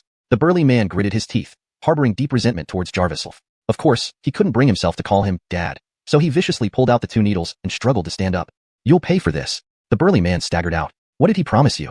Iman asked with concern. Jarviself smiled faintly and replied, nothing. He wasn't a petty person, but he had memorized the face of that young man and would make sure he suffered next time they met. Then, through Iman's explanation, Jarviself understood the entire situation. Turns out the burly man was pursuing Hunt Meili, who happened to be in a rebellious phase. She insisted on meeting an online acquaintance outside, only to encounter a scammer who planned to harm her. The burly man initially wanted to be the hero but failed when it mattered most. Luckily, Iman happened to pass by, discovered his Aaliyah tied up, and rescued her. In the process of apprehending the criminal, Iman sustained severe injuries. Not only was he stabbed, but the assailant also coated the knife with lethal poison. These people are truly ruthless. From the moment I became county chief, I knew I would offend many. But I didn't expect these black forces to be so powerful. It's reminiscent of Connor back then. Iman sighed. Does County Chief Hunt know about Connor? Jarviself furrowed his brows and asked. I certainly know about Connor. When I first became county chief, I heard his legend and dealt with his cases later on. His enterprises involved both legal and illegal activities. Recently, while helping the Shin family shut down his mines, we faced considerable resistance. This issue runs deep. Iman's eyes showed a complex expression. Jarviself was certain he could learn more from Iman. Dr. Chen, thanks to you for saving me. Rest assured, though I haven't accumulated much wealth as county chief, I'd gladly give everything to thank you. Iman wanted to help fund the clinic because such a humble environment was undeserving of someone who had saved his life. Jarviself waved off the offer. My clinic doesn't lack money. Let's talk about something else instead. Perhaps consider this conversation as gratitude? Sending everyone outside, Jarviself led Iman into the inner room. While brewing the medicine for Iman's recovery, he began asking his questions. You want to understand the mine disaster back then? So your father was buried there too? Iman looked at Jarviself with regret. Jarvisversity truly chose the most unfortunate ones. Though Jarviself genuinely respected this county chief, he knew that such a clean and just official still couldn't fight against the black forces. Clearly, Connor had a formidable backing. I'm not just seeking revenge anymore. I want the truth. County Chief Hunt, I know this information is classified and shouldn't be shared easily, but please tell me, as a way to repay my saving you. Jarviself knew he would eventually face powers far greater than Connor and needed to plan ahead. Iman sighed and began recounting what he knew. I don't know much, but since you want to hear it, I'll tell you. Jarvis, according to records, Connor's mine discovered gold. This propelled their business rapidly upward, but merely discovering gold wasn't enough reason to kill. Initially, they planned to bribe anyone who knew the secret to keep quiet. It said only 3 people knew, including your father, Iman explained. Hearing this, Jarviself's heart sank. Only 3 people? Alphonse and more died in that mine disaster, which meant the rest were sacrificed. Connor truly deserved worse than death. Connor kept the information tightly under wraps. He must have connections above. If you want to investigate further, start with another mining company called Xuanhuan Mining. Iman narrowed his eyes, acknowledging Jarviself and offering strategic advice. Xuanhuan Mining was once a rival to Yihan Mining. They had some business dealings with Connor, but couldn't reach an agreement. Jarvis stirred the gold discovery. They drifted apart. With Iman's explanation, it became clear that the major shareholders of Xuanhuan Mining might know something about the disaster. Who are the major shareholders of Xuanhuan Mining? Jarviself asked. To his surprise, Iman answered with the name, Ichabod. Chapter 163. Let him roll out. Declan? Jarviself's brows furrowed tightly, and he immediately stopped what he was doing, standing up. The Declan you're talking about is a shareholder in Xuanhuan Mining? Is he still working there? Jarviself felt a mixture of anger and rational excitement. Jarvis leased this way, he could directly approach Xuanhuan Mining to track down Declan's whereabouts. Isaiah had been working outside for many years before suddenly returning to meddle with those things. If targeting Sheridan was due to lust, then targeting him must have been Declan's scheme. The truth seemed within reach, and Jarviself couldn't help but feel exhilarated. Seeing how agitated Jarviself was, Iman thought carefully before explaining, I'm not entirely sure, but Declan attended some business events recently, so he likely hasn't retired.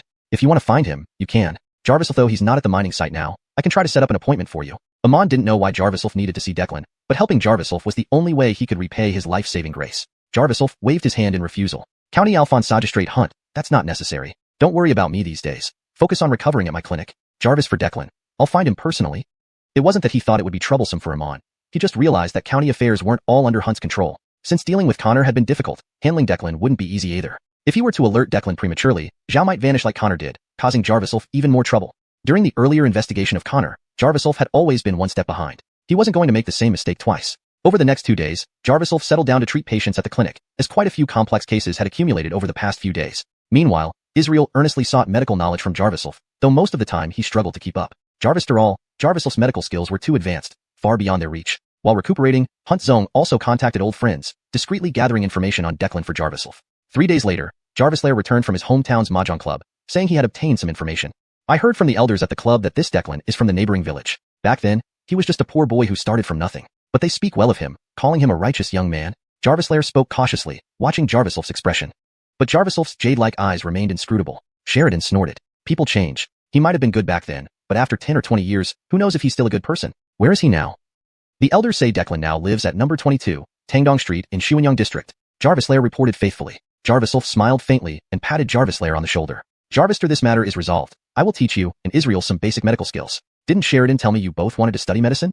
Jarvislair nodded vigorously, excited. He and Israel had witnessed Jarvisulf's miraculous medical skills that day and longed to become his disciples. They hadn't dared to ask, but Jarvisulf offered to take them on.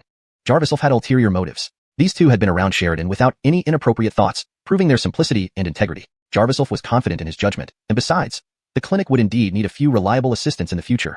Grateful for Jarvisulf's favor, Jarvislair eagerly provided all the information he had gathered. One of the villagers had relatives who worked at Ehan Mining, and there were mixed rumors about the mine disaster, Jarvislair continued. Jarvisulf believed that although they were just rumors, it was better to investigate than miss out. Thus, he arranged for Jarvislair to pause work for a few days and return to his hometown to gather intelligence.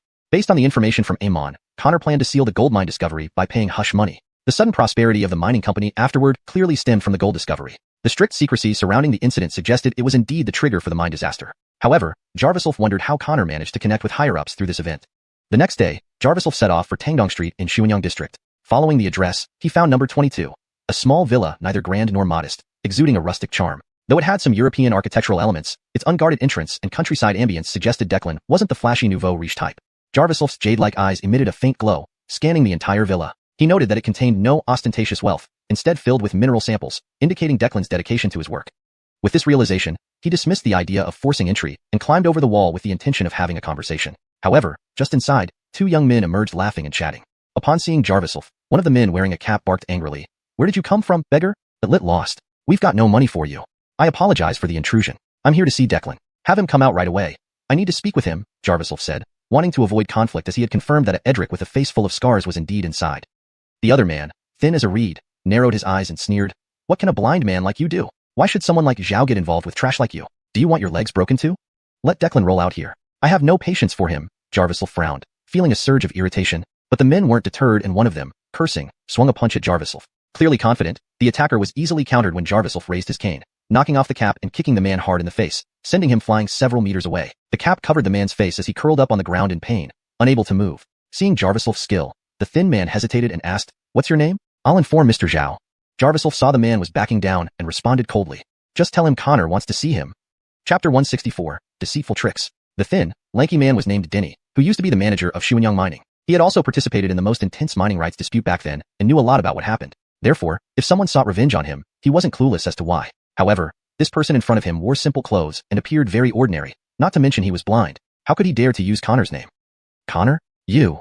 Denny found it hard to believe easily, suspecting this person was talking nonsense. Jarvisulf's jade-colored pupils flickered slightly, already noticing Denny's signs of guilt. He then threatened by stretching out his fist. "If you don't want to sit down and talk properly, I will go inside to find someone myself." "I understand. Just wait for a moment." Denny took a deep breath and immediately went into the house. Before long, a servant came out, respectfully inviting Jarvisulf to enter. "Sir, please follow me. Let me guide you." "No need. Just show me the way," said Jarvisulf, using his cane to effortlessly cross the steps in front of him. The servant seemed somewhat surprised. Jarvister staring at Jarvisulf for a few moments, he finally regained his composure and led the way. Following the servant through a few winding corridors in the mansion, they eventually reached the deepest room. However, oddly enough, the servant deliberately led him around several bins before bringing him to the entrance of this room. "Mr. Zhao is inside. Please go in." The servant opened the door, revealing another glass door inside, with steps that were nearly half a meter high. "Is this the hospitality taught to you by Mr. Zhao?" Jarvisulf asked coldly. Only now did he realize the servant was leading him to the side of the room. This side door was clearly small, intended as an obvious insult. Using his blindness as a weakness to make him walk over such high steps and setting up a glass barrier to stop him. This was truly sinister. Sir, I don't understand what you mean. Please go in. Mr. Zhao is waiting for you. The servant glanced at Jarviself. Although speaking politely, his eyes showed disdain. Without hesitation, Jarviself turned around and suddenly grabbed the servant's collar. Though the servant's height rivaled Jarviself's, Jarviself lifted him off the ground effortlessly. What the hell are you doing? Let me go. The servant gritted his teeth, looking extremely ugly with his pockmarked face. Do you not have any other servants here? Jarvis, are you pretending to be a servant because you like being a slave? Then be a good slave. Jarviself flung Declan to the ground and kicked him. Declan tumbled a few times, struggling to get up and crawling backward while kneeling. How do you know my name? Who are you? Declan clenched his teeth, initially intending to take advantage of Jarviself's blindness, but never expecting Jarviself to be so capable. Jarviself pulled out a silver needle and twirled it lightly in his fingers, saying coldly, "Don't ask unnecessary questions. I will ask you a few questions next. If you don't answer truthfully, your fate will be the same as Connor's." Hearing this, Declan frowned. He asked in surprise, "You're not one of Connor's men? Connor has been crippled by me. If you don't want the same fate, tell me the truth about the mine disaster." Jarviself put away the needle for now, sensing Declan and Connor were from different camps. Mining disaster, blind. Declan stared at Jarviself for a long time. Memories from over 10 years ago suddenly flooded his mind. Stopping his dusting mid-motion, Declan hesitated and asked cautiously, "Could you be Jarviself?" "That's right," Jarviself replied coldly, still unsure of Declan's intentions. Declan laughed in surprise. "It's you, Ichun. Come in quickly, it was all a misunderstanding." He suddenly became warmly hospitable. Jarviself remained wary. The light from his jade-colored pupils illuminated everything around him. Ensuring there was no threat nearby, Jarviself followed Declan into the house. Inside was a bright reception room with luxurious tiles and decorations, yet filled with old-fashioned wooden furniture. Jarvister seating themselves, Declan began explaining. Through his explanation, Jarviself understood the situation involving Isaiah. Isaiah had inquired about Sheridan and mentioned Jarviself's name. Since Isaiah had helped Declan before, Declan shared Jarviself's past experiences with him. Declan also said he had always wanted to meet the person who crippled Connor. Speaking passionately, Declan continued, but Jarviself furrowed his brows. "I thought shareholders of xuanhuan Mining were smart people. Did you really allow yourself to be manipulated by a hoodlum? What happened?" Declan was confused. Jarviself said coldly, "Isaiah has been spreading rumors about me in the village and even talked about destroying my clinic. Now you say, you're enemies with Connor?" Declan fell into contemplation and soon realized something. "Damn it, Denny, it lit in here." Declan cursed. Jarvis' thin figure appeared from behind the door, trembling as he walked up to Declan and knelt down with a thud. "Boss Zhao, it's all my fault. I instructed Isaiah to do this and gave him money. Sir Chin, punish me, not the boss." Denny lowered his head, sobbing dramatically. Beside them, Declan stepped forward and fiercely kicked Denny in the face, cursing, "Do you know Jarviself is someone I've always wanted to meet? How dare you treat him like this? Don't come here from tomorrow onward." Jarvis, the two tangled. Emotions surged in the air. Finding it odd, Jarviself directed a stream of true chi from his dantian upward, his pupils emitting a faint glow. With this enhanced vision, Jarviself clearly saw the brain activities of Denny and Declan. Their mental states were unusually calm, showing no negative emotional fluctuation. Clearly, they were putting on a show for him. Everything was likely part of Declan's scheme. Jarviself didn't know his exact motives. Since the other party wanted to become friends so badly, he decided to play along. "Since Connor is your enemy too, we can be friends, right? Boss Yao." Jarviself smiled confidently. "Virgil's, yes. Ichun, it's thanks to you that Connor has fallen. He deserves it." Declan laughed as he approached. Suddenly changing the subject, Jarviself said, "Tomorrow, go with me to find Connor. I'll let you shoot him dead with your own hands." Chapter 165. Jarvis' powerful figure. Declan's face showed an incredibly complex expression. Jarviself chuckled and said, "Relax, if I have the ability to cripple him, I also have the means to find him again. Jarvis, that time, I'll let you take your revenge personally. How about that?" But Declan hesitated and politely refused. This matter is probably not as simple as it seems. Jarviself, I do have some grudges with Mr. Su. He doesn't deserve death. Doesn't deserve death? He sent people to blind me and orchestrated a mine disaster to kill my father.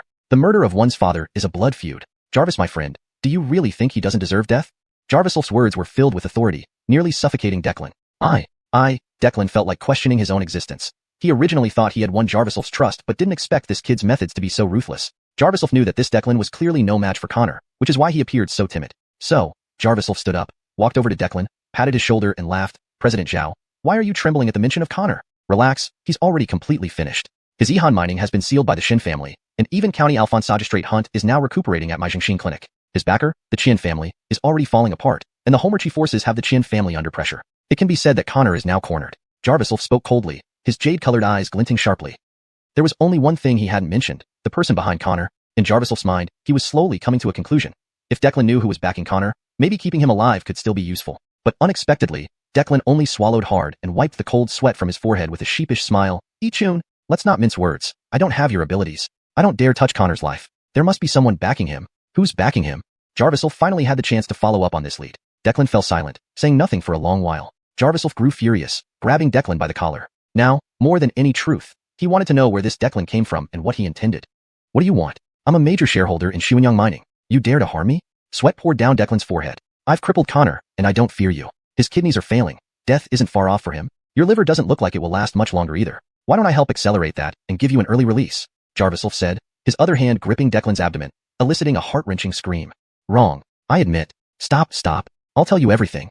Declan quickly shouted. Speak, Jarviself replied coldly. Declan started speaking frantically. I didn't know there was someone behind Connor, but his influence certainly extends beyond what appears on the surface. Jarvis, for your father's death, I had no clue. I only knew Connor was responsible. I asked Isaiah to target you because I wanted to ingratiate myself with Connor. Xuanhuan Mining has always suppressed us at xuanhuan Mining. Helping him during this critical moment would yield great benefits, Declan continued, swallowing hard. Meanwhile, Jarviself remained icy, his jade-colored pupils filled with a murderous intent. Just as he was about to make Declan suffer more, a domineering voice rang out. Let him go. He knows nothing. If you want answers, ask me. Jarvis Edric, with slightly graying temples, walked in. He was tall and robust, with deeply penetrating eyes. Jarviself turned around, knowing that this man wasn't just some small fry, so he flung Declan aside. Who are you? Do you know about the mine disaster? Jarviself hadn't intended to cause trouble here, but Declan's actions had left him thoroughly frustrated. Jarvisel he wanted were some concrete leads. The Edric nodded and introduced himself. My name is Brendan. Declan is my cousin. He's merely the nominal head. In reality, I control xuanhuan Mining. Regarding Connor, feel free to ask me. Jarvister Brendan finished speaking. 4 or 5 bodyguards in suits emerged from behind him, swiftly clearing the scene and escorting Denny and Declan out. Only Brendan and Jarviself remained in the room. My ignorant cousin tried to curry favor with Connor, and I did notice it, but I never expected him to resort to such despicable means. Truly, I apologize. Brendan immediately apologized, calming Jarviself somewhat. Considering all the rough handling he had done, Jarviself didn't blame him further, only asking, I heard that your xuanhuan Mining has collaborated extensively with Xuanhuan Mining and learned about the gold mine they discovered. Brendan sipped his tea and choked slightly, frowning. You know about the gold mine? My father died in the subsequent mine disaster because he found out about the gold mine. So Connor wanted to silence him, right? Jarviself ignored Brendan's surprise and pressed on. Your father died due to the person behind Connor, not because of the gold mine. But this matter is likely connected to the gold mine. Connor's backer. Asking me won't help. I'm not high enough up to know, but I do know their power is immense. Even the Shin family you're allied with is powerless against them. Brendan spoke, giving Jarviself a meaningful smile. Jarviself's jade-colored eyes flickered, his gaze piercing through Brendan's brain. Based on Brendan's brain activity, Jarviself concluded, he wasn't lying. Brendan then revealed everything he knew. Back then, xuanhuan Mining had placed informants within Xuanhuan Mining, learning about their discovery of gold. That particular gold mine area was undivided, with xuanhuan Mining bordering Xuanhuan Mining. Both mines began contesting the ownership of the gold mine. Brendan, who had been in actual control, wanted a win-win situation with Connor, and Connor initially agreed. However, Connor suddenly changed his mind, and Brendan suspected it was around this time that Connor connected with his powerful backer. It wasn't long before he rose rapidly due to the gold mine, which definitely had outside help. Otherwise, it wouldn't be possible for a county-level gold mine to become the leading enterprise in just a few years. Brendan spoke with lingering resentment. Jarviself nodded inwardly, determined to expose the powerful figure behind Connor. Since you understand Connor so well, do you know why he ordered someone to blind me? Jarviself asked. Brendan chuckled and raised an eyebrow. My men have offended you, and I've punished them. Isn't the information I've given already sufficient? Jarvis, are you, a doctor, going to conduct business with just these fists? Jarviself took a deep breath and laughed coldly. Jarvis doctor has a doctor's way. Would exchanging the tumor in your waist for the truth from back then be enough? Chapter 166. You have no choice. Tumor? How do you know I have a tumor? Brendan reached out to pinch his abdomen, feeling somewhat impressed by Jarviself. Jarviself, though he had heard that Jarviself was a traditional Chinese medicine practitioner who ran a clinic, it still surprised him that a blind man could not only perform massage techniques, but also diagnose tumors. I not only know about the tumor, but I also know it's colorectal cancer and it's already in the middle to late stages. Jarviself's jade-colored pupils moved slightly as he sized up Brendan's condition. Jarvis, this moment, the tumor in Brendan's colon was subtly moving towards his stomach. Jarvis, according to traditional Chinese medicine, this phenomenon is called ghost piercing through heaven, describing how intestinal diseases spread upward to the stomach. Jarvis, this rate, Brendan wouldn't live much longer. However, Brendan laughed it off. I didn't expect that even though you're blind, you've still got some skills. If you hadn't seen what you shouldn't have seen back then, you might have achieved even greater accomplishments. Jarvisel frowned, understanding Brendan's meaning all too well. Clearly, Brendan knew why Connor had sent people to blind him. But Brendan refused to let go of the matter because of his pride. Entrepreneurs like them valued their reputation above all else. They made fortunes through business and luck, but could never hold their heads high in front of the true elites, so they sought respect among the common people. Jarviself scoffed. I think you're being overly optimistic. Your tumor will soon worsen. When your intestines start decaying together, you might die more miserably than Connor. He took a deep breath and raised an eyebrow. But I can help save you if you want. If you really have any grudge against Connor, we can cooperate. Jarvister dealing with Jarvis, Jarvisel found himself becoming better at negotiating with big bosses. Brendan frowned and replied dismissively, you're young and arrogant. Not only are you blind, but you also want to treat me? Let me tell you, bluffing won't work. My private doctor has already examined me, and my tumor is benign. Is that so? Let me see for myself. Jarviself stood up and took 2 steps forward. What do you want to do? Brendan tried to get up to resist, but Jarviself's movement was faster. He merely touched Brendan's abdomen, causing the latter to fall back instantly. He collapsed on the wooden sofa, screaming in pain. Ouch! What did you do to me? If you continue, I swear you won't leave here alive. Jarviself coldly replied, if you don't let me help you, I guarantee you won't last half an hour. Jarvish! Brendan screamed in agony, clutching his abdomen tightly, feeling as if his intestines were burning. I stimulated your tumor through acupuncture points. Benign tumors wouldn't react like this. Clearly, your tumor is worsening. If this continues, you won't survive long. Jarviself felt compelled to act, reasoning that if he didn't intervene, Brendan would die anyway. Better to use this leverage to form an alliance. What do you want? Brendan clenched his teeth and asked painfully. Tell me the truth from back then, or I'll consider you one of Connor's people. What I would do to his people, you should be very clear. Jarvis, he spoke. Jarviself had already pulled out a silver needle, holding it menacingly in front of Brendan. I'll tell you everything. Brendan felt utterly desperate, even though he still believed his tumor was benign. Jarviself's threats made him acutely aware of his danger. Given his close attention to Connor's movements, he had heard about Jarviself's revenge. From Jarvisevin to Franco, and Connor himself, Jarviself's actions had been relentless. If he kept hiding things, he might end up crippled in front of this young man. With Brendan's detailed explanation, Jarviself finally understood the truth.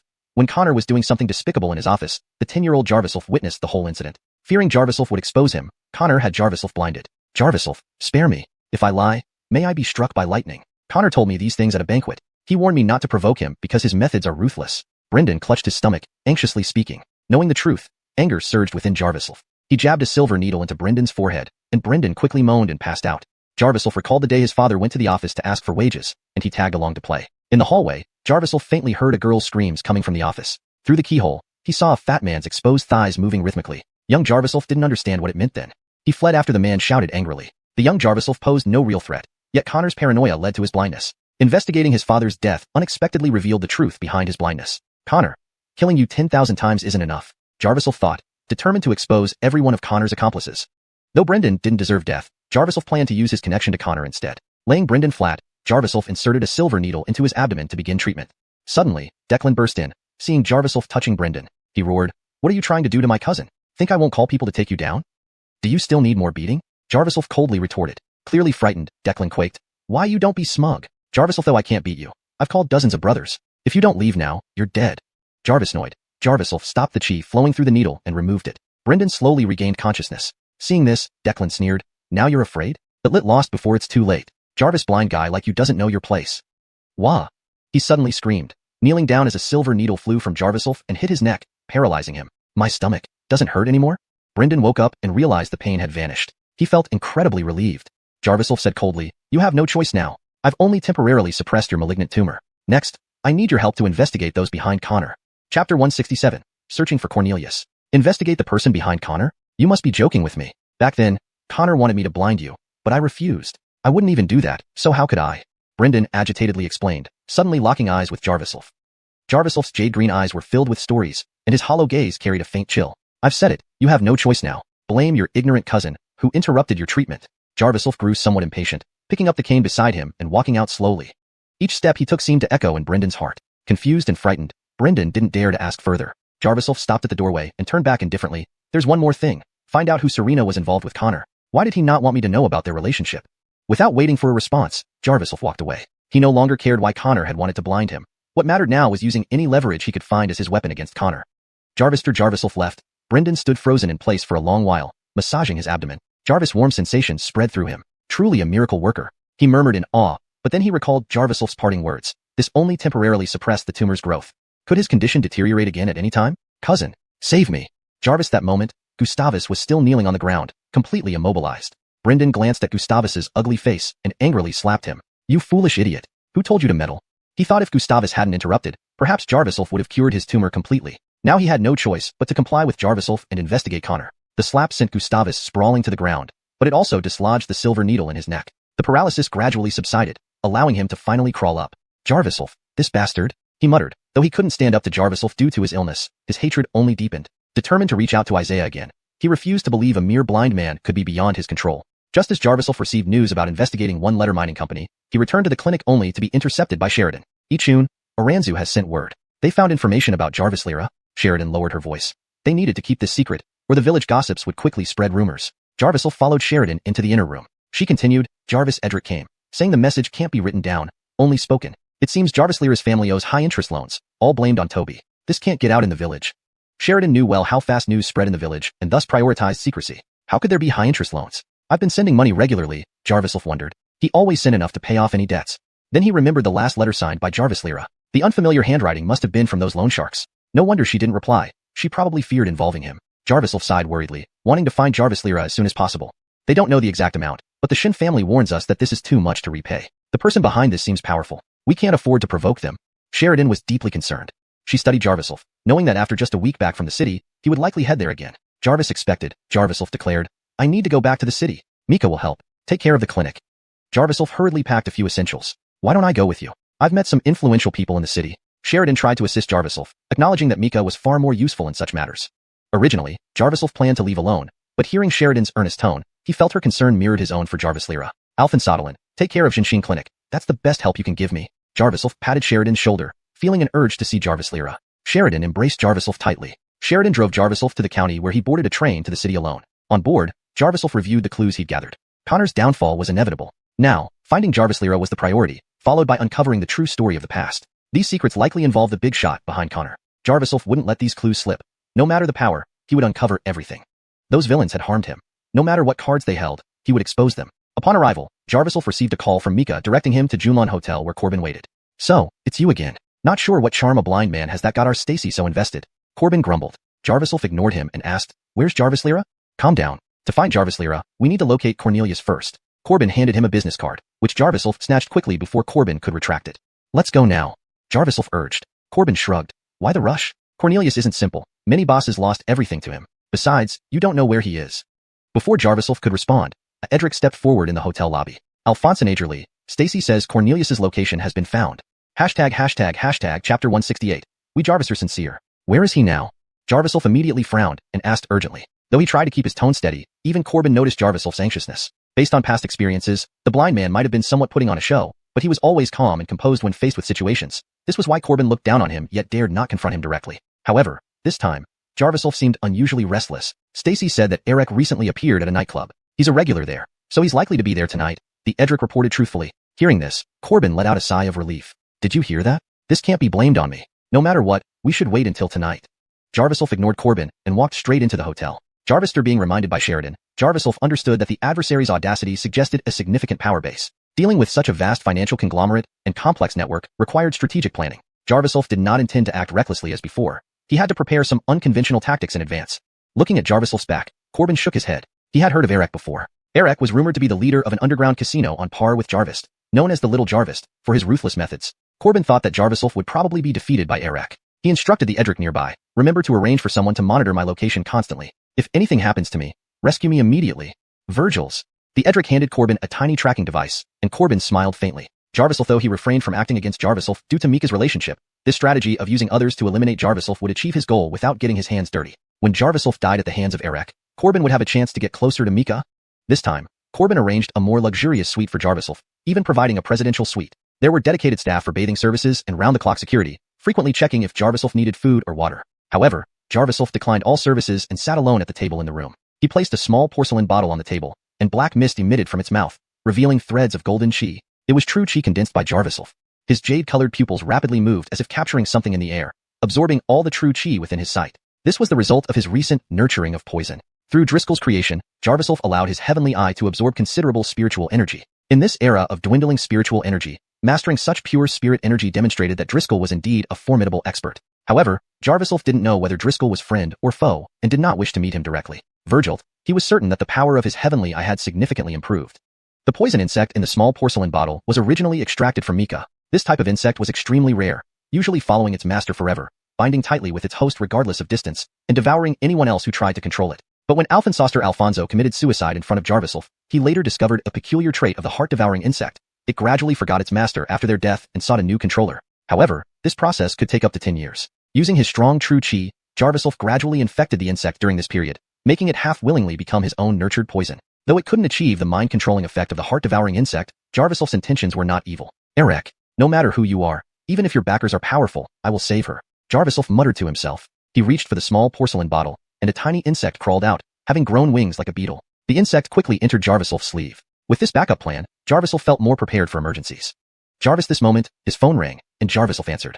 Ichun, have you found Eric yet? Stop now. His boss, Jarvislek, has allies far stronger than Jarvis. Even if I intervene personally, I cannot help you this time. It was Jarviselbert's voice. Jarviself only gently turned his jade-colored eyes, his expression calm. Vince, from the start, I never relied on the Shun family's influence. I love Hanyan sincerely, Jarviself said softly.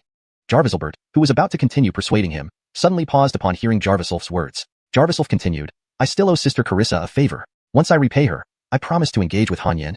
He knew this was Jarviselbert's wish. Enoch had accomplished much in his life, but worried most about Mika's future marriage. During this time, Jarviself and Mika had mutually recognized each other, and he believed it was the right moment. Virgil, Jarvis Lyra had given him a night of intimacy before leaving, which he could not forget. It was Jarvis Lyra's first time, and Jarviself could not leave her unattended. So, he decided to do everything possible to rescue Jarvis Lyra from those wicked people. The more hesitant Jarviselbert sounded, the more dangerous Jarvis Lyra's situation must be. Jarviself had neglected Jarvis Lyra for too long, and over these blind years, she had remained a guiding light in his heart. He remembered his father's teachings. No matter how far one goes, they must never forget their roots.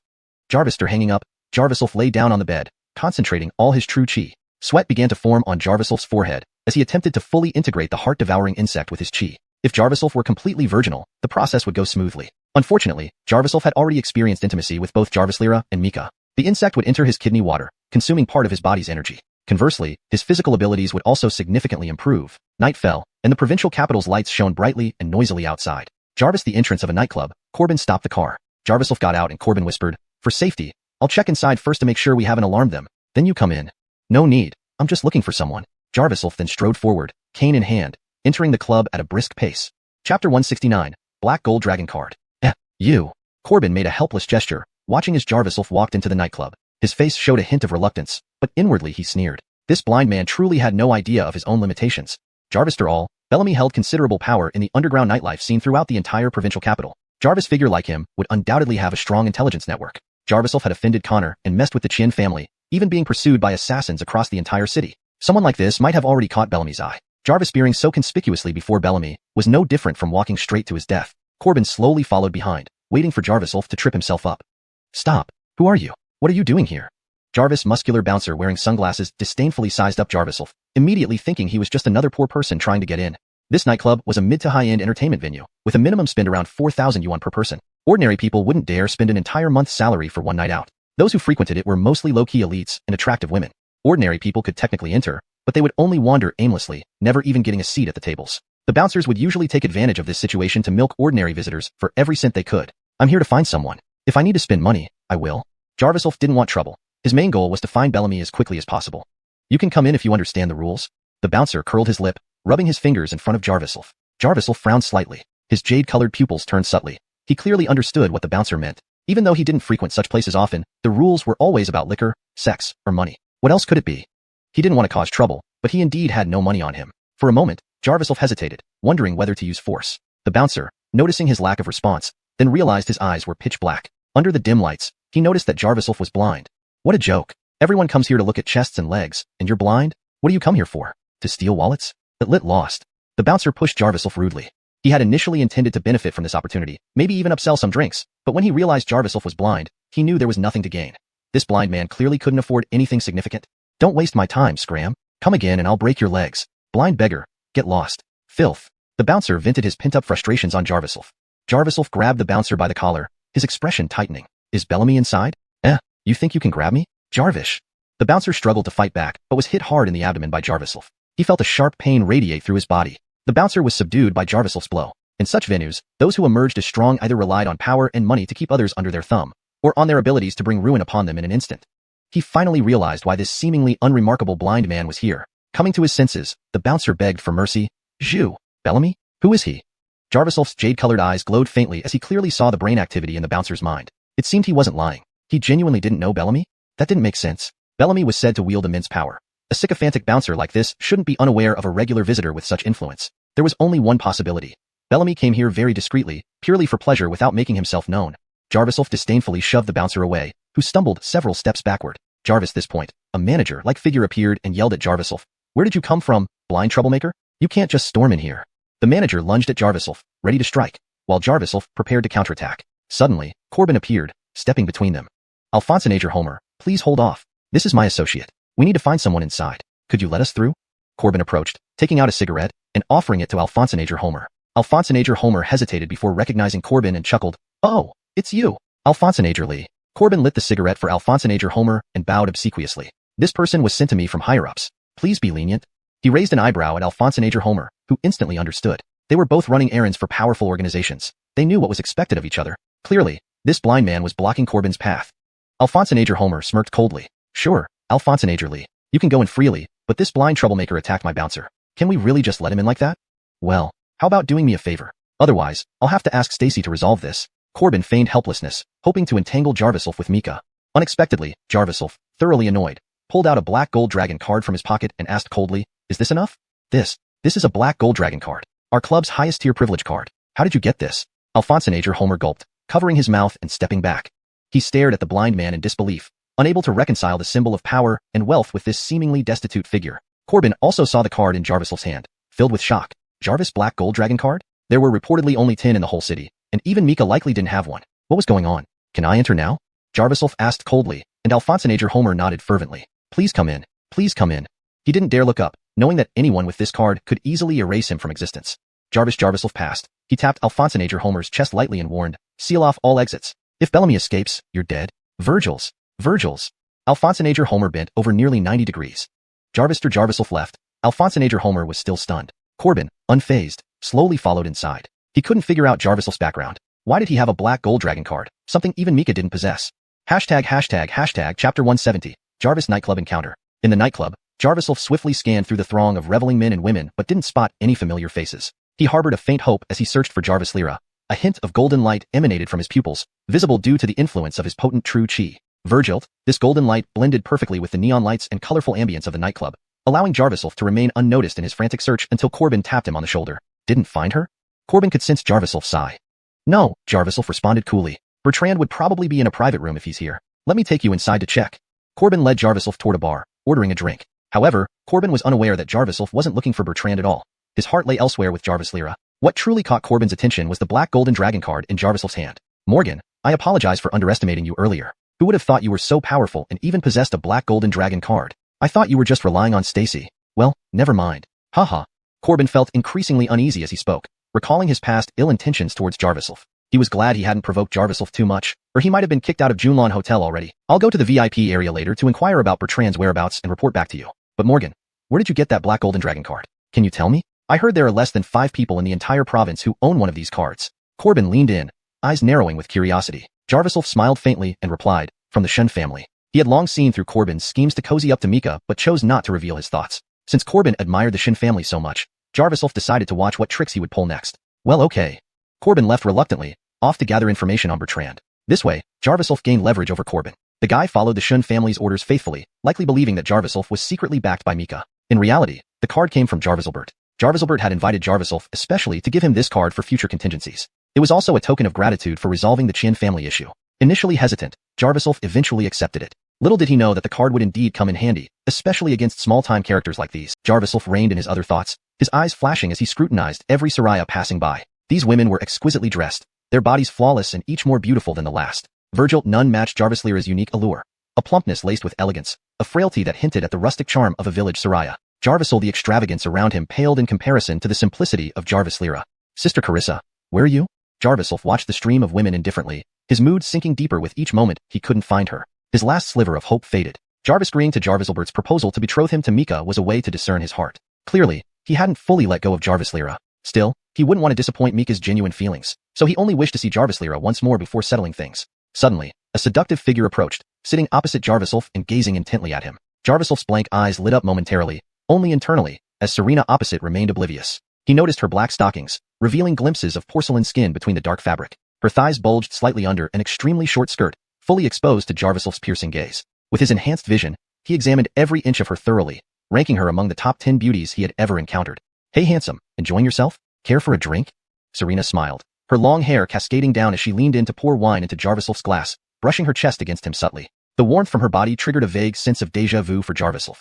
Last time in a bar searching for Jarvis Lyra, he had faced a similar scene. These women, with their free-spirited nature, initially struck him as promiscuous, yet this particular one calmed him somehow. Feeling the effect of her flirtation, Serena dropped the act, gripping Jarviself's wrist and pulling him along. Didn't expect you to be so eager. Follow me, we still have a vacant stall in the restroom. She whispered huskily into his ear, her eyes practically inviting him into her embrace. I'm blind. Does that bother you? Jarviself neither rejected nor resisted fully, letting her lead him away. She kissed him, red lips sealing his mouth, while Jarviself remained unmoved. They entered a secluded bathroom stall, the door locking behind them. She eagerly fumbled with his belt, and Jarviself, feeling her closeness, suddenly grabbed her hair. Were you sent by Bertrand? Bring me to him if you wish to live. Jarvis barked sharply, yanking her hair fiercely. Sandra gasped sharply, but then looked at him with smoky, enticing eyes. Oh, you like this? Perfect. I love how wild you are. Immediately, she attacked again, and Jarvis experienced an unprecedented thrill. Despite this, he forcibly channeled a surge of true chi to calm himself. Jarvis' sharp pain flared in his abdomen, the heart-devouring parasite retaliating. Golden light flashed in his jade-colored eyes, focusing on Serena's head, where he saw countless parasites infesting her brain. She was thoroughly controlled. Meanwhile, his energy was being drained by the same parasites. Clenching his teeth, Jarvis pushed her away, striking her forcefully. Where is Bertrand? This translation adheres to your requirements while maintaining the tone and style of the original text. If you need further adjustments or have additional content, please let me know. Chapter 171. The People of the Streets. Jarvis fastened his pants and squatted down, grabbing Serena by the neck. Her lipstick had smeared in a disheveled manner from the friction. Her eyes burned with unquenchable desire, her tongue still protruding as she moaned, "Brother, you're so domineering. I like you, With a slap, Jarvis struck Serena, rendering her unconscious. He hadn't expected that the more brutal he was, the more she enjoyed it. It seemed this Soraya had been completely mentally corrupted by the parasitic worms. There was no way Jarvis would believe she wasn't planted here deliberately. If not for the warning from the heart-devouring worm within him about his chi being affected, he might have truly fallen for her trick. While these small tricks couldn't really threaten Jarvis' personal safety, they would certainly slow him down. Jarvis, he thought, his jade-green pupils gently moved, thoroughly examining Serena's body. This time, Jarvis discovered that the parasites had already entered Serena's heart. Jarvis, this rate, she probably wouldn't last a month. If he forcefully extracted these parasites, she would likely become a cripple for life. What vicious methods! Unable to judge what Serena was originally like, Jarvis suddenly thought of Sheridan's plight. Out of a touch of kindness, Jarvis did not intend to abandon her. He took out a silver needle and pierced it into Serena's chest. Stimulating the xuanhuan acupoint would activate all the acupuncture points in her body. Coupled with the true chi Jarvis injected through the needle, it could forcibly protect Serena from further fatal harm from the parasites in the near future. Note: I have maintained the term xuanhuan as it is a specific acupuncture point, and often left untranslated in English texts related to traditional Chinese medicine. If you prefer it to be fully translated or explained, let me know. Since I saved you, perhaps you should repay me well? Jarvis stared at Serena's beautiful face for a long time, recalling their passionate moment. He felt the aftertaste linger on. Thinking about this, he reached out and touched inside her clothes, feeling towards her heart. The soft texture caused Jarvis to experience a moment of pleasure, but he certainly wasn't acting lewdly. Everything was just to find the mastermind behind the attack on him. Sandra whimpered. Jarvis released the heart-devouring worm from his finger, which quickly entered Serena's body. Jarvis being soaked in Jarvis' chi, this heart-devouring worm was now harmless. Its only function was to help Jarvis sense Serena's approximate location. He thought, since the other party was willing to go to such lengths to get close to him, they definitely wouldn't give up easily. Jarvis found the security guard at the entrance and ordered him to deal with the drunk Soraya lying unconscious in the toilet. Seeing it was the man with the black gold dragon card, the guard immediately complied without any delay.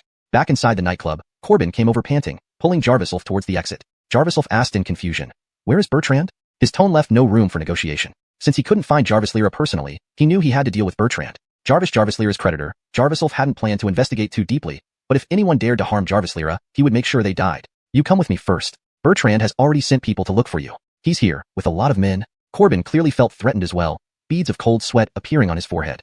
Jarvis pushed Corbin aside and said coldly, "Take me to see him, or you'll die with him." Corbin swallowed hard, no longer underestimating Jarvis.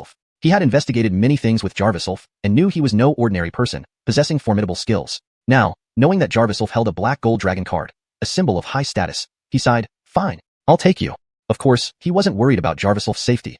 He was worried about himself. Offending Bertrand meant not only he but also his entire Xuanhuan hotel would be ruined. With no choice, Corbin led Jarvis to the back door of the nightclub, explaining that Bertrand usually had good protection when he came here due to numerous enemies in the underworld. Jarvis quickly stepped out of the back door, facing a straight alley. The end of the alley. A group of people were helping an obese man run away. "Stop!" Jarvis frowned and rushed forward. Corbin hurriedly followed but couldn't catch up to Jarvis' speed. There were at least 14 or 15 people. Seeing Jarvis' incredible pursuit speed, the leader instructed 3 or 4 of his men to escort Bertrand away, while he and 10 others stayed behind to cover the retreat. "Where is Bertrand?" Jarvis approached, his jade-green pupils emitting a faint, dark light, anger rising to the top of his head. "Which gangster dares bark in front of your grandpa song?" The muscular man wore a white vest, very noticeable in the night. Bo held a baseball bat over his shoulder, exuding arrogance. Jarvis' gaze locked onto his face, recognizing him as the leader. "Capture the leader first." Jarvis slowly walked towards him. "Do you want to die for Bertrand? Or do you want to help me? Get rid of your superior?" Jarvis asked coldly as he walked. Bo chuckled, raising an eyebrow mockingly. "Who's Bertrand? I've never heard of him." "Oh, you're blind? Ha ha ha ha." Suddenly laughing uproariously, he dismissed his earlier intention to fight, turning to his men. "Look at this guy. His eyes are blind, holding a cane. I thought he was some mad dog. Turns out he's just a guide dog." Laughter erupted around them. No one believed a blind man could fight, gathering around to watch their boss teach this blind man a lesson. Jarvis remained calm, approaching Bo and quietly asking, "You have 10 seconds to choose. Lead me to Bertrand or die. Beau's smile froze as he noticed the eerie chill radiating from the blind man's eyes. That chill pierced through his fear, making him feel weak-hearted. Damn it.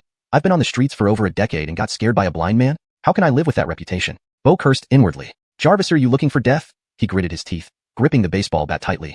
In the next moment, he felt Jarvisolf's gaze change, golden light surging, making him feel like he was transported to the heavens. Stars spun around him, and when he regained his senses, Beau found himself on the ground, writhing in inexplicable pain. Jarvisolf stomped on Beau's head, coldly demanding, "You have 3 seconds left to tell me where Bertrand is." Beau clenched his teeth, realizing he was utterly helpless underfoot. He muttered, "Bertrand, he is now." Jarvisolf frowned, leaning closer to listen. Jarvis, that moment, Beau, struggling desperately, hurled a handful of white poison powder. Chapter 172, Turning the Tables. Corbin originally did not want to get closer, but he remembered Xuanhuan's incessant instructions that he must protect Norman's safety at all costs. So even if it meant fulfilling a mission, he had to stand behind Norman. If his informant somehow noticed that he allowed Norman to face 10 enemies alone, the Qin family would likely abandon him completely. Jarvis approaching, Corbin saw that Norman already had the lead Xyler underfoot. The surrounding goons intended to act but were driven back by Corbin. Corbin from Xuanhuan Hotel. Qin family's business. You hoodlums should know better and back off now, or you'll pay dearly. Corbin's stern rebuke made them hesitate. Corbin knew their attack wasn't fierce enough. They couldn't be used to eliminate Norman. It was better to play along, gather information on Norman's background, and perhaps win some favors in the process. However, just as he got close, Beau beneath Norman's foot began to struggle and, taking advantage of Norman's surprise, tossed a bag of poison powder into the air. The white powder instantly filled the air. The Xyler surround started shouting, "Boss is using poison. Run." Corbin waved his hand, warning, "Chun brother, run fast. This guy is notorious for using poison." Before he could finish, Corbin rolled his eyes and fell to the side, quickly losing consciousness. "I see. So you're the Norman who the second brother put out a bounty to capture alive. Blind turtle, you're unlucky to meet me, but lucky for me to encounter you and get rich. Ha ha ha." Beau laughed, his thin mustache twitching with each chuckle.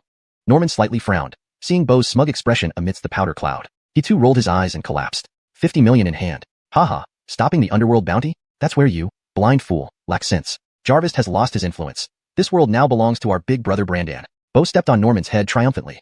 He slapped Norman's face even though he knew Norman was poisoned and unconscious, still angrily rebuking, "Stupid boy, do you really think you can match your father? Your father has roamed the underworld for years, fearing nothing. Take them away." Beau sneered inwardly, mocking the blind man's boldness. Even if he wasn't respected among higher-ups, being a manager over 100 people, he wouldn't let himself be humiliated by a blind man. But then Norman's eyes gently opened without a sound. "This blind one can be taken. What about the other one?" Jarvis' henchman asked. "Feed him to the dogs." Without good judgment, he thinks he's impressive being the Qin family's watchdog? Know your place. Beau crossed his arms, still angry about being dominated by a blind man. Being watched by his subordinates, it felt demeaning to be beaten by a blind man. If not for the order to bring Norman alive, he would have chopped off Norman's limbs. No one cared whether Corbin lived or died. Norman frowned. If Corbin died, would that mean owing Qin family a favor? But for finding Clark smoothly, there was no other way. The Xylers prepared to carry Corbin away, but Beau reconsidered, murmuring while stroking his chin, "Wait, since this kid was so close to Norman, he might be worth something. Take him along." Hearing this, Norman relaxed. Both men were tied up and stuffed into burlap sacks. Norman took the opportunity to inject a stream of true qi into Corbin to prevent internal organ damage from the toxins.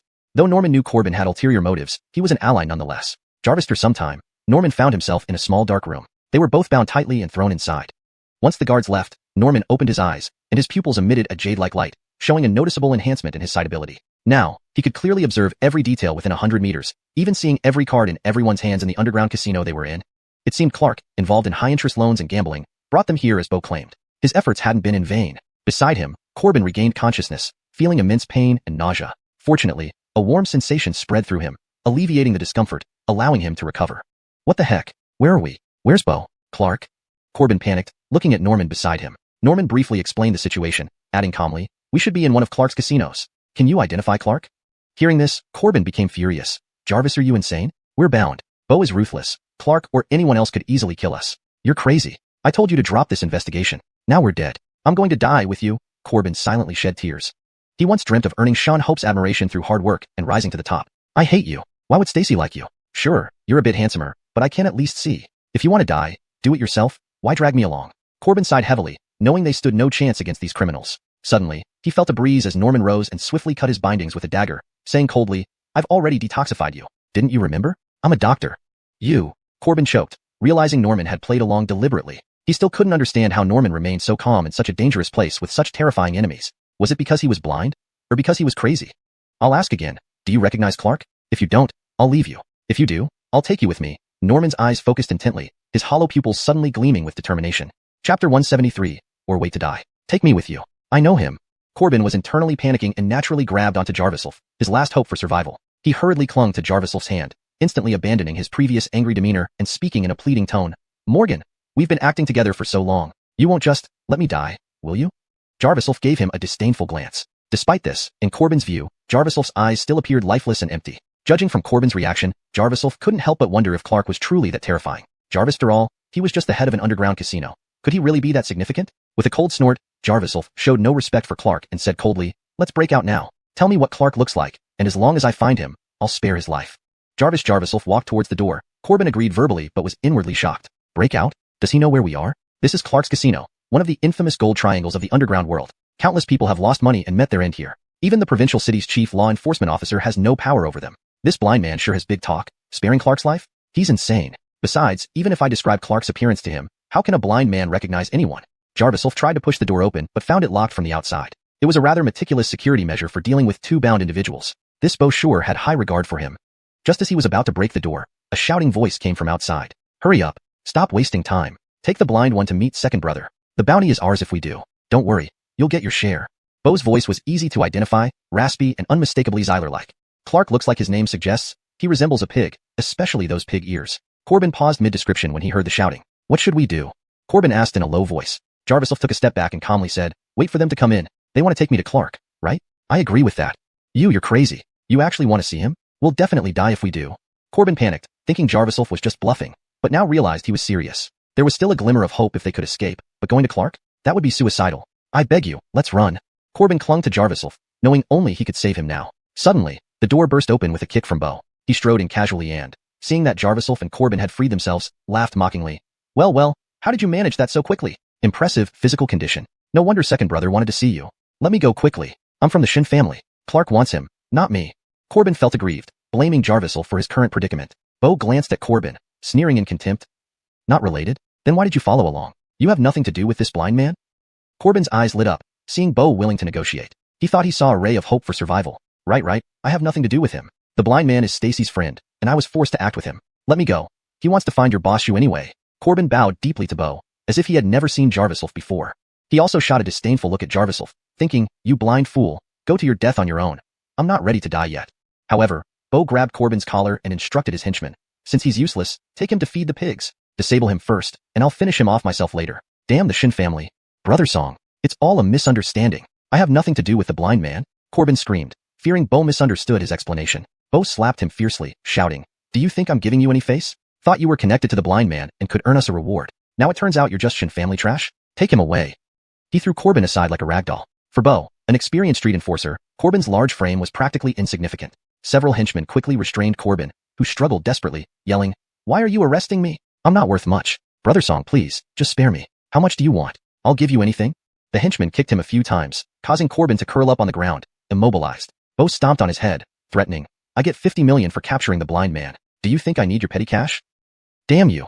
Corbin clenched his teeth, realizing there was no way out, and lunged at Beau. But his strength was inadequate, and Beau kicked him away, shouting, this bastard isn't obeying. Chop off one of his hands now.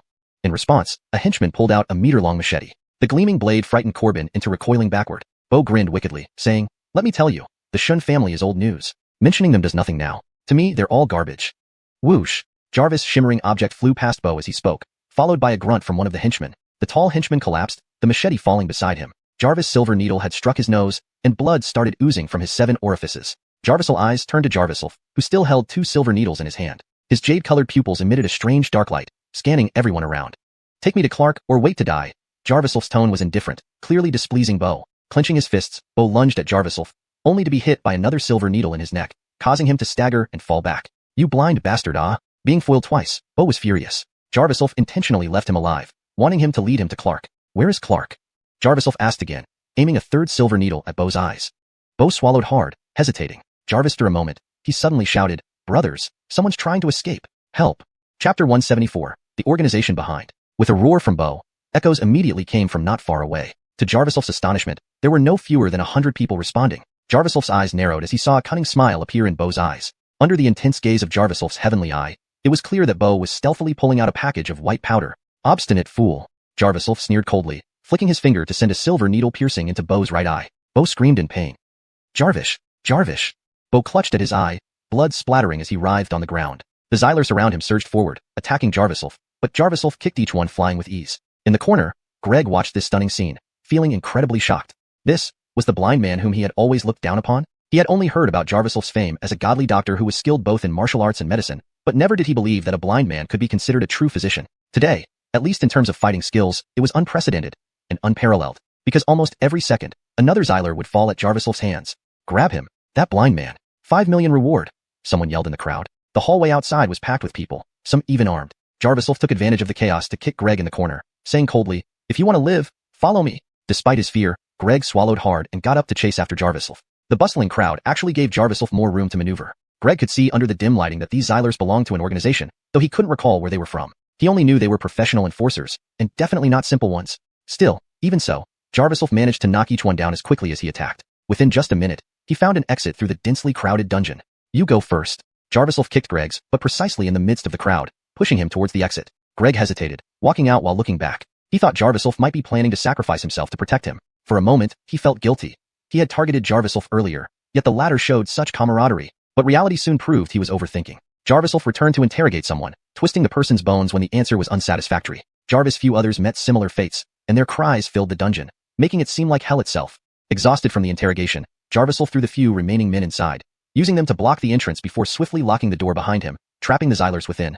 Greg watched this all with shock, thinking that if Jarviself wanted to harm him, it would be easy with those skills and methods. He swallowed again, realizing he couldn't antagonize this blind man anymore. His past actions seemed like playing with fire. This isn't a casino? Jarviself surveyed the area, finding it to be a commercial district. Though entirely deserted, it appeared peaceful. He hadn't expected a dark, damp dungeon to lie behind a single door. What kind of place was this? Greg looked oddly at Jarviself, wondering how a blind man could be so perceptive. Despite his seemingly empty gaze, it felt like he could see much more. Cough. This dungeon is the favorite hideout of their organization. Jarviself, though Bo wants to hand you over to Cornelius, he can't do it publicly because you're valuable and many people would try to snatch you, Greg explained confidently. Jarviself frowned unexpectedly, asking, "Organization? What organization?" "These? The people you beat earlier, they all wore the same black clothes, right?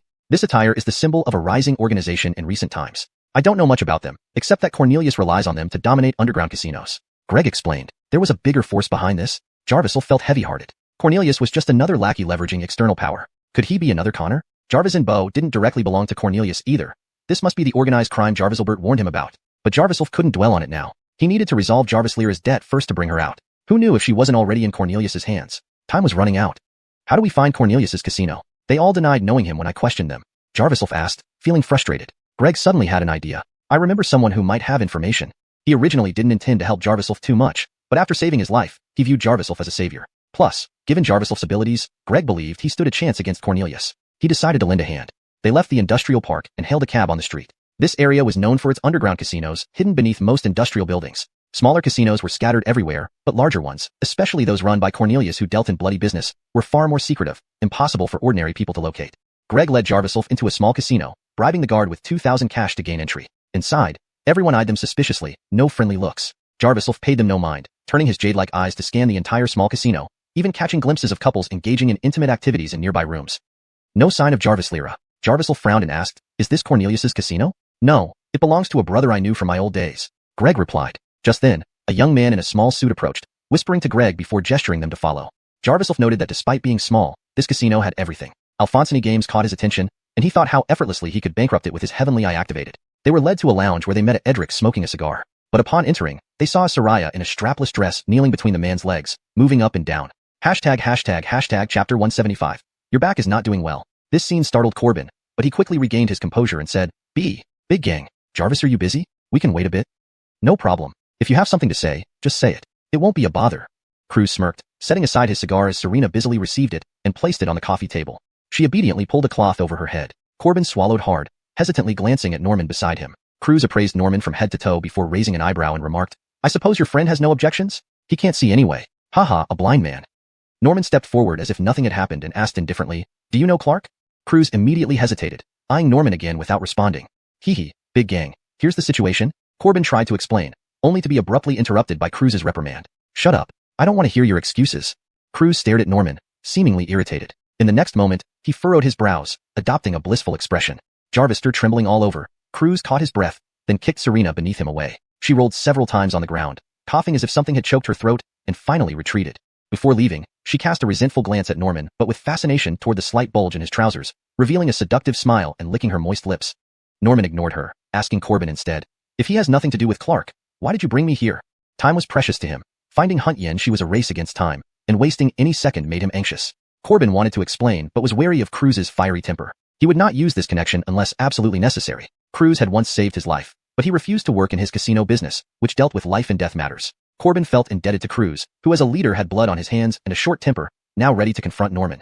Cruz stood up, pulling up his pants and fastening his belt, then questioned Norman. "Jarvis, are you looking for death by coming here? Do you even know Clark is my enemy?" Norman paused, surprised that this guy indeed knew Clark, meaning they could talk. His jade-colored pupils flickered, focusing on Cruz's waist. "Your kidneys are nearly failing. You won't last long. Tell me where Clark is, and I'll restore your vigor." He smiled slightly, with a hint of disdain. Cruz felt insulted and instantly flew into a rage, grabbing an expensive vase and hurling it at Norman. Norman blocked it, shattering the vase. "Jarvis, are you provoking me? Corbin, what kind of trash did you bring here? Do you want to die together?" Cruz was furious, about to call for help. Corbin quickly held Cruz's hand, pleading earnestly, "Big gang, calm down. My brother isn't very savvy. He also has a grudge with Clark and wants revenge."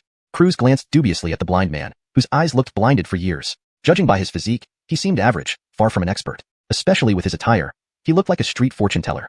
"Jarvis, are you going to settle scores with Clark, or send yourself to death? What if I get implicated after helping you?" "Huh." Cruz walked closer, patting Norman's shoulder. He whispered, "You think my kidneys are weak? How about giving yours to me?" "Jarvis," he spoke. Cruz reached out to touch Norman's waist, pinching it but found it impenetrable, almost iron-hard. Corbin was already on edge, having heard that Cruz dabbled in human organ trafficking. The missing women and children in the provincial capital might well be in Cruz's hands. Norman reached out to Cruz's waist, using a highly skilled technique to press acupoints, then bent his fingers to target critical areas. Cruz immediately writhed in pain. "Jarvis, damn you." Cruz staggered back, cursing. Norman hadn't intended to hurt him much, but being cursed, he coldly kicked Cruz in the waist. "Ow." Cruz felt as if his waist had collapsed, though he realized the kick wasn't too heavy. "Didn't I tell you your back is failing?" Norman sighed. Corbin hurried to explain, "Big gang, this Alphensoster-chan is a doctor from the Four Seasons Medical Hall, with exceptional medical skills. Why don't you let him examine you?" Doing favors was essential for business transactions, not just doing them outright. Cruz, although displeased, understood his own condition. He grunted, "Can you really cure me? If you can, I'll take you straight to Clark." "Tell me where Clark is first," Norman replied coldly. Corbin was shocked. Norman clearly lacked tact, negotiating terms with a major casino boss. He thought Norman was lucky to be alive today. Cruz was in excruciating pain, clenching his teeth and yelling, "Corbin, I'll never forgive you. Morgan, maybe you should treat Big Gang first? He keeps his promises." Corbin wiped the sweat off his forehead, regretting having joined forces with Norman. Norman retrieved his silver needles, approaching Cruz calmly. "Your life is in your hands." Cruz was utterly terrified, staring at the blind man's jade-colored pupils, feeling their piercing gaze weaken his heart. In Sunlight Street, Lion Tiger Casino, not far from here. But Clark only returns to the casino on Sundays. Cruz gritted his teeth, in immense pain. Sunday? Today was Saturday. Clark would return tomorrow. Norman frowned slightly, inserting the needle into Cruz's waist while channeling chi through it. Beneath his gaze, the shriveled kidney gradually regained vitality. To Cruz's surprise, the pain in his waist eased, and he felt warmth spreading throughout his body. He had never experienced such immediate healing. But the sensation ceased as Norman withdrew the needle, saying coldly, "I'll spare you today. Jarvis, I settle accounts with Clark. We'll meet again." Chapter 176. The Spirit Chi in the Casino. Cold sweat trickled down Cruz's forehead. With his usual fiery temper, he would have skinned and dismembered the person in front of him without hesitation. But Jarvis had thoroughly seized control over his life, and just recalling the unbearable pain from earlier was enough to strip away all of Cruz's courage to fight back. "Divine Doctor, please cure me. I'll help you investigate Bertrandel. If you wish, I'll go all out against him." Cruz's attitude was completely different from before, leaving even Greg in shock. Originally, Greg feared that Jarvisel's fearless demeanor might provoke Cruz, leading to their certain death. Instead, it turned out that Jarviself completely subdued Cruz with sheer force. This Cruz, who usually exuded such arrogance that even gang leaders feared him, turned out to be a coward who feared death. "Don't try to negotiate with me. Contact my family for any matters," said Jarviself as he wiped the silver needle with antiseptic cotton, its gleaming surface making Cruz feel uneasy inside. Cruz nodded continuously, no longer daring to argue. Greg, witnessing this scene, was more than shocked. He was utterly terrified. He tugged at Jarviself's sleeve, thinking it best to leave while they still could. Someone like Cruz, with immense power and influence, was a double-edged sword. Bringing Jarviself here was merely a long shot. If things went awry, Cruz could easily send them to the Golden Triangle abroad. Jarvis, that point, no matter how hard they tried, they wouldn't escape, spending the rest of their lives working tirelessly for others. Jarviself gave Cruz a cold glance, his jade-colored pupils emitting icy light. Seemingly lost in thought, he abruptly ordered, "Jarvis, range 2 rooms. We'll stay here tonight." "Jarvis, all right," Cruz agreed uncertainly, but he was already under the blindfolded man's complete control. Jarvis, least from Cruz's perspective, there was no need to quarrel with a doctor who could save his life. Moreover, if Jarviself dared to confront someone like Bertrandel, he mustn't be an ordinary person. Knowing well the old saying, "Speak like a person when you see a person, speak like a ghost when you see a ghost," Cruz knew how to handle situations. He unleashed his fiery temper on subordinates, but submitted meekly to those above him. Soon after, Cruz arranged for people to escort Jarvisolf and Greg to the accommodation area beside the casino. These were the dormitories for employees of the casino, with the highest grade suites reserved for VIP guests. Jarvisolf though plain on the outside, the interiors were lavishly decorated, rivaling a 7-star hotel's presidential suite. However, despite the luxurious surroundings, Greg found it impossible to be happy. Bitterly, he remarked, "Now we're really stuck here for good." While acknowledging Jarvisolf's skills, Greg had seen competent individuals before, who eventually succumbed to or were bought off by formidable mafia organizations. No matter how capable Jarvisolf was, what guarantee was there that he wouldn't succumb to temptation? Under these circumstances, he felt like the easiest sacrificial pawn. Meanwhile, Jarvisolf sat calmly on the sofa, meditating silently. "Surely you don't plan on staying here overnight, hoping everything goes smoothly tomorrow at Lion Tiger Casino?" This prawn casino used to be a seafood market, but was later converted into a small casino by Cruz, serving only VIP guests. "Those big shots can easily get rid of us." Greg couldn't help feeling regretful. If he hadn't come here and stayed as a manager at Xuanhuan Hotel, how did he end up in this situation? Wasn't this like a sheep walking into the tiger's den? Jarvis, and do you know that when Cruz was in the seafood business, many high-ranking officials loved buying shrimp from him because his shrimps were fat and delicious? Do you know why? Because his shrimps were fed with human flesh. Greg stated harshly, not joking in the slightest. Jarvisolf remained unperturbed, continuing to sit in meditation. Greg sighed deeply, lying on the bed lost in silent sorrow. He desperately wanted to slip away now. But this place was the center of the casino, and staying close to Jarvisolf was safer than venturing outside where Cruz could capture him. Before he realized it, Greg fell asleep. Jarvisolf finally enjoyed some peace. He pondered recent clues. Although Connor was incapacitated, he wasn't dead and might still orchestrate something from behind the scenes. Jarvisolf suspected Connor would leverage his connections with influential figures. Connor was essentially the bait Jarvisolf had cast out, a warning signal. Some might be intimidated by Connor's downfall and refrain from acting, but others with vast power wouldn't care about the consequences of their misdeeds. Thus, Connor's tragic fate could draw hidden threats out of hiding. For the person behind Connor, Jarvisolf could only wait, awaiting Brendan's news. Initially, he thought Jarvis Lyra would be related to Connor, but the investigation revealed an entirely different lead. Bo, Bertrandel, and Cruz, these underground casinos that treated human life as worthless, had no apparent reason to target a rural girl like Jarvis Lyra. What was their motive? Recalling Brock's information about Driscoll, the spirit chi infused in Driscoll's artifacts greatly benefited Jarvisolf's cultivation. This was one reason he decided to stay at the Prawn Casino. He had clearly sensed a powerful surge of spirit chi within the casino. Could Driscoll himself be present in the Prawn Casino? When Jarvisolf focused intently, he could channel his entire true chi into his eyes. Opening his eyes abruptly, golden light emitted from his pupils, interspersed with a chilling glint. His jade-colored, golden-infused pupils rapidly scanned the entire casino. Soon, Jarvisolf locked onto his target, a Edric playing happily in the casino, carrying a jade bead rich in abundant spirit energy. Jarvis night fell, the casino grew busier. Jarvisolf stood up, tapping Greg's buttocks with his cane. "Jarvis-ya!" Startled, Greg jumped up, fearfully turning around. He saw a shadowy face illuminated from behind, with those jade-colored eyes almost causing him to fall off the bed. You, Morgan, what are you planning?" Greg pulled up his blanket as if facing a demon. "Shall we go out for some fun?" Jarvisolf's lips curved, intrigued despite his extensive experiences, especially since he had never played in a casino before. "Fun? Fun like what? Women? There aren't any?" Greg wiped the drool from his mouth after dreaming, looking around confusedly, unsure what Jarvisolf meant by fun. Jarvis already heading towards the door, Jarvisolf asked, "This is a casino. What kind of fun would you imagine?" Note: proper nouns like names and places are translated phonetically or kept in pinyin as requested, ensuring accurate representation.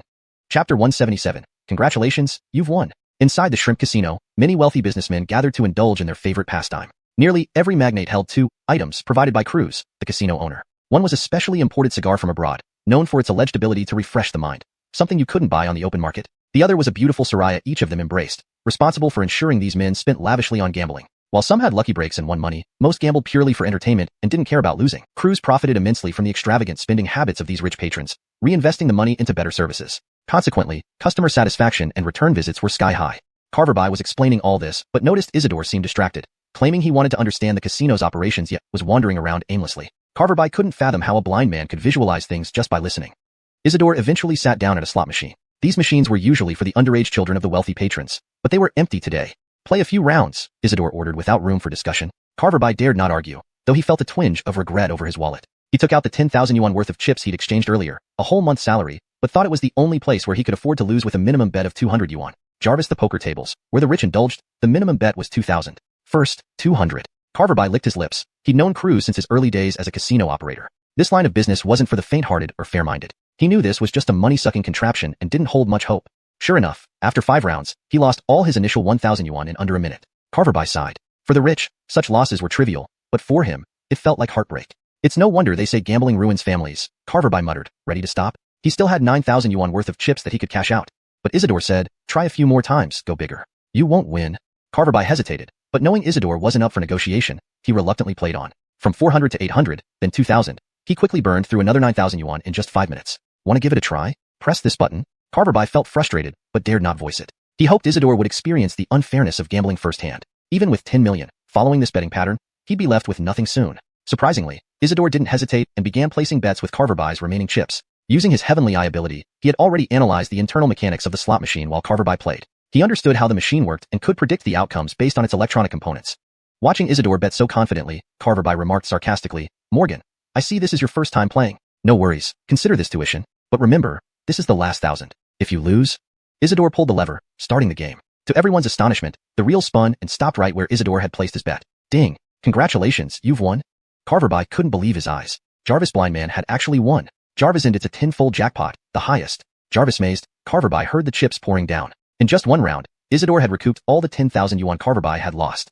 Smiling, Isidore confirmed his hypothesis. The game was rigged, but it was a surprisingly simple trap. "We're even now." Carverby collected the chips, ready to leave, but Isidore stopped him. "One more round." Isidore grabbed the chips and prepared for another round. Despite his doubts, Carverby couldn't argue. Shockingly, Isidore placed the entire 10,000 back on the machine. "Jarvis, are you crazy? 10,000 isn't pocket change." Carverby wanted to reprimand Isidore, but restrained himself, remembering his savior. The red frame began to move slowly towards the 7 symbol. Each tick made Carverby's heart race. He covered his eyes, peeking through his fingers. Unexpectedly, the red frame moved slower as it approached. Just 3, 2, 1 hit. 3 seconds later, a thunderous realization struck Carverby like lightning. "Ding! Congratulations, maximum win. 100 times." The clear female voice from the machine left Carverby dumbfounded as chips poured down, totaling 1,000,000 yuan. Jarvis million. Carverby finally grasped the thrill of winning. With this money, he could live lavishly for a long time. Smiling, he turned to Isidore. "Morgan, you're my lucky star. I'll definitely split 30% with you." Isidore responded coolly, "Let's head to the poker table." Chapter 178. Betting on a triple. Corbin exchanged the 200 yuan chips for 10,000 yuan chips, amounting to only 100 pieces in total, easily fitting into a small tray. He couldn't understand why Norman dared to gamble at high-stakes tables after just a few lucky rounds. Initially, he planned to earn 1 million and leave the casino. They could still return alive before reaching Clark's place. But since Norman was now his savior and protector, he had no choice but to follow his lead. "Place your bets," shouted Edric wearing sunglasses who acted as the dealer. Jarvis' thick gold bracelet encircled his wrist, and a golden chain hung from his neck, making him appear crude. "What are you doing? Hands off."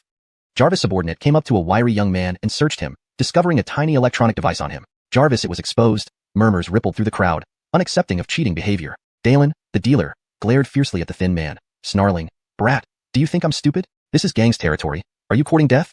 The thin man looked panicky but realized showing weakness would worsen things. He retorted, "What's wrong with cheating? You dealers always rig the game. If I don't do something, how can I win?" Humph. Unaware of the looming danger, Dalen already rose, signaling over a dozen Xylers armed with knives that gleamed under dim lights. "It seems we need to teach you some manners," Dalen said calmly. "This shrimp casino serves the elite, yet lately, it's been infested with scum like you." Dalen waved his hand, and the Xylers surrounded the man. "You want to do what? I warn you, ah." The man was still threatening when his finger was yanked by a Xyler. Dalen gestured coldly, "Chop it off. You, ah." Before the thin man could finish his threats, a knife swung down, severing his finger. Blood splattered everywhere, yet the customers remained unfazed, some even complaining about the inconvenience. "Take him out and feed him to the dogs." With a wave of Dalen's hand, the Xylers dragged the unconscious man away. Dalen ordered the mess cleaned up and apologized to the customers. "Sorry for the disturbance. Next round, double the odds. Enjoy yourselves." The crowd clapped, finding entertainment in this. For these rich patrons, a life lost was nothing significant. They only felt annoyed. Corbin wanted to retreat. Adele knew him and had given him some leeway, but Dalen was once Adele's most ruthless enforcer, skilled in manipulating gambling for profit. Insulting such a person would mean certain death. Just as Corbin was thinking of turning back, Norman loudly asked, "What's the maximum bet here?" "Chun brother." Corbin exclaimed in shock, seeing Norman already seated where the thin man had been. Bloodstains were still fresh as Norman sat calmly, smiling at Dalen with jade-green eyes. Dalen glanced at the blind man indifferently. "You can play despite being blind?" "Jarvis, nothing's possible," Norman smiled, motioning for Corbin to bring the chips over. Corbin reluctantly placed the 110,000 yuan chips on the table. Players grew impatient, while Dalen, curious but cornered, returned to his seat and announced, "Next round, place your bets. Minimum bet is 10,000. See the odds table if you can." He thought, a blind man who can't see the odds has no business betting. That million in front of him wouldn't last 10 minutes. Corbin whispered to Norman, "Bet on mid-range numbers, lower payouts but higher chances of winning." Norman nodded inwardly, understanding the pattern after observing. 3 dice could be bet on either the total or the sum of the dots. While Corbin advised avoiding slow losses, Norman wasn't there to gamble but to ensure victory. "Place your bets," Dalen urged, as the dice rolled inside the machine. He watched the blind man closely. Norman's jade-green eyes glinted as he saw through the machine. Jarvis's 3 dice showed 5. He tossed half the chips in confidently. "I bet on triple 5s." Corbin was startled. Jarvis' triple payout was 30 times the bet, transforming 50,000 into 15 million instantly. Virgil, the success rate was less than 3%, likely losing 50,000. Result: 3, 4, 6, 13, big. Dalen declared happily, scooping up the chips, especially Norman's large bet. Alphonsini shook their heads, viewing him as an ignorant rich blind man. Corbin suggested giving up, but Norman stayed calm. In the next round, he saw triple fives again. Smiling, he pushed all remaining chips forward. Triple fives. This translation maintains the original tone, style, and paragraph structure while ensuring fluency and coherence in English. Chapter 179. It really worked. Can you even play this game, blind man? If you can't, then scram. Don't embarrass yourself here. Some players had grown impatient. After all, they were spending money and watching an amateur show off, which naturally displeased them. Corbin was also quite surprised. Norman had lost once already. Why did he want to place such a large bet again this time? Jarvis this moment. He noticed Norman pulling out 5 chips and handing them over. Go for 3 sixes. Norman said quietly. No matter how much Corbin wanted to argue, he was speechless at this moment. To only encircle, meaning betting on a triple, the winning probability was already below 3%. For a specific triple with odds of 180, the win rate was less than 1%. How could this be possible? It was real money being gambled. Corbin looked at the 450,000 chips wagered on 3 sixes with heartache. That money was clearly gone. Placing another 50,000 on 3 sixes would probably just be throwing more money away. This back and forth meant he wouldn't be left with anything. Just an empty joy. Frustrated, Corbin dared not say anything but obediently placed the bet. Bet fixed. Dalen had been observing Norman closely and felt something odd about this blind man. He thought it might be a test, but he didn't expect someone so foolish. Open bets, he said aloud while triggering a switch beneath the table. Next, within Norman's penetrating vision, he saw the movements of Dalen's hand clearly. Immediately afterward, he discovered that the 3 dice inside the machine trembled, changing from 3 fives to 3 fours, a triple. Jarvis' slight smile curled Norman's lips. His initial suspicion was confirmed. In the last round, the dice inside changed right before opening, completely reversing the outcome. There indeed seemed to be foul play. Who would have thought that this gangster brother who valued human lives so lightly and claimed to crack down on cheaters would secretly use these methods to swindle money? Norman narrowed his eyes and locked gazes with Dalen.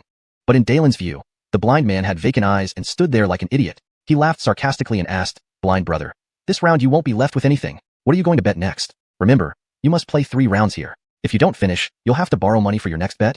Don't worry, our loans come quick, using your life as collateral. You take the money and repay it when you win. We're very generous," Dalen shrugged, feigning kindness, though his eyes gleamed slyly. Norman felt a surge of anger. Of course, he knew what Dalen was talking about. Usury, this was what kept him from seeing Hunt Yin Shi. Norman knew grievances should be addressed properly, and he aimed for Clark. Otherwise, he would have crushed Dalen's skull right then. "Just open the bets," he said indifferently. Scoffs echoed around, and Dalen waved confidently. The machine opened the bets. He felt assured because this round was a triple. In the previous round, the blind man had placed a bet on 3 sixes, losing $500,000 instantly. This time, other players would certainly refrain from betting on triples. Who would place a bet on 3 sixes? He expected to rake in huge profits. Plus, there was a rule-breaking young man waiting for him to take advantage of. Virgil. Norman's eyes glowed faintly. His vision had long penetrated the machine. That set of 3 fours was about to be revealed. Suddenly, Norman furrowed his brows tightly, and a burst of energy radiated from his gaze. "Triple," Dalen announced confidently, but when he focused, he saw the original 3 fours had inexplicably turned into 3 sixes. The room filled with groans of disappointment. Jarvis. Dalen anticipated. All players had been discouraged by Norman's previous mistake, and no one had chosen the triple. Thus, whether big or small, everyone lost this round. The machine automatically moved Norman's 45 chips into the pot. Dalen watched his chips piled up in his box, smirking inwardly. Jarvis, mere blind man, thought he could walk around the casino with $1 million? Ridiculous. Suddenly, a voice shrieked from the corner. "Oh my God, I hit it. I really hit it." Corbin felt his heart almost stop. He had hesitantly followed Norman's instructions, pressing the button for 3 sixes with 5 chips. Thinking it was just part of Norman's act, he hadn't expected 3 sixes to actually appear. For a moment, chaos erupted. Dalen muttered, "Impossible," but upon closer inspection, the machine showed a valid 510,000 chip bet on 3 sixes. "Congratulations on winning. Payout ratio is 180. With the mechanical female voice's prompt, hundreds of 10,000 chip markers slid towards Corbin.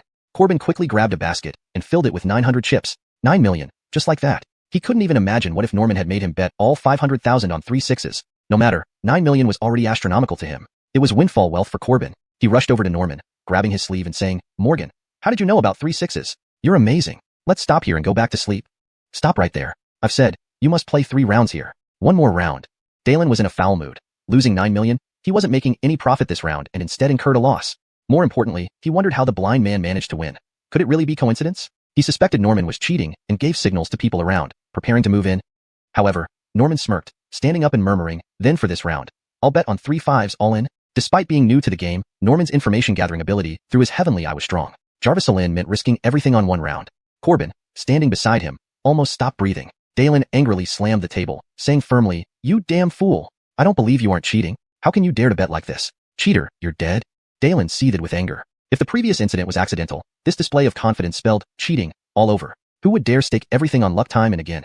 5 Xylers immediately stepped forward to restrain Norman. Virgil, without warning, Norman punched each of them, striking vital points. They fell trembling to the ground. Not only do you cheat, but you dare touch my men? Have some guts. Dalen slapped the table, pulled out a machete, and slashed at Norman. The machete spun a few times and was caught by Norman, its blade slicing into the circular table. Using Norman's strength, the entire table split apart. Norman pushed and kicked, causing the poker table to shatter instantly. ##### Chapter 180. The Jade Bead. With a loud crash, the mechanical poker table shattered instantly. Jarviself stomped down, and threw a lever inside. Mechanical parts flew everywhere. Jarvisel the players screamed and scattered, retreating to the side. Jarvis the dust settled. Jalmer fiercely swung his axe at Jarviself again, pulling out another long axe hidden somewhere. This time, however, Jarviself caught it.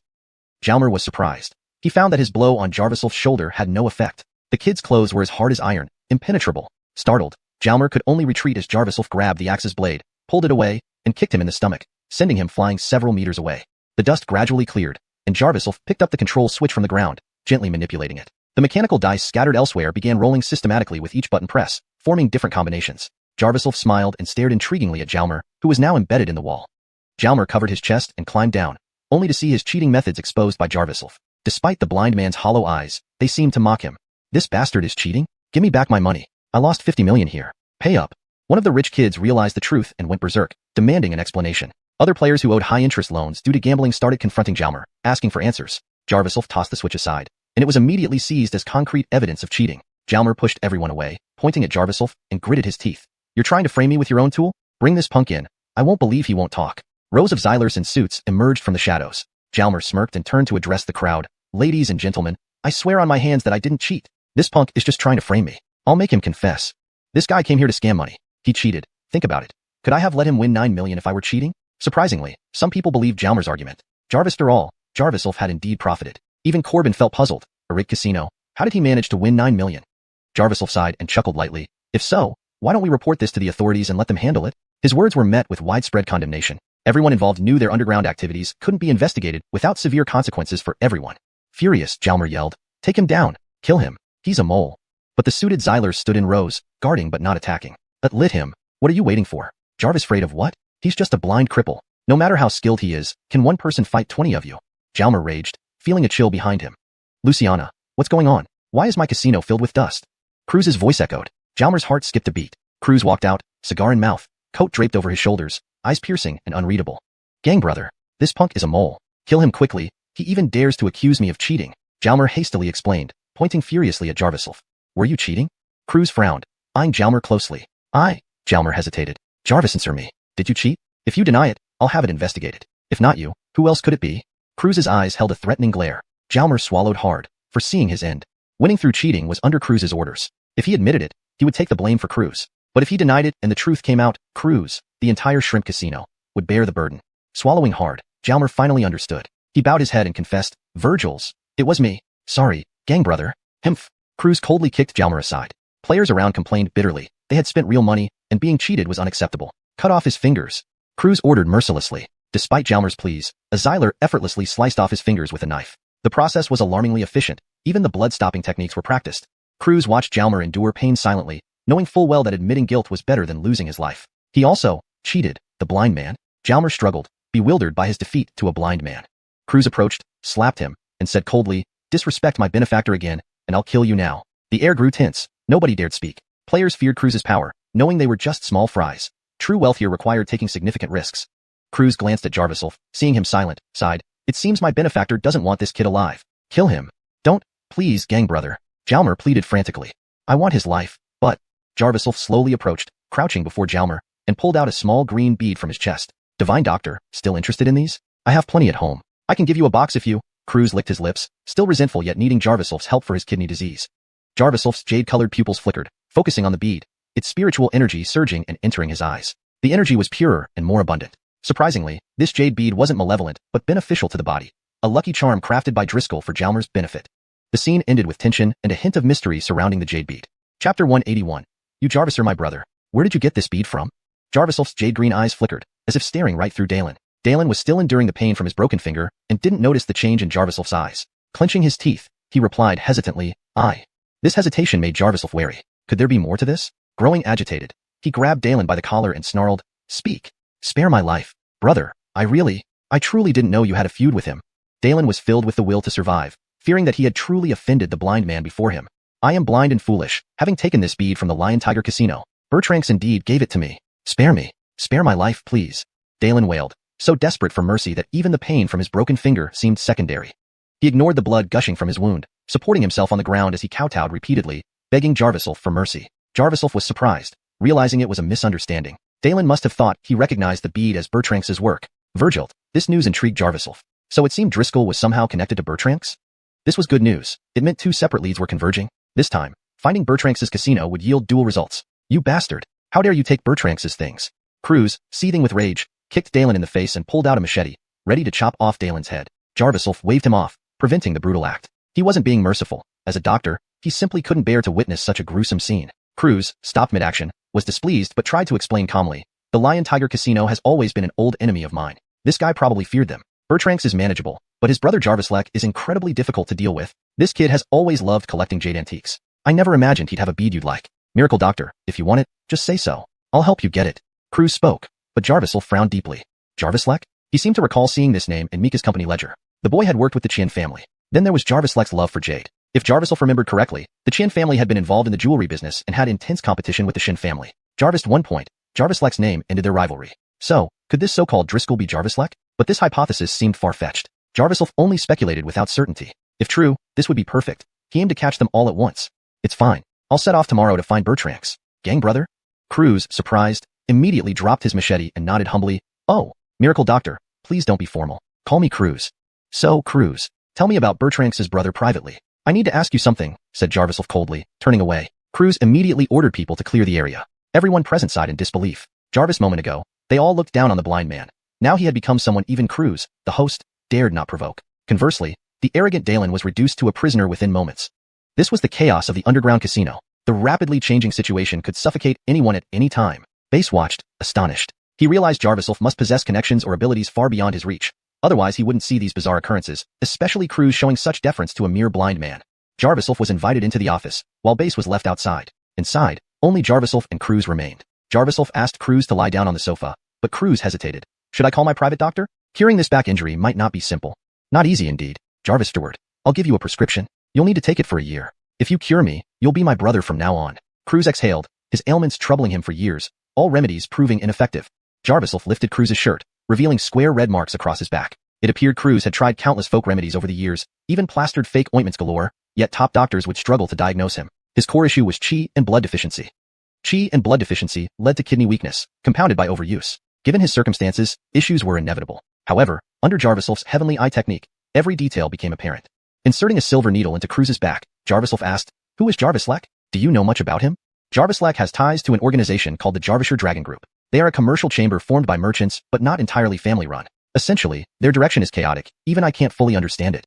Cruz felt a warm current flow through his waist, easing his discomfort, deepening his respect for Jarviself. Encouraged, he continued. Basically, Jarvislek is a businessman who started as a gambler in the jade field, later rising to fame through an underground auction. He gained prominence in the antique world, but mysteriously became the CEO of a listed company. Through Cruz's explanation, Jarviself began to understand Jarvislek. Bertranks, it seemed, was merely a pawn in loan sharking due to Jarvislek's connections in the government. It was because of higher-ups that Jarvislek acted recklessly, giving underground casinos room to thrive. Jarvis and Connor's rise after the mining disaster was previously incomprehensible to Jarviself. But here was the answer. The upper echelons. Connor bribed the top brass to keep secrets hidden, quietly accumulating wealth. With green lights in the mining sector, it signified pervasive corruption among county officials. Realizing this, Jarviself's resolve sharpened. His goal was clear. Capture Bertranks and dismantle their casino network, unmasking those pulling the strings. Could Driscoll also be colluding with the government? Jarviself pondered when suddenly there was a knock on the door. Then came Base's shout, "Morgan, Bertranks is here to see us." ####Chapter 182. I Jarvis am part of the Shin family. What? Eric came? Son of a bitch. Cruz immediately became agitated and tried to sit up, but Jarviself held him down firmly. "What do you have with Eric?" Jarviself spoke. He plunged a silver needle into Cruz's waist with force. Jarvis. Cruz felt an entirely different sensation from the warm one before. This time, the needle brought a bone-chilling coldness as if a pile of ice blocks had been placed inside his organs. Cruz knew Jarviself had misunderstood him and quickly started explaining, "Divine Doctor, please hold on. Let me explain. It seems Haishan betrayed me. Jarvister, I got him. He likely informed Eric about your whereabouts. In fact, there's something I haven't dared to tell you. Eric has also been offering rewards for information on your whereabouts, almost the same amount as the Qian family was paying recently. Cruz hurriedly revealed everything he knew. Over the past couple of days, he had also investigated a lot about Jarviself. His findings startled him. This blind man was actually the key figure in the conflict between the Qin and Qian conglomerates. This made Cruz give up on his original plan to harm Jarviself. He indeed did not intend to create trouble. I truly have a grudge against Eric. 3 years ago, that guy cuckolded me. My wife was taken by him, and then sold to a foreigner as a plaything. Damn it. Fuck. Jarvis Cruz spoke. The pain from his waist made his face turn purple. Jarviself's jade-colored pupils emitted a faint glow, allowing him to see through the skin layer that Cruz's liver was swollen, and the surrounding area was inflamed like sparks flying everywhere. He secretly smiled, realizing Cruz was genuinely enraged. He had no intention of delving deeper. Instead, he forcefully pulled out the silver needle, infusing a large amount of true qi into it in that instant. The lightning-like stimulation made Cruz shout loudly. Then the door burst open, and 3 burly henchmen rushed in, surrounding Jarviself. What did you do to Brother Gang? Brother Gang. One henchman shouted nervously. The other 2 were about to attack Jarviself, but Cruz struggled to get up from the sofa. He suddenly realized that not only was his long-standing back injury cured, but his joints had become more flexible, and even his breathing was smoother. Everything felt brand new. The prescription will be left when I leave. Go to the Four Seasons Medical Hall regularly to get the medicine and take it for a year. Jarviself thought kindly of Vinny, thinking he should help boost business for him. Divine Doctor, you really cured me? Really? My kidneys. He suddenly glanced sternly at the surrounding henchmen. The henchmen understood and immediately backed off. They, of course, knew their boss had some health issues, but being the boss, such matters couldn't be easily mentioned in front of them. Don't worry. You are now a real man. Jarviself smirked and patted Cruz on the shoulder. Jarvis Edric, who had spent years honing his craft, Cruz was usually a shrewd person, but now he was excited like a child, hugging Jarviself joyfully. Great. Divine Doctor, join me. I'll give you 10 million. No, 20 million a year. You'll be my personal doctor. The offer stunned the henchmen nearby. 20 million a year seemed too extravagant for them, but it also demonstrated just how unfathomably skilled this blind man was, whom they had underestimated all along. Unexpectedly, Jarviself waved his hand and said, Sorry, I am part of the Shen family. The Shen family? Cruz fell silent. If Jarviself had used any other excuse, he might have found it hard to accept. But it was the Shen family, a powerful and influential clan. For such a prominent family to produce someone so socially savvy? Cruz was astonished yet very understanding. Jarviself must hold a significant position in the Shen family, making him untouchable even by Cruz. Jarvis that moment, Corbin rushed in, urgently telling Jarviself, Eric sent people here. They're looking for us, Morgan. What should we do? Jarviself frowned. He was more interested in the Jarvislack behind Eric. However, he still needed Eric to resolve Jarvis Lyra's debt issue, so he wouldn't avoid this conflict. Before he could speak, Cruz preempted him. Call everyone over. Who cares about Eric? We'll handle it. Outside the shrimp casino, players filed out one by one, while the casino staff were cornered and forced to squat with their hands on their heads. Jarvisel the Xylers, dressed in suits and wearing sunglasses, acted brutally, smashing any cheap equipment around them. Jarvis Edric in a white tank top, with rolls of fat jiggling with every step, seemed to make the ground shake. This man was Eric. The shock he brought wasn't merely visual. His glaring eyes could send chills down anyone's spine with a single glance. Where is Chanshizi? Let the hell out here. You owe me tens of millions. Eric's grip on something invisible gave off an overpowering aura. Eric, you've always wanted to mess with me? Fine, let's settle this today. Cruz's voice rang out, followed by waves of henchmen cheering him on. Both sides wielded weapons, forming an intense standoff.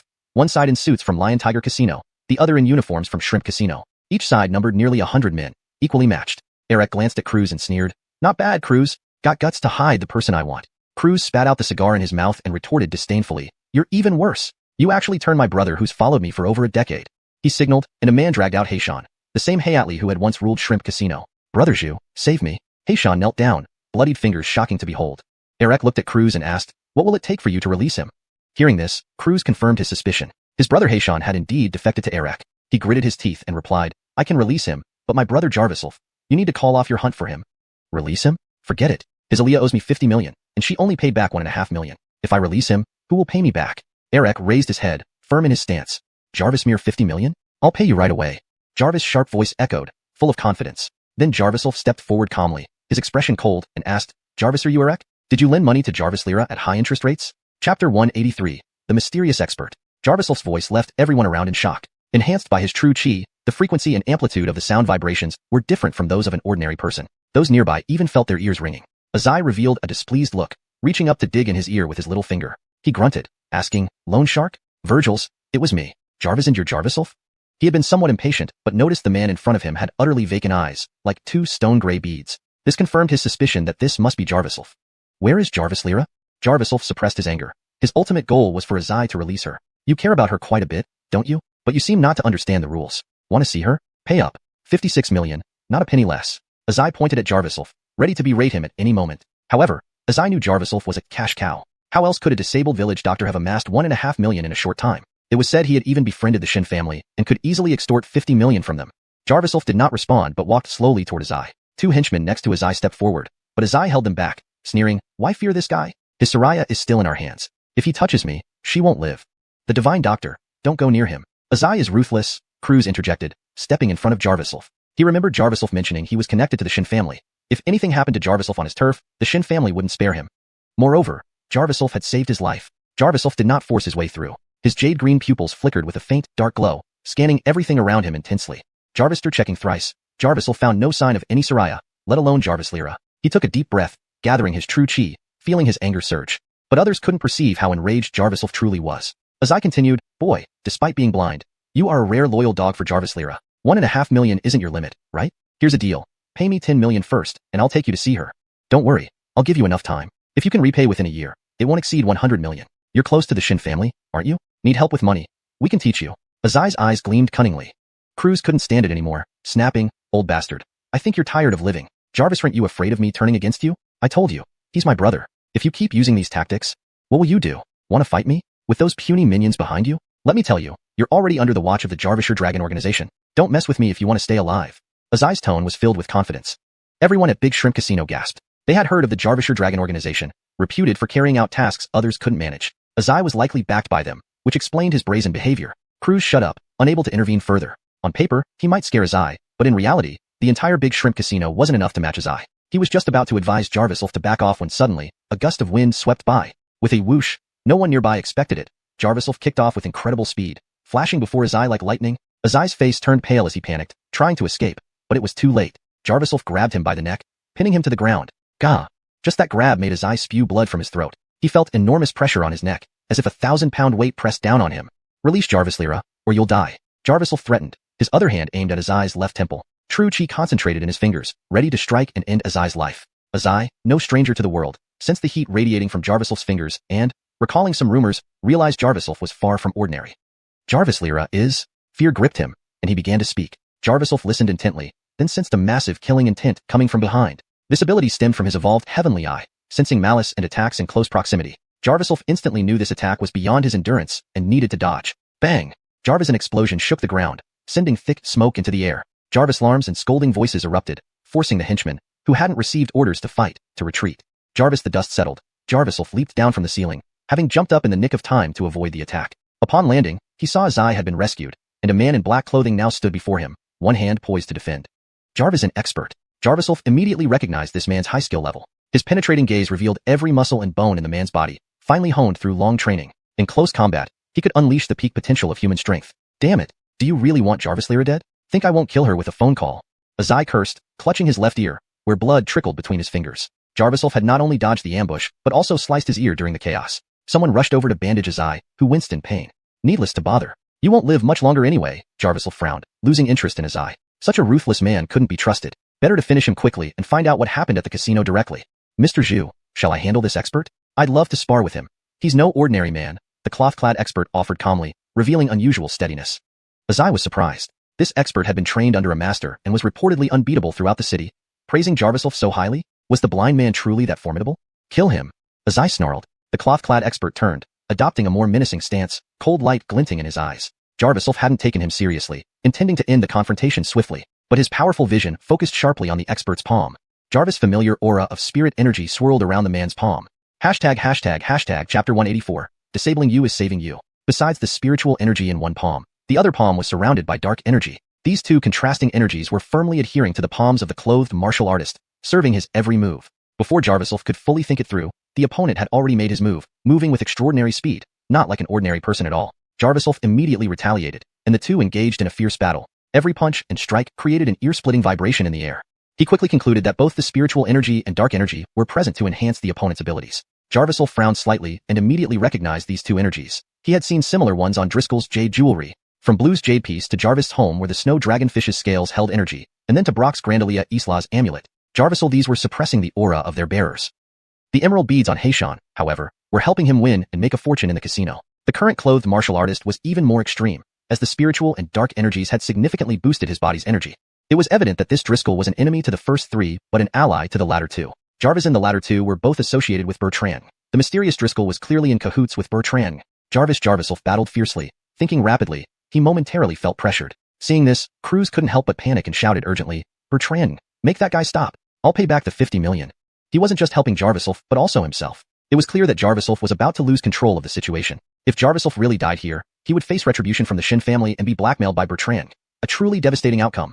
But Bertrand spat viciously to the side, covering his freshly bandaged ear, cursing furiously, "Go to hell. Pay now. Forget it. I don't want the money anymore. Use it to buy this blind man's life. I have to see him dead today."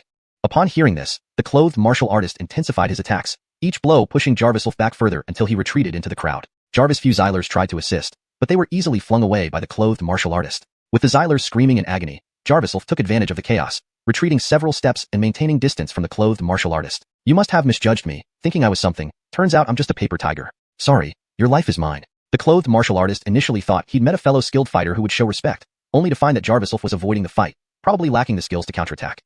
Jarviself, however, calmly rotated his jade-colored pupils, analyzing every weakness in the clothed martial artist's body. He suddenly understood that the flow of spiritual and dark energies within formed a chi formation, a very peculiar technique. Though he could recall it from memory, he couldn't master it. He silently marveled at how impressive Driscoll was, though it was unfortunate that he stood against him. Through this analysis, he gained a detailed understanding of the clothed martial artist's entire body and knew what to do next. "Jarvis, are you from the Qing organization?" Jarviself waited for everyone around to disperse and asked in a voice only the clothed martial artist could hear. The clothed martial artist, initially ignoring him, suddenly realized the opponent was blind and asked curiously, "You are too?"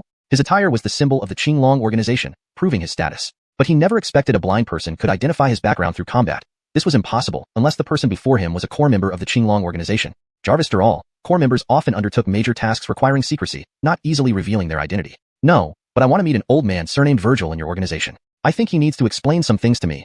Jarviself tilted his head, stretching his joints, his pupils emitting a faint golden glow. "You want to meet my master? Huh. Don't waste my time. You ignorant animal." The clothed martial artist clenched his teeth and charged forward with a punch. This time, Jarviself moved swiftly, striking the weak wrist joint he had identified earlier. Jarvis, deflecting the attack, he hit the clothed martial artist's wrist, targeting the osteoporotic area. "Jarvis, ah!" The clothed martial artist cried out in pain. Whispering near the clothed martial artist's ear, Jarviself said, "You've overtrained. Your wrists and shoulders are already degenerating. By disabling you, I'm saving your life."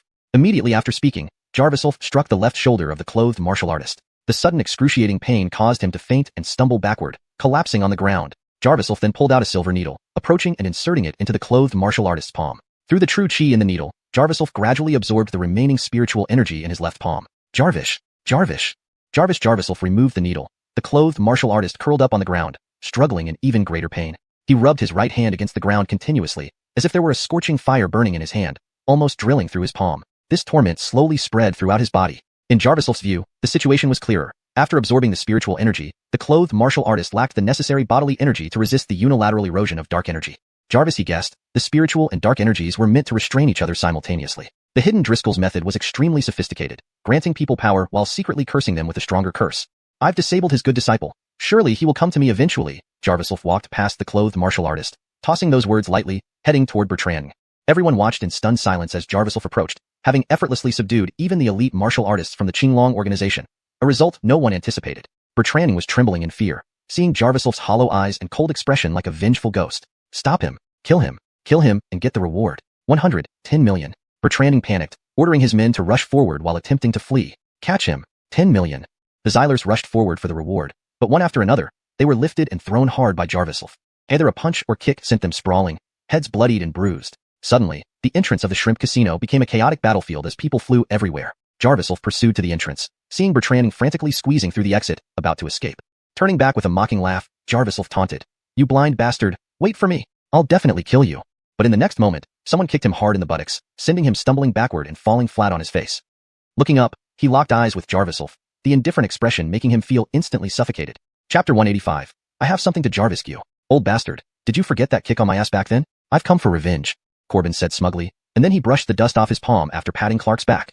Turning around and seeing Corbin, Clark felt a mix of emotions. He couldn't remember who this kid was, perhaps someone insignificant from his earlier days. How could he recall every single person? Then, he suddenly felt himself being lifted by something. Norman effortlessly hoisted Clark with just 1/10 of his strength. Swallowing hard, Clark, who weighed over 300 pounds, experienced the strange sensation of his feet leaving the ground for the first time. His throat was choked by his collar until Norman tore it, causing him to stumble and fall. Just as Norman was about to speak, he sensed a chill behind him but remained unfazed. Without turning his head, he lashed out with a swift slap, sending the martial artist who had attacked from behind flying several meters away in pain. Norman turned around, his jade-colored pupils gleaming with a golden hue. Jarvis, confirming that there was no strange aura within the attacker from the Qinglong organization, he let it go. Jarvis, this moment, he felt his power had significantly increased again. The treasure on Driscoll's body seemed extraordinary, and Norman didn't expect to benefit from it. You, don't touch me. If I don't return, Xuanhuan she will die. Clark was extremely nervous, realizing he had completely misjudged the blind man's capabilities. He never expected that even Qinglong's top experts couldn't withstand a single move from him. Now, he had to bluff to intimidate the boy. You blind bastard, Jarvis. Trying to threaten more, Norman suddenly jabbed a silver needle into his throat. The intense pain twisted Clark's face. Jarvis attempting to speak again, he found himself unable to make a sound, only managing a few muffled grunts. Admitting agitated, Clark was kicked in the face by Norman, whose shoe sole left black marks across his large face. I gave you a chance. Since you can't talk, you won't be talking for the rest of your life. Norman slapped him hard, sending Clark flying several meters. Landing, he spat out blood and foam before fainting. The henchmen around, whether from Cruz's side or Clark's, stood awkwardly, unsure if they should escape or stay. Jarvisting would surely mean a worse fate. Corbin saw Norman's frustration at not finding Xuanhuan she and loudly announced, "This isn't about you all. We're looking for someone named Xuanhuan she. Those who provide information can leave." Surprised, Norman realized Corbin's managerial skills were quite professional, having managed Shun family's 4-star hotel. With his help, over 100 people came forward with information, giving Norman an initial understanding without Clark's assistance. From the information, they learned Clark was merely a pawn in the Lion Tiger Casino, while Alphen Sognus held real power. Some even provided phone records, showing many families ruined by high-interest loans, though Xuanhuan she wasn't named. This troubled Norman deeply. Xuanhuan she was a village girl, and her family were honest folks. How could they stand against these ruthless entrepreneurs? They also learned Alphen Sognus would return to the casino tomorrow. So, they decided to find Alphen Sognus for Xuanhuan she the next day, using Clark as leverage. Preparing to wrap up, Cruz brought in Heishan. This guy can't endure the torture, and wants to confess for a chance at survival. Divine Doctor. Should we hear him out? Cruz, though grateful for Norman's help against his longtime rival, still felt soft-hearted toward Clark, who had followed him for years. Norman asked coldly, "What do you want to say?" Heishan knelt and confessed, Xuanhuan she is indeed with Clark, but now he doesn't know where she is because someone else wanted her information. Who wanted her? Norman frowned. I don't know. That's all I know. Clark and Alphen Sognus have been secretly competing for years, despite seeming peaceful. So, exchanging this fat pig might not get us Xuanhuan she, Corbin sighed beside Norman, gently trying to dissuade him. They had faced immense danger dealing with such forces. Deeper involvement could truly endanger their lives. That's fine. I'll just cripple him. Norman turned and walked away. Corbin was dumbfounded. He couldn't understand why Norman, already with Shin Hope, was so fixated on another Soraya. He pondered but followed silently. Before bed, Corbin told Norman he had entrusted Cruz to deposit money into an account and provided an extra card with 1 million yuan. Handing over the money, Norman accepted it and went to bed. Corbin wanted to suggest not going further but never got the chance. The next day, he reluctantly followed Norman, repeatedly asking how they planned to persuade Alphen Sognus, worried about being ambushed. But Norman remained silent, not seeming to consider much. Indeed, led by Heishan, they boldly entered the Lion Tiger Casino. Reaching the center, Norman threw Clark onto a round table, smashing it and setting off alarms. Players scattered, some shouting curses. Who dares to act like this? Jarvis Brandt with 3 prominent scars on his forehead stepped forward, pointing angrily at Norman. Norman frowned and asked, Jarvis, are you Alphen Sognus? I have something to ask you. Chapter 186. Who dares to touch him? Jarvislek, what do you want with our boss who? What kind of person are you? Do you even deserve it? The Brandt had initially intended to speak calmly, but the other party's arrogant words made him lose his patience. However, even with dissatisfaction in his heart, he did not dare to take action after seeing that even Bertrand was thrown on the table by the blind man. Jarvislek, realizing this guy wasn't Jarvislek, reined in his anger and coldly said, tell Jarvislek to come out and see me. The Brandt sized up the blind man in front of him, who was dressed plainly and didn't have an especially robust physique. Worse still, only a man resembling a real estate salesman followed behind him. Jarvis, are you tired of living or something? If you don't want to die, scram. The Brandt cursed while swallowing hard, hoping to defuse the situation since he knew the blind man had just taken down Bertrand. Jarvislek grew impatient and was about to move when Corbin spoke up first. Young man, I advise you not to cause trouble. Go tell Jarvislek to come out. We've received reliable information that he's back. Just listen to my advice. There's deep water here. You can't handle it. Corbin added, gesturing subtly at the Brandt. However, the Brandt misunderstood, thinking Corbin was belittling him, which fueled his anger. Go to hell, you blind bastard. He lunged forward but was abruptly stopped as Jarvislek grabbed his wrist and pulled down his shoulder. Jarvis! The Brandt screamed instantly, unable to breathe from the sudden, overwhelming force. Corbin shook his head disdainfully. TSK, didn't I warn you? You couldn't handle it. Jarvislek's jade-colored pupils shifted slightly before twisting sharply. Jarvis' crack echoed through the air as he broke the Brandt's arm. The Brandt immediately lost all sensation in his arm. Jarvislek then kicked him aside coldly, saying, if Jarvislek doesn't dare to come out, I'll wait for him here. You.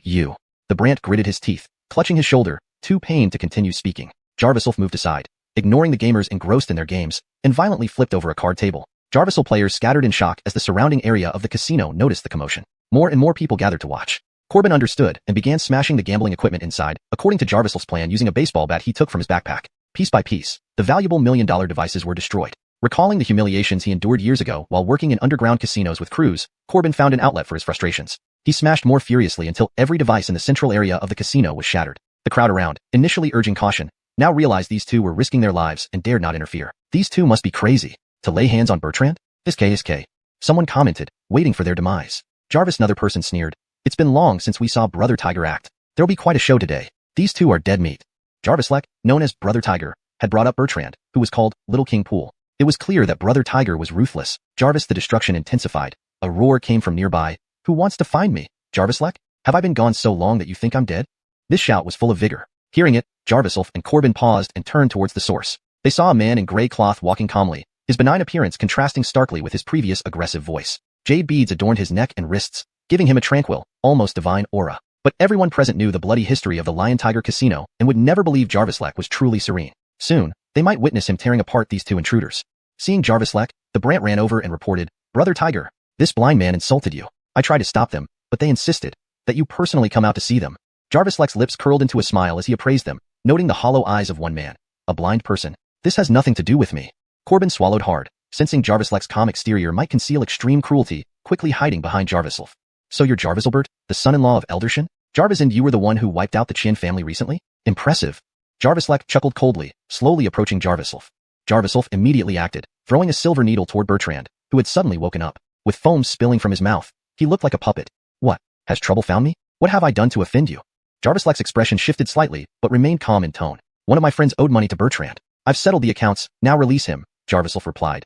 His jade eyes gleaming faintly with a golden hue. His gaze swept the entire casino, but its vast size, 10 times larger than Prawn Casino on this floor alone, made quick searches impossible. Jarvis Leck shrugged, frowning. Debts must be repaid. That's only fair. With a swift motion, Jarvis drove a needle into Bertrand's nose, causing blood to gush from his orifices as he collapsed onto the table convulsively. Do you threaten me with my brother's life? Jarvis Leck's eyes finally showed signs of unease. Not just his life, but yours as well, Jarvis said, aiming a silver needle at Jarvis Leck. Jarvis Leck's expression turned complex. The Brant immediately signaled dozens of burly henchmen and urged, Brother Tiger, let your brothers act. This blind man is too arrogant. Teach him a lesson. I'll kill you, Jarvis Leck shouted, suddenly striking the Brant across the face with a palm. The Brant flew backward, crashing hard onto the ground. Jarvis Leck rushed to Jarvis, patting his shoulder and declaring, he's my true brother. Who dares touch him? Hashtag chapter 187. Where does your confidence come from? The Xylers were all dumbfounded. Why did their boss suddenly turn against them? Jarvis was also bewildered by Jarvis Leck's actions. He had no idea what Jarvis Leck was up to and coldly demanded, where's Jarvis Lyra? Jarvis Lyra? You'll have to ask my brother Bertrand. Oh, sorry, he's not my brother anymore. Jarvis Leck chuckled, glancing at Bertrand, who was still sitting at a poker table nearby. Stupid pig, why did you provoke my brother for no reason? I've always told you to stay away from that usurious business. Brother, how about I find someone to interrogate him for you and find out where Jarvis Lyra is? Jarvis Leck smiled, looking at Jarvis. Even though he knew Jarvis couldn't see, Jarvis Leck put on an extremely sincere smile. Jarvis took a step back and hurled a silver needle, which struck Bertrand in the chest. Soon after, Bertrand stopped breathing. The Xylers who rushed forward to check called out for help in panic, but Jarvis Leck waved his hand, saying, don't even think about calling a doctor for him. This fool messed with the wrong people, and now he expects me to clean up his mess? What can I do? I don't run this business. He then rubbed his hands together, smiling at Jarvis. Brother, let's talk things over. If you have any requests, just say it. My brother caused trouble everywhere, and I couldn't stop him. I never got involved in his usurious business. It has nothing to do with me. This moment, Jarvis realized how ruthless Jarvis Leck could be. His attitude flipped in an instant, showing clear premeditation. Jarvis Leck obviously knew Bertrand's actions would bring trouble, so he distanced himself early on. Jarvis, soon as trouble came knocking, he severed ties without hesitation. That needle Jarvis used only sealed Bertrand's acupoints, creating a false death state. However, it was evident that Bertrand's fate didn't even make his big brother blink an eye. Come, please, have a seat. Let's talk things over. Jarvis Leck warmly invited Jarvis and Corbin, instructing his men to handle the scene. This warm reception left Jarvis at a loss. Pushing further would be like hitting a soft cushion. Moreover, it seemed Jarvis Leck genuinely knew nothing about Bertrand's actions. Jarvis was invited to sit at a poker table, which not long ago was filled with rich young men gambling large sums of money. Now it was cleared by Jarvis Leck. Though it didn't impress Jarvis, it showed Jarvis Leck's sincerity. Corbin brought up the topic of Jarvis Lyra being involved in usurious loans. Jarvis Leck gave his men a signal, and they threw a stack of receipts onto the table. These are all the clients under my business. Take a look. Is Jarvis Lyra one of them? Jarvis Leck asked, frowning. Let's see, Jarvis said coolly. Finding Jarvis Lyra was paramount. Corbin immediately began flipping through the pages, checking the entries under Hunt. Jarvis searching repeatedly, he found no mention of Jarvis Lyra. The data showed that Jarvis Leck's operations were limited to commercial loans, primarily serving signs from prestigious families, not village girls like Jarvis Lyra. This proves I have nothing to do with Bertrand, right? Morgan, I've heard of your reputation. My boy offended you, and I apologize on his behalf. Jarvis's elder brother. I failed to discipline him properly. I'll send someone to find Jarvis Lyra for you, Jarvis declared, resting his hands on the table. He then ordered 2 men to handle the task, speaking sternly. Jarvis sighed, feeling vexed. Everything aligned with his expectations. Earlier, he had used the Heaven Eye technique, consuming a lot of true chi, to thoroughly search the casino but found no trace of Jarvis Lyra. This confirmed that while Jarvis backed Bertrand, the usurious business was tied to the Green Dragon organization, not directly to Jarvis. Searching for so long and finding the wrong person. Suppressing his dark mood, Jarvis said, if that's the case, then we can call this a misunderstanding. From what he saw, even if Jarvis was involved, he had already wiped out all evidence. Killing Jarvis wouldn't yield valuable information and would only hinder his progress by making enemies. The two appeared to reconcile, and Jarvis asked, one more thing, brother who, where did you get those jade pieces? He noticed residual spiritual energy on the jade, indicating they were crafted by the same Driscoll, though they were useless to him now. Despite Jarvis' attempt to appear clean, Jarvis spotted inconsistencies. Whether it was Jarvis' people or the Green Dragon organization, they all connected to Driscoll. They were clearly intertwined. This is off topic, but I'm sure you understand our code, Morgan, right? Deal the cards. Jarvis' demeanor changed dramatically, exuding a powerful aura that nearly overwhelmed Corbin hiding behind Jarvis. Jarvis hadn't expected Jarvis to challenge him to a game. Looking at the stacks of cards laid out before him, Jarvis inwardly sneered. Wasn't this exactly what he wanted? Jarvis confidently proposed, you have questions for me, and I have questions for you. How about we settle it with a game, according to our rules? How do we play? Jarvis asked. Laughter erupted around them, and Jarvis couldn't help but laugh. My bad. I forgot. Morgan can't see, so how about your friend behind you plays for you? Corbin was surprised. If I win, you find a way to get me the provincial capital's public construction project bidding criteria. If you win, I'll tell you what you want to know, Jarvis said, selecting a deck of cards and pulling it toward him. Corbin was alarmed and instinctively replied, Jarvis, flatly not. Leaking bid details would disrupt the market. Jarvis' public construction project worth billions can easily collapse. Fine, let's bet. Jarvis pressed a stack of cards down as if he hadn't heard Corbin. Jarvis, all right, don't back out. Jarvis smiled slyly, but Jarvis suddenly shifted, his empty eyes glowing sharply. Gambling is fine. But where does your confidence come from, thinking you can compete with the Shin family? Hashtag chapter 188. Jarvis accept the consequences of gambling. Jarvis' demeanor was even more formidable than Jarvis' Jarvis, though his pupils were jade green, they exuded an extraordinary brilliance. Jarvis looked somewhat embarrassed and said with a nervous laugh, Morgan, gambling is about luck, but it also requires boldness. There's no need to speak so bluntly. Let's just see who wins, all right? Unwilling to waste any more time on words, Jarvis simply touched the stack of cards before him and replied, each pile has 5 cards. Brother who likely dislikes cheaters, which is why he used multiple decks to increase the element of luck. Wouldn't any unseen deck theoretically count as part of the gamble? Jarvis asked calmly. Of course. Choose your cards freely. I've already made my selection. Jarvis answered as he grabbed his deck. Jarvis' quick glance revealed 5 poker cards, 3 kings, and 2 Jarvises. Such a hand was already quite strong. Moreover, the card-dealing machine had been rigged, ensuring that among the 10 decks, the strongest hand would always be near Jarvis.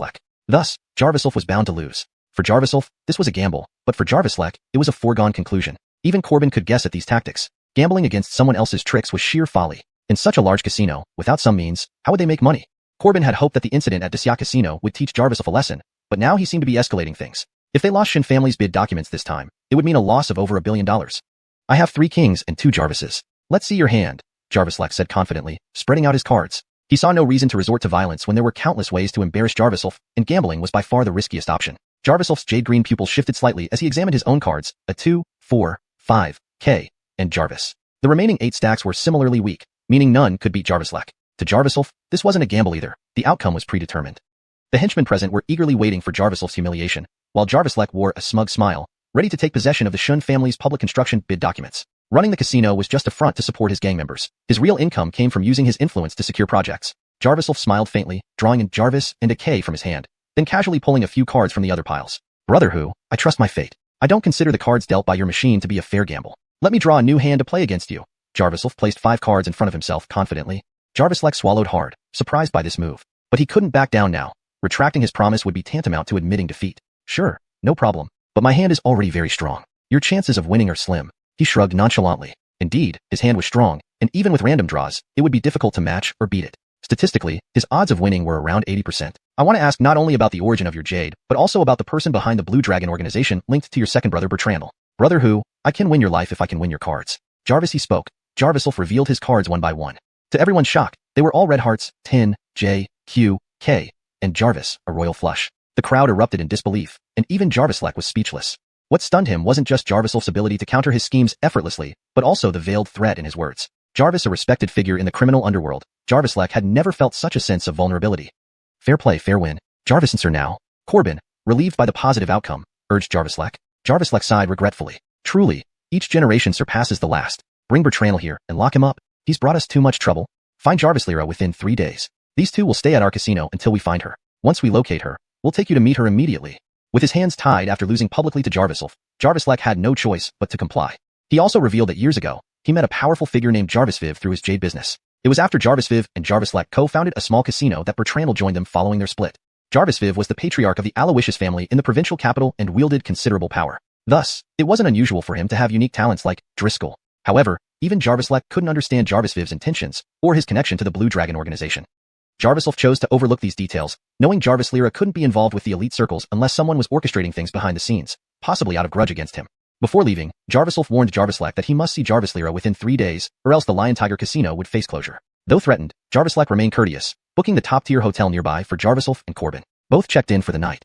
Before dusk, Jarvis left Corbin behind and returned alone to the Lion Tiger Casino under cover of darkness. During the day, he had continuously used the Heavenly Eye technique to search for Jarvis, and although he found no trace of her, he stumbled upon a hidden archive room deep within the casino. Filled with confidential files, it held many of their secrets. Since Jarvis refused to talk, Jarvis decided to let the facts speak for themselves. Opening the door to the darkened room, Jarvis stepped inside. His jade-green pupils glowed golden in the dark, revealing numerous surveillance cameras and traps. For someone with enhanced vision, these defenses were insignificant. Jarvis intensified his sight and scanned the entire archive, soon finding a peculiar document detailing a high-interest loan and nude loan project, with the partner listed as the Blue Dragon organization.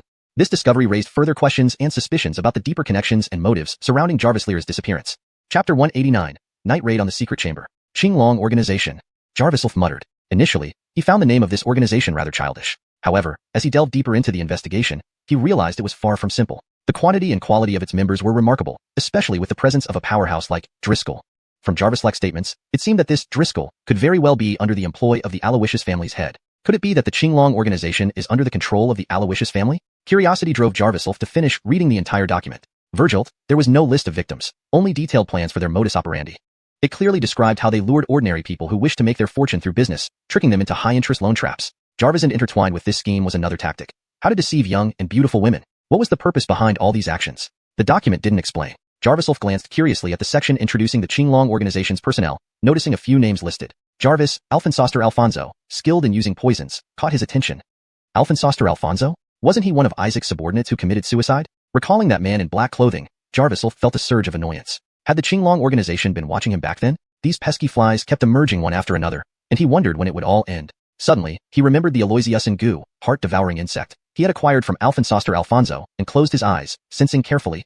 Suddenly, an inexplicable sensation surged in his abdomen. The Aloysiusan goo seemed to respond. This meant Serena he had implanted it and wasn't far away. However, Jarvis wasn't adept at handling insect poisons and couldn't pinpoint her exact location. His heart sank. Could this Soraya also be someone sent by Jarvis? If so, he regretted not dealing more severely with Jarvis today. Setting aside the Qing organization's documents, he picked up another file he had been particularly interested in. It read business plan at the top, revealing malicious competition strategies targeting prominent families like the Aloysius, Jian, Ji, and Shun families. Jarvis among these, the most conspicuous target was the Shun family. Jarvis had secretly investigated the Shun family in great detail, even including each company's last decade of revenue data. Such confidential information leaking out would drastically impact the city's commercial landscape. No wonder Jarvis wanted to leverage him to secure the public construction project for the Shun family. Once they moved, the Shun family would be crippled in the commercial battle. Jarvis learned that the Shun family was just one of the 10 major families in the provincial capital, and the same applied to the other 4 families. These families might not directly interact, but they were intertwined through intricate economic ties. Clearly, Jarvis was an ambitious person. Searching further, Jarvis was puzzled by the absence of Connor's information among these extensive records. Given Connor's established presence in the city, why hadn't he been targeted? Not a single word about Connor in the entire secret chamber. Jarvis noting key details, Jarvis returned the files to their place. Just then, footsteps and murmurs sounded outside. Why are there footprints here? Is someone inside?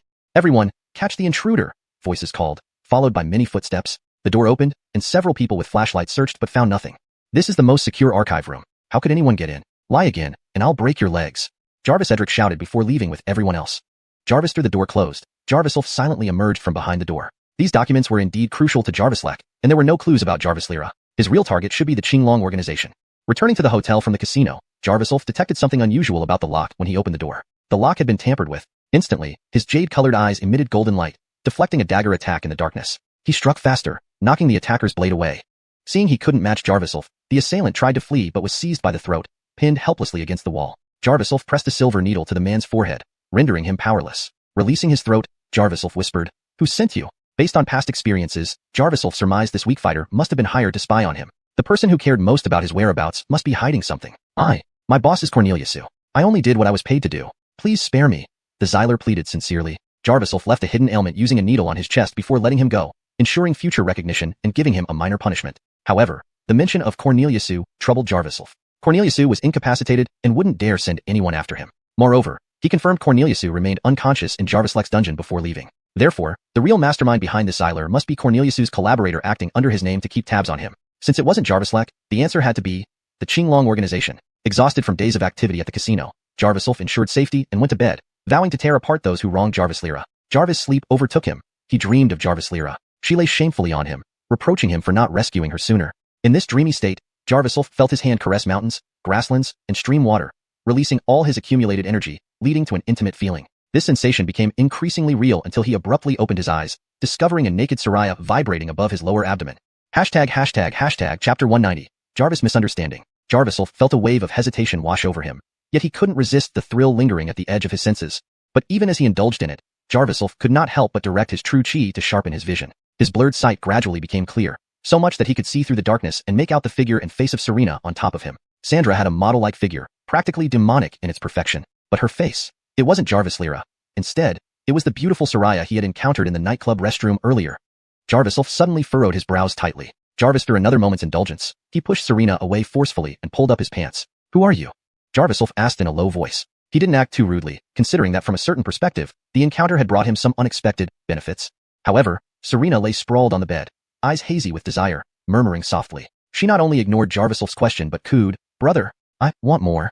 Jarviself remained silent, staring at Serena's alluring appearance. He almost wanted to give in again, but he knew this was merely a physiological impulse. He quickly used his heavenly eye to examine her body thoroughly. Sure enough, she was once again being controlled by the toxins inside her. Without hesitation, Jarviself inserted a silver needle into her perineum. Her feverish body gradually cooled down, and she slowly drifted into sleep. Jarviself withdrew the silver needle. A drop of blood slowly seeped out from her perineum. Looking at it, Jarviself was momentarily astonished. In his past life, he had met countless women of extraordinary beauty while in court. He was once a high-ranking official who received young women from each minister every year. He was well acquainted with their first night's blood. Seeing it after so long, he couldn't help but feel excited. This Soraya was a virgin. Jarvis, and more importantly, her essence was exceptionally full, her body far more intact than most modern women. But this time, Jarviself wasn't overly thrilled. Rather, he felt somewhat ashamed. What he thought would be a casual encounter had inadvertently taken part of her essence. Feeling complex, he decided he must ensure her safety. He took out a silver needle and first inserted it into Serena's abdomen, quickly locating the heart-devouring worm within her. Indeed, the original poison had been suppressed, which is why Jarviself hadn't sensed her approach. He infused true chi through the needle into her body, using the heart-devouring worm to gradually consume the essence of the primary worm. Soon, Serena's complexion became increasingly rosy, and the toxins in her body were completely dispelled. Jarvis, after dressing her properly, he let her rest on the bed while he slept on the sofa for the night. The next morning, Serena gasped as she looked around, utterly bewildered. This reaction surprised Jarviself. He frowned and asked, "You might fool me once with such an act, but not twice. Who sent you? Tell me what you know, and I'll let you go." Jarviself sat up, having waited for Serena to wake up. "Jarvis, are you crazy? Who are you? Why did you bring me here?" Randy stood up, quickly put on her high heels, and picked up her bag to leave. "Do you have alcohol on your breath? You're in this state because I brought you here?" Jarviself asked coldly. Randy wanted to turn back and scold him but suddenly saw that he was blind. Regret filled her heart as she recalled her ordeal. Reluctantly, she explained everything to Jarviself. She introduced herself, saying she was a newly graduated student working during the summer. Her friend had called her out for drinks, and she had been at a certain nightclub when she drank too much. Jarviself confirmed the address, which turned out to be the same nightclub where he had found Bertrand before. He advised her, "Your friend probably brought you to the hotel because you were drunk and accidentally put you in the wrong room." Randy sighed deeply. "I'm really sorry. Let's be friends. I'll definitely thank you for your care later." She extended her hand to shake Jarviself's. Feeling uncomfortable, Jarviself initially thought she was a femme fatale but now realized she was a victim of a trap. "No need to thank me, just stay away from that friend of yours. It's not like a good person would abandon you here," he explained.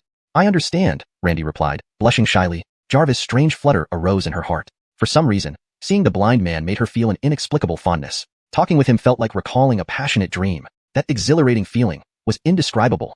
Was this what books described as the heart fluttering when one's genes chose someone? Moreover, she had initially worried the blind man might be after her, but now she admired his unconventional behavior. Jarviself sighed and did not press her about her friend, knowing the heart-devouring worm he enhanced would keep her under his control no matter what. "Since it was a misunderstanding, my friend will escort you," Jarviself said as he walked towards the door. "Friend?"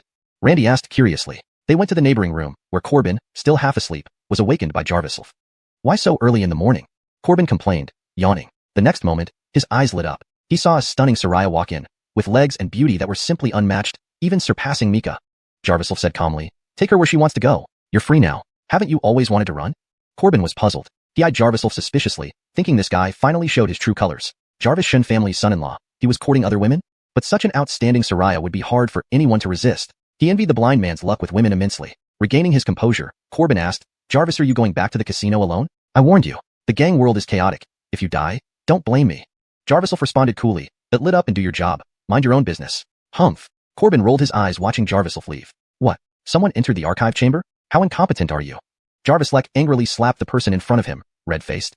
The person stumbled up, "Wait, Trudagierserdal should be changed for a more natural flow in English." The man staggered to his feet, indignantly explaining, "The guy who went in there was that blind man from yesterday. He's so fast that only the security cameras could capture his movements.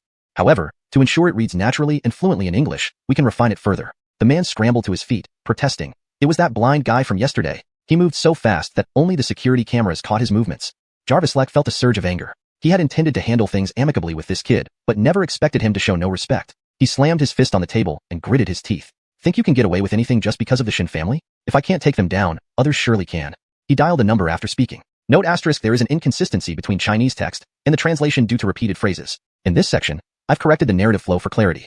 ####Chapter 191. The struggle between women. Bang! Jarvis group of Xylers barged into the hotel, smashing the door open. Inside, everything was deserted, the occupants long gone. The leader, a robust man in a suit, pulled out his phone and dialed a number. "Boss, this kid isn't in Jarvislek's arranged hotel room either. Jarvislek also says no one saw him at the casino." The Xyler barely finished speaking before a harsh reprimand came from the other end. The rebuke made him flustered instantly, cold sweat trickling down his forehead. Jarvis for being scolded. He muttered with his head bowed. "Understood. We won't alert him. We'll get that blind guy within half a month."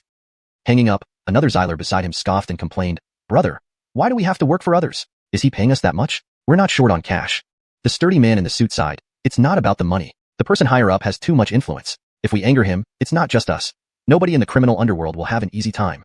What should we do next? Continue chasing after that brat? Or just pass the blame to the Qinglong organization?" asked the Xyler. The man rubbed his chin, pondering for a moment, then said helplessly, "For now, let's hold back. We need to make that kid lower his guard first. Jarvislov must die. Otherwise, those higher-ups won't be able to sleep well every day." Jarvis that moment, on a street in the provincial capital, Jarvislov walked briskly with his cane, drawing glances from passers-by. Jarvis blind man walking so fast? That was indeed something rarely seen. Jarvislov suddenly became alert as he sensed probing gazes from all around. He was sharp enough to notice this. Should he lead them to his destination? Probably not a good idea. He intentionally turned into a small alleyway, and sure enough, two groups of people quickly surrounded him from both ends. On each side were over 10 Xylers in black clothes, led by a hideous man with a face full of pockmarks. Jarvislov frowned slightly, recognizing this guy. "Declan? What's this? You want revenge for Isaiah?" Jarvislov had learned from Sheridan's call a few days ago that apart from occasional trouble stirred up by Isaiah, nothing else major happened at the clinic. Isaiah didn't have much power, so Jarvislov paid him no mind. However, Declan was Isaiah's boss and had connections to xuanhuan mining, a county-level force. "I'm here to settle my own score, but I see you're quite smart, figuring out who I am. Your eyes aren't completely blind yet, but soon they will be." Declan gave a nod, signaling his men.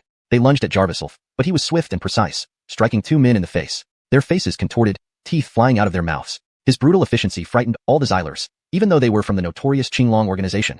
Jarvislov noticed this, but kept it to himself, fearing it might tip them off. He asked, "Declan, your cousin still needs me for treatment, and you don't hold any real power, coming to bother me. This isn't your idea, right? Who sent you?" Declan's face showed panic as he shouted, "What are you useless fools doing? Jarvis stack." Two more Xylers rushed forward, only to be kicked away by Jarvislov. They hit the ground hard, convulsing and foaming at the mouth. Seeing this, the rest hesitated. They were the lowest-ranking members of the organization, and encountering such a formidable enemy for the first time, charging in meant certain death. Jarvislov's expression was stern, his tone icy. "I have no grudge against you. If you fear death, run now. Otherwise, you'll regret it." Immediately, 3 or 4 men bolted. Others followed, dispersing rapidly. Within moments, over 20 Xylers vanished without a trace. "You bastards! Damn it!" Declan cursed furiously, then realized Jarvislov was approaching him. Knowing he wasn't Jarvislov's match, he kneeled down and pleaded, "Morgan, spare me. It was just a momentary lapse of judgment." Jarvislov stood before him, coldly asking, "When did you hook up with the Qinglong organization?" "I.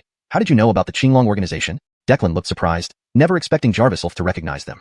Without replying, Jarvislov produced a silver needle, continuing to threaten, "I have no interest in you, but if you insist on dying, I'll send you to your grave." Declan panicked. "I really don't know anything about the Qinglong organization. Morgan, don't accuse me falsely." Before he could finish, the silver needle pierced his collarbone. Instantly, his facial nerves went numb. Jarvislov left coldly, saying, "Take your time to think. I'm sparing your life for your cousin's sake." Jarvislov didn't want to offend Brendan since he needed Brendan to uncover the truth behind the mine disaster. Jarvis although Declan didn't confess, Jarvis could guess. If the Qinglong organization had captured Jarvis Lyra, they certainly knew he was searching for her. They clearly weren't willing to let her go easily, so he had to plan a direct approach. Elsewhere, at Mayu Group headquarters, Sheridan appeared unexpectedly at the company entrance, politely negotiating with the security guards before calling Mika out. Seeing Sheridan, Mika felt irritated. Despite knowing through investigations that Sheridan wasn't a bad person, she still harbored resentment. "Why are you here?" Mika asked. Sheridan smirked, raising an eyebrow mockingly. Not surprising for the Stacy of the Shun family. "You always speak like that." Knowing her own temper, Mika didn't blame Sheridan but impatiently replied, "If you're looking for Ichun, please leave. He's dealing with matters in the provincial capital." "I know what he's doing. I'm here to help him," Sheridan said. She hadn't informed Jarvis because she knew he would stop her if she did. Understanding him deeply, she believed only acting first and reporting later would make him accept her help. "You can help? The most you can do is watch over Zhengxin Clinic. If anything happens there, what about the effort Ichun put in?" Mika felt oddly sensitive. She feared Jarvis would resent her for Sheridan. To her, Sheridan seemed like a perfect helper. Sheridan snorted, "Since you won't tell me, I'll just wait for Ichun here." This irked Mika, especially since Jarvis was on his way to Mayu Group. Note asterisk: the chapter maintains its paragraph structure and line breaks as per the original text while ensuring fluent English translation. Chapter 192. High-level mogul. "There's nothing I can do about you. Go wait at the Four Seasons Clinic. If Ichun returns, he'll definitely go to the clinic first." Mika suddenly had an idea. Sheridan was somewhat puzzled. "Isn't Ichun close to you now? Jarvis resolving his matters, wouldn't he come find you instead of going to another clinic?" Mika gritted her teeth, feeling uncomfortable with Sheridan's insinuating words. But she forced a smile. "Jarvis all. Ichun is a doctor. He's dedicated to his job and will certainly be a good husband in the future. Go to the Four Seasons Clinic, and I'll inform them. You can do some odd jobs there these few days and earn some extra money." "Oh, so it's like a weasel wishing a hen a happy new year? Well then, sister appreciates your goodwill. However, isn't calling someone husband too early? Proper ladies should maintain a certain reserve. Don't end up like me, getting a bad reputation," Sheridan said with sarcasm, then burst into clear laughter. Mika's face almost turned purplish red, but she could only pant and say, "At lit lost. Don't disturb my work." She had to admit that at least when it came to verbal sparring, she was completely overpowered by Sheridan. Just as Sheridan left Mayu Group, Jarvis arrived. Mika felt relieved for sending Sheridan away. Otherwise, she would have always felt uneasy, especially since Base informed her earlier this morning that Jarvis showed signs of being moved by women outside, which caused her initial unwavering trust in him to waver slightly. But this didn't cause her to despise Jarvis. Clearly, his importance in her heart was far beyond any ordinary man. The thought of other women pursuing Jarvis made Mika cherish him even more, wanting to keep him by her side every moment. "Ichun, are you okay? Didn't get hurt, right?" Mika not only heard about Jarvis' encounter, but also learned from Base about the thrilling events in the casino. "I'm fine. Rather than that, I have something important to tell you." Jarvis immediately pulled Mika into the company. They hid in the office and Jarvis explained everything he saw in the casino's secret archives about Mika's company. Jarvis true. This information should be inaccessible even to rival companies. How did it end up in their hands? Mika was incredibly shocked. "Let's consult Jarvis. I just happen to need to see him too," Jarvis suggested.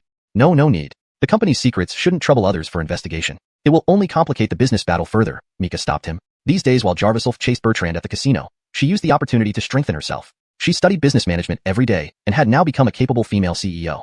Jarvis silently nodded, pleased with Mika's growth. He took a deep breath and said, "If you need any help with the business war, let me know. Now, I have to visit the Four Seasons Clinic to meet a friend." "Friend? What kind of friend? Why don't you just tell me who it is?" Mika quickly asked, sensing Jarvis' friend might be Sheridan. But why not directly say Sheridan's name? Is he hiding something? "Brendan, the owner of xuanhuan Mining. You probably don't know him," Jarvis replied dazedly, usually calm but easily confused by Mika. Women's thoughts were indeed hard to fathom. His answer somehow reassured Mika instantly. "I see, that's good," Mika sighed in relief. But she became alert again and insisted, "Don't go to the Four Seasons Clinic. Have the meeting here at Mayu Group." Visiting the Four Seasons Clinic would mean seeing Sheridan. Despite believing in Jarvis, she feared Sheridan might take her place in his heart. Though Jarvis didn't understand, he followed her wishes. Experience taught him not to delve deeply into women's thoughts. Within half an hour after the call, Brendan drove to Mayu Group. Entering the office, Brendan said sternly, "There's news about Connor's backer, and moreover." He suddenly fell silent, looking strangely at Mika in the corner. "This must be Stacy? Pleased to meet you. I'm Brendan, a shareholder of xuanhuan Mining. I've been looking forward to cooperating with your grandfather in business. Is he well?" Brendan shook Mika's hand, who smiled forcefully in response.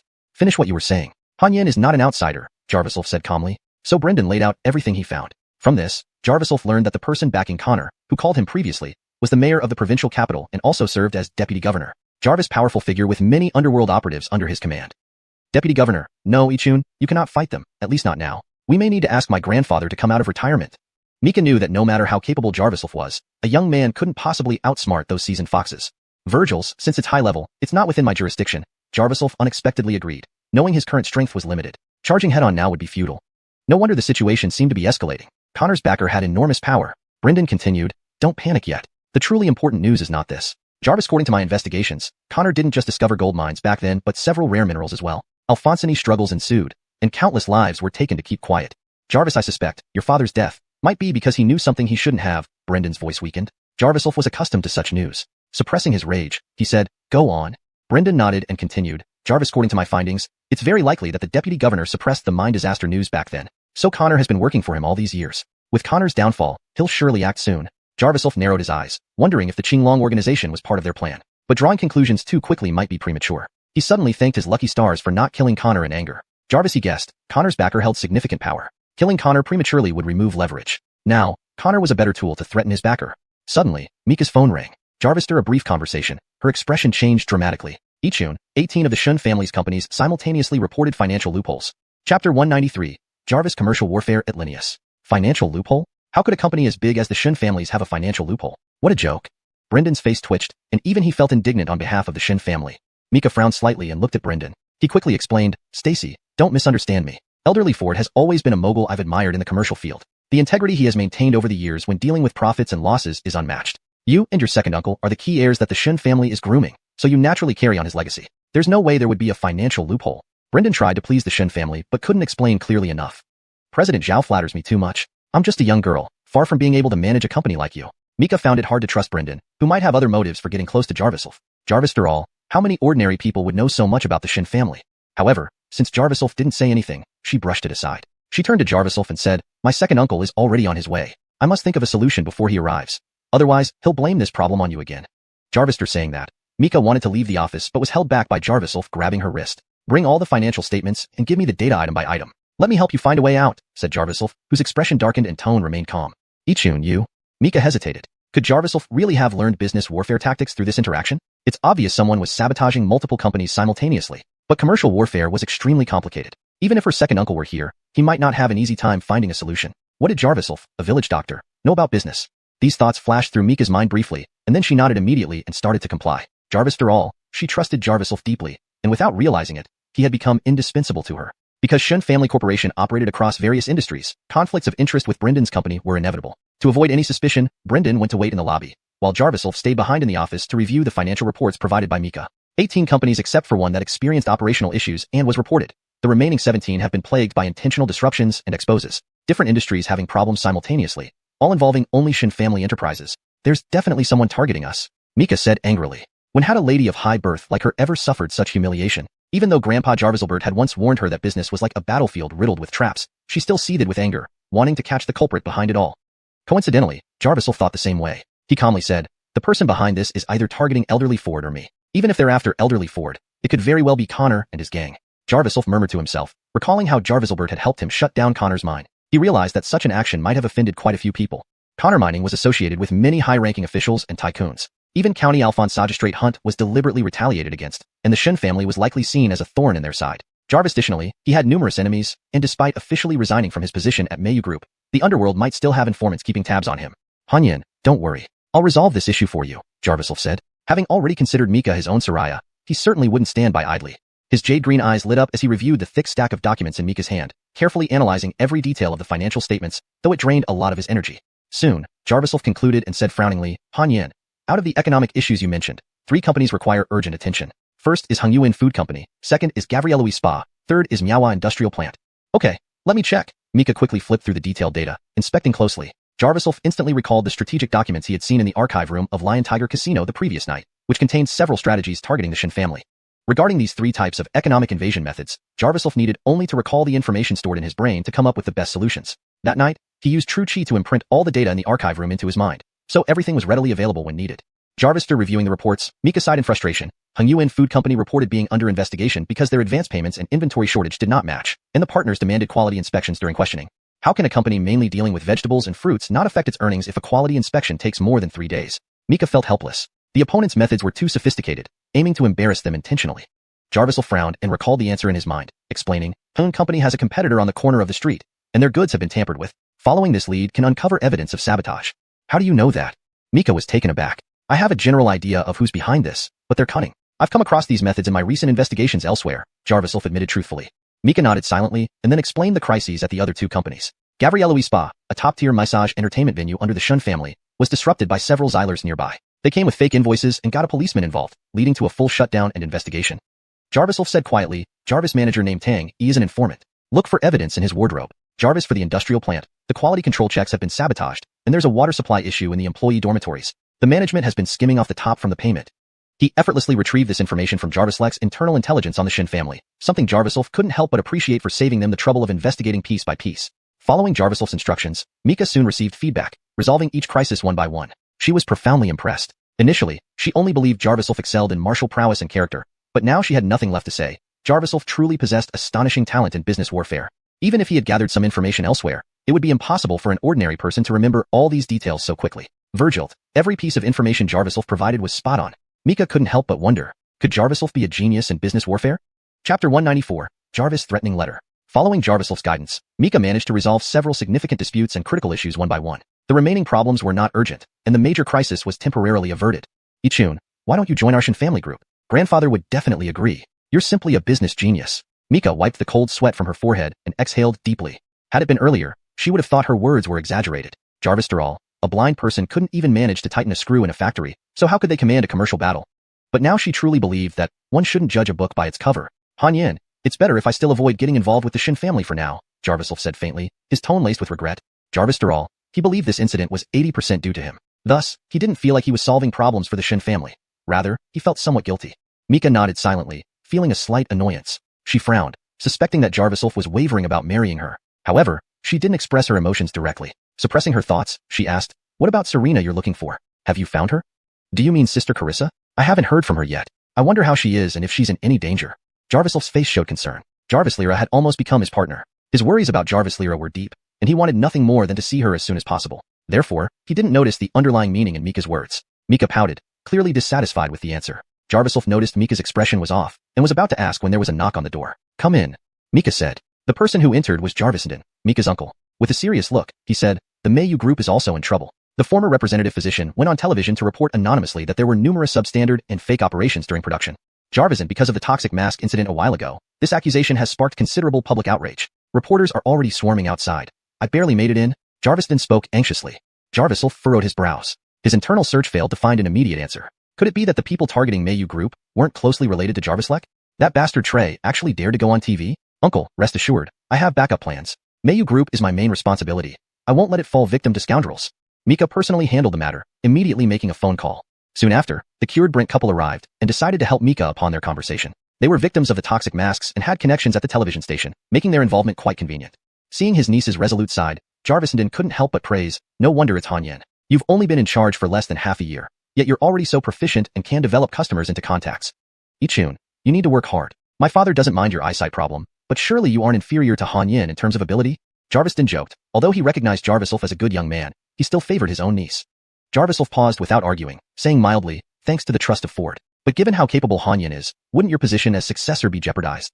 You brat, before even joining the Shin family, you're already overstepping? This is teaching you. Once inside the Shin family, you should learn well. Later, I'll show you how to deal with customers and build relationships. Jarvisden couldn't help but compete with Jarvislef. Jarvis, they say, men in midlife should avoid competition, but Jarvislef understood this without saying it outright. Once everything was settled, the TV station issued an urgent statement first, calming the public reaction. Upon seeing the Brent couple, Jarvisden approached them and shook their hands, saying, hello, I'm the new shareholder of Mayu Group. Thank you for your help this time. I will give both of you a set of our top-tier skincare products valued at $30,000 each. No need. We just came to see our benefactor. Brent waved his hand. Benefactor? Jarvisden couldn't help but frown. The representative physician of your company. Has he left? Brent asked curiously. Jarvisden was puzzled. He remembered Mayu Group had cancelled the role of representative physician, and the previous holder was Trey, who falsely accused on TV. He was the culprit behind the toxic masks. How could customers refer to him as a benefactor? Jarvis, that moment, Jarvislef walked over. Brent immediately ran towards him, gripping Jarvislef's hands enthusiastically. Benefactor, I see you again. Thank you so much for helping my wife last time. Brent was indeed a devoted husband. Jarvislef's perception of this Edric improved. He chuckled politely. My wife has completed the medication regimen you recommended, but she feels dizzy lately. Could you take another look? We'll pay whatever amount you need, divine doctor. Brent held his wife's hand. Jarvislef gently grasped Adeline's delicate wrist to check her pulse. His jade-like eyes slightly widened as he glanced down past her collarbone through her clothing, noticing faint redness on her pale skin. Looking further down, he saw more reddened areas. Jarvislef smiled inwardly, understanding that Brent must have been quite energetic, possibly engaging in activities twice a night, leading to his wife's blood deficiency. Don't worry, I'll give her an acupuncture treatment, but you should pay attention to. Once I treat her, you might want to reduce your nightly activities. Jarvislef began treating Adeline, while Brent blushed with a foolish smile. Watching this unfold, Jarvisden stood speechless, wishing he could disappear. He had intended to showcase his commercial management skills in front of Jarviself, but ended up embarrassed instead. By the way, Sister Adeline, your sister works at the radio station, right? Can you ask her to pass me a message? Where is Trey who made the real name report on the radio? Jarviself whispered to Adeline. Jarvister receiving the information, Jarviself left Mayu Group without hesitation. When Mika returned after handling the affairs, she saw Jarvisenden sitting in the office with a worried look. Uncle, why are you picking on Ichun again? Didn't you already acknowledge his abilities? Jarvisenden besides, what did he do wrong in our family being targeted? Mika shrugged. But Jarvisenden gave a bitter smile, shaking his head coldly. He did nothing wrong? Then look at this. With that, he tapped the table, revealing an envelope. Mika picked it up and opened it, only to see 3 glaring words, threatening letter. Hashtag chapter 195. Only one path to walk. Who would write threatening letter on a threatening letter? Mika initially laughed it off, but as she continued reading, her expression turned complicated. The letter was brief, essentially demanding that Alfonsorio use his authority to prevent Jarvisel from marrying into the Shin family, or else expose the scandal of the Shin family to the public. Regarding the scandal involving the Shin family, several photos were attached. They showed an older man embracing several women, wearing sunglasses with a seemingly kind smile that masked a predatory ambition. Mika took a deep breath and said in a dark tone, "Who wrote this? Why target Ichun? How should I know? Jarvis, all I know is that whoever sent this letter must be someone significant. Jarvis, all, they know about something we've never wanted to be exposed publicly. What can I do?" Alfonsorio sneered, feeling extremely frustrated. He had a hint of approval for Jarviself, but given the unseen forces targeting him, it only proved that Jarviself had angered someone he shouldn't have. Jarvis in this force was so powerful that even the influential Shun family had to tread carefully. "Did you tell Ichun about the threatening letter?" Mika asked. "No, I investigated his background, and there's nothing substantial. Whoever is behind this isn't someone he can handle alone. Hanyan, I will talk to your grandfather, but you need to think carefully. Are you willing to sacrifice the Shin family for such a man?" Alfonsorio advised, full of resignation. Mika fell silent for a long time before firmly stating, "Instead of that, why don't you first find out who the mole around you is?" Someone managed to deliver this threatening letter. Her stance was clear. She trusted Jarviself no matter what. Alfonsorio could only sigh, lamenting how young people didn't understand the dangers of society. Near the provincial city television station, in a shabby rental apartment, Trey was watching the news while eating instant noodles. He sighed aloud, muttering, "Kid, not that I didn't give you a chance, but this time, you're going down at my hands." Hee hee. Trey finished his last bite of noodles and lit another cigarette. Both his hands were bandaged, and half of his face was still stiff from injuries. Suddenly, the door was kicked open with a loud bang. Trey turned his head alertly and saw Jarviself standing there. His breathing instantly stopped. "You? What do you want? I warn you, my life holds yours." Trey stood up in shock, backing away. His rental room was so shabby that it didn't even have windows, forcing him to retreat into the corner. Jarviself quickly walked over and grabbed his throat, his anger palpable.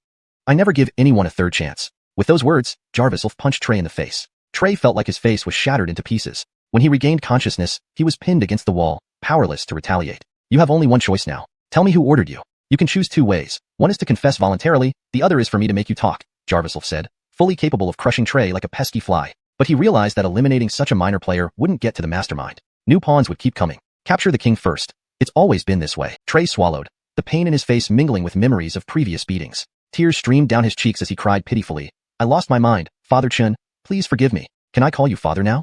"I don't know who they are, but their company is called Qing Business Company. Their boss is a fat man surnamed Zhu. I only met him once." Trey sniffed, desperate to survive. "Father Chin, believe me, I was forced. They made me do this. If I refused, they would kill me. I was forced." Trey crawled to the ground, kneeling before Jarviself, pleading for mercy. Jarviself coldly stated, "If there's ever another time, I promise you, you'll lose your life." With that, he left without hesitation, heading towards the Four Seasons Medical Hall. Clearly, the person orchestrating Trey was Corneliusi, whom he had dealt with before. But Corneliusi couldn't even take care of himself, so how could he cause trouble now? This suggested he contacted Trey much earlier. If this was premeditated, it wasn't Jarvislack. There was only one possibility. The Qingyun Business Company was the front identity of the Blue Dragon organization in the business world. Jarvis, that moment, Sheridan was processing her onboarding at the Four Seasons Medical Hall, while Corbin said beside her, "Since everything is settled, I'll leave first. Contact me if you need anything later." Corbin flirted with Sheridan, who gave a perfunctory smile as he eagerly left. But as soon as he was gone, Sheridan returned to a serious demeanor. She'd seen enough narcissistic men like him. Jarvis' mere nod usually made them thrilled, but in her eyes, such good-looking yet useless dogs couldn't compare to even a strand of Jarviself's hair. Sheridan used her connection through Mika to smoothly enter the Four Seasons Medical Hall, waiting for Jarviself to return. Jarvis, through some inquiries, she confirmed that Jarviself had indeed stayed here for a while and had a good relationship with the hall owner. Sheridan thought she needed to prepare thoroughly to assist Jarviself.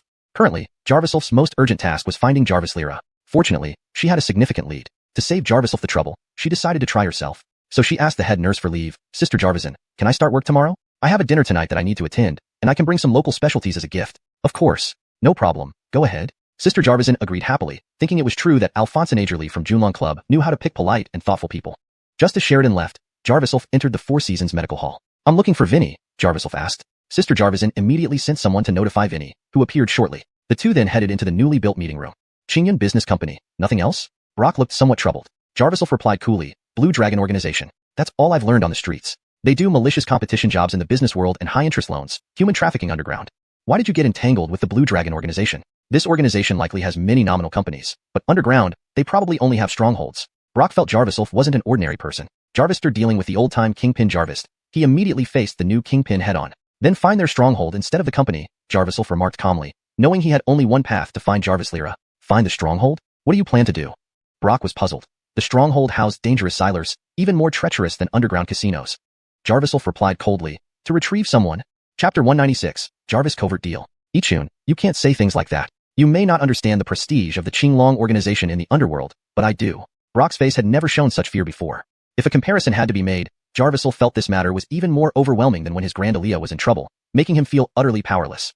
Jarvisel thought about it, and realized that even influential families like the Shin family, who once dominated the provincial capital, were wary of them.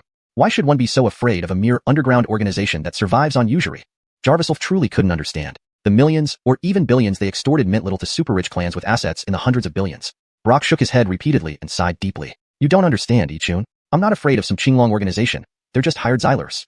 What I'm really afraid of is the person behind them. Brock's eyes held an indescribable cunning, which Jarviself knew wasn't directed at him, but for self-preservation. It was clear that, to businessmen like them, offending the Qinglong organization would cut off all future business opportunities. Even though Brock was kind to him, he certainly wasn't kind enough to risk his life over this. So, who is this person behind them? Jarviself asked casually, but he was all ears, eager to hear something useful from Brock. However, Brock only shook his head helplessly. I honestly don't know, really.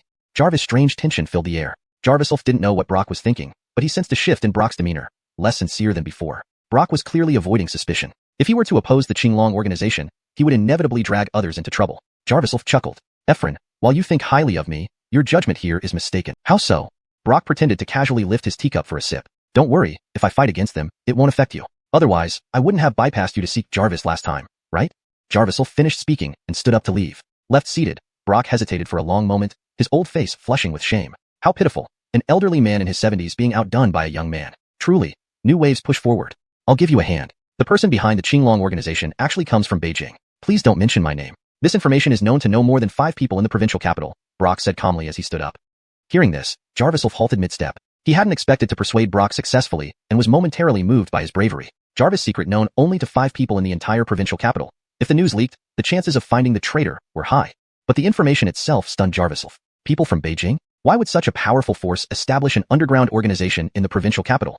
I don't know their intentions, but if you want, I can help investigate. Brock exhaled, thinking this might be an opportunity since he'd always planned to work with Jarviself from the day they met. That's not necessary. Jarviself was about to politely refuse when Brock grabbed his hand. Ichun, I'm risking my life to help you, and I need 2 favors in return. Brock's eyes were full of sincerity, which Jarviself noticed keenly. Please tell me. Jarviself now respected the elderly man immensely. Brock, looking grave, explained, my Grand Aliyah has a special status. You must save her and ensure her safety. There's also another matter. I want you to investigate the Shin family. Upon hearing this, Jarviself's hollow eyes widened in shock. Brock then outlined the key points for Jarviself, asking him to investigate someone in the Shin family whose identity would be revealed later within the family. Jarviself didn't want to alarm anyone prematurely, even suspecting Brock of having ulterior motives. Virgil, he needed to understand why Brock was doing this. Brock assured him that his intention wasn't to target the Shin family, but to protect. This was partly why Jarviself agreed. In addition, Brock promised to provide the locations of the Qinglong organization's bases and assist in investigating their goals. This covert deal was tacitly understood between them. Both were protecting something important in the shadows, with everything riding on their actions. Jarvister finishing these arrangements, Jarviself returned to the clinic. He declined requests to see patients and went to the pharmacy to personally prepare prescriptions. Though he didn't know why Brock insisted on protecting his Grand Aliyah, Jarviself sensed that Brock, a man of deep strategy, wouldn't act without reason. Thus, Jarviself activated his Heavenly Eye technique using his internal energy, swiftly finding a more effective prescription for Iona's condition. He arranged for Brock to acquire the rare ingredients needed and prepared to leave. Suddenly, commotion erupted from the consultation room. It sounded like Xylers causing trouble. King bitch, who told you to prescribe medicine like this? Jarvis, are you even a doctor? Go home if you can't do it right, or I'll report you to the authorities and shut down this clinic. Jarvis, yellow-haired Xyler in slippers, shouted at the nurse manager. Nurse Alphonsenager Jarvisin worked diligently today, confused by the accusations. Sir, please don't make a fuss. I didn't prescribe anything wrong. It clearly says, slap. The prescription fell to the ground, and the Xyler slapped Jarvisin's sister. If you prescribed it wrong, you did it wrong. Do you believe I could kill you with a knife? The Xyler pulled out a switchblade and moved towards her. Jarvisin's sister tried to dodge, but realized it was too late. Jarvis, she closed her eyes in fear. A gust of wind came from behind her. Next, came the yellow-haired Xyler's piercing scream. Jarviself rushed over, kicking the Xyler away and following up with a punch that distorted the Xyler's face. Teeth mixed with blood from the gums splattered as Jarviself stepped on the Xyler's body, ready to interrogate him, only to notice the black-clothed attire. The man was from the Qing organization. Chapter 197. Jarvis' new lead. What kind of rotten clinic is this? Attacking people. I'm going to sue you. The Hiroshi clutched his chest, his face twisted in pain. Jarvis that moment. Nurse Alphonsenager Jarvison stepped forward, grabbing Dr. Jarviself and asked, Dr. Chin, how could you assault a customer? What are we going to do now? Dr. Jarviself furrowed his brow slightly, replying, didn't he make things difficult for you? Dr. Chan, please don't use your high position here as an excuse to do such things. If you keep this up, I'll be reported. Nurse Alphonsenager Jarvison pouted, clearly angry. She had never really believed in Jarviself's medical skills. She only thought this blind man had some deceptive abilities, leading Vinny to foolishly believe that a charlatan like him could cure people. Now, due to Jarviself's actions, she was about to be complained about, and immediately rushed over to help the fallen Hiroshi. But as soon as the Hiroshi was helped up, he swung a punch at Nurse Alphonsenager Jarvison's face. Jarvison shrieked in surprise, nearly having her nose broken. Jarvis, what are you doing? Jarvison retreated, while the Hiroshi even pulled out another switchblade and slashed towards Jarvison. Jarvison screamed as she backed away. Help! Murder! Help! Don't you think you're quite capable? Dr. Jarviself stood by with folded arms, seemingly unwilling to intervene. The Hiroshi relentlessly pursued Jarvison with the knife. Terrified, she ran around aimlessly. However, the entire pharmacy wasn't large enough for her to escape. She bolted towards the door but was blocked by the Hiroshi. He swung his knife, and just in time, Jarvison turned around. Her long hair was sliced off and scattered on the ground. For a moment, Jarvison looked like a homeless Soraya, but her pitiful expression tugged at Dr. Jarviself's heart as she clung to his shoulder and cried, Save me, please. Alphensoster doctor, save me. Jarviself tutade coldly, saying, Jarvis the head nurse, try to think before you speak next time. Otherwise, I'd assume Vinny hired a pig here. Virgil's. Jarvison backed away, speechless. Just as the Hiroshi approached with his knife, Jarviself turned and extended his hand, catching him off guard. Jarvis, what are you doing? Who the hell are you? I didn't have a good experience here. Can I complain? The Hiroshi, clearly unable to bear the pain, twisted his face in agony. Your way of complaining is waving a knife around? If you want to continue complaining, then as a doctor in this clinic, I'll treat you right now. Jarviself vented his frustrations from earlier. He struck a blow to the Hiroshi's chest, causing him to retreat. Then, he swiftly pulled out silver needles and shot them, embedding one into the man's neck. Ugh. The Hiroshi clutched his throat and began vomiting. However, after dry heaving, nothing came out. He appeared to lose all strength, trembling violently and foaming at the mouth. This isn't good. This way, it will cost a life. Several nurses rushed in, having tried to stop the fight moments ago. Seeing this, Jarvison panicked. What are we going to do? He took medicine from our pharmacy and felt unwell. Now we won't be able to clear ourselves. Could we really end up closing the clinic? She couldn't blame Jarviself anymore, but clearly, she lacked the ability to take the blame herself. Jarviself sighed, his jade-like pupils moving slowly. His blurred vision sharpened, allowing his strong sight to penetrate through the Hiroshi's body. He saw a yellow shadow in the man's stomach, indicating he had been consuming a non-lethal poison for a long time. Moreover, this poison did not cause addiction, suggesting it was intentional troublemaking. Before they started investigating, they were already pinpointed? Jarviself was glad he had reached an agreement with Brock. He hadn't expected that they wouldn't even give the G family any face. Don't worry, I'll save him.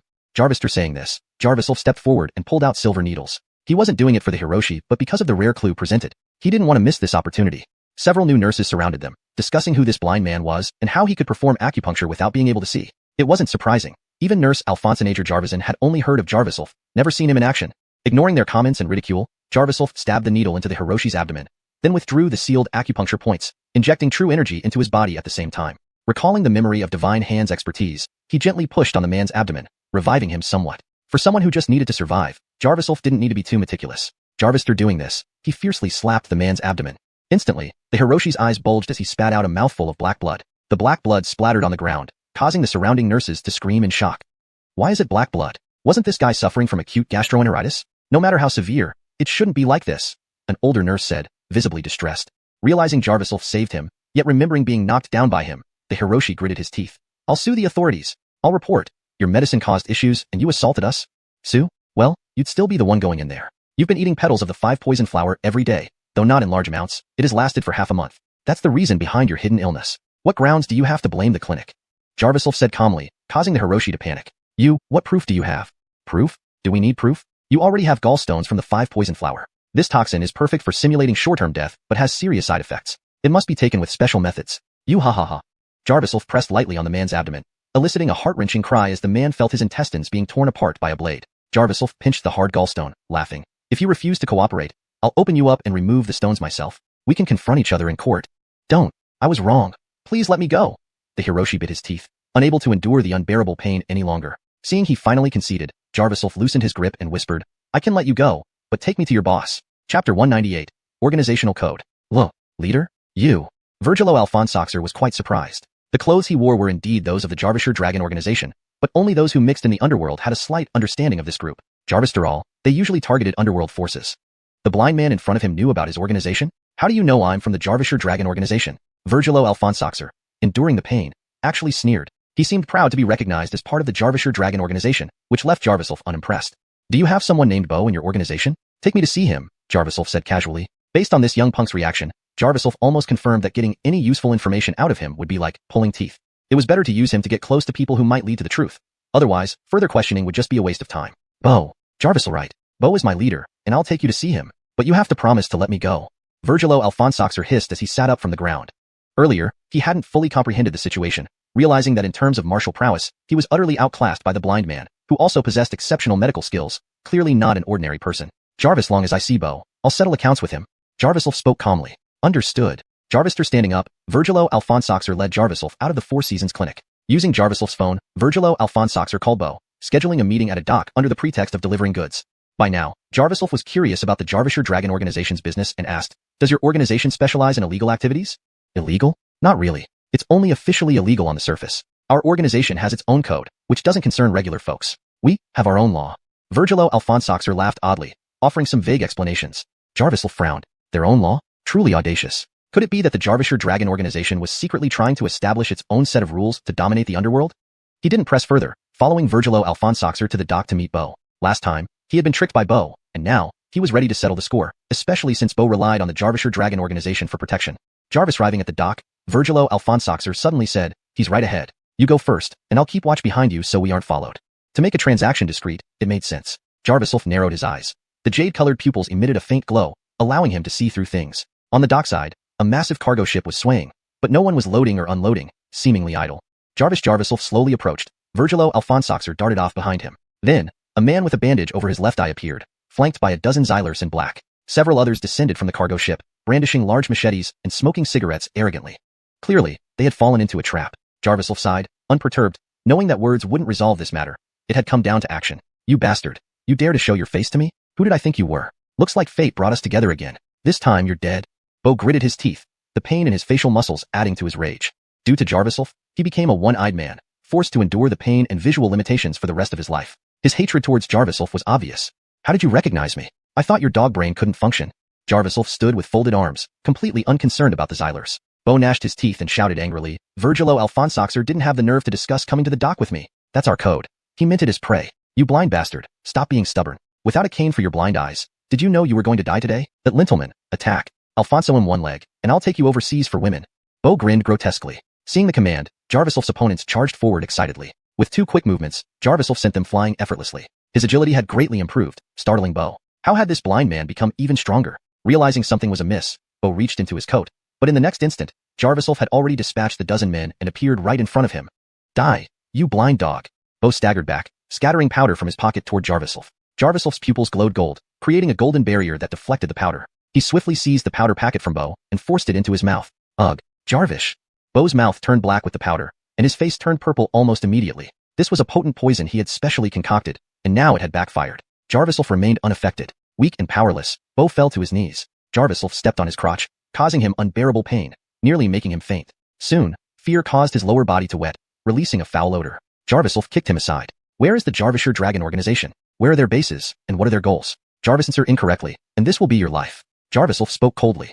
Bo sobbed in pain, struggling to speak. Jarvisulf inserted a silver needle into his throat, clarifying his speech. I don't know anything.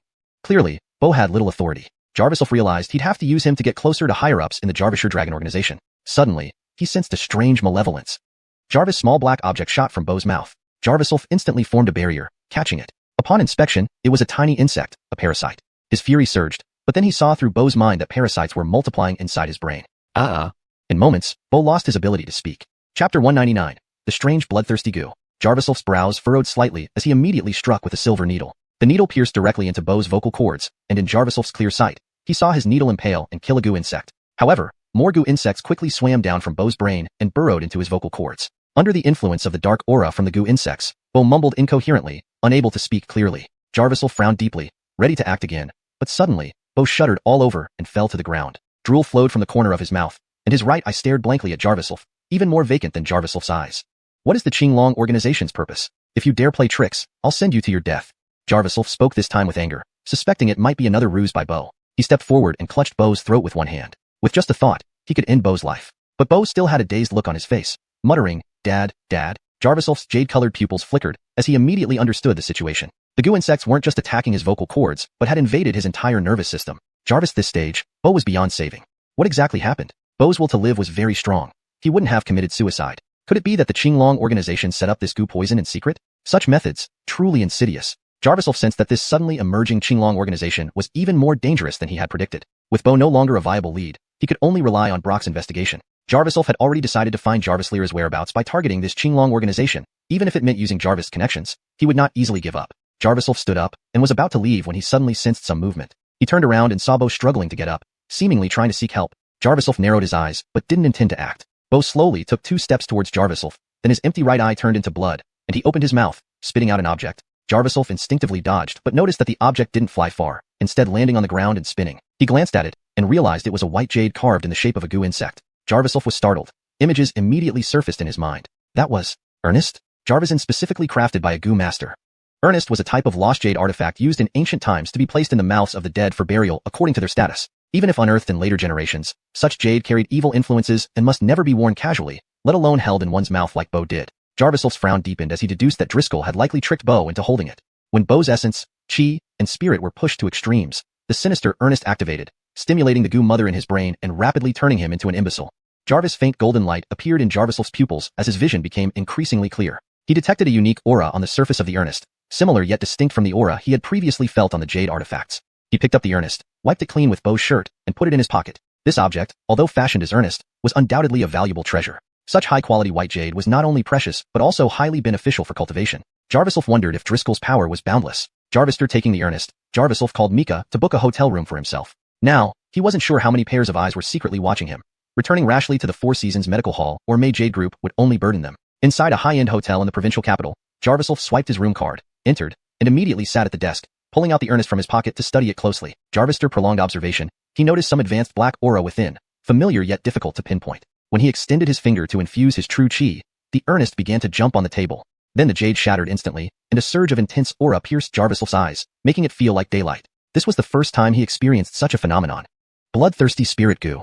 Jarviself murmured, heart pounding. The spiritual energy left him wary. In a twist of fate, he had absorbed all the bloodthirsty spirit into his eyes, and vaguely, he felt his heavenly eye pupil technique evolve once more. Jarvister searching his memories from the previous life. He understood what this bloodthirsty spirit was. It was a spiritual energy used to drive goo poisons. Goo masters increased the survival rate of goo poison by using the blood of innocent children to refine their true chi. Ordinary bloodthirsty spirit goo merely enhanced the toxicity, but Driscoll clearly used more sophisticated methods to cultivate the goo poison, employing the sinister technique of Ernest. If the amount of bloodthirsty spirit hadn't been small, Jarviself would have faced considerable trouble.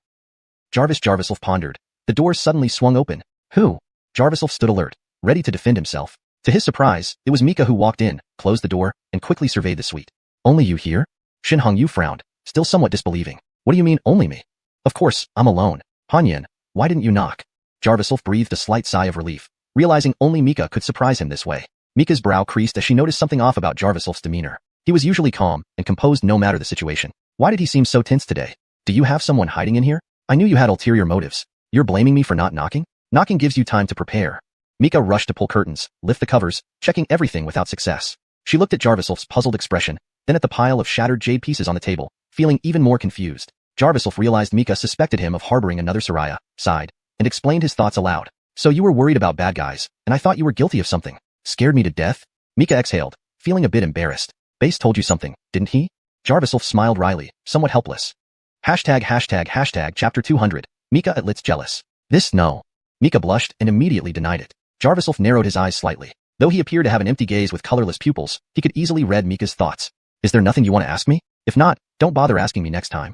Jarviself chuckled, thinking how truly duplicitous Base was, despite his repeated efforts to save the guy's life. Jarvister hesitating for a moment, Mika finally murmured. I do have something to ask you. Fine. Corbin told me, Ichun. Are you really nothing more than acquaintances with that Soraya? You mean, which one? Jarviself asked. You. There are several. Mika suddenly drew in a breath, looking shocked. Jarviself couldn't help but laugh and retorted. Imagine that. A noble lady like you getting jealous over a blind beggar like me? Who would get jealous? Don't flatter yourself. Mika pouted and turned her face away. They hadn't officially established a relationship, let alone become engaged. Even if their private affairs were widely speculated, they weren't boyfriend and girlfriend. Technically, any Soraya could develop a relationship with Jarviself. Even if Jarviself fell for someone else, Mika had no right to object. But she didn't know why she felt an increasing desire to understand Jarviself better. Despite her inability to control it, she wanted to know what she meant to him, what weight she held in his heart. Whether it was Sheridan or Jarvis Lyra, including this mysterious Soraya mentioned by Corbin, all made Mika feel threatened. I know who you're talking about. Don't worry, that Soraya isn't involved in anything special. There's no underhanded deal between us, Jarviself explained. Mika nodded in agreement, still trusting Jarviself implicitly. Then Jarviself added, it's just that the Qing organization tried to use a controlled Soraya to harm me. I caught them in the act. Jarviself smiled confidently, but Mika looked deeply concerned. She examined Jarviself carefully and asked, what did they do to you? The Qing organization? Let me ask my grandfather to investigate. No need. I'll find Sister Carissa soon. Jarviself grabbed Mika's hand, not wanting to involve Jarviselbert. Jarviself had already decided to resolve the matter with Jarvis Lyra, so he could proceed with his engagement to Mika. He needed to repay the Shin family, who had helped him immensely. Alfonsoring into the Shin family also facilitated his future plans to repay them. Thus, handling Jarvis Lyra's situation quickly was, in his mind, a form of confession to Mika. But to Mika, it looked like infatuation with another. Sister Carissa. Sister Carissa? Why do you keep calling her Sister Carissa? Ichun, if I were kidnapped, would you be this eager to find me? Mika pouted and sat on the bed, throwing a tantrum. Jarviself was taken aback. He chuckled inwardly. In his previous life, he had countless women and met numerous wealthy young ladies. But Mika's small-mindedness was something new to him. Hanyin, right now, you're the only one in my heart. Jarviself sat at the edge of the bed, casually leaning next to Mika. Their intertwined warmth created a subtly intense atmosphere. Jarvis' intimate vibe permeated the air. Though Mika was still feeling jealous, having Jarviself beside her, with a soft bed behind her. Do you really only think of me? I can accept other women, but Ichun, I found that I like you. Mika looked earnestly at Jarviself, her heart racing. She whispered each word, expressing her feelings. Perhaps because of his vacant eyes, Mika felt less apprehensive. However, every expression of hers was captured by Jarviself. Even after experiencing so many women, he was still moved by Mika's fervent emotions. Jarvis' faint smile crept onto his lips. Jarvis the peak of Mika's declaration. Jarviself leaned forward and kissed her passionately. Mika momentarily froze before eagerly reciprocating, their bodies entwining intimately in the humid air. Having experienced countless women in his past life, Jarviself viewed women as mere playthings. Virgil, Mika managed to make him feel the beauty of a Soraya once again. This Soraya stirred within him a sense of love and affection. Mika pushed Jarviself away, breathing heavily. Ichun, don't move, don't look. I want to. She began removing her clothes, revealing herself entirely to Jarviself. Previously, he had only seen her silhouette through clothing. Now, every inch of her skin was etched clearly in his mind. Each inch of her porcelain skin seemed to hide secrets all men yearned to uncover. Jarviself stood dazed, swallowing hard. Ichun, if your eyes weren't blind, our relationship would be different. But, I want to marry you now. Do you know how hard it is to marry into the Shin family? Mika said, tears streaming down her cheeks. Her sudden emotions caught Jarviself off guard. Hanyin, are you crying? Who hurt you? Jarviself didn't quite understand her meaning. Mika realized he might misinterpret her, so she explained further, only grandfather accepts you. Secret forces are already fragmented. When that happens, you'll face even greater pressure. Hearing this, Jarviself pulled Mika into his arms, caressing her slender waist as if she was always meant to be his. You've been mine from the start. No matter what the Shin family or anyone else thinks, I'm not afraid. Jarviself said firmly. Mika felt deeply moved. That night, they spent hours lost in passion. She drifted off believing it was her first night with Jarviself, unaware that her maidenhood had long intertwined with his essence, bringing her immense comfort. The next morning, when Jarviself woke up, he felt a tingling sensation in his legs, making him linger in the pleasant dream. The buzzing of his phone, however, forced him to wake up. He stroked the sleeping Mika under the covers with one hand while answering the call with the other. Jarvis, anything important? If not, I'll hang up. Jarviself wanted to enjoy this beautiful morning. However, Brock's urgent voice came through. We found the base. They change locations daily, so we need to act fast. Chapter 201, Chaotic Outpost. Brock informed Jarviself of the outpost location, which Jarviself memorized. I got it, Jarviself thought he must act immediately, but suddenly a surge of primal energy burst forth within him. He closed his eyes to savor the sensation, but heard Brock's concerned voice through the phone. Ichun, what's happening there? Is there an emergency? Virgila. Nothing much. I'll call you if anything urgent comes up.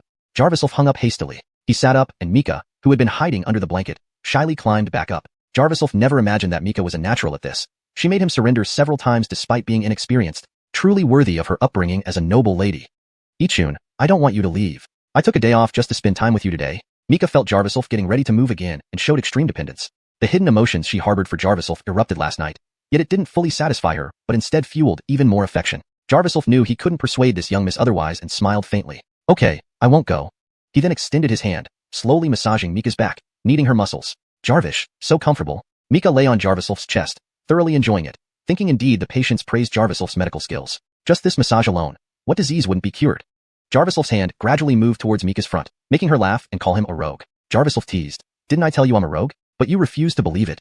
Mika laughed, teasing him some more. Gradually, both lost themselves in the moment. Soon, Mika fell into a deep sleep. Jarviself laid her down carefully, covered her with the blanket, dressed quickly, and rushed out of the hotel. Though he was beginning to care for Mika, Jarvis Lyra was in grave danger, and he could not neglect her. Earlier, he used hypnotic techniques, ensuring Mika would sleep for 12 hours, giving him enough time to return before nightfall. Suddenly, his phone chimed with a text message notification. Jarviself frowned and pulled out his phone. To his surprise, it was from Jarvis Lyra's number. He hurriedly opened it to find only a few lines. Little brother, no need to look for me anymore. I've decided to live well. Don't worry about me. Jarviself's heart sank as he slipped the phone back into his pocket. He hailed a cab, gave his destination, and instructed the driver to hurry. Don't worry. If Jarvis Lyra truly said this, Jarviself wouldn't insist. Jarvis Lyra has always been gentle, and if she bid farewell voluntarily, there must be a reason. But this message couldn't have come from Jarvis Lyra herself because she would never use a text message to inform him. Since childhood, due to his blindness, Jarviself was often mocked, and this left him feeling inferior. Jarvis Lyra, considering his sensitive heart, wouldn't overlook that he couldn't see texts. Clearly, Jarvis Lyra had fallen into the hands of someone nefarious, and they knew he was looking for her. Jarviself's expression darkened as he stared out the window at the shrinking skyline. The journey took nearly 2 hours, arriving almost at the provincial capital's outskirts. Instead of towering skyscrapers, there were abandoned factories scattered everywhere. Compared to the Lion Tiger casino area, this place seemed even more chaotic. There were unfinished buildings occupied by various gangs. Describing it as dirty and disorderly wasn't enough. It resembled a war zone. Fierce conflicts between different gangs were visible everywhere. Jarvister dropping off Jarviself. The driver quickly accepted payment and hurried away, treating him politely unlike other drivers. Clearly, he mistook Jarviself for a local Xyler and didn't dare offend him. Based on Brock's information, Jarviself navigated past one abandoned building after another. Jarvis along the way, occasional lookouts emerged, their hostile gazes meeting his. Some pretended to knit on the roadside, others set up stalls or feigned homelessness, yet their vigilance against outsiders remained unmasked. Number 188. Jarviself murmured. His celestial eye technique allowed him to remember information processed by his senses. He wouldn't mistake details he specifically paid attention to. However, looking at the numbers 187 and 189 on 2 adjacent buildings, he fell into thought. So it's a hidden outpost? This made sense. The Blue Dragon organization, capable of operating underground and exerting influence externally, couldn't possibly be a disorganized group. If necessary, Jarviself might need to expend considerable energy to scan every inch within a 10-mile radius to pinpoint the exact location of this outpost. Jarvis that moment, footsteps approached from behind. Turning around, Jarviself saw a hunched old man grinning wickedly. Young man, you're not from here, right? Jarvis, are you here to see a doctor? Borrow money? Or to save someone? When he said, save, his eyes twitched but his mocking smile remained. It wasn't that the idea of coming to save anyone seemed strange. Rather, he was astonished that the person was blind. Such a person, either a big shot or a fool. I came to see a doctor and find someone named Jarvislek. Do you know him?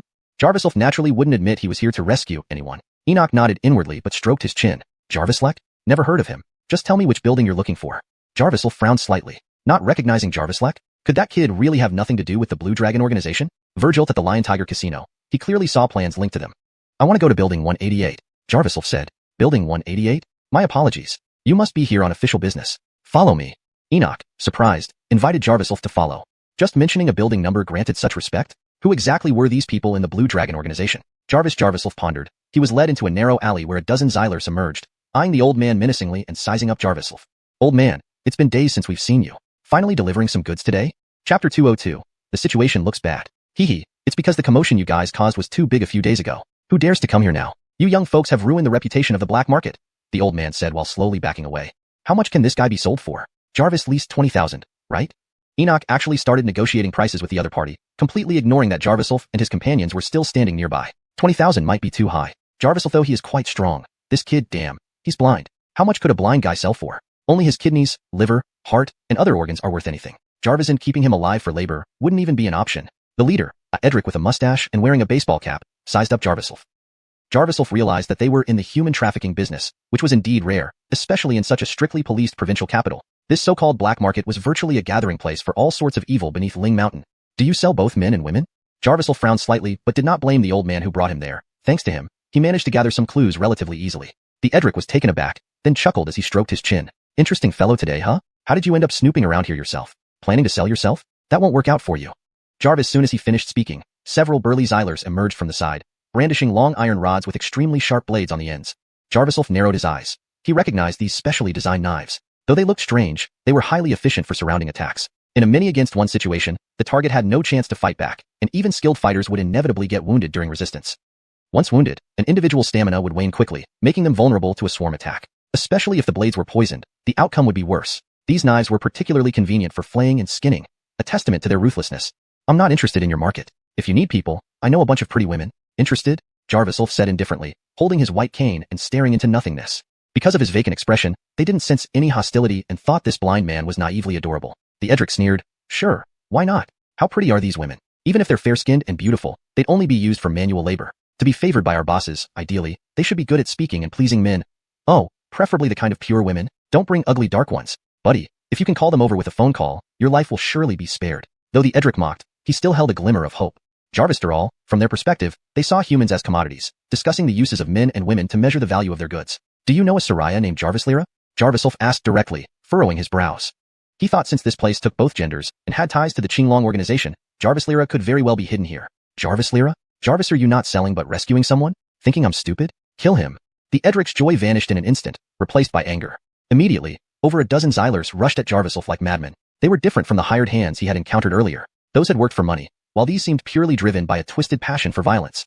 Each one was bloodthirsty, weapons in hand, charging toward Jarviself like wolves seeing a lamb. Smack smack. The sound reverberated through the air as Jarviself swung his cane fiercely in all directions. Several Xylers' faces got hit, scattering them backward, clutching their chins and feeling numb all over. Jarviself's jade-like irises already gleamed with a faint golden light. Fighting these people was just a waste of unnecessary strength. He activated his heavenly eye to clearly see the pulse points of everyone present, targeting their pressure points with each strike, incapacitating them with a single blow. Seeing this blind man possess such extraordinary fighting skills, the Edric showed no sign of fear. Instead, he wore an excited look. Wow, today's delivery is a top-tier package? Quite capable, at least 50,000. The Edric laughed coldly, his eyes flashing with excitement. Really? The situation looks bad. I'll leave the rest to you. Enoch grinned maliciously and backed away. Suddenly, he remembered something. Right, this guy's looking for Brother Hermes. He might be worth a lot. Just remember to give me my share after you nab him. Relax, we split 50-50 once it's done. The Edric watched as the old man scurried off, then tilted his head. He raised his hand and roared, clear out, let me handle it. Jarvis, bunch of trash. Jarviself patted down his sleeves, noticing only 3 or 4 Xylers remained standing, all visibly terrified of him. But the Edric was unafraid, indicating he knew something significant. You must make quite a profit doing this, huh? What kind of people do you take? Speak frankly. If my people are here, none of you will escape, Jarviself said coolly, his eyes emitting a menacing golden glow. The Edric tensed, staring into Jarviself's glowing jade eyes before returning to his boxing stance. Blind punk, since you've stepped into Dad's territory, don't expect to walk out easily. Dad has been the underground boxing champion for 3 consecutive years. What are you going to do? Jarvis, he spoke. A whirlwind approached. Jarvis! The Edric roared and threw a punch, blocking Jarviself's swinging cane. Jarviself hadn't intended to listen to more nonsense, so he struck hastily. Unexpectedly, though he pushed the Edric back several steps, the impact shattered his cane in 2. The broken cane fell to the ground, and Jarviself frowned. It was picked out personally by Jarvislira, having accompanied him through countless trials over the years. Breaking here? Could it foretell something? His thoughts grew increasingly complex and heavy, while the Edric shook his hand, frowning. You know some martial arts? No wonder you're so cocky. He reached into his pocket. Jarviself demanded coldly, tell me where Jarvislira is, or you die. You stubborn blind bastard. I gave you a chance. The Edric sneered, pulling out a black pistol and aiming it at Jarviself's forehead. Chapter 203. Where have I seen him before? Jarviself was startled. He hadn't taken those minor players seriously just now, and thus failed to notice that the man actually had a gun on him. He instinctively dodged, but the Edric gave no room for error and pulled the trigger right away. Jarvis' click was followed immediately by the gunshot. The Edric even tightly covered his ears before firing, clearly indicating his extensive experience with such matters. Jarviself's reaction was incredibly fast. The bullet zipped through the air past him, still causing a significant shockwave. Just as Jarviself's foot landed and he was about to advance, the Edric aimed his gun again. Goodbye. The Edric smiled confidently, once more covering his ears and pulling the trigger. But in the next moment, there was a whoosh, and Jarviself seemed to vanish right in front of him. Surprised, the man scanned the surroundings but found nothing. Turning back, he saw Jarviself crouching down and quickly closing in on him.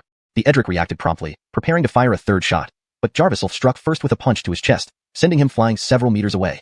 His gun flew out of hand, and Jarviself didn't hesitate, continuing to follow him step by step. He hadn't expected the man to have a gun. Even the current Jarviself would struggle against modern weapons. This place was too dangerous. Jarvislira might already be in grave danger, leading Jarviself to feel an overwhelming sense of despair. Suddenly, a clang came from beside him. Jarviself furrowed his brows, only to find it was a pull-pin grenade. PFFF. It was a dud. Jarviself, though its shape and sound were perfect, it merely swayed on the ground and emitted faint white smoke. Footsteps approached. The Edric was running off with his gun. The air was thick with the smell of gunpowder, forcing Jarviself to temporarily retreat to avoid drawing more unwanted attention. No wonder the driver was so scared. It was clear this wasn't a place for ordinary people. These people truly risked their lives, not just the captives but also their own. Jarvister leaving the scene, Jarviself wandered among abandoned buildings. It looked like an old residential area, with tall structures blocking out the sky, but not a single light shone anywhere. Jarvis' heavy oppressive feeling made Jarviself feel breathless. The air was filled not only with the smell of gunpowder, but also with the faint stench of corpses and blood. His premonition worsened. Could it be that Jarvislira was already gone? He took out his phone, looking at the text message from Jarvis Lyra, lost in thought. Without doubt, Jarvis Lyra had fallen into enemy hands. Despite Jarvisolf's initial quick search around the area, he found no trace of her. This partly owed to his incomplete mastery of the heavenly eye pupil technique, prompting him to dial her number. But it was met with a response that the number was off. Approximately 5 minutes later, with no movement around him, Jarvisolf stepped out from the corner, narrowing his jade-colored eyes slightly. Soon, his pupils emitted a strange purple glow. A voice reminiscent of chanting echoed in his mind, bloodthirsty spirit insect, consuming hearts and souls, if righteous, it will proceed unimpeded. This voice belonged to his former self. Jarvisolf searched through his memories of the bloodthirsty spirit insect's usage method. What he called righteousness essentially referred to the cultivation of the heavenly eye pupil technique. Though Jarvisolf's true chi enabled him to master many supernatural abilities, they were virtually useless in this era of declining spiritual energy. Amazingly, Driscoll's gift of the bloodthirsty spirit insect allowed Jarvisolf to understand it somewhat. Unlike the heart-devouring insect, Jarvisolf could absorb the insect's spiritual energy and release it along with his true chi. During the fight with the Edric, he seized the opportunity to embed the spiritual energy in his fist into the man's chest. This way, Jarvisolf could clearly track the man's location. His jade-colored pupils turned slightly, and his vision sharpened until he could see faint purple lines in the air. These lines guided him in a certain direction. He walked through dark alleys. Jarvisolf arrived behind another industrial complex. It was slightly brighter here due to sunlight, but the atmosphere was still as gloomy as the abandoned buildings. The faint purple line led to a metal door. Jarvisolf approached and pushed it open. The rusty hinges creaked loudly, revealing a casually dressed guard waiting inside. The guard, looking smug and clearly a lackey of someone powerful, was surprised to see a blind man finding his way here and tried to block him. "Sorry, sir. This is Mr. Hermes' territory. If you don't want to die, leave now. Otherwise, you'll regret it." "Power? Mr. Hermes?" Not knowing which Mr. Hermes this was, Jarvisolf grabbed the guard's collar coldly and said, "Is the Blue Dragon organization run by this Mr. Hermes?" The guard tried to mock him further, but felt sudden intense pain spreading from where a silver needle pierced his forehead, making it hard for him to breathe. Seeing a blind man striking accurately, the guard quickly nodded. Virgils, it's the Blue Dragon organization. Mr. Hermes is inside." Finishing his explanation, he was thrown away by Jarvisolf, landing harshly and coughing up blood. Then a voice spoke. Recognizing it instantly, Jarvisolf knew it was the Edric with the gun. "I think you're useless, failing to stop this person. You're no longer needed." The Edric removed his cap, revealing ugly scars tangled with thinning hair, an even more repulsive sight. With a bang, he fired his gun. The dead guard lay motionless, eyes wide with fear. Jarvisolf watched as the Edric once again pointed the gun at his head. "I heard you're the one Bertrand wanted dead? How about this? Cooperate and I'll spare your life." The Edric grinned wickedly. Before Jarvisolf could respond, a familiar presence emerged from the factory. The main gate opened, revealing a man in Chelsea boots. Startled, the Edric hurriedly said, "Mr. Hermes, why are you here personally?" This Mr. Hermes had a fierce appearance and a large build, resembling a brute capable of crushing skulls. But Jarvisolf was stunned because he had definitely seen this face somewhere before. Chapter 204, The Law of Society. "How could you not even deal with a blind man? You dare to open fire in my park. Jarvis, are my men not doing their job now?" "Eh?" The man roared furiously, his presence so overpowering that it felt like the very air trembled in response. The Edric, previously exuding confidence, now cowered in abject humility. Mr. Hermes, I was about to take care of this kid." The Edric wished he could immediately shoot Jarvisolf, but he was too intimidated by the powerful presence of the boss. Jarvisolf locked eyes with the man, still trying to identify who he was, as anyone inspected by Bolivarian pupil technique would leave a mark in his memory. However, the moment the man saw Jarvisolf, his expression suddenly changed. He stepped back, losing all his earlier arrogance, left speechless in astonishment. Seeing Mr. Hermes hadn't spoken again, the Edric took it as a signal to act and pulled out his gun, aiming at Jarvisolf's forehead. Jarvis' gunshot rang out, but Jarvisolf, filled with rage, swung the broken cane he held, actually deflecting the bullet. The bullet ricocheted off and hit the ground, causing the Edric to panic. "The hell? Is this real? Jarvis, are you kidding me?" The Edric shivered in fear. He had never heard of anyone being able to deflect a bullet like that. It was like encountering a ghost. Even if someone had kung fu, it would be impossible to reach such a level. Hold it. Just as the Edric was about to shoot again for confirmation, Mr. Hermes spoke up. Jarvis. This point, Jarvisolf finally recognized the man. This was Bennett, who had once done favors for Connor. Speaking of which, Jarvisolf had always remembered this scoundrel because later on, when he investigated through the Shin family, he learned that this guy wasn't Connor's subordinate. In other words, Connor had met Bennett through the Chin family, and Bennett had been bribed. No wonder they knew everything about him. Jarvisolf quickly approached and coldly asked, "You shouldn't forget me, right? We haven't finished with what happened before, and you won't get away with this time either." Bennett broke out in cold sweat, raising his hands in submission. "Morgan, let's talk things over calmly. I've reformed and am living a good life now. I've heard of your deeds, and I truly admire you for taking down someone like Connor."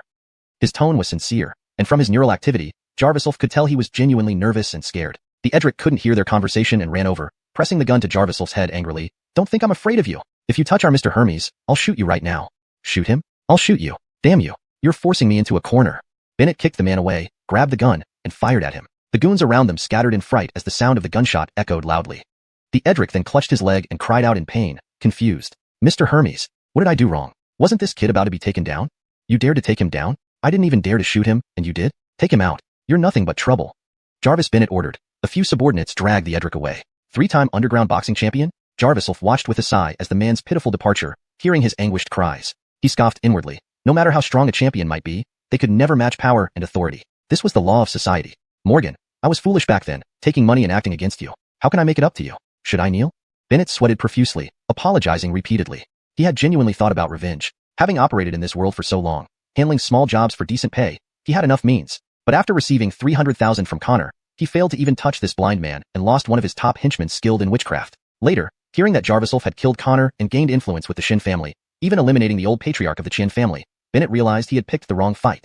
Jarvisel frowned, recalling Bennett's underling who used witchcraft, wondering if he had any connection to Driscoll behind the scenes. Seeing Jarvisel's hesitation, Bennett assumed it was pressure and knelt without hesitation. Morgan, spare me. I'll do anything if you spare me. I fought hard to get to this position.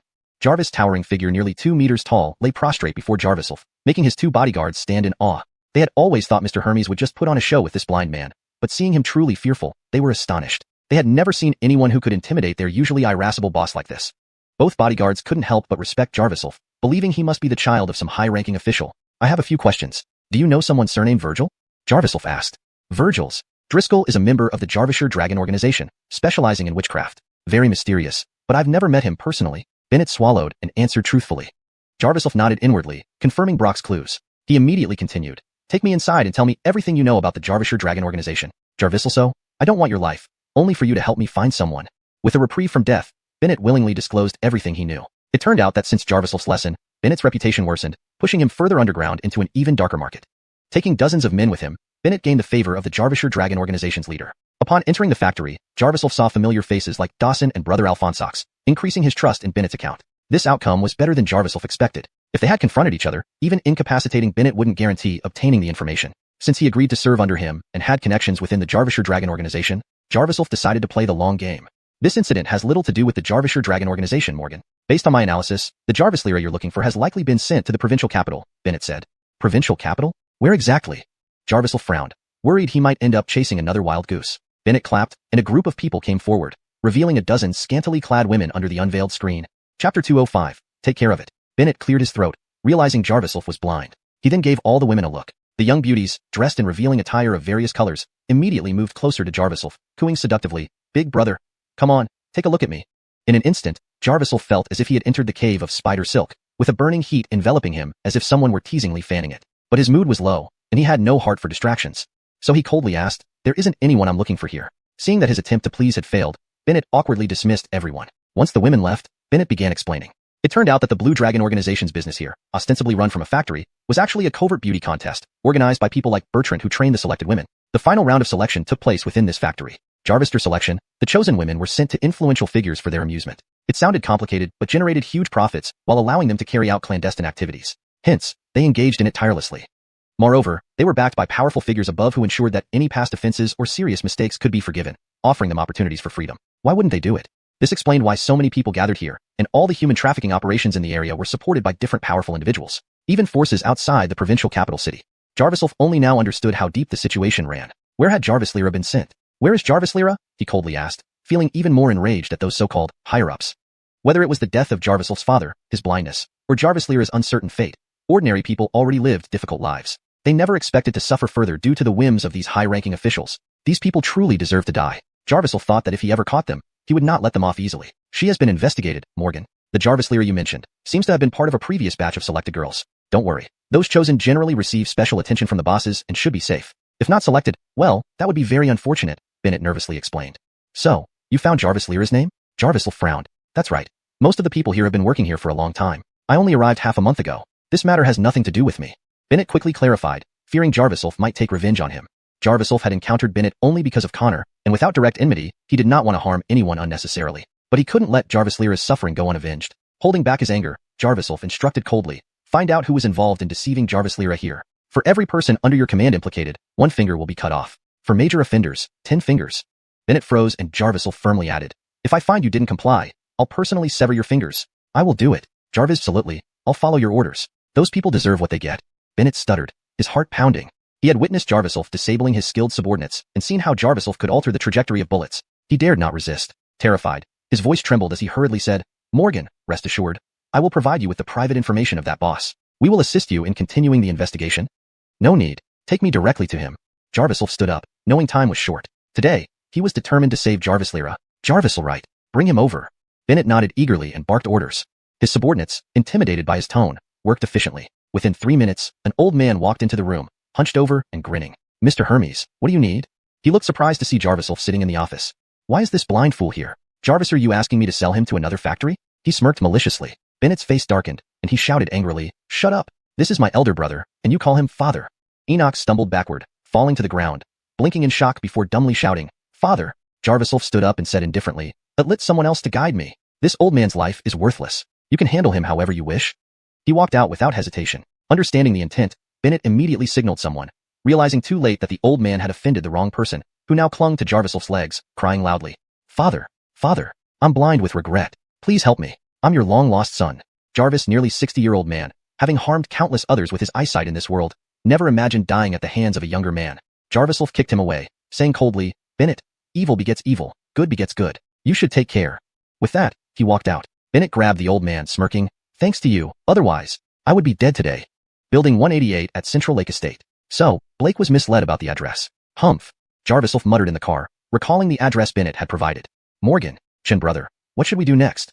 Dow Atlee, driving cautiously, watched the supposedly blind man behind him, unable to forget how he was brutally beaten. He thought he'd have a chance for revenge someday, but now it seemed impossible. Go straight in. Jarviself replied coldly. They arrived at a luxurious residential complex resembling a palace. The golden characters, Central Lake Estate, shimmered under the sunset, like an imperial residence. Only wealthy merchants live here. Causing a scene might not be wise. As per Mr. Hermes' advice, Dow Atlee offered a cigarette to Jarviself, still showing respect. Jarviself waved it away, his jade-colored pupils scanning the buildings. He soon located Building 188. Inside, only the first floor was occupied, where a Soraya was tied to a bed. His heart sank. Jarvis and Carissa. No noise. Jarvis Neon, who gets in the way. Take care of them. Jarviself spoke coldly, filled with rage. Hashtag Chapter 206, The Shun Sisters. Nico had been following Bennett for many years and naturally possessed considerable martial skills. He understood well that this was the main reason Jarviself had not yet attacked them. Keeping them alive might still have some use, while killing them would yield no benefits, as they were merely cannon fodder at the forefront. So when Jarviself gave the order, Nico immediately focused all his attention on being vigilant of the surrounding security. Unexpectedly, their journey was smooth sailing. Such an upscale residential area for the rich and powerful did not seem to have robust defenses. They easily bypassed the surveillance cameras and scaled the walls without much effort, entering building number 188 effortlessly. Is this really the former vice-governor's hometown? Jarviself asked in bewilderment. His gaze had already swept over the entire neighborhood, especially this particular building. The floor space was not large, only about 400 to 500 square meters, and it didn't appear to have any significant signs of residency. Instead, it looked more like a place for keeping a mistress. Do you mean Vice-Governor Talon? This isn't that bastard's home. This is where he keeps his mistress. Of course, there are other places too. Nico spat out angrily. His demeanor had changed from one of meek compliance. Talking about Talon infuriated him. Jarviself frowned slightly and pressed for more details. Under Jarviself's probing, Nico explained the long-standing grievances between him and Talon. It turned out that before Nico fully committed to following Bennett, he used to work under Talon. Back then, Talon was merely the mayor of a remote county, but his connections allowed him opportunities to run projects in the provincial capital. Over time, he made significant contributions in business, eventually earning a promotion to vice-governor. Back then, this bastard treated us like dogs. He spent our hard-earned money recklessly, and I even served a year in prison for covering up his mistakes. In the end, he betrayed me and is still trying to have me hunted down by the underground world. Nico said with righteous indignation. Jarviself fell into deep thought after hearing this. He knew that if he could ally with Talon's enemies, he might be able to deliver a fatal blow to him. Thinking this, Jarviself suddenly patted Nico on the shoulder and said, Go back and tell Bennett that you'll follow me from now on. Senior Morgan? Jarvis, are you joking? How dare I? Nico swallowed nervously, feeling reluctant. Facing this formidable expert, he felt like he could die at any moment. Jarviself did not press further, merely walking into the lobby of building number 188. Nico hesitated but followed closely. Following this senior brother indeed required serious consideration. Breaking into the residence of a vice-governor and strolling in like it was nothing? Truly fearless.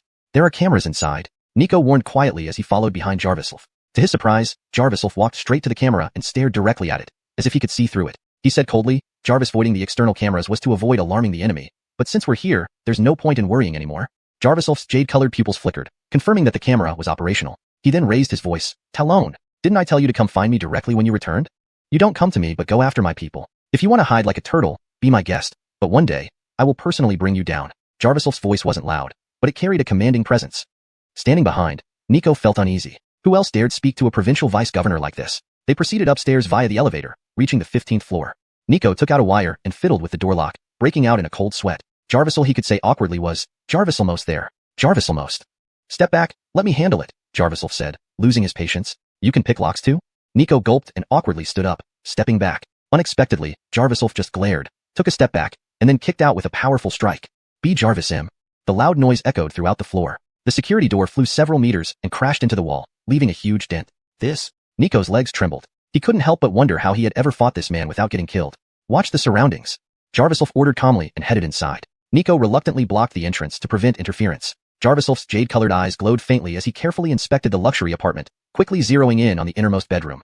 The room was the only occupied space in the entire building. With a mix of anxiety, Jarvis pushed the door open. Inside, a Soraya was stripped down to her lingerie, tied to the bed's four corners with thick ropes, and gagged with a ball in her mouth, displaying an expression of immense pain and humiliation. In the corner lay various strange entertainment devices. Jarvis realized this was Talon's twisted pleasure chamber. However, Serena bound there wasn't Jarvis Lyra, and Jarvis didn't know whether to laugh or cry. On one hand, he was relieved that this unfortunate Soraya wasn't his sister Carissa, but on the other, they hadn't found Jarvis Lyra. With complex emotions, Jarvis helped free Serena. Once freed, she immediately pleaded, Brother, can you secretly take me out? I'll get my parents to send you money. 5 million. Can you take 5 million? Please. 5 million? Jarvis Soraya who could offer 5 million must come from a wealthy family. Virgil, her parents Aaliyah was still toyed with by Talon. Jarvis sneered inwardly. This Talon was worse than Connor. I can take you out. Tell me your name, why you're here, and do you know Jarvis Lyra? Jarvis asked calmly. Sandra froze in surprise before asking in shock, having never expected rescue. She told Jarvis that her name was Bernice. Her parents were from Alanadu, not the provincial capital. She came to the capital recently to celebrate her granduncle's birthday, but her parents were detained due to old grudges. Desperate to save them, she ventured out herself, only to fall into a trap. Talon was a hypocritical beast. Who is your granduncle? Jarvis frowned slightly. Bernice blinked her large, watery eyes and said, Jarvisalbert. End of chapter 206. Chapter 207. Jarvis group photo. Jarvisalbert. Jarvis furrowed his brow deeply. His gaze carefully examined Bernice's face, and at first glance, she did indeed bear a mysterious resemblance to Mika. He hadn't expected them to be distant sisters, but Jarvis had never heard Mika mention this before. He vaguely remembered Sheridan mentioning the Shen family background. Apparently, Jarvisalbert's brothers were war veterans who had fought in battles.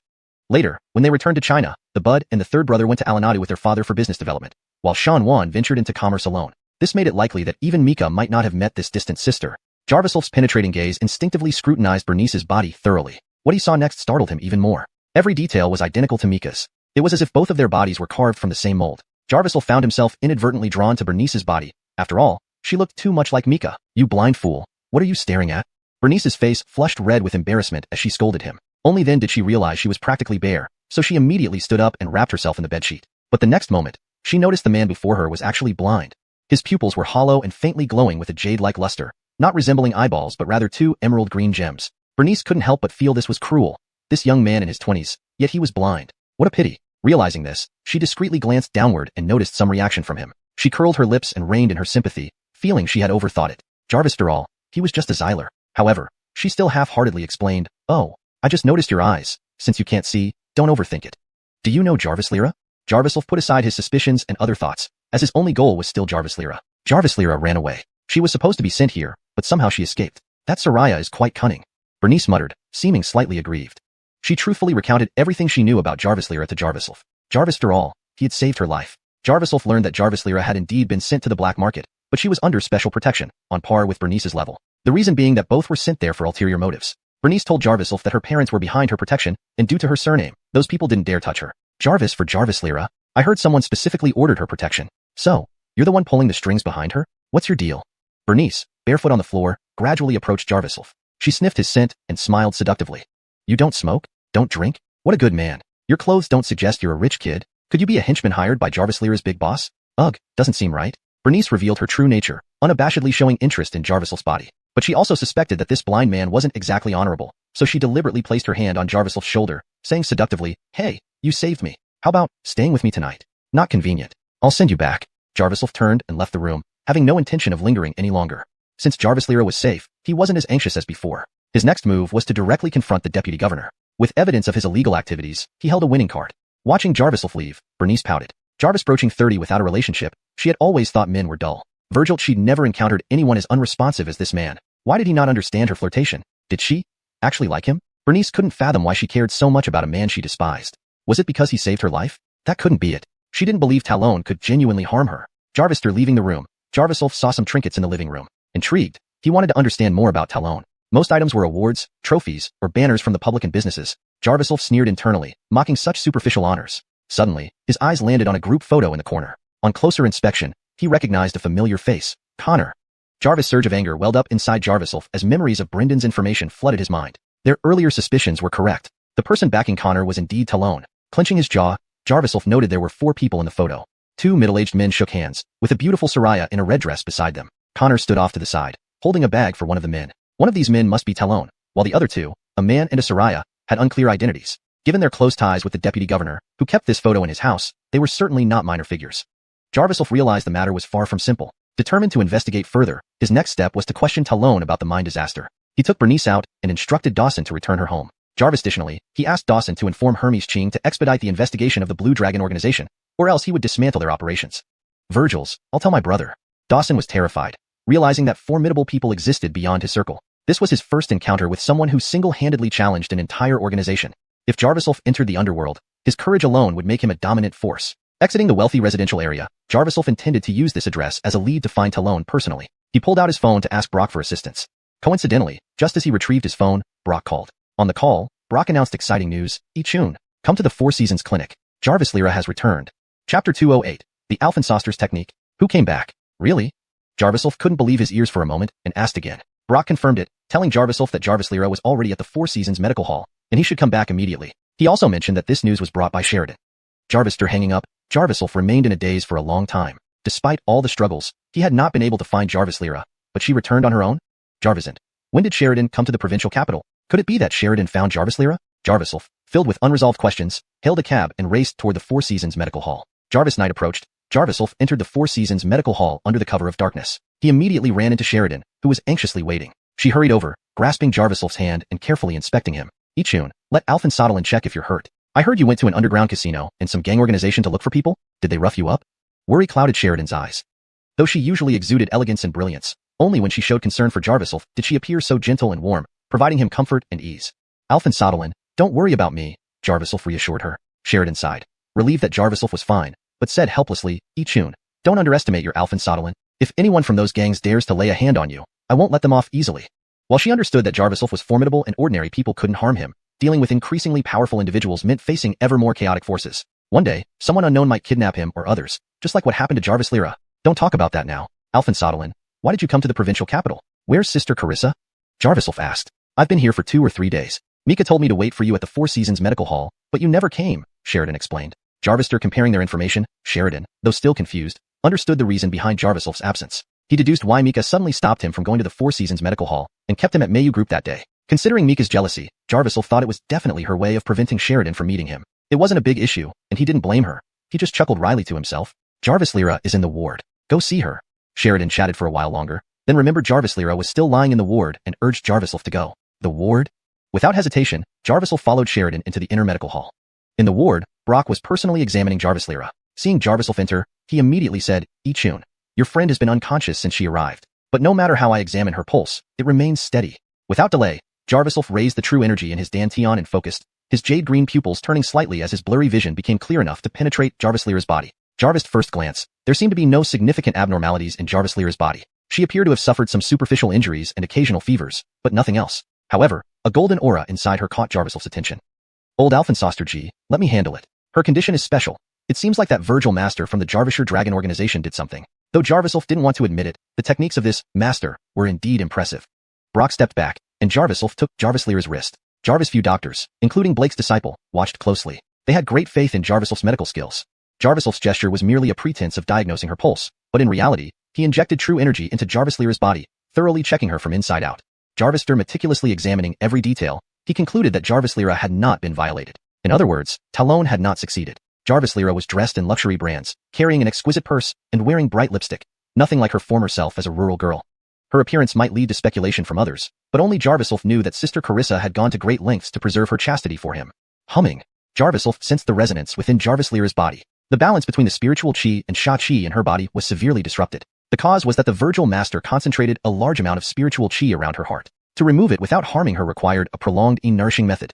She won't wake up anytime soon. I'll need to write a prescription and provide long-term care for her condition to improve, Jarvis sighed. Sheridan's face darkened. She had gone through great efforts to help Jarvis find Jarvis Lyra, only to find She expected Jarviself to be devastated, but was surprised to see him remain calm. Old Alphensoster G, tell me how you rescued Sister Carissa. I need to know these people's background.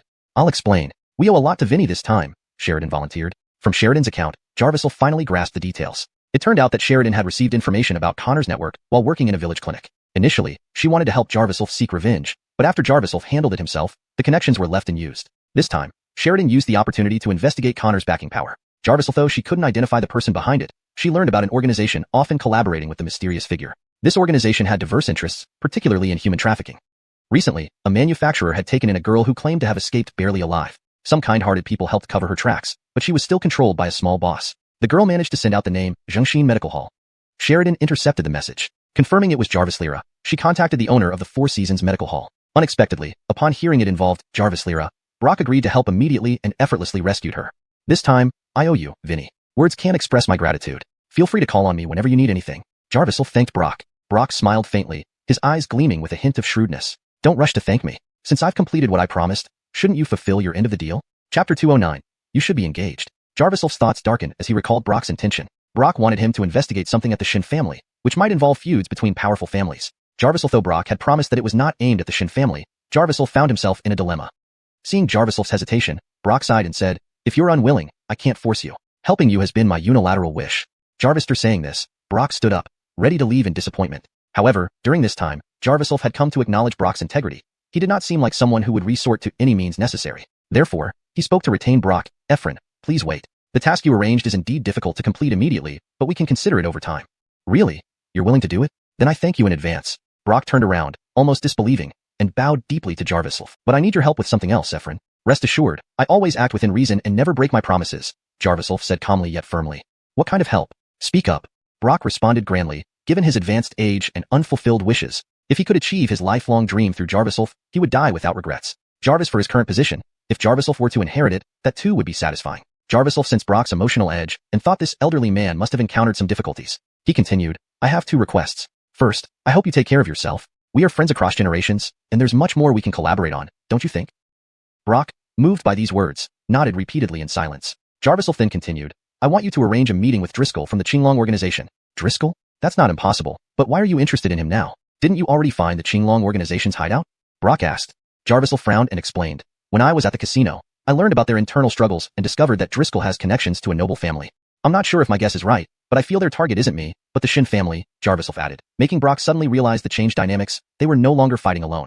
It had become a battle of factions. With many high-ranking figures siding with Jarviself, another group was also rallying. Though their goals were unknown, Jarviself's side now faced the Shin family at the forefront. Thus, once exposed, the Shin family would bear the brunt. Brock asked Jarviself to wait a few days, knowing how difficult it was to meet a high-level figure like Driscoll, especially when inviting an outsider.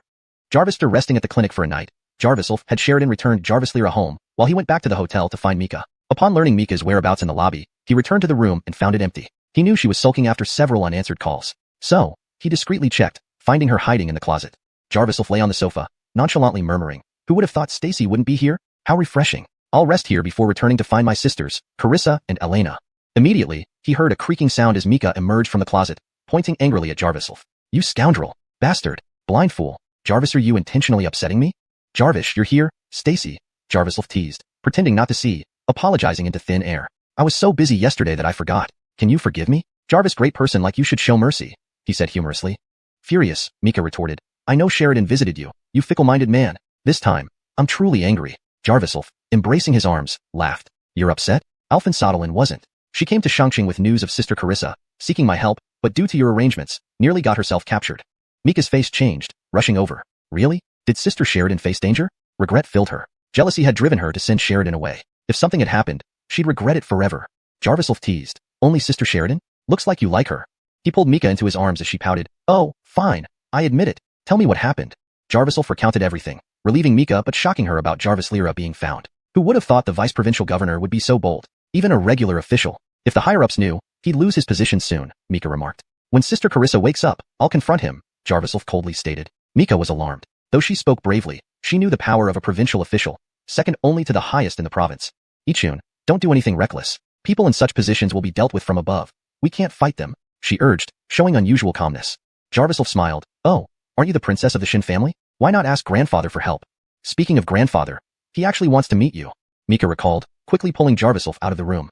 She arranged a car, driving them to the county. They arrived at a restaurant where a banquet was underway. Jarvis to recall, Mika led Jarviself to an empty private room upstairs. Jarviselbert appeared and was embraced by Mika, teasing her about still acting playful even with marriage approaching. Vince, I've brought the Black Gold Dragon card. It's been very helpful. Jarviself handed over the card, impressing Mika, realizing how valued Jarviself was to receive such a card. No, keep it, Ichun. You're part of the family now. I wanted to discuss this with you, I believe. It's time for us to talk about engagement, Jarviselbert smiled warmly. Chapter 210, The Sharp-Edged Stepmother. Jarviself slightly opened his mouth. Jarviself, though his pupils were somewhat vacant, it was clear he was surprised. Jarviselbert chuckled, assuming Jarviself's astonishment was due to the Black Gold Dragon card. He explained, Jarviself, though this Black Gold Dragon card is prestigious, you deserve it. Ichun, even Yin doesn't have one of these cards. Do you know how much I value you? The card is fine, but Vince, are you really sure about giving hope to me? Jarviself didn't intend to refuse. He just wasn't certain if there was an ulterior motive behind Vince's actions. During the struggles with the Qin family and the tumultuous events in the underground casino, Jarviself had gained a good understanding of Jarviselbert. He knew enough about Jarviselbert's capabilities and strength, but his true intentions remained elusive. Coupled with Brock's impending investigation into the Qin family, Jarviself now had an increased interest in Jarviselbert. What exactly did he want? Did he really bring him together with his Grand Aaliyah on a whim? Of course. Jarviself, though I cherish my Grand Aaliyah dearly, Ichun, I truly acknowledge your worth. From now on, you're part of the Qin family. Jarviselbert handed over a card to Jarviself after speaking. This card is a Qin family credit card. It may not have the same prestige as the Black Gold Dragon card, but it has a 500 million yuan overdraft limit for future financial needs while you're part of the Qin family. Remember, this money can only be spent on hope, Jarviselbert advised. Jarviself accepted without refusal, knowing that declining would be disrespectful to the Qin family. Grandfather, I'm still here watching. Can you let Ichun make his own choice? Mika pouted, feigning anger. However, she felt secretly delighted since they had privately agreed to spend their lives together. She hadn't expected Jarviself to refuse. I will accept both cards. They represent Vince's goodwill, and Hope and I do genuinely love each other. In the future, I'll become part of the Qin family. But for now, I don't want to set a date for engagement, Jarviself calmly finished, pocketing the 2 cards. Mika looked awkwardly stunned. Her eyes suddenly filled with disappointment. Ichun, don't you want to marry me? She stood before Jarviselbert, preempting his response. She feared Jarviself would pretend to like her under Jarviselbert's pressure. While his hesitation was expected, she needed an answer. I understand my status. Hanyan, as the Aaliyah of the Qin family, wouldn't marrying someone as poor as me make you suffer? Jarviself smiled faintly, gently stroking Mika's rosy face. Mika blushed and murmured petulantly, I don't care about those things. Good. Well done. You've met my expectations, Ichun. You haven't disappointed me. Jarvis, that test was meant to see your attitude. Earlier, when you saved Jarvis Lyra, you made quite a fortune through your medical skills, didn't you? Jarviselbert grasped Jarviself's hand firmly, surprising him. Vince, you don't need to treat me so well. I was orphaned from a young age, and your kindness has already deeply touched me. Jarviself's gratitude was genuine. Virgil, he was wary of Jarviselbert. With the other major families already chaotic, the provincial capital's leading family, the Shun clan, surely had deeper layers. He couldn't read through this man in front of him. Jarviselbert took a deep breath and said earnestly, Jarvis, that card wasn't activated. I just wanted to see your reaction. Earlier, you earned considerable wealth saving Jarvis Lyra. Your abilities and loyalty are beyond doubt, but I worried about your handling of money. So I tested you to see if you passed. You have, and I can entrust Hanyan to you with peace of mind. Jarviselbert looked relieved, pulling Mika's hand together with Jarviself's, urging them to hold hands. My biggest regret is not having a grandson. When people have a son and a Aaliyah, everything seems perfect. Ichun, by being with Hanyan, you fulfill an old man's wish. Tears welled up in Jarviselbert's eyes. But even so, Jarviself didn't dare act rashly. Jarviselbert's test had convinced even him. This man, who upheld the entire Qin family alone, possessed unfathomable depth. Rest assured, Vince, I won't let Hanyan wait for nothing, Jarviself nodded. He thought the situation was progressing smoothly. By infiltrating the Qin family, he could uncover hidden threats and possibly aid his investigation into the mine disaster. Suddenly, a crashing sound came from outside, sending a chill down everyone's spine. Well, who's this? Talking so seriously, you even held our Hanyan's hand? Jarvis Sarai's affected voice sent shivers down everyone's spine. Jarviself didn't turn around, maintaining his blind persona. His jade-like pupils identified the intruder as a middle-aged Saraya dressed flamboyantly. Though described as middle-aged, Jarviself immediately gauged her features and the signs of aging. Yet her appearance seemed frozen at 25, barely older than Mika's sister. xuanhuan walked forward, taking Serena's hand with a helpless sigh. Mom, don't say such things. Ichun and I have already talked. Hush, can you decide your own future? You're the Qin family's future successor. If you keep talking nonsense, I'll have to take charge. Look at how spoiled your grandfather has made you. Serena reprimanded softly. To everyone's surprise, Mika obediently fell silent, looking towards Jarviselbert for help. Jarviselbert cleared his throat awkwardly. Cough. Yenru, it was me who asked them to hold hands. These two have been getting along well. How can they be getting along well? Jarvis, blind man. Why should he marry my Aaliyah? For years, I've treated Hanyan like my own child. I won't allow some stranger to easily take her away. Jarvis Liza's formidable presence caught Jarviself off guard. He knew Jarvis Liza was Mika's stepmother, whom she spoke highly of despite her status. Their relationship was close, though this Saraya clearly didn't approve of him. Jarviself decided not to push and remained silent. Jarvis Liza suddenly declared, You stop dreaming. I've already arranged a new boyfriend for Hanyan. Leave now. Chapter 211. Your dog is a bit noisy. Jarviself's brows furrowed slightly at the suggestion that he leave on his own. His gaze shifted, and as expected, he saw a man standing outside the door. The man was young, dressed in a light gray suit, appearing polite and cultured with an air of sophistication. "Come in, Bentley, come meet Han Yin," Jarvis Liza said softly after a brief cough, inviting Bentley inside. Bentley stepped in. Jarviselbert preempted him. With a somewhat displeased expression, he said, "Yinru, the Shin family has indeed relied heavily on you over these years. But I had already arranged Han Yin's marriage. You can't just swoop in and have Yichun leave the Shin family like this?" Jarvis Liza immediately countered. "Why not? Dad, I know you love talent and cherish it, but you should also consider a match between equal families. Look at Bentley. This young man just returned from overseas studies, full of talent. Moreover, his parents are officials in the capital city. Who knows what opportunities might arise?" Before she could finish, Jarviselbert angrily shouted, "What does being an official have to do with anything? This is an insult to the ancestors of the Shun family." "Well, that's not how you say it, Dad. You know how loose my tongue can be, but every word I'm saying makes sense. Jarviseltho, this era values free love. We can't simply abandon the old traditions passed down by our ancestors, right?" Jarvis Liza tried persuading Jarviselbert without considering the feelings of others. The two soon fell into an argument, leaving Mika completely out of the discussion, until Mika finally couldn't bear it any longer. She shouted loudly, "Mom, Grandfather, why do you always arrange everything for me? Whom I marry is my freedom." "Naive child, you have no freedom." Jarvis Liza shrugged and sighed tenderly. She moved closer, holding Mika's hands and gently massaging her wrists to soothe her. "You are the hope of our Shun family. How can you give up the future of the entire Shin family for a bit of freedom?" Mika was speechless. Jarviself now understood clearly. This so-called stepmother may treat Mika well, but she was a master of manipulation and brainwashing. Just with a few words, she made Mika withdraw from her belief in herself and fully submit to her. Such terrifying control would indeed be very useful in business battles. No wonder Jarviselbert said the Shin family wasn't entirely managed by him. This Soraya likely controlled some real power behind the scenes. Jarvis Liza gave Bentley a meaningful look. Bentley stepped forward and extended his hand to Mika, saying, "Stacy, hello. When I was 10, I met you at a gala. I was captivated by your beauty at first sight. Please forgive my shallowness back then. Over the years, I haven't been able to forget you. Jarvister learning about you through various channels. I wanted to confess my feelings to you and convey my admiration. I hope you will give me a chance to get to know you, okay?" Bentley spoke politely, showcasing his demeanor as a noble from the capital. Mika hesitated. She was still bound by their constraints, but then she thought of Jarviself's kindness towards her and took a step back. "Mr. Lin, you do your part as a young master, and I'll do mine as a young lady. Not every lady has to marry a young master. We can get to know each other, but remember, I already have someone I love." Mika looked aside as she finished speaking. Jarvis Liza sighed, muttering something unpleasant under her breath. To her, Mika was just acting childish. Jarvis, mere blind man. Even if he had some impressive medical skills or martial prowess, how could he compare to true power and excellent character? Seeing Mika not giving him any face, Bentley didn't appear disheartened, but instead smiled as he retracted his hand. He walked over to Jarviself and scrutinized him closely. "You're Jarviself, right? It's nice to meet you. I welcome any competition you wish to engage in with me. While people outside might look down on you, I am different from those common folk. I respect others and will regard you as a worthy opponent," Bentley said without extending his hand, maintaining a smile. Jarviself frowned, pausing before asking curiously, "Han Yin, did you hear a dog barking just now? Your dog is quite noisy. Should we put it in a cage?" An awkward atmosphere filled the room. Jarviself had actually likened Bentley to a dog in front of the elders. Bentley's face turned crimson, but he couldn't react. After all, he maintained an image of high education and refined manners. "Uft." Mika couldn't hold back a laugh. Jarviself's words always hit her funny bone.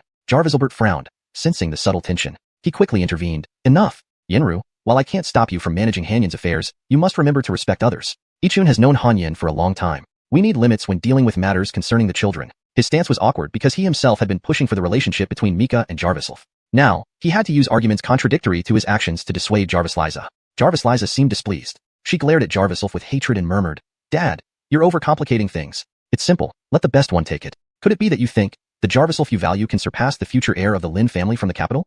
The weight of Lin family from the capital wasn't lost on Mika. Families like the Qian and Li families in provincial capitals were incomparable to the Lin family in the capital. Even for the Shin family, marrying into the Lin family would be a great honor. The Shin family couldn't afford to offend the Lin family, which Jarviselbert also realized, preventing him from losing his temper easily. But Jarviselbert obviously preferred Jarviself. Irritated, he said, "You can't just make Yichun leave like this? When did our Shin family become so petty? No need to chase him away. Let him leave on his own." Jarvis Liza smiled slyly, walking forward to pull out a card and handing it to Jarviself. "Child, take it. Jarvisanti isn't targeting you. It's just that Han Yin is too disobedient today. I've caused you trouble. Here's 10 million. Take it. If you feel it's not enough, come talk to me privately." Jarvis Liza said proudly. Jarvis afterward, seeing the blind man remain unmoved, she assumed he didn't understand the concept of 10 million and disdainfully tossed the card to the ground. "This is money an average person would never earn in a lifetime, and I'll give you 5 times more later. What's there not to like?" She folded her arms, waiting for a satisfactory result. Beside her, Bentley also wore a satisfied smile. For the Lin family, spending a few tens of millions was like plucking a few hairs, painless. But then came the sound of something shattering. Jarviself stomped on the bank card, grinding it to pieces with his shoe. Chapter 212. I have a plan. The Shin family aside, could the so-called Beijing Lin family only come up with 10 million? That's too little. Jarvislov sneered, his jade-green eyes devoid of any warmth. To Jarvis Liza, Jarvislov's expression was nothing short of utter contempt, making her furious. Not enough for you? What about 100 million? 200 million? You really underestimate the Lin family. Brat, how dare you disrespect me? Hanyan, did you see that? This is the man you picked. Jarvis Miser and a Xyler. Jarvis Liza spared no effort in belittling Jarvislov, while Mika felt aggrieved. The Jarvislov she knew wasn't like this. At least, the Jarvislov she saw wasn't like this. Instead, it seemed twisted that her mother used money to test and threaten him. But Mika merely fell into deep thought. She had grown up under Jarvis Liza's control for years, making it extremely difficult to stand against her all at once. Jarvislov snorted coldly and said, "You're not the young master of the Lin family? Why rely on elders to speak for you in an argument? Or perhaps dogs abroad only know how to bark without being able to communicate." "You." Jarvis Liza fumed, but was speechless from being rebuked. Beside them, Jarviselbert chuckled and teased, "Yenru, look, Ichun makes a valid point. Let's stay out of children's matters." Jarvis Liza glared sharply at Bentley, giving him a warning glance. Bentley nodded subtly and stepped back. He sized up Jarvislov disdainfully and then asked suddenly, "You run a clinic called Zhengxin Clinic, right? If you dare send people to cause trouble there, I'll cripple you." Jarvislov spoke coldly, having no expectation that anything good would come from this talk. Jarvis through the recent turmoil, Jarvislov now saw authority as nothing more than power abuse. Bentley chuckled and shrugged. "Rest assured, I won't do such dishonorable things. I just want to tell you that I've checked your clinic, and it's barely worth a few $100,000. I understand you have some medical skills and abilities, but can they feed you? For an ordinary person, maybe that's enough. But for us wealthy families, we never lack capable people. Especially loyal dogs. Even if you don't take money, someone will always do it for us. There are always people who become lapdogs for money." Bentley's gaze was piercing. He narrowed his eyes, coming closer, and threatened. "Sorry for underestimating you earlier. You indeed have some talent. But if you want to compete with me, show real ability. 10 million. What do you say? In half a month, there's a high-level gala in the provincial capital, open only to owners with net assets over 10 million. Jarvislov scoffed coldly, shaking his head with a bitter smile, showing little interest. This moment, Jarvis Liza laughed and said, "This gala has many celebrities attending, including big financial families like the Aloysius, G, and Homer families. If you gain recognition there, the Shin family might officially acknowledge you." Hearing Aloysius family, Jarvislov's heart skipped a beat. Weren't they Jarvislek's backers? They were rumored to have started in jade business and thrived in the provincial capital. Driscoll enjoyed infusing energy into jade, and most of the jade came from the Aloysius family. Jarvislov thought this clue couldn't be more timely. "Do you mean the Aloysius family in the jade business?" Jarvislov asked suddenly. Jarviselbert was surprised and asked hurriedly, "Why? Ichun, do you know anyone from the Aloysius family?" Jarvislov shook his head. "No, I've just heard their patriarch has remarkable skills and I'm quite interested." "Interested? Don't make me laugh. I've been here since moving to the provincial capital and haven't even managed to meet that jade magnate." "Jarvis, are you qualified?" The jade pendant I wear came from an auction held by the Aloysius family. Bentley pulled out the jade pendant, looking smug. Jarvislov disregarded it and walked toward the door, saying coolly, "Hanyan, I need to go back. I'll keep every promise to you, including marrying you." Upon hearing this, Bentley gritted his teeth, clearly displeased. Jarvis Liza also wasn't happy but didn't dare retaliate due to Jarviselbert. "Bentley, right? Didn't intend to remember you. But since you insist on biting me, go ahead. It's best if you leave me alone, otherwise, we'll see each other at the gala in half a month," Jarvislov said coldly, not turning back. "Only 15 days left. Can you earn 10 million within 15 days? That gala requires real revenue. It's a business gathering. Hillbilly." Bentley angrily cursed, wishing he could hurl every foul word he knew at this blind man. Feeling insulted because he thought himself cultured and sophisticated, yet being silenced by a blind man, he felt utterly humiliated. Jarvislov ignored him, leaving with one last remark, "Oh, and your jade is fake. Only the outer layer is imperial jade green. The inside is mostly made of beer bottles. Jarvis, an expert, can verify this, and it's worth no more than 3,000. I paid 30 million for this. Jarvis, and you say?" Bentley seethed, realizing Jarvislov had already left. Seeing Bentley's frustration, Mika also decided to leave. "Grandpa, Mom, let me decide my own affairs. I like Ichun." "This foolish child." Jarvis Liza sighed helplessly, while Bentley clutched his jade pendant, filled with pin-up anger. Back at Zhengxin Clinic, Jarvislov first gave Jarvis Lyra a thorough examination, then prepared a decoction and administered it to her. By that night, Jarvis Lyra's condition improved significantly but still didn't wake up. However, with Sheridan's care, Jarvislov felt reassured. Late at night, he reviewed the accounts carefully. Jarvislov, the earnings from Zhengxin Clinic recently went to repay Jarvis Lyra's debts, leaving the clinic practically destitute. Fortunately, Brendan and County Alphonse Magistrate Hunt had invested, providing an initial fund of 1 million. How could he increase this sum tenfold in a short time? Jarvislov pondered deeply. By the third day, Jarvislov noticed the clinic's business was deteriorating, and Sheridan avoided discussing the reason. Deciding to share his thoughts, Jarvislov approached Sheridan. "Expanding the clinic to the county level requires not just money but substantial resources." Sheridan considered it. Development indeed needed investment, but mere money wouldn't solve all problems. In rural areas with scarce resources, healthcare personnel and equipment were hard to come by. Even with funds, implementation remained challenging. Jarvislov remained calm and replied, "I have a plan." Chapter 213, Competition Between Clinics. "What do you have in mind?" Sheridan asked immediately. Jarvislov hadn't been entirely idle over these few days. Jarvis, although most trivial matters were handled by Sheridan, and she didn't let Jarvis meddle, he still caught wind of some rumors. There's a new clinic that opened up on the other side of the village, right? There's a lot of gossip around the village saying that we're not as good as they are, so we've had fewer patients. They even claim their drugs are imported, Jarvis said, while Sheridan lowered her head. Ichun, don't blame xuanhuan. She's trying to find solutions. It's just that there are people backing them. Sheridan understood Jarvis's way of handling things, but forcing everything down couldn't be a solution either. If this went on, they'd end up offending people, and Jarvis would suffer later. Jarvis understood Sheridan's intentions, but knew his current goal was urgent. Developing the clinic must now be the top priority. He had already achieved initial vengeance for his father, and now aimed to fulfill his father's wish by restoring the Chun family name. Founding Jiangxin Clinic partly served this purpose. Jarvis, though his ideas changed step by step, Jarvis never abandoned this objective. This time, he intended to seize this opportunity to promote the development of the clinic. Additionally, Jarvis Lyra needed many precious herbs for her regular treatments. Expanding the clinic would improve her medical conditions significantly. So, what exactly is your plan? You can't be thinking of fighting them tooth and nail, can you? Sheridan asked, concern evident in her eyes, but also ready to act on his orders. Just a command from Jarvis, and she'd be at the forefront. There's no need to fight. We should acquire them. Our clinic does lack some things, so we could learn from each other's strengths. What do you think? Jarvis explained. Sheridan then recalled that the clinic still had an investment fund of 1 million. She realized, that makes sense. If they agree to cooperate with us, our expansion will proceed much faster. You take me there. They've been spreading rumors, haven't they? I've heard something about it recently, Jarvis smiled confidently.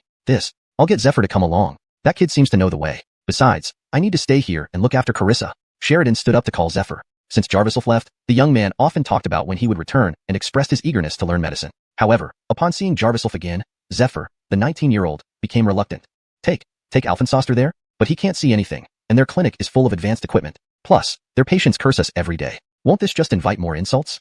Zephyr, who usually acted tough, seemed shy and fidgety like a young girl. Sheridan lost patience and scolded him. Don't be such a whiny brat. Isn't Director Chin back? How can you still call him master when your skills haven't improved? No wonder people mock you. Well, Alphensoster hasn't taught me much either, Zephyr replied sullenly, looking at Jarvis resentfully. Jarvis knew Zephyr felt dissatisfied because he couldn't see anything. However, he understood the situation. He had only verbally accepted Zephyr as a disciple without actual teaching. So he said, you lead the way. Don't worry. If they insult anyone, they'll insult me, not you. Zephyr swallowed hard, harboring doubts about Jarvis's ability given all the rumors. He grumbled, okay, but if Jiangxin Clinic gets disrespected, don't blame me. Jarvis, and what if I disrespect them? Jarvis countered. Zephyr froze, surprised that his blind master dared to offend others. The Renho Clinic at the village entrance had a magnetic resonance imaging machine and several doctors with PhDs from abroad. It was far ahead of Jiangxin Clinic in terms of scale and medical resources. Going to challenge them would be like an egg hitting a rock. Just lead the way. Jarvis grabbed Zephyr's hand. Zephyr wailed in surrender as they playfully tussled on their way out. Sheridan found this scene heartwarming. Minor disputes were common in the village. These young people didn't fully grasp how serious dealing with major figures could be. Jarvis had escaped such an environment and was no longer someone ordinary could handle. Jarvis, this moment, medical staff who had just finished attending a patient came out. It was Jarvis Lair. Sheridan brought both Jarvis Lair and Zephyr to Jiangxin Clinic as apprentices. Jarvis verbally took them as disciples. Jarvis Lair, with his dark skin, looked honest. He bluntly said, Alphensoster, don't take offense, but I think no matter how skilled Alphensoster Chun is, he can't match their technology. Western medicine can reportedly transplant hearts. Sheridan pouted, unable to refute it, but unwilling to hear bad things about Jarvis. She retorted, you believe everything others say. If they really can transplant hearts, Alphensoster Chun could make one out of thin air. Jarvis right? Jarvis Lair sighed, finding it merely financial manager Sheridan's loyalty to the director. How could anyone's medical skills be as legendary as that? Even the rescue of County Chief Hunt might have been sheer luck, especially since he transferred to a larger hospital in the county for recovery. Jarvis and Zephyr arrived at the other end of the village, where they saw a well-constructed two-story clinic. Wuqiang Clinic, calling it a clinic, it's actually comparable to a small hospital in the county, Jarvis murmured. Virgila, the director here is really impressive, having practiced for over 20 years. Zephyr inadvertently praised the other clinic, but suddenly wondered how Jarvis judged its size.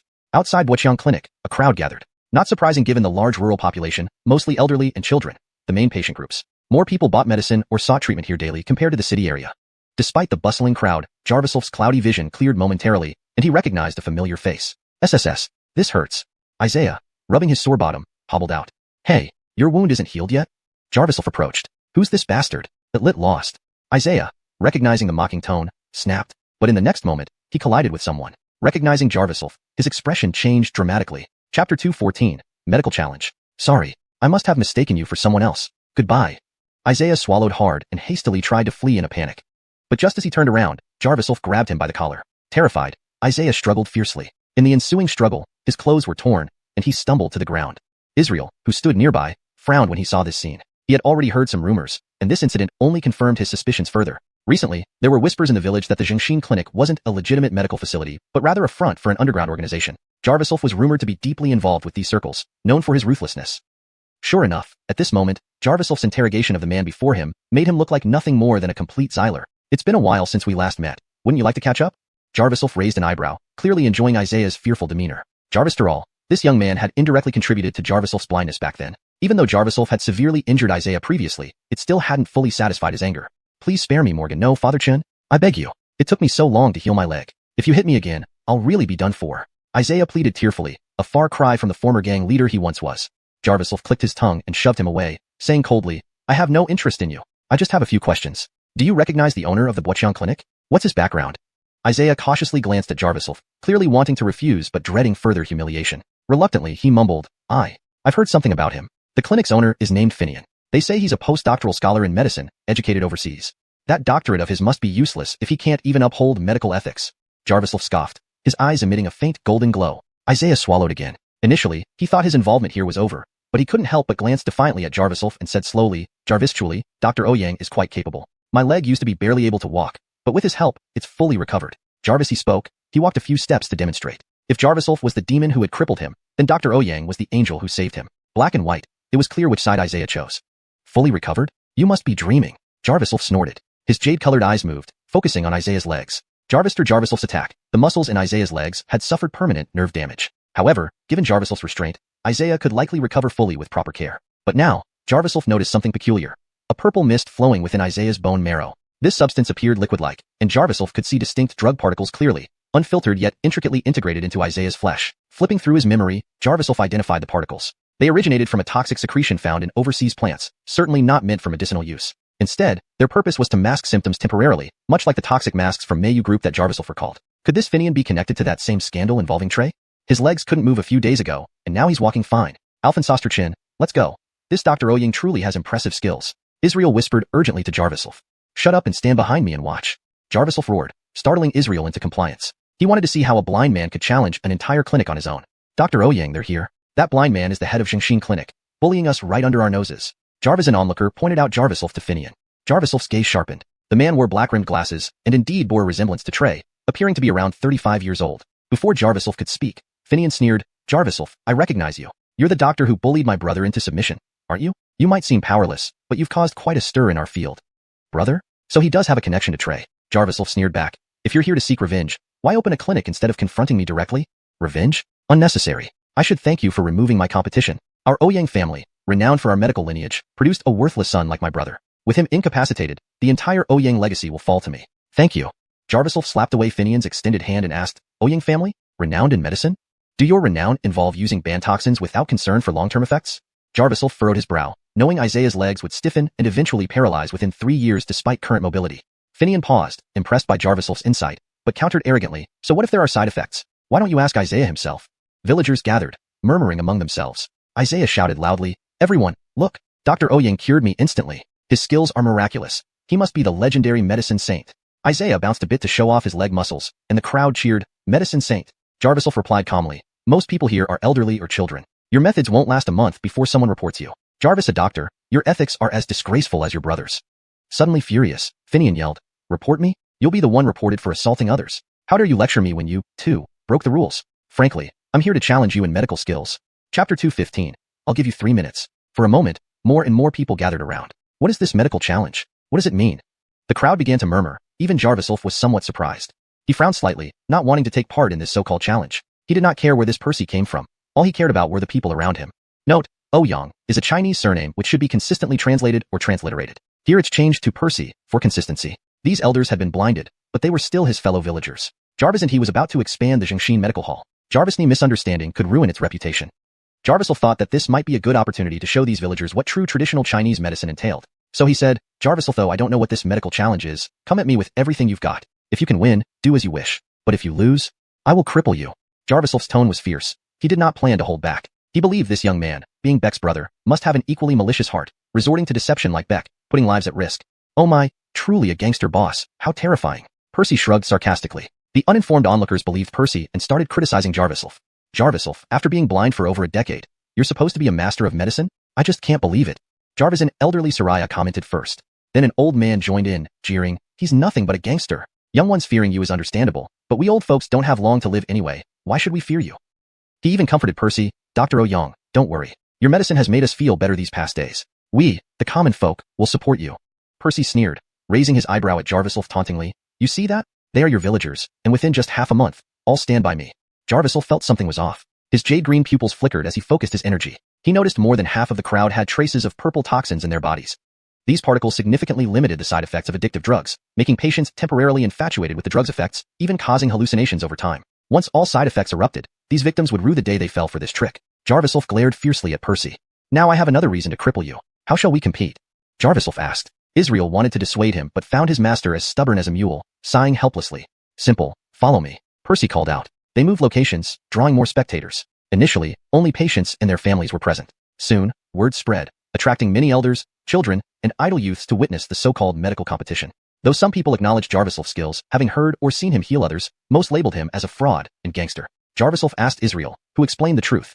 It turned out Isaiah had been spreading rumors secretly, claiming Jarvislf charged exorbitant fees without curing his illness and assaulted him when he sought explanations. Combined with his dramatic injuries, the village elders easily believed the lies. Jarvislf's Jingshin Medical Hall was in the south, while many in the northern part of the village had only heard rumors, not verified facts. One lie led to another, and Jarvislf, listening quietly, waited for Percy's move. Here, drink up. Tired from working with your master? If you ever need a place, consider joining our clinic. Percy grinned, handing Israel a cup of water. Israel swallowed hard, genuinely thirsty, and took the cup, drinking eagerly. He thought Percy seemed capable, possibly offering a better future in medicine. However, before Israel could react, a sharp pain shot through his throat. Jarvis' clatter echoed as the glass hit the ground, shattering. Onlookers gasped as Israel clutched his throat, curling into a pained heap on the floor. Percy sneered, turning to Isaiah, who hesitated before nodding reassuredly. Don't worry, I'll save you. You'll benefit after this. Okay. Isaiah gulped down the water, then his face turned purple, and he curled up next to Israel. The crowd murmured, confused. Hermes Shun explained, this is the medical challenge, treating similarly poisoned patients without antidotes, saving them as fast as possible. Easy, right, Dr. Chin? Percy smirked confidently. Jarvislf's gaze revealed faint dark light. Looking through Israel's body, he saw black chi coagulating in his throat, a 5-step blackheart powder. Where did you get this poison?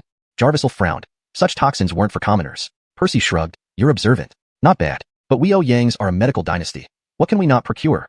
He cleared his throat loudly. Fellow villagers, you see, this challenge between Dr. Chan and me is fair. 2 sacrifices for the greater good. Why not? The crowd hesitated, unsure. Jarvis man yelled, believe in Dr. Percy. Jarvis least he fights against tyranny. Right. Jarvis' agreement drowned out dissent. Jarvislf sighed, facing a madman, coldly saying, looks like your brother's karma has found you. Jarvis Percy shouted, begin. He squatted to diagnose, amidst rising chatter. But noticing Jarvislf doing nothing, Percy laughed. What? Jarvis, are you giving up already? Jarvislf grunted, I plan to give you 3 minutes. Hashtag chapter 216.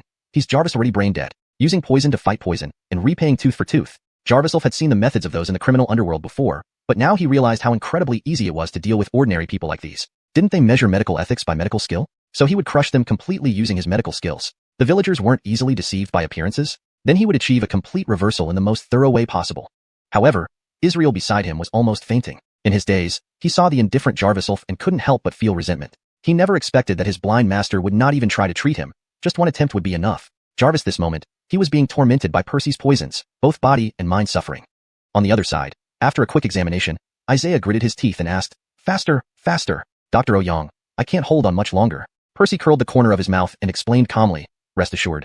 Your pain is due to old injuries inflicted by that boy. Fortunately, you met me. I've prepared a treatment method in advance. Jarvis, all I need to do is mix it up here. He laid out his medical kit and began mixing the treatment right before everyone's eyes. Jarvis the syringe filled with medicine. Percy didn't even need to look to perfectly control the various solutions at the same level. While such skill might seem trivial to experts, it completely fooled the layman villagers. Occasional gasps of amazement filled the air, and Jarvisl finally understood how this young man had gained their trust. It all came down to acting and deception. Jarvis for 3 minutes, Percy finished preparing the injection. Lifting his chin, he taunted Jarvislf. This medicine was randomly formulated for me. This is a true test of skill. Giving up only brings more disgrace. Don't forget, you said if you lost, you would submit to my disposal. In his mind, Percy already imagined himself forcing Jarvislf to apologize to the Ouyang family. Though Beck was unimportant to the Ouyangs, being crippled by a blind man damaged their reputation. Hence, the patriarch always wanted to get back at Jarvislf. But if Percy could bring him back, it would surely earn him the patriarch's favor. Thinking about this, Percy injected the needle into Isaiah's neck and pushed the solution in. Everyone eagerly awaited the result. Then, Isaiah took a deep breath and slowly stood up. Percy smiled. Try walking a few steps. You're fine now. Isaiah furrowed his brows, seeming to exert great effort. But then he surprisingly found himself feeling light. He walked a few steps forward, a broad smile spreading across his face as he prepared to cheer aloud. However, no sound emerged from his mouth. Instead, a gush of black blood spurted uncontrollably from his throat. Jarvis! The thick, black blood emitted an unbearable stench, causing chaos among the crowd. What happened? What's going on? Percy checked frantically but couldn't find the cause. Isaiah writhed on the ground, foaming at the mouth. Jarvis watched this scene with a stern gaze. He had known from the start that Isaiah had been taking prohibited drugs for a long time, so he hadn't struck too hard the last time. Despite Percy controlling the dosage better than Beck, he overlooked Isaiah's original physical condition. This young man's life had been hanging by a thread, and the chi Jarvis planted inside him only misled Percy. Jarvis! Help! Help! Isaiah thrashed on the ground, his eyes rolling back. Percy pretended to remain calm as he continued to formulate and inject more medication. Jarvis paid no attention, instead reaching into his pocket for a silver needle while squatting beside Israel. Do you think I can't handle a clinic? If it were a proper clinic, it would be another story. But someone who casually uses poison to mute you doesn't deserve to call himself a doctor. Israel clutched his throat in pain, though his mind was clear. Seeing Isaiah about to die because of Percy's mistake, he desperately wanted to live. Next, Jarvis stabbed a silver needle into Israel's throat, sending a warm current rushing through. Using his formidable vision, he manipulated his chi to cleanse the toxins from Israel's throat. Then he twisted the needle, withdrawing it to stab into Israel's wrist. Take a deep breath after standing up, then spit out what's in your throat. There will be no further problems, Jarvis instructed. Israel followed immediately. Standing up, he inhaled deeply. In an instant, Jarvis pulled the needle from his wrist, causing Israel to feel something rush up his throat. Without hesitation, he spat out a jet-black, murky substance onto the ground. It looked nothing like blood, more like ink. Meanwhile, Isaiah convulsed violently, his face deathly pale, cold and trembling despite the warmth around him. Percy wiped his forehead, baffled by the ineffectiveness of his injection. The murmurs grew louder, and Jarvis spoke coldly. This young man has no hope. Long-term drug use, combined with the poison you administered. He has already brain dead. That's impossible. Percy paled. He was confident in his plans. How could there have been a mistake? The drugs I administered were within controlled limits. If he died, you must be the killer. Not me, definitely not me. Jarvis, though he didn't believe Isaiah was dead, Percy left the unconscious man and retreated backward. He's dead. He's dead. Jarvis' frightened young bystander ran off to call for help, causing the scene to become chaotic. Jarvis curled the corner of his mouth. Within controlled limits? So you admit this medical challenge was actually a trap for me? Jarvis, and aren't the rumors you've been spreading outside also part of this? Israel, breathing a sigh of relief and finding himself fine, regretfully murmured. I shouldn't have doubted my Alphensoster's medical skills. Percy, your actions are more than just immoral. They make you unfit to be human. I'll report you to the authorities. Huh. So what if I am? This Isaiah is a scumbag too. Dying is what he deserves. Can you fools prove I killed him? Clearly, he died on his own. Realizing he couldn't cover up anymore, Percy started throwing caution to the wind. The surrounding villagers suddenly understood what kind of person Percy was. On the ground, Isaiah indeed showed no signs of life, his face pale as death. Jarvis midst the standoff, someone shouted, "Clear the way! County Alphensogistrate Hunt is here." Chapter 217. I Jarvism his backer. Iman arrived on the scene after just hearing from Sheridan that there was a dispute here. He brought several direct subordinate peace officers with him. Upon seeing Isaiah lying on the ground, the peace officers immediately approached to check. Jarvis, through examining him, they exchanged solemn glances and shook their heads. Is he dead? What happened? Iman asked in surprise, not expecting that someone had already lost their life upon his arrival. Hearing that the county magistrate had come, Faulkner quickly pulled himself together, kneeling beside Iman and pleading, "They bullied me. These villagers are all scammers trying to trick me for medicine. They buy medicine every day from my clinic, for treatment. But Jarvis, the ruthless gangster boss of the pharmacy, threatened them into bullying me." Faulkner's voice was filled with sobs, almost like a professional actor in a crying scene. "Stop crying and stand up to talk." Iman's face darkened. He couldn't believe that Jarvis would do something so heinous, so from the start, he wasn't inclined to trust this doctor before him. Faulkner sniffed as he spoke pitifully. "Alphensogistrate, you can ask anyone. This is Isaiah, one of my staff members. How could he possibly be killed by me? It must have been Jarvis who did it." "When did I say he was killed by you? Why are you confessing without being asked?" Iman asked coldly. "This?" Faulkner felt embarrassed, momentarily speechless. The crowd around them began to berate him, now realizing what a shameless fraud Faulkner was. On the other hand, the young man treated by Jarvis was alive and well, giving statements to the officers. Jarvis collecting the oral accounts of the people present. The peace officers reported to Iman. Iman also briefly questioned a few bystanders to understand the entire incident. He then walked over to Jarvis with a complicated look, scrutinizing him hesitantly. Faulkner narrowed his eyes, still holding onto a sliver of hope. He reminded Iman, "Alphensogistrate Hunt, you should question this kid thoroughly. He has an unknown background, definitely with some hidden agenda. You should find out who's backing him." Curiosity spread among the crowd. Could the situation still turn around? With the county magistrate here to oversee, everything would surely be resolved. Unexpectedly, Iman, without waiting for Jarvis to speak, immediately grasped Jarvis's hands, saying, "Benefactor, divine healer, why didn't you let me handle things when you faced trouble? Though I don't have much authority now as a county magistrate, dealing with such corrupt hoodlums is within my power." The crowd was shocked. Benefactor? Chinyike is the magistrate's benefactor? How did we not know? Virgils, when did Jarvis become the magistrate's benefactor? What's their connection? The crowd grew curious. Jarvis waved his hand lightly. "You are still the county magistrate. My small clinic's issues, I can handle myself." Jarviselso, please stop calling me benefactor or divine healer. Call me Ichun. You saved my life once. If you hadn't treated my heart after my car accident, I'd be dead by now. Your medical skills truly deserve the title of divine healer. Even the director of the county hospital said I was hopeless, but you insisted on performing the surgery on me. Iman's tone was full of emotion. Having traveled through the netherworld once, he naturally wouldn't forget that experience. Since Alphonse Magistrate Hunt is so kind, may I ask you to help me with something? Recently, many false rumors about our Xuanhuan clinic have been circulating in the village. Can you help clear them up? Jarvis and I've caught a murderer here. Please take care of him, Jarviself said coldly, stepping back. Amon turned to look at Faulkner, who was now packing up his things, intending to leave but was blocked by peace officers. Alphonse Magistrate, that guy must have a powerful backer. You have to believe me? Faulkner tried to explain but was cut off by Iman's rebuke. I am his backer, Iman said coldly. Faulkner was stunned. He threatened. Jarvis, are you sure? Jarvis, a respected county magistrate. How dare you shield and protect someone guilty? Amon looked annoyed, responding coldly. You'll deal with your other matters after leaving the station. Just now, citizens reported your unlawful practice, and now we have both witnesses and evidence. Come with me to the station for investigation. The peace officers immediately showed the prepared search warrant, then began sealing the entire clinic. Seeing his life's work fall apart, Faulkner stomped on the ground in frustration. You're bullying the common folk. Heaven, Iman, if it weren't for my father recognizing you, would you even be the magistrate? Faulkner shouted angrily. Iman was taken aback, finally recognizing Faulkner after a closer look. He harumphed, sternly condemning. So you're the Ouyang family's rotten son. Your family already has a record with us for huge corruption cases. Now you're causing trouble again. Looks like the county's investigation into your family is inevitable. Take him away. Jarviself, you'll regret this. Once I'm out, I'll destroy you first. Faulkner, out of desperation, left a threatening word before being taken away. Indeed, Isaiah couldn't be saved. Jarviself had some methods, but Faulkner had prepared various toxins, leading to Isaiah's early death. If the investigation goes as expected, Isaiah's cause of death will be attributed entirely to Faulkner's unauthorized drugs. Jarvis and the Ouyang family behind him will likely be in dire straits. Jarvis through handling everything. Iman gathered the villagers and recounted his harrowing survival story, claiming that if it weren't for Jarviself, he would have died in the car accident. Even after only half a month of recovery, he was already fine. Through this conversation, the villagers learned that the Ouyang family had a history of using unauthorized drugs multiple times. The drugs from the Buochang clinic they had taken were probably riddled with unauthorized substances. The villagers immediately sought Jarviself's help. Divine healer, we were blind and didn't recognize your greatness. Who knew you are the true healer? Please help us. Help us. The villagers' plea was too late. Jarviself paid no heed. Coldly, he said, if you want treatment, behave properly. The rule of Xuanhuan clinic is to save lives, but only those worth saving. Everyone dared not object. With Buochang clinic sealed, the nearest available option was only Xuanhuan clinic. Jarvister, everyone dispersed. Iman was pulled aside by Jarviself. Divine healer, I have important news about Connor, Iman whispered. Chapter 218. Rumors in the village. Connor? The moment Jarviself heard this name, a wave of icy disdain surged through him. Jarviself, though he had already taken his revenge, the name still brought him endless trouble. If it were possible, he would heal Connor and then cripple him again. Just tell me everything about him. I don't want to miss a single detail, Jarviself said coldly, his jade-green eyes filled with a chilling aura. Back then, Connor was involved with a girl over a long period, but it seems that she wasn't willing. Moreover, she was very young. In short, what Connor did was despicable. Jarvis, according to an informant, it was because he suspected you of witnessing this incident that he attacked you, Iman explained, unable to bear mentioning such atrocities. Talking about such matters now seemed pointless. Connor could no longer cause harm, and Jarviself had been blind for over a decade. Justice delayed is justice denied, especially when revealing the truth publicly was nearly impossible. It's all because I wasn't a good county magistrate. How could I have let such a person escape justice? Iman sighed helplessly. Had he detected the issue earlier, with his authority back then, he could have acted against Connor.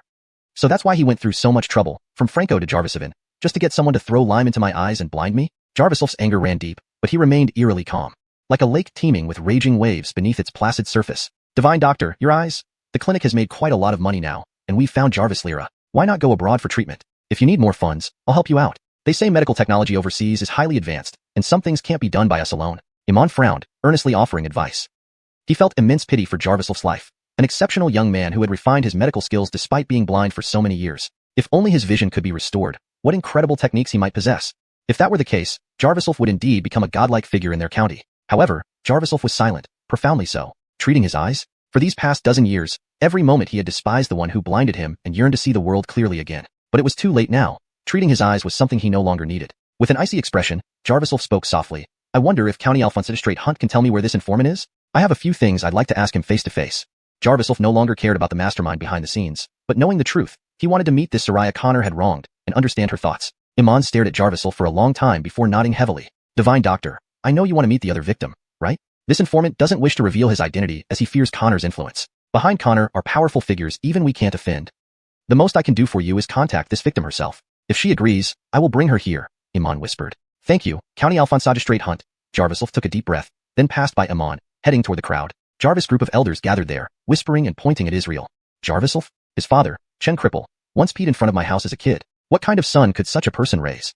One old man, leaning on a cane, spat viciously at Israel. Israel sighed, too tired to argue. With County Alphonse Magistrate Hunt presiding over the scene, most people supported the Xingxin Clinic. He considered these comments mere nuisances. Jarviself approached and heard the remark. The old men immediately fell silent, no longer daring to speak. Jarvis Dural, rumors claimed Jarviself was a gang leader who dealt harshly with others. You're talking about my father? Why don't you say what exactly he did that warrants you old fogies barking about him even after his death? Jarviself frowned and retorted.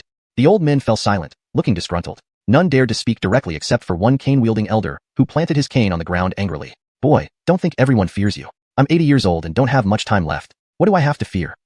Tell me, what did my father do to you? Jarviself raised an eyebrow, challenging him. Enoch choked, unable to find any real grievance, but persisted stubbornly. He didn't really offend me, but his conduct was questionable. Conduct? Did my father visit your mother? Jarviself sneered. Enoch stomped in fury, pointing at Jarviself. You little brat, pushing me to tell the truth. Do you remember Xiao Chui from our village? She was lured away by your father. Xiao Chui, who is she? Jarviself frowned slightly, not recalling the name. Searching his memory, he only vaguely remembered hearing about a village belle from the north side who left years ago to work elsewhere. Enoch scoffed, explaining, Don't pretend you don't know. Isn't Xiao Chui famous? Your father, Chen Cripple, lured her away to be his mistress. People saw him taking her out of the village. She never came back. Jarvis, least be glad your father died in that mining accident. If he hadn't, he would have been drowned in the spit of the villagers. Enoch got carried away, almost shoving his finger into Jarviself's face. Jarviself instantly grabbed the old man's wrist, causing him to yelp in pain. The frail bones of an elderly man were no match for Jarviself's strength. The old man was nearly lifted off the ground. Shut your old mouth. Don't spew lies without proof. Jarviself pushed him aside, leaving the old man speechless. Jarvis few murmured complaints later, they grudgingly left. With County Alphonse Magistrate Hunt present, even the village elders couldn't overshadow him. Seizing the opportunity, healthcare workers stepped forward, trying to accuse Jarviself. This is the director of Xingxin Clinic, a complete fraud. His father was crippled, and he's blind. This family, though pitiful, are all liars. They say his father lured girls away and sold them abroad. Amon brushed off the healthcare workers' hands, rebuking them fiercely. Your Buoqiang Clinic has already been shut down. Starting tomorrow, we'll investigate all medical institutions in the village. Whether Xingxin Clinic is legitimate or not will be announced soon. Hearing this, Jarviself felt relieved. It seemed that Amon intended to clear Xingxin Clinic's name. Hashtag chapter 219. Foes come knocking. With the county chief Hunt around, dispelling the rumors seemed imminent. Jarviself nodded lightly and invited all the people gathered to seek treatment at the Xingxin Medical Hall. Next, they only needed to follow the steps to acquire the Buoqiang Clinic and then leverage the influence of the villagers to expand their business. Even if they couldn't rapidly develop to the county level, spreading their reputation to neighboring villages would yield significant profits. Gradually, the crowd dispersed, but a doubt lingered in Jarviself's heart. Just now, his vision had pierced through the old man's cerebral cortex, revealing brain activity that indicated the man was not lying. Could it be that little Chui really went out with his father? Jarvister, everyone left. Israel reminded Jarviself, Alphonse Chun, shall we head back? Since Alphonse has managed to persuade the county chief to come here to help us, we can leave the rest to him. Jarvis, he spoke. Israel's face suddenly changed, beads of cold sweat forming on his forehead as he clutched his abdomen tightly. Hiss! Israel gritted his teeth, looking at the composed Jarviself beside him, unable to utter a word. Jarviself explained, Jarvis, are you feeling parched and experiencing excruciating abdominal pain? Israel nodded vigorously. Then, unable to bear the pain, he leaned against a fir tree, one hand propping himself up while the other gripped his abdomen. Finian's medicine primarily attacks the throat, but its true impact is more severe on the stomach. This is something even he didn't realize, which is why Isaiah's organs lost functionality due to the 2 stages of toxicity, Jarviself said coldly, seemingly oblivious to Israel's agony. Israel writhed on the ground, tormented by pain, recalling how Isaiah died from the poison within 5 minutes after consuming Finian's concoction. Now it was his turn, fear flooding every inch of his body. He wondered if even Jarviself could save him. Jarviself pulled out a silver needle, half kneeling down and infusing it with qi before accurately inserting it into a certain acupoint on Israel's forehead. Never compare me to those who can't heal. I can save your life, but don't come back to me for trouble, Jarviself said sternly, injecting qi into Israel's crown, sending a warm current directly into his mind. Sorry. Israel gritted his teeth, apologizing. Caught between pain and the instinct to survive, he finally realized just how remarkable Jarviself truly was. Not just a great person, but a great healer. Jarviself possessed the medical skills to bring people back from the brink of death without ever flaunting them. Such a virtuous individual was a blind doctor, and Israel saw that his previous doubts about Jarviself were mere self-deception.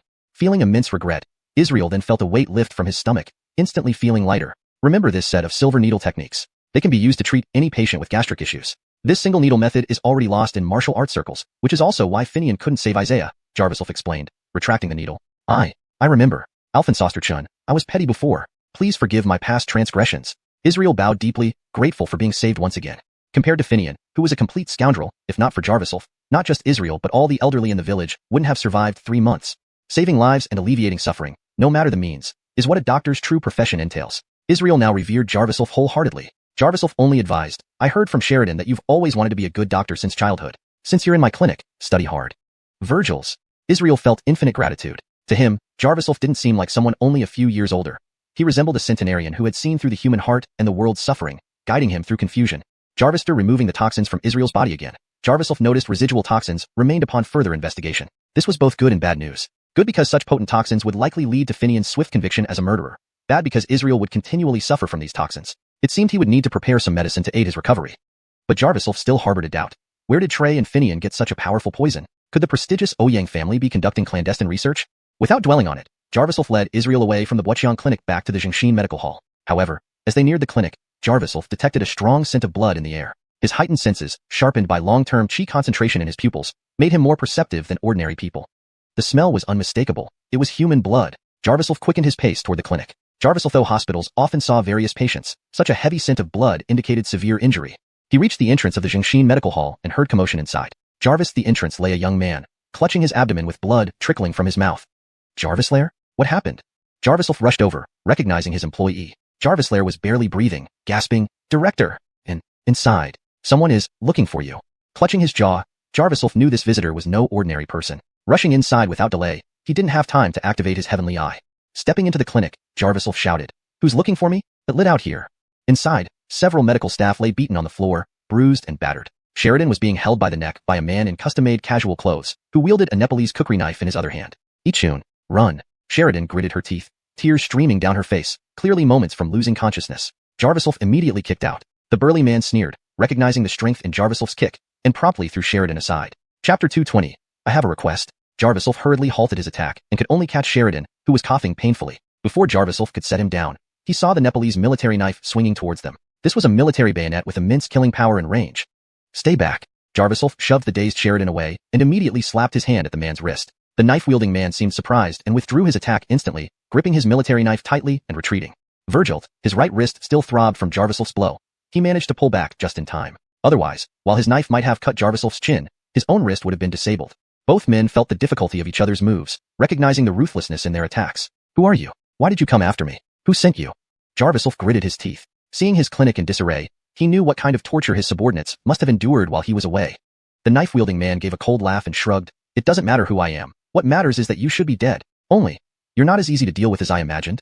Jarviswolf frowned slightly inside. It seemed he wouldn't get much out of this interrogation. No matter. He had offended many people before, so one or two more didn't matter. Besides, he was used to resolving everything through action rather than words. If talking could reveal the truth, what were his hands for? His jade-colored pupils emitted a faint glow, and the knife-wielding man stepped back in surprise. Jarviswolf grew cautious. This man was skilled and seemed to see more than most. Jarviswolf's heavenly eye technique relied on inner energy, theoretically visible only to those who could also manipulate it. Even if this man lacked such abilities, his body must have been trained to an extraordinary level to possess such heightened senses. Jarviswolf's gaze pierced through to the man's wrist, where he had aimed his previous strike at an old injury, but it failed. The rest of his body, almost without weaknesses, Jarviswolf's target remained his right wrist. Meanwhile, some medical staff were awake but dared not move. Jarviswolf didn't want to involve innocent lives. Plus, Sheridan, Israel, Jarvislair, and others were still behind him. Jarviswolf's mind raced. Ho ho, you noticed my injured right hand so keenly. Looks like your blindness has its advantages. So why do you keep harping on that issue? The knife-wielding man snorted. His smile twisted. Jarvis, are you Connor's man? Or Talon's? Jarviswolf narrowed his eyes, his pupils gleaming fiercely. Switching the military knife to his left hand, the man grinned. It doesn't matter whose man I am. What matters is that you shouldn't investigate the past. Your investigation will cost countless innocent lives. With that, he charged at Jarviswolf, holding the knife high with his left hand, preparing to strike. Jarviswolf had already drawn a silver needle, aiming straight for him. The knife-wielding man's eyes were sharp, reacting quickly and turning his head away. But then Jarviswolf was suddenly close, and the knife-wielding man smirked, confident that his reactions wouldn't be beaten by a blind man. While he dodged ranged attacks, close combat was his specialty. Intent on engaging head-on, the knife-wielding man was caught off guard when Jarviswolf, upon closing in, pulled out another needle and stabbed it accurately into his waist. Instantly, the knife-wielding man felt a tingling sensation spread throughout his body. Jarviswolf raised his hand, smacking the Nepalese military knife out of his grasp and then kicked him forcefully, sending him crashing through the wooden wall of the clinic and flying over 20 meters. Even after landing, the knife-wielding man rolled several times before coming to a stop. It took him a moment to regain his senses, and by the time he raised his head, Jarviswolf stood right before him. Jarvish! The knife-wielding man tried to continue fighting but screamed in pain as a searing sensation surged from his waist. You poisoned me! The man growled through clenched teeth. Jarviswolf produced another handful of needles, stabbing each limb of the man. Quickly, the knife-wielding man lost all resistance. Damn you. If you're a man, release me and let's fight fair. The man roared, confident in his physical prowess. He hadn't expected such underhanded tactics from Jarviself. I don't have time for a fair fight. This method isn't typical of common Xylers. Someone powerful must be pulling your strings. Jarvis, and you came here with murderous intent? Jarviself analyzed, pulling out another Nepalese military knife from the man's waist. This was a weapon even seen in battlefields. How could a regular person use it for assassination? Jarviself pressed the blade against the man's neck, speaking coldly. Tell me what you know, or you'll regret it. Breathing heavily, the man laughed. You're indeed skilled. Jarvisel, I can tell you is about my background. I'm not some street Xyler. Even if I die, I'll tell you. I belong to the Black Hand Gang. The Black Hand Gang? Jarvisel frowned. He had never heard of it.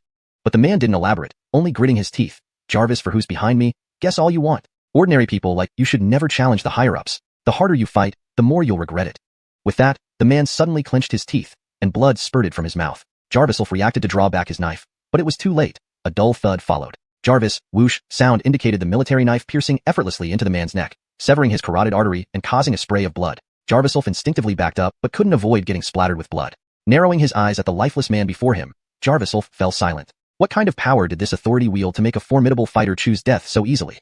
His jade-colored pupils trembled, focusing on the knife-wielding man's neck, noticing multiple punctures in his carotid artery. Even Jarviself's swift reflexes couldn't save him. This man was definitely dead. Just then, villagers arrived late, intending to help but stopped at Jarviself's gesture. Have someone remove the body. This guy's dead. Jarvis, and I have a request. Chapter 221. Let me handle it. Can you not report this to the authorities? Jarviself asked, narrowing his eyes. The villagers looked at each other, and given the gravity of the situation, they could only reply, we have already reported it. Jarviself sighed and then instructed them. It's fine even if you've reported it. Just say that this person has fled. Just remember, if his body is taken away, the entire village will be in grave trouble. The villagers exchanged looks but reluctantly nodded in agreement. Jarvis, after all, these young people lived nearby and had always understood the development of Xuanhuan Clinic. They also acknowledged Jarviself's capabilities. Of course, Jarviself was relieved by their cooperation. He wasn't trying to hide things without reason. From the dying words of that man, it was clear that he had ties to a powerful force beyond ordinary people's resistance, and their interests had clashed with Jarviself's. Jarviself had yet to enter the Shin family and lacked the power to confront such formidable adversaries. This man's death might provoke enmity and bloodshed between both parties, which would only endanger innocent villagers. Now, Jarviself could only keep this matter secret, while not letting it hinder his progress. Talon, right? Deputy Governor, right? No matter how vast and dark their network, he was determined to investigate this thoroughly. His father's mining disaster clearly implicated too many high-ranking officials. Jarviself wanted to see the expressions of regret on these hypocrites' faces when they finally met their end. Jarviself had the villagers help bury the body shallowly in the small grove behind the clinic. He returned to the clinic, where Sheridan had regained her composure. Several medical staff were treating minor wounds, still visibly shaken from the ordeal. The most critical was Jarvislair, whom Israel was performing CPR on. The life-saving equipment at Xuanhuan Clinic was rudimentary, and as Jarvislair's lips turned white, his abdominal wound continued to bleed intermittently. It's no use. Still bleeding. He can't be saved. Israel wiped away 2 streams of tears, sniffing back sobs he couldn't suppress. Jarviself patted Israel's shoulder, consoling him. You need to improve your medical skills, young man. What good does improving my skills do? Even the best medical skills are useless. That's my best friend who's dying. We've been through thick and thin together. Israel shouted angrily at Jarviself, his face showing conflicting emotions like a misbehaving child. He wanted to yell and swear at Jarviself, but he couldn't. Jarvis, after all, an hour ago, he had been amazed by Jarviself's skills, believing Jarviself could save lives. But now, a life was slipping away before his eyes. Who said medical skills are useless? Step aside and let me handle it. I can save him, Jarviself calmly said, picking up some basic tools from a nearby medical kit. Israel stepped back, staring at the tools in Jarviself's hand. A small surgical clamp, a piece of gauze for stopping bleeding, and a few antiseptic cotton pads. Such meager supplies seemed inadequate even for minor injuries, let alone severe, life-threatening wounds. No way. His liver is ruptured. The damage is extensive. Israel swallowed hard, trying to calm down but still feeling anxious. Sheridan walked over, unable to bear looking at Jarvislair's bloody wound, and suggested, Ichun, let's get him to the county hospital immediately. Jarvis, least we can buy some time. Jarviself focused on Jarvislair's abdomen, seeing his liver not only pierced but also torn by the assailant's military knife. A truly gruesome sight. Jarvislair briefly stopping the bleeding internally and using his chi to protect key blood vessels. Jarvislair stopped losing blood. Seeing such a terrible condition, Jarviself frowned and asked, what did he do? Why is he so badly hurt? Jarvislair protected the clinic. He rushed forward to stop the attack. He cherished working here. I didn't stop him when that bastard attacked the clinic, Sheridan said, turning her head away, unable to watch. Why didn't you call us? Israel questioned. The phone was taken by that bastard. We didn't even have time to escape. Sheridan lowered her head. Jarvis' heavy, deathly silence filled the air, leaving everyone speechless. Jarviself took a deep breath and said, transferring him to a larger hospital is too late, and even immediate treatment won't be enough. He won't survive long in this state. Jarvis, these words, everyone felt their hearts sink. If Jarviself gave up, what hope did they have? Despair quickly spread around them. But then Jarviself shifted his tone, saying, given his dedication to medicine, I'll make an exception and save him. With that, Jarvis began working, inserting the surgical clamp into the wound and systematically removing damaged liver tissue. Such shocking methods left everyone speechless. Even Sheridan found it hard to believe. Jarvis was actively destroying Jarvis Lair's organs rather than repairing them. They doubted internally, but waited to see the outcome. After several minutes of such procedures, Jarvis silently took out silver needles and inserted 4 or 5 into the area surrounding the wound. Slowly injecting his chi into Jarvis Lair's body, he started repairing the liver's damaged edges. Then, he placed a palm on Jarvis Lair's chest, infusing chi to revive his almost stopped heart. Afterward, beads of sweat formed on Jarvis' forehead. Protecting all vital organs and forcing a breath back into Jarvis Lair's body was extremely taxing. This person didn't deserve such efforts, but Jarvis decided to try. This was his exception. Jarvis Lair slowly opened his eyes, feeling lightheaded and forgetting all previous pain. He murmured, "Jarvis, am I in heaven? He's alive. You're alive, brother." Israel exhaled deeply, his eyes brightening. In that moment, they witnessed a miracle. Everyone rejoiced, but Jarvis breathed a sigh of relief and cautioned, "Don't celebrate too soon. His liver is severely damaged, and he was saved because the liver is a regenerative organ. However, the remaining part is minimal, making it difficult to sustain bodily functions. He must take my specially prepared medication daily to aid recovery." Explaining this, Jarvis' expression turned serious. "However, there is one ingredient that needs your help." Chapter 222. Sheridan's concerns. "What kind of medicine could you not get, Alfonsoster-chun? But we can." Israel and the surrounding medical staff looked at each other in confusion. Jarvis explained, "There are many birch trees on the nearby mountains. Under extreme weather conditions, a special type of birch fruit forms, with a smooth black-purple surface and an exceptionally hard skin. Go fetch this kind of birch fruit, at least 3. "Jarvis, right." Israel nodded, though he wasn't sure if he could complete the task. But now, as long as it was something Jarvis asked him to do, he would comply. In reality, this was a test from Jarvis. If he were to pass on his medical skills, giving them to the wrong person could cause trouble. Israel's abilities and character were sufficient, but there was one more condition. That was loyalty. Would the person be willing to try whatever task he gave? Of course, Jarvis wouldn't go out of his way to scheme against his clinic's employees. The special birch fruit he mentioned was actually the fruit of the black birch tree. This remote mountainous area was far from the bustling city, and occasionally some trees would mutate, producing fruits with mysterious properties. However, this energy clashed with Jarvis' internal chi. If he went to search for them personally, it might affect his already weakened state. He had just used his true chi to keep Jarvis Lair alive and needed rest. Taking such a risk was unwise. Including Israel, excluding Jarvis Lair, we have 6 people left in our clinic. You will form 2 teams of 3, taking turns every day to search for these birch fruits, Jarvis instructed. The others immediately began organizing themselves. Over the next few days, Jarvis focused on caring for Jarvis Lair, using the opportunity to rest and recuperate. With such dangerous enemies appearing, the clinic faced increasing risks. Sheridan hadn't been seen at the clinic for several days, but on the 3rd day, she suddenly rushed in, drenched in sweat, urgently asking, "Where is Ichun? Where is Director Chun?" He's inside. Jarvis' female nurse stuttered. To her, Sheridan was a strict boss who didn't tolerate any nonsense. But everyone noticed that the usually efficient financial manager turned charmingly flirtatious around their boss, creating quite a contrast. It was obvious to anyone observing that they had a close relationship. However, recently, strange rumors were circulating about Jarvis spending extended periods in another Saraya's room. Despite this, County Alphonse Hunt had publicized the Zhongshin Clinic's efforts through village broadcasts, improving Jarvis' image. More patients started coming to seek medicines and treatments. The door creaked open, and Sheridan saw Jarvis sitting by Jarvis Lair's bedside, gently caressing her delicate hand. Sheridan's expression darkened as she teased, "Oh, Ichun. You still have time for flirtation?" "What flirtation? I'm checking Carissa's pulse. Her condition is recovering well, but we need the herbs." Jarvis stared at the unconscious Jarvis Lair, longing to speak with her soon. Once Jarvis Lair woke up, he would find and punish those who had wronged her. "No wonder you made them look for birch fruits, so you're not just saving Jarvis Lair." Sheridan bit her lower lip. Though she wasn't petty, she felt an inexplicable aversion to women who competed for Jarvis' attention. Except for Mika, whom she couldn't compete with, Sheridan equally distrusted every other Saraya. Jarvis, struggling to handle Sheridan's jealousy, changed the subject. "You rushed in so anxiously. Did you get some news? The task you bear is even more important than theirs." The term tsuyi translates better as jealousy, rather than being left untranslated, ensuring the text reads naturally in English. "I've contacted all the employees at Buqiang Clinic. There are 13 healthcare workers in total, and 6 plan to stay. I'll screen them further," Sheridan reported honestly, but she didn't understand why Jarvis valued the acquisition of Buqiang Clinic so much. "No need for screening. Let these 6 join, and I'll send Israel to be the clinic director there. I plan to develop a panacea for all diseases," Jarvis said firmly.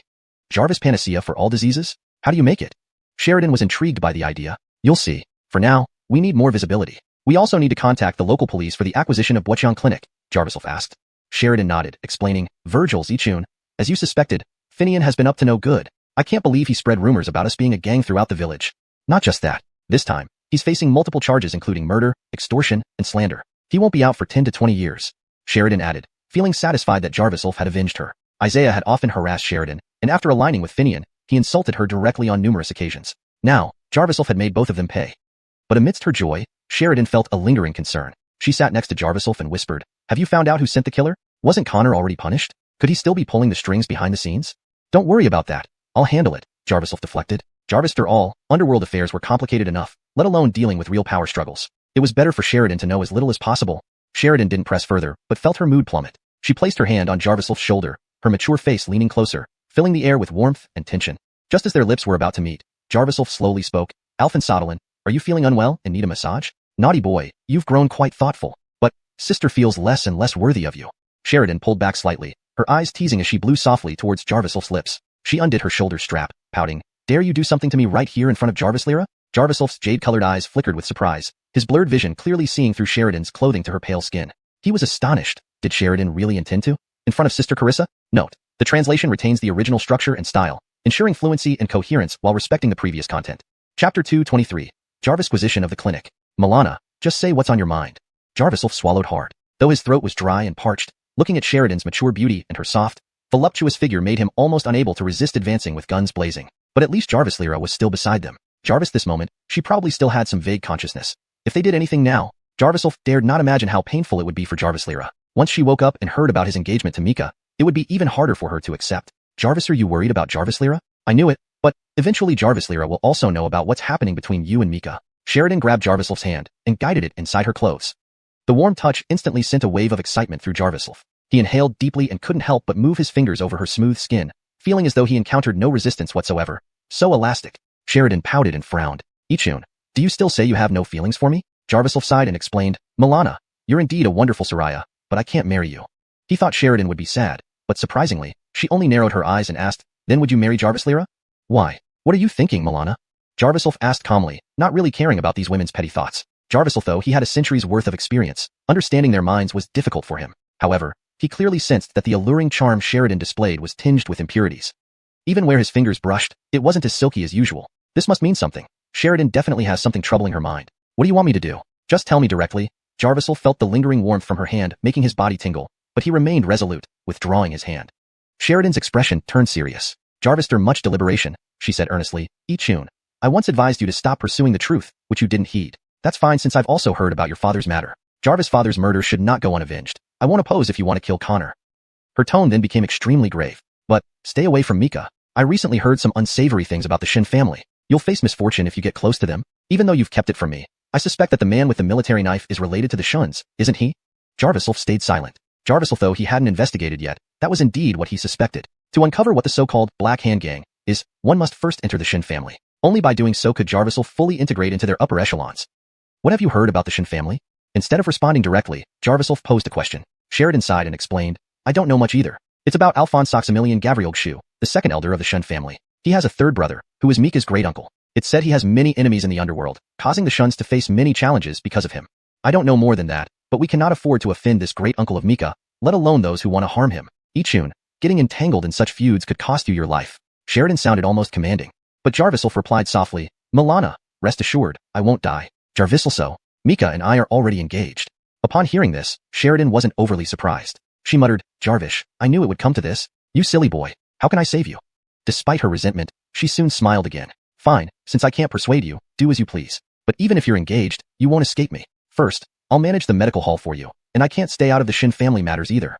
Jarviself understood Sheridan's concern and didn't refuse. Suddenly recalling something, he asked, Milana, you know a lot about the village. Have you ever heard any elders mention a Soraya named Xiaotsue? You're talking about Sister Xiaotsue? How do you know her? Sheridan was curious. Jarviself chuckled awkwardly and casually explained, I heard about her yesterday. They said she used to know my father. Whether she knows your father or not, I'm not sure. But Sister Xiaotsue is a good person. She left for work more than 10 years ago and never came back. Speaking of which, I wonder where she works now. Sheridan mumbled, oblivious to the complexity in Jarviself's gaze. Jarvis, after all, from appearances, Jarviself was completely blind, his gaze single and vacant. From the information Sheridan provided, there indeed was a Soraya named Xiaotsue in the village, and she left with Jarviself's father more than a decade ago. Her departure led to villagers speculating that Jarviself's father had trafficked Xiaotsue. Could there be some misunderstanding? If he could find Sister Xiaotsue, maybe he'd uncover more clues. So Jarviself thought. Each night, Jarviself inspected the corpse hidden in the forest. Through the shallow soil, his vision easily penetrated to observe every detail of the military knife-wielding man's body. In conclusion, this person was a highly trained assassin, without any traces left by Driscoll. This meant that this intruder was from a different faction than the Green Dragon organization and the Aloysius family. But Jarviself couldn't fathom who else might be targeting him. Could it be related to Mika's great-uncle? Soon after, good news came from Sheridan. Due to Finian being sentenced to life imprisonment, following their agreement, the entire Buoqiang clinic was inherited by the second boss, Chen Xiangli.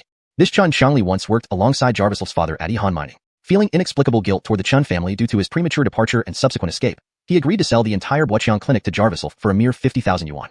Thus, Buoqiang Clinic officially changed its name to Zhengxin Clinic. On the southern side of the village, it became Zhengxin Medical Hall, and on the northern side, Zhengxin Clinic, both owned by Jarvisel.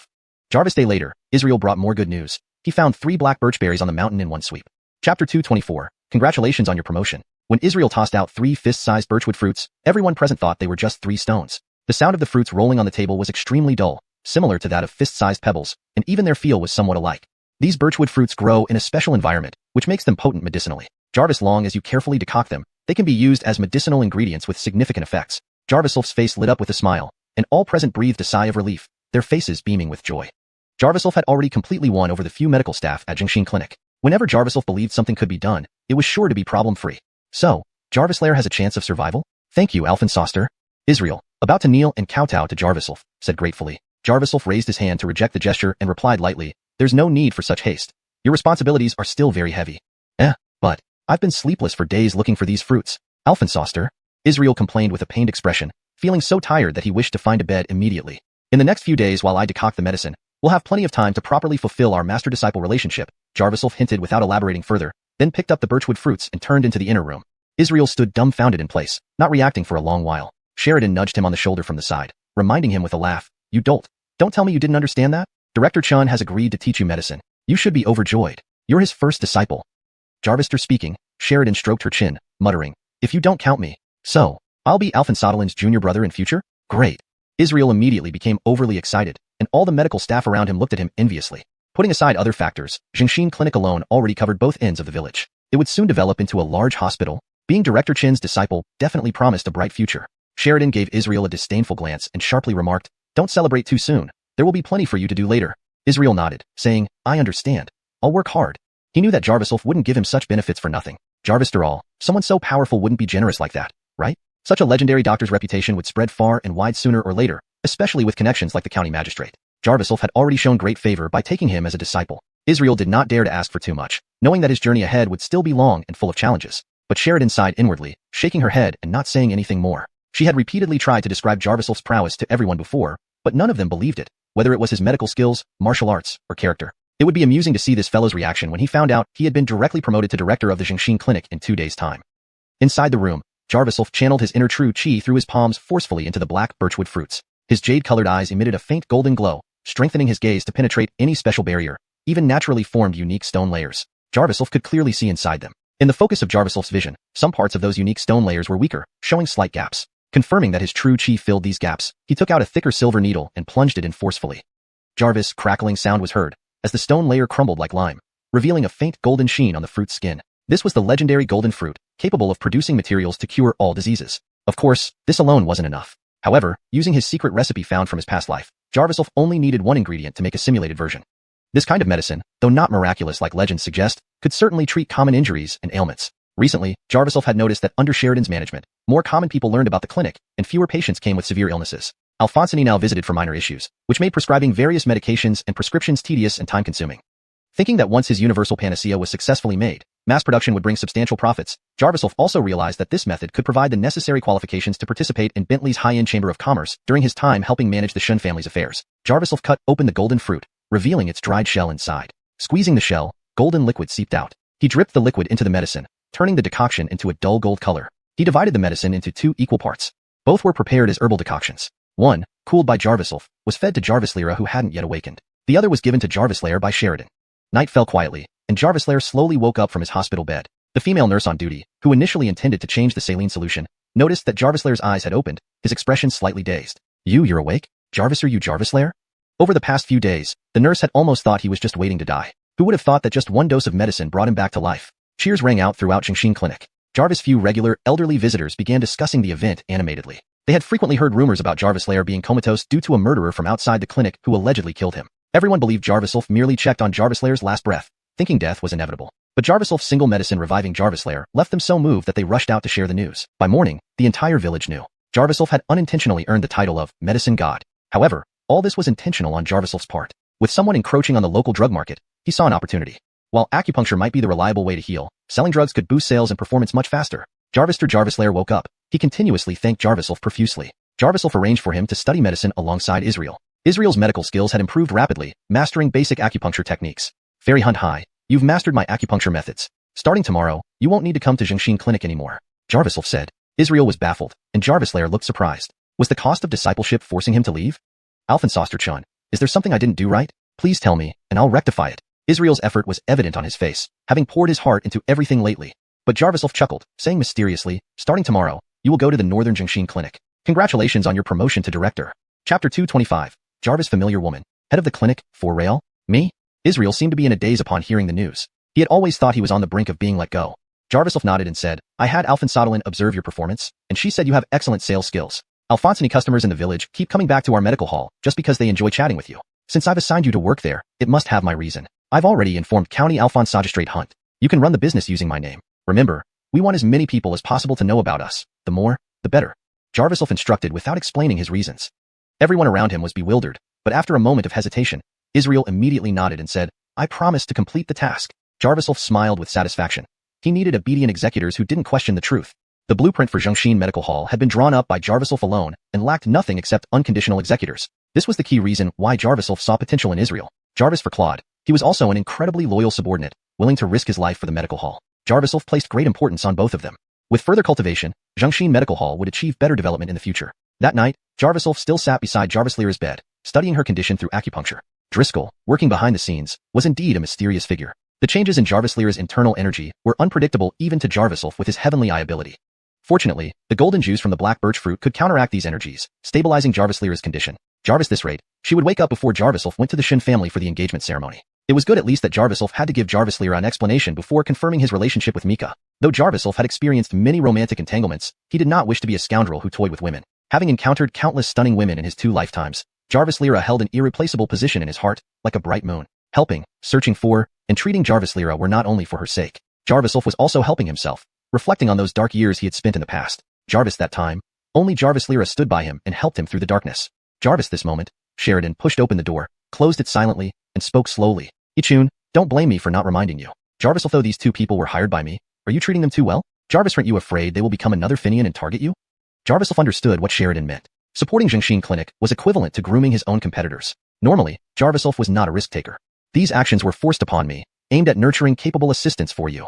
Jarviself explained. Jarvis assistants? Sheridan was surprised. I plan to eventually entrust Xuanhuan Medical Hall entirely to you, leaving you in charge. Going to the Shin family isn't just about marrying Mika. There's a hidden culprit behind the mine disaster, and I need to find out through the Shin family. You've seen how formidable they are, even exceeding my expectations. Jarviself's tone was unusually serious, which left Sheridan somewhat surprised.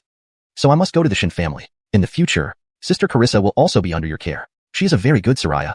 Jarviself found it hard to part with Jarvis Lyra. Both Mika and Jarvis Lyra were women difficult for him to choose between. But he couldn't escape his destiny with the Shin family. Jarviself believed he could not live this life solely for his happiness. If he did not uncover the cause of his father's death, he would be a complete coward. Jarviself, though Sheridan did not understand Jarviself's unwavering reason, his determined tone conveyed his resolution. Jarvis, after a brief pause, she feigned casualness and scoffed, Humph, aren't you still relying on your Alphonsodolin? In the future, you'd better heed my advice. Otherwise, you'll keep needing me to clean up your mess.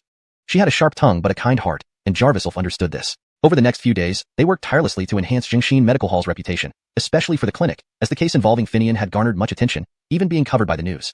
County Alphonsogistrate Hunt personally led a team of journalists from the county TV station to conduct interviews in the village. Israel took charge, attracting customers under the name of Xuanhuan Medical Hall, using examples of successful treatments performed by Jarviself, while deliberately omitting Jarviself's name.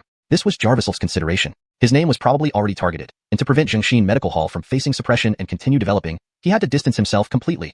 3 days later, Claude mastered acupuncture and began practicing under the title of director at Xuanhuan Medical Hall. Israel and Claude's rapid learning was due not only to their efforts, but mainly because Jarviself infused true qi into their fingertips, helping them accurately locate acupoints faster. Jarviself remained secluded in the innermost pharmacy, fanning absently as he boiled herbal medicines using the most traditional methods. Sheridan grew anxious at the sight and asked, Ichun, now that the medical hall's development is uncontrollable, are you sure you won't personally sit in practice? Those 2 boys might be overwhelmed. No need. I'm working on something more important, Jarviself replied with a faint smile. Once he finished developing the universal medicine, it would certainly make him more than 10 million. Jarviself he was doing now was preparation. Sheridan couldn't comprehend and pulled out a notebook, reading aloud several sets of data with a dire warning. Virgil's day alone, the medical hall and clinic had over 100 unanswered requests. The news will be broadcast on other channels tomorrow, increasing exposure. If we can't handle the patients, wouldn't we be shooting ourselves in the foot? Sheridan became increasingly worried. The healthcare industry is different. If patients wait too long, they might miss the best treatment opportunities. Public opinion could turn against us, making us a target. Jarvis, after saying this, she noticed that Jarviself still stared vacantly at the air, mechanically fanning. Unmoved, Jarviself calmly replied, keep increasing the exposure. Let more people know about Jingshin Medical Hall. Jarvis, don't come crying to me if things go wrong this time. Sheridan grumbled irritably and walked out. Just as she reached the entrance of the medical hall, she almost collided with a young Soraya in a long dress. Jarvis Gain, you old hag, can't you watch where you're going? Just like that blind tortoise. The young Soraya waved her delicate hand fan, her gaze piercing. For a moment, Sheridan felt as if she saw a younger version of herself and wondered why this Soraya looked so familiar. Chapter 226, Problematic Conduct. Miss, though you do have some charm, daring to dress like that is quite disrespectful to men. You should be more careful. Men don't like overly flamboyant women. Sheridan stood with her impressive chest held high, feeling a strange sense of competitiveness in front of this young Soraya. Sandra's face darkened, clearly hit by the remark. She snapped angrily, why do you meddle? Jarvis mere widow has the nerve to lecture me? You should worry about whether anyone would want you besides this blind man. Not your business? If you're not here to see a doctor, get out now. Don't make trouble here. Don't say I didn't warn you. Sheridan immediately turned cold-faced. Being called a widow didn't bother her, but she wouldn't tolerate anyone insulting Jarviself. How? My father isn't here today, and you don't recognize me? You, this flirt who caters to everyone, can't open your eyes unless you see a big shot, right? Sandra said scornfully. Sheridan froze, then scrutinized her closely, finally recognizing the face from memory. Despite the lip ring and eye makeup, she could still identify it as Iman's Aliyah, Christine. That day, when Han Zongmin came for treatment, Christine hadn't trusted Jarviself's skills and was eventually chased out of Jingshin Clinic by an enraged Han Zongmin. Could she have come back so soon to seek revenge? County Chief Aliyah, huh? If you had come earlier, I might have been intimidated. But now our Ichun is your father's savior. Jarvis, are you sure you want to cause a scene at our clinic without his approval? Sheridan maintained her composure, standing guard like the Iron Fan Fairy. Haha, cause a scene? I'm not here to cause trouble. I'm not looking for you either. Let Jarviself come out. Christine sat down on a chair in the courtyard, smirking triumphantly. Sheridan felt uneasy, recalling the strange attacks on the clinic recently. Was Christine planning another difficult move? Regardless of her methods, Sheridan was determined to defend Jingshin Clinic in Jarviself's honor. You can sit as long as you like. Humph. Sheridan scoffed and returned inside the clinic. It wasn't bad that Christine wasn't coming in. There were patients being treated inside who shouldn't be disturbed. Soon after, Jarviself walked out from the inner room. His jade-colored pupils flickered, already seeing Christine sitting outside. He had heard the conversation between Sheridan and Christine. Realizing she must have some proof or plan, Jarviself headed toward the door but was stopped by Sheridan pulling his hand. Ichun, what are you doing? There's a crazy Soraya outside. Just ignore her. Sheridan's tone was tinged with anger. Jarviself could tell she was upset. He gently patted her hand reassuringly. Alphen Sodalin, don't worry. I'll go see what she's up to. We can't let her block patients. True. Sheridan relented, knowing it was best to resolve this quickly. Patients shouldn't suffer because of this conflict. She couldn't help feeling somewhat deflated. Christine, as the county chief's Aliyah, came from a powerful family. Sheridan couldn't compare. If Mika were here, all issues would be solved easily. This thought made Sheridan anxious, feeling insignificant in the face of power. How's your father's health? No heart problems?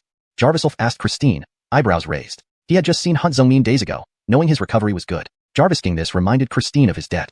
Christine pursed her lips, snorting. You dare to come out? I thought you'd be hiding like a coward in the clinic. What do I have to hide? If I did, many patients would miss their treatments. Jarvis, and you would be a fatherless orphan. Jarviself smirked, trying to provoke her to see her true intentions. You did save my father, but he also donated 50,000 yuan to your clinic. He's a clean official. That money was hard-earned. Your father isn't decent. Christine scoffed. Jarviself's face darkened, surprised she mentioned his father. Have those rumors poisoned your mind? If you feel unwell, I suggest you come inside. I'll wash your brain personally. His tone was harsh, defending his father's honor. Several patients had gathered, watching the confrontation. What rumors? That's the truth. I found evidence of your father's disgrace. Jarvis Alphonsong, come in. Christine clapped, and a burly man entered with several elderly villagers. Jarviself's pupils narrowed, scrutinizing them all. Jarvis Alphonsong was the man who first brought the injured Han Zongmin to the clinic. Fellow villagers, look at this.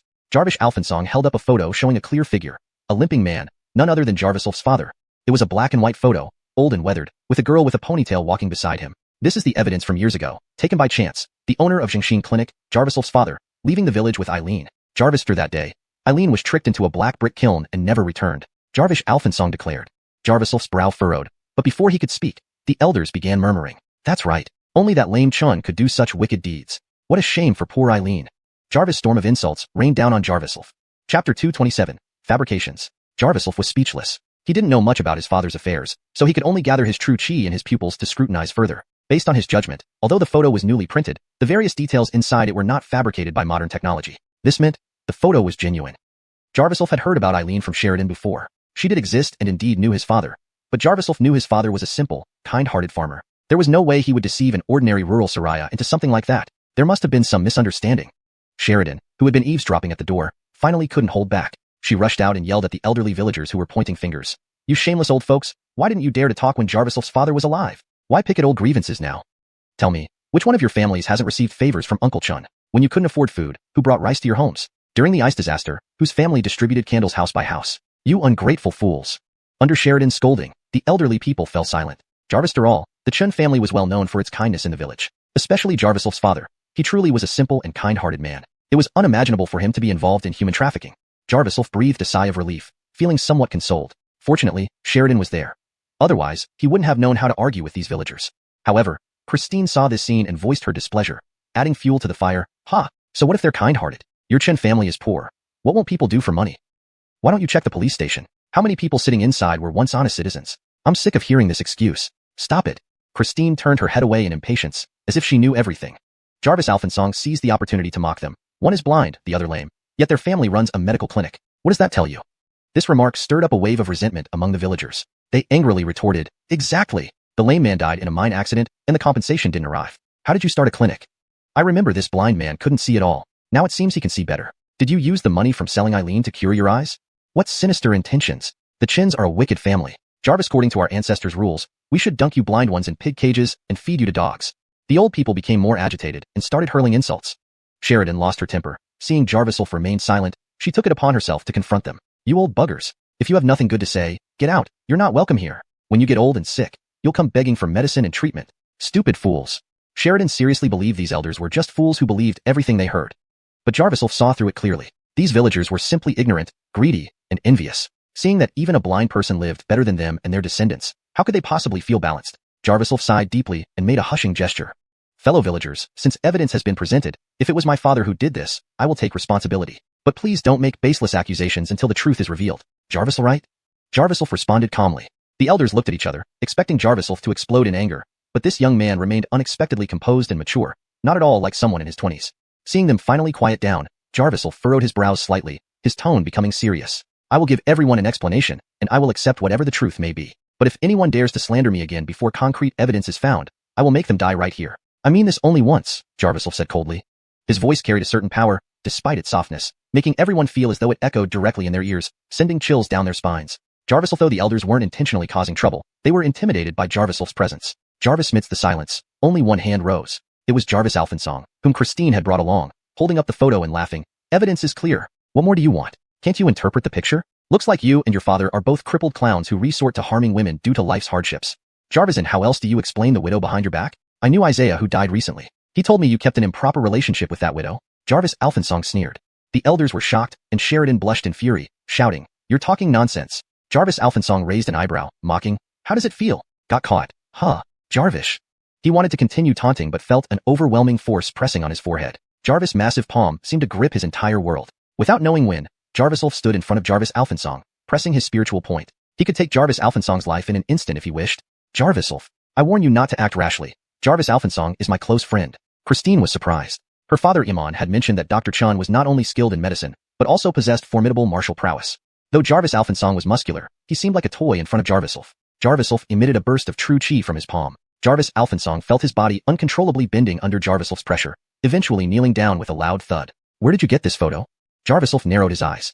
In the village, stolen. Just this one? Jarvis Alphonsong answered truthfully. Despite his reluctance, he couldn't resist Jarviself's questioning. Did Isaiah really say that? Jarviself knew the dead couldn't return, and if the villagers heard this, Sheridan would lose face. Jarvis Alphonsong swallowed hard, a wave of fear washing over him. He murmured, I made it all up. Hearing this, all the elders sighed in relief. It was all fabricated. With the suspicion lifted, Sheridan exhaled deeply, but soon new thoughts crossed her mind. Chapter 228. Jarvis, another victim. Sheridan didn't really care about her reputation in the village. All she wanted to do now was help Jarviself. Therefore, she stood up and fiercely declared, I have always stayed at Jarviself's clinic because I like Chun, but he doesn't lust after me. He is an upright gentleman, unlike you, who dabbled with the county Alphonsagistrate's Aliyah. Everyone present was surprised, and this surprise peaked again and again. Initially, they were astonished by Sheridan's feelings for Jarviself. Such emotions only garnered a few glances and didn't warrant deep investigation. However, when Sheridan mentioned the county Alphonsagistrate's Aliyah, everyone finally realized. So this Miss Christine is the Aliyah of county Alphonsagistrate Hunt? No wonder she's so beautiful. Some elders even began to flatter her. But more people started to detest Jarvis Alphonsong. Not only had he lied initially, but he also tried to use the county Alphonsagistrate's Aliyah's name, To defame people in the village? Jarvis village elders, they would not allow this. Jarvis to Sheridan's speech, the situation immediately reversed. The elders began to denounce Jarvis Alphonsong, while Jarvis seized the opportunity to kick Jarvis Alphonsong between his legs. Jarvis lowlife full of lustful thoughts. Jarvis sneered as he shoved Jarvis Alphonsong aside. Jarvis Alphonsong crumpled to the ground, rolling several times before huddling and clutching his crotch. Soon, dark blood seeped through his pants, no matter how much he tried to cover it. Seeing this, Christine covered her mouth in shock and exclaimed, "You beasts! I will call the police." "Call the police? Do you think you can escape?" Jarvis walked directly in front of Christine, his tone menacing. The villagers were still shouting in approval of Jarvis Alphonsong receiving punishment. Jarvis Alphonsong had deceived them with false information. He had previously tricked these elders into believing he had concrete evidence of Eileen being trafficked, which made them come to the Jingshin clinic to cause trouble. Now Jarvis was justified in his actions. Not only had they gained nothing, but they might end up on a blacklist for future medical treatment. Seeing Jarvis suddenly appear before her, Christine felt a surge of fear from his imposing figure. "Why, you blind man? What do you want? Don't think my father won't hear about this." "Call your father? Jarvis, are you sure he'll take your side?" Jarvis' lips curled. He was the one who saved Iman's life, and theoretically, if Jarvis wasn't around, any heart problems Iman faced later could be better diagnosed here than in any big hospital. While Christine was his Aliyah, Jarvis now held the key to Iman's life. Christine swallowed, clenching her teeth. "Dad, help." She saw Jarvis reaching out, closed her eyes and started shouting, only to find that Iman had indeed appeared. He walked over with an angry face, surveying the scene. Some quick-witted elders rushed forward to greet him, trying to shake his hand and calling him County Alphonsagistrate, but Jarvis simply waved them off, approaching Christine with a grim expression. "Meili, why are you here? Is that man beside you your boyfriend?" His anger was barely contained. This man named Jarvis Alphonsong had been causing trouble with his Aliyah, and today, he caught him red-handed. Christine took the chance to break free from Jarvis' hold, running to the side and lowering her head in silence. Seeing Iman's displeased look, Jarvis explained helplessly, "County Alphonsagistrate Hunt, it seems we've had some conflict today. Your future son-in-law was beaten by me, and I may have gone too far, incapacitating him." His intention wasn't to render Iman childless. Rather, this Jarvis Alphonsong was clearly a scoundrel. Jarvis hadn't expected them to be a couple either. Luckily he's ruined. That little bastard was about to deceive my Aliyah away to the ends of the earth. "Christine, stay away from this boy and never associate with him again," Iman roared. Christine looked indignant and retorted, "Why? Dad, don't believe this blind man just because you got lucky avoiding a disaster. His father is a human trafficker. Jarvis Alphonsong is about to find the evidence. We found the girl who was trafficked back then. You found Jarvis in Shaoxue?" Sheridan was puzzled. "Jarvis almost. Once we find Eileen, we can accuse Jarvis' father. His character has always been questionable. Jarvis Alphonsong and I did nothing wrong," Christine said confidently, feeling she was doing a public service. Despite her love for perms and tattoos, trends among young people, she had deeply internalized her father's values, believing herself to be righteous in her actions. Unexpectedly, Hunt Zongmin struck Christine across the face, bellowing, "You found Eileen? Then who did I find?" Turning sharply, he saw a middle-aged Soraya with a weathered face walk in slowly. Her eyes glanced nervously at the surrounding elders, finally settling on Sheridan as they passed over Jarvis. Tears welled up in Eileen's eyes as she saw Sheridan, unable to speak coherently. "Sis Tsue? Jarvis, are you Sis Tsue?"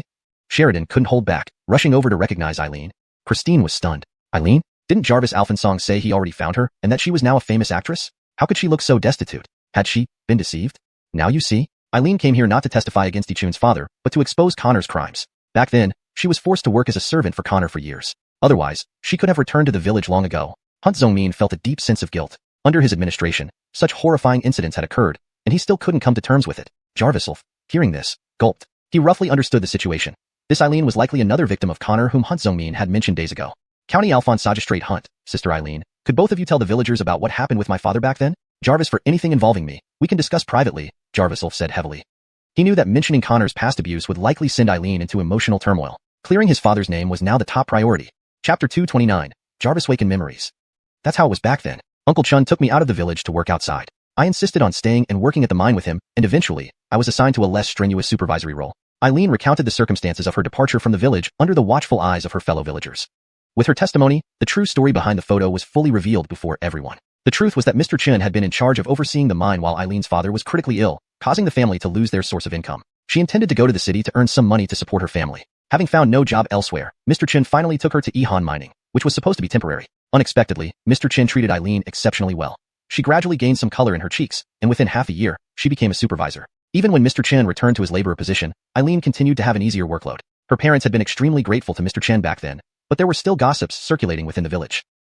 Those elders, who were mere bystanders at the time, did not understand the whole situation, thus keeping these doubts until now. Now that the truth has come to light, the elderly villagers apologized one by one to Jarvis. Someone asked why Eileen hadn't returned to the village for all these years. Jarvis, through a long silence, Eileen tearfully replied, "I've always felt like I was the cause of Uncle Chen's death. If I hadn't taken over his position, he wouldn't have needed to go down into the mine again. Jarvis afterward, that incident wouldn't have happened. Ichun, I'm so sorry. Eileen bowed her head in apology to Jarviself. Though Jarviself didn't remember much about Eileen, she never forgot this adorable younger brother. Knowing that Jarviself had lost his sight and needed care, her guilt drove her to find ways to make amends. However, Connor had been secretly tracking her, making her too afraid to come forward. Fortunately, she later learned that Jarviself had Jarvis Lyra, his cousin, taking care of him, so she felt relieved. To no avail now, let's get Sister Tsuetsue to recuperate at my place temporarily. There are still matters that need further investigation. Jarviself exhaled deeply, feeling that this matter was finally coming to an end. Jarvis Dural, he knew better than anyone else that his father was killed in retaliation. Regardless of whether or not he worked in the mine, Connor's people would likely arrange for his father's death. Therefore, Eileen had nothing to do with his father's demise, and her confession was merely an excuse. If he hadn't met Eileen, his memories might still be hazy. However, the moment he saw her, everything came vividly back to him. Jarvis that time, Jarviself hadn't gone blind yet. Through the door gap, he clearly saw in Connor's office, a naked couple moving around on the desk. Sandra lying helplessly struggled against being restrained, mouth covered until she cried helplessly, an image etched into Jarviself's memory. These memories surfaced after Jarviself scanned Eileen's face using Heavenly Eye, before losing his sight due to quicklime. Some scenes were erased from his memory, only now, they have resurfaced.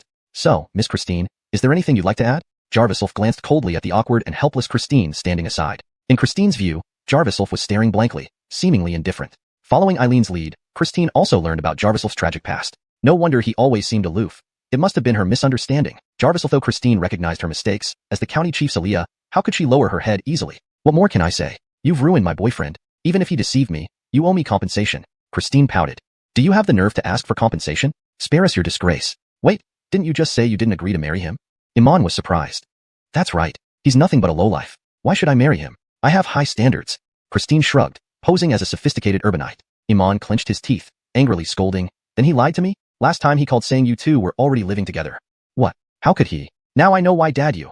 Christine clapped her hand to her mouth, unable to imagine the man she trusted would do such a thing. Father and Aaliyah often argued over this, with Iman genuinely worried about her safety, while Christine dismissed her father's concerns as alarmist. Unimaginably, men could resort to such underhanded methods. Christine couldn't help but regret it, running over to embrace Iman, sobbing, Dad, I was wrong. I'll listen to you from now on.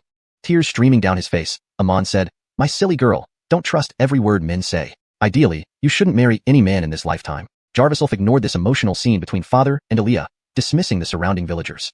Though he didn't want to argue with these uninformed old villagers, he didn't hide his disdain. They spat on his doorstep and expected favors? Not likely.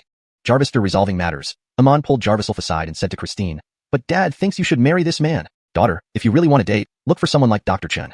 Ichun, what do you think of my Aaliyah? This can be considered my way of repaying you. Iman started trying to matchmake without considering Christine's feelings. County Chief Hunt, there's no need. Jarviself was somewhat embarrassed and wanted to politely decline. Unexpectedly, Christine was also planning to refuse, but upon hearing Jarviself's response, she grew angry, retorting, Why? Jarvis are not good enough for you? It's not that I'm dissatisfied, but I don't think I'm worthy of you. Miss Hunt, you'd better find yourself a man elsewhere. Jarvis Dural, I'm blind and can't see those big tattoos on your body. Jarviself sarcastically remarked. Christine's face flushed red, speechless. Iman was also embarrassed but laughed heartily, saying, Oops, I forgot. Young people today fall in love freely. It takes mutual attraction. Since Dr. Chun doesn't agree, why don't you take the initiative, beautiful? Iman suggested with a mischievous grin. Hashtag chapter 230, the news of Connor's death. Christine had initially thought that her father was going to let the matter drop, but unexpectedly, he wanted her to be more proactive. This clearly indicated that Jarviself had gained her father's high recognition. I refuse to marry such a person. Christine huffed and ran out. Watching Christine's retreating figure, Iman wanted to stop her, but couldn't bring himself to say anything. He only sighed, covering his face. This child. I've really spoiled her. Jarviself chuckled softly. He didn't actually want much involvement with Christine. All this was merely Iman's one-sided wish. However, considering Iman's status as the county magistrate and his assistance in recent matters, not to mention that Iman had invested in the Jingshin Medical Hall and was now a shareholder, Jarviself did not wish to offend him. He diplomatically refused. Thank you for your kind offer, County Alphonsagistrate Hunt, but I'm unworthy of your Aaliyah. Moreover, I already have a prearranged marriage with the Shin family. What? You're engaged to the Shin family? Is it Mika? No wonder that girl is always thinking about you. Iman finally understood. Previously, whenever Mika helped Jarviself, Iman found it very strange and suspected Jarviself had some formidable power even the Shans couldn't afford to offend. Now it seemed these two young people had their own story. It was he, as an elder, who had lost his composure first. So it's the young lady from the Shin family. No wonder you don't look favorably upon our Meili. Compared to Mika, our little girl can't even compare. Iman sighed helplessly, filled with frustration. He wished to defend his Aaliyah, but how could he? The Shuns were a highly respected family in the provincial capital, with the brothers' notable achievements. Plus, Mika had made significant strides in business, accomplishments far beyond what Christine, a mediocre graduate who liked to play wild, could achieve. County Alphonsagistrate, Please don't say that. It's me who's unworthy. Jarvis tactfully continued to decline, exchanging words filled with refusal. In the end, both men highly acknowledged each other and Mika, while sighing at Christine's shortcomings. Meanwhile, Christine, hiding outside the courtyard gate, felt utterly disheartened. Mika? Who is she? Humph. Christine pouted, feeling extremely resentful. Initially, she wasn't particularly interested in Jarvis, thinking a blind man couldn't possibly match up to her. But now it seemed he didn't even find her worthy. For some reason, Christine began comparing herself to Mika in her mind. She wondered when she would see Mika in person, pondering how she could be so excellent that she seemed better than her in her father's eyes.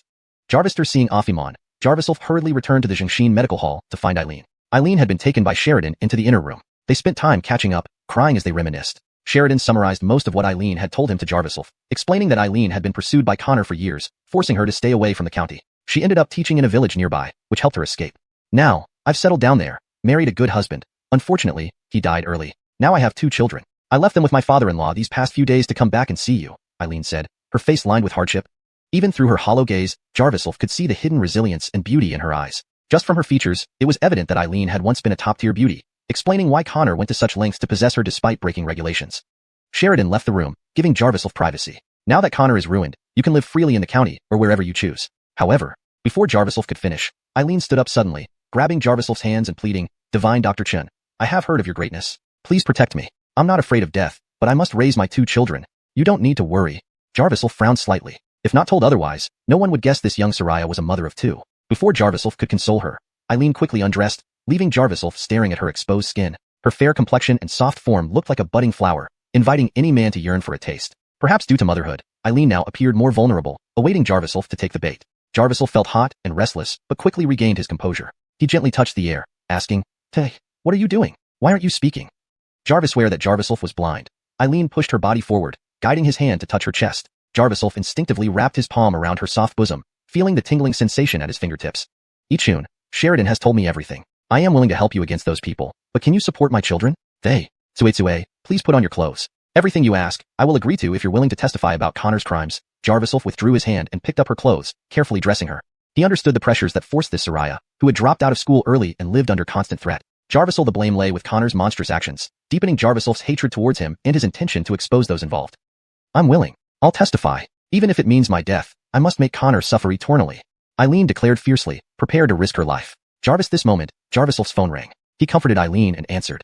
It was Bennett on the line. Morgan, I can't find the Qinglong organization anymore, but I have another important piece of news for you. What is it? Stop beating around the bush, Jarvis asked coldly.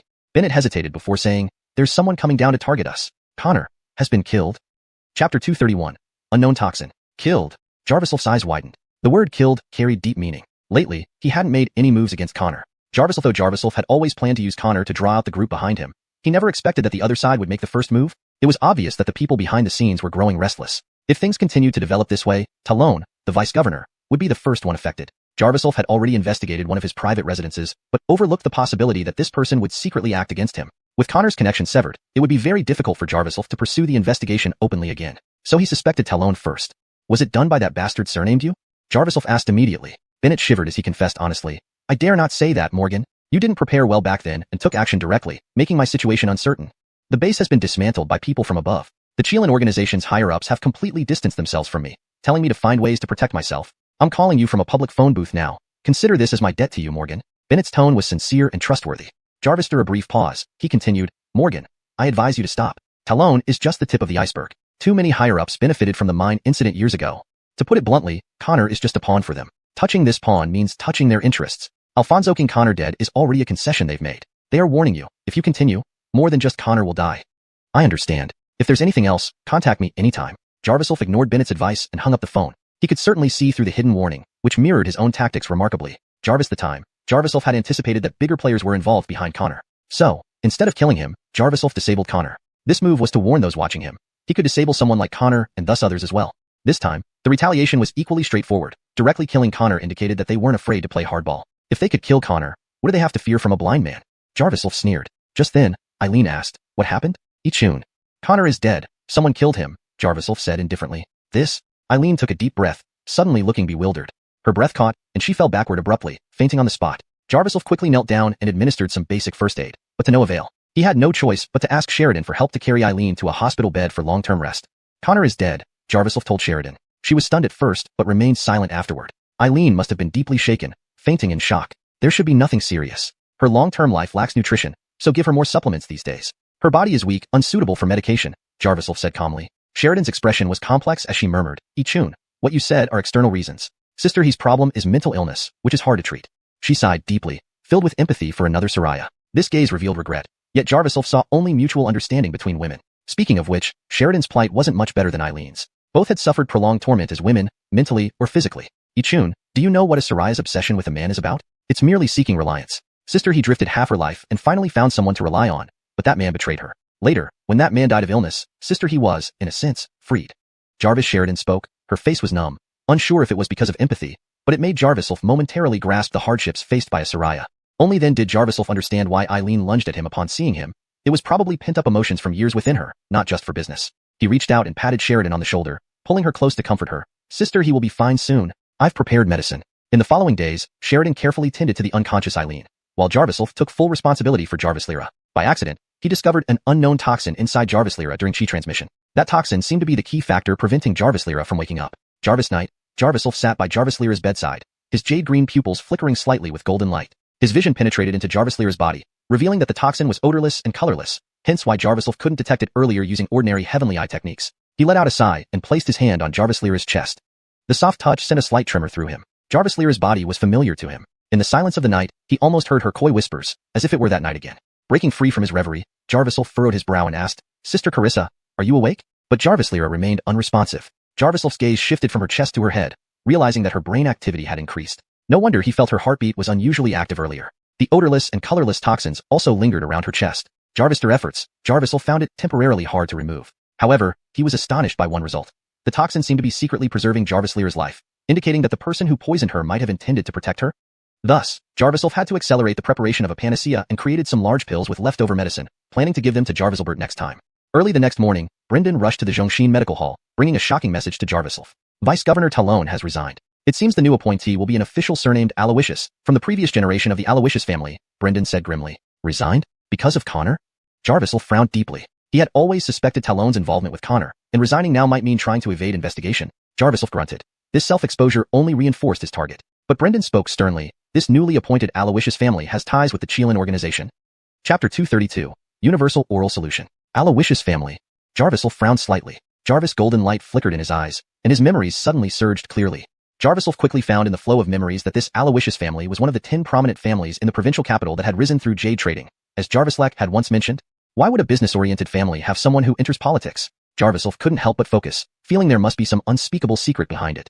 Brendan exhaled. What I'm going to say is about this matter. The bigwig surnamed Aloysius has some connection with the Qinglong organization. Didn't you ask me to investigate the Qinglong organization? I didn't expect much, but I got some news by accident. It's said that the leader of the Qinglong organization is precisely this Aloysius leader's disciple. Brendan lowered his voice, as if he were sharing a secret. Disciple? Jarvis businessman disciple? Jarviself asked. It's unclear. However, although the Aloysius family started with jade trading and now involves various industries similar to the Shin family, they are still essentially rooted in antiques, Brendan said firmly. This information enlightened Jarviself instantly. The master Virgil he had been observing for a long time suddenly came into focus. Previously, Jarviself had noticed Driscoll's techniques from Jarvislek and Bertrand. This Driscoll seemed to be a big player in the jade world, operating between the Qinglong organization and the Aloysius family. Jarvis and both Alphonsenolg and Brock's Grandalia being targeted by Driscoll likely stemmed from high-level commercial competition. Jarviself had unknowingly been drawn into the storm of struggles among these business tycoons while investigating Connor's affairs. Understood. You can leave. The situation has escalated beyond your control. Xuanhuan Mining just needs to focus on self-preservation. Jarviself narrowed his eyes after listening. Brendan's expression changed, becoming anxious. Weren't Isaiah one of your subordinates? Jarviself remembered the incident where Isaiah died right before his eyes. Strictly speaking, Isaiah was related to Denny, who was under old Zhao, naturally making him part of Brendan's team. But Brendan immediately waved his hand. That kid made his own choice. Don't worry, Medicine Alphensoster. I don't blame you at all. I came here personally, to ask you, hee. He tilted his neck and pointed to his waist. Jarviself's jade-colored pupils glowed faintly, piercing through Brendan's waist, discovering that his organs were already stable and his previous illness had improved significantly. However, his kidneys alone remained unstable, with severe dehydration. Jarviself could tell immediately that Brendan had been indulging excessively lately. Jarviself, though I let your Xuanhuan Mining off, you should know this is because Connor bears too many sins. Your mining company also has a lot of areas needing improvement. Jarviself's face turned cold. Brendan was taken aback, immediately lowering his head. Rest assured, I will follow your instructions. What else do you need? His tone was like treating Jarviself as a superior, to whom Jarviself reminded, what could I need? I just advise you to practice restraint in everything you do. Jarvister saying that, Jarviself slapped Brendan's waist hard, making him gasp in pain. No touching women for 2 months. Before leaving, go to the clinic counter to get the prescription I've prepared for you, Jarviself said, turning around to walk away. Brendan's face changed. 2 months? He swallowed, imagining how unbearable the next 2 months would be. But Jarviself stopped and coldly added, if you want to indulge, that's fine. But once the kidney fluid dries out, it's irreversible. Kidneys regulate yin-yang imbalance will only bring you closer to death. I was wrong. I'll listen. Medicine Alphensoster. Brendan broke into a cold sweat. Previously, due to tumors inside his body, Brendan had always been obsessed with health. Fortunately, since meeting Jarviself, his illnesses were cured. Now, Jarviself's advice seemed like a command to him, which he dared not disobey. Jarvister seeing Brendan off, Jarviself finally extracted the medicines he had refined over the past few days in the pharmacy, filling them into a simple plastic bottle. Jarviself transferred some of his true chi into the medicine, combining it with the toxins extracted from Jarvislira's body over these days. To his surprise, it actually produced unexpected results. The toxin dispersed in the medicine, activating its medicinal properties. Initially, Jarviself had created a universal medicine to boost patients' resistance. With the mysterious toxin enhancing the medicine's efficacy, the drug's effectiveness rose to another level. Jarvis this moment, Sheridan was feeding medicine to the bedridden Jarvislira, murmuring, Carissa, you should wake up. Ichun is going to the Shin family soon. Without me as the backbone at Zhengshin Medical Hall, I won't feel reassured. If you accompany Ichun to the Shin family, then I'll be more at ease.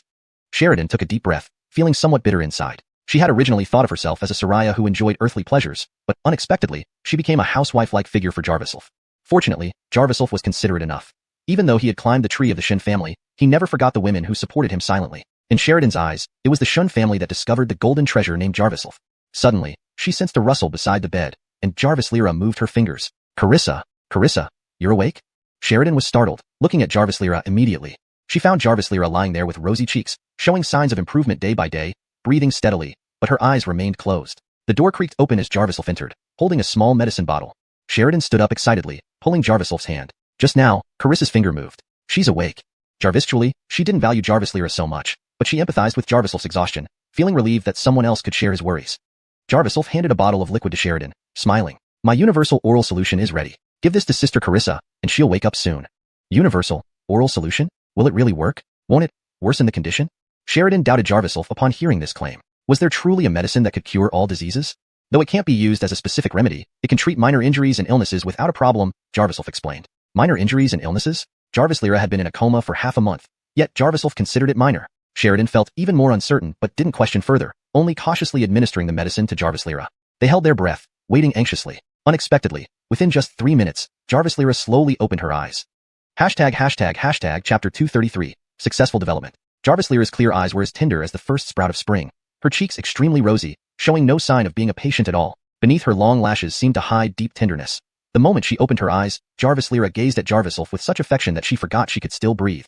Only after Sheridan was stunned for quite some time did she exclaim, Carissa, you're awake. Ichun. Jarvislira took a deep breath, and suddenly tears rolled down from her eyes. She immediately sat up and lunged towards Jarviself who was sitting by the bed. Jarviself paused but didn't refuse. Instead, he allowed Jarvislira to embrace him. It was obvious that Jarvislira had suffered greatly these past days. Despite her independence in the countryside, she was still a delicate young lady, and no amount of hardship could have prepared her for the chaos on the streets. Jarvister not seeing familiar faces for so long. It must have overwhelmed her emotions. Jarvislira clung to Jarviself's waist and sobbed uncontrollably. Wah, my parents. I don't know where they are, and in the end, I was left alone inside. I almost couldn't escape. Jarvislira cried, looking disheveled. Jarviself's heart sank. Though he didn't ask right away, Sheridan inquired, Jarvislira, didn't you go to the provincial capital to find your parents? Did you see them? The 1.2 million yuan that Ichun helped you pay off is gone. Jarvisant, the loan shark issue, Ichun has taken care of it. Jarviself shook his head, saying, not exactly resolved, but the money definitely doesn't need to be repaid now. Jarvis, long as they're back, they can't do anything to us. But my parents. Jarvislira finally calmed down, sitting dazed on the bed, her eyes hollow. Sheridan and Jarviself patiently waited. Half an hour passed, and whenever Jarvislira mentioned her parents, she would start crying again, unable to articulate her thoughts clearly. Thus, Sheridan asked Jarviself to leave, reasoning that women understood other women better and Jarvislira needed some alone time. No matter what, Jarviself had taken Jarvislira's virginity. In her eyes, he was no longer just a pure young man. Her persistence in staying alive was driven by the hope of reuniting with Jarviself and finding comfort in his broad embrace once more.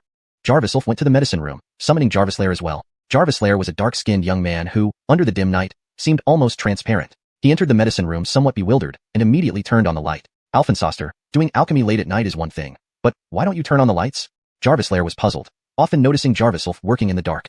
Jarviself froze. While making medicine, he usually used a potent heavenly eye technique, consuming much chi and requiring intense focus, which made him oblivious to whether the lights were on. What does it matter? Probably got used to working in the dark, Jarviself joked, realizing his mood had improved since Jarvislira woke up. It was understandable. After wasting much effort saving Jarvis Lyra after dealing with Connor, her awakening meant his efforts weren't in vain. Alphensoster, looks like your vision is getting worse. Sister Sheridan told us that although your eyes appear hollow, you can actually see things using light and shadow. So, I repaired the lights in here to make sure they're bright. Jarvis Lyra glanced at the lights, and Jarviself looked up, noticing how blindingly bright the room was. Blinding? Jarviself frowned slightly. Jarvis that moment, a spark of inspiration flashed through his mind. Light. Jarvis' memory surged in Jarviself's mind, and he rushed out of the medicine room. Before leaving, he instructed Jarvis Lyra, immediately prepare several different cooling Chinese herbs. Virgil's. Jarvis Lyra, though puzzled, followed the order. Jarvisel felt increasingly excited. For days, he had been troubled by the odorless and colorless toxin in Jarvis Lyra's body. He originally intended to teach Jarvis Lyra some alchemy skills, but had made no progress on the toxin. The bright light from the lamp gave Jarviself a sudden realization. He recalled a rare poison he had seen before in a vast collection of strange herbs from his previous life.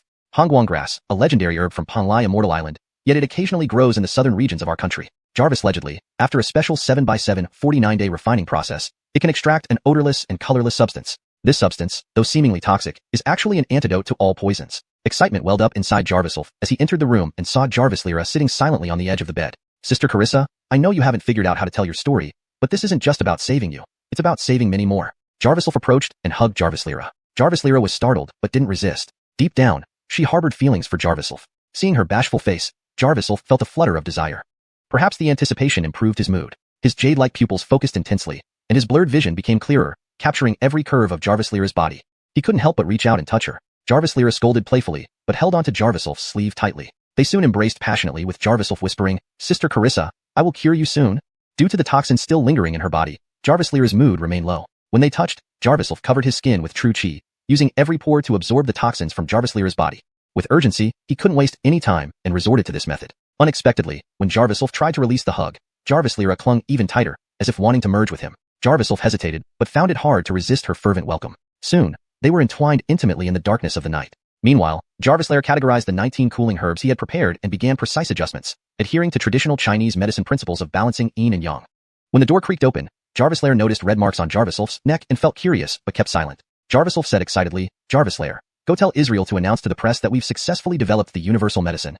Chapter 234, The Legendary Poison. Successful development? Wasn't it said that there was a bottleneck?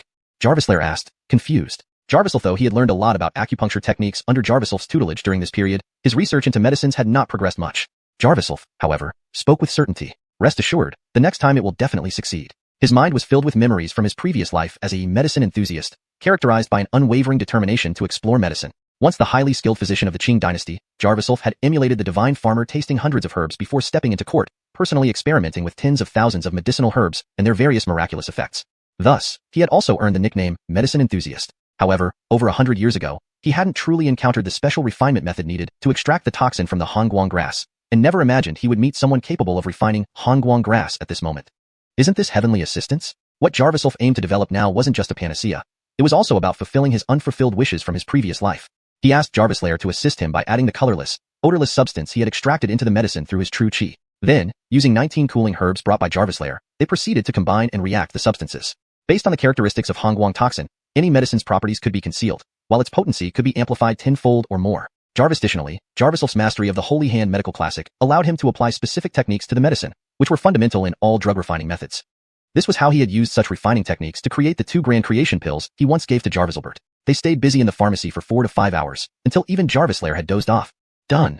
Jarviself breathed out excitedly. Jarvis Lyra, nearly startled awake from his light slumber, gasped and forced his heavy eyelids open. Is it done? Alphensoster, the medicine is developed? Jarvis Lyra really wanted to learn Jarviself's refining technique, but it was so mysterious and inscrutable that he couldn't understand it at his level. Jarviself now held a large jar of medicinal base in his hand. The all-purpose oral liquid he had previously made was specifically prepared for Jarvis Lyra, but this time, it was a genuine panacea. Take a sip and try it. Jarviself poured some of the medicine into a small plastic cup and handed it to Jarvis Lyra. Jarvis Lyra took it, but hesitated. But I have no illness. What effect would this medicine have on me? Jarviself frowned slightly, and his jade-green pupils suddenly emitted a faint dark glow, piercing through Jarvis Lyra's body and revealing several issues within. Thanks to prolonged use of heavenly Eye Pupil Technique, Jarviself's observation skills were far beyond the ordinary. He gently patted Jarvis Lyra's shoulder, applying pressure that was strong enough to cause Jarvis Lyra discomfort. Jarvis, Alphensoster, don't.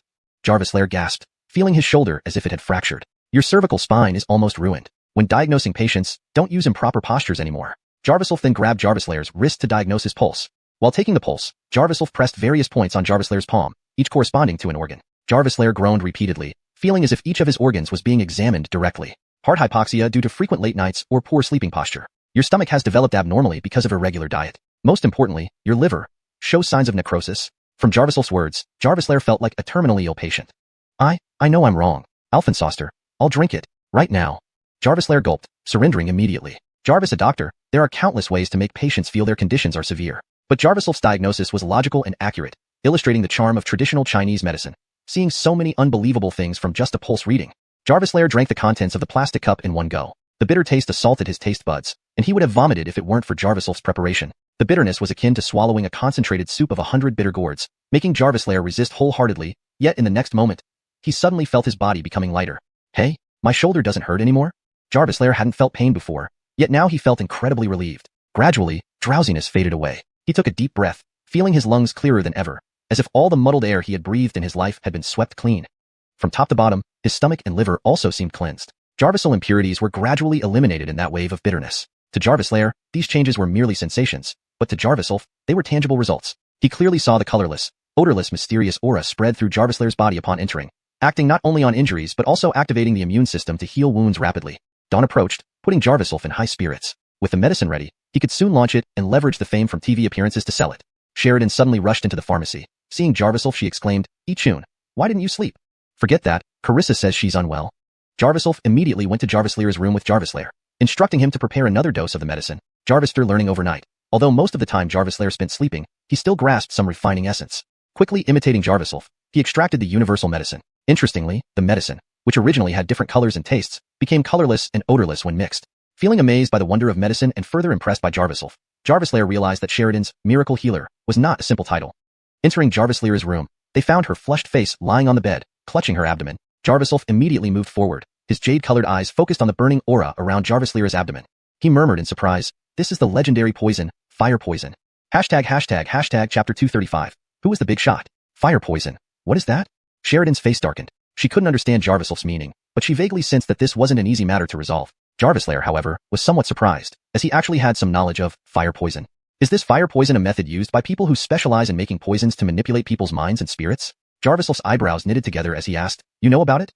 "Virgils, my elders mentioned it before. They said our village used to be chaotic, and some unscrupulous individuals would use such methods to kidnap girls. Supposedly, these girls are easier to control and can be sold to big merchants," Jarvis Lair explained.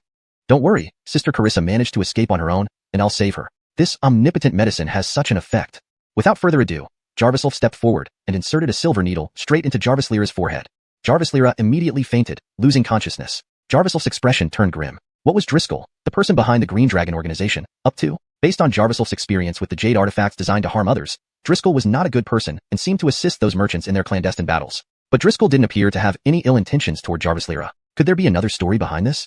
After researching for a couple of days, Jarvisolf discovered that the toxins in Jarvis Lair's body weren't substantially dangerous. In fact, the contemplation poison inside her had been suppressing the fire poison. By extracting all the contemplation poison from Jarvis Lair's body, Jarvisolf inadvertently caused the spread of the fire poison. It suggested that there was a higher-level expert protecting Jarvis Lair, and this expert's methods were similar to Driscoll's. The big shot involved was Talone, who, as a vice-governor, wasn't someone easily brought down. The fewer people who knew about this, the better. So Jarvisolf did not reveal his thoughts. He symbolically performed a few acupuncture treatments to suppress the spread of fire poison within Jarvis Lair. Essentially, this type of fire poison was used alongside mind-controlling poisons to turn Jarvis Lair into a complete slave for high-ranking officials.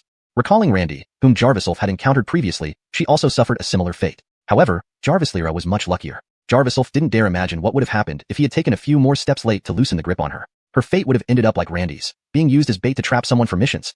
Galugulu, sounds echoed in her ears. Jarvis Lair, in a daze, felt something pressing against her lips, and she smelled a strange odor. In her daze, she saw Jarvisolf in front of her. Helpless, she opened her mouth wide and swallowed everything. The bitterness of the medicine made her want to vomit, but her body wouldn't obey, and a burning sensation forced her to endure swallowing it. When she opened her eyes, Jarvis Lair found the intense pain in her abdomen had vanished, replaced by a mysterious sense of lightness. She realized Jarvisolf was sitting at the edge of the bed, holding a vial-like medicine bottle. Just then, Jarvisolf had fed her this bitter-tasting decoction. Blushing slightly, she felt emotions rising within her. When Sheridan asked, "Carissa, are you feeling better?" Jarvis Lair replied, "Jarvish? Virgils, I feel much better. Ichun's medical skills have really improved. Your medicine made me feel completely pain-free, and especially comfortable." She lowered her head, unable to meet Jarvisolf's gaze. Curious, Jarvisolf shifted his jade-colored pupils, focusing clearly on Jarvis Lair's brain neurons. Surprisingly, he discovered she was imagining scenes of romantic and intimate affairs. Could it be that while delirious, Jarvis Lyra had a dream about springtime?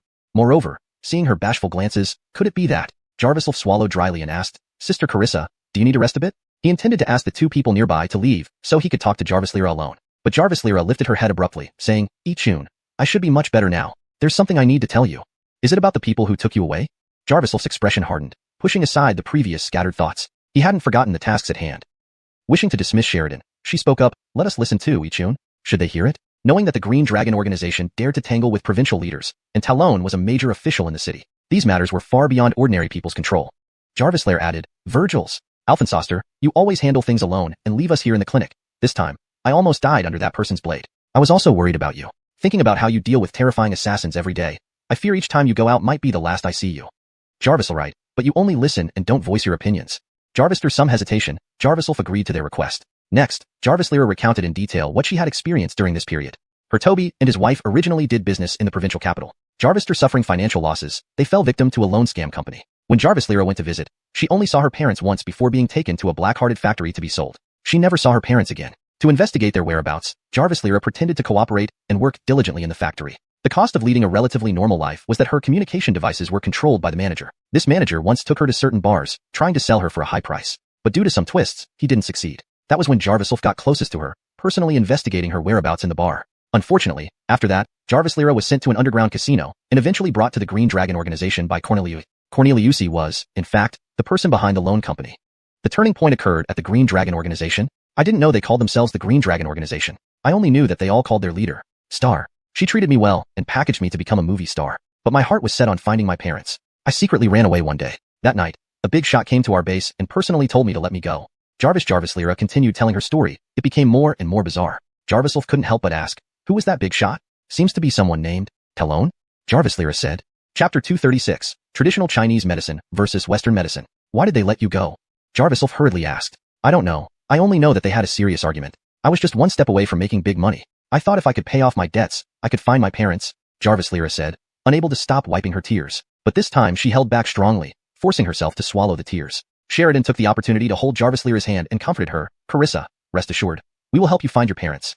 She and Jarvis Lyra were originally considered enemies on different sides, as both harbored feelings for Jarviself. But now that Jarviself and Mika were about to become engaged, they both loved in vain. Moreover, Sheridan, who left her parents at an early age, felt sympathy for Jarvis Lyra's experience.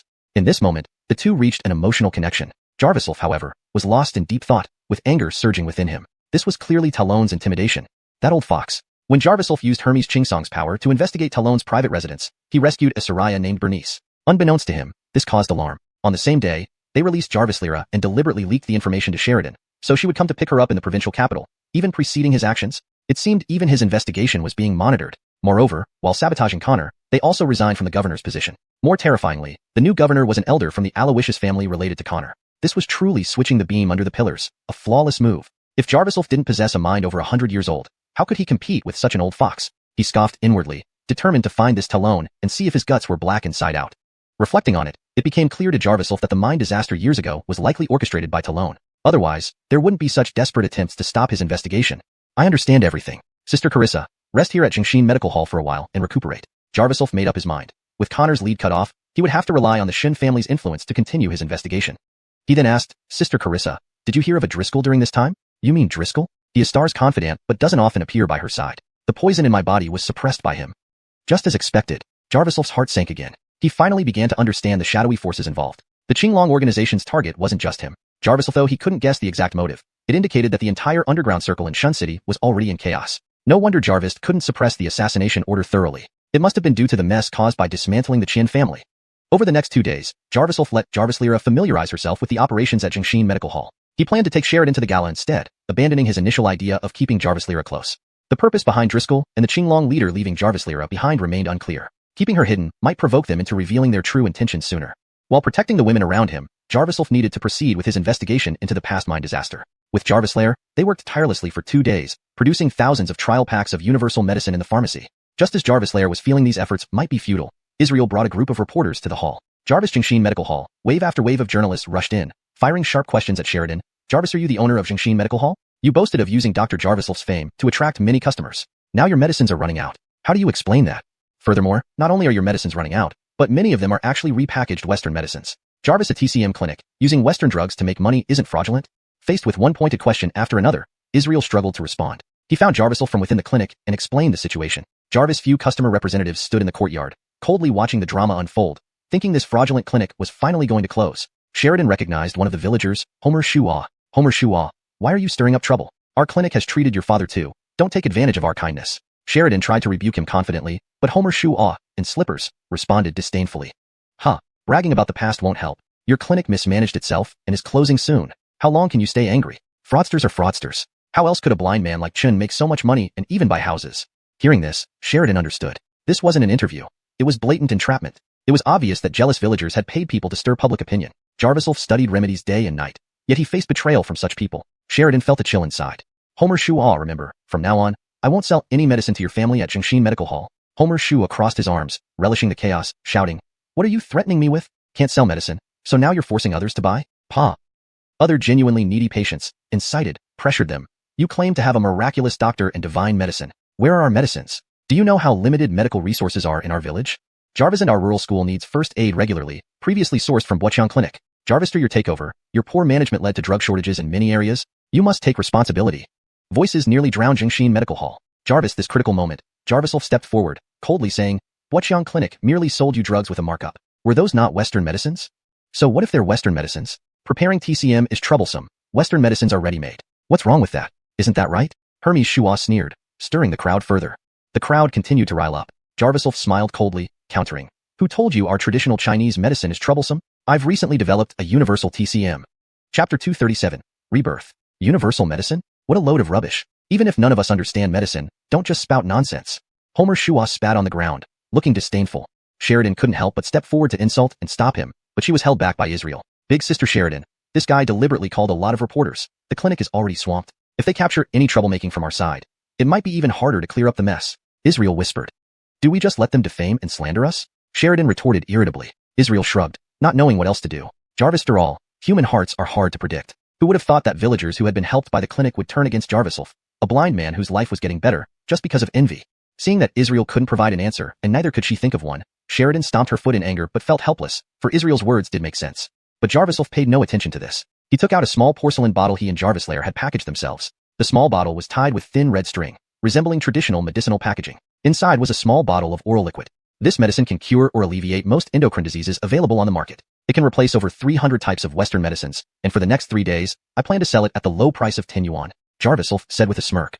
Of course, it's limited to 1 bottle per person. If you need more, it's the original price of 88. Hearing this, both Israel and Sheridan were surprised. How could Jarvisel respond to such accusations and provocations so kindly? This wasn't like him. Jarvisel, though Jarvisel was honest. He always hated evil and would never allow anyone to trample him. What was going on this time? 88? Jarvis, are you joking? Even a box of Western medicine now only costs 30 or 40 yuan, and you're selling your herbal medicine for so much? In just 1 bottle. Trying to fool ghosts? Homer Xuanhuan laughed heartlessly, mocking Jarvisel.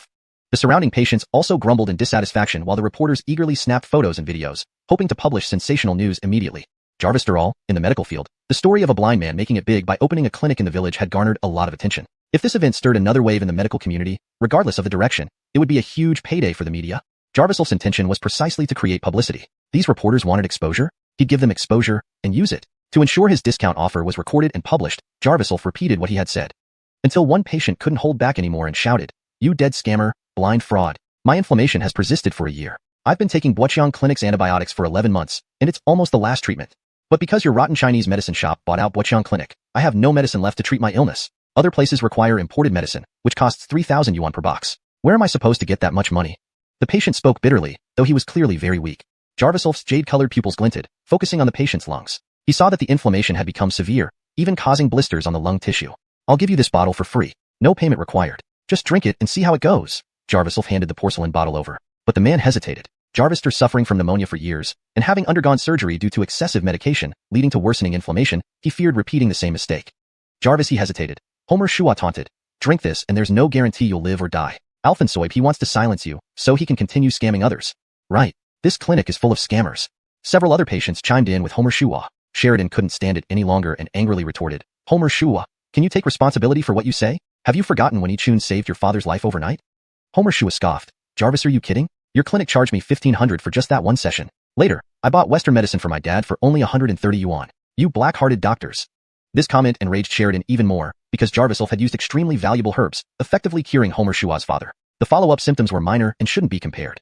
Sheridan was about to continue arguing when Jarviself stopped her. Homer Shua, since you're so confident my medicine won't work, why don't we bet? If my medicine doesn't work, I'll kneel and apologize to all the patients, Jarviself said calmly. Such politeness made Sheridan startled, as she knew Jarviself usually would have found a secluded place to beat Homer Shua into submission. However, Jarviself had different thoughts. With Homer Shua stirring up trouble, this was a perfect opportunity to draw more attention to the efficacy of the universal medicine. Jarvisel the patients were impressed by the blind man's determination. Unlike Homer Shua, they genuinely came seeking medicine. Standing before them was the renowned doctor who dared to make such a public promise, turning the tables on Homer Shua, who became their focus.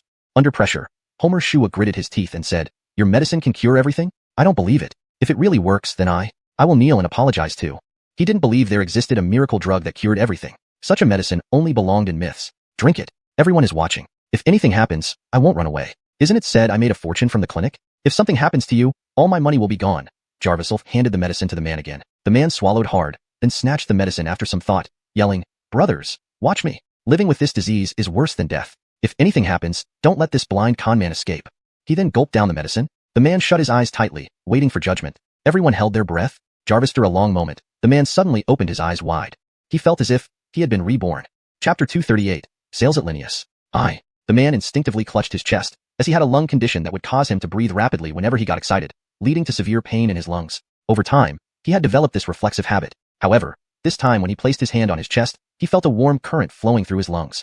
This sensation instantly put him at ease, and an idea flashed through his mind. My breath has become smooth? You're right. The universal medicine's function is to regulate the basic functions of the internal organs. Your lung inflammation caused an endocrine imbalance, and our medication specifically targets internal diseases. Jarviself explained patiently. He even deliberately turned toward the camera of the journalist, pulling out another small porcelain bottle tied with a blue thread and said, "Our products come in two varieties, one for external injuries and the other for internal ailments. You can purchase according to your needs." The man was stunned, realizing Jarviself had used him as advertising material. But he wasn't angry because the illness that had plagued him for years was finally cured. The surrounding patients rushed over, doubting the improvement in the man's condition. But the man took deep breaths and laughed loudly.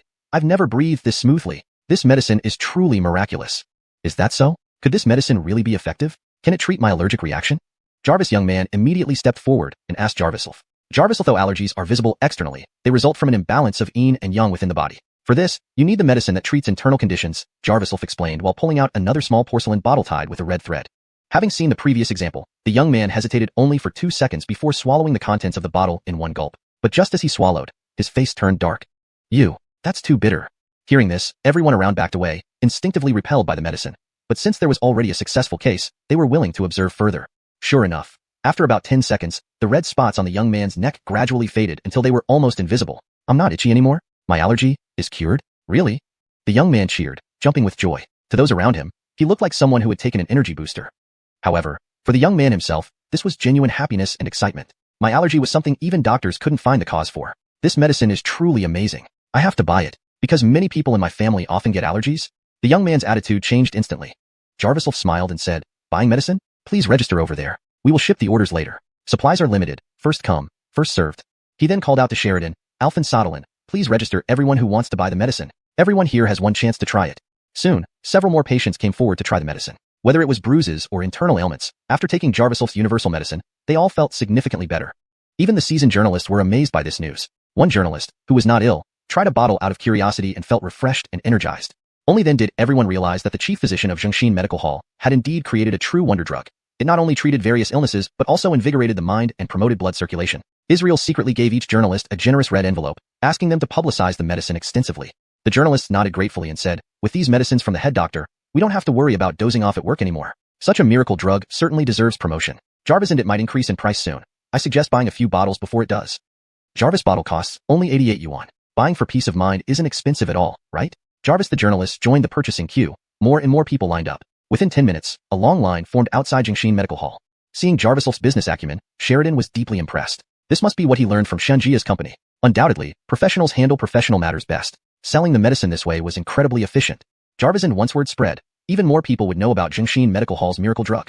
Jarvister arranging everything, Jarviself declared the medicine selling operation a great success. He rewarded Israel with 30,000 yuan on the spot. Israel felt somewhat embarrassed, but Jarviself patted his shoulder and said, "Thanks to you this time." Jarvis accepted. Soon, Zhengxin Medical Hall's reputation will spread throughout the county. Sheridan was puzzled and asked, "What happened? Did you plan this together?" "This isn't my doing. It's all Alf and Soster Chin's idea. He told me from the start to create a buzz using the Buoqiang Clinic's original clientele, attracting more attention to our medical hall, ideally drawing media attention. When the reporters caused a stir early today, I followed Alphensoster's instructions and brought them here. So that's how it is. Yichun, you've really come a long way. You're practically a business genius now. Sheridan chuckled, admiring Jarviself wholeheartedly. That village boy who could barely read had grown into someone who could earn money through intelligence, making her feel greatly relieved. If things continued smoothly, Jarviself might truly achieve something remarkable. Sheridan and Israel busied themselves in the medical hall, with Zhengdi overseeing the preparation of the medicine according to Jarviself's instructions. Sheridan and Israel managed sales, forming a complete sales chain. By afternoon, Jarviself called Sheridan to the inner room. Jarvis, she pushed the door open. Xanna had already packed her bags. Alphen Sister Chui has 2 children at home. I gave her the universal medicine, and she has regained consciousness. Send someone to take her back home. Jarviself's voice carried a hint of helplessness. Now, as Jingshin Medical Hall's influence grew, their staff had increased from 3 to 7. Chui, regarding testifying, Sheridan looked at Xanna uncertainly.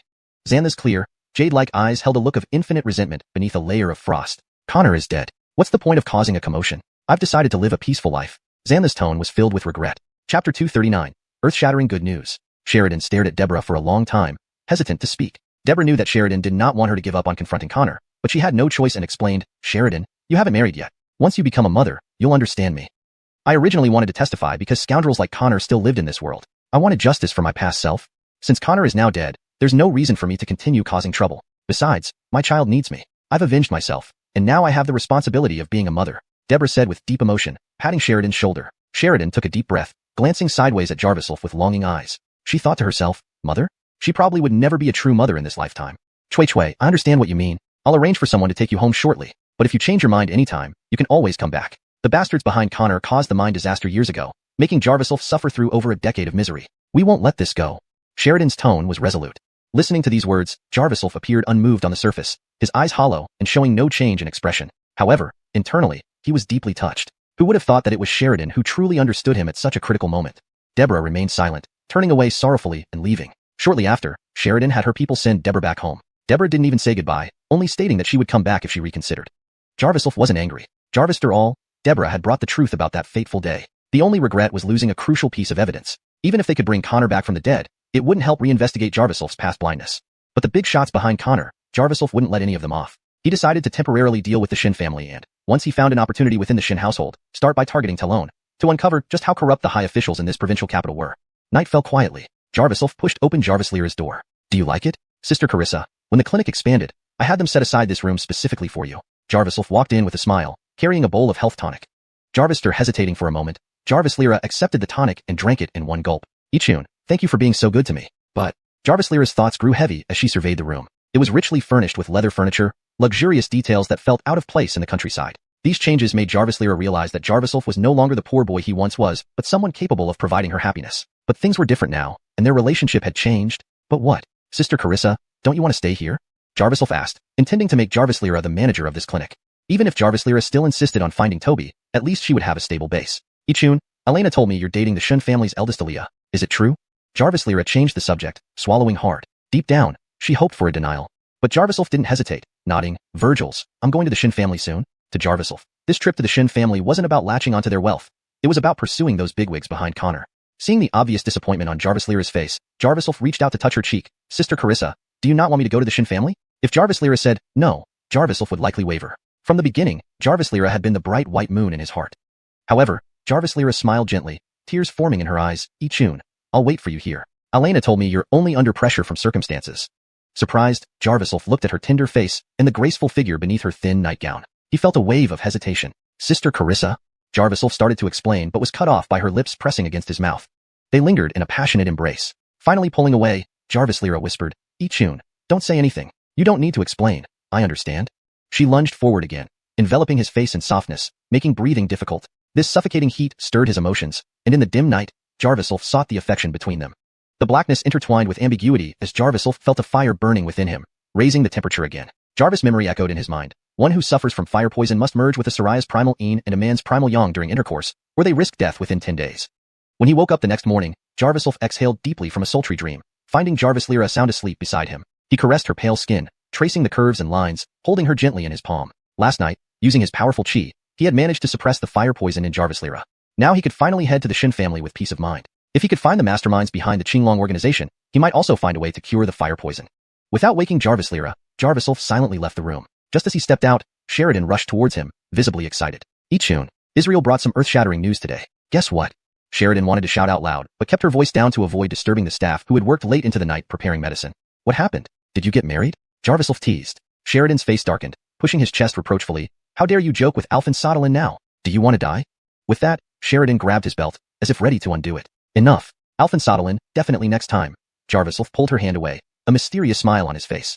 Sheridan cleared her throat. Jarvisel right. No more suspense. Virgilsterday's incident was featured in the evening paper. Overnight, it went viral across the county. By this morning, we've already received 1,000 orders. Chapter 240. Leadership comes to the countryside. Jarvis 1,000 orders. Not bad. Just a little less than I expected. Jarviself smiled in satisfaction. Everything was developing as he had imagined.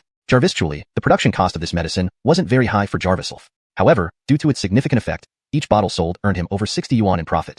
So with 1,000 orders, there would be a profit margin of around 50 to 60,000 yuan. Virgil Sheridan added mysteriously. Jarvis among these 1,000 orders, many chose bulk purchases. The power of newspapers is truly incredible. It's like they gave us free advertising. How many medicines were demanded in total? Jarviself hurriedly asked. We sold a full 4,000 bottles of medicine. This data was calculated by Israel. He said our stock wasn't plentiful, so he turned down every order after the 4,000, replied Sheridan. Hearing this news, Jarviself nodded approvingly, thinking he hadn't misjudged Israel's business acumen. Soon, Sheridan spread this information throughout the Jingshin clinic. In the early morning, waves of laughter and cheers erupted from the clinic, and Jarviself happily promised everyone a bonus. Some people were happy while others were worried. On another side, Village Secretary Scott hurriedly put on his coat and rushed out. What the hell is going on? Why did leadership suddenly come to inspect our village? What happened? Was it last year's dam renovation fund being misappropriated? That shouldn't have leaked out. Scott muttered under his breath, looking solemn. Shortly after, he reached the village entrance and saw a group of people escorting an elderly man ahead. Before even seeing who they were, Scott approached them eagerly with a servile demeanor. Welcome, leaders. Welcome, leaders. Alfonso, I ask which great leader has come to inspect our county. Beside several young officials stood an elderly man leaning on a cane. They exchanged glances and laughed before saying, You are the village secretary, right? This elder is not any leader. He's the head of a renowned medical family in our provincial capital, Godric.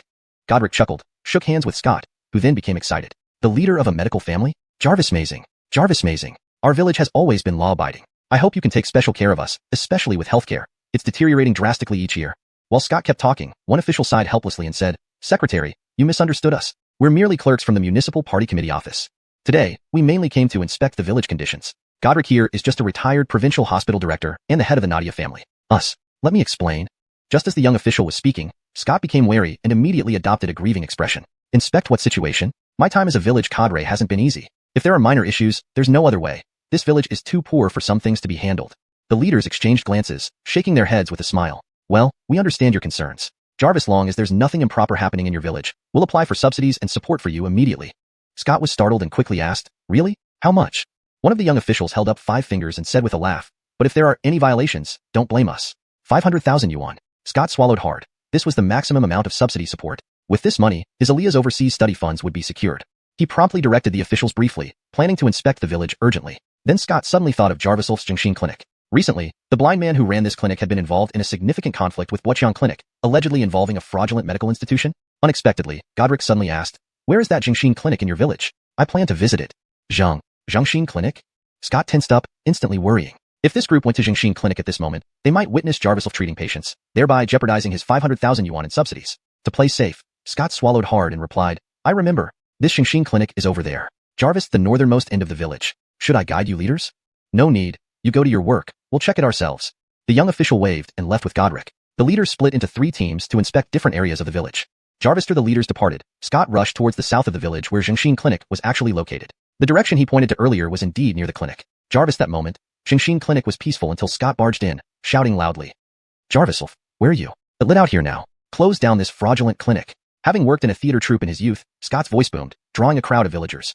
Jarvis, fraudulent clinic? Has Jingshin Clinic started cheating again? Someone murmured in confusion. Older villagers who hadn't caught up with recent events were already preparing tea and snacks nearby, ready to watch the spectacle. Jarviself silently walked out of the clinic and identified Scott, the village secretary. Pretending not to see, he felt the air in front of him, laughing. Which rooster got loose and is causing a ruckus at my clinic door? But lit someone to catch it quickly. Scott fumed. He had long-standing grievances with Jarviself dating back decades to a disagreement with Chin's father over compensation. He knew Jarviself was deliberately provoking him and yelled, You little brat! When I was a cadre, you were still catching loaches in the fields. Jarvis, are you deaf and blind too? I'm telling you this clinic is fraudulent. Close it down now with leaders inspecting. With a signal, 4 or 5 young men from the village jumped out, wielding shovels and hoes. Don't blame me. I know you won't agree, but the leaders are here, and I can't help it. If you don't close today, I'll get it demolished. Scott was unyielding. Chapter 241. The Confused Village Chief. Inside the Jingxin clinic, Israel was examining a patient when he noticed that the next patient was an elderly man in his 70s with a hunched back. Sir, you're too old for me to properly diagnose. I might not be able to feel your pulse accurately. How about I let my master examine you? Out of caution, Israel usually recommended patients over 60 years old to seek treatment at the Jingxin Medical Hall. Randall hesitated for a moment, looking at Israel with a kind expression that suddenly turned to surprise. Young man. Can? You see? I can see, of course. Why wouldn't I? I'm not blind. Israel felt utterly confused. The young official standing beside Randall exchanged glances with him and asked in surprise, Jarvis, are you Dr. Jarviself? Hearing this, Israel suddenly understood. So these people were looking for his master. He replied with a smile, my name is Israel, and Jarviself is my master. If you're looking for him, you need to go to the medical hall on the south side. Isn't this the Jingxin Medical Hall? Randall insisted. No, this is the Jingxin Clinic. Jarvister Israel explained the difference between the clinic and the medical hall. Both men finally understood. This experience reinforced Israel's resolve to expand the Jingxin Medical Hall. It was surprising to find that distant patients came seeking help by reputation, and Israel felt deep admiration for his master, Jarviself. Upon learning that Jarviself wasn't at the clinic, Randall immediately instructed his subordinate to take him to the Jingxin Medical Hall on the southern side. Last night, he had learned about the miracle drug from the news and quickly obtained a dose through his connections. This morning, after trying the medicine, he found its effects incredibly miraculous. It completely alleviated his long-standing rheumatism. He hurriedly gathered a few municipal leaders and used the excuse of inspecting the countryside to come here to find Jarviself. Jarviself, though Randall had spent most of his later years in hospitals, he had once been a member of the city committee during his younger days, making him a senior figure among these officials. They all treated him with great respect. Randall wielded considerable influence in the provincial capital, both in terms of family prestige and real power. Jarvis knew one of these leaders could match the authority of a county magistrate, which was why village chief Scott was so fearful of them. Randall followed the young official, Xuanhuan, on foot towards the southern part of the village under the scorching sun, walking with difficulty. Seeing how strenuous it was for Randall, Xuanhuan suggested, why don't we take a break? Or maybe I can carry you there. My old bones would be too much for you. I wouldn't want you to dislocate anything. Randall chuckled. You really have me there? Xuanhuan shook his head with a bitter smile. Randall took a deep breath and became serious, explaining, Jarvistually, I don't feel tired at all. That young man's medicine is truly incredible, which is why I must meet him. Jarvis, he spoke. He pulled out a small porcelain bottle from his pocket. Inside was the last dose of medicine, which he quickly drank down. Before coming to the village, he had already consumed more than half a bottle. Jarvis afterward, he felt refreshed and energized, with his chronic ailments significantly relieved. With this latest dose, Randall felt invigorated once again. Even as a person who had studied traditional Chinese medicine for over 40 years, he couldn't comprehend the magic of this medicine. Let's go. I will walk to meet this medical genius. Otherwise, how can I show my sincerity? Randall insisted. Leadership has come to shut down your fraudulent clinics. Once you close down, the provincial government will approve funds for our village's aid immediately. We'll even get advanced medical equipment. Lee Jesus said assertively. He then directed several strong young men, who were ready to demolish Jingxin Medical Hall's walls with hammers. Seeing them prepare to attack, Jarviself's face darkened, and he angrily declared, Jarvis Neon who dares to damage this medical hall will suffer unimaginably. Everyone around fell silent, including Scott, who felt some unease. Looking back at the crowd, most of whom were senior villagers, he regained confidence. He shouted, everyone can see this fellow is involved in organized crime, intending to monopolize our village's healthcare. If we let this continue, they will dominate everything, and medical fees will skyrocket. Where will we go for treatment then? Lee Jesus tried to reason with the villagers. Bach Clinic is the perfect example. They won't allow other medical facilities to exist. Isn't this typical criminal behavior? Alphonsiny of the older villagers began discussing and voicing support, believing that Jarviself's Jingxin Medical Hall hindered the village's medical development. We should listen to the leadership for the village's progress. We can't oppose them, right? Jarvis young man stepped forward, raising a hammer and smashing into the wall. With a collective gasp, a hole appeared in the wall, bricks and cement scattering. The young man, seeing the wall didn't collapse entirely, intended to continue. Jarviself couldn't stand it any longer and immediately acted, leaping forward. In an instant, 2 silver needles flashed in his hands. No one saw Jarviself move, but he was already behind the young man. Jarvis!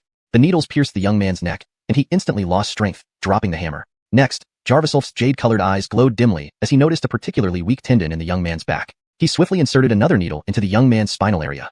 Jarvis in excruciating pain shot through the young man's bones, causing him to collapse with tears streaming down his eyes, only able to moan in pain. Jarviself calmly stated, I warned you. Anyone who damages this medical hall will face severe consequences. You won't be able to walk normally for 3 days. Call your family to pick you up now. Come apologize and fetch the medicine for me in 3 days, or you'll never regain full strength. You are ruthless. You beast. Lee Jesus scolded upon seeing Jarviself's seriousness. You better stop if you don't want the same fate. Jarviself turned sternly, his empty eyes hiding boundless coldness. I'll tell the leadership. Let's see what you can do. Scott tried to remain defiant as he left the yard to find the leaders. Suddenly, he saw Randall approaching with a young official. He thought he finally had the upper hand and would seal Jarviself's medical hall on the spot. Chapter 242. The Elixir of the Jarvishes. Leader, you finally arrived. I have something important to report. Scott took a deep breath and readied himself. He led Randall and Xuanhuan back into the courtyard of Jingxin Clinic. The crowd hadn't dispersed yet. Several young men wielding shovels stood there, uncertain of what to do. Upon seeing the village secretary enter, they immediately swarmed around him, seeking support. Don't go, secretary. Didn't you say you would bring us here to expose fraud and pay us after? What if you leave now? The young men looked at each other, unsure of the truth, having been manipulated. Scott's face darkened as he whispered fiercely, "Back off.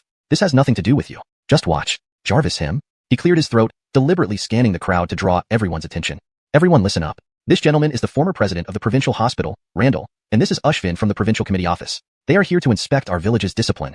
I'm going to expose the fraud at this Xuanhuan clinic right in front of our leaders. If anyone tries to cover it up, they will ruin everything for us. I hope you all can bear witness, Scott said, pointing at Jarvis. Everyone held their breath. Leaders typically announce visits beforehand, but this one was clearly a surprise inspection. While most people weren't sure about any violations by Jarvis's clinic, now that the leaders were here, they began to echo the sentiment. That's right, exposing fraud is imperative. Yale, what rules has your clinic broken? Own up to it. Don't be the rotten apple in the bunch. One person chimed in, and others followed, voicing concerns. Virgils, we don't want to lose our subsidies because of you. We'll all suffer if that happens. People who initially stayed silent joined in, directing their ire at Jarvis. Sheridan's face turned grim, and she retorted angrily, "Do you have no conscience? You've benefited from our medicines. How is the clinic violating any rules? You're truly turning on us." Scott chuckled coldly, "Sheridan, everyone knows you're involved with Yale. Your defense means nothing. If your words counted as evidence, why do we need these two leaders?" This put the leaders in an awkward position. Everyone shifted their gaze to them. Randall had seen through the situation and remained calmly observant. Xuanhuan wiped sweat from his forehead, not expecting the cunningness of the village secretary. By now, it seemed impossible to avoid the subsidy issue. Jarvis, after listening for so long, I haven't heard any issues with the clinic. Secretary Hunt, did you not say the clinic had problems? What are they? Xuanhuan asked, confused. Scott had no solid evidence, so he remembered the crowd gathered earlier that morning to buy the universal medicine from Xuanhuan Clinic. They recently invented a universal medicine which does nothing but deceive people. It claims to cure all diseases. Pure nonsense. Leaders, didn't he claim his universal medicine could cure anything? Scott went on, revealing more details. Isn't Randall a hospital director? How can a blind man create such powerful medicine? Who would believe that? Supposedly, they sold 4,000 bottles today. For 1,000 fools. This is just trickery and deception. He laid it all out bluntly. Sheridan scolded, "Scott, stop slandering people like this. Jarvis, aren't you ashamed to create a scene at your age? Do I have to remind you of your bullying behavior when you were young?" Enraged, Scott snatched a shovel from a nearby young man and lunged at Sheridan. She tried to block it, but it was too late. The crowd gasped. Just in time, Jarvis stepped in and punched the shovel, breaking it. Scott stumbled backward, unable to withstand the force. Jarvis chased after and slapped Scott hard, sending him flying. Everyone held their breath, amazed. Jarvis, a blind man, running a successful clinic, dared to strike the village secretary. Where did he get the courage? Scott got up from the ground, seething, and shouted, "You little brat, how dare you hit me? Leaders, look, he's a Xyler." The two leaders remained unperturbed, observing him silently. Feeling humiliated, Scott patted a young man's shoulder and whispered, "Tear down their clinic. With my and the leader's support, your family will get double subsidies." Okay. Excited by the prospect of money, the young men lifted hammers and hoes, ready to work. Jarvis glared, preparing to intervene. Suddenly, Xuanhuan intervened. "Stop. Jarvis, are you all ganging up on a disabled person?" Xuanhuan's question chilled Scott, who quickly defended, "Xuanhuan, please don't misunderstand. Their medicine is problematic." "What's wrong with their medicine? Do you have any witnesses?" Xuanhuan glanced at Randall's amused expression, realizing that the medicine mentioned by Scott was the same one Randall spoke about. "Well, let me find a witness who used the medicine," Scott grumbled, wanting to save face after being humiliated by Jarvis. But then he thought and asked, "Didn't any of you use the medicine? Does it not have side effects?" Everyone exchanged looks. Only a few had used it, and they responded, "Virgils, but the medicine worked wonders. My father's leg injury healed within half an hour, and many of his minor ailments are recovering." One after another, they agreed until Scott lost patience and snapped, "I don't believe this medicine has no side effects. You must not understand medicine. I'll find someone who does." "Do you think I understand?" Jarvis' elderly voice interrupted. Scott looked up to see Randall. "Randall? Of course, you understand. Shouldn't you examine the fake medicine?" Scott laughed nervously. Randall smiled faintly. "No need. I've already tested it. It's an elixir of the ages." Chapter 243. Turns out it's a wild turtle. Miraculous medicine? Impossible. It's clearly fake. You don't know.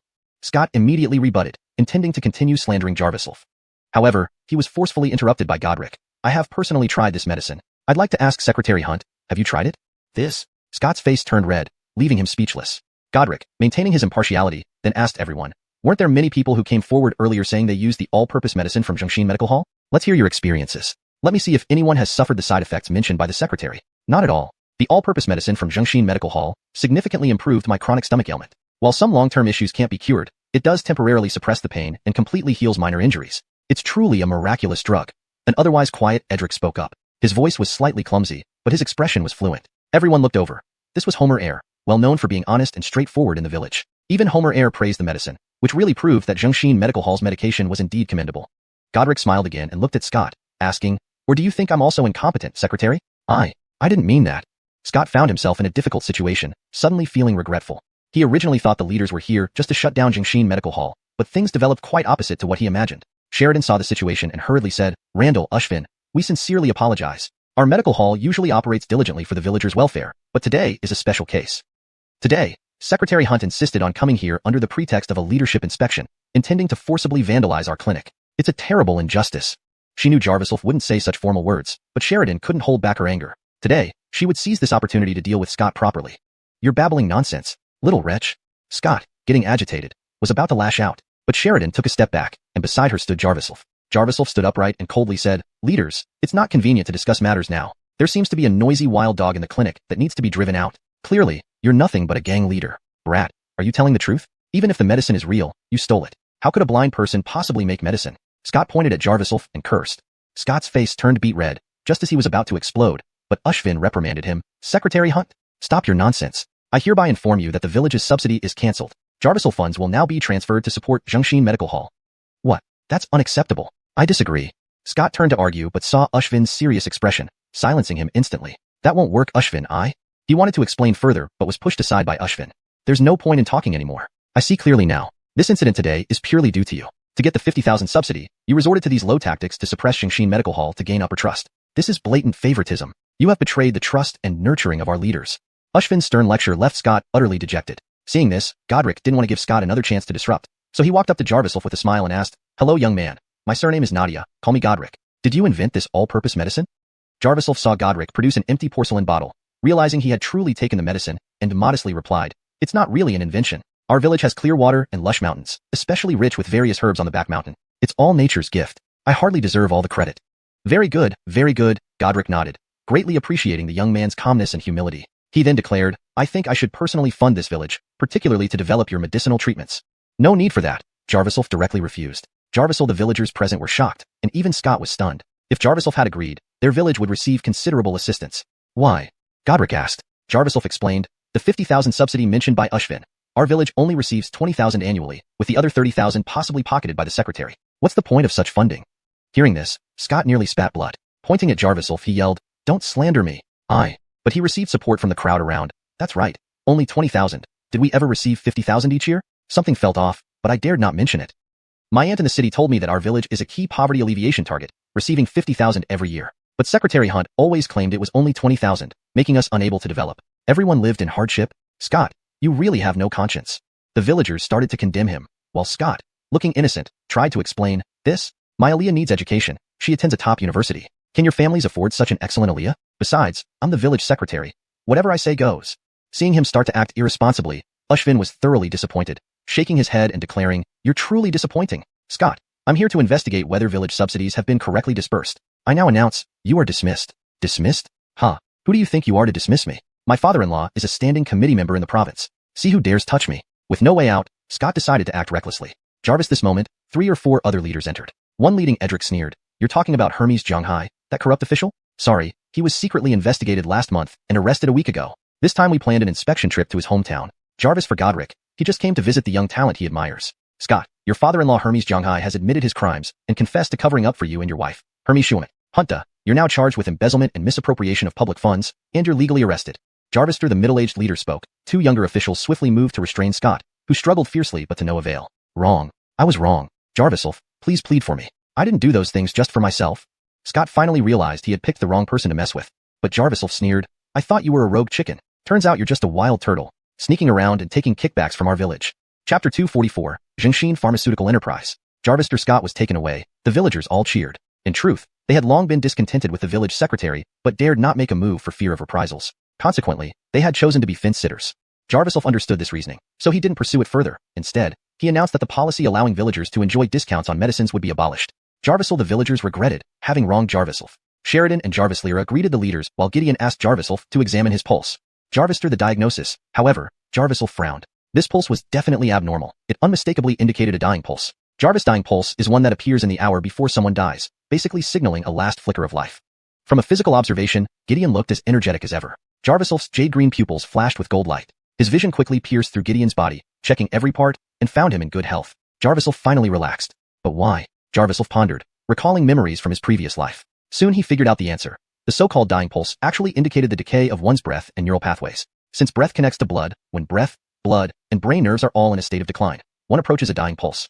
Gideon, however, was using breath control to make his pulse closer to a dying pulse. Only an expert old traditional Chinese medicine doctor could do this. Young people generally couldn't, which means Gideon had utilized his natural advantage of age and frailty to add an artificial dying pulse, intentionally testing him. Thus, Jarviself smiled and said, Gideon, your pulse is normal. There shouldn't be any serious problems. Really? Jarvis, are you sure? Gideon raised an eyebrow. Jarviself nodded, saying, just relax your breath, disperse it from your dantian, then massage your temples 3 times gently. By the way, if you continue like this, it might burden your brain. Hee hee hee. Gideon laughed heartily and shook his head in amazement. What a formidable young man. You can even tell I'm concentrating my breath at the dantian? How did you do it? Gideon questioned, challenging Jarviself, who only smiled without replying.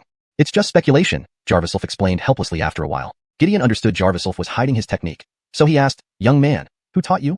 Who taught me? There isn't really a teacher. Gideon, please undo the dying pulse. It's quite ominous. Well. New waves push the old ones aside. It's just that I, as an elder, had a narrow mind. Don't blame me, young man. I truly feel responsible for you.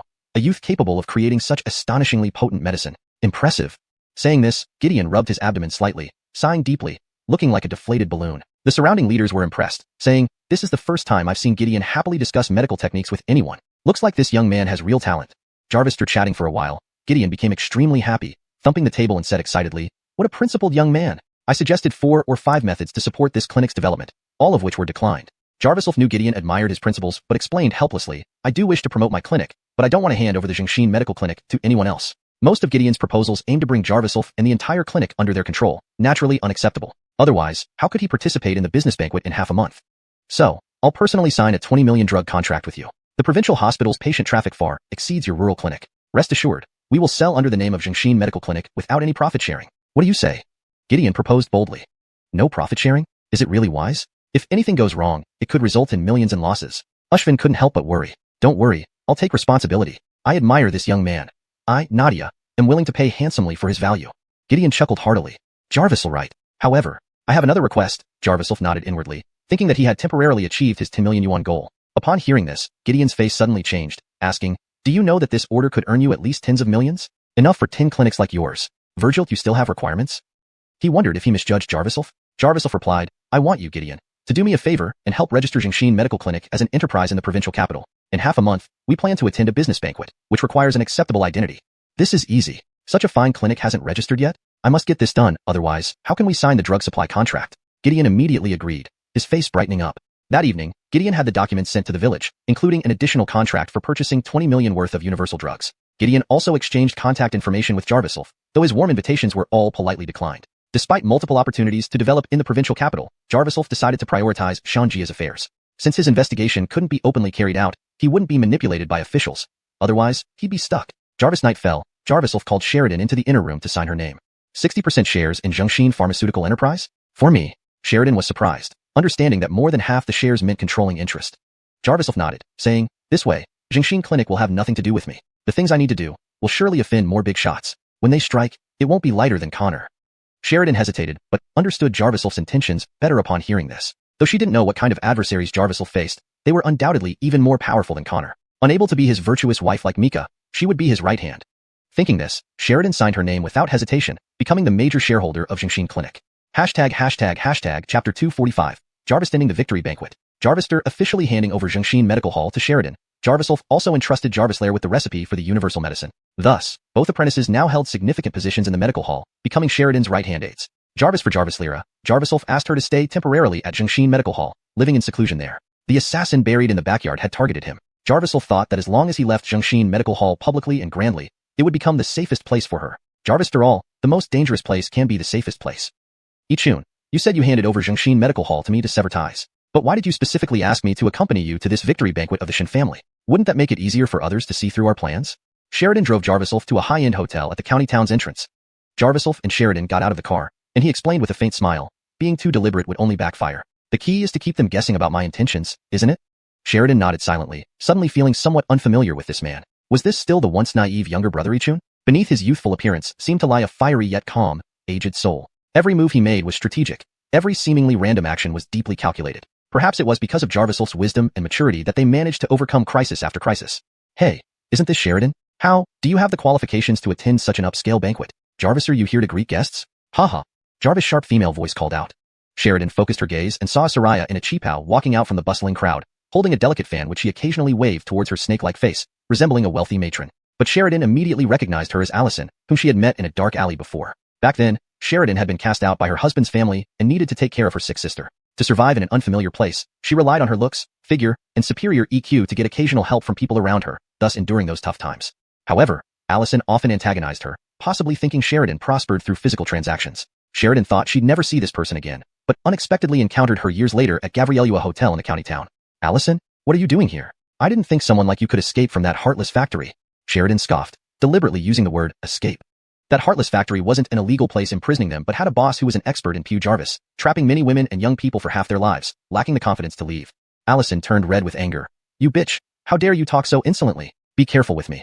I'm now the hotel's lobby manager. Wow, impressive. Lobby manager? So what does that have to do with me? Sheridan wanted to distance herself from Allison, having already risen above her former vulgar circle for Jarvisel's sake and not wanting any trouble. But Allison had other thoughts. She finally married a wealthy businessman and thrived in the county town. Seeing her enemy now, how could she miss this chance for revenge? Doesn't concern you? Of course it does. Please leave. Our Gabrielua hotel doesn't cater to women like you. I don't want the big bosses to see you and dirty their eyes. Allison angrily shouted. Sheridan didn't get upset, just giving her a glance. Since she came with Jarviself, she could follow him in without trouble. Seeing Sheridan ignore her, Allison grew even more anxious, rushing over to grab Sheridan's hand and shouting for help. Why aren't you listening, you bitch? Security, take this unwelcome Soraya away. Disgusting. The security guards, seeing Allison's uniform, blindly tried to escort Sheridan away. She had no choice but to call, Ichun. Jarviself was getting the seating card for the Shin family's victory banquet, preferring not to draw attention, joining as a regular guest. Turning around, he saw Sheridan being driven away by several security guards. His face darkened as he slowly walked over. Mr. Chun. The guard saw Jarviself and immediately bowed politely. Recognizing familiar faces, Jarviself knew these were Shun family's guards, not Gabrielua hotels. They cooperated with Allison due to her position but prioritized Shin family guests. This is Mr. Chun? Nice to meet you. Allison turned around, noticing Jarviself's expressionless eyes, but smiled nonetheless. She had heard that the Shun family was wealthy and influential in the provincial capital. Landing a job with such a powerful clan would secure a lifetime of wealth and comfort. Knowing Jarviself was rumored to be Jarvisenden's recent boyfriend despite his blindness, she decided to flatter him. Sir Chun. Allison forgot about Sheridan, smiling, hoping to curry favor with the future heir of the Shin family. Unexpectedly, Jarviself ignored her, walking straight to Sheridan, asking, Milana, what do you need? Milana? Impossible. How could Sir Chun call you Milana? Jarvis, are you mistaken? Sir Chun. Allison froze, unaware of what awaited her. Sheridan scoffed, understanding Allison's motives, feeling smug that she couldn't breathe under Jarviself's status. Her opinion of Jarvisenden improved. At least the girl provided some leverage against enemies. Well, looks like you're in my hands today, Allison. Sheridan folded her arms, inspecting her with disdain. Translation notes. Names like Jarvislira, Sheridan, Jarviself, Allison, etc. are kept consistent with Pinyin. The original tone and style are maintained, preserving paragraph structure and line breaks. Narrative elements and character interactions are carefully translated to ensure coherence and fluency. Chapter 246, The True VIP. Sheridan? What are you so smug about? Young Alphensoster Chun just mistook you for someone else. Don't bully her because she can't see. Allison arrogantly turned around and moved closer, trying to continue speaking nicely to Jarviself. Jarviself, however, coldly replied, Who do you think you are as a manager? Standing before you is the largest shareholder of Jingshin Medical Hall, Director Sheridan. Do you even have the right to drive her away? He had already noticed that this Allison was deliberately blocking people outside, but he hadn't intended to argue. However, her actions only escalated the situation. Shareholder? What does that mean? Jarvis, at this point, Allison realized she had provoked someone she shouldn't have. Yin, I forgot to tell you. I didn't stay the same after leaving that heartless factory. You're the manager of this Gabriel Hua Hotel? How convenient. I was officially invited to attend the Shun family's celebration banquet today.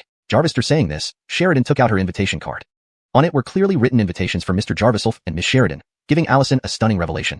Jarvistually, this invitation was forced upon the Shin family by Jarviself overnight specifically for Sheridan to participate in the celebration banquet. It turned out to be useful at this moment. Elena G, have you become so powerful now? It seems my eyesight is poor. Perhaps an adult like you wouldn't hold grudges against me? Allison's face turned red with embarrassment, and she shamelessly approached Sheridan. Sheridan didn't want to trouble her either, merely stating coldly, Jarvis, long as you don't jump around me wildly. I might forget that a few years ago, you hired several men to beat me up, causing me to suffer from hidden diseases. That made my original health problems worse. Over the following years, I've endured severe pain for a few days each month. Every time I suffered, I thought of your devil-like face, Sheridan said icily, feeling a wave of emotion. She originally forced herself to forget this memory, but it all came back due to Allison's provocation. Listening to this, Jarviself understood the situation. Go fetch your hotel manager over here, Jarviself commanded coldly. The hotel manager was quickly summoned, while Allison continuously pleaded with Sheridan, begging for mercy. Sheridan remained unmoved. Allison, seeing no hope, began to act recklessly. She pushed Sheridan and cursed. What kind of slut do you think you are? I don't care anymore. Even if he's the son-in-law of the Qin family, what can he control? Know that our manager's brother is a big boss of a public company. Having said that, she immediately turned around, approaching a Edric in a suit, walking towards them, the general manager of Gabrielle Hua Hotel. At Lineral Alphonsenager, can you help me out? Tonight, I'm yours. Allison drew close, subtly revealing her cleavage for the Lineral Alphonsenager to see through the gap. Originally, the Lineral Alphonsenager had only heard about this dispute from his subordinate and wanted to smooth things over. Suddenly motivated by Allison's allure, it was hard for any man to resist her fair skin and curvaceous figure. Cough. Mr. Qin, whatever private grievances they have, I don't care. Jarvis, a guest of the Qin family, you're not particularly important, nor should you order us around. If you have any complaints, feel free to file one. The Lineral Alphonsenager rejected Jarvis coldly, sneering at him intermittently. Sheridan instantly saw through the underlying motives and immediately pointed out, is this how you, Lineral Alphonsenager, conduct yourself? Offending customers for a Soraya? The Lineral Alphonsenager laughed coldly, with concealed malice. What offense? To offend a customer, you must first be one. While you are guests of the Qin family, you aren't my customers. In that case, Jarvis, are we considered VIPs now? Jarvis frowned slightly and pulled out a black card from his pocket. The card had golden dragon patterns engraved on it. Upon seeing it, the Lineral Alphonsenager's expression changed. He had only heard rumors of this card, called the Black Gold Dragon card, with reportedly only 10 owners in the entire provincial capital. Jarvis, and even then, he only learned of it when his brother took him to a listed company party where a business tycoon mentioned it. Of course, VIPs. Earlier, I failed to recognize your significance. Please come inside. I will personally guide you to your seats. The Lineral Alphonsenager, once recognizing the Black Gold Dragon card, dismissed any rules. Lineral Alphonsenager, what do you mean? Alphonsenager Liu. Allison was bewildered. Virgil, the next moment, she was scolded by Alphonsenager Liu. Allison, look at yourself. These people aren't ones you should provoke. Effective immediately, you're fired. Without hesitation, the Lineral Alphonsenager ordered Allison to be taken away. Jarvis, she left. She could only catch Sheridan's disdainful glare. Led into their seats, Mika soon came to find Jarvis. Her excitement dissipated instantly upon seeing Sheridan. Ichun, why did you bring her too? Truly. Mika pouted like a spoiled princess. Sheridan chuckled, lightly tapping Mika's forehead.